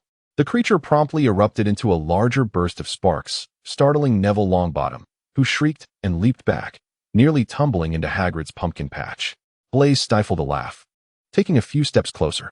All right, enough complaining. Why hasn't Harry attended class these past few days? What is going on? Draco fell silent for a moment, kicking at the dirt by his feet, his voice barely audible. I haven't received any letters from home. I wonder what they are preoccupied with. Theodore keeps mentioning that there seems to be a significant issue at the Ministry of Magic, but the newspapers have reported nothing. Have you heard anything? I lack any insider information, Blaise replied. Everyone is saying that the murderer has returned. Theodore emerged from the side, interjecting with a somber tone, the infamous traitor, Peter Pettigrew, has also returned. He claims he is willing to divulge everything he knows to the Ministry in exchange for clemency from the Dementor's kiss. Chapter 128, The Despairing Sunflower. Harry sat in the rigid wooden chair within the hospital room, his hands tightly clasped around his knees. He fixated on Lupin's pallid face, feeling akin to a despondent yearning for the sun to awaken. Even the slightest movement would suffice. The room was enveloped in an eerie silence, punctuated only by Lupin's shallow breaths and the occasional distant echo of footsteps in the corridor. Harry felt as though he were ensnared within a colossal glass dome, with the world beyond rendered indistinct, while he remained confined in this minuscule space, repeatedly counting Lupin's breaths, reassuring himself that those faint rises and falls persisted. Harry had always found solace in two things: the voracious appetite of Sirius and the tranquil slumber of Lupin. Sirius's meals were always a source of delight, often eliciting laughter from Harry, while Lupin, in sleep, wore a gentle smile, his brow relaxed, offering a sense of comfort. Yet now, both of these cherished scenes were distant memories. Harry remained in the dark about the progress of Sirius's trial, and Lupin lay there. The gaping wound created by Pettigrew's explosion a stark reminder that all vibrant life could vanish in an instant. In recent days, Harry has not truly entered the realm of slumber. His heart races as if pursued by an unseen force. He is engulfed in immense dread, fearing that if he were to close his eyes and succumb to sleep, he would awaken to find himself confronted by an ominously large and grotesque notice of death. Harry extended his hand and gently brushed against Lupin's wrist. The dry yet warm sensation allowed him to exhale slightly in relief. He resembled a nervous sentinel, repeatedly confirming that Lupin's heartbeat persisted, that his breath continued. The warmth was not fervent, yet it was sufficient to assure him that the world had not entirely crumbled. If only Sirius were here, Harry murmured, his voice barely audible. He recalled Sirius's vehement declaration that if Peter Pettigrew had 100 lives, he would unhesitatingly take each one of them himself. Harry now felt a similar sentiment. If given the chance, he would gladly accept 50 of them from Sirius. He loathed Peter, and with that disdain surged a tide of resentment towards the world. Why had so many great wizards devised a multitude of healing potions? Yet none could instantly mend the gaping wound in Lupin's chest. Why did those he cherished have to be thrust repeatedly to the precipice of peril? He cast a glance at Lupin's serene visage and recalled the excruciating pain he had endured while consuming the bone regeneration potion. The potion had heightened Harry's perception of pain. But what of Lupin? Each month, he ingested the wolf's bane, a taste surely more dreadful than the bone regeneration potion. Yet, he always managed to smile so calmly, as if nothing had transpired. Harry was suddenly compelled to ponder whether Lupin feared pain, whether he too had silently cursed the very things that brought him suffering. Yet he dared not inquire, for the fear of the answer's potential to deepen his own anguish loomed large. Should he inform Lupin's parents? Harry hesitated briefly before shaking his head. Lupin had always been one to share good news rather than sorrow. If Lupin's parents were to learn that their son lay here, they would likely rush over in distress. Harry wished to spare them worry and did not wish to incur Lupin's ire upon waking for his indiscretion. He sighed, suppressing the thought. The door to the infirmary creaked open abruptly, causing Harry to look up sharply. In walked the female Auror who had brought Lupin to the hospital. She had introduced herself as Tonks. Furthermore, she had revealed that she was Sirius's cousin. Tonks's mother, Andromeda Black, was Sirius Black's cousin, and she had been disowned by the Black family for choosing to marry the Muggle-born wizard Ted. Her vibrant pink hair stood out vividly under the dim lighting, and her face appeared somewhat sharper than during their last encounter. Harry blinked, remembering that her hair had been blue the last time they met, and her nose had also seemed somewhat different. Tonks glanced at Lupin on the bed, her brow slightly furrowing, before turning her gaze to Harry, noticing his lack of sleep. She offered a reassuring smile. This injury is nothing to fret over. Aurors often leave the field with a few cuts and bruises. I assure you, based on my extensive experience, he will be just fine. Harry nodded quietly, yet remained silent. He recognized that Tonks meant well, but her words did little to assuage his anxiety. The substantial wound lay prominently embedded in Lupin's chest, a dark reminder of his plight. Harry whispered, "When will he awaken?" "It's hard to say," Tonks replied with a shrug, attempting to maintain a light-hearted tone. "But he is remarkably resilient, having survived so many full moons. This injury is but a trifling matter." Just days prior was the full moon, during which Harry administered some wolfsbane potion to Lupin. Witnessing his transformation into a wolf and back to a human while in a state of unconsciousness, she approached the bedside, peering down at Lupin before turning to lean against the wall, her arms crossed. Meanwhile, Scrimgeour had been thoroughly sifting through the memories of Sirius and Peter Pettigrew, employing Veritasrum, legilimency, and various other interrogation techniques, all methods at their disposal. Should Lupin regain consciousness, he would likely face a similar examination and memory verification. Harry abruptly lifted his head, his eyes wide with disbelief. So what have they discovered? Fudge and Umbridge's factions stubbornly refused to acknowledge the truth. They were unwilling to disclose that Voldemort still lived. Tonks spoke with a hint of sarcasm, noting their denial of the mark affixed to Quirrell's skull as being associated with Voldemort. They claimed the evidence was insufficiently compelling and continued to stall for time. However, once the magical court was convened, their linguistic evasions would no longer serve them. Nonetheless, Sirius had indeed slain a Death Eater who was serving a life sentence in Azkaban, and he was also an illegal animagus. This audacity earned him a certain degree of admiration from the more hardline members of the ministry. Tonks added, "We have specifically crafted cages of animal size for him and Wormtail." Harry clenched his fists, a surge of fury coursing through him. He had long perceived Fudge as a coward, yet he was astonished that he still dared to feign ignorance. Tonks paused for a moment, then suddenly broke into a broad smile, revealing a row of neat teeth. However, she continued, while reviewing the memories, "We inadvertently caught a glimpse of the love story between Sirius and Lupin." "What?" Harry gasped, nearly toppling from his chair. "Don't be so surprised," Tonks chuckled, her eyes crescent-shaped with delight. They both looked rather charming. Most of us watched with great interest, as if we were indulging in a romantic novel. Harry felt a tumult of confusion within his mind. He was aware that Sirius and Lupin had not been together for long. Yet now one was imprisoned in Azkaban while the other lay in a hospital. He suddenly perceived that fate was exceedingly unjust. Harry gritted his teeth, contemplating that once they all recovered, he would certainly compel them to marry, lest any further complications arise. "I truly envy Sirius," Tonks suddenly sighed, her tone imbued with a newfound seriousness. The men in the Auror squad were either exuding confidence to the extreme or fierce as lions. "My mentor is Mad-Eye Moody, renowned for his temperament, as you may have heard. Yet, I have never encountered anyone like Lupin, who is somewhat timid, carries an air of self-doubt, and possesses a delicate, enigmatic charm." She paused, tilting her head to gaze at Harry, a slight smile gracing her lips. "I find that my tastes align quite well with Sirius's. My cousin, at times, is extraordinarily unlucky, and at others, remarkably fortunate. Wouldn't you agree?" Tonks patted Harry's shoulder as she prepared to leave. "Scrimgeour might come by after Lupin awakens." Chapter 129, Divergence Malfoy Manor. Lucius stood before the fireplace, the dark mark on his arm searing his skin like fire, causing him to furrow his brow. "The Dark Lord is summoning me," Lucius murmured, the burning sensation intensifying. He was either suspecting the reason behind Wormtail's prolonged absence or had already learned of our betrayal. Narcissa sat on the velvet sofa across from him, her hands clenched tightly. Suddenly, she lifted her head, a flicker of panic in her eyes.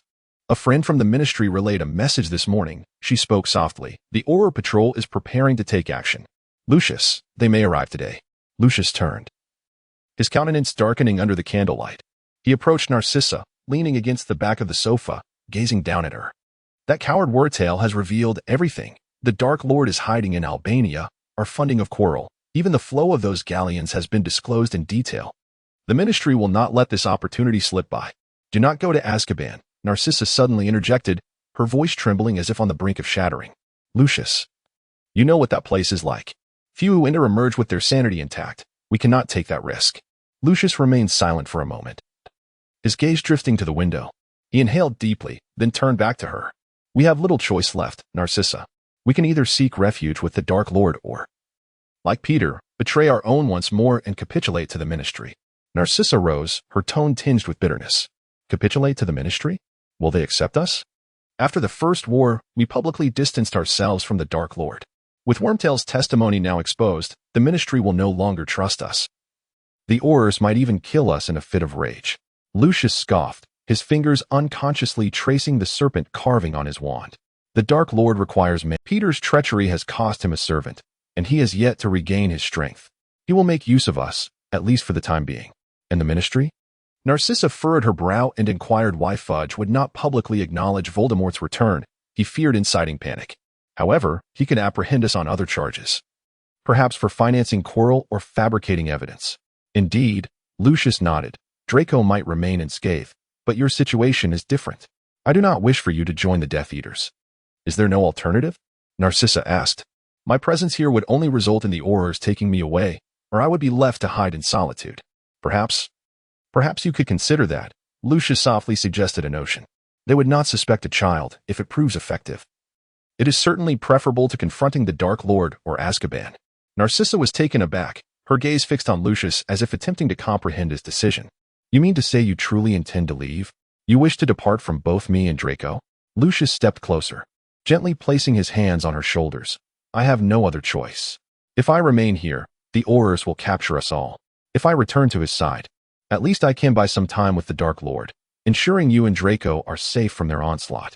"Narcissa, listen to me," Lucius implored. "I will negotiate terms with him.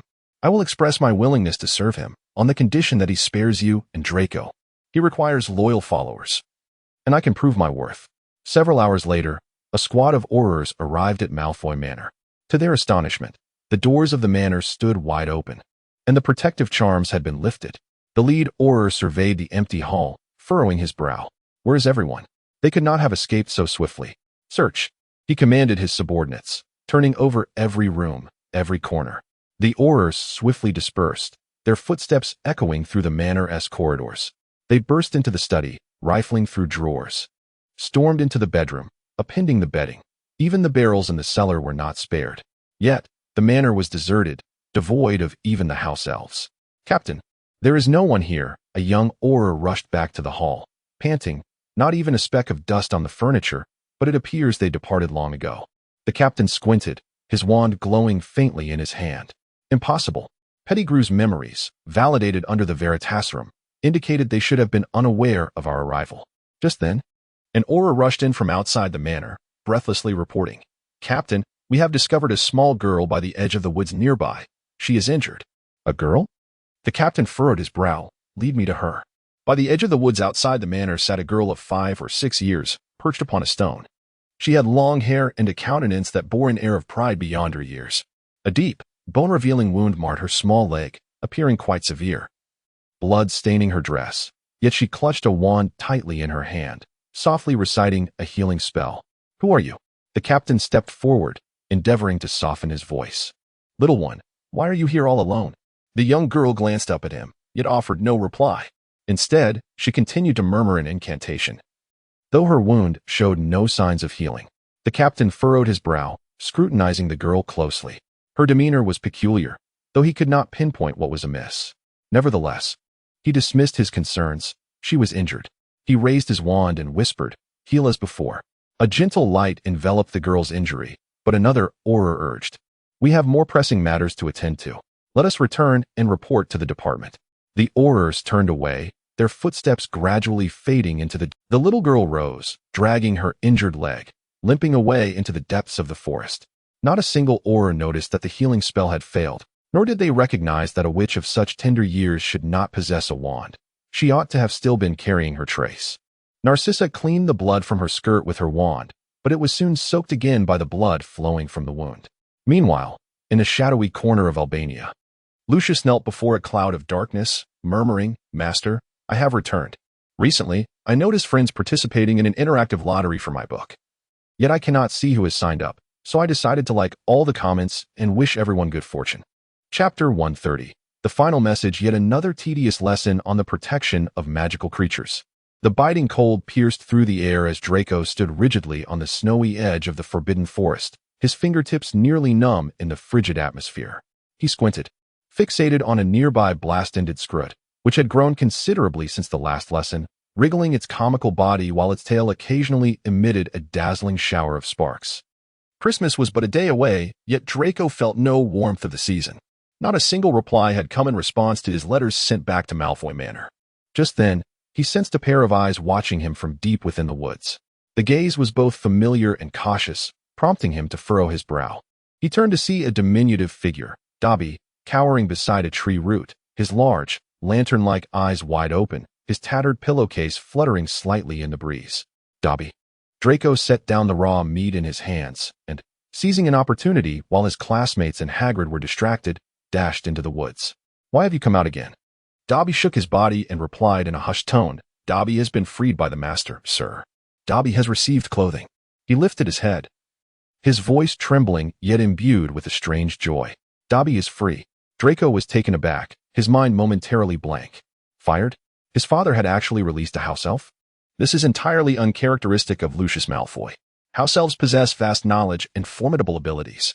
Dobby rubbed his hands together, bowed his head, and stared at his own toes. Murmuring softly, Dobby recalls his master's final instruction. Master said to inform the young master that he is unaware of the Dark Lord's visit, and that the young master must remain at school and protect himself. Dobby merely wishes to fulfill this command, and then Dobby will be truly free. Draco's heart sank heavily. He gazed at Dobby, attempting to decipher something from its flickering eyes. Unaware of the Dark Lord's arrival at their home? What sort of instruction is this? A warning or a ruse? Where are his father and mother? Do they no longer require a house elf? He finally voiced his thoughts, his tone betraying a tremor he himself did not recognize. Dobby shook his head. Dobby does not know, sir. When Dobby left, Master had already departed. And the mistress was also gone. Dobby only saw the mistress take out a small vial, and then she vanished. They left in haste. Draco's breath caught for a moment. A small vial? A potion? Narcissa typically does not take potions.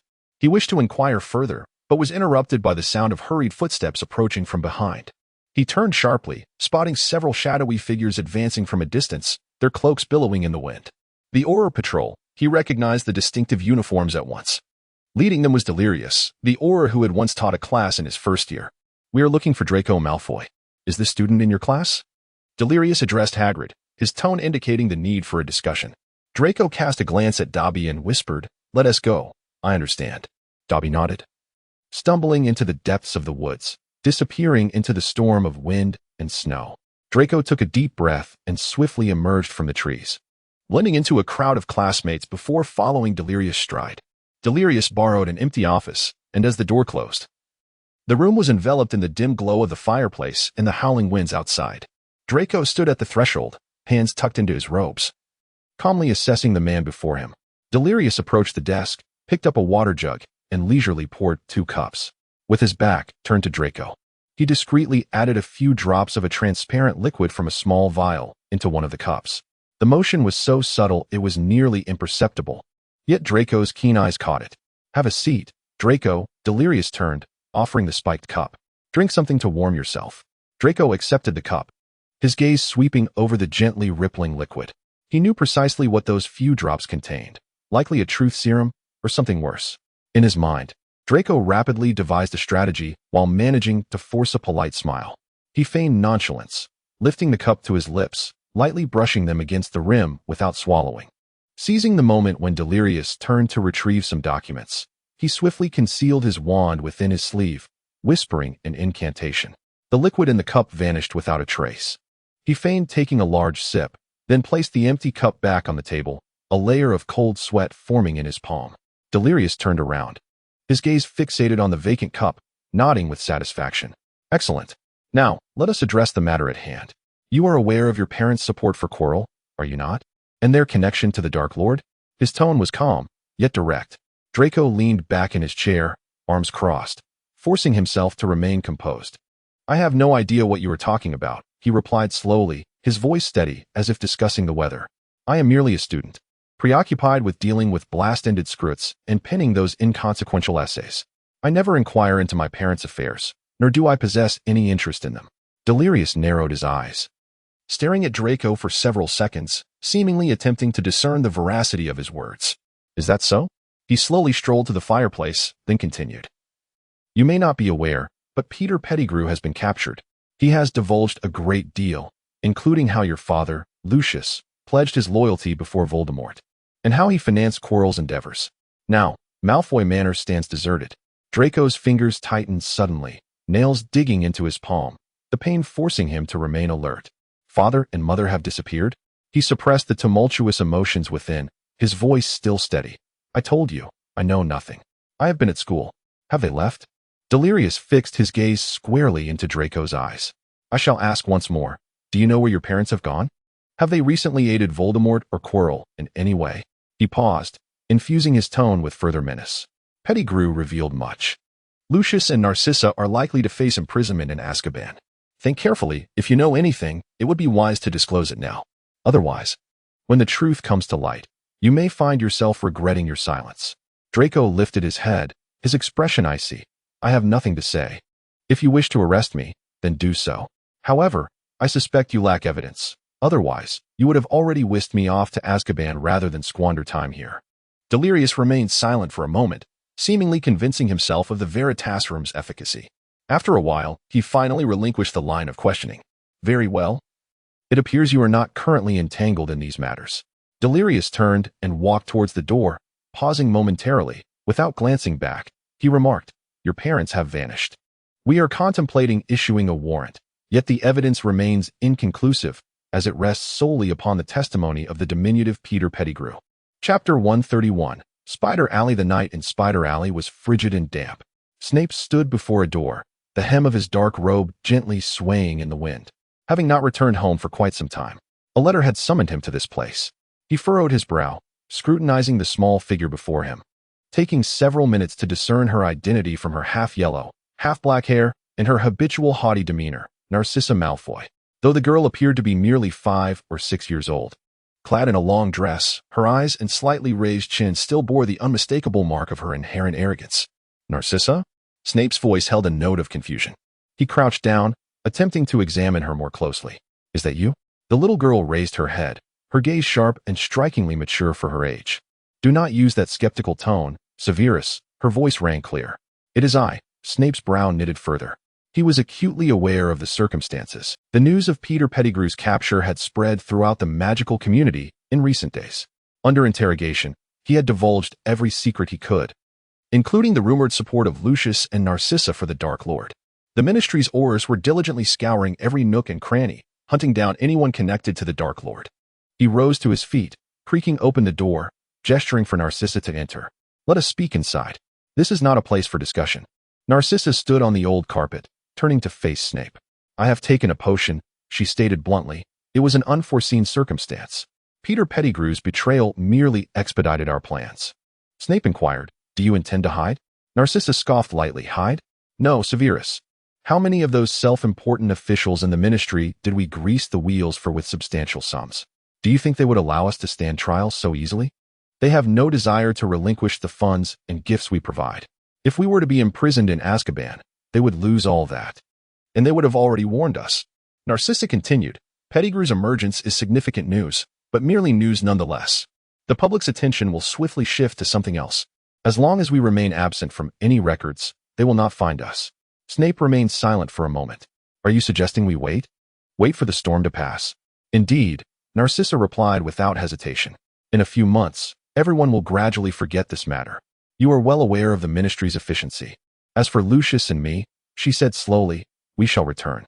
This potion, Snape began slowly, where did you acquire it? I notice your leg appears to be bleeding. Lucius invested in numerous projects at the research conference, and this is one of them. We have access to samples from every stage. The one I am using is the latest finished product sent to us last time. She glanced down at her petite palm, seemingly still unaccustomed to its appearance. The side effects persist, and when I attempted to manifest the phantom, my skin tore apart. Snape replied, quite coincidentally, this is also a potion in which I am involved. His gaze lingered on her scars for a moment before he raised his head and said, Lucius has gone to the Dark Lord, hasn't he? What about you? What do you intend to do? Are you planning to traverse the world with this face? A fleeting shadow crossed Narcissa's eyes, but she quickly masked it. Lucius has his choices, and I have mine. I will not seek him out, at least not now. She took a deep breath, her tone becoming grave. Severus, I did not come to you for idle chatter. I require your assistance. Snape raised an eyebrow. Help you? Not for me. Narcissa interrupted, her voice tinged with urgency. But for Draco. She stepped forward. Though her height barely reached Snape's waist, her presence was formidable. He is at Hogwarts. And it is only a matter of time before both sides approach him. He knows nothing. Severus, I implore you to protect him. I have been watching over him, Narcissa. I had never doubted that those who linger between both sides would have choices, and that neither side would be offended. Narcissa's voice lowered. So, Snape's eyes were inscrutable. I am somewhat unsettled by this approach, as it renders us quite passive. Narcissa raised her voice. Everyone has their own choices, Snape replied gently. Which ship to board? And what consequences to face? I thought you all had anticipated this. Generally, by the time one regrets, it is too late.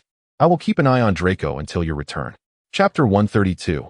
A Christmas Eve stroll. Draco sat alone at a long table. Scattered across its surface were several open books and a small pile of parchment. A hint of confusion lingered in his gray eyes. The Slytherin common room was enveloped in silence during Christmas. Most Slytherin students had returned home to be with their families. However, Draco, who almost never stayed at school, remained behind. Lucius and Narcissa were nowhere to be found, with no letters, no news, as if they had completely evaporated from his world. Just as the dinner concluded, Snape presented him with a beautifully wrapped Christmas gift, a small box accompanied by a holiday card. Draco did not unseal it. He merely stuffed it into the pocket of his robe. At that moment, a dull thud resounded at the entrance of the Slytherin common room. Draco lifted his gaze and beheld Harry bursting in, his robe still speckled with unmelted snow. Furrowing his brow, Harry appeared utterly incensed. The recent delays at the Ministry of Magic had brought Harry to the brink of despair, as the trial date for Sirius was postponed yet again, with the latest word indicating that it would not commence for another month. In a fit of anger, he had confronted a ministry official, who lazily retorted that some creditor lawsuits had dragged on for a decade without resolution, dismissing Harry's concerns. The inefficacy of the magical legal system left Harry on the verge of drawing his wand in frustration, yet he understood the futility of such an act. Worse still, just days prior, Harry had ventured perilously close to the waters near Azkaban. Standing on the frigid, biting shoreline, he witnessed the Dementors for the first time, those dark shadows drifting in the mist, imparting a suffocating sense of despair.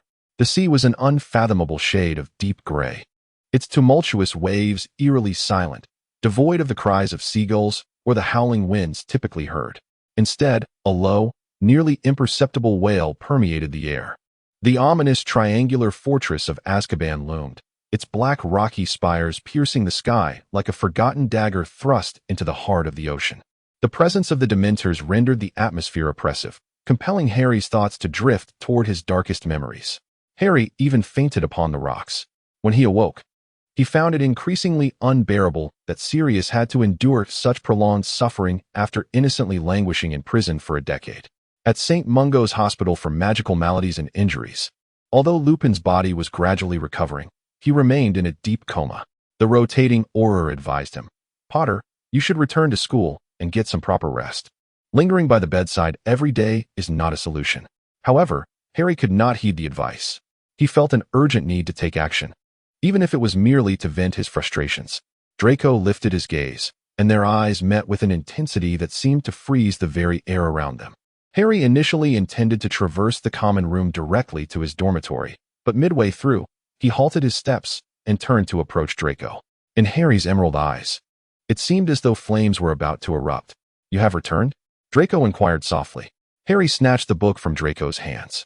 Though Draco had not been reading it at all, he merely held it, lost in thought, before slamming it down on the table. "The Death Eaters deserve to perish."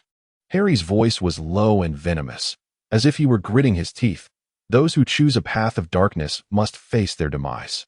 Why must innocent souls endure torment from Dementors every single day? Those who can never, ever redeem themselves, how can you still stand with them?" Draco's complexion paled further, his lips quivering slightly, yet his striking gray eyes remained fixed on Harry, as if he wished to utter something but found himself unable to articulate it. Harry was completely oblivious to Draco's peculiar demeanor. His emotions were on the verge of unraveling. He seized Draco by the collar, forcefully yanking him up from the chair. "Calm down." Draco's breath was somewhat unsteady as he reached out, grasping Harry's wrist in an attempt to pry his grip loose, yet his wrist bore no strength. His fingers icy to the touch. "Let us duel. We shall duel now," Harry nearly bellowed, consumed by an overwhelming desire to unleash his fury upon someone. He cared not for the repercussions, be it detention or expulsion. Lupin remained unconscious, and Sirius continued to suffer. He felt as though he was teetering on the brink of madness. "Calm down. Just a moment longer, it will be all right." Draco was not entirely aware of Harry's plight. He merely perceived that Harry appeared profoundly distressed. Repulsive. Voldemort's lapdog. Harry abruptly released Draco's hand. Just then, Draco's body suddenly swayed, as if all strength had been abruptly siphoned away, causing him to collapse directly towards Harry. Harry's glasses were knocked askew by Draco's nose, and Draco's cheek grazed his face, leaving behind a fleeting, soft sensation.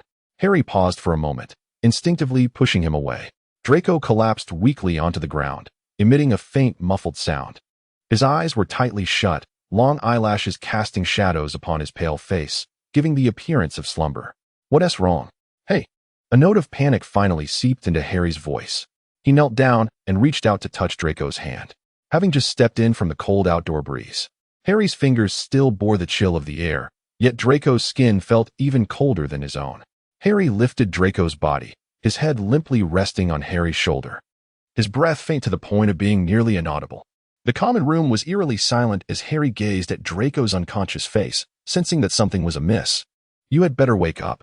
Did you get yourself into trouble as well?" Harry murmured, his tone laced with a complexity of emotions he himself was unaware of. "I certainly do not wish to be indebted to you, Malfoy." Harry swiftly stuffed the fallen gift box back into Draco's pocket and hurriedly carried him towards the hospital wing. Chapter 133.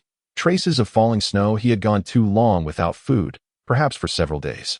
Madame Pomfrey quickly diagnosed the reason for Draco's fainting.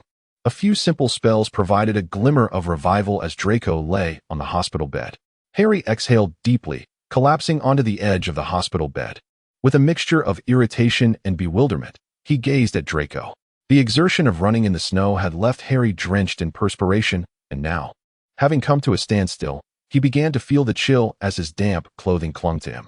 He loathed the hospital room.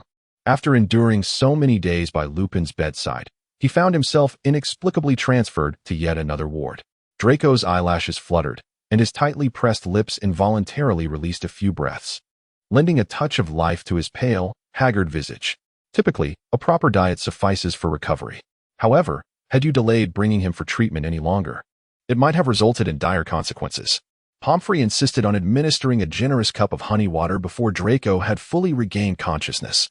Following this, she presented an ample platter of sweets and cakes, accompanied by a steaming jug of sweetened milk. You must consume everything. No need for hospitalization. But you must adhere to a regular eating schedule. Otherwise, next time, you may not be so fortunate, Mrs. Pomfrey declared before departing. Since being coerced into exercising by Marcus, Draco had not indulged in such confections for quite some time. He picked up a piece of cream cake with his fingers, finding it rather unfamiliar. Why haven't you been eating?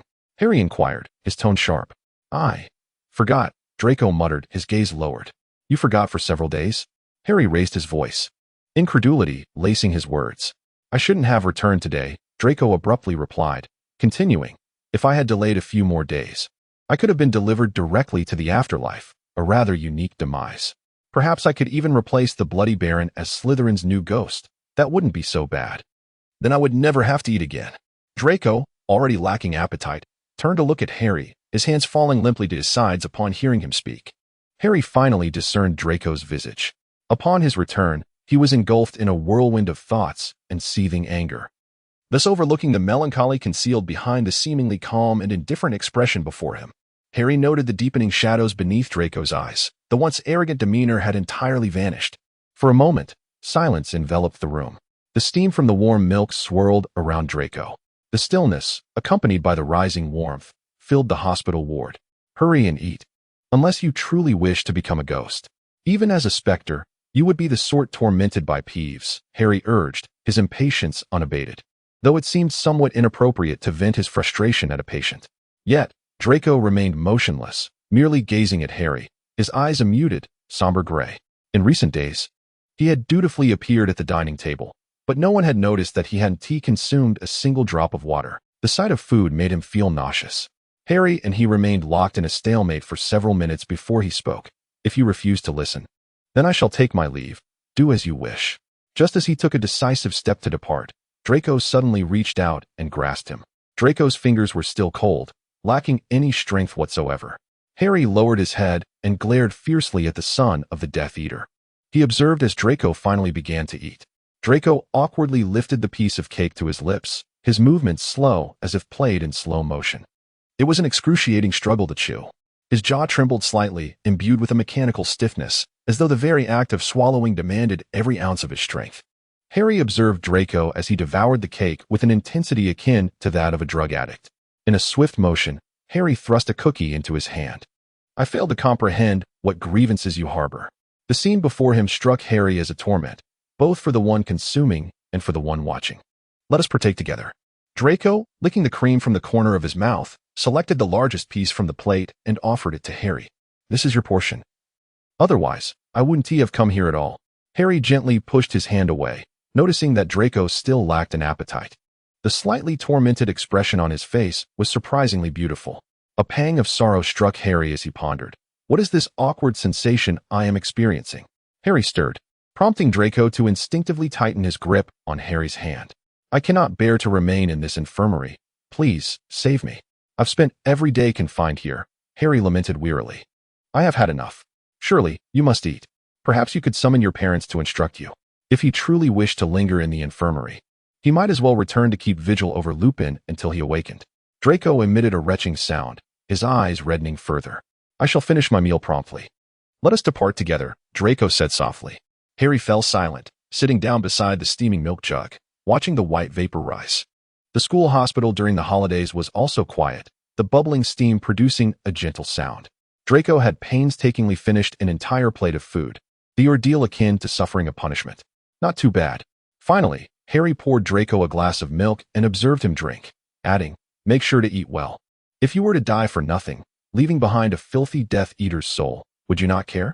Draco ignored Harry's sardonic tone, standing up to take off his scarf and draping it around Harry's shoulders. "Let us go?" Outside the hospital, snow fell heavily, enveloping vast stretches of darkness, rendering Hogwarts not entirely white nor black, but caught in a murky interlude between the two. Amidst the frenzied snowfall sweeping across the sky, Harry suddenly lost the desire to continue. He halted at the door. Draco's teeth chattered slightly. He abruptly asked, "Are you close with Professor Lupin?" I know he is a werewolf. His boggart is the full moon. He is my family. So what if he is a werewolf? He is far better than any of you." Harry replied stiffly, "Sirius Black is also my family." He declared, "They are the most important people to me. The most important." Draco nodded, echoing, "You want to die. They want to leave me." Harry glared at the snow, as if blaming it for everything. "No, they want tea." Draco lowered his gaze. "Why are you repeating my words?" Harry asked, looking at Draco, who was now half a head taller than him. "Why didn't you go home for Christmas, torturing yourself and me by staying here? Don't you mention your parents every day? They're not home." Draco paused, trying to describe it more accurately, his lips twitching slightly. "They're not home." His expression remained unchanged. "I don't even know where they are." Misfortune is impartial. It presents itself differently to everyone. He felt isolated. He was isolated as well. Most Slytherins were cordial, noble, and restrained, expertly managing the distance of friendship, neither too close nor too far, available for further intimacy or withdrawal at any time. True friends were few and far between. The cold wind reddened Harry's nose, and he suddenly crumbled emotionally, squatting down. Muffled sobs reached his ears. Draco leaned beside him, offering a shoulder, silently sharing in his tears, his burning sorrow, and his overwhelming grievance. Their initial encounters, filled with loud quarrels, harsh words, mutual misunderstandings, and indifference, suddenly seemed valid, accumulating like snow and vanishing like melting snow. Draco pondered, would the earth retain the marks of the snow? It will be all right. Draco felt the emptiness of his words and added, I will be there for you if you need me. I will also protect you. However, he did not voice this sentiment aloud. Snape had taught him to master his own thoughts. Draco remembered Lucius's words, hidden deep within his mind. He possessed meadows, streams, and moonlight. He envisioned the boy standing beside him under that very moonlight. Chapter 134. Christmas Night Stroll, Part 2. The snowfall had ceased, leaving behind a pristine, white expanse. Draco tilted his head to observe Harry, who, apart from the faint red marks on his face and the back of his hands, appeared much calmer now. Harry held Draco's handkerchief, adorned with initials intricately embroidered by Narcissa's magic. Thank you. Harry seemed somewhat embarrassed by his earlier lapse. The evidence lay in the small damp patch on Draco's shoulder, a testament to the tears shed. Let us head back. Draco brushed the snowflakes from Harry's forehead. Rising, he took a step forward, listening to the soft, crisp sound of his shoes crunching on the snow. Once again, they traversed this snowy landscape. Draco recalled how, during his first-year Christmas, he had approached Malfoy Manor with trepidation, knowing the Dark Lord awaited him there. Now, he grappled with the same questions, yet his mindset had shifted. More importantly, he suddenly felt the need to confront these issues alone. Growing up seemed to occur silently and imperceptibly. The heavy snow blanketed all impurities, bestowing Hogwarts with a fresh visage as Draco and Harry trudged towards the castle, one foot sinking deeper than the other. You just mentioned you were at the hospital. How is Professor Lupin? Draco broke the silence, his tone softer than usual. Would you like me to accompany you to St. Mungo's to see him? Harry's voice was hoarse. He is injured and has yet to awaken. The Auror assured him that he would notify me with an owl the moment he regained consciousness. Draco nodded, remaining silent for a moment. I have never betrayed you, and I shall not do so in the future. Since you suspect that I am the offspring of a Death Eater or something of the sort. Harry lifted his head, gazing at him in astonishment. Draco's gray eyes appeared exceptionally bright under the light, devoid of any hint of mockery. Harry had not anticipated that he would suddenly broach this subject. Harry was at a loss for words. Sirius's experiences had illuminated for him the reality that one's origins do not necessarily dictate one's stance. For a pure-blood wizard, espousing the ideals of blood purity was a commonplace notion, especially for the self-serving Slytherins. Voldemort merely wielded the latent thoughts harbored within many as a bold instrument to amass followers. Whether driven by genuine allegiance, self-interest, or fear, once one became a Death Eater, it was rare for anyone to emerge unscathed. Harry opened his mouth, intending to speak, but his stomach preemptively grumbled with a low rumble. The snow had been falling for an indeterminate period. Perhaps venting one's anger was indeed a laborious endeavor. Harry felt a genuine pang of hunger. Draco evidently heard the sound, and a smile blossomed on his previously stern countenance, his voice tinged with a hint of playful mischief. I have no more cupcakes in hand. Do you recall how vehemently you turned me down? Quite ferociously, I must say. Harry retorted, unperturbed. It seems I have just saved your life. The Slytherin ghost may one day bestow upon you the title of the starving Baron, Malfoy. And who will come to the rescue of the presently famished Scarhead? Draco laughed widely, revealing his pearly whites. The great savior requires sustenance. A freshly crafted snowball struck Draco with considerable force. When Harry and Draco engaged in their verbal sparring, neither was outmatched. They excelled in both delicate insults and bold invectives. Why, when hunger beckoned, did Draco persist in this playful banter? He brushed the snow from his robes, bent down to gather more snowflakes, and swiftly molded them into projectiles. Snowballs flew in rapid succession, with Harry dodging and weaving. Suddenly, Draco feigned a move, deceiving Harry, and seized the opportunity to launch a surprise attack. The snowball hit Harry squarely in the face, the icy flakes cascading down his scarf and slipping into his collar, prompting an involuntary shiver. Do not challenge the batsman, Draco paused to point out. You cannot best me. Nonsense, Harry shouted, leaping forward, seizing a large handful of snow, and hurling it directly at Draco. Caught off guard, Draco was enveloped by the snow, half of his shoulder buried, and his hair dusted with white flakes, rendering him a comical sight. Harry stumbled, losing his balance and falling into Draco's embrace once more. Marking the second occasion that day, he found himself in such close proximity to him, their breaths intertwining in the frigid air, forming a shared cloud of white mist. This time, Harry did not push Draco away. He caught a whiff of that scent, one that required proximity to fully appreciate, and he realized that he did not feel averse to Draco's embrace. This fragrance caused Harry to overlook the melting snow water trickling down his neck. Surrender, then. Draco's eyes and the corners of his mouth curved into a smile as he gazed down at Harry. Harry's stomach grumbled once again, betraying him. Don't act as if I am bullying you, Draco remarked, beginning to brush away the lingering snowflakes that clung to Harry's shoulders and scarf. His movements were delicate, as if he wished to prevent the melting snow from seeping into Harry's clothing and making him even colder. Occasionally, his fingers brushed against Harry's neck, the warmth of his touch causing Harry to flinch slightly. When have you not bullied me? Harry articulated slowly, his gaze fixed on Draco's face, which was slightly flushed from the cold, a smile creeping onto his lips. You always initiate our arguments. My fault, Draco replied, obediently raising his hands in surrender. Oh, is that so? Harry arched an eyebrow, suddenly bending down to scoop up a handful of snow and, taking advantage of Draco's distraction, swiftly shoved it down the back of his collar. Draco let out an exaggerated yelp, leaping up and spinning around to pounce on Harry, exclaiming, just wait and see. Harry laughed and took a step back, but he had barely run 2 paces before Draco seized him, and together they tumbled into a mound of snow. Harry struggled to rise but was restrained by Draco, who held him firmly by the shoulder, rendering him immobile. You have already missed your chance to concede, Draco declared, brandishing a handful of snow as a threat, poised to smear it across Harry's face. Harry stared at him, unable to suppress a laugh. You look just like a Yeti right now. A Yeti? Draco feigned indignation, promptly smacking a handful of snow onto Harry's hair. He then rose swiftly, brushing the snow off his robes and striking a haughty pose. Then you are the fool defeated by the Yeti, the famished Scarhead. He extended his hand, pretending to be reluctant as he helped Harry to his feet, muttering under his breath, if you dare to stuff snow down my clothes again, you shall regret it.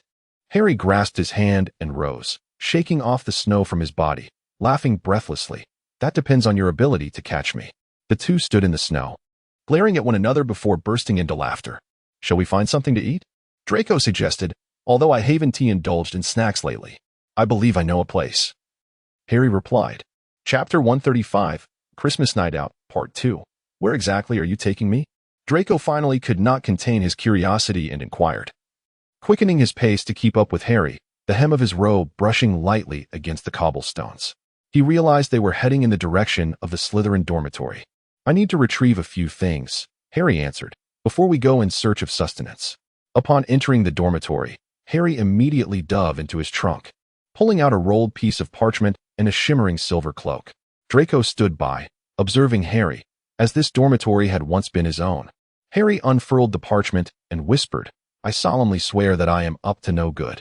Instantly, ink began to materialize on the surface, vividly outlining every corridor and chamber of Hogwarts Castle, even depicting moving little dots that marked the names and locations of each individual. Draco, leaning against the bedpost, widened his gray eyes in astonishment and exclaimed, What is this? Harry glanced back at him and replied, I need this to locate that place. I seem to have forgotten. Draco stepped closer, leaning down to scrutinize the map, his voice filled with astonishment. A map? And names? I just saw Professor Snape. He extended his hand, his fingertips gently grazing the edge of the map. This is the Marauder's map. It was on this very map that I spotted Percy last semester. Harry shook the parchment, saying, Professor Lupin left this for me. It reveals the whereabouts of everyone within the castle. As for this, he unfolded the invisibility cloak, draping it over himself, half of his body vanishing into the air, leaving only his green eyes and a hint of a smile suspended in place. You seem familiar with it. However, Draco's gaze involuntarily shifted to the cloak. It was as delicate as water, feeling like flowing silver threads, astonishingly soft yet imbued with an unusual weight. Suddenly, Draco recalled the day of their first-year altercation, when he had stood at the dormitory door. Harry, who had not been there initially, had unexpectedly collided. And on the day of the Chamber of Secrets, Harry had emerged from thin air, it turned out, due to this very invisibility cloak. Draco was momentarily stunned, his fingertips lingering on the cloak's edge, its texture cool and smooth, akin to caressing a strand of flowing moonlight. He swallowed hard and whispered, I've heard of invisibility cloaks. Your cloak, does it truly provide complete and absolute invisibility, and is this effect permanent? Harry nodded. As long as he donned this cloak, he would remain in a state of invisibility, impervious to any spell that might attempt to breach its concealing power, correct? Draco's mouth fell open as he continued to inquire. I believe so. Harry was perplexed by Draco's astonishment. Draco's voice gradually grew somber, as if he were lost in a distant memory. My father once spoke of a legend regarding the Deathly Hallows. Have you heard of it? Harry removed the invisibility cloak, furrowing his brow, his emerald eyes brimming with curiosity. The lightning-shaped scar on his forehead subtly glimmering under the dormitory lights. The Deathly Hallows? I have never heard of them. What are they? I believe your cloak fits the description perfectly, Draco remarked with a hint of reverence. I always thought it was merely a tale to entertain children. But this cloak feels just as the legends describe. What kind of children's story? Harry inquired, his face alight with curiosity. Draco perched on the edge of the bed, his gaze fixed upon Harry. According to legend, there were 3 brothers who encountered death by a perilous river. They conjured a bridge to deceive him. Death feigned congratulations and bestowed upon them 3 gifts. Antioch requested an unbeatable wand, known as the Elder Wand, capable of vanquishing any foe. Cadmus asked for a resurrection stone, able to summon the souls of the deceased. Ignotus sought an invisibility cloak, granting him refuge from death's pursuit. It is said that possessing these 3 hallows grants one mastery over death. Draco paused, his voice dropping to a near whisper. Yet, all gifts come at a price. Antioch wielded the Elder Wand to slay an enemy, only to boast in a tavern and be ambushed and murdered, the wand taken from him. Cadmus revived his lost love with the resurrection stone, only to find her a cold shadow, not of this world, unable to bear the torment. He ultimately took his own life. Only Ignotus, with the invisibility cloak, eluded death and lived a long life, bequeathing the cloak to his descendants. His gaze lingered on the cloak in Harry's possession, a complex expression crossing his face. I thought invisibility cloaks were common in the wizarding world? Harry mused, glancing down at the cloak, his fingers absent-mindedly brushing against the silky fabric, his brow slightly furrowing. No, not at all. I have never seen one, Draco replied. Do the Elder Wand and Resurrection Stone exist as well? Harry pressed on. The Elder Wand has had 10 masters. Perhaps its current owner is Grindelwald? Until today, I had always believed that invisibility cloaks and resurrection stones were mere myths, Draco confessed uncertainly. Can the resurrection stone truly bring people back? Harry, though uninterested in the Elder Wand, felt a surge of curiosity at the mention of the resurrection stone. I am not certain. I now harbor doubts myself. If it were true, you would be a third master of death, Draco suggested, attempting to join Harry beneath the invisibility cloak. Discovering that his own form indeed vanished from the air, Draco endeavored to conceal his feet, and at that moment, Harry felt Draco's breath brushing close to his ear. The corridor was eerily silent as Harry squinted at the Marauder's map, searching for the location of the Hogwarts kitchen. Sirius had once mentioned this place in conversation, reminiscing joyfully about the feasts held there. You have hidden away 2 such delightful treasures. Do you often sneak out? Draco inched closer, his warm breath tickling the nape of Harry's neck. Keep your voice down, Harry whispered. Harry tilted his head slightly, making an effort to evade Draco's breath. As he was unaccustomed to anyone being so close to him, I certainly do not wish to be caught by Filch during the Christmas holiday. He recalled how his parents had once been apprehended by Filch during an evening outing when his father was still a prefect. Draco elongated his tone, teasingly. And what happened next? Harry found himself taking small steps alongside Draco, their bond deepening after being caught. Eventually, they became engaged before completing their studies. Draco let out a scoff, struggling to envision Lucius in a humiliating predicament, although the sudden disappearance of his parents had cast a shadow over Draco's spirits in recent days. They later welcomed a child with a mouth as sharp as poison. As Harry descended the stairs, Draco naturally draped his arm over Harry's shoulder. I can be occasionally spiteful, Draco retorted softly. Harry rolled his eyes. I'm that occasional encounter, am I not? When you meet me, it ceases to be an occurrence. Chapter 136. A Christmas Night Out. Final. Ever since Draco had confirmed with Snape that he could completely conceal his thoughts, he felt an unprecedented sense of ease. The ultimate authority over his actions had finally returned to him. Long ago, Draco had learned the art of engaging in conversation by first capturing the gaze of his interlocutor. Piercing through those eyes, whether wise, clever, or cunning, navigating various looks as if he were a prospector searching for the elusive glimmer of gold hidden within the depths of sand. The eyes are the sanctuary of the soul, allowing one to discern a person's character before they even speak. This method enabled Draco to emulate Lucius, appearing both fastidious and magnanimous, always seeming detached, a cold observer of all that transpired around him. Yet he could graciously accommodate any topic raised by his guest, quietly noting useful information as he traversed through diverse circles. This was the survival wisdom of the Malfoy lineage. However, Draco never anticipated that one day a pair of eyes would instigate such restlessness within his heart. In Harry's gaze, he found himself harboring unnecessary thoughts. Draco stood behind Harry, watching as Harry leaned closely over the map, scrutinizing the small dots upon it. Following the clues provided by the map, Harry navigated through dimly lit corridors, skillfully evading Filch and his feline companion, until he arrived before a painting depicting a basket of fruit. He reached out and scratched the pair depicted in the artwork. To his delight, the pair chuckled and transformed into a green doorknob. This must be the place, Harry remarked, pushing the door open. He was greeted by the expansive kitchen of Hogwarts. Within this spacious realm, countless house elves scurried about, their diminutive figures nimbly darting between the long wooden tables, deftly handling an array of ingredients. The air was rich with the aroma of freshly baked bread and the savory scent wafting from bubbling pots of stew. A line of ovens stood nearby, busily roasting golden, crispy pumpkin pasties and fragrant meat pies. The crackling of the fire resonated as the flames danced upon the elves' industrious faces, who wielded little wooden spoons to stir and, with a flick of magic, made knives chop vegetables autonomously, all while balancing plates larger than themselves as they hurriedly bustled about.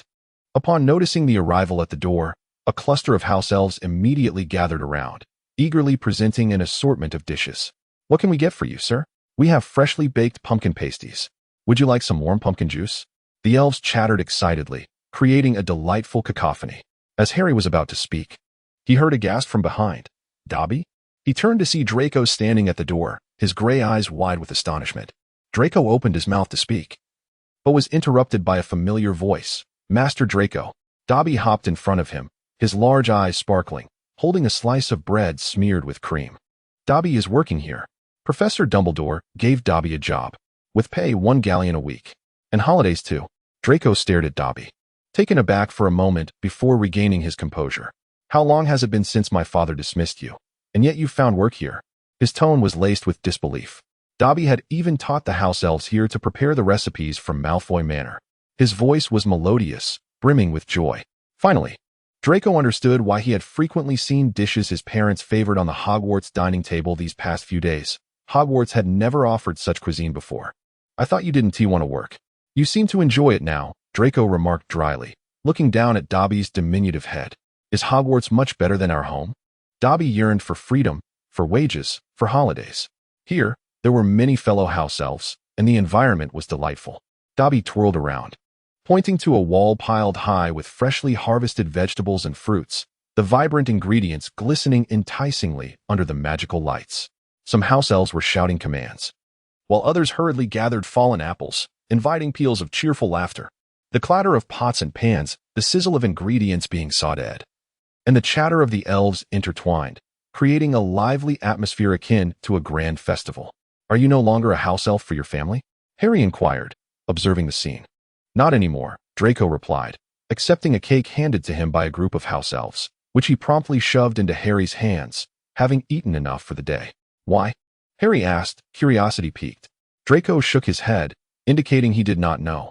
However, judging by how the Dark Lord had treated Dobby during his last visit to Malfoy Manor, it seemed Dobby was not trusted by him. It appeared Lucius had his own reasons for not taking Dobby along when he left. "If Master needs Dobby, Dobby will assist," Dobby exclaimed exuberantly, declaring himself a free elf who would only do what he wished. Just then, a burst of laughter echoed from the other end of the kitchen. Upon turning his head, Harry discovered that there were indeed others present. Standing at the far end were two boys with fiery red hair, the Weasley twins. Fred and George were directing a house elf to fill a sack with provisions. George looked up upon noticing Harry and grinned broadly, exclaiming, "Ah, the Slytherin savior." As he sauntered down the long corridor of the kitchen, George remarked to Harry, "You saved that big fool Percy in your second year. We owe you a favor." He only told us later, and the ministry's internship has hit him hard. "I must say, you helped him considerably. He hardly listens to us." Fred joined in with a hearty laugh, adding, "Indeed, that fellow Percy is always rambling about rules and responsibilities. Thanks to you, Harry. Otherwise, he would have ended up in the basilisk's belly." Draco, standing nearby, blinked nervously, aware that the diary Percy acquired was planted by Lucius. Harry scratched his head, a glimmer of amusement flickering in his green eyes, his lips curling into a subtle smile. "It's nothing of great consequence. Are you all hungry as well? This is our first time in the kitchen." George patted the sack, stating, "We frequent this place often, gathering ingredients for our experiments, concocting some intriguing products. We aim to liberate the students of Hogwarts from the monotony of their tedious lessons." Fred wore an expression of sheer delight, adding, "It would be splendid to earn a substantial amount of galleons." "What is it?" Harry's curiosity was piqued. "It's still under wraps," George replied playfully. "But we are heading back to the Gryffindor common room now. We can offer you a special price later." He turned to wave at the house elves, saying, "Thank you very much." Harry's hands were swiftly filled with food by the house elf. Draco recalled the Christmas gift box from Snape still nestled in his pocket. As he politely declined the enthusiastic offerings of the house elf, he slowly opened the gift box. Within it lay a small vial of potion, its hue reminiscent of molten gold, with droplets of liquid joyfully dancing upon the surface. A note accompanied the potion, which Draco read, assuring him that all was well and there was no need for concern. A small vial of Felix Felicis was included, to be used in times of need. Happy holidays. Preview. I intend to amend the rules for the Triwizard Tournament. The previously mentioned reverting potion was actually prepared for GGAD. Chapter 137, Justice and Transactions Interrogation Room. The walls were constructed of cold gray stone, with the sole window nearly reaching the ceiling. In the center of the room stood a rough wooden table, where Sirius was brought in, his hands bound by magical chains. Upon entering, the chains were promptly affixed to the floor by an oar, producing a soft clinking sound. Only a handful of interrogators awaited him today. Once again, he had been extracted from his specially designed cell in Azkaban by the Aurors. Sirius sat upon a chair that had previously accommodated numerous suspects of illicit potion transactions. Vault robbers, abusers of the unforgivable curses, intruders into Muggle homes, and various Death Eaters. For decades, countless interrogated criminals had left their marks on this old chair, which now bore a suspicious hue adorned with deep and shallow scratches, evidences of the prisoner's desperate thoughts as they concocted their defenses and resistances. Sirius noticed that. After numerous rounds of questioning, the Auror's demeanor towards him was gradually softening. "How is Remus?" he inquired before the Aurors could offer him a cup of indeterminate contents and commence their relentless interrogation. His eyes were bloodshot, and his voice was alarmingly hoarse. "He is awake," Scrimgeour replied tersely. Instantly, Sirius sprang to his feet, eager to see Lupin. The last image he had of him was that of a bloodied mess, flung away by Wormtail's explosion. He was quickly met with the pointed wands of the Aurors, one of whom pushed him back into his seat. "What more is there to ask?" Sirius declared, downing the truth serum in one gulp. Every fragment of his brief memories had already been scrutinized. Scrimgeour waved his hand, signaling the Auror restraining him to step back. Standing tall and poised like a lion ready to pounce, Scrimgeour, impeccably attired in his Auror uniform, leaned over the table. Fixing his gaze upon Sirius Black, Scrimgeour began, his voice deep and steady. "You are acutely aware of your predicament. Early prison break, illegal animagus transformation, and the most severe accusation of killing all the Death Eaters in the same tier of Azkaban could lead to several more decades of confinement." Sirius raised his head, a slight smirk curling his lips, revealing a hint of mockery. "Decades? Life imprisonment? Sounds like the same old tune, Scrimgeour. I have already spent 10 years in that wretched place. Do you really think a bit more time would intimidate me? How delightful. At least this time there will be a hearing. Last time, you completely bypassed that step and sentenced me to life imprisonment. You truly are the epitome of justice." It brings a tear to my eye. Scrimgeour did not respond immediately. He straightened up and slowly circled to the other side of the table. He then halted, turning his back to Sirius, his tone imbued with a layer of significance. "However, the matter is not so straightforward," Scrimgeour continued. "Killing Death Eaters in prison is unprecedented. The absence of a precedent means the direction of the verdict remains uncertain. The jury might perceive you as a hero. After all, they are Death Eaters, and no one would shed tears for them." Sirius narrowed his eyes, fixating on Scrimgeour's silhouette. "Are you suggesting I still have hope?" Scrimgeour turned around, a barely perceptible smile gracing his face. "Hope? Certainly. You captured Peter Pettigrew, returned him to the Ministry, and proved he was the murderer. The Daily Prophet has sensationalized your story, and now, the majority of the wizarding community views you as a wronged hero. The jury is not blind. They will take public opinion into account." "Public opinion?" Sirius scoffed. "It sounds as if I must rely on others' sympathy to extricate myself. But I recall that when I was cast into Azkaban, no one cared for public opinion or truth. Your recent photographs from Azkaban were quite striking. After being published like a fashion spread, some have dubbed you the most handsome prisoner. Even a fraud like Lockhart has fans. I believe you can too. Those drawn by the newspapers have already begun organizing support for you," Scrimgeour remarked, half in jest, half earnestly. Tonks beside them chuckled softly. The tumult of war was chaotic. "That is in the past," Scrimgeour said calmly, resuming his seat and crossing his arms. "Now things are different. Voldemort has fallen, and Death Eaters have become the targets of public disdain. Your exploits have turned into casual conversation among wizards. You have a chance, Black, but I can amplify the chance." Sirius furrowed his brow, the chains clinking slightly with his movement. "You speak in riddles, Scrimgeour. Just say it plainly. What do you want?" Scrimgeour leaned back in his chair, fixing his gaze on Sirius, his voice lowering a notch. "I want you to assist me, Black. Publicly support the Aurors and denounce the remnants of Voldemort's forces." Sirius paused, then erupted into a hoarse laughter that echoed in the cramped interrogation room. "Oppose Voldemort? Are you still asleep? I have been doing this since my teenage years. My closest friends perished in this war, and you now ask me to publicly support? I am aware of your past." Scrimgeour remained unfazed, his tone as frosty as ever. "Yet I am not referring to your private convictions. I implore you to step forward and fight alongside the Aurors, assisting us in establishing a more formidable image. The likes of Fudge and his cohorts are feeble and ineffectual. The wizarding world yearns for a symbol, one that can restore their faith in the existence of justice." Sirius's laughter gradually faded, his gaze fixed upon Scrimgeour, his expression growing frigid. "Do you intend to use me as a mere figurehead to lend your department some semblance of prestige?" "Perhaps," Scrimgeour admitted candidly. "Yet this would not be detrimental to you. You seek freedom. I can aid you in securing a lenient sentence, or even an acquittal. The jury will heed my insinuations, and public opinion will advocate on your behalf. You need only align yourself with us." A brief silence enveloped the courtroom as Sirius cast his eyes down upon the chains binding him, his fingers slowly clenching. He understood the validity of Scrimgeour's words. Freedom was tantalizingly close, yet the cost was to become a pawn in Scrimgeour's game. He lifted his head, a bitter smile playing upon his lips. "I presume you would very much like to meet Remus Lupin," Scrimgeour added softly. "Do you wish to keep him waiting for several more decades?" "You are quite the negotiator, Scrimgeour," Sirius muttered. "Very well, I shall acquiesce to your request. But do not expect me to bow and scrape to your whims. My assistance is for my own sake." Scrimgeour nodded, a glimmer of satisfaction gracing his features. "I never anticipated your compliance, Black. As long as you stand with me, that is sufficient. When the jury is faced with a choice between rationality and emotion, emotion invariably prevails. The rest shall be left to the magical court." Chapter 138, To Hermione's. Harry stood in the clearing beside Hagrid's hut, surrounded by the hushed whispers of his classmates and the occasional low rumble from the hippogriff.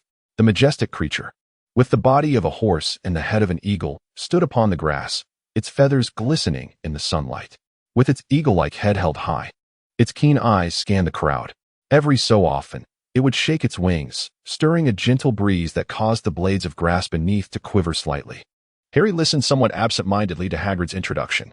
Hagrid stood beside the majestic creature, a griffin, bellowing in his hearty voice, "All right, children. Today we shall learn how to interact with these splendid beings. They are not mere magical creatures. One must exhibit a degree of courtesy. The first step," Hagrid raised a finger, his voice booming, "is to bow. Do not rush towards them, they disdain impoliteness. Lower your head, approach slowly. And only when they return the gesture may you dare to touch them. Who wishes to try?" The students exchanged glances, most of them instinctively recoiling, evidently hesitant to approach the imposing half-horse, half-eagle beast. Harry stared at the grass beneath his feet, having no intention of stepping forward first. The griffin appeared to favor the girls. Hagrid scratched his head and invited Hermione to give it a go. Clearing her throat, Hermione walked towards the griffin, her steps laced with a feigned nonchalance. Standing before the magnificent creature, she cautiously bowed. The griffin turned its head, its piercing gaze locking onto her, emitting a low, ominous growl as if to warn her. Hagrid strode over, grinning widely. "Well done, you've shown some courage. But remember to bow first. Do not stare at it directly. They appreciate politeness, understand?" Hermione complied. She gently bent at the waist, lowering her head and striving to appear natural in her movements. The creature tilted its head as if assessing her, and after a few moments, it gradually lowered its own head in return.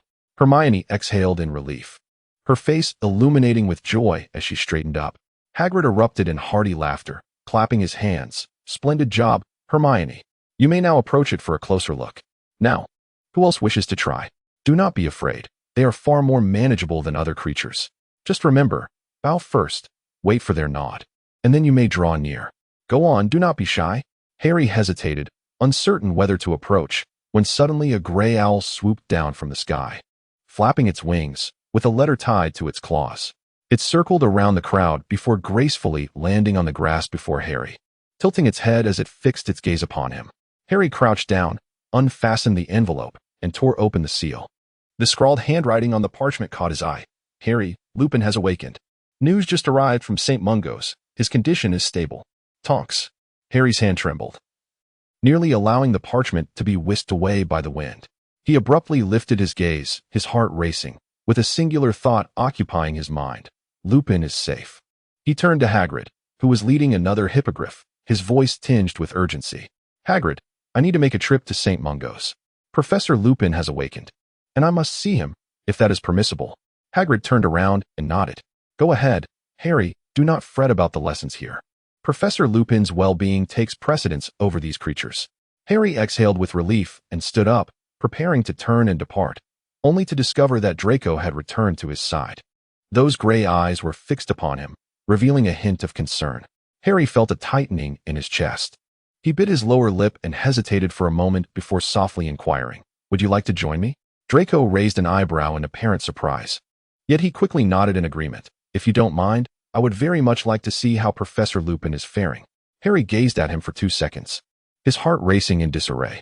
He nodded slightly and said, "Let us go." However, as he turned and began to walk, his mind erupted in chaos. He could not fathom why he had so readily agreed to take Draco along. Indeed, their relationship had shifted somewhat since Christmas. Yet Harry was perplexed by the origins of his trust. Was it the inexplicable protection Draco had offered during their second year that led him to believe Draco was not so terrible? Or was it that Draco's haughty demeanor upon their first encounter had not repulsed him? Perhaps it was the consistently awkward and contradictory nature of their interactions that left Harry uncertain about his feelings toward him. Lupin and Sirius had provided Harry with familial support. Yet he realized how much he yearned for the companionship of his peers. "What are you thinking?" Draco's voice broke through his reverie, laced with a hint of mockery. "You're not regretting bringing me along, are you?" Harry glanced up and shot him a look, concealing the turmoil within. "No, never mind. It's nothing." He quickened his pace, unwilling for Draco to perceive the conflict brewing inside him. The two walked briskly side by side along the gravel path leading to Hogwarts, the wind rustling through the air, mingling the scents of earth and grass. With his head bowed, Harry's thoughts were in disarray. He stole a glance at Draco, who, hands shoved into his pockets, kept pace effortlessly, utterly unfazed by Harry's current unease. As they reached the castle entrance, a familiar figure suddenly darted past them, Hermione, clutching a hefty stack of books, hurriedly racing in the opposite direction. Harry halted, furrowing his brow, his mind buzzing. "Hermione?" Hearing the commotion, Hermione abruptly turned, her face flashing a momentary panic, like a thief caught in the act. "Harry? Draco? What are you doing here?" "I was just about to ask you," Harry replied, his brow knitted in confusion. "Weren't you just calming that Sphinx at Hagrid's? How did you end up here?" His mind raced, attempting to unravel this perplexing scene. Hermione opened her mouth as if to explain, but ultimately stammered, I have to go to class." Then, like a startled rabbit, she dashed into the nearby classroom, the door slamming shut behind her, leaving Harry and Draco staring at each other in bewilderment. Draco squinted towards Hagrid's hut, murmuring, "I can't be mistaken, can I? That Hermione was still at Hagrid's feeding that Sphinx." As Harry turned his head, he indeed caught sight of Hermione's figure busily tending to the area beside the cottage, attempting to communicate with the hippogriff. Harry rubbed his eyes, his heart racing, murmuring to himself, "Two Hermiones? What on earth is happening?" His mind was a whirlwind of confusion. Was it an illusion or some form of magic? "Let us proceed. We should first visit Professor Lupin at St. Mungo's," Draco advised. "If curiosity persists, we may inquire further upon our return." Chapter 139. When you awaken, Harry and Draco sat in chairs by the window, their gazes fixed on the closed door of the hospital room. They had been waiting for nearly an hour. Outside, the sky grew darker. Harry clasped his hands together, feeling a slight sweat in his palms, his heart a tumult of anticipation and dread. He was uncertain about Lupin's condition. Did waking up truly signify that everything was all right?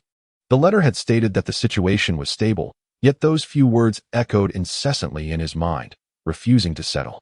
Draco leaned back against the chair, a hint of curiosity evident in his demeanor. Who could possibly be inside? Harry remained silent, his gaze fixed upon the tips of his shoes, his mind consumed by the image of Lupin's pale face while he lay unconscious. He longed for the door to open swiftly, yet simultaneously dreaded the sight of Lupin's frail form.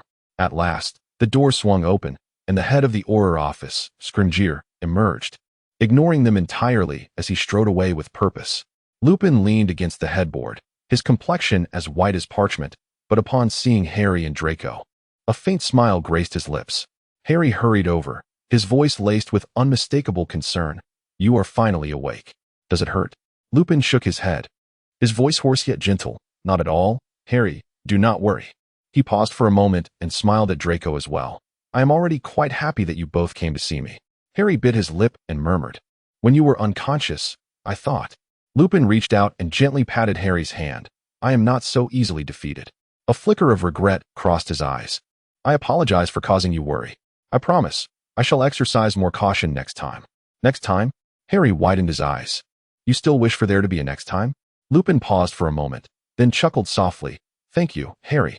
How has everyone fared in my absence?" "Professor Snape has been substituting for you," Draco replied. "Everyone has missed you," Harry added. Lupin turned to Draco, his gaze softening. "During my unconsciousness, has Severus been struggling? I always felt I must have caused him quite a bit of trouble." Draco shrugged.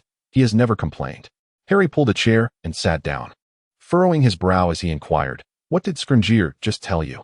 He gazed intently into Lupin's eyes, harboring a lingering suspicion that the Ministry of Magic would not so easily relinquish its pursuit of Sirius. Lupin remained silent for a moment before shaking his head. Nothing of particular note. He discussed the Ministry's potential sentencing of Pettigrew. The Ministry has historically been quite lenient with dark wizards, as you are aware. Just like how Sirius, who was believed to have annihilated an entire street of muggles over a decade ago, ultimately received a life sentence rather than facing the Dementor's kiss. Harry furrowed his brow, a surge of anger swelling within him. Yet, Sirius is undeniably innocent.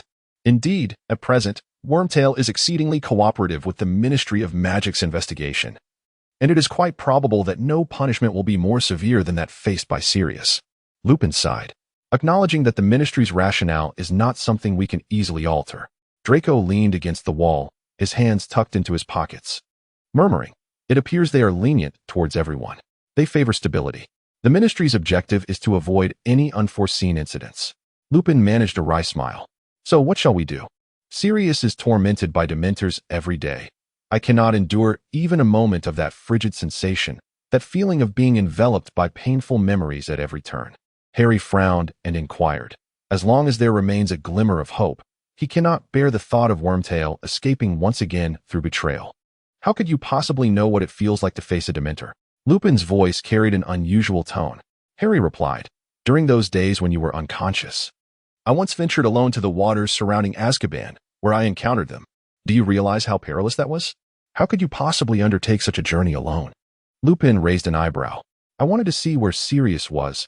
There, under the influence of the Dementors, I heard my parents' voices for the first time." Harry lowered his head. "What?" Lupin inquired. "When the Dementors affected me, I heard my father's voice. It was as if I had reclaimed memories from my childhood. Echoes of my parents' screams before their demise," Harry murmured softly. At that time, he was solely focused on thwarting Voldemort, hoping to grant his mother a chance to escape. That moment, James' voice. Lupin's expression shifted to one of astonishment and anguish. Harry nodded and said, "I heard him say, 'Lily, take Harry and run. Voldemort is coming. I will stay behind to hold him off.'" Then came my mother's voice, and Harry felt his vision clouding once more as she pleaded, "Don't touch Harry. Please. Do whatever you must." Draco noticed the redness around Lupin's eyes as well. "They might have a chance at survival if they abandoned me, wouldn't they? They could escape." Harry covered his eyes with his hand. Lupin remained silent for a moment before gently patting Harry's shoulder. "Harry, it is not your fault. You know that, don't you?" "I know," Harry replied softly, his voice laden with bitterness. "But I cannot help but think that if I hadn't been there, perhaps they would have had a chance to live." His mind was consumed with hypotheticals. If he had never been born, if he had not been chosen, if he were not the wretched chosen one, perhaps everything would be different. Yet these ifs gnawed at him like venomous serpents, making each breath feel painful. "Do not torment yourself like this," Lupin said. "Your parents sacrificed themselves to protect you. That was their choice, their love. What you can do now is to live, to give meaning to their sacrifice. And you still have me and Sirius, don't you?" Harry nodded, recalling the emotional breakdown he had experienced in front of Draco just a few days prior. Now, confronted by Lupin, who felt like family, he was once again haunted by painful memories, leaving him with a sense of emptiness in his heart. "Harry?" Lupin's voice called from behind, laced with concern. "I'm fine." Harry turned to respond. Draco gently patted Harry's back, and Harry mustered a smile in return. "The Dementors are nothing to worry about. Once I'm discharged, I shall teach you how to confront them," Lupin reassured slowly. "Strength lies in facing the direst situations while remaining unscathed." Draco leaned down to adjust the position of Lupin's cushion, having brought him some meat-based treats. Lupin glanced at them and smiled faintly. "You know werewolves have a penchant for these. You are quite clever. Did you deduce it was a boggart?" Draco silently nodded. "When I was 16, the boggart was not the moon. Back then, 3 fools tirelessly trained to become animagi just to accompany me through those arduous full moon nights." Lupin bit his lip before continuing. "It was only after those 3 fools departed due to Voldemort that I began to fear the moon again."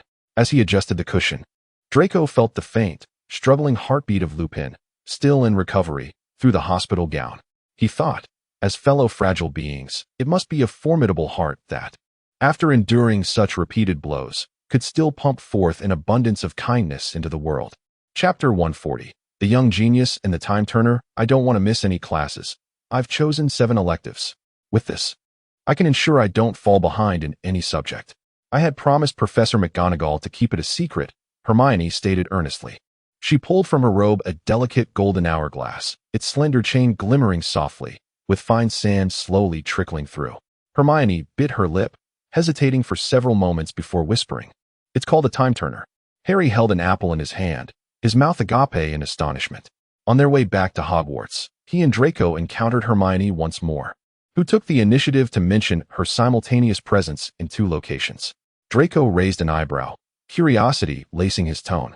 "Isn't it sufficient to take 3 elective courses? Are you deliberately seeking hardship, or do you believe that exhausting yourself is the only path to satisfaction? My schedule was originally filled with 5 elective courses without conflict. Yet Muggle studies is equally fascinating," Hermione replied, lifting her gaze, her brown eyes sparkling with the thirst for knowledge. "Did you know they discussed how Muggles utilize electricity in place of magic, as well as the principles behind their modes of transportation, like cars and trains? I even penned a paper on Muggle science and technology." Draco, with an air of exasperation, interrupted her, "But shouldn't you already possess ample knowledge about Muggles? As a child from a Muggle family, do you still need to study Muggle knowledge?" "Magical knowledge and Muggle knowledge are not mutually exclusive," Hermione declared proudly, raising her chin. Indeed, Hermione's academic performance was exceptional. No pure-blood student in her year could surpass her. Last semester, while assisting Lupin in the library, Harry often spotted Hermione immersed in her studies. The individuals he saw most frequently in the library were likely Percy and Hermione. Many people are overly superstitious about talent, yet most have not exerted sufficient effort to warrant a reliance on innate ability. Achieving high marks in ordinary courses can often be accomplished through diligent repetition. If time is truly scarce, courses like divination could be skipped, Draco suggested. Hermione furrowed her brow, poised to respond to Draco, when Harry cautiously interjected, "Hermione, you appear quite fatigued." She had chosen 7 elective courses. It was no wonder she looked weary. Draco scoffed, "With the mandatory courses included, I feel as though these assignments will take a century to complete, and all the final exams will be crammed together. So, this device enables you to be in multiple places at once?" Harry inquired, gazing intently at the time turner. "By simply turning it back, I can return to a previous time, allowing me to attend several classes simultaneously. Do you understand?" Hermione explained succinctly. "Wow, where did you acquire that hourglass?" Draco asked, realizing that such a powerful tool could not possibly be casually possessed by a mere student. Even within the Ministry of Magic, a time-altering magical instrument would carry a high level of confidentiality. "I received it from Professor McGonagall on the first day of school. This entire year, it has enabled me to attend all my courses. Professor McGonagall wrote numerous letters to the Ministry on my behalf to secure it for me. She had to convince the Ministry personnel that I am an exemplary student who would never misuse it for purposes outside of my studies." Hermione paused, rubbing her forehead, her voice dropping. "I had promised to keep this a secret for Professor McGonagall. This time, it was my fault. Moreover, the time turner does indeed leave me quite exhausted." Harry furrowed his brow, concern evident in his emerald eyes. "Are you tired? You look as if you haven't slept in days, Hermione. There are dark circles beneath your eyes." Hermione offered a wry smile, brushing her disheveled hair back with a hand. "Sometimes, I have to navigate through 2 or 3 time periods in a single day. I must remember what I said and did during each segment and maintain the facade of normalcy. Yesterday, I nearly dozed off in potions class. Snape scrutinized me for what felt like an eternity, ultimately deducting 5 points from Gryffindor, claiming my lack of focus was an affront to the art of potion making." Draco scoffed. "I can see you swaying even while walking." Hermione shot him a glare, yet lacked the energy to retort. She lowered her gaze to the time turner in her hand, her fingers gently tracing its edge. After a moment of silence, she spoke. "After being discovered by you all, I have made a decision. I intend to return the time turner to the Ministry of Magic. I have already discussed it with Professor McGonagall. I fear there may be unforeseen consequences, and I can acquire ample knowledge through my own studies." Harry and Draco were simultaneously taken aback. Harry set down the apple core in his hand and asked, "Did you not say it was of great assistance to you? How will you manage without it?" "It indeed aided me," Hermione sighed, her voice tinged with fatigue. "But it also made me feel like a spinning top, never able to come to rest. I must admit, I overestimated my own capabilities. I thought I could cope. Yet now all I desire is to sleep for an entire day without the worry of missing any classes. Moreover, this item is quite precious. It would be unwise to send it via outpost. I have yet to visit the Ministry of Magic and am unsure how to return it." Draco replied, You can enter the ministry through the guest entrance. Those geniuses at the ministry have cleverly concealed it within a toilet. Suddenly, Harry was struck by an idea, his eyes lighting up as he spoke.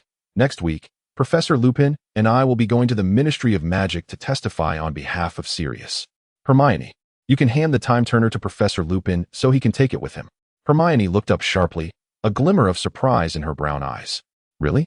Do you think Professor Lupin will agree? Are you sure he won't find it troublesome? I'd rather not take a leave of absence. That would mean missing half a day of classes, and the ministry is closed on weekends, plus their hours conflict with my schedule.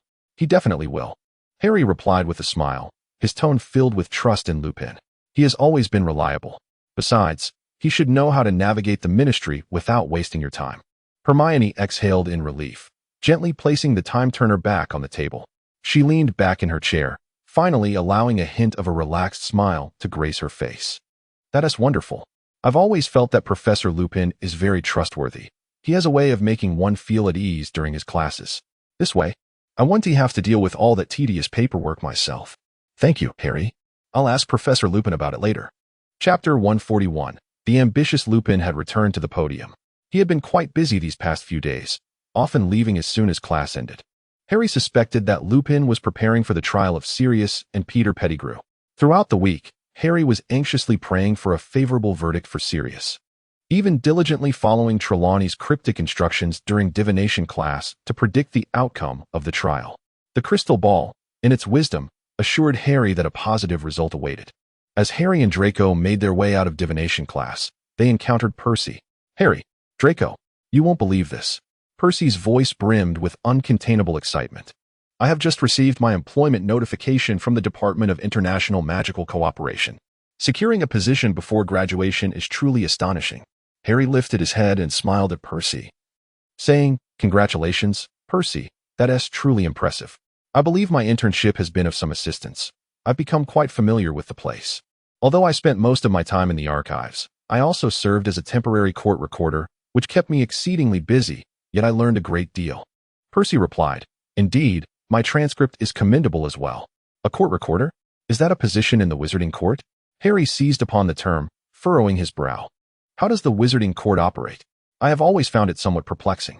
Percy's eyes brightened, clearly eager to showcase his knowledge. Oh, that's quite straightforward. The heart of the magical judiciary is the Wisingamot, an organization older than the Ministry of Magic, which currently serves both as a court and a parliament. The Wisingamot comprises approximately 50 members, with the chief warlock presiding over it. Dumbledore is the current chief warlock of the Wisingamot. As he spoke, Percy gestured to the badges adorning his robes, representing his role as head boy and president of the male student council. They all wore deep crimson robes, embellished with a silver W on the left breast, exceptionally crafted. The Wisingamot not only oversees trials, but also has the authority to award the Order of Merlin, effectively merging legislative and judicial powers. Harry's troubled expression deepened with gravity as he contemplated the impending proceedings at the Wisingamot. He nodded, envisioning a cadre of robed wizards seated upon a lofty dais, ready to pass judgment. What of the infamous Azkaban prison? Did the Dementors heed the Ministry's commands? Percy lowered his voice, as if divulging a clandestine secret. Azkaban is guarded by Dementors. They not only oversee the inmates, but also perform the grim task of interring the deceased prisoners, and even deliver sustenance to the living. Can you imagine? Those wretched creatures capable of such labor. Is it true that the Ministry rarely sentences a dark wizard to the Dementor's kiss? Harry inquired. Percy pondered for a moment, seemingly lost in recollection. Oh, I have only witnessed a handful of judgments at the Wisingamot. After reaching a verdict, the Wisingamot dispatches messages via enchanted paper airplanes to the office responsible for Azkaban, notifying the Dementors of the sentence, such as the duration of imprisonment. Far more convenient than using owls. My father mentioned that initially, they relied on owls for delivering important documents, resulting in the office being littered with owl droppings. Eventually, they transitioned to magical paper airplanes. Percy endeavored to elaborate further. These paper airplanes are a delicate shade of lavender, embossed with the seal of Wisingamot or Ministry of Magic along the wings, capable of navigating the lifts to locate their intended offices. During my internship, I witnessed them soaring about daily. It was quite a spectacle. Harry inquired, "Will they not collide with one another?" "Not at all," Percy replied, shaking his head. "The Ministry's elevators in the paper airplanes are magically guided, ensuring an orderly flow. Every day, hundreds of paper airplanes traversed the offices. Draco then asked Percy, "Is your superior Crouch?" Percy puffed out his chest, resembling a proud peacock. "Thank you. Indeed. My future superior is Mr. Crouch. You are aware of him, I presume? He is quite a notable figure, capable of speaking 200 languages. Merfolk, sea creatures, and even turkey. It's simply astounding." Harry endeavored to refrain from contemplating the utility of the turkey tongue. Percy flashed a grin, declaring that Barty Crouch was an extraordinary wizard. Possessing formidable magical prowess, he was indeed a staunch figure. However, do not be mistaken, he was by no means an ally of the Dark Lord. Noticing a flicker of confusion on Harry's face, Percy waved his hand dismissively, asserting that Mr. Crouch had consistently and publicly opposed dark magic. Standing resolute and unwavering in his beliefs, Draco furrowed his brow, interjecting that he was a hardliner who ultimately fell short. He had once been poised to ascend to the position of Minister for Magic, and had it not been for his unfortunate circumstances, Fudge would never have had his turn. Indeed, it is quite lamentable, Percy sighed. During the rampant rise of Voldemort, Mr. Crouch had been called to action, swiftly ascending to a position of great responsibility through his exceptional abilities and decisive actions. In the face of the brutal deeds perpetrated by the Dark Lord's supporters, he had employed a firm hand, granting Aurors special authority to use the unforgivable curses when necessary, resulting in many criminals being imprisoned without trial. Mr. Crouch's approach of using force against force aimed to dismantle Voldemort's power at its roots. His actions were not born out of cruelty, but rather from a desire to safeguard the innocent and uphold peace and justice within the magical realm. The fact that Sirius was imprisoned without trial had its reasons. Harry's countenance darkened. Percy cleared his throat, adopting a more serious tone, yet acknowledged that Mr. Crouch's measures had a certain rationale. Reflecting on the time when the Dark Lord's influence was at its zenith, the magical world was engulfed in terror. It was nearly impossible to discern who among them were Death Eaters and who were virtuous. He could manipulate individuals to commit heinous acts, instilling fear for oneself and one's loved ones. Each week brought grim news of deaths, disappearances, or torture. The Ministry of Magic was in disarray, torn between combating the Dark Lord and concealing the truth from Muggles, all while Muggles continued to perish. Fear, tension, and chaos spread like wildfire. In such dire circumstances, the notion of using violence to counter violence may not necessarily be a malevolent choice. Harry whispered, "It sounds like a nightmare." Draco interjected, "Yet he entrusted his son to the hands of the Dementors." Harry's eyes widened in astonishment. Did he truly do that? Indeed, Percy nodded, referring to his son. Barty Crouch Jr. his son? Harry inquired in surprise. Is he a Death Eater? Percy shrugged, lamenting that he had disappointed his father's expectations by associating with a group of Death Eaters. Harry inquired, "Has Mr. Crouch not found a way to exonerate his son?" Percy raised his chin proudly, declaring, "Because Mr. Crouch embodies justice. He stands firm on the side of righteousness. This is precisely what I admire about him. I am delighted to have such a leader. Surely, he is far superior to Umbridge." Having spoken, Percy straightened his robes and departed. Draco snickered, remarking that Crouch's actions were solely motivated by his ambition. After the scandal surrounding his son surfaced, Crouch's reputation plummeted, and his aspirations for the ministerial position were dashed. Thus he endeavored to distance himself from his Death Eater's son, foolishly believing this would restore his honor. For the sake of his career? Harry's voice was barely audible. Indeed, Draco replied, a hint of gravity in his tone.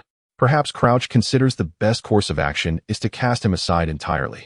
Chapter 142. The wish list. The surface of the two-way mirror shimmered, and Sirius's voice emerged, laced with urgency. "Remus? Remus, are you there?" At his desk, Lupin was resting, slowly opening his eyes, with the familiar mirror resting on the small table beside him. Struggling to prop himself up, he grasped the mirror and beheld the increasingly gaunt visage of Sirius reflected within. He paused for a moment, then exclaimed in astonishment, "Sirius? How can you use this under the Dementor's influence?" Sirius grinned widely from the mirror. "It is indeed a challenge. The moment I see you, I feel joy. You know that Dementors are invigorated by the scent of happiness. Had I remained in my cell, I might have been drained dry. However, I am currently on my way back after being interrogated by an Auror, having borrowed the Ministry's lavatory." Lupin furrowed his brow, his tone tinged with admonition.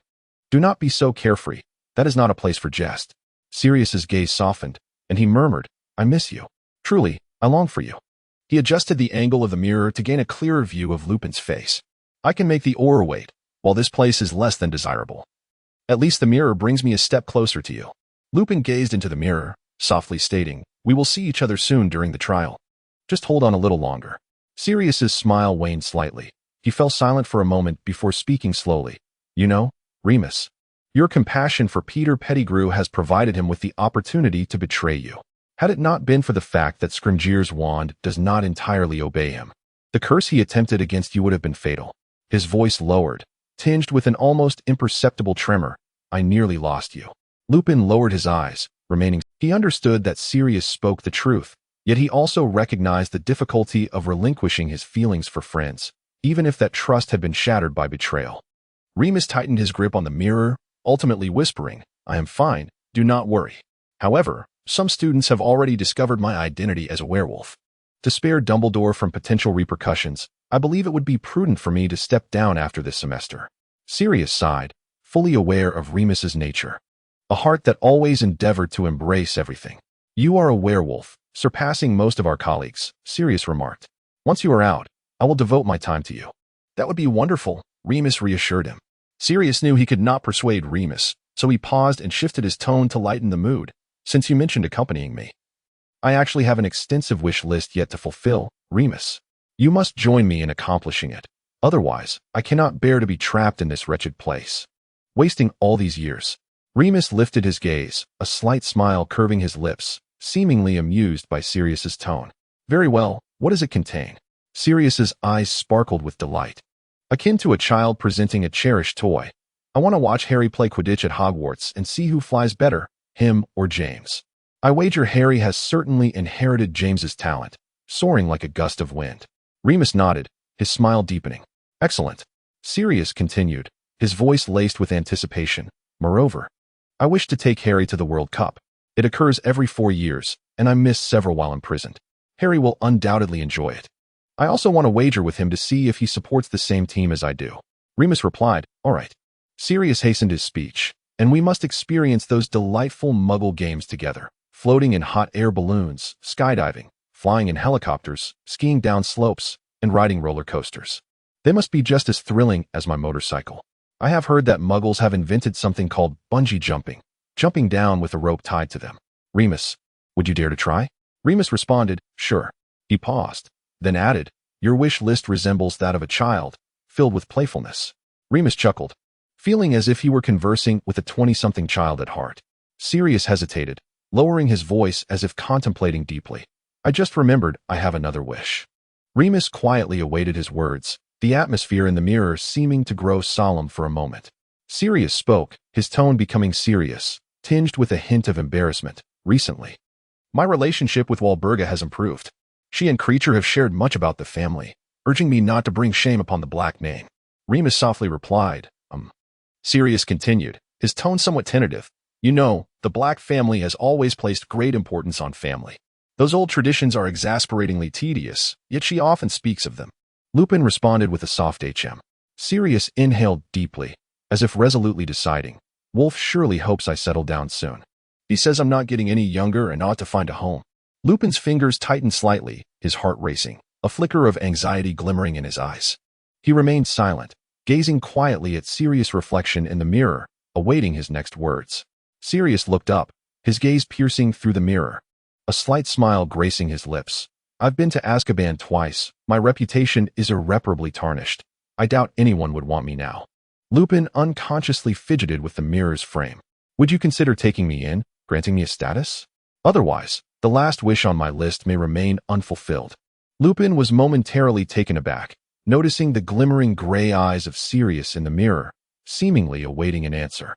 After a moment of silence, he slowly curved his lips into a smile, his voice low yet gentle. "Are you proposing to me, Sirius? With a two-way mirror, in the Ministry-S restroom? Because I just realized this is my greatest wish of late." Sirius grinned widely. "Since you criticized me for being childlike, this wish is anything but juvenile. It is truly a romantic, beautiful, and well-prepared proposal." Lupin bit his lip. "Do you believe I would agree regardless of how abrupt and hasty it sounds? Apologies. Did I frighten you again?" Sirius squinted, scrutinizing Lupin's expression. "You mean proposing at this opportune moment? Using a two-way mirror in this splendid setting would not startle anyone? Lupin replied leisurely.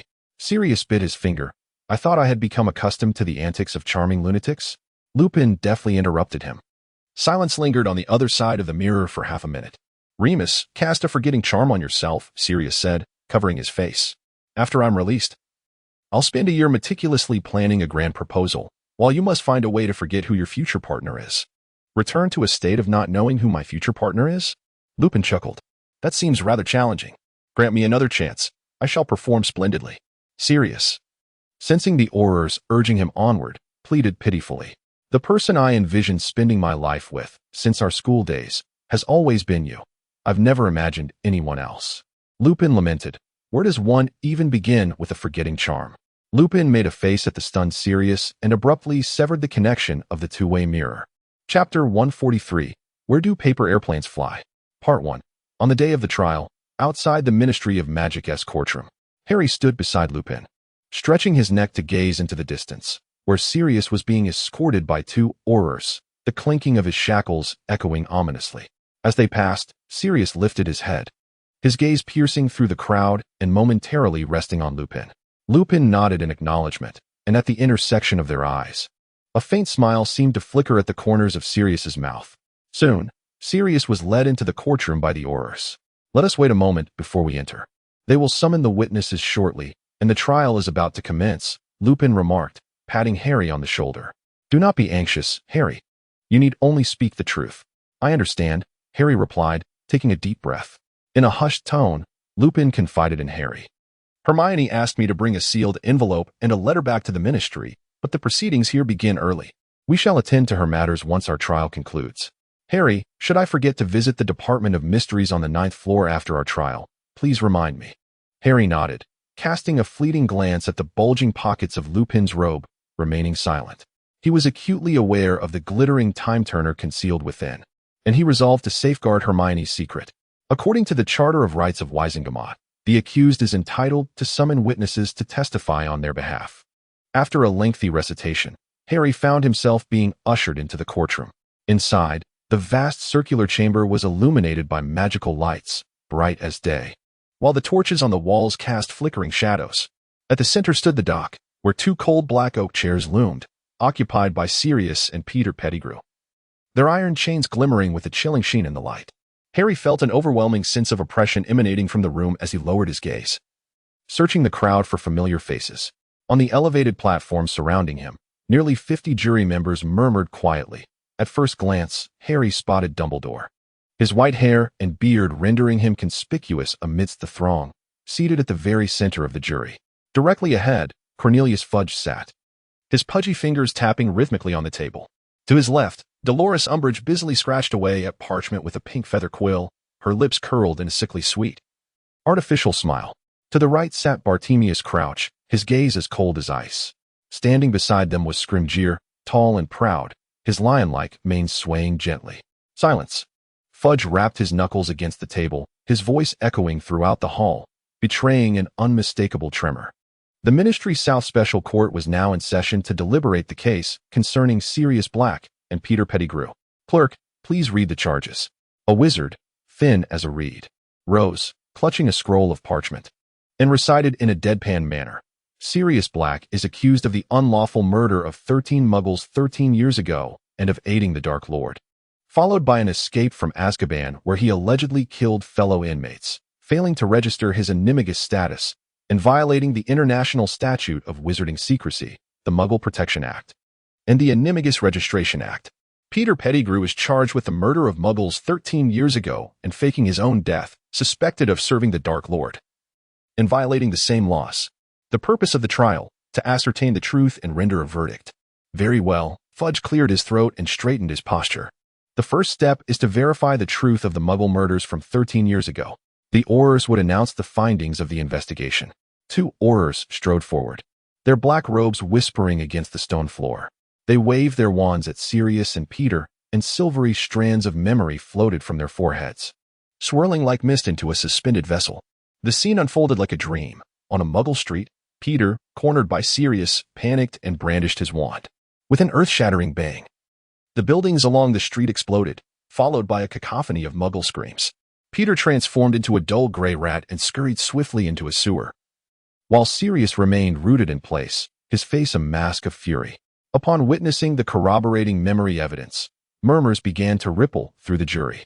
Peter Pettigrew, fully aware of the illegality of his actions, deliberately perpetrated heinous acts within a Muggle residential area 13 years ago. He murdered 13 Muggles, causing substantial destruction to Muggle property, clearly violating Article 14 of the International Confederation of Wizards Statute of Secrecy and Article 5 of the Muggle Protection Act, stated the Auror responsible for the verification. Peter shrieked, his voice piercing like a mouse's tail being stepped upon. I was in a moment of desperation. He forced my hand. He pointed a thin, twig-like finger at Sirius. Sirius Black exhibited tendencies towards violence since the age of 16. He is also afflicted with mania. Sirius suddenly rose to his feet, the iron chains rattling as if he were striving to break free and charge at you, coward. If I had wanted you dead, you would have perished long ago. Yet, I do indeed wish to end your life now. Two Aurors immediately brandished their wands, casting an invisible magical chain that forced him back into his seat. Sirius clenched his teeth, his chest heaving violently like a cornered beast. Silence. Fudge's face flushed as he banged his fist on the table, his palm reddened from the impact. Peter Pettigrew was accused of being a Death Eater, having betrayed James Potter and Lily Evans 13 years prior. Witness Remus Lupin stepped forward to testify.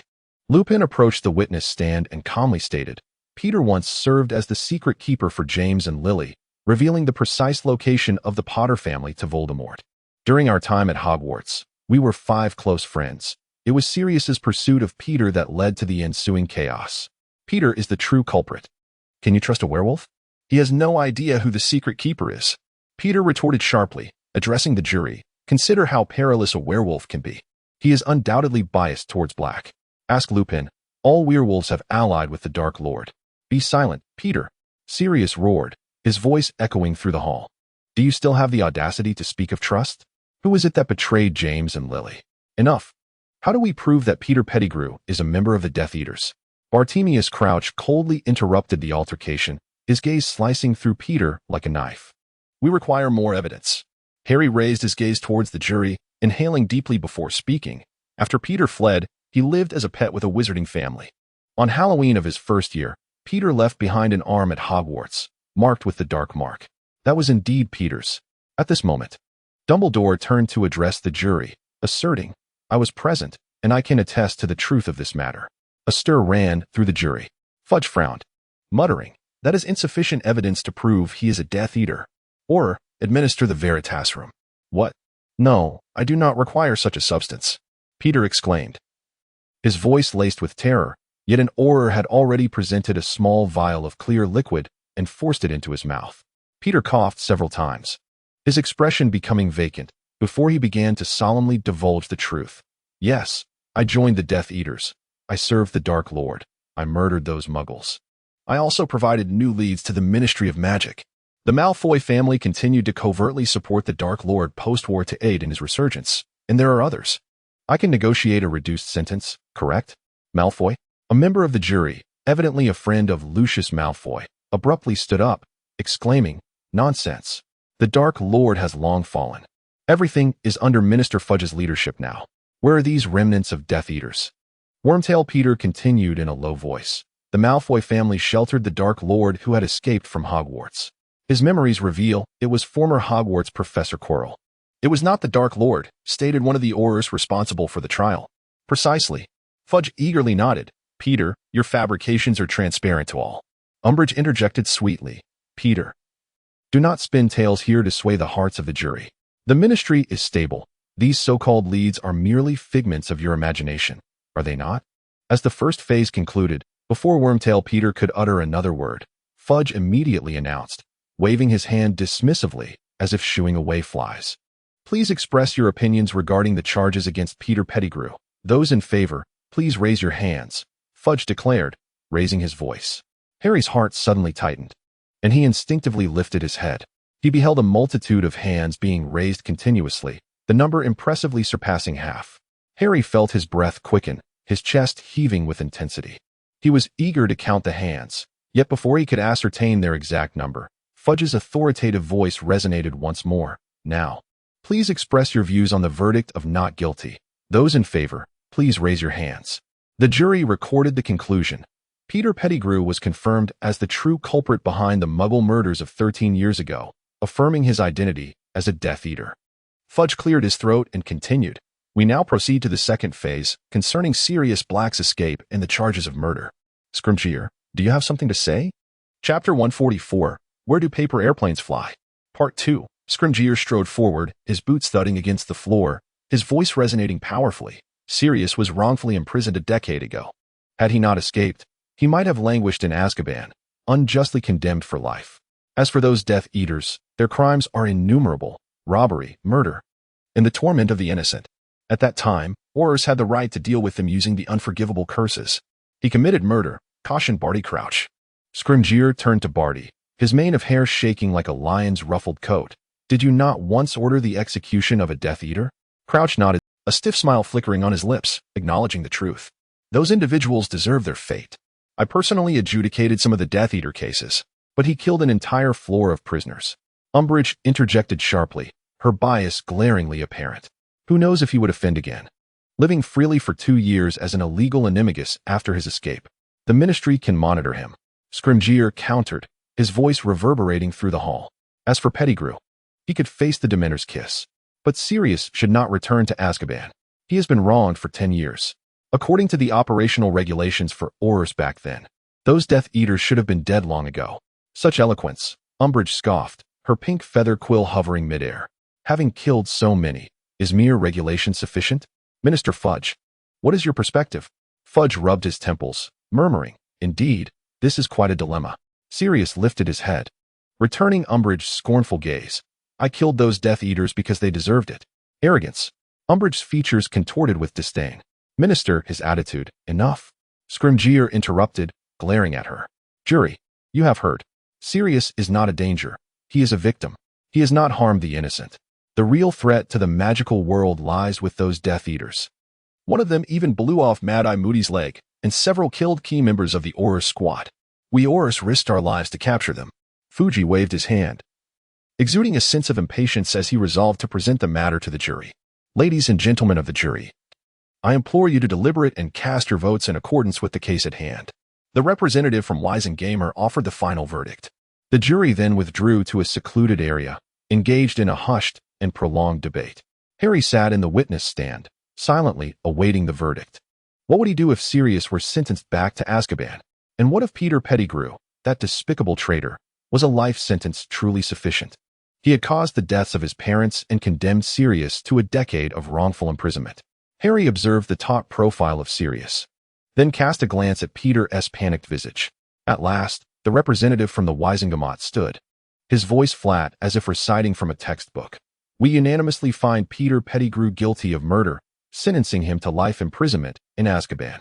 Sirius Black, guilty of escape and murder, is sentenced to 3 years of magical restriction due to the misjudgment and the identity of the victim.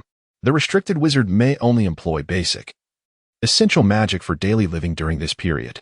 He must regularly report his whereabouts and activities to a designated official or institution of the Ministry of Magic, accurately detailing his actions during this time, including any use of magic, its purpose, and specific circumstances.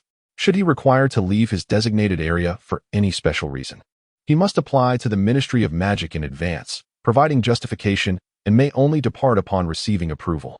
He is also required to attend magical law courses. So it shall be.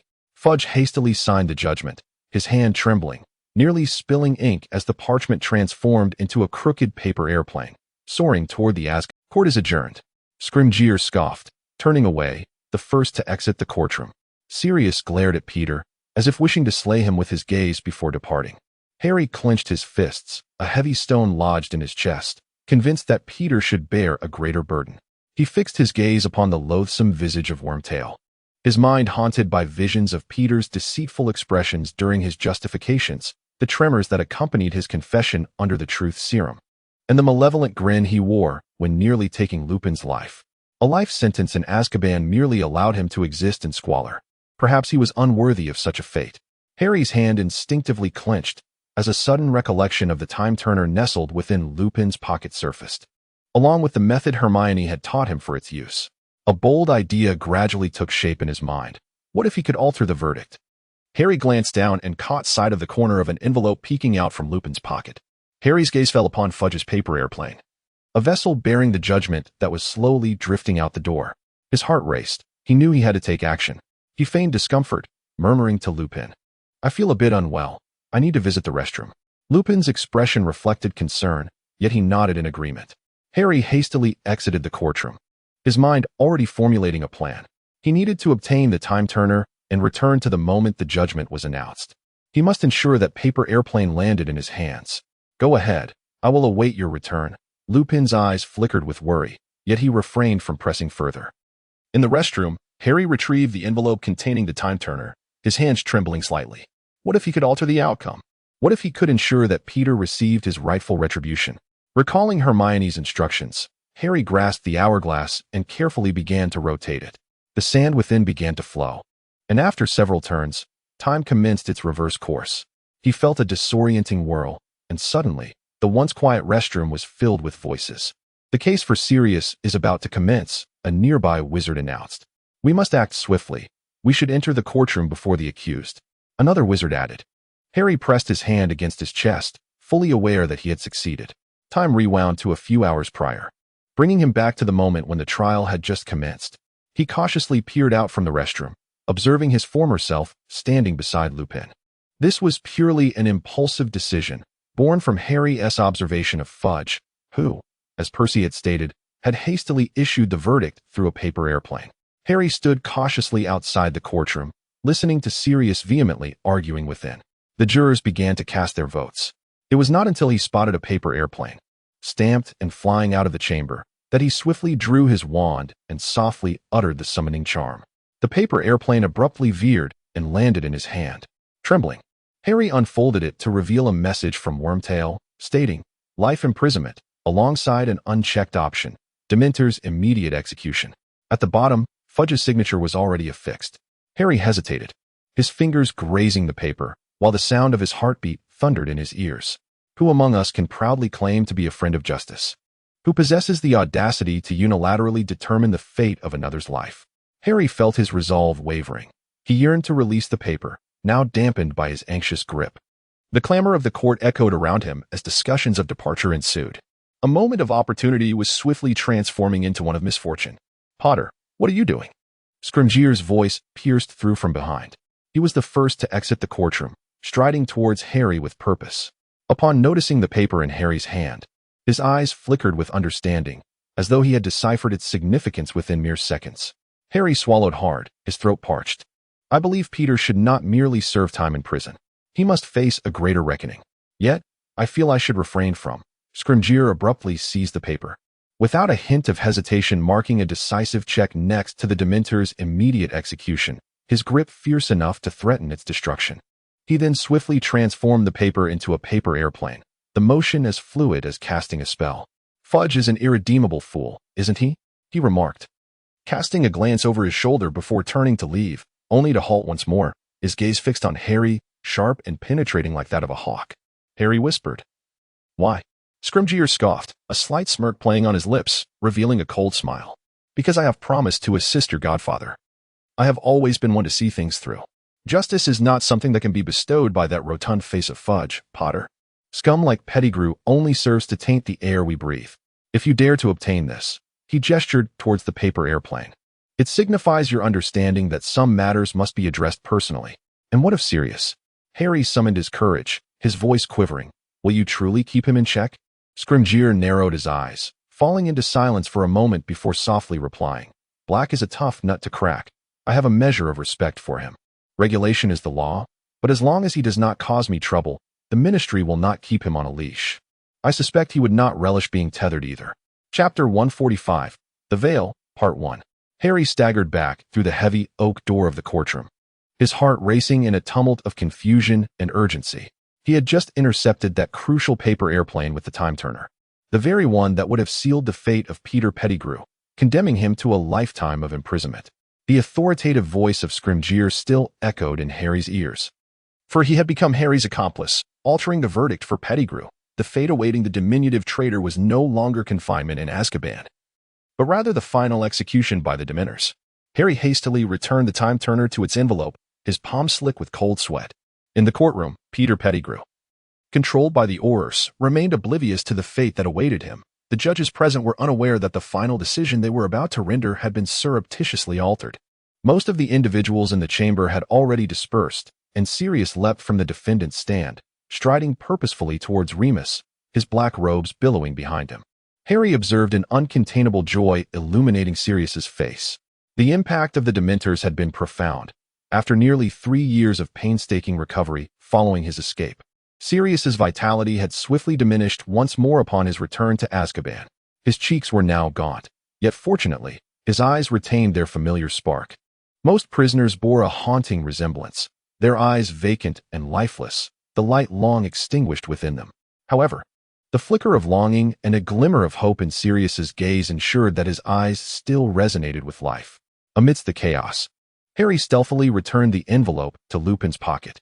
Lupin stood at the edge of the crowd, his slender frame enveloped in a gray cloak, a rare smile gracing his face. His attention was wholly consumed by Sirius, rendering him oblivious to Harry's subtle gesture. No, not here, Lupin murmured as Sirius eagerly leaned in to kiss him. In a flustered response, Lupin raised his hand to gently block Sirius's approaching cheek. Unfazed, Sirius swept him into a tight embrace, as if to encompass the years of separation and suffering within that moment. Life in Azkaban was harrowing, a near-death existence, where large canines ultimately withered to mere bones. Traversing an ocean suffused with overwhelming hatred, the pangs of hunger, the torments endured, and the brush with mortality would eventually coalesce into a wisp of silvery memory. Harry. Sirius then turned, seizing Harry's shoulders, his voice exuberant enough to overshadow all other sounds in the room. With a broad grin revealing a set of even teeth, Harry felt himself swiftly enveloped by Sirius's radiant gaze. I'm free, Harry. Although I have no idea which spells are deemed essential for life, who cares? Harry beamed a broad smile at Sirius, who evidently misinterpreted the recent look of panic and distraction on Harry's face as one of joy. Harry pondered how he should articulate his thoughts. He felt a twinge of unease for having indirectly altered the fate of Peter Pettigrew, while simultaneously sensing the awakening of a shadowy corner within his soul. He endeavored to suppress these thoughts, reminding himself that he ought to master this tumultuous emotion. As if a dark figure whispered in the recesses of his mind, "Do you not also yearn to witness the moment when the Dementors ultimately execute Peter Pettigrew?" Harry mused to himself that the survival of Peter Pettigrew would merely aid Voldemort's resurgence, inevitably bringing misfortune to many, for one who would never repent. A heart of stone was the only reasonable response. In the magical realm, there were no dramatic bolts of lightning from the heavens to smite the wicked. Thus, he had to take matters into his own hands. Harry felt as if the dark entity within him, dormant for years, was now awakening like a serpent flicking its tongue. Upon witnessing the smiles of his godfather and Lupin, the darkness seemed to thrive exuberantly, akin to an infant luxuriating in warm amniotic fluid. We ought to celebrate. Sirius suddenly realized that he no longer needed to remain confined to number 12, Grimmauld Place. Lupin patted his back and remarked, "I must make a brief visit to the Department of Mysteries. I still have something entrusted to me by a student that I need to return." The Department of Mysteries? Sirius tilted his head, casting a curious glance at the sealed envelope. Lupin did not respond but turned to Harry. "Come along, Harry, you should join us." The trio traversed the labyrinthine corridors of the Ministry of Magic, ascending in a creaky elevator until they reached the 9th floor. Before them loomed the door to the Department of Mysteries, a black wooden portal devoid of any markings, yet emanating a disquieting aura. Lupin pushed the door open and stepped inside, with Sirius and Harry following closely behind. Harry's fingers instinctively tightened around his wand, his heartbeat quickening once more. He was uncertain why he felt such trepidation. Perhaps it was due to the peculiarity of the place. "I expected there would be staff or security here," Sirius remarked, surveying the surroundings, which were devoid of anything save for numerous doors. "Why is there not a soul in sight?" Lupin mused, his voice echoing in the emptiness. The interior was stark and desolate, the circular chamber's walls lined with 12 identical black doors. They must all be behind one of these doors, typically. "There are no visitors here," Sirius shrugged. "I don't even know what's in the envelope. How could I possibly know which door to open?" He added, "Perhaps we should inquire at the hall with a guiding wizard," Lupin suggested, but as he spoke, the walls began to rotate. transforming the entrance they had come through into yet another indistinguishable door, rendering them unable to discern the way out. "Oh, don't do that," Sirius exclaimed, gazing in astonishment at the 12 identical doors. "Is this room trying to keep us in? Should we venture inside? We ought to locate a staff member first and then depart from this place." Lupin led them through the circular chamber and into one of the halls. As Harry stepped through the door, he inhaled sharply, for within the transparent tank floated ethereal white forms, resembling clusters of drifting clouds, yet bearing an uncanny resemblance to some living entity, gently undulating in the faint blue luminescence. Sirius Black halted in his tracks, fixated on the peculiar substances, his expression a blend of curiosity and repulsion. "What on earth is this?" he mused, as if pondering whether someone's brain had been extracted and submerged within. He reached out a finger, seemingly intent on prodding the bizarre mass, but was swiftly restrained by Lupin. "Do not touch that, Sirius," Lupin cautioned in a hushed tone. "It appears to be some form of brain. The Department of Mysteries may have been studying such specimens for centuries." Harry gazed intently at the brains, a wave of nausea surging within him. He envisioned his own brain being extracted in such a manner, floating in a tank for examination, and a profound sense of dread welled up inside him. There was no one here. "Perhaps we should explore another area." Lupin guided Harry and Sirius away from the hall. They entered the adjacent chamber, a circular room even larger than the courtroom, with a deep indentation at its center resembling a vast stone pit. In the heart of the room stood a towering stone archway, draped with a tattered black curtain that fluttered gently in the still air, as if something unseen were softly urging it from behind. Sirius stepped closer, tilting his head to scrutinize it, resembling a tattered window drapery. Harry gazed at the curtain with a sense of fascination, feeling an odd sensation as if whispers were emanating from beyond its veil. A curious desire to glimpse what lay behind it began to stir within him. Lupin's expression darkened, his voice dropping to a near whisper. "This is ominous. It appears quite perilous. Just moments ago, they encountered a brain floating in a tank. Now, what was this?" Sirius remarked. "I have perused some Muggle literature, and curtains are often depicted as portals connecting the realms of the living and the dead. It is said that when the Muggle deity Jesus faced his crucifixion, the temple's curtain was torn asunder from top to bottom, thereby opening the tomb." Lupin paused, his tone growing increasingly grave. "Muggles believe that the souls of the departed communicate through such curtains, and that spirits engage with the living in various manners. It sounds rather terrifying. Is this a tattered curtain associated with death?" Sirius stroked his chin and turned to Lupin. "Do you think if I were to step through, I might see James and Lily?" Lupin's countenance stiffened, his voice falling lower. "Do not jest about such matters, Sirius." "I am not jesting," Sirius replied, his tone unusually earnest. "During my time in Azkaban, I often dreamt of our five together. If this thing could allow me to see them again, even if just for a moment." "But they would not be the true beings," Lupin interrupted, his voice quivering slightly. "They would merely be phantoms. Do not entertain such thoughts." Harry remained silent, his gaze fixed upon the curtain, his throat constricted. He seemed to perceive a faint whisper, akin to the sound of hushed conversation, yet imbued with an elusive familiarity. Was it his parents? Or something else entirely? A wave of dizziness washed over him, and the shadowy curiosity within him resurfaced. He yearned to approach, to reach out, to uncover what lay beyond. Harry forced himself to halt, clenching his fists. He could not succumb to such thoughts. He could not allow them to govern him. Lupin snapped back to reality, commencing to mark the doors. "Let us find an exit and return. I sense danger here."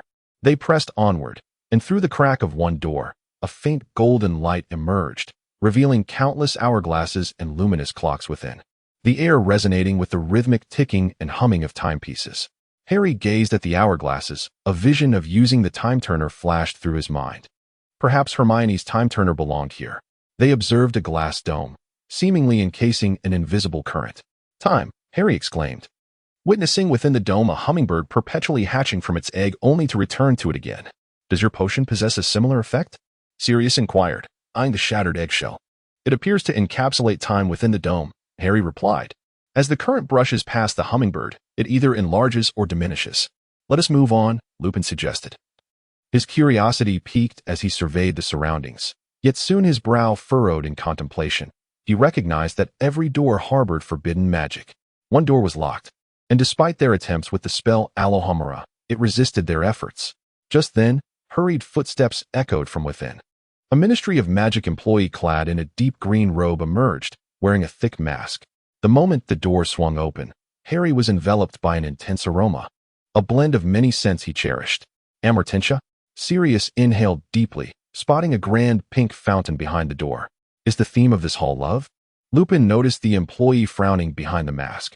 He attempted to explain, "We merely came to return something." Merely? The employee, recognizing the trio's appearance and attire, began to wave his wand, reproaching them sharply. "You have no authorization to linger here. Depart immediately. The exit is that way. All who enter must be registered and approved." Where did the security personnel vanish to again? It's happened several times. If someone perishes here, no one will be held accountable. Sirius grasped Lupin's hand, urging him towards the exit. All right. No need to be agitated. We shall leave." He glanced back at Harry, winking with a light-hearted tone. "It seems the first day of freedom is not so dull after all, eh? However, Lupin, you still have that envelope to return." Lupin sighed, muttering softly. "We shall devise a plan once outside." It was indeed a monumental mistake to barge in here. At long last, guided by the staff, they found their way to the grand exit door. Lupin stepped into the elevator, exhaling a long breath of relief. What could be contained within? Curiosity began to stir within him regarding the contents of the envelope. "I suspect the subjects dealt with by the Department of Mysteries are exceedingly perilous." "You could take a look," suggested Sirius. "Since a student can handle it, what if it contains a brain specimen or some ominous rag?" Lupin frowned, ultimately deciding against it. Several hours later, he emerged from the administrative office of the Department of Mysteries, his complexion somewhat pale and weariness etched in his eyes. Rubbing his temples, he approached Harry and Sirius. "How did it go?" Harry inquired, his voice tinged with curiosity. "I was sent back." Lupin paused, sighed, and managed a faint smile. "It's late. I've just come out from there. To be honest, the process I underwent felt nearly as rigorous as an interrogation, akin to what you experienced, Sirius." Sirius leaned against the corridor wall, hands in his pockets. "Really? Are you saying they shackled you and pointed wands at your nose, questioning whether you were an animagus?" Lupin rolled his eyes and shook his head in exasperation. "Spare me the jokes, Sirius. I suspect they administered a truth serum. I'm still unaware of what exactly was in that sealed envelope Hermione handed me. The officials from the Department of Mysteries interrogated me for a full 2 hours, repeatedly confirming whether I had unauthorized access to that item." Harry cleared his throat softly, relieved that Lupin had not noticed his discreet withdrawal of the time-turner. "Veritaserum? Just consumed?"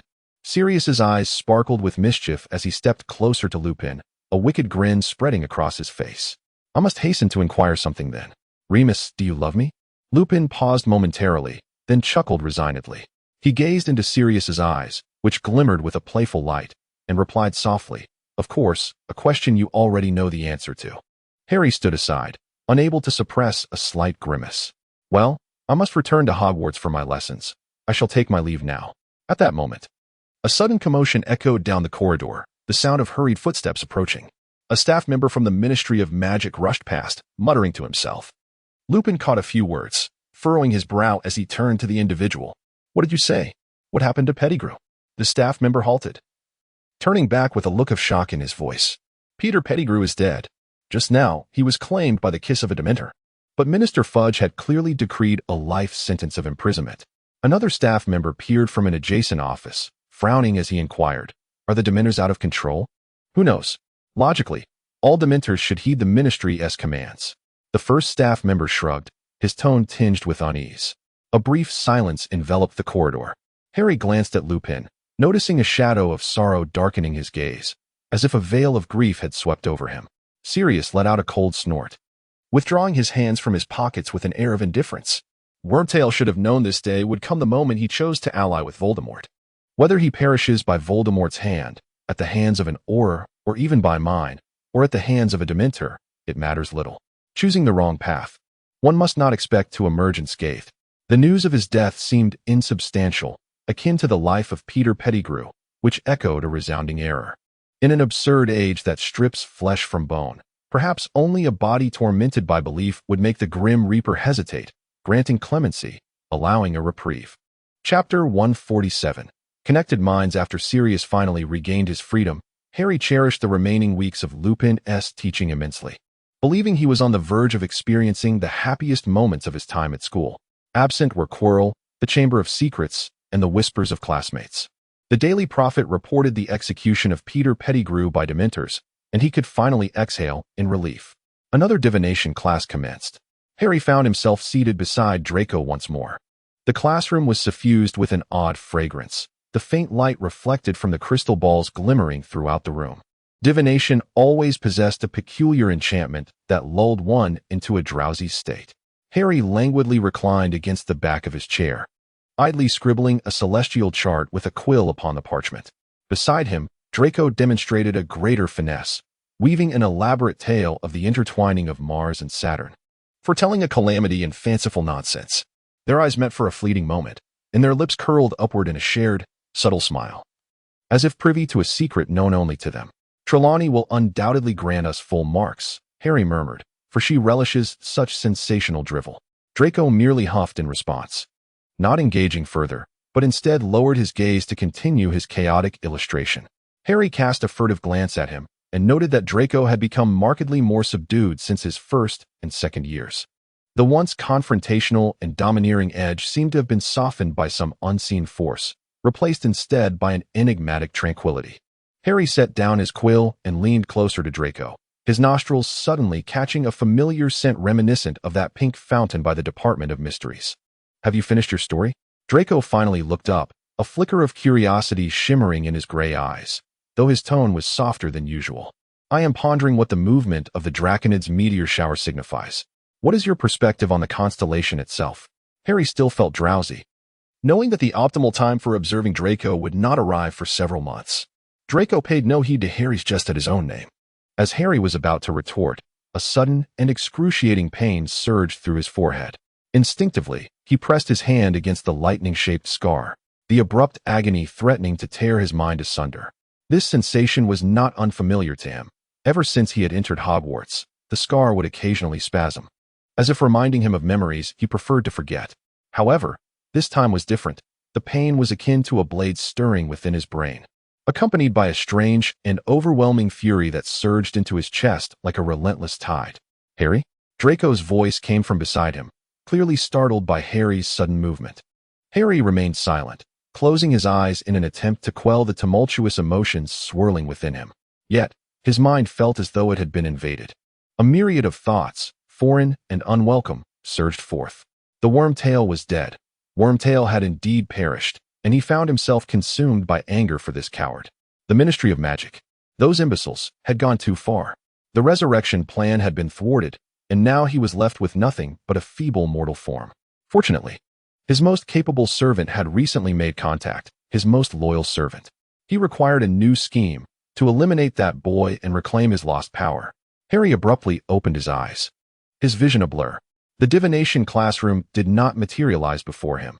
Instead, he beheld a tall man with flowing, light golden hair standing before him, the flickering candlelight swaying in the shadows around them.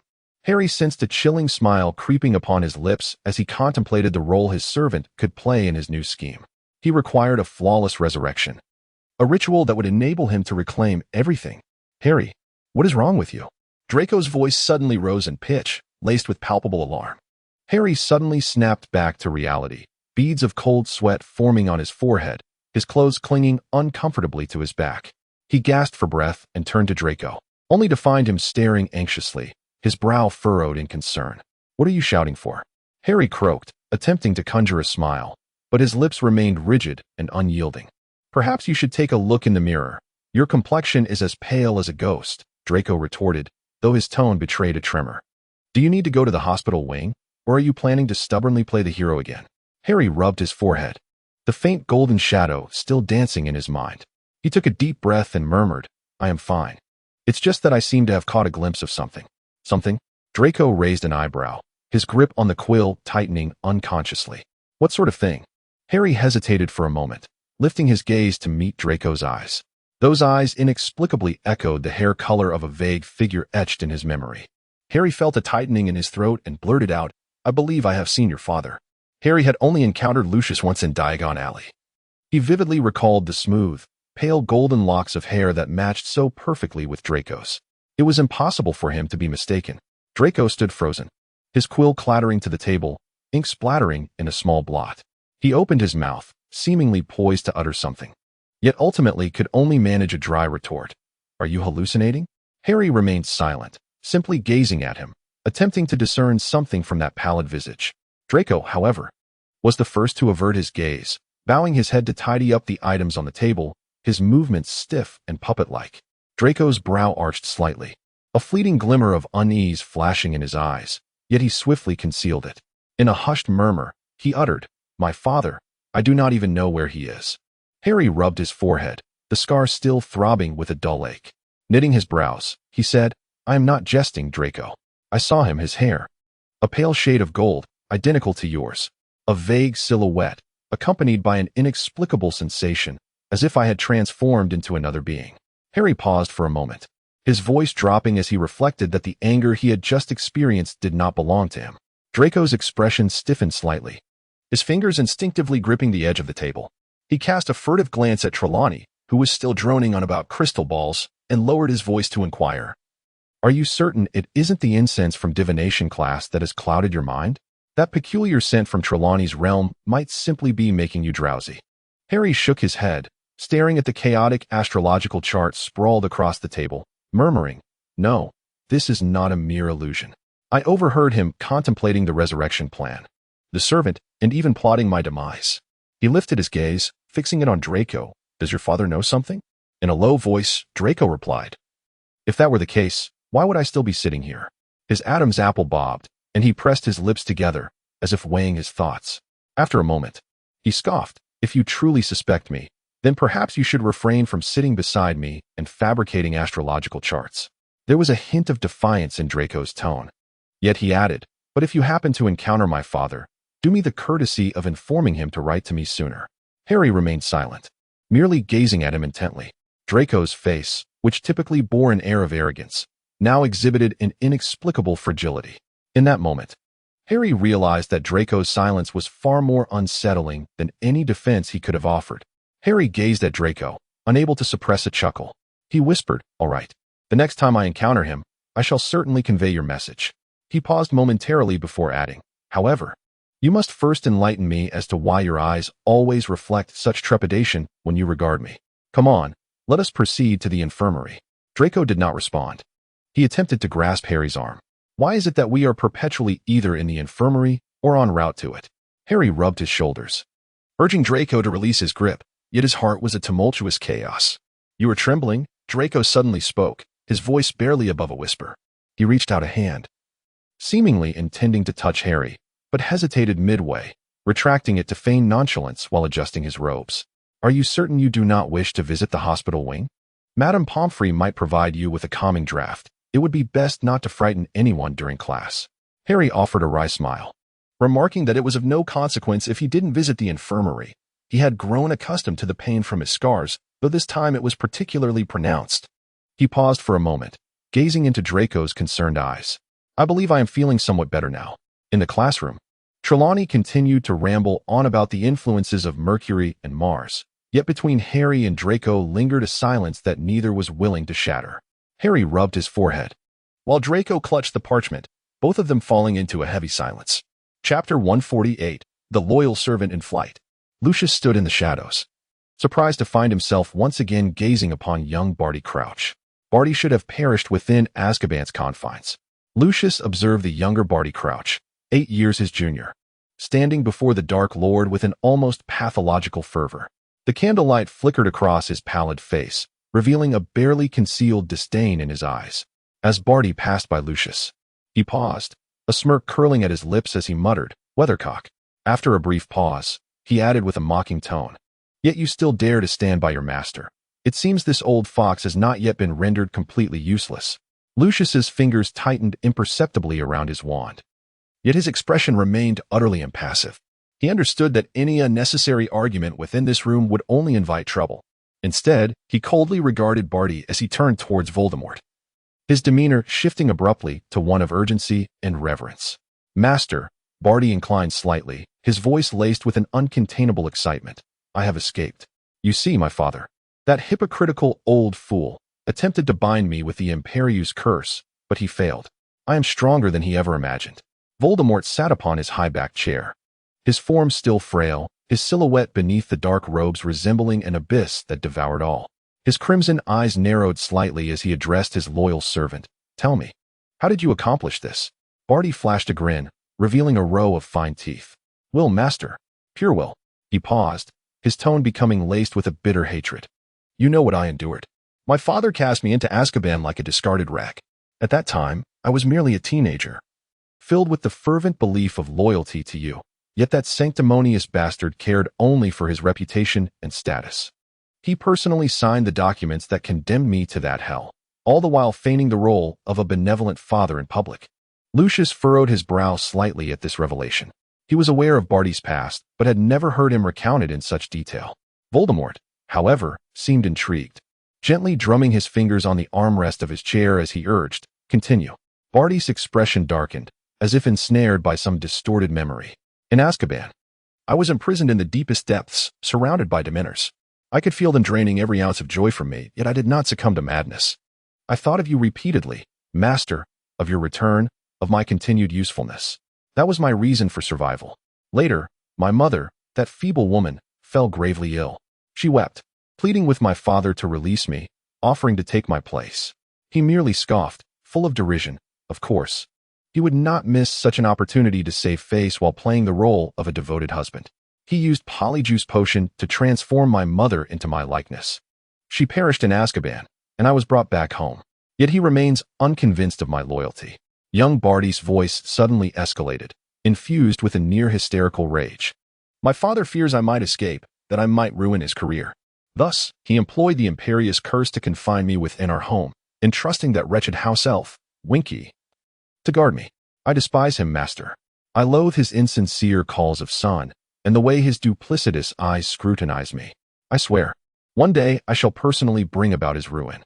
Voldemort chuckled softly, his laughter reminiscent of a serpent slithering through sand, deep and grating. "Excellent, young Barty. Hatred is a powerful force. It can render one formidable. You escaped for my sake?"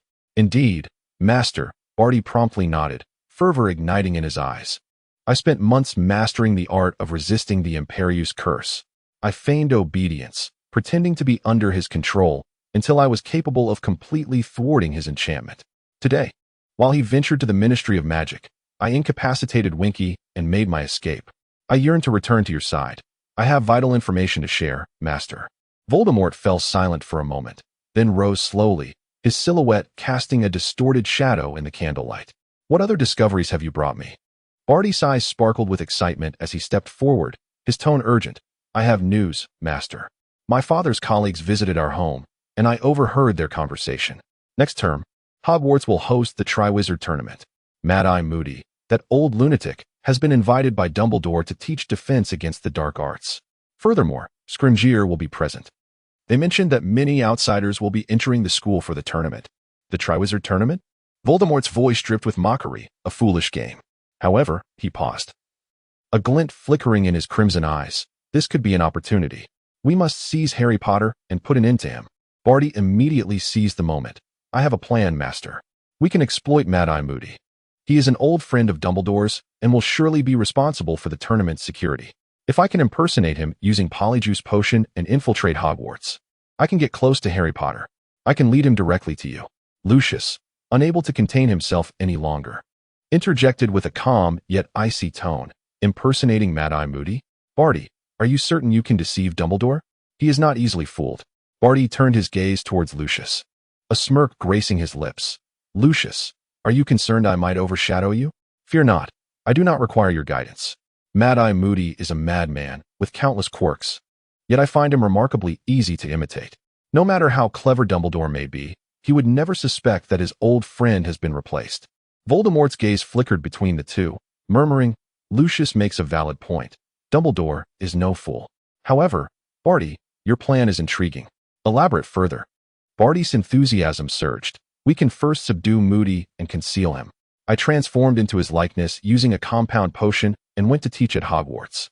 In the past, the Triwizard Tournament comprised 3 tasks.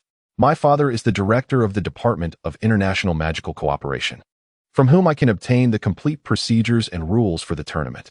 I could manipulate the competition to lead Harry Potter to an unnoticed location and use a portkey to deliver him directly to you. Lucius scoffed coldly. You seem to have thought this through, but how can you ensure that Harry Potter will be chosen? Young Barty turned his head, revealing a sinister smile. Isn't it simple? We can discreetly manipulate the selection. The Goblet of Fire is not infallible. I can use a Confundus charm to make it select Harry. Suddenly, Voldemort turned his gaze. His scarlet eyes fixating on Lucius, a slight smile gracing his lips. Lucius, is your son at Hogwarts? Lucius's heart sank, yet he forced himself to remain composed. Yes, master. Draco is in Slytherin, in his 3rd year. 3rd year. Next year he will be in his 4th, Voldemort repeated, his tone laced with a chilling gentleness, an intriguing age. Lucius, what do you believe your little serpent could do for me? Lucius's throat tightened, and he replied softly, Draco is loyal to the family, master. If you require him, he will obey. However, Draco is still quite young. Young Barty snickered, loyal to the family? Lucius, you still have a knack for embellishing the truth. Master, why not let me test this little Malfoy, see if he dares to keep an eye on Harry Potter for us? I bet. At the mere mention of confronting that savior, he will soil himself. Lucius's expression darkened, and he retorted coldly, Young Barty, you would do well to watch your tongue. Voldemort chuckled softly, very amusing, Lucius. Your son may indeed prove useful. Young Barty, I am quite pleased with your plan. However, his tone suddenly turned icy. Do not forget who the true master is here. Young Barty's smile faltered for a moment, but he quickly bowed his head and respectfully said, Of course, master. Everything is at your command. Chapter 149. The dog stealthily observes Draco. You will take the position of seeker tomorrow. The chaser role will be assigned to a substitute. You will work with me and the other chaser to attack. That fellow is grounded, but we cannot allow our offensive line to collapse. Marcus Flint's gravelly voice nearly drowned out the howling wind on the training field as he waved his large hand, emphasizing once more to Draco. We must ensure our offensive advantage. On the eve of the much-anticipated match between Slytherin and Ravenclaw, an unexpected ailment befell one of the Seekers, prompting Marcus to make a swift decision to reposition Draco. After all, Draco had not missed a single training session throughout the past year as a new team member.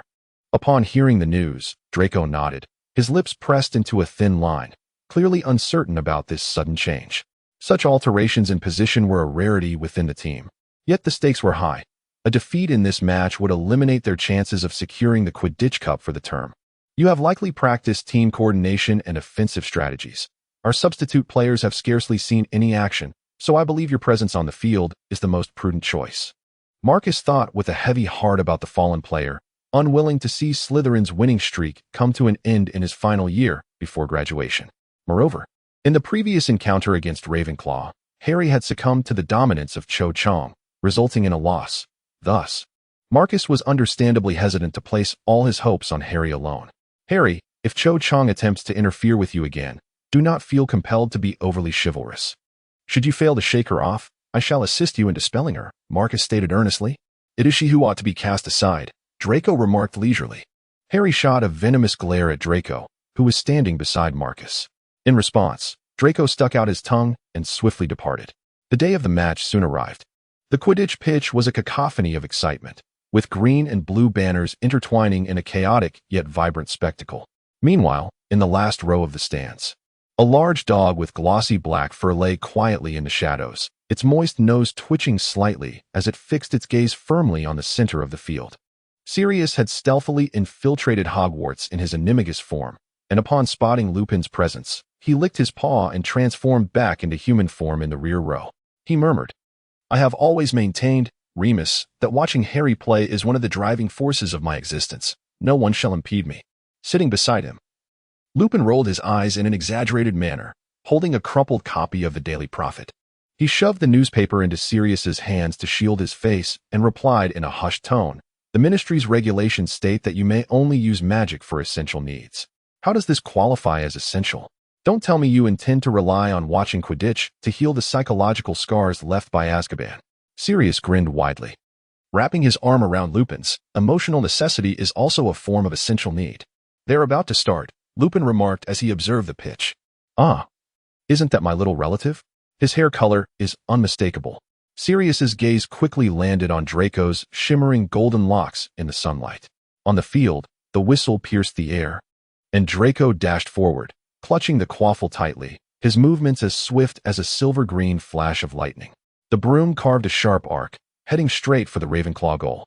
Draco adjusted to his temporary new position as a chaser without a bat, which differed from his usual style of play. Harry, riding the firebolt, followed closely, his focus intent on spotting the elusive golden snitch. The quality of the broom was so exceptional that he was nearly rendered a mere blur. Sirius watched as the firebolt transformed Harry into a fleeting shadow upon the pitch. In truth, the children would suffice with basic brooms. The firebolt was simply too swift. Remus furrowed his brow slightly. Draco swiftly scored the first goal of the match, eliciting a thunderous cheer from the Slytherin stands.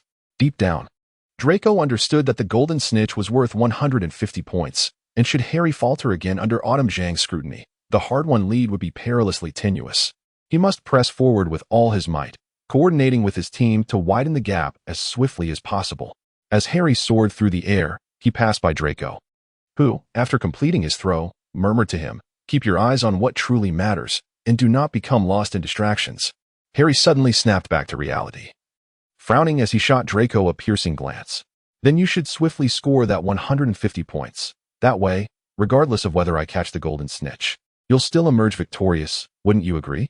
Draco's gray eyes narrowed, followed by a derisive snort as he forcefully sent the quaffle hurtling towards Ravenclaw's goal. His movements so swift they were nearly imperceptible. "You can't possibly be unable to score a mere 150 points, can you?" Harry retorted, his temper flaring as he leaned in close to Draco's ear. "Just wait," Draco replied, a serious expression on his face. He then deliberately glanced at the hovering figure of Cho Chang not far away. "Well done, Draco. But what are you two whispering about?" Marcus bellowed from the air, his voice booming like a drum with a hint of admiration. "I'm encouraging my teammate," Harry shouted back. "So am I," Draco echoed, and without delay, he flew off, signaling to Marcus that he had heard him before darting off in pursuit of the quaffle. Harry soared into the sky, his black hair tousled by the wind as he intently searched for the elusive golden snitch. Today, Draco appeared particularly tense. Despite being accustomed to the Slytherin team's usual reckless playstyle, Draco's demeanor seemed exceptionally fierce. It was as if he was genuinely determined to score 150 points immediately. Once more, Draco seized the quaffle and charged towards the opposing goal with fervor. His figure stood out prominently on the field, his light golden hair billowing in the breeze. In Draco's aggressive maneuver, Harry detected a hint of malevolence. In the stands, Sirius tilted his head, his tone laced with surprise. "I had thought young Malfoy was merely a feeble aristocrat who relied on his rhetoric. Yet he appears quite competent on the field." He paused, turning to Remus with a grin. "What do you think?" Remus raised the newspaper in Sirius's hand slightly and replied in a hushed voice, "He is indeed impressive. However, I recall during my last visit, Draco was not in an offensive position. Do you believe what Pettigrew claimed in the courtroom? That the Malfoy family is still covertly supporting Voldemort?" Sirius recalled the heated debates in the trial chamber. "Perhaps. Yet, in my recollection, the Malfoys have always been fence-sitters. I doubt he would entirely sever ties with his own family, suggesting that even if they are aligned with Voldemort, they might not commit fully." Remus supported his chin with his hand, adding, "Draco is certainly in fine form today. Slytherin's overall rhythm is quite steady." Sirius murmured, "The Malfoys do not seem like the type to blindly follow Voldemort, but one can never be certain, so we must remind Harry to exercise caution. Nonetheless, to be honest, this lad is far superior to that slick-haired little brat I encountered 3 years ago." Suddenly, a gasp erupted from the arena, prompting Sirius to quickly lift his head. Harry suddenly leaned forward, and the firebolt traced a breathtaking arc across the sky, his flight path nearly spanning half the field, his movements fluid, as if choreographed. "I believe he has found the golden snitch," Lupin remarked.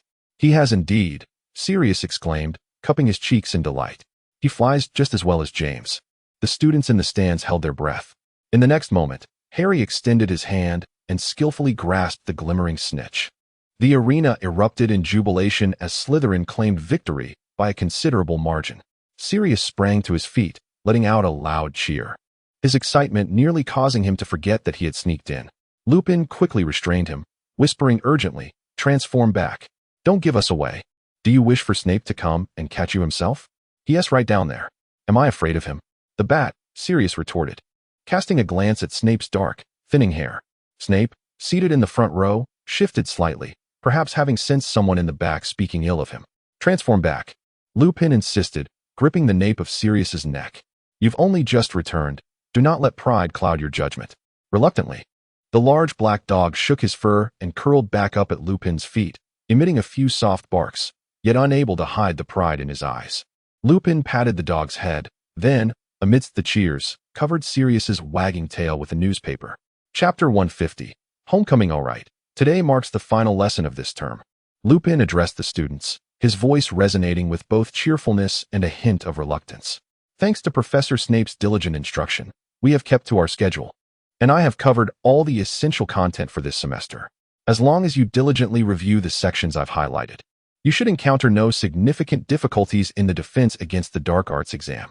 He paused, his eyes narrowing slightly with a smile. "However, I sincerely hope you never find yourselves needing to employ these practical defense techniques in real life." Standing at the front of the classroom, Lupin wore his characteristic gentle smile, the blackboard behind him still displaying key concepts from the term. He surveyed the room, his gaze sweeping over the third-year students, taking in their youthful and distinctive faces. "This also marks my final lesson as your teacher," Lupin had previously hinted at his farewell. A few sighs of regret echoed in the classroom.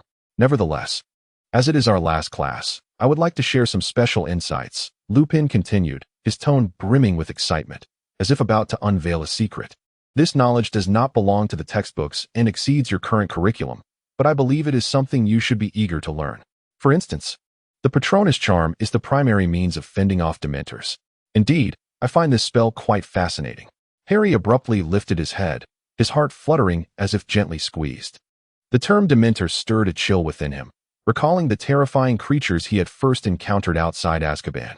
The atmosphere in the classroom became noticeably more animated. As students exchanged furtive glances, some frowning, others biting their lips, seemingly striving to process the unease evoked by the word. The Patronus charm is one of the most renowned spells, as well as one of the most formidable defensive incantations. Lupin's voice resonated clearly, drawing everyone's attention back to him. "It is exceedingly complex and challenging to perform, yet once mastered, it conjures a semi-corporeal positive force known as a Patronus. This spell can repel Dementors and Thestrals, magical creatures that possess few other means of defense." Lupin paused, retrieving his wand from within his robes. With a gentle flourish, he murmured, "Expecto Patronum," accompanied by the incantation. A silvery light erupted from the tip of his wand, illuminating the air like morning mist kissed by sunlight. The light swiftly coalesced into form, manifesting as a wolf in the center of the classroom. It gracefully circled among the students, its shimmering fur exuding a sense of warmth, and its paws touched the ground soundlessly, yet imparted a peculiar tranquility. Harry held his breath, fixated on the wolf before him, its eyes deep and luminous, seemingly capable of piercing through the human soul. Memories conjured by the waters of Azkaban surged within his mind, yet the wolf's presence ignited a beacon, dispelling the frigid shadows that loomed. "How beautiful," whispered Pansy Parkinson, seated behind Harry, her voice laced with awe as she leaned forward, striving to gain a clearer view. The Patronus not only banished Dementors. As Lupin retracted his Patronus, the wolf transformed into a wisp of silver mist that dissipated into the air, while he continued his explanation, noting that it could also repel certain magical creatures. Intriguingly, the Patronus could serve as a means of communication for wizards. Lupin smiled, his gaze sweeping over the students. "Today, I wish to impart to you the method of casting this spell. However, do not expect immediate success. It may require extensive practice. More importantly, you must summon your mental state." "Mental state?" Blaise inquired, leaning back in his chair with curiosity. Lupin nodded. "Precisely. You need to recall memories that truly evoke joy. The more intense, the better. Then, concentrate, draw a circle with your wand, and utter Expecto Patronum. If you wish to attempt it, you may do so now." Summoning a Patronus without a Dementor present is relatively simpler, yet it remains one of the most challenging spells. A murmur arose in the classroom, akin to a swarm of bees buzzing. The students began to ponder their joyful memories, some furrowing their brows, others biting their nails. Harry closed his eyes, his hand gripping the wand, his fingertips trembling slightly. He endeavored to summon a fragment of joyful memory within his mind. The days at the Dursleys? No, none of that proved effective. Harry furrowed his brow, striving to recall the exhilarating sensation of soaring on a broom for the first time. The rush of wind whistling past his ears, the exhilarating moment of triumph in the Quidditch match, the resounding cheers of the crowd? Or was it the furtive glance he cast at Draco beside him? Draco was gripping his wand, his slender fingers delicately tracing the shaft. An expression of contemplation gracing his features, his brow slightly furrowed, as though he were probing the depths of a memory. "Have you thought of it?" Harry inquired softly, his tone imbued with curiosity, his voice barely above a whisper, as if afraid to disrupt something. Draco lifted his gaze to meet Harry's, responding, "Well, somewhat." He paused, his voice nearly a whisper, tinged with hesitation. "I believe most of my cherished moments were spent with my parents." But a light chuckle escaped Draco's lips as he shook his head, a flicker of complex emotion dancing in his eyes. "It's not that simple, Harry." He paused again, lowering his voice further, as if sharing a secret with himself. "Sometimes, what truly brings you joy are the very things you dare not dwell upon." Taking a deep breath, Draco closed his eyes, grasping his wand firmly, his eyelashes fluttering softly in the candlelight, as if he were striving to concentrate. Harry stood beside him, memories of his inaugural flight at Hogwarts flooding his mind. The exhilarating sensation of the wind rushing past his ears, the sky a brilliant blue akin to a flawless gemstone. And Draco's astonished expression on the sidelines all came rushing back. Taking a deep breath, Harry waved his wand and murmured, "Expecto Patronum." A faint silver light emanated from the tip of his wand, resembling a wisp of smoke. Although it lacked form, it lingered in the air momentarily before gently dissipating like a gossamer veil. Lupin nodded in approval, remarking, "Well done, Harry. Achieving this on your first attempt is quite impressive." Harry turned to Draco, only to find him still with his eyes closed, his brow slightly furrowed, and his lips pressed into a thin line, seemingly grappling with some inner turmoil. Draco's hand trembled ever so slightly, as if his fingers, gripping the wand, were straining against some unseen force. After a brief moment, Draco opened his eyes, a flicker of determination flashing within them. He gently waved his wand and murmured, "Expecto Patronum." He was met with failure. Each person's Patronus takes the form of an animal. Lupin raised his voice to address the students. "This creature embodies a part of your essence, and a Patronus may evolve, as one state of mind can shift. Do not be disheartened," Lupin remarked as he passed by Draco. "Conjuring a corporeal Patronus is a feat that even many accomplished adult wizards struggle to achieve. Consider this merely an exploration for the classroom." Draco nodded in acknowledgement. The entire classroom was fervently engaged in practicing the Patronus charm. Harry was profoundly intrigued by his familiar. He delved deep into his thoughts, seeking a remarkably vivid memory to conjure forth a formidable Patronus. Harry reminisced about that summer when his godfather descended from the heavens, liberating him from the Dursleys. Remus and Sirius offered him a true home, freeing him from the torment of being Dudley's punching bag. No longer would he awaken each day to the sight of spiders and the disapproving face of Aunt Petunia. "Expecto Patronum," Harry shouted. As his wand emitted a swirl of silvery mist, Harry vowed not to relent. He recalled the moment when Lupin and Sirius had cut the first birthday cake that belonged to him in Godric's Hollow. They had driven together along the winding coastal road, and together they had soared through the valley on broomsticks. He remembered how, not long ago, Sirius had finally vindicated himself, proving his innocence from a decade ago, allowing him to bask once more in the warmth of the sun. Some individuals desperately yearn for a home, even if it means sharing their lives with those devoid of blood ties. Conversely, some blood relatives inflict harm upon one another, rendering coexistence impossible. Number 12, Grimmauld Place, had provided sanctuary for 3 individuals who were once homeless. It was there that Harry discovered love, an unconditional love, not a reward earned through diligent study, obedience, or conformity to others' expectations. This love was not granted because he was the chosen one or the savior. It was invaluable and irreplaceable. As Harry reminisced, he felt a profound happiness mingled with the urge to shed tears. Perhaps he would never again gaze upon the waters that overlooked Azkaban. Yet he fervently wished to remain unvanquished by tormenting memories, for his mind still held a plethora of cherished recollections. "Expecto Patronum," Harry exclaimed. A burst of silvery light erupted from the tip of his wand, coalescing into a creature that seemed to be forged from moonlight. It turned its head, gazing at Harry with its large, expressive eyes. Harry took a slight step back, narrowing his eyes as he beheld the creature adorned with a pair of antlers. Lupin approached with an expression of sheer astonishment, fully aware of how remarkable it was for Harry, at such a tender age, to master the Patronus charm with such proficiency. When Lupin discerned the form of Harry's Patronus, his eyelashes fluttered, and his expression oscillated between laughter and tears. "Extraordinary," Lupin murmured, his eyes glistening. It resembled James's Patronus. Chapter 151. 3 Brief Tidings from the Daily Prophet. Part 1. Lupin trailed behind Sirius, his steps somewhat languid, yet his gaze involuntarily gravitated towards the tall figure ahead. Having completed all his courses at Hogwarts, the burdens upon his shoulders were temporarily lifted. For an entire day, Sirius had led him through the bustling streets of London.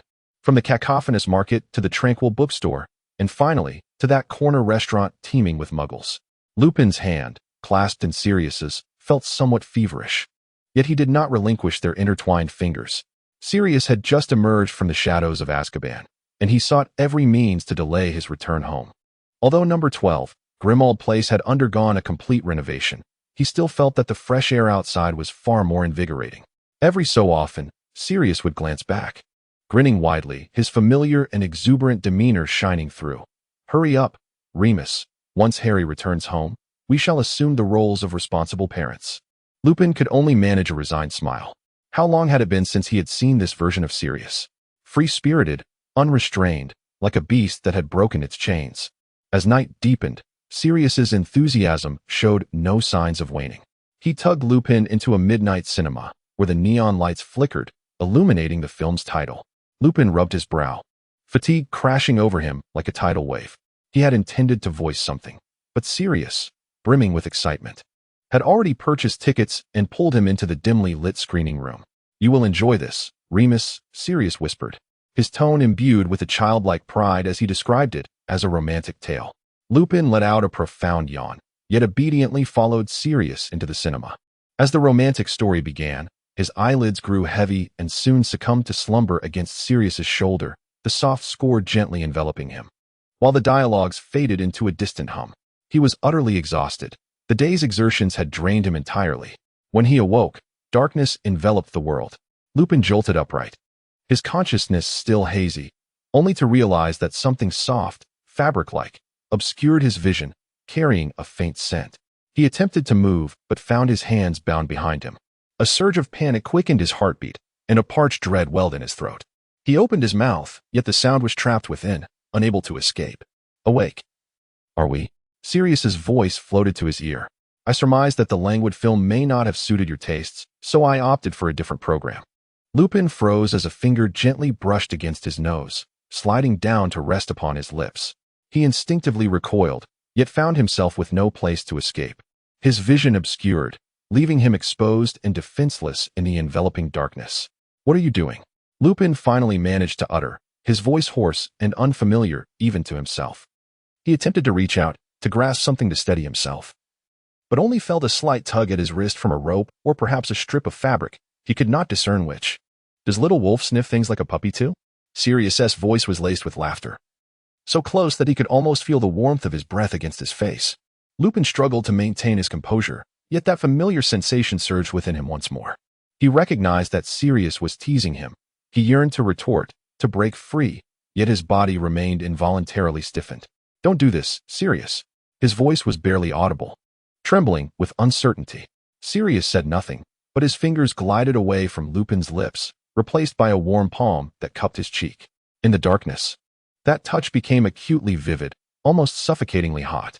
He heard Sirius chuckle softly, followed by faint sounds, then the warmth of lips pressing against his, initially tentative, then fervent.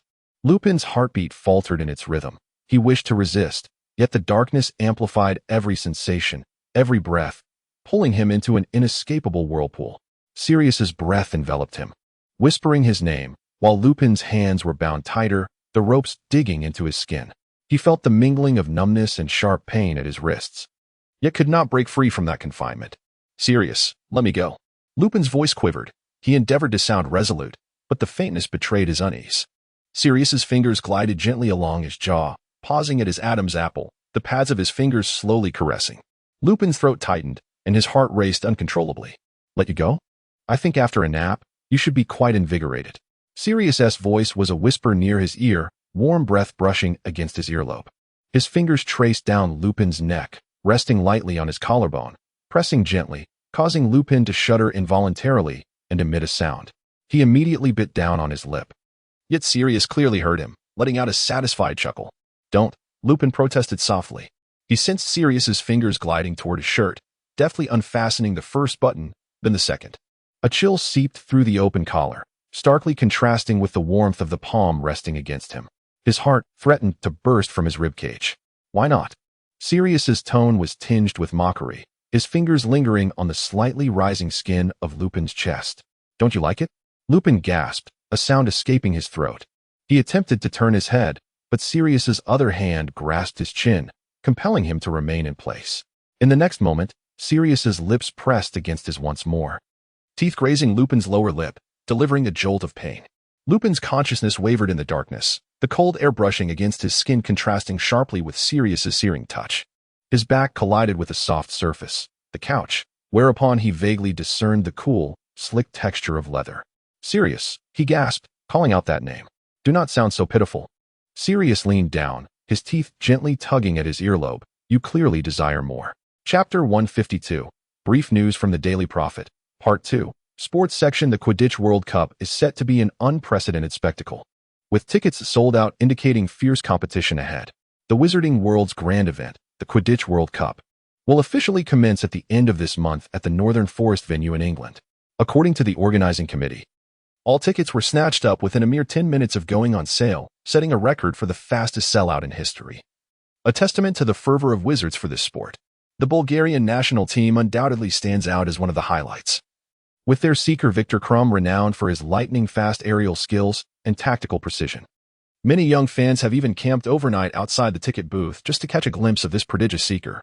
Meanwhile, the Irish team should not be underestimated.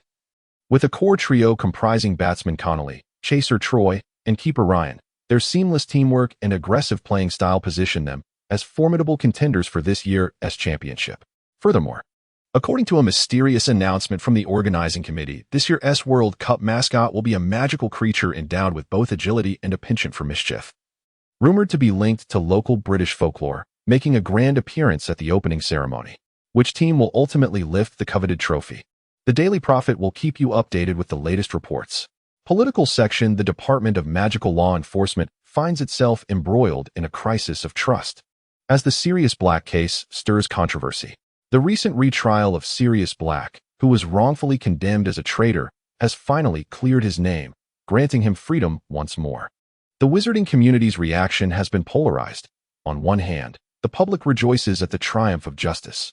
On the other, this case has placed the Department of Magical Law Enforcement under intense scrutiny.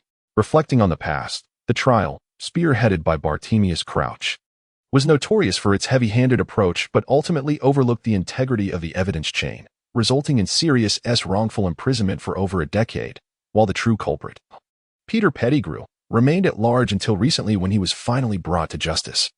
This incident has sparked significant public concern. Are there more similar miscarriages of justice yet to be uncovered? The current Minister for Magic, Cornelius Fudge, has also faced criticism for his ineffective management, with his tendency to avoid confrontation leaving many wizards disheartened. Discussions in the streets have intensified, with some even proposing the establishment of an independent investigative committee to reevaluate major cases from the past 2 decades. A spokesperson for the ministry stated yesterday that they are conducting an internal assessment but provided no definitive answer. The Prophet will continue to monitor the developments of the events. In the economic section, the Wizarding Joke Shop is experiencing a financial windfall, with humorous products igniting a market frenzy. Over the past year, the market for whimsical merchandise in the wizarding community has entered an unprecedented golden era. According to the latest statistics, several representative merchants, led by the Zoko Joke Shop, have reported sales growth exceeding 40% year-on-year, setting a historical record. The success of the Zoko Joke Shop is attributed to its innovative magical products, such as self-exploding candies that emit colorful smoke upon consumption and prank robes that randomly transform into comical props when worn. These novel items are particularly favored by Hogwarts students and young wizards. Industry experts analyze that there has been a surge in demand for lighthearted entertainment among wizards, and these products, which blend magic and humor, perfectly fill the market gap. The owner of Zoko remarked during an interview, "Our aim is for every wizarding household to possess at least one mischievous trinket." Looking ahead, merchants are already developing more interactive comedic gadgets, anticipating that the sales frenzy will continue to escalate this year. Chapter 153. Preview and tickets. As the clamor of the graduation banquet began to dissipate, the hall still lingered with the aroma of roasted chicken and meat pies. However, Severus Snape did not pause for a moment.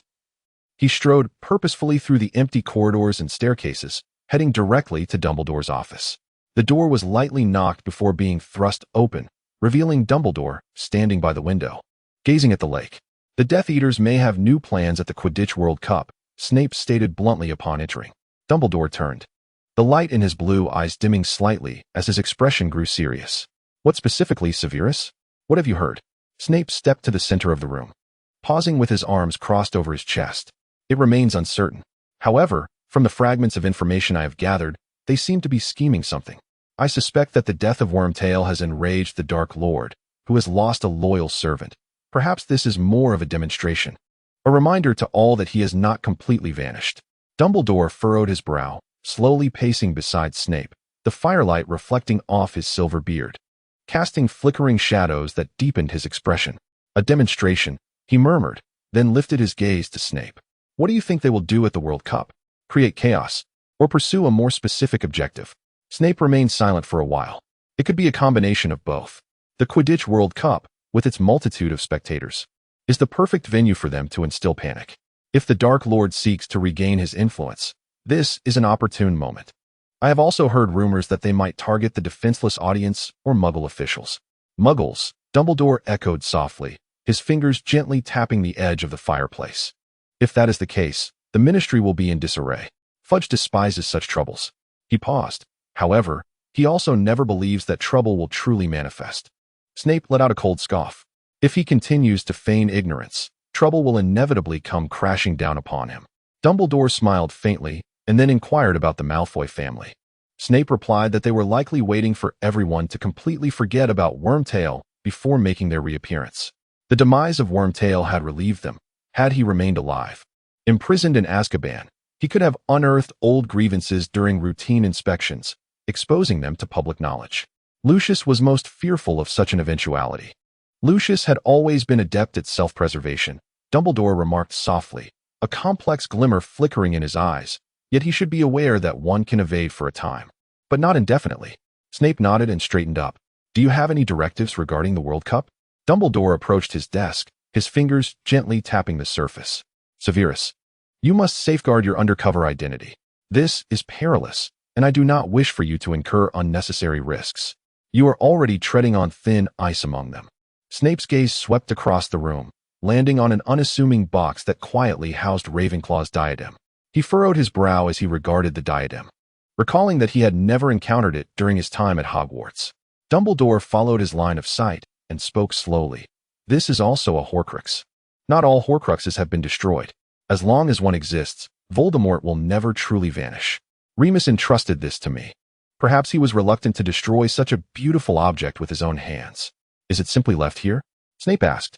Perhaps it has its own purpose, Dumbledore replied, gazing at the diadem. Then I shall attend the World Cup in person, Snape stated resolutely. First-hand intelligence is always more reliable than hearsay. If there is anything of note, I must witness it with my own eyes. Dumbledore raised an eyebrow, a hint of amusement dancing in his eyes. Severus, do you have tickets? Snape hesitated for a moment before shaking his head. No. I can arrange for you to have tickets, Dumbledore said as he moved to the bookshelf, extracting a small booklet from a pile of parchment to peruse. A friend from the Ministry still owes me a favor. Make it two, Snape suddenly suggested. I will take Draco with me. Dumbledore paused his actions and looked up at him. Draco Malfoy? Yes, Snape replied matter-of-factly. He has likely been alone at home lately, as Lucius and Narcissa have entrusted him to my care. Dumbledore nodded, a slight smile tugging at the corners of his mouth. Very well, 2 tickets it shall be. I will make the necessary arrangements. Snape produced several elegantly packaged small boxes from his robe and casually handed them to Dumbledore. These are gifts from a friend. I am passing them on to you. I have no room for them in my office.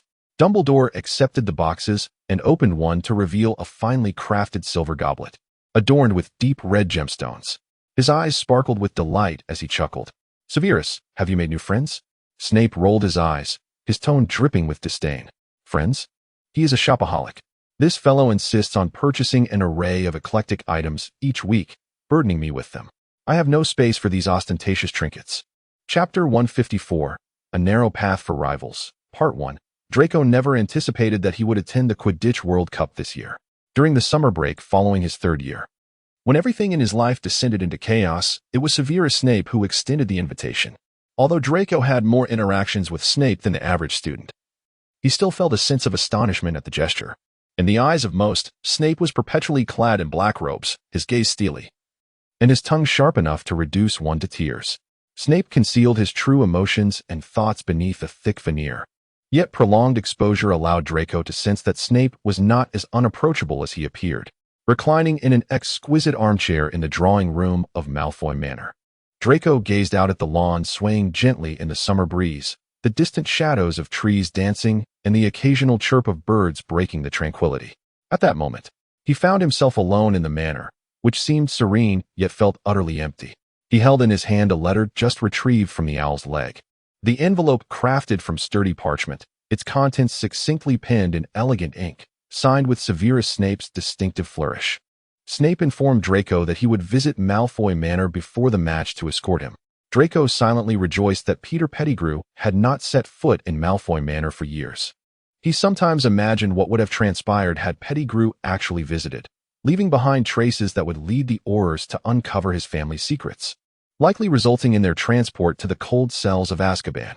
A few days prior, several Aurors conducted a surprise search at Malfoy Manor. But Draco maintained the protective measures established by his parents, merely safeguarding against Muggle intrusions. He opened the doors wide, allowing them to search, wearing a cool smile as he watched them depart empty-handed, the lead Auror muttering a curse under his breath upon leaving. All Draco could do now was wait for news of his parents and for the storm to pass. Recently, the manor began receiving mysterious parcels.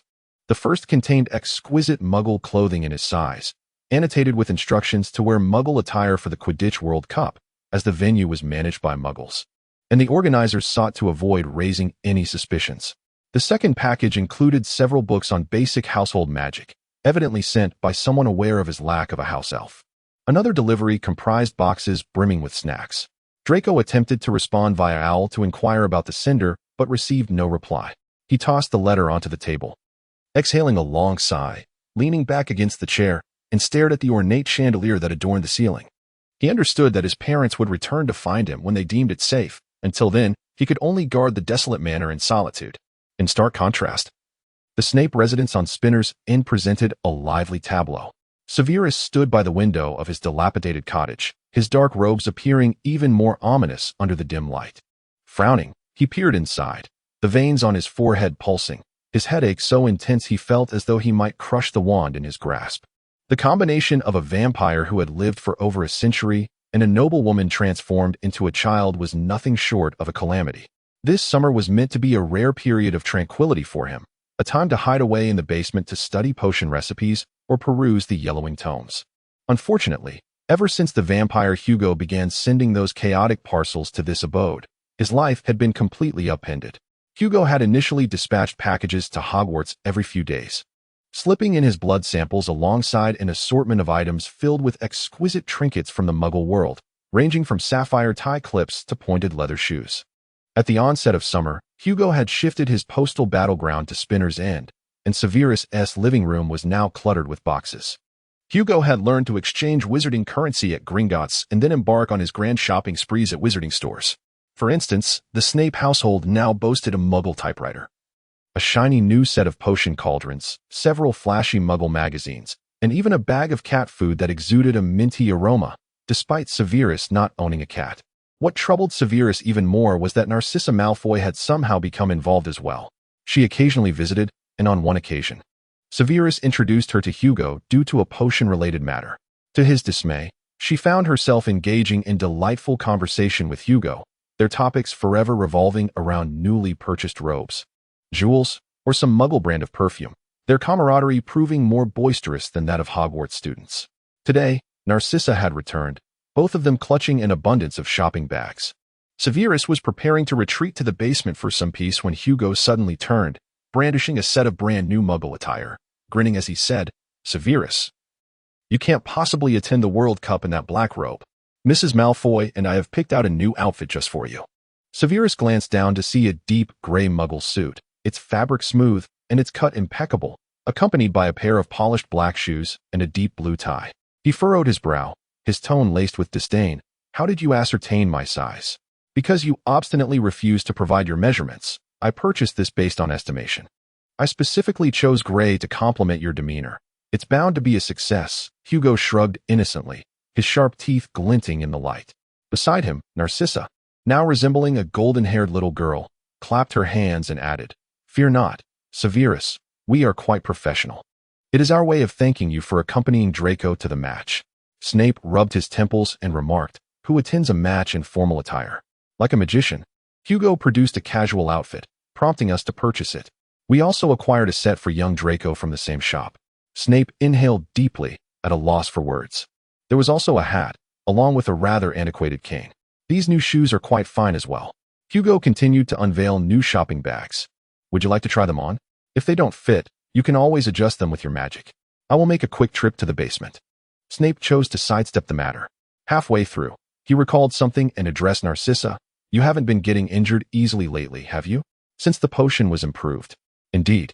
Narcissa replied, attaching the bag meant for Draco to the owl's leg, adding, however, I felt a bit shorter after my last potion.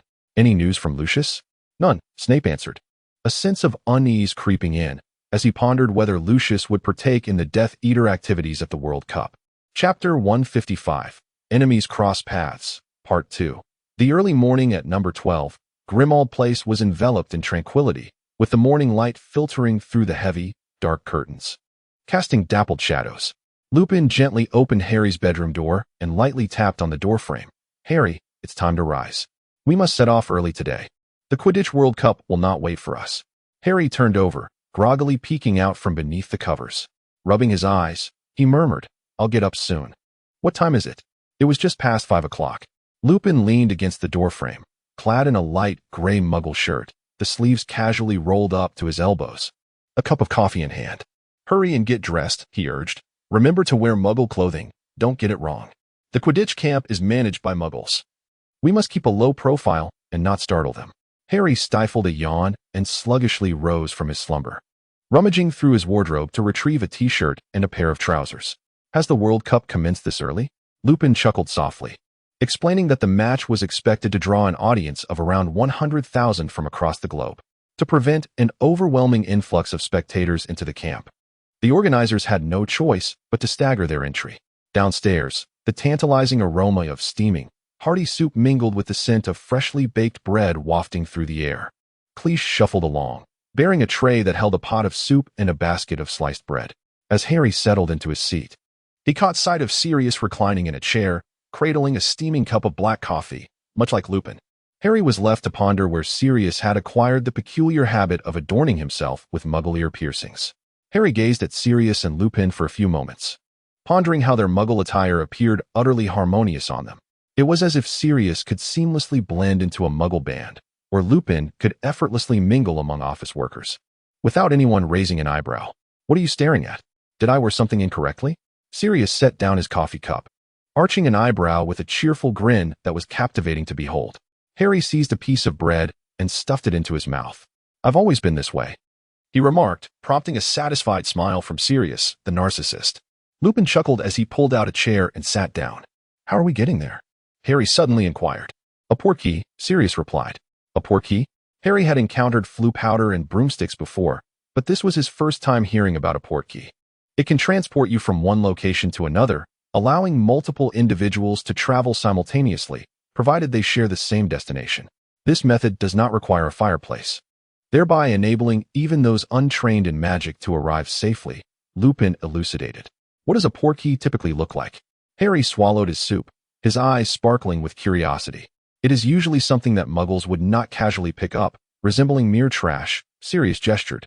The portkey assigned to us is located in the suburbs. We can follow Lupin and apparate there. After finishing breakfast, Lupin linked arms with Harry and Sirius, softly advising, hold tight, and do not let go. No sooner had he spoken than a wave of pressure enveloped them. Harry felt the rush of wind roaring past his ears, and in the blink of an eye, they found themselves standing on a desolate hillside. The morning air was imbued with the moisture of dew. while the distant mountaintop lay shrouded in a delicate veil of morning mist. The grass beneath their feet was somewhat damp, yielding softly with each step. As Harry steadied himself, he heard a staff member's voice in the distance. "We will touch the key to the door once everyone is gathered. Departure in 10 minutes. Moments later, several wizards who were already near the key excitedly discussed the upcoming match. This year, the Irish team has invested significantly. I've heard they hired a remarkably expensive coach in their search for a seeker. However, Victor Crumb is a formidable opponent. His broomstick seems as if it were an extension of himself. Which side do you support?" The wizards were fervently debating which team was stronger until one of them spotted Harry and Sirius. He nudged his companion, causing the group to fall silent, and turned to gaze at the two figures behind them. One wizard's mouth dropped open in awe at the sight of Harry's scar, while another, fixated on Sirius, displayed a similar expression. "Harry Potter. Sirius Black. I've read about you. I hear Scrimgeour is far more competent than Fudge." A few exclamations filled the morning air with excitement. The wizards quickly shifted their conversation to Harry and Sirius. Wherever they went, they invariably became the center of attention, one a savior, the other a recently exonerated former Azkaban prisoner, both carrying resounding reputations. Remus observed the gazes directed at them and teased in a hushed tone, "Quite the spectacle, aren't we? A superstar." Sirius, chuckling as he greeted a few strangers, shot Remus a mock glare, feigning indignation. "Is that a compliment or an insult, Remus?" "Both," Remus replied. "Can a superstar spare time to watch a movie with you, and you still manage to fall asleep?" Sirius whispered to Remus, feeling a slight flush on his face. Remus promptly fell silent. They soon arrived at the Quidditch campsite.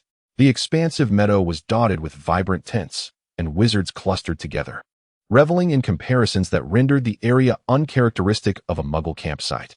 Some tents were adorned with colorful fireworks, while others displayed fluttering banners, and a few resembled miniature palaces, complete with fountains at their entrances. Children chased and played among the tents, their shrieks echoing in the air.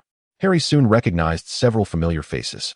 The Weasley family was gathered in front of a large tent, and Percy waved at him from a distance, exclaiming, "Harry, over here. I am here today to assist Mr. Barty Crouch." However, Fred and George quickly pushed their way forward. George glanced back to ensure their father was not watching, and they promptly handed Harry a golden-hued biscuit, saying, "Try this. It's our latest invention, guaranteed to be delicious." Without a moment's hesitation, Harry took a bite, and as soon as he swallowed, he transformed with a soft pop into a canary, adorned in resplendent golden feathers. Attempting to move, he discovered himself fluttering his wings and soaring into the air. Harry suddenly recalled the end of last semester when he and Draco encountered the Weasley twins in the Hogwarts kitchen, asking the house elf for food, likely for this very reason. The Weasley brothers laughed heartily, with Fred clutching his stomach and exclaiming, "Harry, your appearance is absolutely splendid. One could hardly find such a radiant gold on the Quidditch pitch." George, still chuckling, added, "The transformation lasts about 30 seconds. Fear not, it will be over swiftly." Sirius widened his eyes in astonishment before bursting into laughter as well. Such delightful magic. Indeed, moments later, Harry reverted to his human form and was about to speak when he heard a familiar, disdainful laugh. Black. I wondered whose laugh was so revolting. Harry turned his head to see Snape standing not far away, glaring at Sirius with palpable animosity. Chapter 156, Enemies Cross Paths, Part 2. Upon noticing Snape, the smile on Sirius's face vanished in an instant. He furrowed his brow, his tone laced with hostility. "I thought you preferred lurking in dark basements. I didn't expect you to have the audacity to show your face here." Snape's words were sharp. "It seems Azkaban has not taught you the virtue of discretion." "Thanks to your Death Eater comrades for sending me to Azkaban," Sirius retorted, stepping back and pinching his nose. "No wonder there's a foul stench in the air. Thank goodness you finally learned to wash your hair." The argument between the two escalated, their voices rising, drawing the attention of several onlookers. A few wizards paused, curiously glancing over, while a Bulgarian wizard stood by with a beer in hand, enjoying the spectacle. Lupin quickly positioned himself between the two, attempting to defuse the tense situation. "Please, let us not quarrel, everyone." Snape cast a glance at the hands that Sirius and Lupin were holding. "It appears your bond remains strong after all these years. Yet I am curious, Lupin, how do you tolerate him? Or do you relish this dramatic existence?" "The bond is indeed quite strong, surpassing the affection you share with Voldemort," Sirius quipped, his retort swift as he brandished his wand. Snape scoffed quietly, anger flickering in his eyes, fingers tightening around his wand. At least I do not flaunt a fractured mind. Black. Oh, is that so? Sirius mocked, refusing to back down, hands on his hips. What about you? Relying on Dumbledore's protection while playing the part? Don't think for a moment that I am unaware of your little schemes, Snape. Hiding in your dark robes and plotting against others, aren't you exhausted? If it weren't for Dumbledore, I would never allow you within 10 miles of Harry. You. Snape's gaze turned icy, his fingers exerting pressure on his wand. Voice laced with suppressed fury. Black, do not compel me to teach you a lesson here. Your arrogance will eventually cost you dearly. Silence, Sirius. Lupin turned to glare sternly at him. Sirius opened his mouth, but refrained from further comment. Lupin swiftly confiscated Sirius's wand, grasping his arm and whispering, Enough. Let us return to the tent. Don't cause a scene here. Lupin, along with Harry and Draco, had strategically positioned themselves between the two adversaries. Some individuals bore an uncanny resemblance to their former selves in their school days, foolish, arrogant, and selfish. Snape's face was a portrait of resentment. Severus, I have always hoped you would forgive us for the mistakes we made as teenagers, even if my request is one-sided, Lupin said, stepping forward as the quarrel finally ceased. Indeed, it is quite one-sided, Snape replied in a voice thick with bitterness. Everyone suffers, do they not?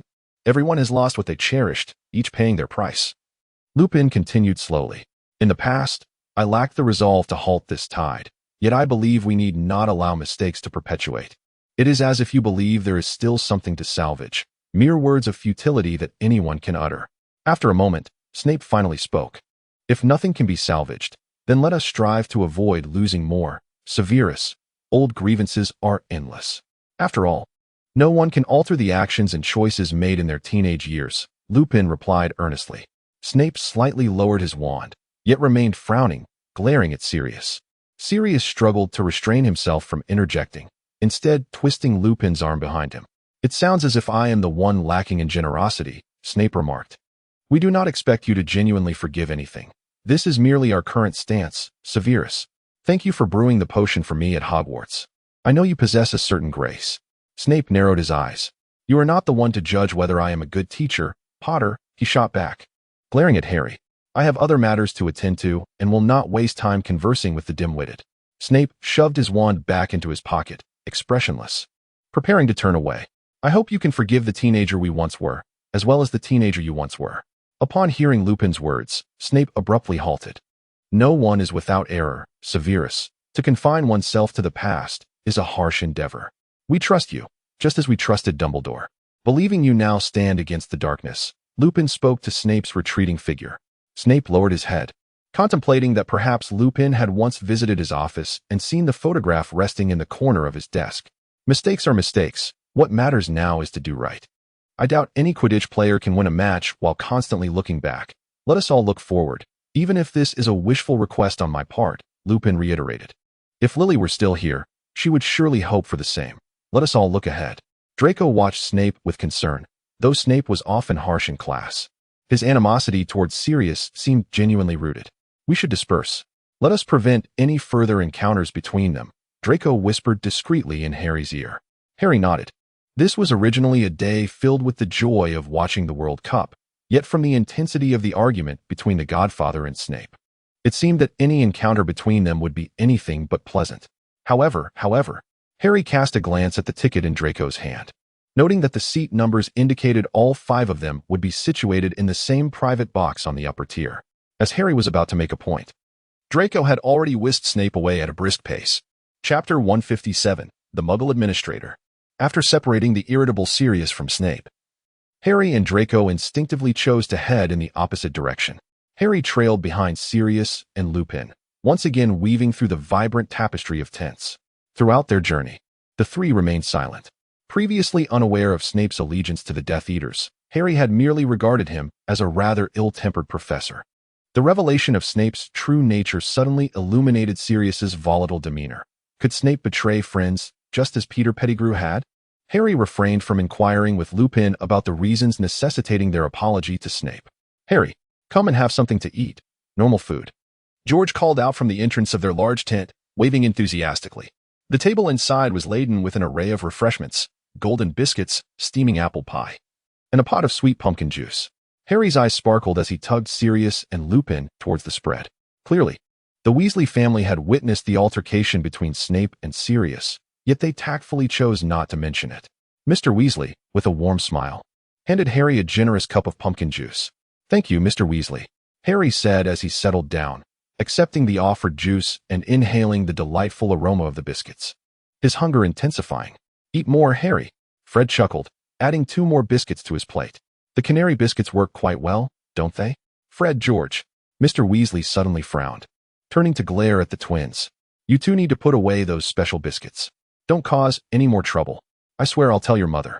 "Did you make all of these?" Harry asked curiously. "Don't ask Harry," George winked, lowering his voice to keep Mr. Weasley from overhearing. "There are actually other versions. In fact, we're preparing to take them to Hogwarts," Fred added, both of them laughing so hard they nearly toppled the teapot on the table. "Can you two behave for once?" Percy rolled his eyes, munching on a biscuit while muttering to Harry, "What prank products are they up to now?"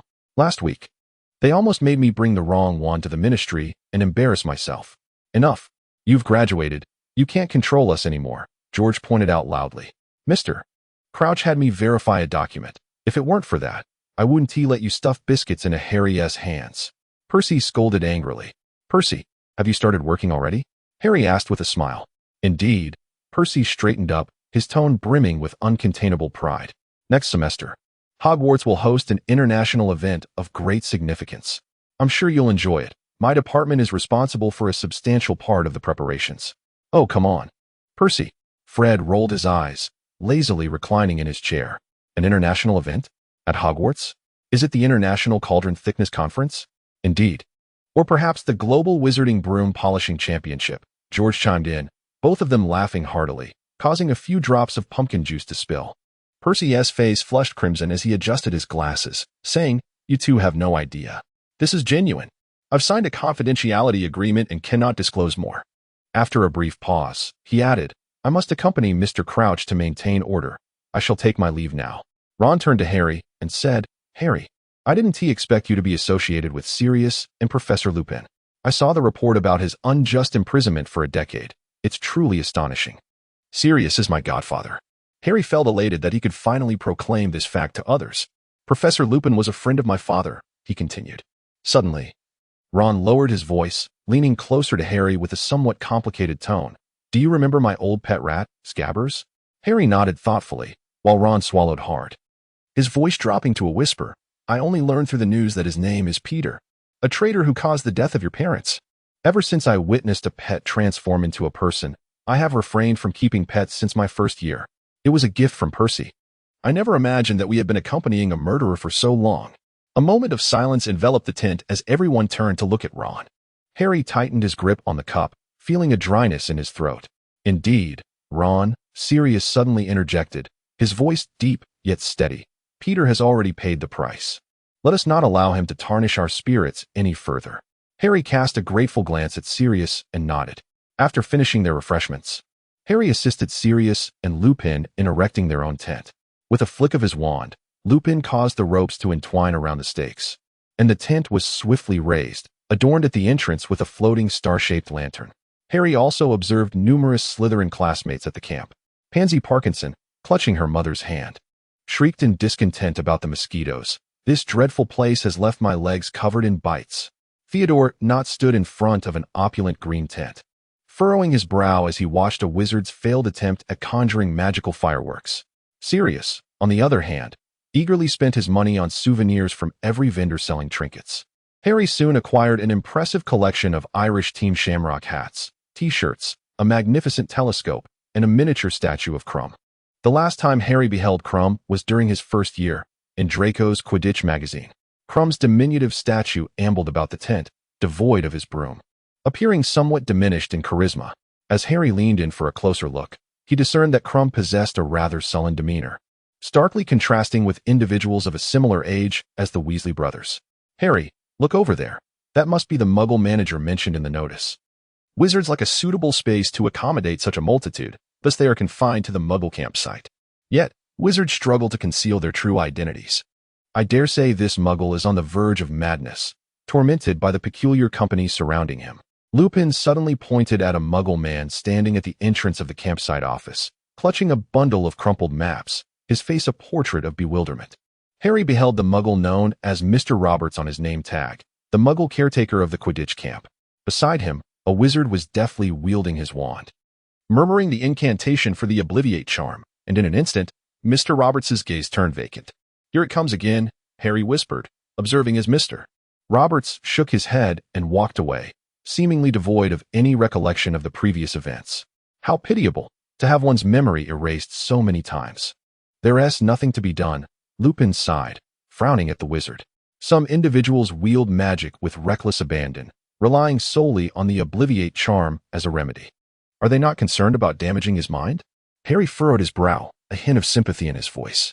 "One would hope not," Lupin replied uncertainly, stroking his chin. "The Ministry's Obliviate charm is quite sophisticated. However, it is remarkably easy for wizards to manipulate muggles. Harry, we can head to the competition grounds now."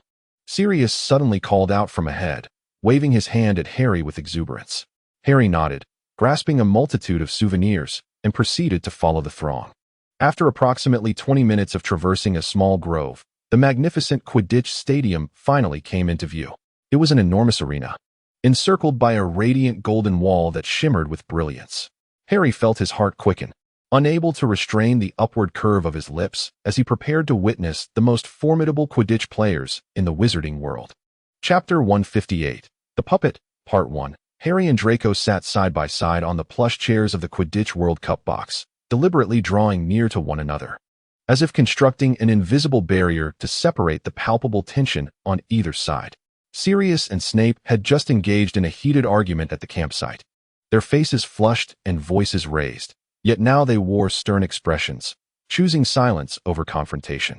When their gazes met once more, it was a thunderous silence, each unwilling to be the first to shatter the moment with words. Ultimately, they tacitly opted for the ends of the seating arrangement. Sirius leaned against the left railing while Snape occupied the farthest right, with Remus, Harry, and Draco positioned between them, as if their silence was a continuation of the unspoken rivalry.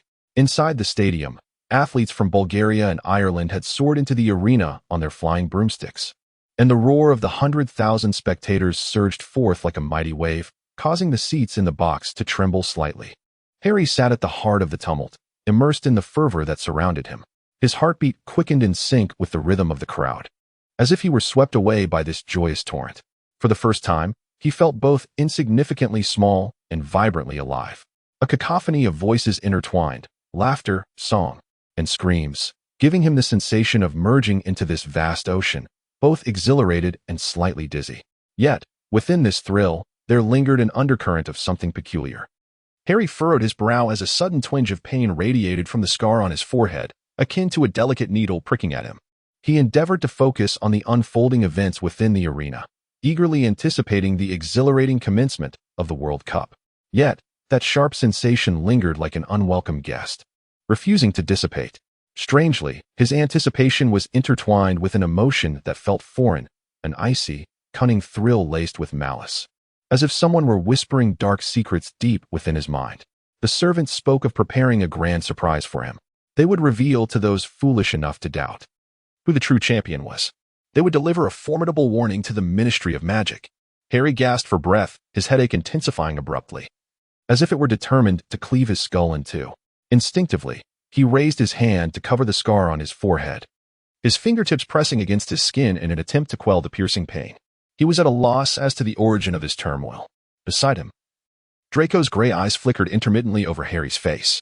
At the moment Harry shielded his scar, Draco's gaze became fixed. It seemed he had caught a glimpse of a strange red glimmer within Harry's emerald eyes, akin to the fleeting remnants of embers.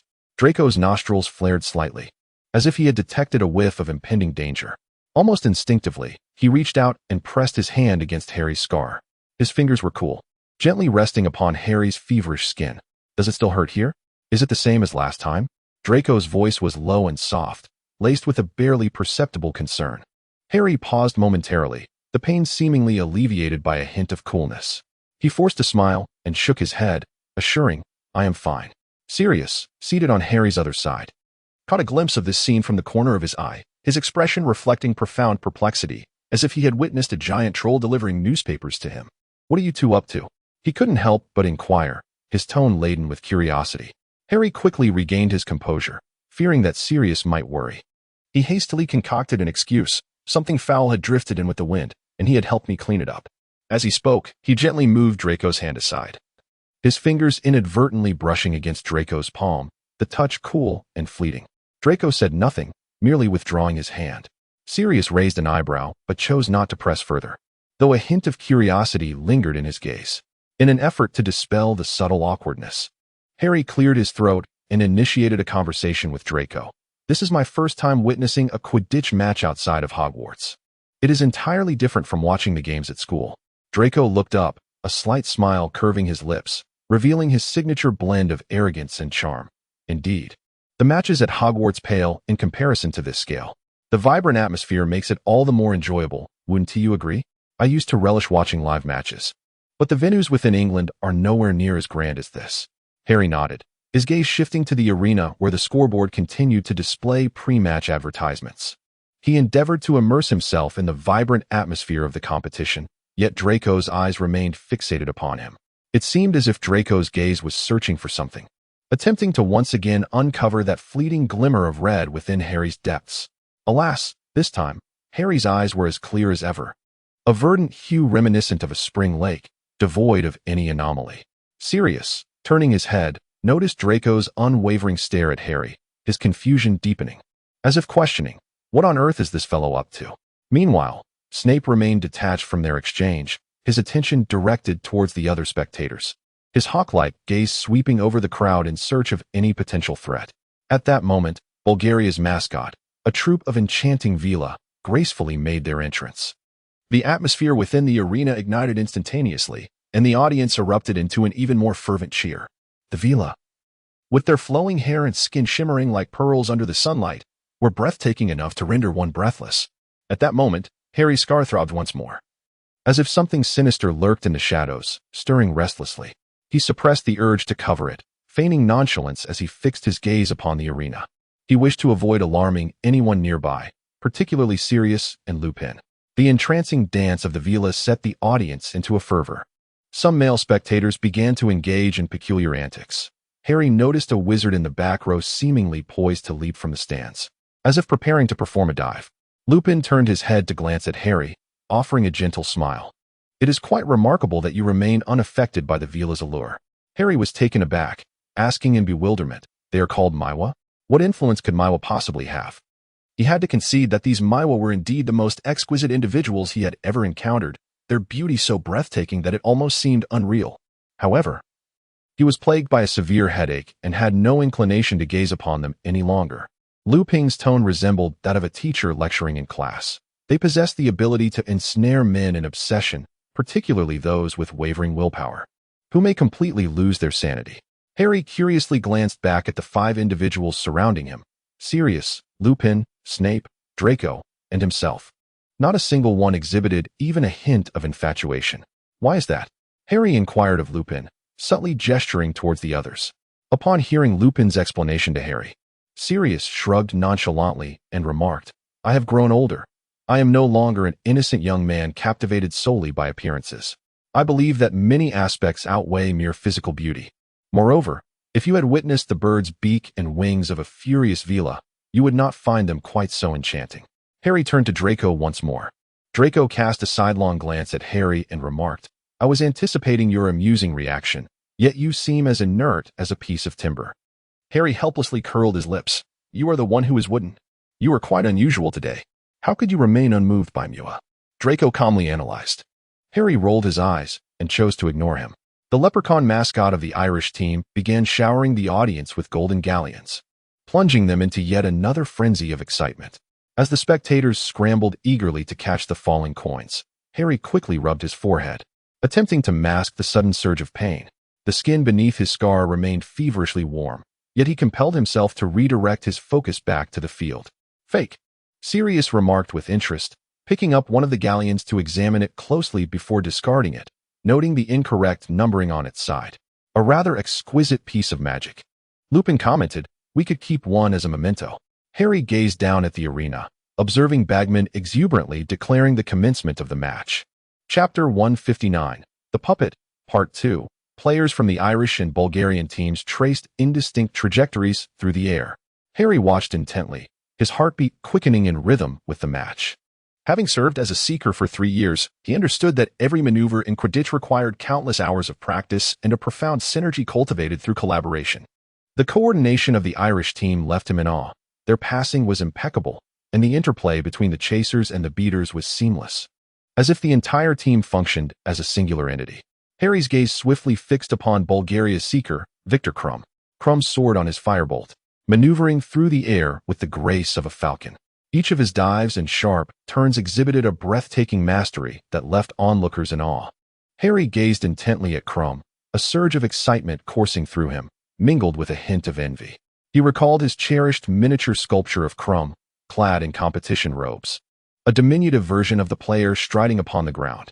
Now, witnessing him soar across the field, Harry felt that tiny sculpture was indeed a priceless treasure.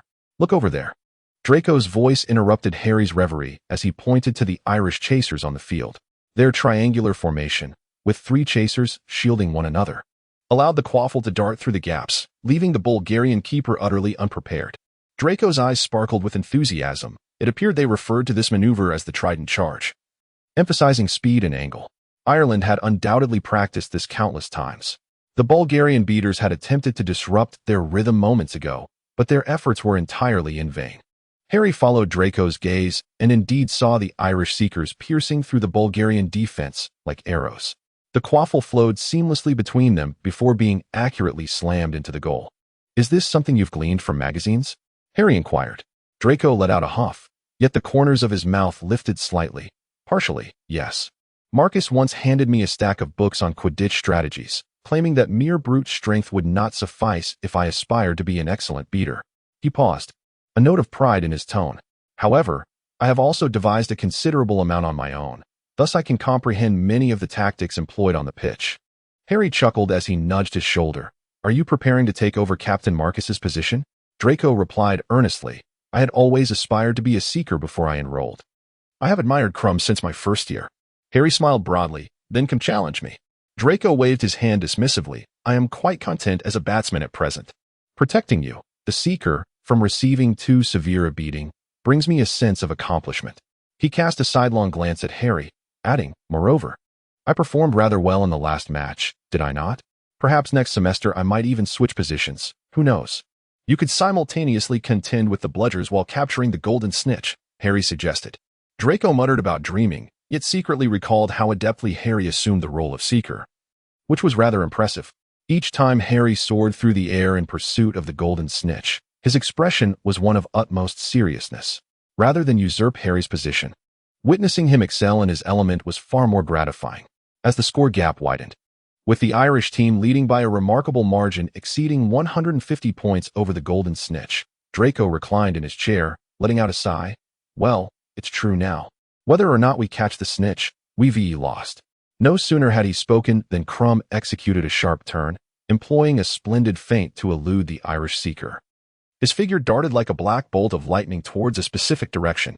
In the next moment, his hand shot up high, the golden snitch struggling between his fingers.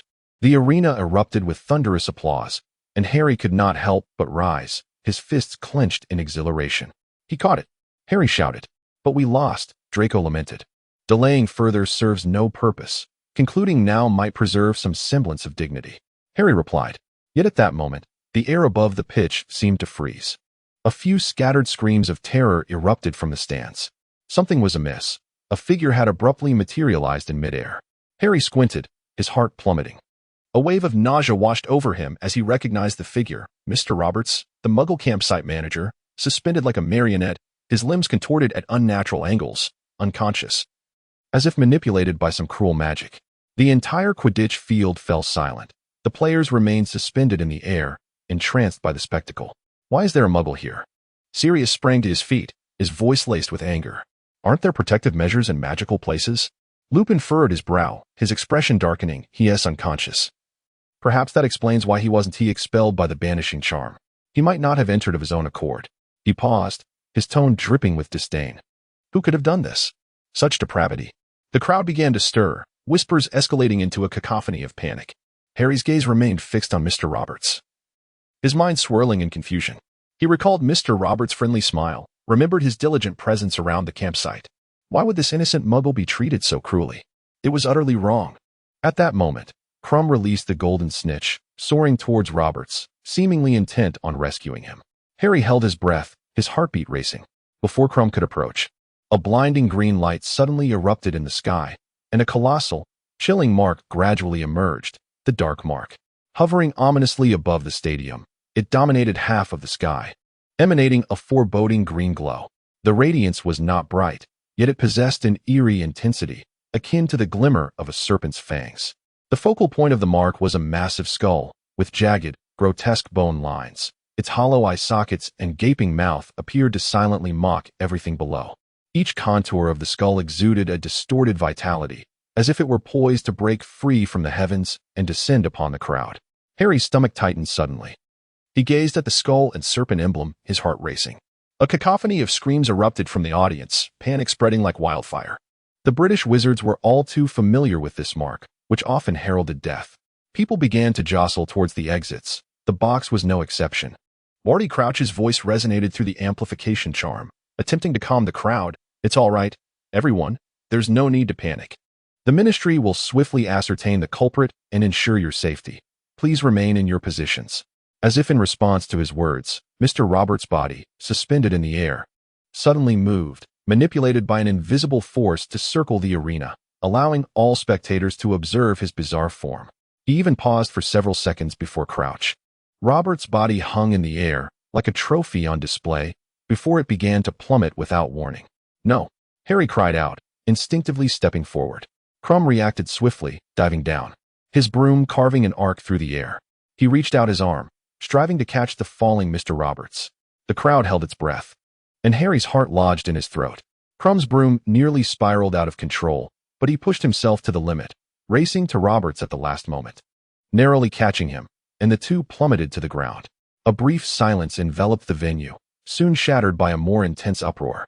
Snape rose, his gaze coldly surveying the surroundings, and suddenly turned to Lupin, saying, "Please assist in safely escorting Draco home.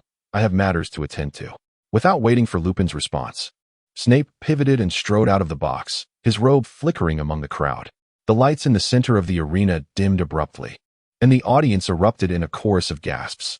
The tide of panic washed over the crowd, mingling screams and curses that resonated painfully in Harry's ears.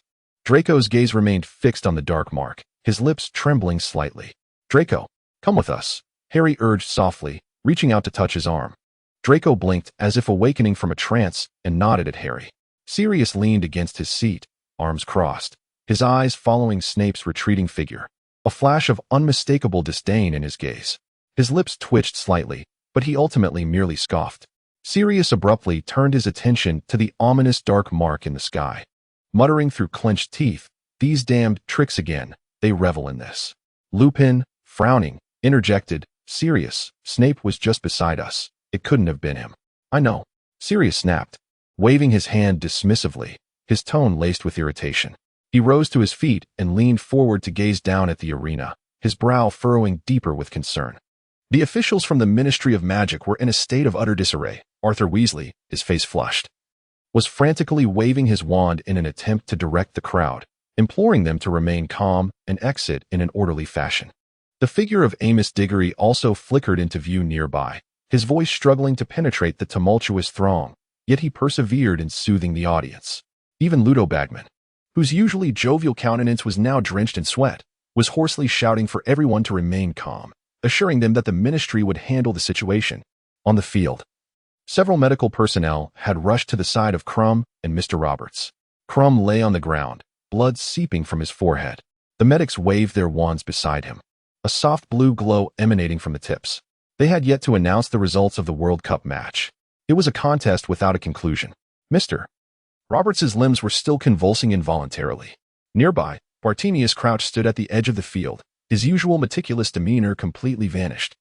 His shoulders trembled slightly as he stared vacantly at the dark mark, his lips moving silently in despair, his face illuminated by the harsh lights, revealing a visage of hopelessness. "Should we go help?" Sirius turned to Lupin, urgency lacing his tone. He glanced around the box, observing the audience still jostling to escape, some falling to the ground. others shouting curses, the air thick with chaos and dread. A few children were tightly clutched in their parents' arms, their cries piercing and distressing. Lupin shook his head, responding calmly. Sirius, controlling 100,000 witches and wizards is no simple task. Everyone is eager to leave. The ministry's personnel are overwhelmed. We should prioritize getting the children home. Draco remained seated, seemingly oblivious to their conversation. Harry gently touched his arm and whispered, Draco, stop looking, we must leave. Sirius frowned and glanced at Draco, muttering. It seems we cannot apparate directly to Malfoy Manor. The protective spells are far too troublesome. Draco finally came to his senses and replied to Sirius. I can use the fireplace. He paused, clearing his throat, and added, most of the manor's protective spells have been lifted to accommodate the Auror's search. Sirius raised an eyebrow, seemingly taken aback by this revelation. After a moment of contemplation, he promptly made a decision. Shall we return to number 12, Grimmauld Place first, and use the fireplace there to send you back? What do you think? Lupin furrowed his brow and cautioned softly, Sirius, are you certain you want to take him there? Given the current situation. He inclined his chin slightly towards the direction of the dark mark, his tone laced with concern. Shouldn't you be more discreet and keep your address hidden? Sirius shook his head dismissively. Hide what? His mother, Narcissa, undoubtedly knows where I reside. Creature is fond of Miss Weasley and Miss Bellatrix. Lupin hesitated, sighed, and ultimately nodded. Very well, let us proceed. They rose and wove their way through the throngs of people, slowly making their way towards the exit. Harry clutched Draco's sleeve tightly, fearful of being separated in the crowd. Sirius led the way, while Lupin trailed behind, their eyes scanning the surroundings as they moved with the tide of humanity. As they traversed through the forest, the murmurs around them had transformed from joyful chatter to hushed whispers of concern. One voice lowered, I heard that Muggle may not survive. Another voice retorted, nonsense. Medical personnel have already arrived. A third voice, tinged with tears, murmured, the mark has truly returned, hasn't it? Each utterance weighed heavily on Harry's chest. Sirius, incensed, spoke up, regardless of whether anyone perishes, their objective has been achieved.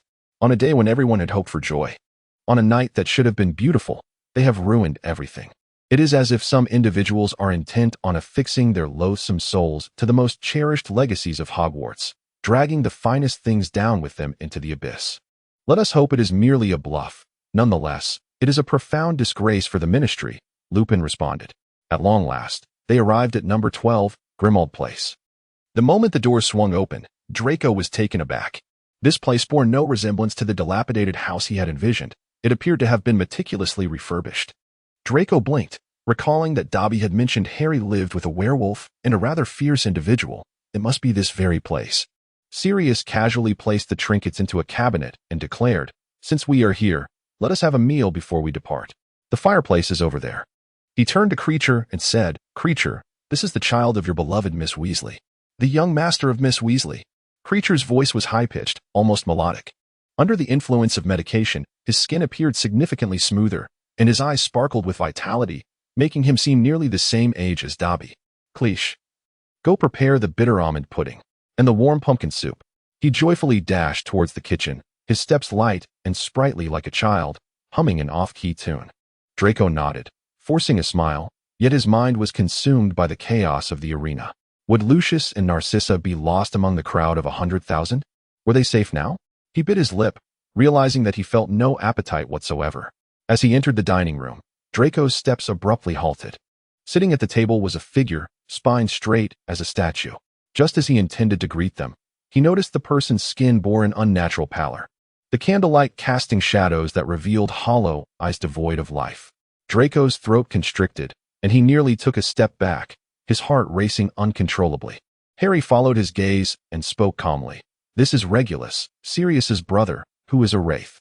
His voice was soft, as if he were merely stating an ordinary fact. Draco took a deep breath, striving to compose himself. He fixed his gaze on the immobile figure and whispered, will he dress himself?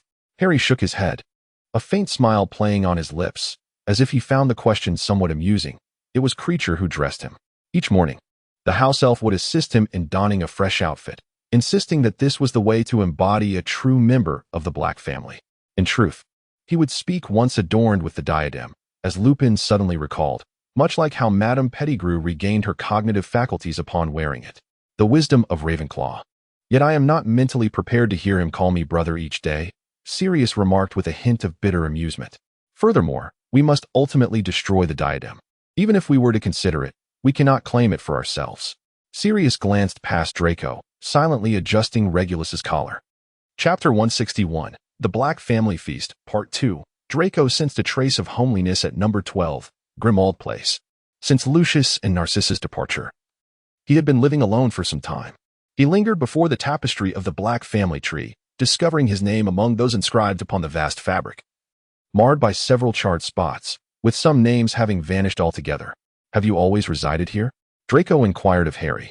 I only began living here for my first year, Harry replied, reluctant to delve into the years spent at the Dursleys.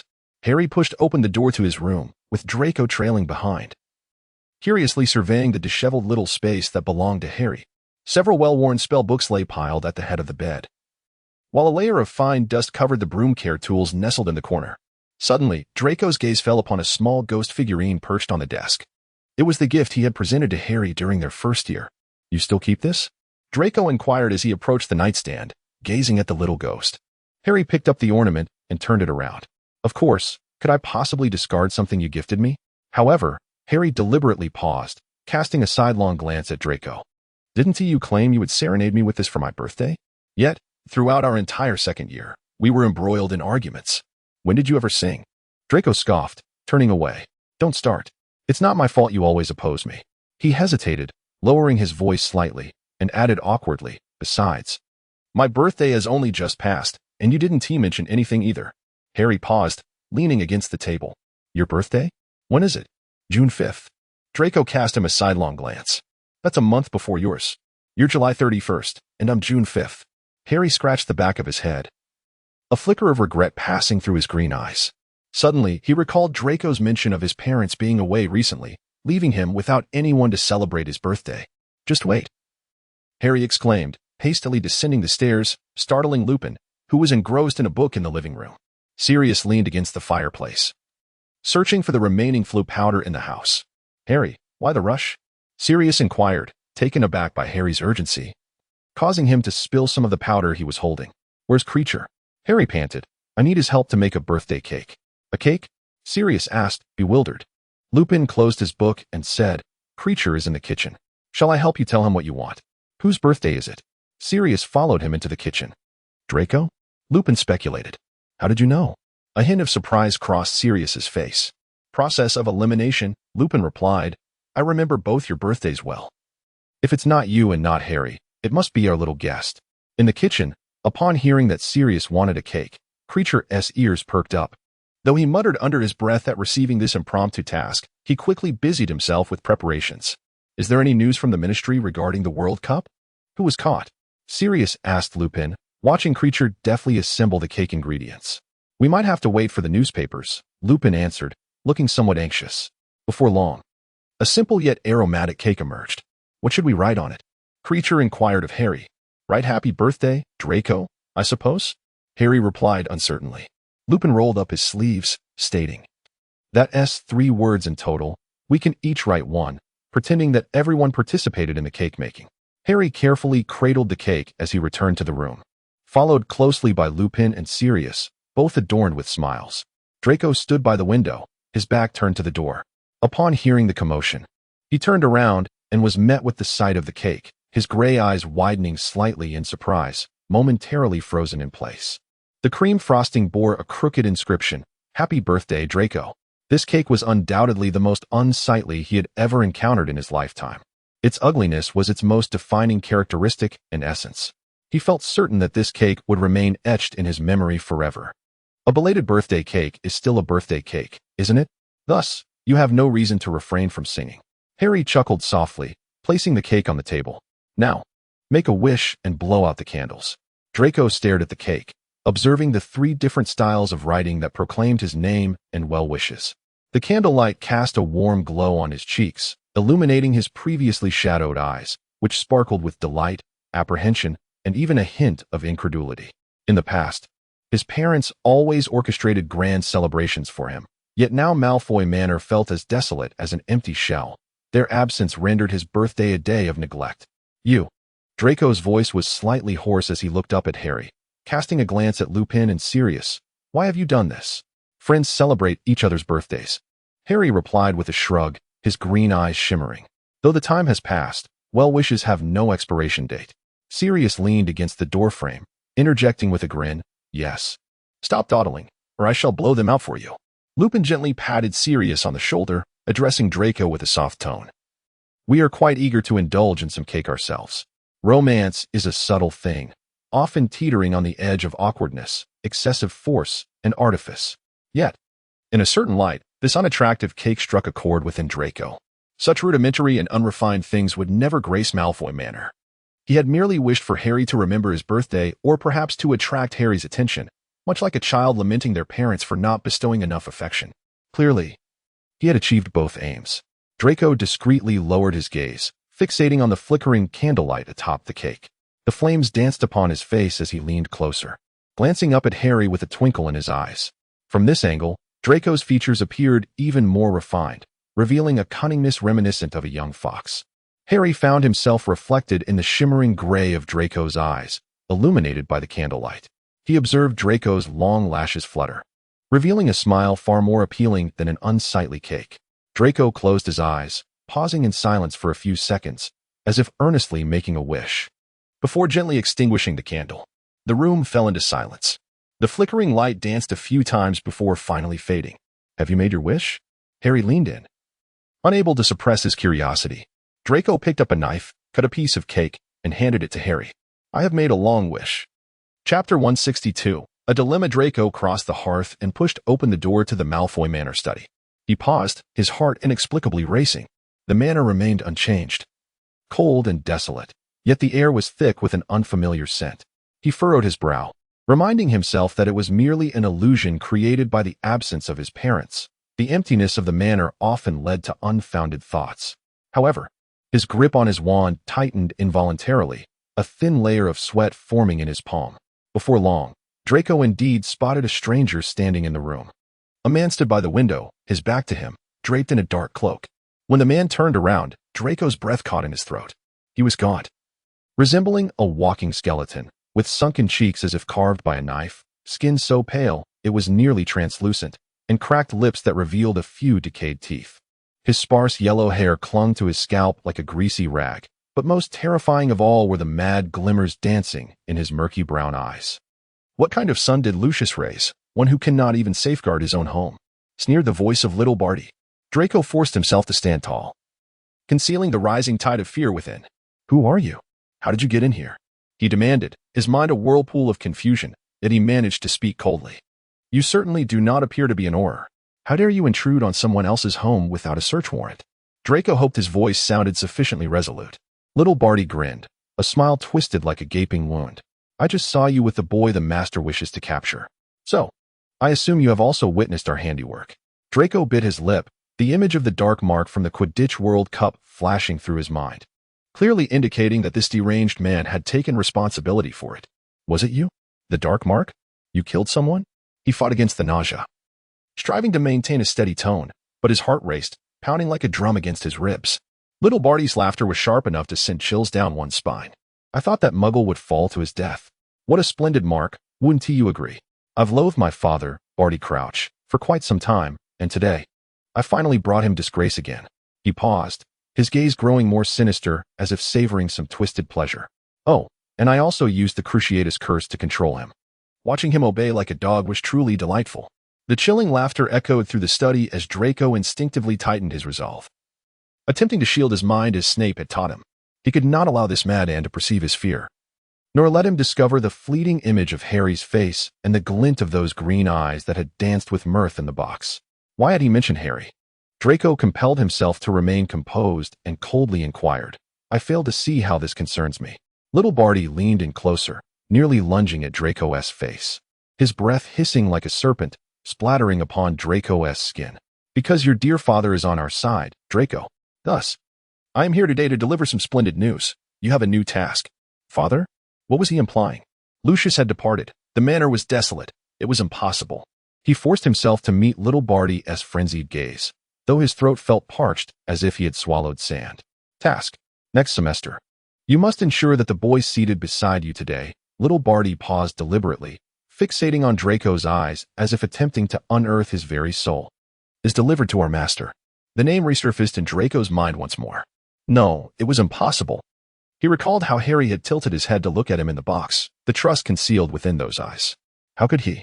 Draco's throat went dry, and his voice emerged as a strained whisper. I do not comprehend what you are insinuating. You want me to kidnap him? Little Barty scoffed, his cracked lips trembling, revealing more of his yellowed teeth. Kidnap?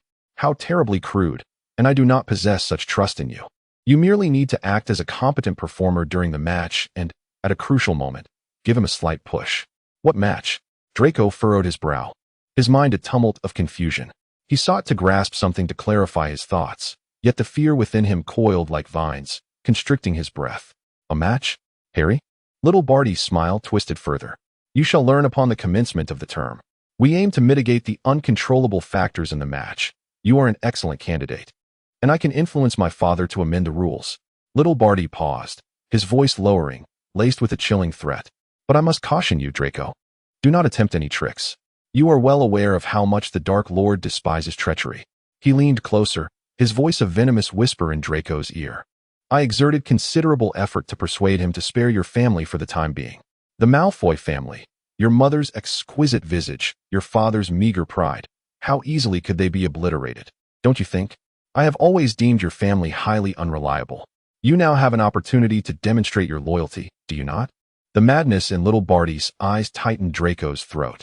He understood that the individual before him was not jesting. Draco replied coldly, You cannot. I can, Little Barty interrupted, his tone as gentle as one would use to soothe a child, and I would be most pleased to observe it unfold. Unless, of course, you comply. He stepped back, his shoes scraping against the floor with a piercing sound. Now, you would do well to practice your magic diligently. I would not wish for you to perish during the match, at least not until the master's desires are fulfilled. Do not worry, I shall accompany you. The lights flickered, casting his face in alternating shadows and brightness. Chapter 163. On the scales of balance to this day, he could not conjure a Patronus. Following that lesson with Lupin, nearly everyone was eager to attempt the spell that would not be on the examination.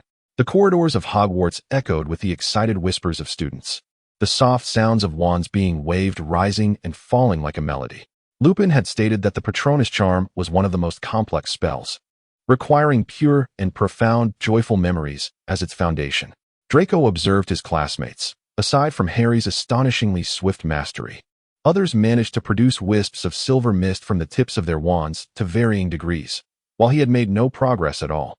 He had tried countless times, in the dormitory, by the lake, even in the hushed common room late at night, softly reciting the incantation, striving to capture any fragment that could be deemed joyful. Yet, each time, his wand remained unresponsive. He began to question whether he truly understood what happiness was. He had once believed himself to be content. In his youth, his father's teachings had formed an ironclad framework, the glory of pure blood, the dignity of the Malfoy lineage. He donned an exquisite robe, striding through Diagon Alley with his head held high, accepting the sidelong glances of passers-by. At times, he even felt as though he stood at the pinnacle of the wizarding world. The notions of pure blood supremacy, with muggles and half-bloods regarded as inferior, were deeply ingrained in his mind. He had never questioned these beliefs, for to do so would signify a betrayal of his family, a betrayal of the very name that had defined him since birth.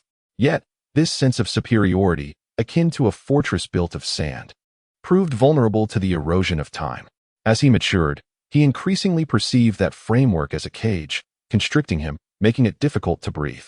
He began to ponder, is this truly the case? What, after all, is the glory of pure blood? Is the dignity of the Malfoy family merely founded upon disdain for others? If pure bloods are indeed so noble, why did he increasingly feel a profound emptiness? In the world, there exists a type of happiness found among those whose actions align harmoniously with their values, who forge ahead without ever questioning themselves. Draco felt he did not belong to this category. On that chaotic night during the World Cup, when Mr. Roberts was suspended in midair by Death Eaters, the twisted limbs etched into his mind like a nightmare. In that moment, he experienced an unfamiliar fear, not of being caught, but of his own chilling indifference to such cruelty. He should have scoffed, believing it was a deserved punishment for muggles, who were unworthy of equal treatment. Perhaps that is what Death Eaters would say, and his friends would echo the sentiment. Balancing himself on the scales of conscience, Draco sensed a disquieting tremor within. Had it always been right simply because it was tradition? Were the dogmas of pure blood and the expectations of his family truly worthy of a lifetime of defense? He attempted to envision himself in his father's position, repeating those words, brandishing his wand to uphold the so-called glory, yet that image felt foreign, as if the future self was not him, but rather another shadow consumed by family legacy. He found himself unable to embrace pure villainy, grappling with doctrines he increasingly doubted, nor could he wholly embrace virtue, as that would mean severing ties with the shadow of his family, a split that would fracture his childhood and the reverence he once held for his parents. The wisdom of his forebears began to crack, compelling him to gaze outward, to wander aimlessly. He felt an unprecedented sense of helplessness, akin to groping in the dark, yet unable to find direction. Standing amidst the ruins of belief, he found himself utterly lost. Chapter 164. Summer Correspondence. The incident of the dark mark at the Quidditch World Cup, much like many events before it, initially sparked a wide wave of controversy, followed by a barrage of scathing critiques from a multitude of journalists, and subsequently, a prolonged silence from the Ministry of Magic. Eventually, the memories faded into mere recollections. This event, in the eyes of the public, resulted in no tangible outcome, aside from the embarrassment suffered by the British Ministry of Magic on a global scale.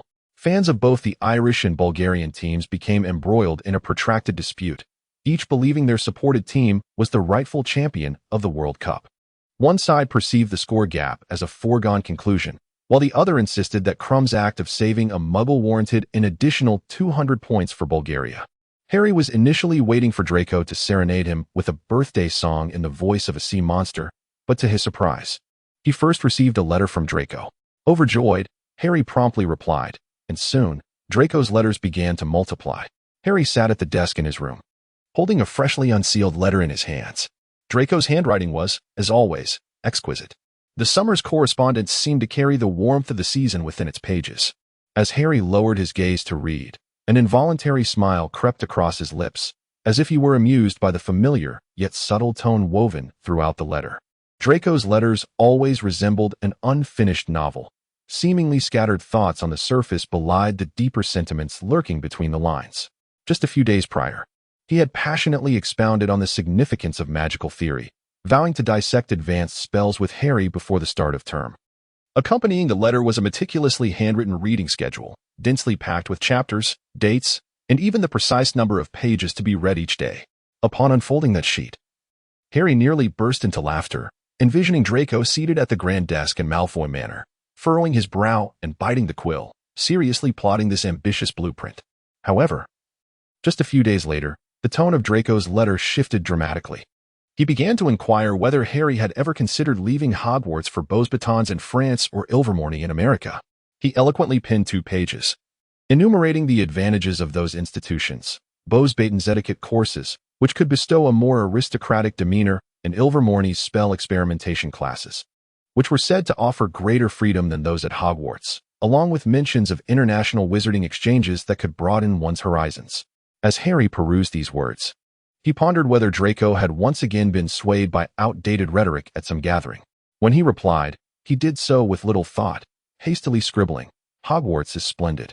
Beauxbatons sounds like it would require me to dance, so I shall pass." However, the recent correspondence had left Harry with an unsettling sense that something was amiss. Draco's tone had grown cautious, even somewhat uncharacteristic of his usual demeanor. He repeatedly inquired whether Harry had encountered any peculiar occurrences lately. If residing at number 12, Grimmauld Place was safe, whether protective charms were readily in place, and even included a handwritten list of spells, meticulously detailing the precise angles of gestures required during incantation. Harry rose from his seat and approached the refurbished writing desk in the corner of the room. Preparing to compose his reply, Harry ran his fingers through his hair, gazing blankly at the empty parchment for a moment. His summer had been filled to the brim with adventures orchestrated by Sirius and Lupin. Although the Dark Mark incident at the Quidditch World Cup had left a lingering shadow in his heart, Sirius seemed resolute in his intent to dispel that darkness with thrills and joy. Among all the adults capable of revelry, Sirius and Lupin certainly held a prominent place. Just yesterday, they had returned from the match of the Richard Cannon team, and the echoes of the crowd's cheers and the whistling of broomsticks still resonated in Harry's ears. In a burst of generosity, Sirius had purchased an array of team memorabilia, and after the match, They had ventured to a nearby Muggle pub where Sirius ordered an abundance of fries and juice, regaling Harry with outrageous tales of his youth spent riding a flying motorcycle, causing Harry to nearly spurt his juice in laughter. This morning, Lupin, unusually unburdened by the fatigue that often followed the full moon, took the initiative to invite Harry to practice potion-making without the use of wands. Harry was not particularly attuned to Draco's melancholy. Thus, each of his replies unfolded in a rather mundane and straightforward manner. Today, he attended a performance by a certain Muggle band. Today, he spent time at home with Lupin during the transformation. Today, he rode motorcycles with Sirius for an entire day, relishing the sensation of the wind embracing him. Today, it rained, and he spent the day in a daze. Today, Harry penned, "We attended a show by the Richard Cannon Squad. Sirius bought a multitude of badges, nearly adorning my attire completely. Sirius mentioned he would take me to another Quidditch match next week. He sealed the letter, whistled to summon Hedwig. Recently, his correspondence had become rather frequent. She shot Harry a disapproving glance and, with a languid flap of her wings, soared out the window, disappearing into the overcast skies of London. Harry leaned back against the windowsill, his gaze drifting far away while his thoughts wandered to Draco. He couldn't shake the feeling that Draco had been acting strangely lately. Those lengthy letters seemed to conceal unspoken sentiments. Each time he read Draco's admonitions to remain safe, Harry couldn't help but find it somewhat amusing. Meanwhile, in the study of Malfoy Manor, Draco sat before a mountain of crumpled parchment, his quill spinning in his fingers as if he were unable to muster the resolve to write. He had just received a reply from Harry, a mere few lines of straightforward narration that inexplicably quickened his heartbeat. Harry always had this nonchalant demeanor, as if he were utterly unfazed, capable of calmly enjoying a chocolate frog even if the sky were to fall. Draco bit his lip, his gaze inadvertently softening as his fingertips unconsciously caressed Harry's signature on the letter. With a sigh, Draco began to write. "Harry, do you truly not sense anything amiss lately? Please do not dismiss my concerns as trivial. No matter how robust the protective spells, it is never a mistake to prioritize safety." He paused midway, staring blankly at the parchment.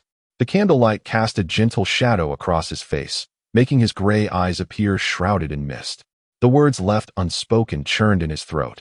He longed to ask Harry if he had the slightest inkling to convey that the magical tomes, the suggestions for transferring schools, and the repeated cautions were far from mere trivialities. In this sweltering, oppressive summer, Draco's response became increasingly lengthy. Chapter 165. Underlying concerns in the headmaster's office. When Snape arrived, the portraits of former headmasters were engaged in hushed conversations, occasionally casting curious glances his way. Snape clutched a scroll of parchment sent by the Ministry of Magic, filled with the detailed regulations for the Triwizard Tournament. His eyes skimmed the lines of text, his brow gradually knitting together as unease seized him. Finally, he turned to face Dumbledore, seated behind his desk, and questioned him with unabashed skepticism. "Dumbledore, did you not state that you would propose an age restriction to the Ministry this year? Not a word of it is mentioned here." Dumbledore lifted his gaze, peering at Snape through his crescent-shaped glasses, and nodded, his voice tinged with a hint of resignation. "Indeed, Severus. I wrote several letters to Barty Crouch, articulating my concerns regarding student safety and the uncontrollability of the Goblet of Fire." He paused, his gaze drifting to the window, where a thin mist enveloped the Black Lake, its surface shimmering with delicate ripples. "Yet, it is evident that the Ministry has not heeded my advice." A note of anger crept into Snape's voice. "They have not heeded? Why?" "The Ministry does not wish to expend further effort on this matter." He placed the parchment heavily upon the desk, the paper producing a faint sound against the wood. Following the disaster of the Quidditch World Cup, Barty Crouch appeared utterly unhinged. He seemed to have lost his very soul, his mind adrift. Even more so than when he had personally sent his son to Azkaban. The chaos of the World Cup had stripped him of his dignity in the eyes of the magical community, and the pressure was nearly suffocating him. He lifted his head and continued. Perhaps at this moment he was entirely preoccupied with the details of the Goblet of Fire, lacking even the energy to contemplate the necessity of age restrictions. Snape coldly remarked, "Without an age limit, what sort of individuals do you expect it to select? A group of children who can barely hold a wand, confronted with perilous challenges?" Dumbledore reassured him, "Severus, the goblet possesses its own wisdom. In past Triwizard tournaments, there has never been a clear stipulation regarding age limits. Perhaps it can identify those genuinely capable of facing the trials ahead. Moreover, this year we have Alastair Moody joining Hogwarts. He is an old friend of mine, an experienced Auror, cautious to the point of paranoia, capable of ensuring the student's safety. Snape nodded, the weathered visage of Mad-Eye Moody surfacing in his mind. That face, marred by scars, held an unsettling gaze whenever his magical eye turned. He muttered, Moody. The fellow who never drinks from anyone else's cup, only sips from his own flask. Snape paused, recalling Moody's peculiar habits. He never used cups touched by others, and would even conjure his own water with magic. Each time he entered a room, he would first scan it with his wand, ensuring there were no hidden curses or traps. It was said that he checked any letters delivered by owls 3 times, ensuring they bore no enchantments before opening them. Dumbledore, upon hearing this, allowed a slight smile to grace his lips. It is precisely this caution that has seen Mad-Eye Moody survive countless dangers. With him here, I believe Hogwarts will be considerably safer. He accepted my invitation out of regard for our friendship. Thus, I have not assigned you to teach defense against the dark arts this year, Severus. Perhaps this presents a fortuitous opportunity for you to focus on other, more pressing matters. Snape fell silent for a moment, arms crossed over his chest, his gaze sweeping across the corners of the office. The sword of Gryffindor glimmered in the sunlight. Beside it lay a delicate silver diadem, a relic of Ravenclaw, quietly exuding the aura of ancient magic. Snape's expression darkened, as if a recollection had struck him. Yesterday, the Dark Lord was furious.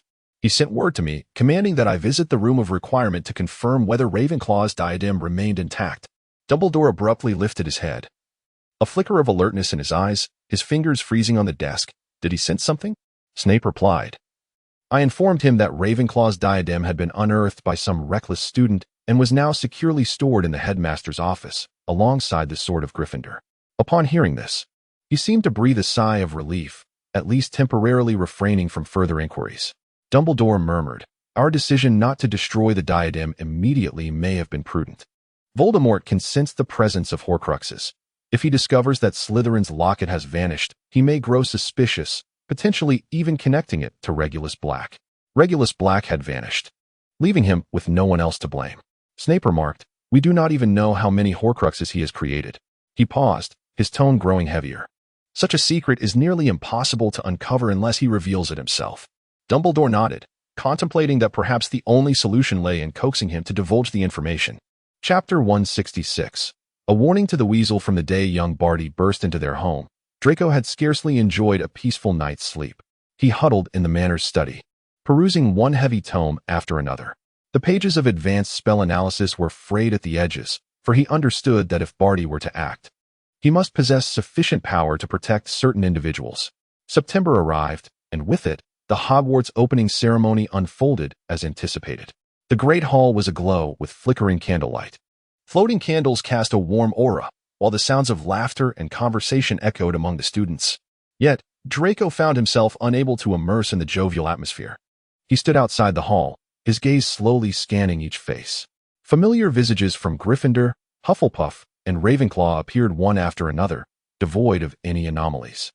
It was not until his eyes fell upon the staircase that he spotted an unfamiliar figure, the new defense against the dark arts professor, Mad-Eye Moody. The magical eye whirled restlessly, seemingly capable of penetrating all FA-aids. Draco furrowed his brow. The Malfoy family had never seen eye to eye with the staunch Aurors, but he nonetheless breathed a quiet sigh of relief.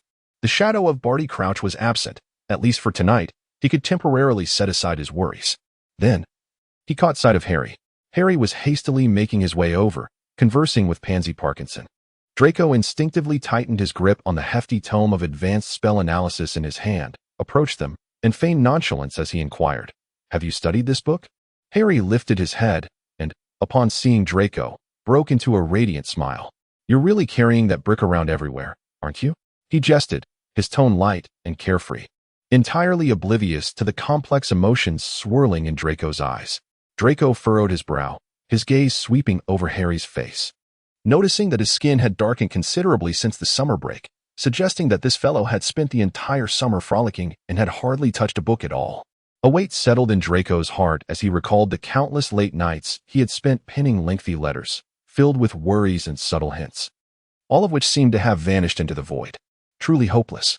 Draco muttered under his breath, raising his hand to lightly tap Harry's forehead with a sophisticated charm.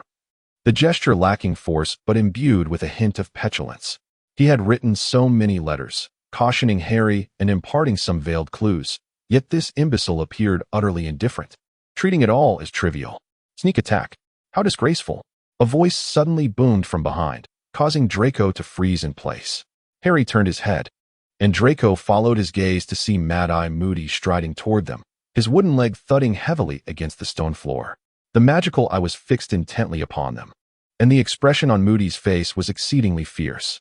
For reasons unknown, Draco's foot slipped, and the hefty book he was holding crashed to the ground with a resounding thud. In the next instant, he felt a powerful surge of magic enveloping him, his body uncontrollably shrinking and contorting. By the time he regained his senses, the world had transformed into an enormous expanse, and he himself had become a snow-white ferret, his small paws frantically scrabbling against the cold floor. The great hall erupted with startled gasps, mingled with subdued laughter. Harry's eyes widened as he gazed down at the white weasel on the ground, his face etched with astonishment. The creature appeared utterly terrified, its round eyes bulging and its diminutive body trembling slightly. Harry crouched down, hesitating for a moment before he extended his hand and grasped the weasel firmly. Its fur was astonishingly soft, gliding beneath his fingers like silk, cool to the touch, yet exuding a hint of warmth from its body. As Harry's fingers inadvertently brushed along its back, the weasel jolted, emitting a faint, high-pitched cry.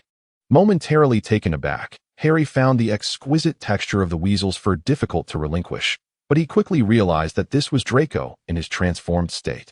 Harry firmly grasped Draco, raising him before himself. "Allow me to teach this boy a lesson." Moody's voice resounded once more, his wand already raised, and the magical eye glimmered ominously. Harry shielded the ferret, about to intervene, when a cold, icy voice interjected, "Professor Moody, Hogwarts does not permit corporal punishment of students." Severus Snape had appeared beside them, his dark robes swaying slightly, his expression as impassive as ever. He glanced at the ferret in Harry's grasp, then at Moody, his tone betraying unmistakable dissatisfaction. Snape waved his wand, murmuring a spell. In a flash of light, the ferret's form elongated and reverted. Draco returned to his human shape, collapsing onto the ground, panting heavily. Every part of Draco that could flush turned a deep shade of pink, embarrassment radiating from his cheeks to his neck, his gray eyes glinting with fury. His light golden hair was slightly disheveled, a few strands clinging to his forehead, rendering him less haughty than usual and infusing him with an endearingly disheveled charm. He sprang to his feet, glaring down at Harry, his teeth clenched, as if on the verge of an eruption. Draco's rage was not solely directed at Moody's punishment, but stemmed from Harry's complete disregard for the lengthy letters he had sent daily throughout the summer, and the audacity with which Harry had touched him while he was transformed into a ferret. Draco nearly forgot the multitude of eyes observing him. He shot a resentful glance at Harry before turning on his heel and striding away, leaving behind an indignant silhouette. Moody regarded Draco's hasty departure with a contemplative expression. Chapter 167. Face to Face with an Idol, Part 1. As Harry stepped into the grand dining hall of Hogwarts, his gaze swept across the familiar long tables, only to discover that there were considerably more seats than usual this evening. Had Hogwarts expanded its enrollment this year? At the Slytherin table, gleaming silver cutlery adorned the surface, and the candlelight danced beneath the lofty ceiling, illuminating the entire hall with a radiant glow. He furrowed his brow, curiously surveying his surroundings, and made his way directly to the Slytherin table, where he took a seat beside Draco. However, Draco wore a frown, slightly turned his body away, and shifted an additional seat aside, as if still brooding over a recent incident. Harry stole a glance at him, attempting to dispel the awkward silence. "You look rather charming as a ferret," he remarked. Moody's temper might be as irritable as Snape's, he thought. He forced a smile, hoping to lift Draco's spirits. However, Draco's expression darkened further. His gray eyes cast a cold glance in Harry's direction, and his lips pressed into a straight line, clearly unmoved by the attempt at comfort. One by one, students from the four houses took their seats, the chatter resonating throughout the hall. Strangely, however, a significant number of seats remained vacant. Both of Draco's adjacent seats were empty, evidently because everyone had heard about his recent transformation into a ferret and prudently chose to steer clear of this perilous zone, waiting until he had calmed down before attempting to converse with him. Once all the Hogwarts students were seated and the sorting ceremony for the first years concluded, Dumbledore rose, his blue robe shimmering softly in the candlelight. He cleared his throat, his gaze sweeping across the hall, a knowing smile gracing his face. "Welcome back to Hogwarts." His voice was both resounding and warm. "Tonight, I have a special announcement to make. This academic year, we shall host the Triwizard Tournament." A wave of murmurs erupted in the hall as students excitedly exchanged whispers. Dumbledore raised his hand to signal for silence and continued. "The Triwizard Tournament is a time-honored magical competition participated in by Hogwarts, Beauxbatons, and Durmstrang. Each school will select a champion who shall represent it in 3 perilous, yet glorious challenges. The selection of the champions will be conducted by a fair magical object, the Goblet of Fire. Any student interested may submit their name into the goblet, but I must caution you, this is not a game. Danger lurks at every turn." As Harry listened to the rules, an inexplicable thrill and anxiety coursed through him. He cast a furtive glance at Draco, who appeared engrossed and staring at the table, seemingly indifferent to the Triwizard Tournament. Dumbledore paused for a moment, his face illuminating with an even more radiant smile. "Now, let us extend a warm welcome to our special guests this semester, friends from Beauxbatons and Durmstrang. They will be joining us for this term." Harry suddenly comprehended the purpose behind the vacant seats. No sooner had he spoken than the grand doors of the hall swung open with a resounding crash. A magnificent sky-blue carriage descended gracefully from the night sky, drawn by 8 silvery winged horses, their hooves echoing crisply. The carriage, adorned with exquisite patterns, radiated a faint magical glow. Students from Beauxbatons began to emerge from the vehicle, clad in silk uniforms, their movements imbued with elegance. Leading them was a statuesque woman, exuding an air of regality that commanded respect. Shortly thereafter, a deep rumble echoed across the lake as a colossal black sailing ship surged through the waves, bearing the emblem of Durmstrang upon its mast. Upon reaching the shore, a cohort of students draped in heavy fur cloaks disembarked, their steps synchronized, emanating an aura of formidable intensity. At the forefront was their headmaster, Karkaroff, with a hawkish nose and piercing gaze, followed closely by a brooding young man whose demeanor was stern yet confident, Victor Krum. A gasp erupted in the hall as several Ravenclaw students leapt to their feet in excitement. Harry turned to see that the boy in question was none other than the renowned Quidditch star, Victor Krum. Even Draco's face momentarily registered surprise, a complex expression flickering in his eyes. "Please, esteemed guests, take your seats." Dumbledore cheerfully welcomed the 2 headmasters. The Durmstrang students made their way directly to the Slytherin table, while Karkaroff's gaze remained fixed on Krum, unabashedly revealing his favoritism. Krum settled beside Draco, with a boy possessing silver hair and ice-blue eyes taking the seat between Draco and Harry. Harry's gaze was fixed upon Krum when another boy spoke up first. "I am Ed, greetings to you all." The boy turned to Harry and Draco, offering a friendly smile, his voice clear and resonant. "I know you. You are Harry Potter." Harry paused for a moment and quickly nodded in response. Yes, it's a pleasure to meet you." After a brief hesitation, he curiously inquired, "Are you here to represent Durmstrang in the competition?" A mischievous glint sparkled in Ed's eyes as he shrugged. "We were selected by Karkaroff to participate. But what truly entices me are the exquisite meals at Hogwarts and the pleasant climate here. Durmstrang is far too cold. Moreover, I find myself intrigued by the Daily Prophet and am contemplating a future career in the UK." He deliberately elongated his words, concluding, "In essence, I am merely here to join the festivities." Harry concurred that Hogwarts indeed offered splendid cuisine, though he was less certain about the Daily Prophet. "I reviewed the financial disclosures of the Daily Prophet. They seem to possess substantial profitability." Ed smiled. "Rita Skeeter's dreadful books do indeed sell well." Harry scoffed lightly. "Your school is truly beautiful. Durmstrang feels overwhelmingly oppressive." Ed looked up, captivated by the magnificent ceiling and the candles in the Great Hall. "However, I suspect our champion will undoubtedly be Krum. He is the strongest in our school." Chapter 168, Face to Face with an Idol, Part 2. Draco lifted his head, momentarily taken aback. Krum, the international Quidditch superstar and pride of Durmstrang, was seated right beside him, instantly dispelling Draco's earlier foul mood. Krum had his head lowered, his shoulders slightly hunched, seemingly trying to avoid drawing attention. Since his entrance, nearly everyone's gaze had been fixated on his face, with some students already adopting a running stance, eager for an autograph. Krum bore a look of fatigue, as though he had just returned from a long journey. Draco suspected that Krum had deliberately chosen this secluded seat, as the end of the long table was occupied solely by him, with the staff table to his right. thus avoiding the scrutiny of others. Draco fully understood this sentiment. As the boy who lived, burdened with the title of the Chosen One, Harry was perpetually subjected to pointing fingers, flattery, and endless chatter about him, often accompanied by vacant smiles. Draco forced himself to divert his gaze, suppressing the urge to engage Krum in conversation. He could not afford to appear as an overzealous fan. That would be too embarrassing. Clearing his throat, he made an effort to greet Krum in the most polite manner possible. Krum lifted his head, nodded, and offered a smile, softly replying, "Hello, I am Victor Krum." His accent was thick, and upon exchanging pleasantries, Draco wisely fell silent, pretending to focus on cutting the pie on his plate. Seeing that Draco had no intention of furthering the conversation, Krum's tense shoulders relaxed slightly. He began to eat, and an air of quiet settled over the table. In the great hall, Dumbledore's voice resonated once more, echoing beneath the lofty ceiling. "Students, over the next 3 days, you may submit your names to the Goblet of Fire at any time. 3 days hence, at the hour of dinner, the Goblet of Fire shall unveil the final contestants.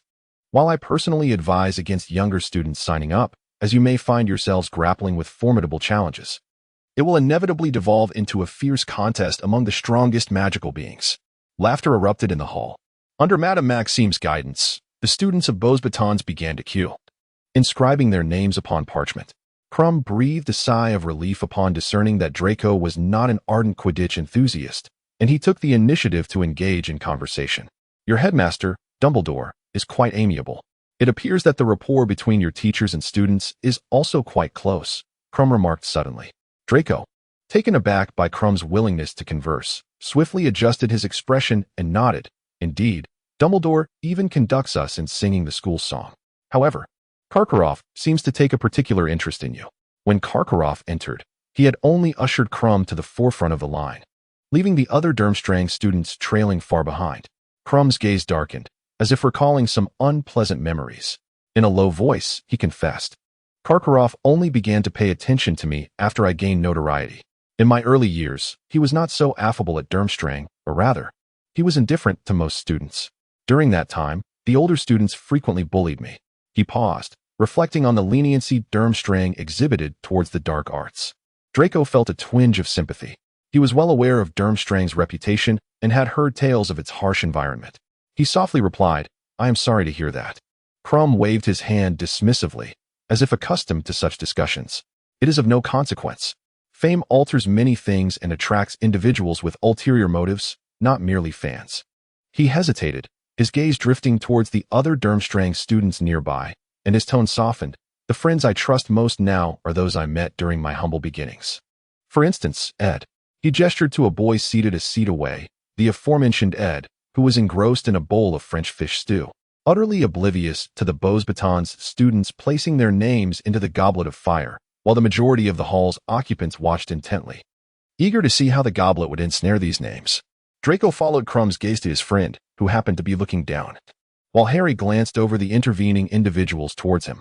Harry observed Krum seemingly engaged in a deep conversation with Draco, and he made a face at Draco.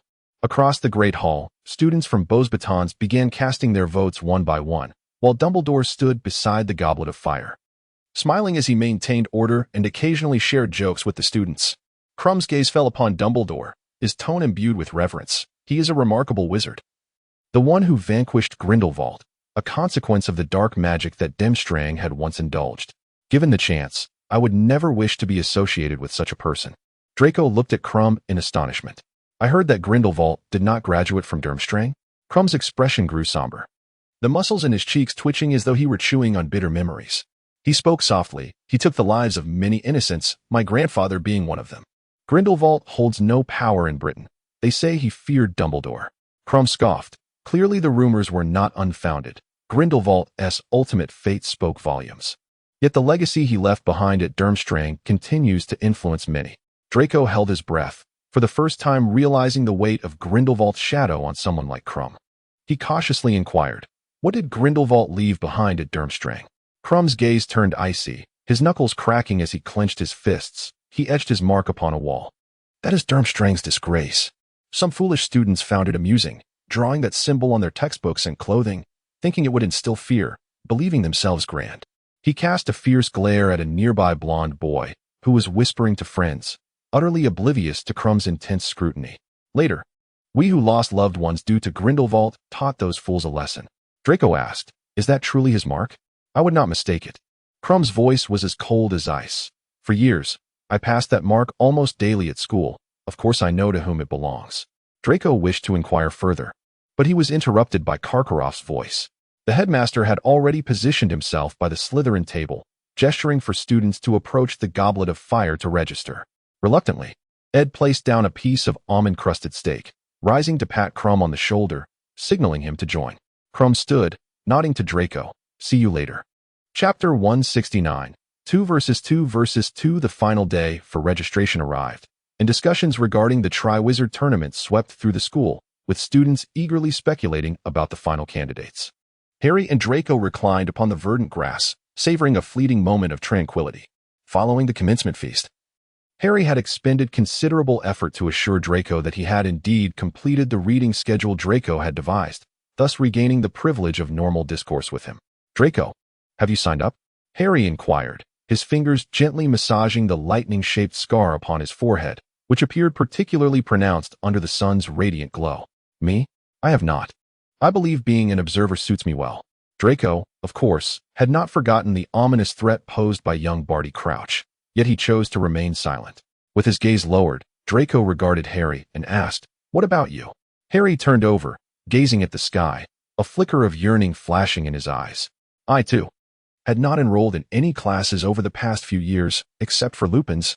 Our studies in defense against the dark arts had been woefully insufficient. Compared to the Triwizard Tournament, I longed more for a Quidditch match against Krumm, hoping to glean some insights from the finest seeker.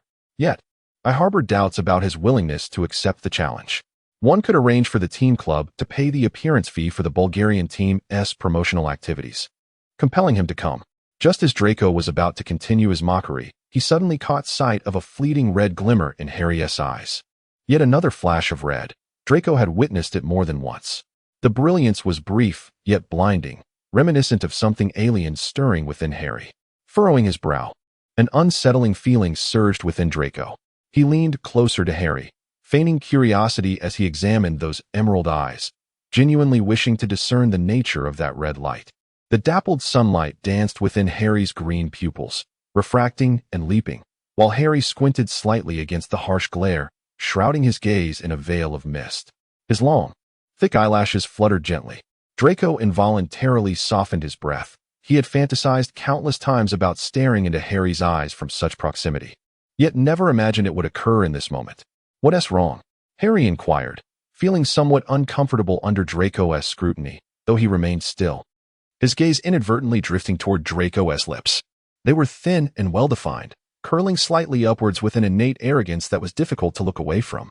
For a fleeting moment, Harry's eyes lingered, before a sharp pain radiated from his scar, causing that red light to ignite anew, now imbued with a hint of dangerous aggression. This time, Draco truly discerned the nature of that red light, sending a shiver down his spine. He was certain it did not belong to Harry, but rather to something deeper and more perilous. Draco furrowed his brow in discomfort. Why had Harry been staring at him for so long? Only to recoil, as if startled. Harry propped himself up from the grass, half-jokingly questioning him. Clearing his throat, Draco concealed the turmoil within, forcing himself to regain an air of nonchalance. "It's nothing, just the sunlight is too glaring, it dazzled my eyes." He swiftly redirected the conversation. "Come on, the next class is about to start, and the Goblet of Fire will announce the results tonight." In the great hall, candlelight flickered, and the atmosphere was palpably tense. Everyone held their breath, eyes trained on the Goblet of Fire. Dumbledore stood on the dais, flanked by several professors and ministry officials. Mad-Eye Moody lurked in a corner, his magical eye ceaselessly scanning the crowd as if searching for suspicious traces. Excited whispers flitted among the attendees.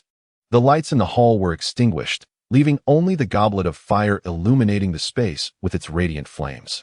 After what felt like an eternity, the goblet suddenly erupted in a plume of blue-white fire, and the first parchment floated out. Dumbledore seized it and announced in a resonant voice, "Victor Krumm." The students of Durmstrang erupted into cheers. Krumm sighed, forcing a somewhat unnatural smile at the crowd before rising to make his way towards the small room adjacent to the hall. Almost immediately, a second parchment soared forth, Fleur Delacour. The girls from Beauxbatons erupted into shrill cheers. Fleur tossed her cascading silver hair with an air of unabashed pride and gracefully entered the small room. Harry gazed at her retreating figure, suddenly struck by a resemblance between her and Cho Chang. After a brief silence, the goblet of fire belched forth another flame. Dumbledore took the parchment, momentarily taken aback, and then read aloud, Draco Malfoy. A stir swept through the hall. The Slytherin table erupted in raucous cheers. Draco felt a heaviness in his chest, though his expression revealed little surprise. Young Barty Crouch's earlier prediction had adequately prepared him, yet his gaze involuntarily drifted towards Harry. Curious about his reaction, Harry merely observed him quietly, his eyes a complex tapestry of emotions. Draco steadied his breath and proceeded towards the small room. Harry glanced towards the professor's table, catching a fleeting expression of utter astonishment on Snape's face, as if he had not anticipated Draco's selection at all. However, the flames of the goblet did not extinguish. It flickered violently before expelling another parchment. Dumbledore took it, his face momentarily betraying surprise as he quietly read aloud, Harry Potter. The revelation of the fourth champion rendered the assembly speechless. Something had gone awry with the goblet. Karkaroff sprang to his feet, his tone laced with indignation. It was utterly unfair to have two champions from one school. Madame Maxime furrowed her brow in agreement, adding, nevertheless, both champions from Hogwarts are mere children, significantly younger than the students we have brought. We too desire two champions. Karkaroff stroked his goatee thoughtfully. Dumbledore raised his hand, signaling for silence. His expression was a blend of astonishment and irritation. Clearing his throat, he spoke gravely, Please, everyone, remain calm. He then turned to the goblet. Waving his wand to cast several detection spells, blue light flickered around the goblet, yet no anomalies were detected. Mad-Eye Moody interjected gruffly.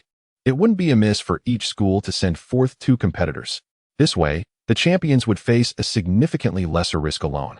Moreover, we could seize this opportunity to ascertain whether the goblet has been tampered with, whether it is genuinely malfunctioning, or if it deems these four children worthy of the title of champion.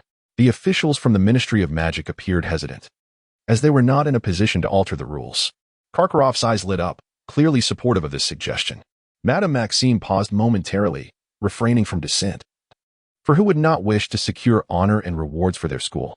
We can act first and discuss later, Mad-Eye Moody declared loudly. Simply remove one of the Hogwarts champions. Snape countered. Eliminating one of those two children would only escalate the danger they face alone, unless they are confronted with life-threatening peril. The judges cannot intervene in the competition. Moody's reasoning left Snape with no retort. We could hold a vote, Karkaroff proposed. Which option do we support? Retaining all four champions, removing one, or adding two more? We can collectively choose a method that is relatively fairer and safer. The ministry staff nodded in agreement. The students in the hall watched as the ministry officials and faculty ultimately voted to add two more champions. Under Dumbledore's guidance, students from Beauxbatons and Durmstrang re-registered. After a brief silence, the goblet once again spat forth two parchments, selecting each school's second champion. Several professors and ministry officials whispered among themselves before reaching a consensus. Dumbledore returned to the podium, his expression grave as he announced, Thus, this year we shall have 6 champions, while the remaining competition details remain unchanged. The points of the 2 champions from the same school will be combined to collectively vie for the Triwizard Tournament trophy. Chapter 170. Side by side in battle. As the Goblet of Fire confirmed the selection of 6 champions, the hall erupted in applause and commotion. Professors Dumbledore, Madame Maxime, and Karkaroff swiftly intervened, attempting to quell the uproar and urging their respective champions to enter the small chamber promptly. The newly chosen champions navigated through the raucous crowd and arrived at a sturdy oak door at the back of the main guest area, pushing it open. Inside lay a snug lounge, significantly warmer than the hall, with the crackling flames of the fireplace providing a comforting ambience. The room was modestly sized yet inviting, furnished with several heavy armchairs arranged around the hearth. Victor Crumb was the first to step inside, his thick brown brows knitted together as he observed Draco enter, a look of evident confusion crossing his face. He had anticipated that the goblet would select only upperclassmen. Shortly thereafter, Harry entered the room with an air of calmness. His expression bore no trace of the expected shock, fear, or ecstasy. Rather, there was an unexpected serenity. At the sight of Harry, Crumb's surprise deepened, his brows arching higher, a flicker of bewilderment flashing in his eyes. His gaze flitted between Harry and Draco, as if seeking confirmation that Hogwarts had indeed produced two champions, and that they were these two relatively young students. After a considerable pause, two more champions were brought in by the staff. Ed, a seventh-year student from Durmstrang, wore an expression of resignation and surprise, and Ophelia, another student from Beauxbatons. The small lounge suddenly felt a bit cramped, the atmosphere growing complex with this unforeseen turn of events. So many people. Fleur Delacour, recovering from her initial shock, elegantly furrowed her brow and inquired why it had taken so long. They've changed the rules, the other Beauxbatons girl explained. The goblet originally selected 4 champions. But in light of Hogwarts having 2 champions, Professors Dumbledore and the others decided, for the sake of fairness, to allow the remaining 2 schools to each add an additional champion. She shrugged, seemingly taken aback by this adjustment. I thought I was here for an exchange program, not to actually compete, Ed lamented, rubbing his forehead as if struggling to process this new reality. Krum remained detached from the others' discussions, his gaze continuing to survey the room until it settled on Harry and Draco, who, unlike the other champions, were not congregated together but instead sat in separate armchairs, as if this arrangement were entirely natural for them. Why would the goblet select champions so young? Krum murmured, though directed at the air, his eyes clearly resting on Harry and Draco, his voice laced with a hint of perplexity. Upon entering, Harry strode directly to Draco's side and settled down. His demeanor relaxed as if he had merely returned to the Slytherin common room. Draco noticed Krum's gaze, but was more preoccupied with Harry. He observed that Harry's face bore little semblance of surprise or panic, instead exuding an almost resigned tranquility. This caught Draco off guard, even instilling a sense of discomfort within him. Just hours prior, they had been inquiring about one another's names being submitted to the Goblet of Fire, each swearing fervently that they had not. We are to fight side by side now, Harry whispered to Draco, his tone devoid of any fluctuation, as if merely stating an established fact. Draco gazed into Harry's unusually calm eyes and could not help but remark, "You seem utterly unfazed." He had anticipated a display of immense shock or a fervent desire for glory. Yet, Harry exhibited none of these reactions, only that perplexing tranquility. "You must have known something in advance." Harry did not directly answer Draco's inquiry, but subtly shifted his body towards him, fixing his gaze upon Draco's eyes, his voice dropping lower with an unsettling insight that made Draco's heart race. "You spent the entire summer desperately trying to warn me, did you not? Those seemingly casual conversations, those vague warnings about being cautious of unforeseen events, implying that some matters are unavoidable. Were you laying the groundwork for today?" Draco, who had been lowering his head to sip from a glass of water, abruptly halted upon hearing Harry's words, nearly spilling the cup and choking violently. He felt as though Harry had stripped away his faade, leaving him exposed beneath his penetrating gaze. He indeed possessed knowledge, a strong, lingering sense of impending danger had persisted throughout the summer, and he had endeavored in various ways to alert Harry, hoping he would remain vigilant, yet could not articulate it clearly, for he himself lacked specific details and did not foresee danger arriving in such an absurd manner. Harry's direct revelation left him feeling cornered. He set down the glass, wiping his chin with the back of his hand, and stared into Harry's eyes, which seemed to penetrate his very soul. He found it difficult to speak, for Harry was stating the truth, and he felt powerless in the face of it. The other champions in the room appeared largely indifferent to their exchange. Fleur and Ophelia were quietly discussing potential competition events. Krum was lost in thought, staring into the flames of the fireplace, while Cedric busied himself in the corner, fiddling with his cloak and humming an unknown tune. "I cannot assist you in escaping this predicament," Draco finally uttered, his voice hoarse, tinged with a sense of resignation and bitterness. "Nor can I, for I am in the same situation as you." He referred to their shared fate as champions, both ensnared in peril. "At least you need not resort to using a bludger against me like Dobby did to make me leave," Harry murmured, his tone mingling understanding with resignation. He alluded to the extreme measures Dobby had taken in their second year to prevent him from returning to Hogwarts. Though Dobby's actions had been perilous, Harry recognized that they stemmed from a twisted sense of protection. He now gazed at Draco, seemingly perceiving a familiar shadow within him. Or perhaps it was merely the tumultuous noise that urged him to keep his distance. Harry continued, his voice softening, as if he were reminiscing about the past 3 years. "You've pushed me away." He recognized that many of Draco's malicious actions were akin to a clumsy disguise, a misguided attempt to shield him from danger. Draco studied Harry's face, a visage both familiar and foreign. He sensed Harry's understanding of him, albeit one forged through 3 years of awkward interactions. Indeed, he had endeavored in myriad ways to distance Harry from peril, including provocations and quarrels that seemed purely malicious. He perpetually sought to safeguard Harry, yet invariably employed the most dreadful and hurtful methods. "I have been manipulated by you and your house elf for 3 years," Harry asserted, fixing his gaze upon Draco. "Indeed," Draco replied with a bitter laugh, conceding to Harry's observation. Their relationship was absurd, awkward, and intricate. He wished to protect him, yet always found himself pushing him further away. "But I trust you." Harry suddenly extended his hand, gently patting Draco's back, an unexpected gesture of intimacy and trust. "I know you would not harm me. You simply do not know how to proceed."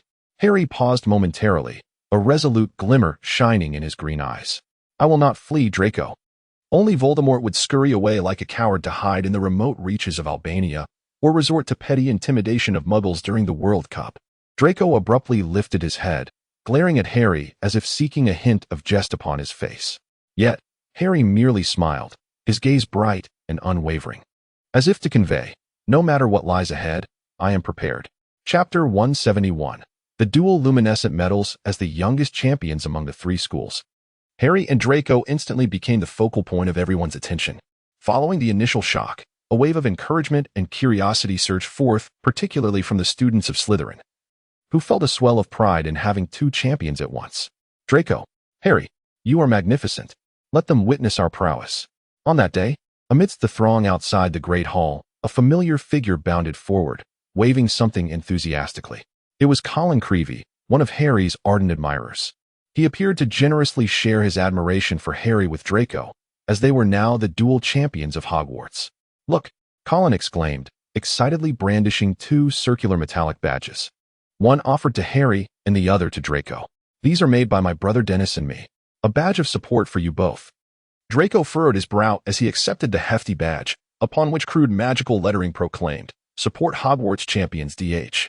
To Draco's further dismay, the letters flickered with a vibrant green light, accompanied by rough illustrations of two figures, resembling some cheap holiday decoration. Harry took his badge, appearing somewhat bewildered. Yet he politely expressed his gratitude. "DH stands for the initials of Draco and Harry," Colin proudly declared. "We think it's incredibly cool that you both represent Hogwarts. The youngest, yet undoubtedly the most formidable." He tilted his head back, his face alight with dreams, as if he could already envision them both triumphantly hoisting the Triwizard Cup. Draco managed a faint smile and thanked Colin in return, shoving the gleaming badge into the pocket of his robe, feeling it was akin to a hot potato. "We will distribute these badges to everyone, so they can all rally behind you," Colin exclaimed, bouncing away to showcase their marvelous invention to other students. "You must support one another." As Draco watched Colin's retreating figure, the badge in his pocket continued to emit a faint glow. His mind, however, was a tumult of confusion. Colin's exuberance felt as distant as the stars. DH, Draco and Harry, together representing Hogwarts? This sounded like a ludicrous jest. Draco knew that their selection as champions was no mere coincidence, nor a miraculous act of the Goblet of Fire. The events of that summer at Malfoy Manor haunted him like a nightmare. Young Barty Crouch, that Death Eater with the crazed eyes, had burst into the manor with threats, demanding their assistance in escorting Harry Potter to Voldemort. Now, both he and Harry had been chosen as champions. They had not entered their names into the goblet, yet it had selected them. This indicated that young Barty Crouch, or his accomplices, were indeed nearby, lurking within Hogwarts. Moreover, they had successfully manipulated the goblet. With time still remaining before the first task, Draco pondered the whereabouts of Barty Crouch. Was he lurking in the shadows around the school, or masquerading as someone else? Perhaps the new Defense Against the Dark Arts professor, Mad-Eye Moody? This former Auror had always been paranoid to an extreme degree. Convinced that 6 people were plotting to assassinate him even during meals, it was unlikely he would allow anyone close to him, and impersonating him would require extraordinary skill. Madame Maxime and Karkaroff, unlikely, as they were representatives from other schools and continuously engaged in meetings with Dumbledore, always under his watchful eye, making it difficult for them to engage in such schemes. Could it truly be among the students? Beauxbatons and Durmstrang had indeed sent many unfamiliar faces. Barty had previously insisted that he escort Harry to Voldemort. Yet, the entirety of the Triwizard Tournament was held at Hogwarts. Would Voldemort truly come to Hogwarts himself? That seemed far too insane. Dumbledore would never permit such a thing. A headache surged through Draco, accompanied by a wave of frustration. Everything felt like a tangled web, and he was ensnared within it, with no choice in the matter. He was compelled to comply with Barty Crouch's demands, for he could not fathom the consequences of refusal. But how could he possibly deliver Harry into such peril? Amidst the chaos and trepidation, Draco stumbled upon an intriguing realization, a singular truth that, at least for him, bore a semblance of advantage. He and Harry were now recognized as the two champions of Hogwarts. This signified that in the forthcoming months, they could openly coexist without the need for furtive glances or the pretense of disdainful jibes as they brushed past one another in the corridors. Instead, they could engage in discussions about the tournament, although Draco was entirely unsure of what to converse about. They could appear together in public, stroll down the hallways side by side, and even conduct research in the library. The mere act of walking together daily would be deemed entirely natural by their peers. They were champions, after all, necessitating the exchange of experiences and mutual support, as Colin had pointed out, all while frantically preparing for the imminent first task. No one would cast aspersions or harbor doubts regarding the nature of their relationship. This appeared to be the only peculiar solace Draco could derive from the dire circumstances. He could observe Harry more closely, ensuring he remained within his line of sight. Even the pesky Barty Crouch could not impede this newfound proximity. The very individual who had threatened them, who had thrust both him and Harry into peril, had inadvertently provided him with a reason to remain by Harry's side daily. One that would garner universal acceptance. Chapter 172. The socially awkward superstar in the Grand Hall of Hogwarts, beneath the soaring dome. The air was filled with a symphony of conversation and the clatter of cutlery. At the Slytherin table, Harry and Draco were dining alongside Victor Krum, the champion from Durmstrang, and his friend, Ed. Since the inception of the Triwizard Tournament, these four champions occasionally convened, particularly during dinner. Today, Krum appeared somewhat distracted. Having barely touched his beloved meat pie, he lifted his goblet to sip pumpkin juice, releasing a soft sigh. Noticing Krum's demeanor, Draco set down his utensils and inquired with a slight frown, "What troubles you? You seem rather glum." Krum sighed again, this time with more emphasis. "Oh, Draco," he murmured. "I am simply a bit fatigued." "Fatigued? Is training particularly arduous?" Harry asked, aware of the grueling regimen Krum underwent as a professional Quidditch player, which had not ceased even with his role as a tournament champion. "Training is merely routine. It's nothing," Krum replied, shaking his head. "You should wear a more relaxed expression," Ed jested, leaning back in his chair, "or others might think we are bullying you." Krum sighed once more, his shoulders slumping slightly. "I am just weary. Everywhere I go, there are throngs of students seeking autographs and asking questions, as if I am not a person but merely a moving souvenir." Ed chuckled lightly, leaning against his chair. "The friends at Hogwarts still find you quite novel. I had initially believed I had grown accustomed to it." Krum rubbed his brow. "Yet I could only find solitude aboard the ship of Durmstrang. This place is overwhelmingly noisy. Wherever those individuals go, a throng follows, clamoring for autographs, posing for photographs, and incessantly inquiring. Apart from the fleeting moments of tranquility I experience at night while sleeping on the grand vessel of Durmstrang, I scarcely possess any time for myself." Krum had never been averse to engaging with others, but the constant presence of a large crowd surrounding him daily, coupled with the pervasive attention, left him feeling suffocated. Harry, with his fork, idly prodded the peas on his plate and contemplatively remarked, "You could visit the library." Krum paused momentarily, taken aback. "The library?" Harry elucidated. "Hogwarts Library has always had available seating, and it is overseen by the formidable Madame Pants. She will expel any raucous individuals without hesitation. It is one of the most tranquil places in all of Hogwarts." Krum's previously forlorn expression suddenly transformed with a glimmer of hope. "Really? No one would chase after me to the library?" "Even if they did," Ed interjected, "it would be quite difficult to disturb you. You could cast a disillusionment charm on yourself, then slip into the library and find a corner to settle in before dispelling the charm. That way, no one would know how you entered." "That's a splendid idea," Harry nodded in agreement, adding, "Moreover, those who are truly devoted to their studies are seldom concerned with the presence of international superstars beside them." He smiled, for in their eyes, there was only an insatiable thirst for knowledge. A few years ago, while assisting Professor Lupin in the library, Harry experienced firsthand the unique atmosphere of that place. Unlike elsewhere, the patrons in the library did not cast curious or probing glances in his direction. Instead, they were deeply engrossed in their books, as if the outside world held no relevance for them. "I wish to visit the kitchen again tonight," Harry said. Ed recalling the delightful assortment of cookies he had sampled after following Harry to the Hogwarts kitchen the previous day. He fondly shared those delectable treats with his friends and still reminisced about the exquisite flavors. Harry turned to Crumb. Crumb, would you care to join us? There are plenty of delicious treats. Crumb shook his head, a hint of a resigned smile on his face. Thank you, Harry, but as an athlete, I maintain strict control over my physique. Those cookies do sound tempting, but I shall pass. He glanced at Ed, who was indulging heartily. Knowing that Ed could eat freely without concern for his weight, Ed nodded in agreement. Besides, I do not have the demands of fans and media to contend with. After lunch, Crumb heeded Harry and Ed's advice. He cast a disillusionment charm on himself and quietly slipped into the Hogwarts library. Madame Pance's sharp gaze swept across the room, seemingly unaware of any anomaly. Once he lifted the charm, he found a secluded spot in a corner by the window. As he settled in, he noticed someone seated opposite him, a girl with tousled hair, engrossed in a massive tome. To Crumb's delight, although she glanced up when he sat down, recognizing him, she did not look his way again for the rest of the morning, wholly absorbed in her thick book.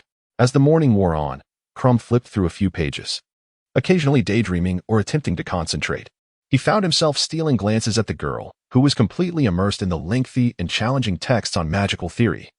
The logical structure of potions, the origins of spells, and linguistic discussions, along with profound analyses of magical history, titles that, merely by their mention, could induce a headache. Yet, she read with great enthusiasm and took notes diligently. Her focus seemed to create a barrier, isolating her from the rest of the world. From that day forward, Crumb made it a routine to visit the library daily, occupying the same seat at the same time. It became his rare sanctuary. Gradually, he noticed that the girl appeared younger than himself. Students from Durmstrang and Beauxbatons attended some classes alongside Hogwarts students. Yet Crumb had never encountered her in any of his Year S classes. She consistently sat there, immersed in lengthy and tedious, yet intellectually demanding classic works of magic, with some titles unfamiliar even to a senior like him. The girl never spoke a word to him, save for the occasional nod of acknowledgement. Crumb began to admire her. As an athlete trained systematically, he understood that perseverance could be a monotonous endeavor, day after day of training, repetitive motions, and the bottlenecks of physical and technical improvement. Many shied away from such tedium. The transition from a Quidditch enthusiast to a professional player was a significant shift. Once a passion turned into a profession, its joy diminished considerably. After reaching a certain plateau in training, positive reinforcement and personal growth became markedly scarce. Many individuals would gradually lose confidence during this phase. Amplifying the difficulties they encountered, persistence was never a romantic notion. It signifies repetition, it signifies suffering, and it signifies the necessity to persist even in the absence of reward. One of Coach Crumb's favorite adages is, if one slacks today, the likelihood of slacking tomorrow doubles. Crumb perceives that the girl across from him is more inclined towards being a professional in her studies. One day, Crumb finally caught a glimpse of her notebook resting on the pages of her book, scrawled hastily and carelessly. Her notes bore her name in the upper left corner, Hermione Granger. I wish to inquire whether you would accept Crumb and Granger. Furthermore, should I mark the beginning of my next adult-themed content to avoid startling the younger audience? This way, they may easily skip it. Chapter 173, Ollivander and Grigovich. This marks Harry's first contact with Sirius and Lupin this semester. On the other end of the two-way mirror, the dim flicker of fire revealed a familiar face emerging slowly. Sirius was seated against an armchair, cradling a brown wolf in his lap. Lupin had evidently just transformed, his fur yet to be fully groomed, its mottled hues shimmering with warmth in the firelight. The wolf's ears stood erect, its nose quivering gently, breathing evenly yet heavily, as if it had just endured intense pain. He had only just completed his transformation. Sirius whispered, gently patting the wolf's head. The wolf let out a soft grunt, its half-closed eyes revealing a hint of weariness, its head resting on Sirius's shoulder. Its paws were tucked in front of its chest, curled into a submissive arc, while its tail lightly brushed against the carpet, as if attempting to soothe itself and the person beside it. This year, Hogwarts is hosting the Triwizard Tournament. And though I did not enter, I have become a champion in the tournament. Harry lowered his voice, skipping the pleasantries and getting straight to the point. Sirius's eyes widened in shock, nearly upsetting Lupin in his arms. Lupin also sprang upright, his pointed ears perking up straight, turning to focus intently on the mirror, his nose almost touching the surface. Oh, whoa. Lupin emitted a low growl, not loud, yet filled with alertness. Harry paused for a moment, his gaze fixated on the wolf ears reflected in the mirror.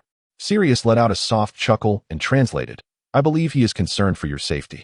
I am currently awaiting the wand inspection, a standard procedure to ensure that our wands are in proper condition for the competition," Harry murmured, casting a sidelong glance at the venerable Mr. Ollivander, who was meticulously examining the wand functionality of each champion. The last time Harry encountered Ollivander was during his first year, when he tried nearly an entire wall of wands before selecting the one he now possessed. This wand was exceptional, crafted from the feather of the same phoenix that had lent its essence to Voldemort's wand. If I had been afforded such an opportunity to compete in my youth, I fear I would have been too exhilarated to sleep. Sirius paused, his expression turning grave, yet he continued, "However, Harry, after witnessing the dark mark at the World Cup, we must remain vigilant. Had you informed me sooner, I might have persuaded you to withdraw from the competition." His earnest demeanor did not waver. Lupin seemed to grasp his sentiment, nodding in agreement as he gently nudged Sirius's shoulder with his head. "I will be cautious," Harry replied softly, his gaze inadvertently drifting towards the distance where Fleur Delacour stood. She had completed her wand assessment and was observing Harry from afar, her curiosity piqued by his solitary murmurs before the mirror. Sirius's voice echoed once more through the mirror, "Listen, if you become aware of the competition's tasks, we can devise strategies together. Should danger arise during the contest, your safety must be your utmost priority. Nothing is more important at this critical juncture." He added, "We shall discuss this further once Lupin has transformed. We have heard tales of the Triwizard Tournament from previous years." "Very well. I will remain in contact with you both." Harry nodded, cautiously stowing the two-way mirror back into his robe pocket, severing the connection. At that moment, Ollivander was inspecting Krumm's wand, turning it over in his hands with a tone rich in expertise and enthusiasm. "This wand was crafted by Mr. Gregorovitch, I presume? The core is dragon heartstring. His style differs from my own, yet he is indeed a remarkable wand maker." Krumm nodded, offering only a brief sound of acknowledgement, evidently reluctant to engage in conversation in such a setting. Harry gazed at him, yet his thoughts lingered on the visage of Sirius and Lupin reflected in the mirror moments ago, until Draco, standing beside him, softly spoke, "Gregorovitch. I never anticipated that Krumm's wand was crafted by him. What is it?" Harry turned his head. Draco did not respond immediately. Instead, he fixated on Krumm's wand, his expression shrouded in a certain mystique under the flickering flames. "Gregorovitch was once a master of the Elder Wand." Harry furrowed his brow, recalling the former master, the very one associated with the 3 Deathly Hallows that you mentioned to me last year. Gregorovitch had long endeavored to replicate the formidable capabilities of the Elder Wand, dedicating himself to extensive research. Draco nodded, lowering his voice even further, as if wary of eavesdroppers. Initially, only a select few, including Gregorovitch himself, were privy to the fact that Grindelwald had stolen the Elder Wand from him. He stole the Elder Wand? Harry was hearing of Grindelwald's exploits for the second time in recent days. Subsequently, Grindelwald, wielding the power of the Elder Wand, wreaked havoc across the wizarding world, drawing widespread attention due to his actions and formidable magical prowess, leading many to speculate that he possessed the Elder Wand. Eventually, Dumbledore defeated Grindelwald, and the Elder Wand became his trophy. Harry listened intently, unable to restrain his curiosity. "So, this is how a wand changes its master? One merely has to defeat a wizard? But Grindelwald only stole it, didn't he? It is said that Grindelwald used the stunning spell on Gregorovitch." Draco stroked his chin, seemingly contemplating the matter as well. However, with a wand as exceptional as the Elder Wand, its allegiance could swiftly shift, provided the new master possesses the requisite strength and magical prowess to wield it. "What happens if a wand does not pledge allegiance to a wizard?" Harry inquired further. Draco replied, "It varies. For instance, the wand may refuse to obey, the magical effects may be diminished, and in severe cases, unforeseen incidents might occur." Chapter 174, United We Stand, Part 1. That morning, Draco suddenly received a letter from Narcissa, and he instantly recognized her elegant handwriting on the envelope. In her letter, Narcissa expressed that she was well, but was currently unable to meet with Draco. However, upon hearing that he had been chosen as a champion for the Triwizard Tournament, she assured him of her unwavering support and assistance. These few lines eased the tension in Draco's shoulders, as a handwritten letter from his mother alleviated many of his long-held worries. After breakfast, Harry and Draco walked along the corridor toward the Defense Against the Dark Arts classroom. Today, Draco's steps were unusually light, and an indescribable, almost radiant expression graced his face. "What good news do you have?" Harry glanced back at Draco, his curiosity piqued. "Nothing." Draco replied nonchalantly, yet a rare, unreserved smile betrayed his words. "You consumed approximately 3 times your usual breakfast," Harry remarked without mercy. Draco chuckled, his smile dimming slightly. "Is it not permissible to have a hearty appetite?" "I've noticed your appetite is greatly influenced by your mood," Harry replied, smiling as he gently nudged Draco with his shoulder. "You are definitely not just hungry. When you're in a foul mood, you hardly eat at all. I am merely adhering to strict dietary standards, much like Crumb, as a Quidditch player," Draco retorted with an impeccable smile. "Starving yourself to the point of resembling a ghost. This semester, Marcus has graduated, and no one is pushing you to bulk up anymore," Harry teased, casually grabbing Draco's arm and giving it a gentle squeeze, noting the muscle that had dwindled. Falsehood. Draco's smile faltered momentarily. Then he seized Harry's wrist, the grip firm yet gentle enough to render him immobile. "You'll find out for yourself," he said, a glimmer of mischief flashing in his gray eyes. As Harry prepared to retaliate, he realized they had already reached the entrance of the Defense Against the Dark Arts classroom. Inside, the formidable Mad-Eye Moody stood before the podium, his magical eye swiveling back and forth as if scanning the very souls of each student. The atmosphere within the classroom was tense. Moody's lessons were never lighthearted. He preferred to forge his students through the most direct methods, his tone brusque, his teaching style severe, exuding an oppressive aura that made it difficult to breathe. His wooden leg thudded heavily against the floor, each step serving as a reminder that there was no room for levity here. This lesson commenced with a blunt discussion of the unforgivable curses, the Cruciatus Curse, the Imperious Curse, and the Killing Curse. He demonstrated their potency using a live spider. Following this, Moody summoned students one by one to attempt to resist the Imperious Curse. When it was Draco's turn, Moody's magical eye scrutinized him, the corners of his mouth curling into a cruel smirk. "Malfoy," he rasped, "let us see how strong your willpower is. Are you ready?" Moody sneered as he raised his wand and without hesitation intoned, "Imperio. Down, down." The speed of Moody's action was astonishing. Draco was flung across the room like a puppet, his knees crashing against the floor. It was not until a muffled groan of pain escaped Draco's lips that Moody relented from the spell. "Poor performance. Try again. Focus." Moody showed no mercy. On his second attempt, Draco was nearly slammed into the ground, his shoulder colliding with the corner of a desk, causing him to curl up involuntarily. He swayed slightly, barely managing to steady himself against the podium. His knees appeared severely injured, and he was visibly unsteady. "You did not put forth your full effort. Remember the techniques and stay alert," Moody reiterated emphatically, his voice seething with frustration. "Imperio." Once more, Draco's body stiffened abruptly, as if ensnared by invisible ropes. He struggled against the curse, beads of sweat forming on his forehead, yet the power of the Imperious Curse was overwhelming. His body lurched uncontrollably forward, his knees slamming heavily against the podium with a dull thud. Fortunately, this time he did not crash to the floor. Harry gazed below in sheer trepidation, his hands instinctively clenching the fabric of his robe. Finally, Moody coldly retracted his wand, his gaze reminiscent of one assessing some inferior material, before returning to his seat. Draco limped backward, his pallor more pronounced than usual. He struggled to maintain his characteristic aloof demeanor, yet even Harry could discern that his knee had begun to swell. As the class bell rang, Harry immediately approached him. "I suspect your kneecap is not faring well," he remarked earnestly, gesturing towards the direction of the infirmary. "He truly despises me," Draco muttered through gritted teeth, appearing utterly exasperated, his earlier brightness replaced by fatigue and a hint of pain. As Harry was about to lend him a hand, he realized that Draco was oblivious to his gesture, merely walking with his head down, wearing a somewhat dazed expression.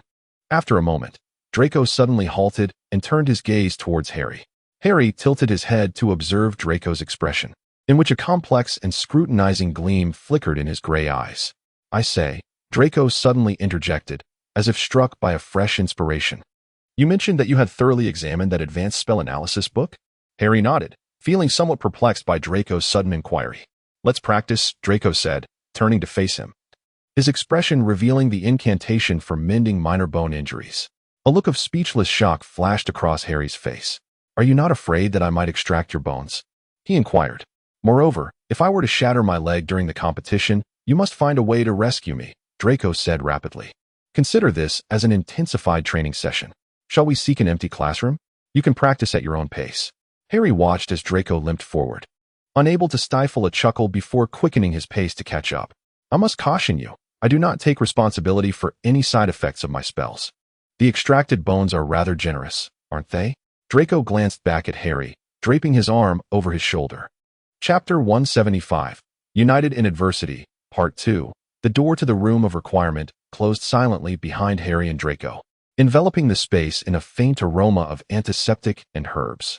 The walls were a gentle white, adorned with tall, arched windows through which sunlight streamed, casting a warm glow on the polished floor.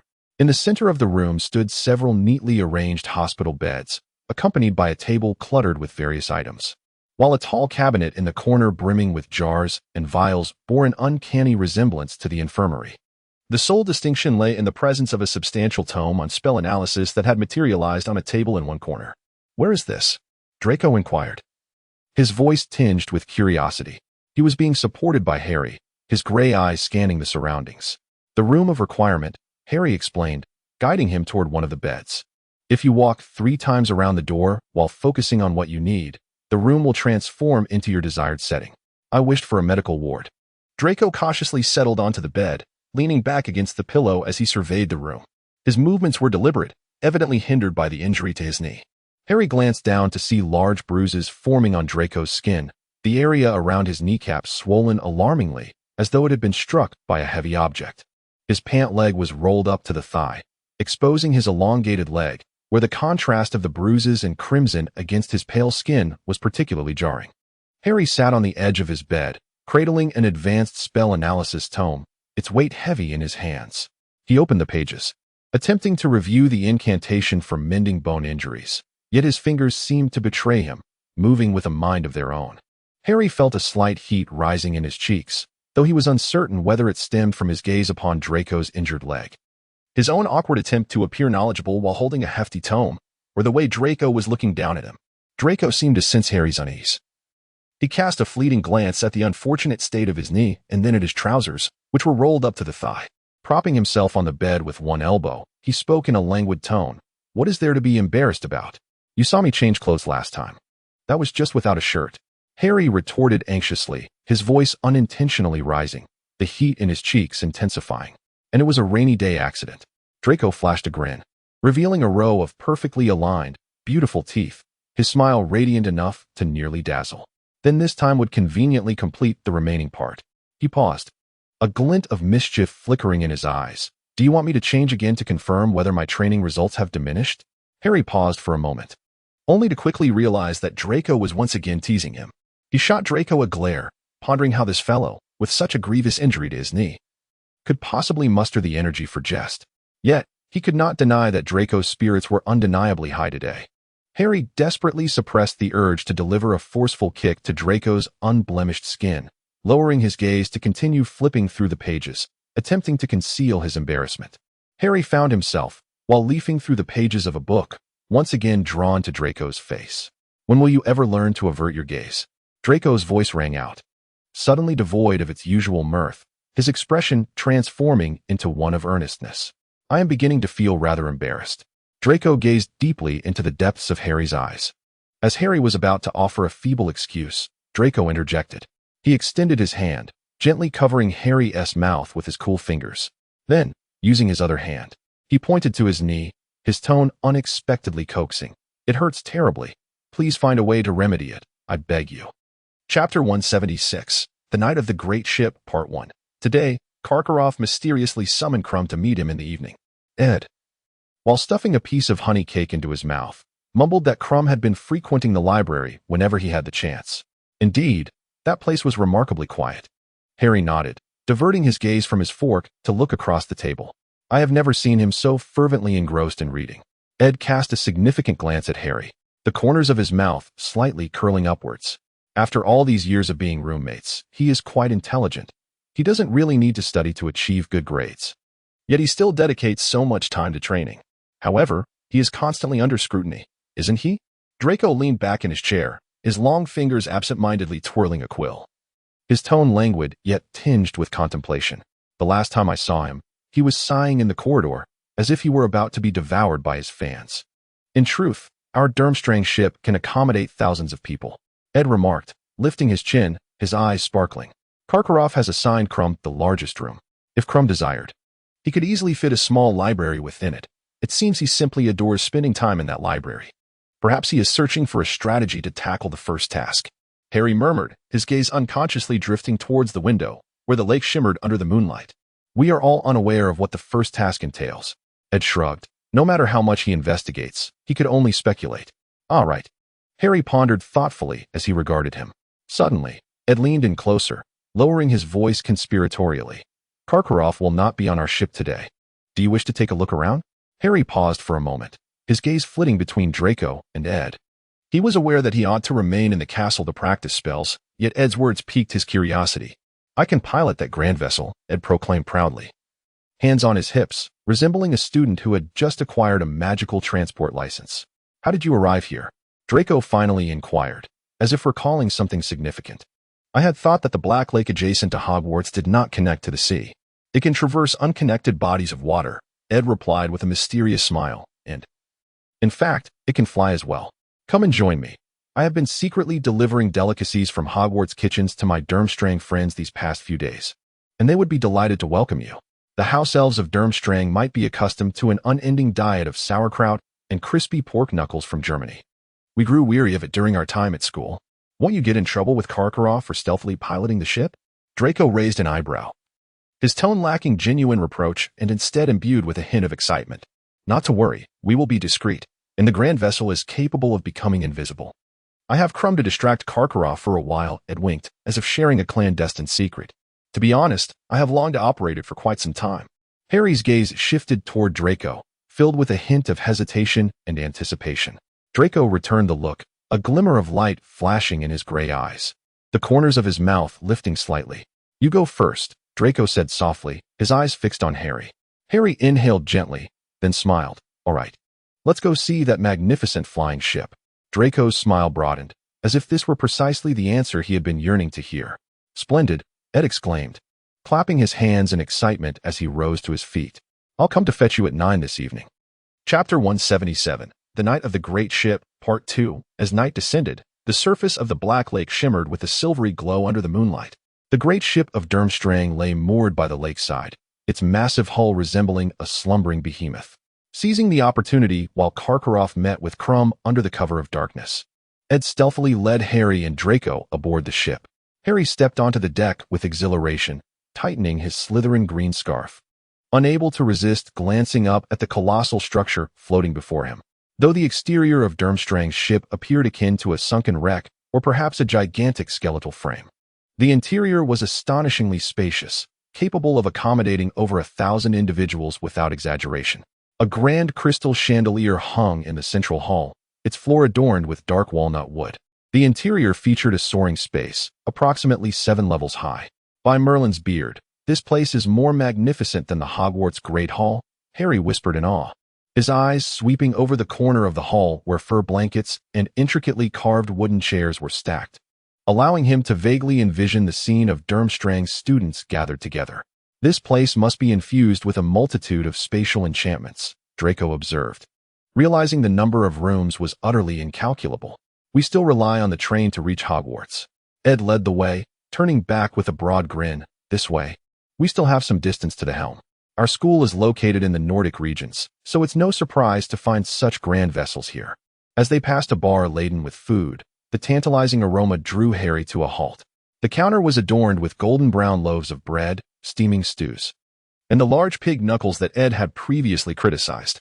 The knuckles were piled on a massive silver platter, their skin roasted to a crisp, glistening with a golden sheen. The meat quivering slightly in the firelight, surrounded by sprigs of vibrant green herbs, exuding a rich scent of spices. Actually, it smells delightful, Harry remarked objectively, unable to suppress a swallow. You can take one with you when you leave, Ed waved his hand dismissively. It is indeed good. But only if you don't indulge every day. Besides, it's too late now. I'm afraid you might eat too much and be unable to sleep. Draco stared at the pile of pig knuckles, furrowing his brow and muttering, Harry, that thing is as big as my 2 fists. He shot a glance at Harry, who was lost in thought, transfixed by the food. Perfect timing. Your appetite has returned, so we can share one, Harry proposed. A few students from Durmstrang were scattered throughout the boat, all clad in blood-red robes, their faces bearing the marks of fatigue as the night deepened. Upon seeing Ed enter with 2 students from another school, they merely glanced up, exchanging knowing smiles, evidently aware that Ed intended to take the boat for a spin that evening. It was rumored that the vessel possessed fishing capabilities. A Durmstrang student with short golden hair languidly spoke, a foolish grin adorning his face. Ed, are you planning to catch some fish from the Black Lake tonight? Unless Karkaroff offers me a fishing wage, Ed replied with a chuckle, waving his hand dismissively. I must make the most of my time. He swiftly led Harry and Draco through the hall, pushing open a narrow door that led into the boat's helm. The helm was far more modest than Harry had anticipated. At its center stood a massive steering wheel, surrounded by copper plates etched with runes that emitted a faint blue glow. The porthole occupied an entire wall, revealing the surface of the Black Lake, shimmering under the moonlight with rippling reflections. Ed skillfully turned the wheel, humming a tune as the vessel shuddered slightly and began to descend slowly. The scenery outside transformed rapidly. The shadows of the forbidden forest were gradually replaced by the deep blue of the lake, unveiling the underwater world of the Black Lake before them. Did I just see Hagrid? Harry inquired, leaning closer to the porthole to peer outside as the boat fully submerged. He caught a glimpse of a massive figure, perhaps 2 individuals. Draco leaned in beside him, clearly having seen it too, speculating. Could it be Hagrid on another one of his nighttime patrols in the Forbidden Forest? Harry nodded, remaining silent, his attention captivated by the spectacle outside the window. The faint glow of the vessel illuminated the depths of the Black Lake, initially revealing vast expanses of deep blue water. As they descended further, aquatic vegetation and fish gradually emerged into view. The vessel's light gently diffused in the depths, illuminating this tranquil aquatic realm. As Ed skillfully maneuvered the ship, the scenery outside grew increasingly surreal, as if they had ventured into another world, a forgotten, shadowy kingdom. Look over there. It must be your house, the green one. Ed suddenly pointed to the left as the boat glided past the Slytherin common room. Through the water, the large windows of the common room emanated a soft green light, resembling an emerald embedded in the lake bed. Harry swiftly spotted Blaise, lazily reclining in an armchair by the fireplace, a book in hand. Blaise, Harry murmured, unable to suppress his astonishment. I had no idea our common room could be seen so clearly from the bottom of the lake. Ed steered the boat closer, revealing intricate details of the Slytherin common room, the flickering green flames in the fireplace, the serpentine carvings on the walls, and the scattered parchments on the table. Draco, gazing out the window, murmured, no wonder they always say there are eyes watching us from the lake bed. As they navigated around a cluster of submerged rocks, a group of beings gradually came into view, mermaids. The mermaids of the Black Lake bore little resemblance to the enchanting figures of Muggle fairy tales. Their bodies were elongated, with skin of a deep green hue, possessing a rough texture reminiscent of fish scales and moss. Their facial features were somewhat sharp, and their long, thick hair flowed like deep-sea vegetation, gracefully drifting in the water. These mermaids did not shy away from the approaching vessel. Instead, they curiously gathered around. Armed with rough tridents or bone spears, they regarded the ship with vigilance, yet exhibited no hostility. Harry noticed an elder mermaid swimming closer, exuding an air of authority. Seemingly their leader. They're speaking, Draco remarked suddenly. The mermaids conversed in a peculiar language, their voices resembling the sound of bubbles bursting, carrying far through the water. Their tones possessed a rhythmic quality, akin to a chant, yet also reminiscent of a warning.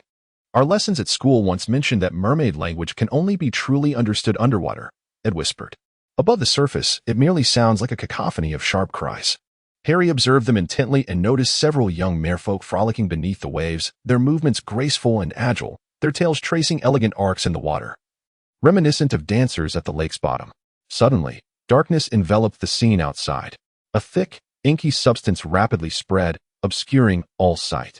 Harry furrowed his brow, faintly hearing a low, rumbling sound emanating from the hull. Let me see what this is. It's a colossal squid, Ed whispered, deftly maneuvering the ship to accelerate. The vessel jolted violently in the depths, bewildered by how it had been detected despite the cloaking. The appearance of the giant squid came without warning. In the darkness, a massive shadow glided slowly toward them. The ship's lights illuminated a small portion of its form, and in an instant, its tentacles unfurled like ancient tree branches, each as thick as a ship's mast. Their surfaces adorned with numerous suction cups that glimmered with a silvery hue in the light. It truly does not resemble an ordinary creature, Harry murmured. I have never witnessed such a large squid, Ed replied. I believe it could envelop the entire ship with its tentacles. The giant squid's body was a deep purple, shimmering with soft iridescence as it moved, refracting peculiar light patterns through the water like a crystal. Harry observed one of the creature's tentacles gently brushing against the ship's window, its eyes immense and as dark as an abyss, shimmering with a calm light as if capable of penetrating all mysteries. It appeared to be filled with curiosity towards their vessel, gliding slowly around the hull, occasionally extending a few tentacles to softly probe. Its movements bore no hint of hostility. Rather, it seemed to be appraising a new guest. Each motion of the colossal squid stirred a languid current in the water, causing the aquatic vegetation at the lake's bottom to sway gently. Draco steadied himself against the railing by the window and remarked to Harry and Ed, "There exists a legend that claims the giant squid is actually Godric Gryffindor, one of the 4 founders of Hogwarts. This implies he was an animagus, capable of transforming into the largest animagus form in existence, guarding Hogwarts within the Black Lake. Is this truly Godric Gryffindor?" Harry echoed in astonishment, turning to Draco. "You actually believe such tales?" Draco scoffed lightly, a smirk playing upon his lips. Yet, in this form of guardianship, he can only observe the Slytherin students, can he not? After all, our common room lies beneath the lake. I have always found animagi fascinating, Ed interjected. If I ever tire of being human, I would relish the opportunity to experience life as an animal. Yet, I have heard it is quite challenging to master. Harry reminisced about the days when Peter Pettigrew transformed into a rat as a pet, uncertain whether those days were indeed favorable. Self-study could also yield knowledge. He recalled Sirius's experiences, musing that he might be able to gather information if the opportunity arose. Really? Ed questioned with a hint of skepticism, finding the notion rather intricate. Harry was momentarily taken aback, unable to ponder further as the vessel jolted violently. The inky darkness gradually receded, revealing the massive silhouette of the giant squid disappearing into the distance, seemingly just passing by. Ed exhaled in relief, gazing at the retreating figure of the squid, and grinned. Well, it seems there's nothing left at the bottom of the lake. It might be a bit risky to leap into the nearest sea. So let us take a flight around the skies before returning. Chapter 178, The Night of the Great Ship, Part 2. Ed tilted the bow of the ship upwards, and they ascended from the lake's waters, bursting into the dark night sky. The vessel glided smoothly through the air, with the lights of Hogwarts transforming into mere indistinct points below. At that moment, Harry suddenly noticed the horizon illuminated by a brilliant orange-red glow. "What is that?"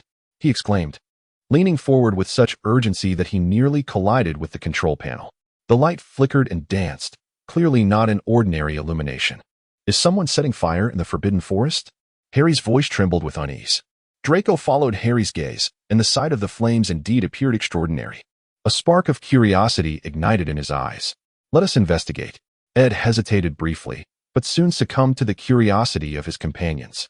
"All right, I will proceed with caution," he replied, adjusting the ship's course towards the source of the flames. As they drew nearer, the blaze intensified, and a palpable wave of scorching heat wafted through the air. When they soared above the flames and peered down, all 3 gasped in astonishment. What they beheld was not merely fire, but 3 colossal dragons, each more magnificent than the imagination could fathom. They coiled majestically in a cleared area deep within the Forbidden Forest, their enormous bodies resembling small mountains. One was a vivid crimson, its scales shimmering with a dazzling luster in the firelight, and its robust neck stood proudly. Another was black, slightly smaller in size, but possessing a slender tail tipped with sharp spines. The third was a brilliant blue, its scales glinting resplendently amidst the flames. Their massive wings were folded behind them, and their heads were held high. The dragons maintained a considerable distance from one another. Yet the flames they exhaled converged into a searing sea of fire, each blast accompanied by a resonating roar and a terrifying hiss that reverberated through the skies. How could I have forgotten that dragons could be raised in the Forbidden Forest? Harry's eyes widened in disbelief, his voice laden with shock. Raising dragons was an exceedingly perilous endeavor, strictly prohibited by the Ministry of Magic, especially in the vicinity of Hogwarts. "There are 3 in total," Draco remarked, his voice somewhat hoarse as he observed the 3 moving miniature volcanoes below, quickly associating this number with the tasks of the Triwizard Tournament. Ed offered a wry smile, his complexion paling. "Surely, this cannot be what we are meant to confront." Just then, The blue dragon suddenly lifted its head and unleashed a massive stream of fire into the night sky where they hovered. "This is not amusing," Ed yelped, frantically yanking the control lever to propel the vessel upward sharply. The sudden ascent caused the ship to lurch violently, throwing Harry and Draco off balance. Harry fell backward, and Draco instinctively reached out to steady him, but inertia carried them both down, landing awkwardly on the floor of the cockpit. It would be disastrous if Karkaroff returned to find a gaping hole burned into the ship. Ed, with a lingering sense of dread, gazed at the crimson flames that had narrowly missed the hull, voice trembling as he spoke. "It seems we should be more concerned about being burned through ourselves," Draco pointed out, his tone laced with sarcasm. He rubbed the spot where he had fallen, casting his gaze downward. To his astonishment, beside the three dragons stood two enormous figures. Hagrid. Draco's voice carried a note of disbelief. Next to him was Madame Maxime, indeed. Even though they were airborne, Hagrid and Madame Maxime's giant forms were unmistakable. They stood beside the dragons, appearing diminutive in comparison. Even more astonishing was Hagrid's attire, a rather ill-fitting suit. His hair slicked back with an unusual sheen. Harry squinted, certain that Hagrid had used hair gel. The glossy strands shone brightly in the firelight. Such a get-up in this setting seemed particularly absurd and bizarre. "Madame Maxime is here, but I don't seem to see Karkaroff," Ed remarked, surveying the scene. Below, in the Forbidden Forest, the dragons emitted another deafening roar. Inside the cockpit, the air felt as if it had solidified for a moment, leaving only the sporadic echoes of dragon roars. Harry and Draco's faces were pale, while Ed's grip on the control stick trembled slightly. "Tonight's nightmare material has arrived," Draco reiterated. "3 dragons, a total of 6 warriors. Are you suggesting this might be the first task?" Ed inquired, looking at Draco. "There are 6 of us. Does that mean 2 people per dragon?" The thought sent a chill down his spine. The idea of facing a dragon alongside anyone sounded like a hellish combination. After all, it typically took 5 or 6 adult wizards to fully control a single dragon. Harry counted the number of wizards on land. Harry remained silent, his gaze fixed intently upon Hagrid and Madame Maxime below. The imposing figure of Madame Maxime stood beside Hagrid, and the two occasionally gestured toward the dragon, engaged in what appeared to be a discussion. They did not seem afraid. Rather, they appeared to be inspecting or assessing the situation. "Does Hagrid know the nature of the competition?" Harry whispered, a note of confusion and concern lacing his voice. "He clearly possesses knowledge," Draco remarked, noting that they did not seem lost in this moment. The roar of the dragon echoed once more, this time more furious and resounding, as the crimson beast violently tossed its neck, unleashing a torrent of flame that nearly singed the treetops just below them. A wave of heat surged through the air, prompting Ed to anxiously elevate the vessel. "We can no longer linger here." Neither Harry nor Draco voiced any objections. They had witnessed enough, perhaps even too much. Ed cautiously maneuvered the ship's bow, steering clear of the fiery breath of the dragon as they soared towards the direction of Hogwarts. As they distanced themselves, the flames below gradually diminished, and the roar of the beast became increasingly indistinct. Harry and Draco exchanged glances, pondering how to confront such a creature. No incantation or magical training had been devised specifically for dragons. The vessel descended gently, and Ed skillfully docked it at the designated spot by the Black Lake. The motion scarcely audible, the trio swiftly disembarked, exchanging looks beneath the cloak of night. "Take heart." Ed seemed to have entirely relaxed, viewing the situation as an unexpected boon. With several days still remaining. "Good night." Harry waved in the direction of the grand ship. "Good night," Ed replied, turning silently back into the vessel. Harry and Draco walked along the lakeside path towards the castle. The night breeze swept through, carrying the damp chill of the Black Lake. Silence enveloped them as they each pondered the extraordinary events they had just witnessed. The fire dragon, Hagrid, Madame Maxime. The first task. Everything felt so surreal. Upon reaching the entrance of the Slytherin common room, they paused. Harry glanced up towards the dormitory before looking at Draco. Hesitating, he was unsure of what to say. Asking Draco if he was afraid seemed utterly ridiculous. "I'm fine." Draco appeared to sense Harry's unspoken thoughts, his tone returning to its customary languid drawl, though a trace of lingering gravity remained in his gray eyes. Harry nodded, refraining from further comment. "You should say goodnight to me too." "You said it to him." Draco grasped Harry's arm as he was about to step forward. "Good night." Harry took a step back and suddenly opened his arms to embrace Draco. "Why such a dramatic hug?" Draco looked down at Harry and smiled, encircling him with his arms. We might end up roasted like that crispy pork knuckle, Harry whispered in Draco's ear. Chapter 179. The Pas de Deux. They could never allow two students to take down an adult fire dragon, Sirius remarked, his brow furrowed yet tinged with uncertainty. Unless the organizers have lost their minds. I know of a spell that can target a dragon's eyes. If it damages their vision, their aggression significantly diminishes. However, that spell would inflict nearly irreversible harm upon the dragon's eyes. Lupin nodded, displaying his own anxiety.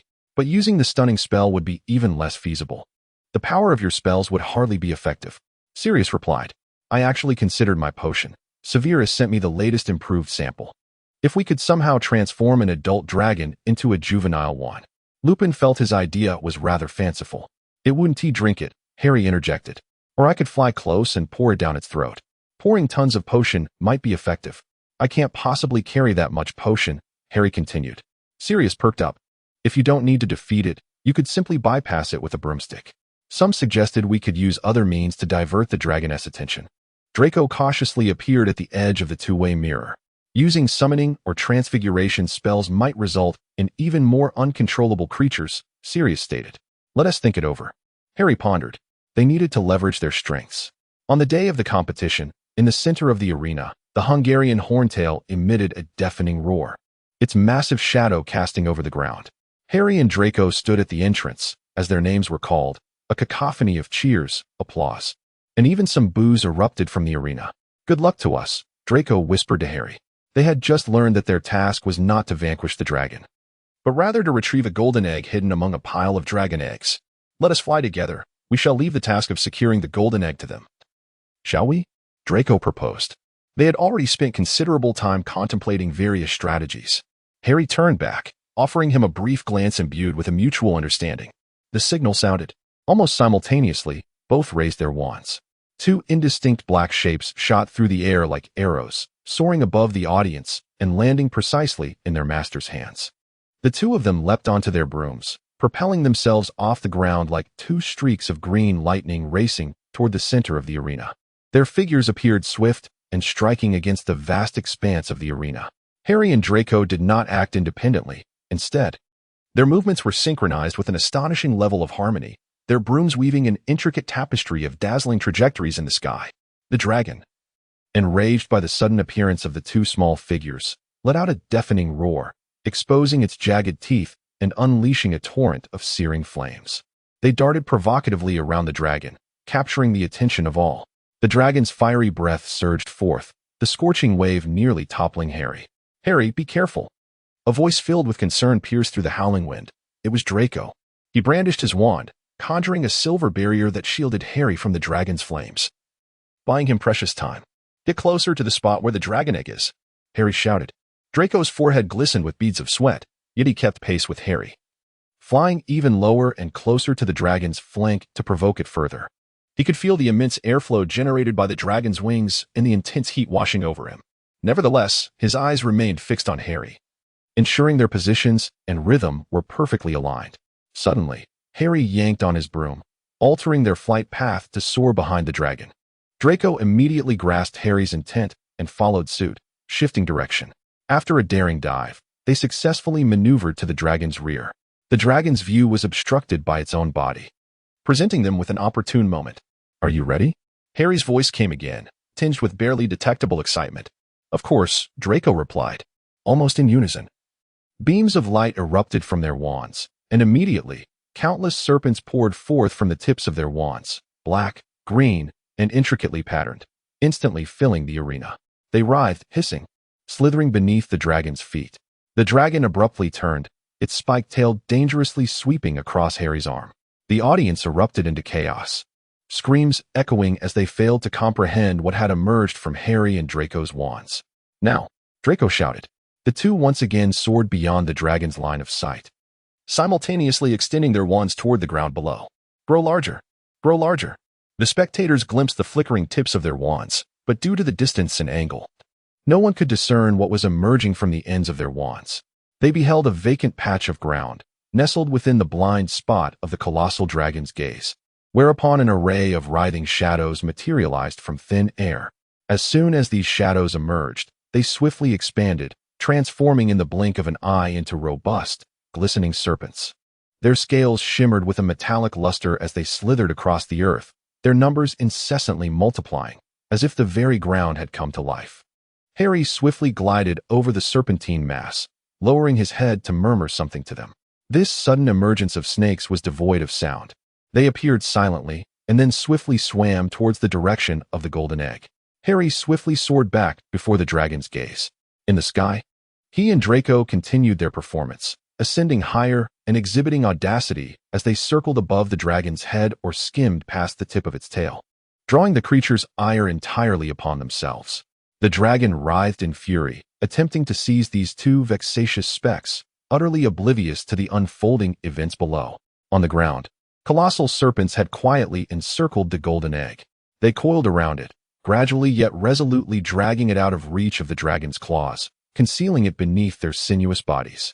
All eyes in the audience, whether from the stands or the commentary booth, were fixated on the two green figures dancing perilously close to the edge of life and death in the air. Their aerial prowess was remarkable, too captivating to allow anyone to notice the silent anomalies emerging on the arena floor. Harry occasionally cast his gaze upon the ground, and at last, he turned to Draco with a smile. He understood that the moment had come, just as everyone's attention was riveted on the two figures soaring through the air. Harry abruptly dove downwards, heading straight for the writhing mass of serpents below. His movements were swift and precise, akin to a cheetah pouncing on its prey. Draco's heart raced. He comprehended Harry's intentions. He fixated intently on Harry's silhouette, anxious about any unforeseen mishap. He observed that Harry's target was indeed the vast throng of serpents squirming on the ground. Harry plunged with astonishing speed, the wind howling past his ears.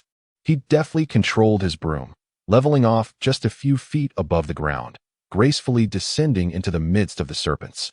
The snakes appeared utterly unguarded, or perhaps they were purposefully poised for his arrival. Harry wove swiftly through the throng of snakes, his hand precisely seizing the golden egg. As he soared back into the sky, the golden egg was firmly clasped in his grasp. In that very moment when Harry obtained the egg, the tumult of the arena abruptly stilled. The audience finally recognized that their attention had been misguided. All eyes swiftly shifted from the sky to the ground, focusing on the boy standing among the serpents, cradling the golden egg. The dragon, too, sensed the anomaly, emitting an enraged roar tinged with the humiliation of being outwitted, and sharply turned its gaze downward. Yet, it was too late. The serpents had stealthily pilfered the golden egg from the nest, and Harry had secured it. Draco circled above momentarily, ensuring Harry was unharmed, before swiftly descending to his side. He uttered not a word, merely exhaling a gentle sigh. Harry took a breath, his face illuminated with a glimmer of exhilaration from having survived and the satisfaction of success. He nodded at Draco, sharing a smile that only the two of them could comprehend. Bagman, seated at the judge's table, rose with a faint smile and raised his wand. A resounding explosion echoed across the arena. He proclaimed loudly, "Our two youngest champions have retrieved the golden egg unscathed." Chapter 180, and embraced the clamor surrounding the arena ebbed and flowed like the tide. Harry and Draco proceeded down the corridor, making their way towards the chamber where the champions would rest. Draco felt as though his mind was a blank canvas. Yet it was also filled with vivid images of the exhilarating moments, the fiery breath of the dragon, the deafening roars, the tension of evading in midair, and the immense relief he experienced when he witnessed Harry finally seize the golden egg. His mind seemed yet to fully recover from the overwhelming thrill, rendering him oblivious to the crucial aspect of the judge's scoring, which should have commanded his utmost attention. Harry and Draco walked side by side, their shoulders occasionally brushing against one another, sharing an unspoken understanding forged in the aftermath of their harrowing experience. Draco's gaze instinctively flickered towards Harry from time to time. They had surprisingly enlisted a mother dragon waiting to hatch her eggs as part of the competition, Harry remarked. At least we did not encounter any actual dragon eggs. When Draco's thoughts finally disentangled from that fleeting moment of distraction and he looked towards the judging panel, he realized that the scoring segment had long since passed. Bagman was engaged in quiet conversation with Mr. Crouch, while the other judges were busy organizing their documents, evidently having recorded their scores and announced them to the audience. The two of them, ensconced in a semi-enclosed corridor, remained oblivious to the proceedings. A flicker of regret coursed through Draco as he lamented having missed their scores. Turning back, he noticed Harry carefully cradling the heavy golden egg, which gleamed brilliantly in his arms. "Shall we keep it, or return it to the event organizers?" Harry inquired.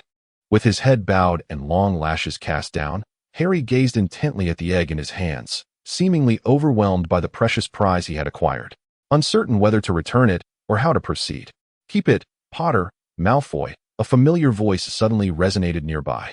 Professor McGonagall stood not far from them, and on her typically stern countenance, a rare and gentle smile graced her lips, her eyes shimmering with unmistakable approval and pride. Within the golden egg lay the clue to the second task. Harry and Draco simultaneously lifted their heads to gaze at Professor McGonagall. The professor's smile bestowed upon them a profound sense of affirmation. Harry exhaled deeply, cautiously cradling the golden egg a little tighter, a relieved smile gracing his face. What could possibly lie within? Harry weighed the egg in his hands, dismissing the notion that it might hatch into a real baby dragon. "But the next event will have to wait until after Christmas," Draco replied. They continued onward, traversing the corridor until they arrived at the champion's private chamber. The room was modest yet cozy, furnished with several chairs and a table, and a corner even held a tray brimming with warm beverages and snacks. The door clicked shut behind them, effectively severing the clamor and throngs outside, plunging the space into an immediate tranquility, broken only by their synchronized breaths. This sudden stillness was somewhat disconcerting for Draco. He turned to Harry, absorbing the atmosphere that was distinctly theirs, a testament to their shared experiences. A tumult of emotion swirled within him, immense pride, relief at Harry's safety, and lingering trepidation from the earlier perilous moments. Although it was not yet time to bid farewell, he found himself yearning for an embrace. Stepping forward, Draco extended his arms, drawing Harry and the golden egg into a tight embrace. His movements imbued with an almost desperate urgency, as if fearing Harry might vanish at any moment. Harry was momentarily taken aback, nearly dropping the golden egg in his grasp. However, he quickly composed himself, setting the egg aside and wrapping his arms around Draco in return. "I thought you would be quite frightened," Harry remarked. "Yet, you always perform admirably in crucial moments, just like that time with the quaffle." Draco often perceived himself as lacking in courage, but now he found himself surprisingly calm as he shared this moment with Harry after their first task. Draco's embrace was firm, constricting to the point where Harry could scarcely breathe, yet it imparted an unprecedented sense of safety and relaxation. The faint scent emanating from Draco was uniquely comforting, a blend of the lingering traces of smoke and the essence of dragon fire, creating an unexpectedly reassuring and authentic atmosphere. With his cheek resting against Draco's shoulder, Harry could distinctly feel the rapid beating of Draco's heart, alive and palpable, a testament to their shared exhilaration. "You did it, Harry," Draco's voice emerged, slightly raspy and trembling, as if he had at last shed all his anxieties and fears, awakening from a prolonged nightmare. He buried his face in the crook of Harry's neck, inhaling deeply, as if he sought to imprint the warmth and vitality of Harry's presence into his very being. "We did it." "Yes," Harry responded softly, his voice quivering with the weight of emotion. "We did it." He nuzzled his cheek against Draco's shoulder, akin to a weary creature finally finding a place to lean and rest. Draco held Harry close, eyes shut, feeling Harry's body relax within his embrace, the gentle rhythm of his breath caressing his skin. After a moment, Harry seemed to recall something and shifted slightly. Reluctantly, Draco loosened his grip, yet maintained his hold around Harry's waist, not fully letting go. They created a small distance, locking eyes.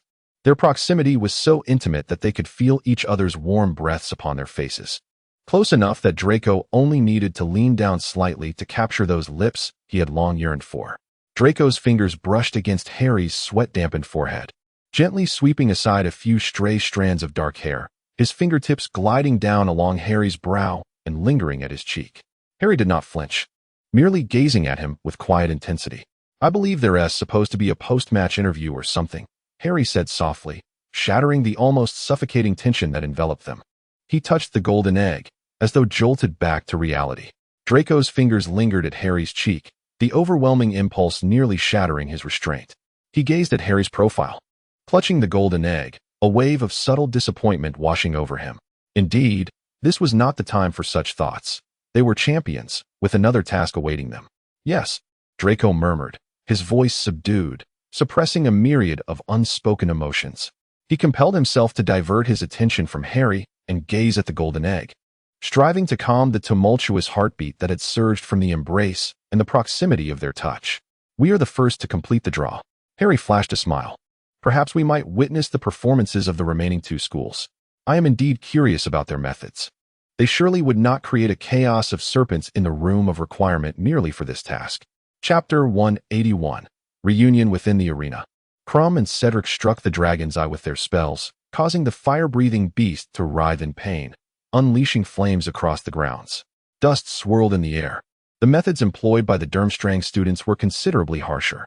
That is potent dark magic, Snape murmured, his gaze sweeping across the arena, as if appraising the power of each incantation. I wish to see Draco, Narcissa stated. I never anticipated these lunatics would actually consider the dragon as a competitive event. Her petite form trembled slightly, gripping the edges of her robe tightly. Her once elegant eyes appeared disproportionately large and filled with terror on her child's face. You had best not be seen by anyone, Snape advised. I can be cautious. Have you had no contact with Lucius lately? Narcissa inquired softly, her voice laced with palpable concern. I can sense the Dark Lord regaining strength, Snape replied. It is said that Lucius is assisting him in preparing something significant. The anguished roars of the dragon intertwined with the gasps of the audience. I must see Draco, Severus. Narcissa reiterated, her urgency clear. She needed to ascertain his safety. Snape looked down at her, her youthful face etched with a mother's anxiety. The champions ought to be receiving treatment and examination in the tents. We may proceed to check on them, he conceded, not out of compassion, but rather due to his awareness of Narcissa's obstinacy. More importantly, he himself needed to confirm the well-being of Draco, and, particularly, Harry. His advice to Draco prior to the competition was largely predicated on his understanding of Harry's ability with Parseltongue. They rose and navigated against the throngs of the crowd, heading towards the champion's tent adjacent to the arena entrance. Narcissa kept her head down, avoiding the bustling masses. The cacophony around her blurred into a singular sound in her ears. That boy, did he use Parseltongue? Narcissa suddenly asked. She was aware of the rumors surrounding Harry's ability and understood the implications it carried. The whispers within the school regarding his status as the heir of Slytherin had never ceased. Snape paused momentarily. I have witnessed him wield that ability firsthand. But at present, only the Dark Lord possesses such a power, Narcissa remarked, her surprise evident.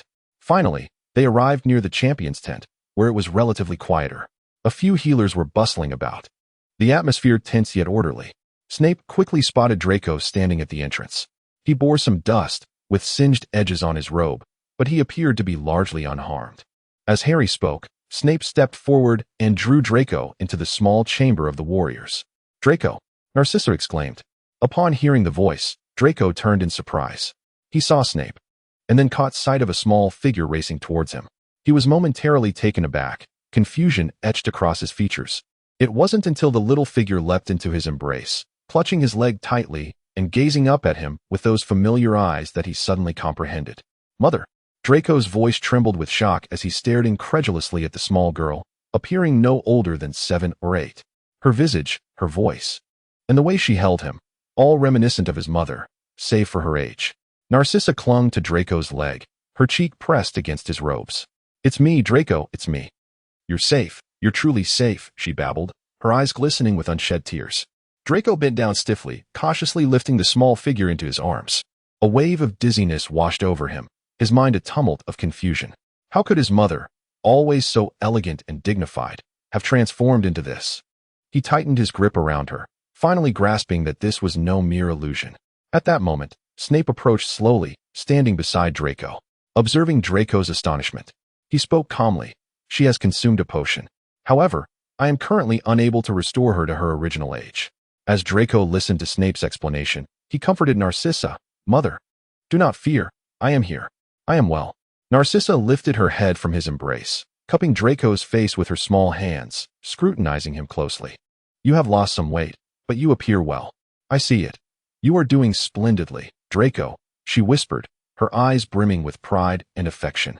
Draco held his mother close, his gaze drifting over her shoulder, unconsciously looking in Harry's direction. Harry had returned to the room, watching curiously, a hint of bewilderment in his eyes. What about father? How is he? Draco asked Snape in a lowered voice. Snape's expression deepened, glancing around to ensure no one was eavesdropping. He is well, merely preoccupied of late, he replied succinctly. Narcissa murmured, now that no one is watching Pettigrew. I simply wish to see you. The Triwizard Tournament allows for some family presence, and I appear to be of a similar age to that girl from Beaux Batons. I received your letter, Draco remarked, visibly relieved. Hesitantly, Harry approached, his gaze curious as it fell upon Narcissa. Severus timely interjected, "We must depart, Narcissa. You cannot linger here for too long. Take care of yourself." Narcissa turned to Draco, assuring him, "I will, my dear." Draco knelt, pressing a gentle kiss upon her forehead, whispering words only they could hear, "I promise." It was only then that Narcissa released him, turning to return to Severus, grasping his hand once more. She glanced back at Draco repeatedly until Severus guided her into the throng outside the tent, vanishing from Draco's sight. "Is it true you have a younger sister?" Harry remarked, observing Narcissa's retreating figure. "You bear a striking resemblance." Draco lifted his gaze to Harry, at a loss for how to respond. "She is quite lovely," Harry added, noting Draco's stunned silence. After a while, Harry reopened the door to the room, only to find someone blocking the entrance. Rita Skeeter stood there, exuberantly waving her notebook. A cloud of strong perfume wafting towards him before he could draw near. Chapter 182, The Art of Interrogation. Harry was certainly aware of her. Her name was ubiquitous in the pages of the magical newspapers. At that moment, she scrutinized him with her eyes, magnified by her thick glasses, as if she were employing an X-ray. "Ah, Harry, my dear boy, what a spectacular performance," Rita exclaimed in her sickly sweet voice. Yet her gaze scarcely lingered on the marks of battle that adorned Harry. Instead, she eagerly searched around him for something. Harry managed to force a weary smile. "Thank you, Miss Skeeter. Wonderful? It's true, I nearly turned to ash." Rita's glasses glinted momentarily, revealing her apparent disinterest in Harry's lackluster response. "You must be eager to discuss it now, as a champion, once again chosen." Harry merely yearned for a place to collapse, to sip some water, and perhaps slumber for 3 days. However, Rita Skeeter unceremoniously ushered both Harry and Draco into the small interview room. Her shorthand pen danced merrily above her notebook, its nib quivering like an excited fly. "What shall we discuss? The intricacies of our battle with the dragon?" Draco replied with restrained patience. All right. We shall delve into the thrilling details of the competition later." She waved her hand dismissively, regarding the recent skirmish with disdain. "Now, let us converse about something far more exhilarating, shall we?" Leaning closer to Harry, she lowered her voice, yet it resonated with an exaggerated, operatic tone. "Pray tell, Harry, my dear boy, after such a heart-stopping contest, does your heart race for a certain young lady? Is there a beautiful maiden who inspires you with courage and vigor even in the face of a dragon?" Rita seemed to anticipate that some bashful girl would emerge from the crowd, rushing into Harry's embrace. Harry was momentarily taken aback. He had just escaped from the clutches of a fire-breathing dragon, the echoes of its fiery roar and the screams of the audience still resonating in his mind. And yet this woman was inquiring if he had a girlfriend. Harry looked around in bewilderment. Aside from Draco, who had also just battled the dragon, there was no remarkable young lady to be found. A fleeting expression of confusion and fatigue crossed Harry's face. No," he replied tersely, his eyes reflecting a mixture of perplexity and annoyance. He would not blush over such inquiries, yet the utterly absurd interrogation left him feeling profoundly uncomfortable. Rita's gaze swiftly swept around him, confirming that no female student stood nearby with a bashful demeanor. Her lips, heavily coated in crimson lipstick, pouted slightly, seemingly disappointed by his response. The shorthand pen hesitated in midair, evidently failing to capture the anticipated sensational content. Draco, seated beside Harry, folded his arms and appeared to observe with indifference. However, when Rita posed the question regarding young ladies, his gray eyes instantly locked onto Harry, their expression inscrutable. Upon hearing Harry's succinct denial, the taut line of his jaw appeared to relax ever so slightly, though the shift was nearly imperceptible. Yet he uttered no sound, merely continuing to regard Harry with that elusive gaze.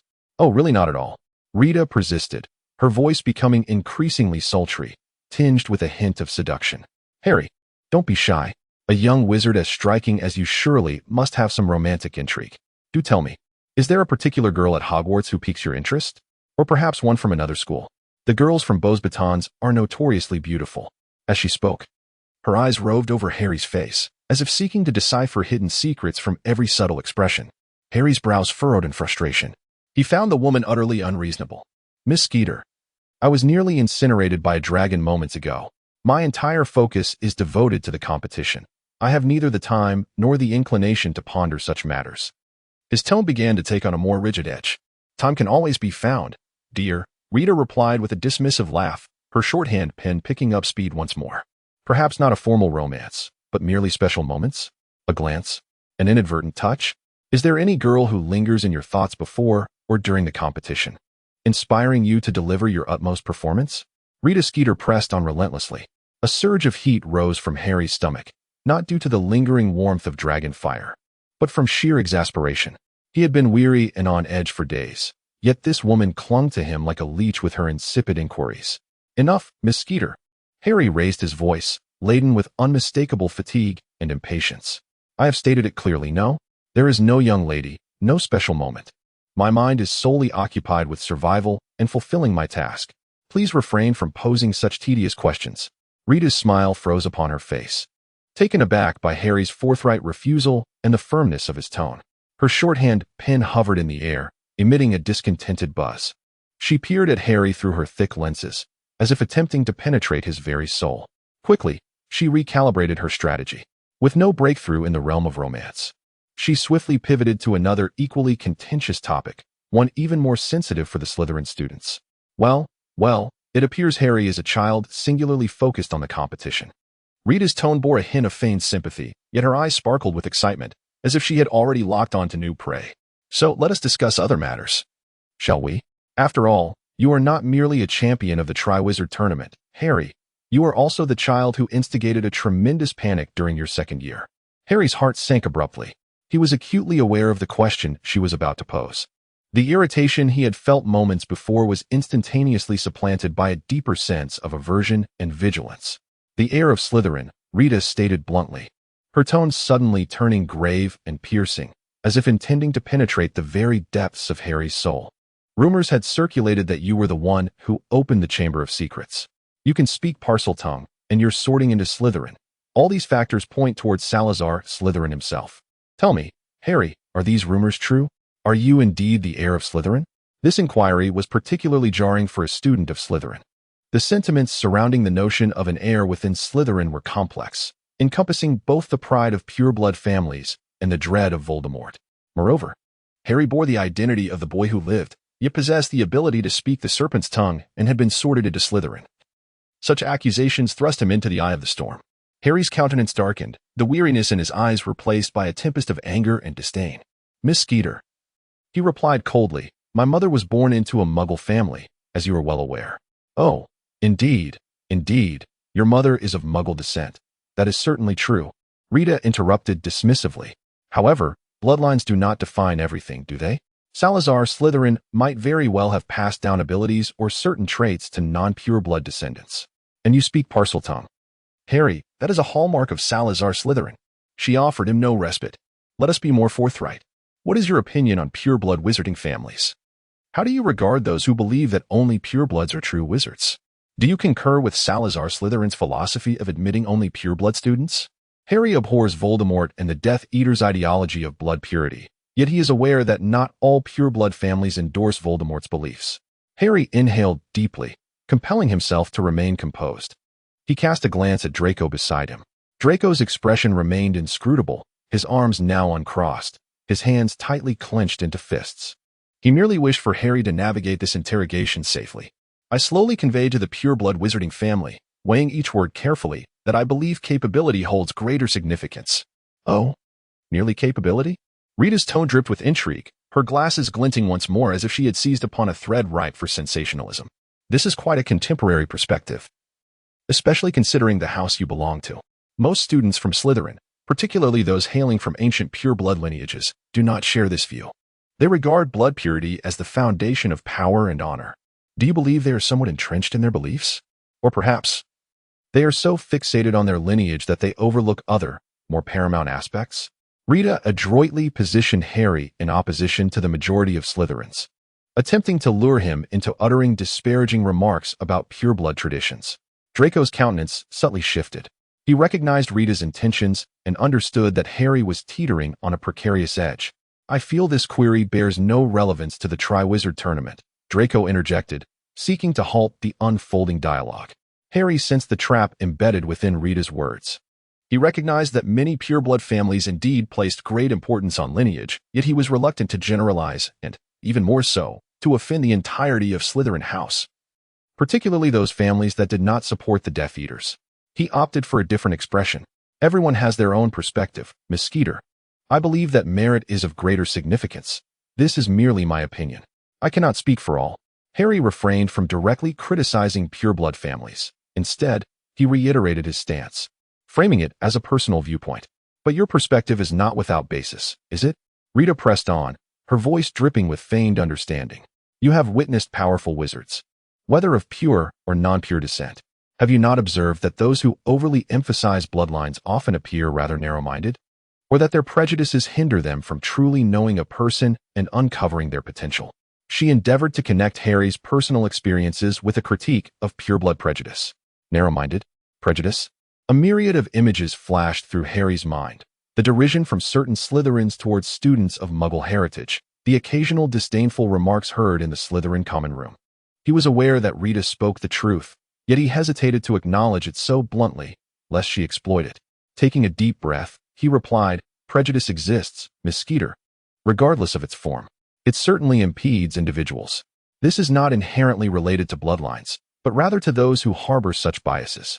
Rita, evidently dissatisfied with this watertight, or perhaps lackluster response, circled the air with her quick quill in irritation.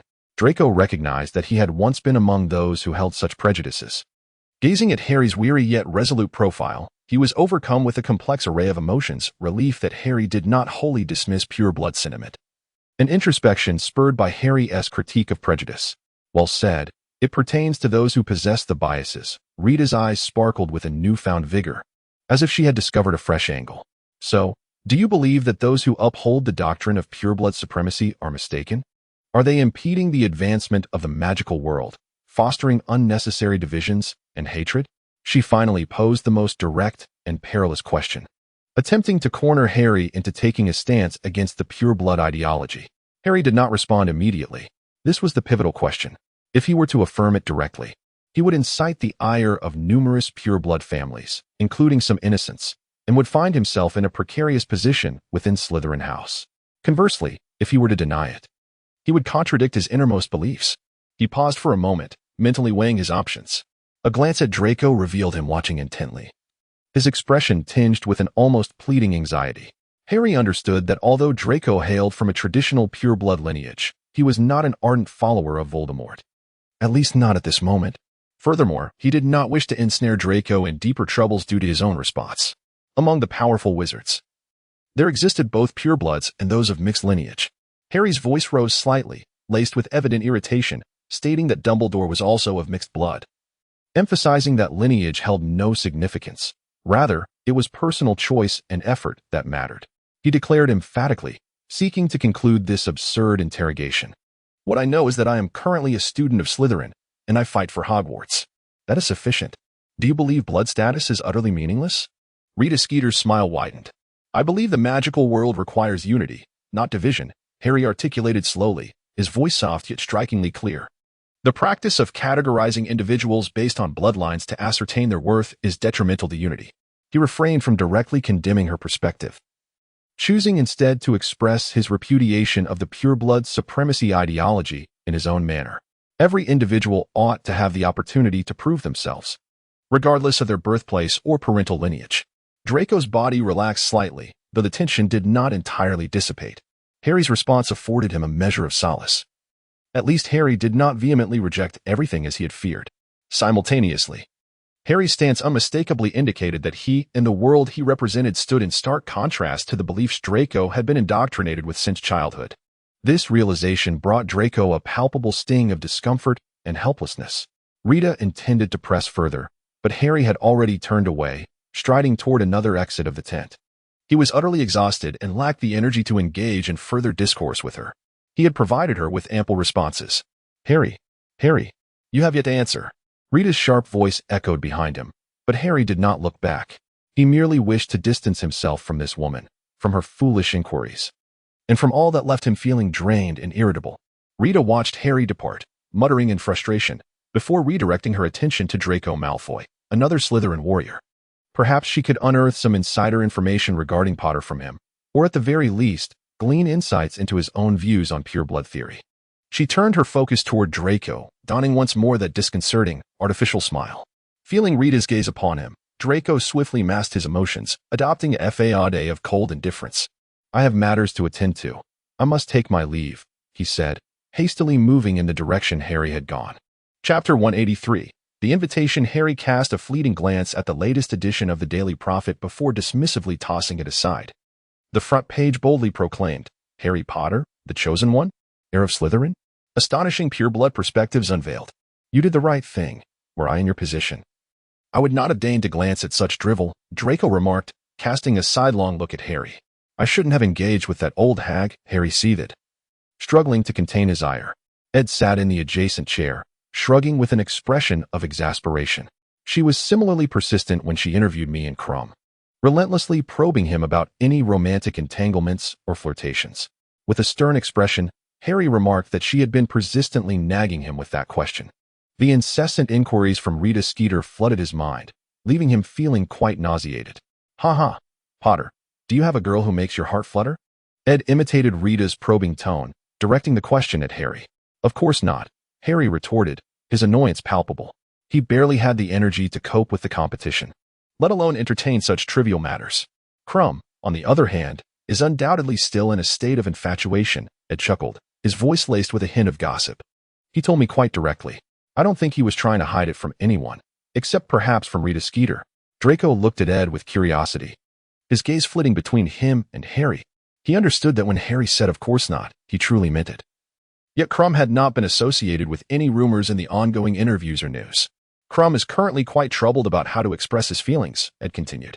"I thought that for a global superstar, a straightforward invitation would be met with no refusals," Draco commented. "That girl isn't particularly fond of Quidditch," Ed replied, suggesting that this was the crux of Crumb's dilemma. "She doesn't seem to care much for Crumb's fame.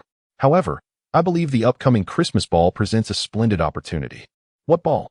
Harry inquired, having been entirely absorbed in his disdain for Rita Skeeter and not paying attention to Ed's previous remarks. "The Christmas ball," Ed clarified.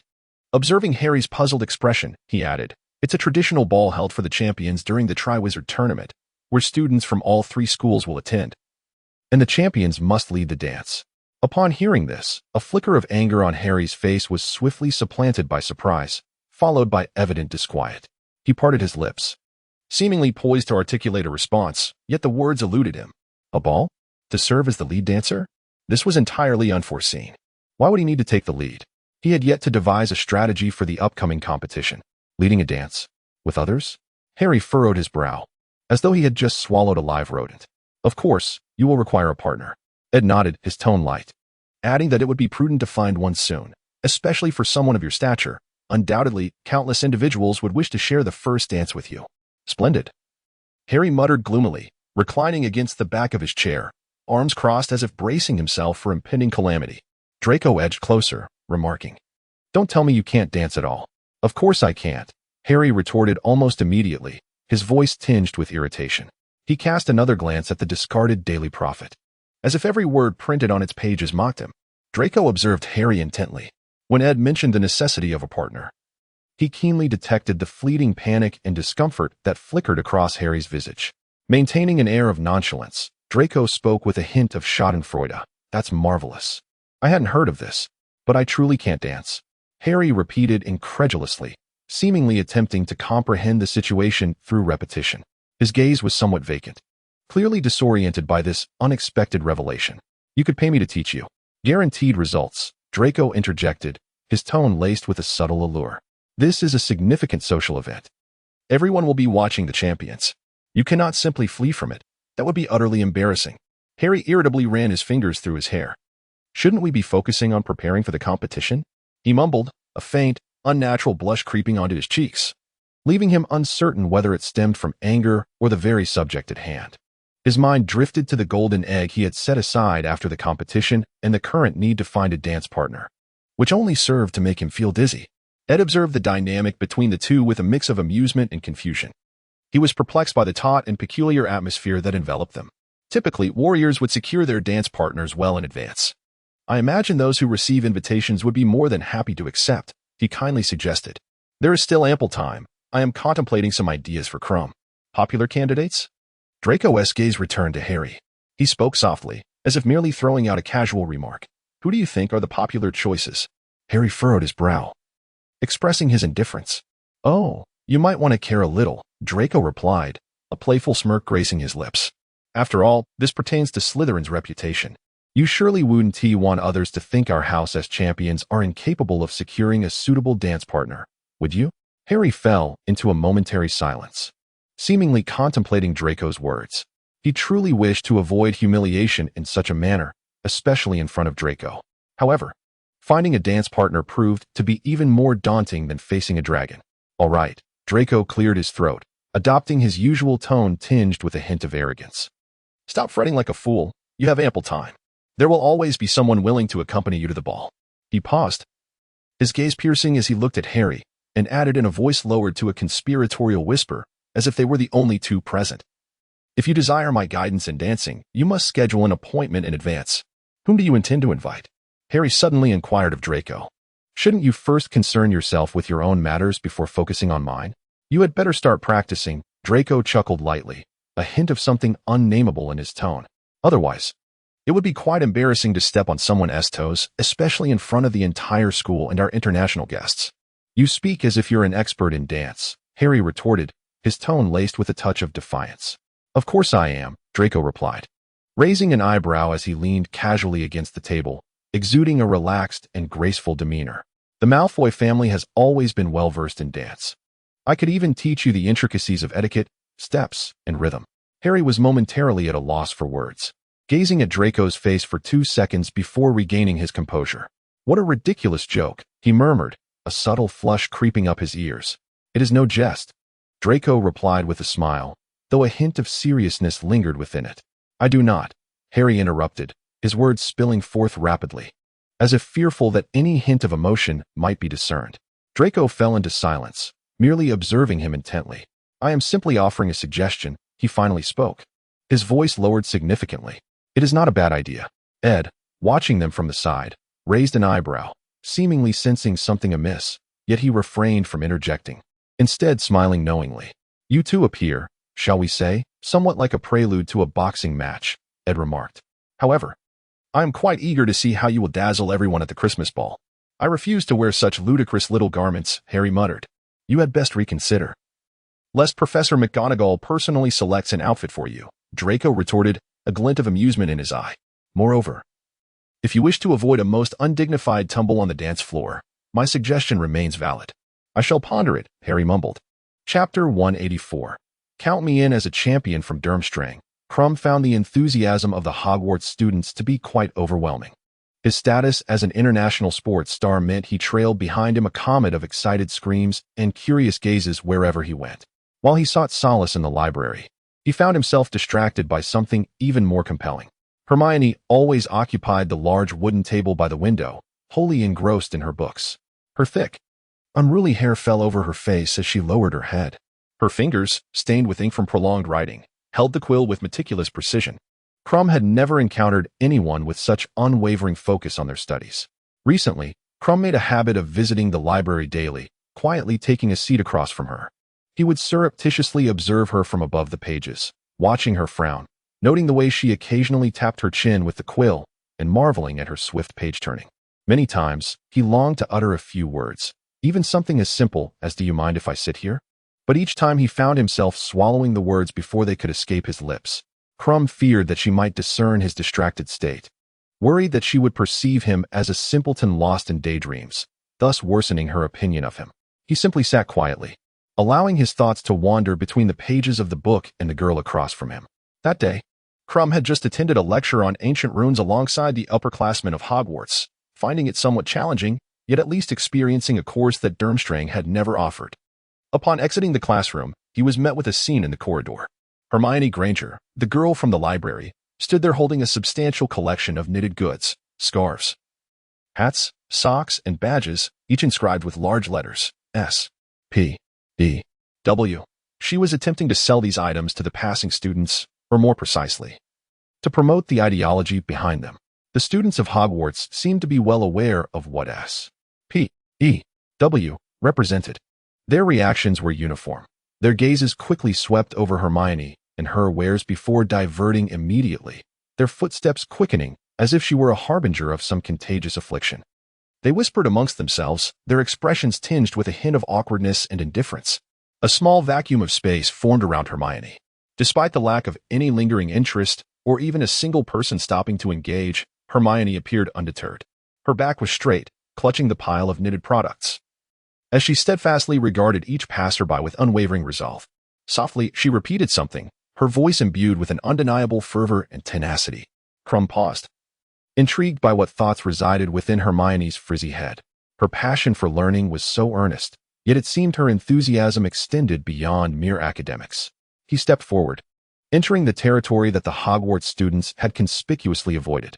Hermione's eyes brightened, a flicker of surprise and delight illuminating her features, as if Krum were the first genuine soul willing to approach her. "Hello," she greeted warmly, her voice considerably louder than when she was in the library.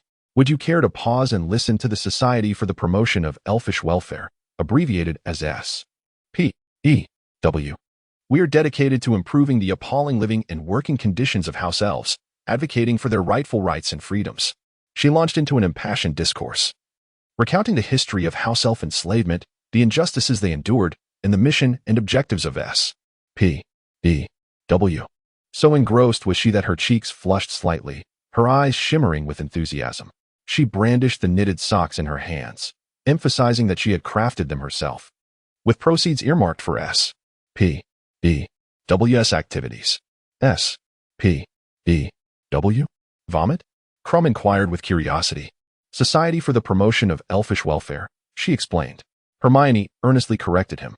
Krum listened quietly, his gaze shifting from her passionate face to the assortment of knitted socks in her hands, each varying in color and size. They appeared somewhat coarse, with uneven stitches.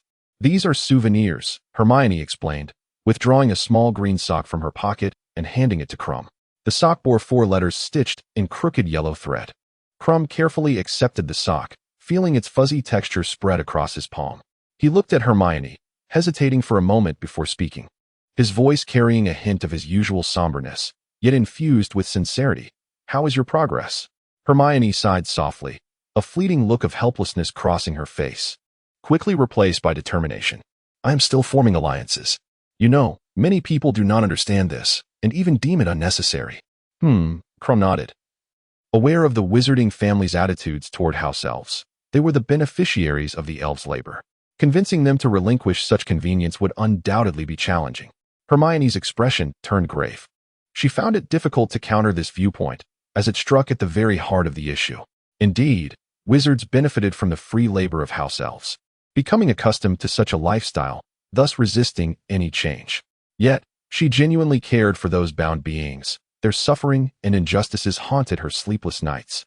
Moreover, Krum continued, gently stroking the small sock, "If you wish to truly alter the plight of house elves, perhaps the first change should come from the house elves themselves." Upon hearing this, Hermione's face reflected profound distress. "Exactly. That is what troubles me the most. The moment I mention wages, freedom, or independence, the house elves become terrified and refuse to listen further, even perceiving my words as an insult." She hugged the knitted items tightly in frustration. "I believe," Krum pondered, "that altering deeply ingrained beliefs will be a long and arduous journey." He looked at Hermione, noticing the fatigue and defiance in her eyes, and suggested, "Perhaps you should consider approaching it from a different angle? For instance, entering the Ministry of Magic after graduation? Then, combining advocacy and policy to gradually promote change from a broader perspective? The students here likely cannot assist you much." Hermione paused, seemingly having never contemplated it from this angle before. She had always focused on direct action, on immediate liberation. Yet, Krum's words illuminated the realization that without grassroots support, any change might prove ineffective.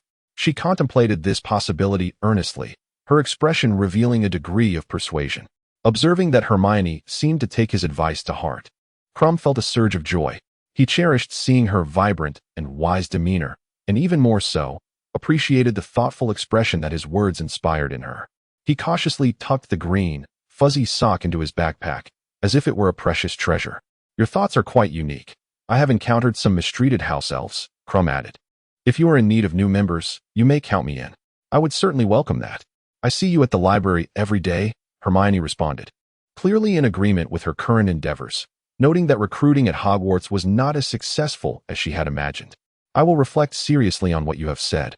I had never contemplated entering the magical world or becoming an official before. I prefer the library, as it is quite serene, Krum nodded. Only those in power can effect substantial change. Gaining entry to the Ministry of Magic does not seem easy, Hermione remarked. I also witnessed your performance in the Triwizard Tournament. It was splendid. I have never seen that spell before. You might consider attempting to enter the Ministry.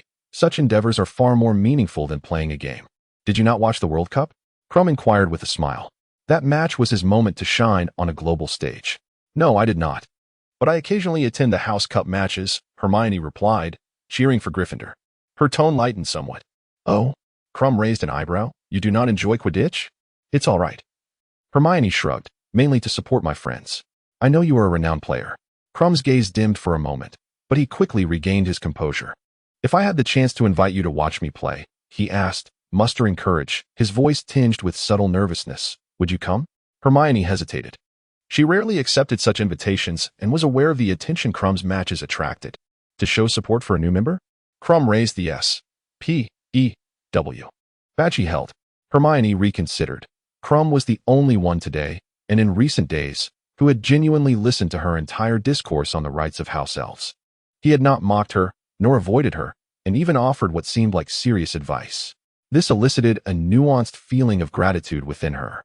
Hermione nodded and softly replied, All right. Krum's eyes instantly brightened, revealing a rare, shy smile. Wonderful, he murmured. Thank you, Hermie. Hermione suddenly noticed Krum's accent and recognized that her name posed a challenge for many. Krum's smile faltered slightly, a hint of embarrassment crossing his face. He was indeed uncertain about the correct pronunciation. I am not quite sure. It's all right, Hermione said gently. It's Hermione. She slowed her speech, clearly demonstrating Hermione. Krum attempted to articulate the name. It seemed as though he was adding a vague in-oring sound after Hermione. No, it's Hermione, she corrected, clearly enunciating once more. Hermione, Krum struggled to pronounce, his brow furrowed. His tongue seemingly uncooperative. His demeanor appeared somewhat awkward, yet profoundly earnest. That's acceptable, Hermione thought, considering his efforts commendable. I shall seek you out in the library. Krum stated earnestly, lowering his gaze. Synopsis. During Harry's 11th summer, his godfather arrives unexpectedly. Harry concludes his life on Privet Drive and moves to number 12, Grimmauld Place. Meanwhile, the downcast Lupin receives a letter from an old friend. Misunderstandings and nostalgia give rise to new sentiments upon their reunion. In pursuit of vindication and revenge for his friend, Sirius Black embarks on a long and arduous journey.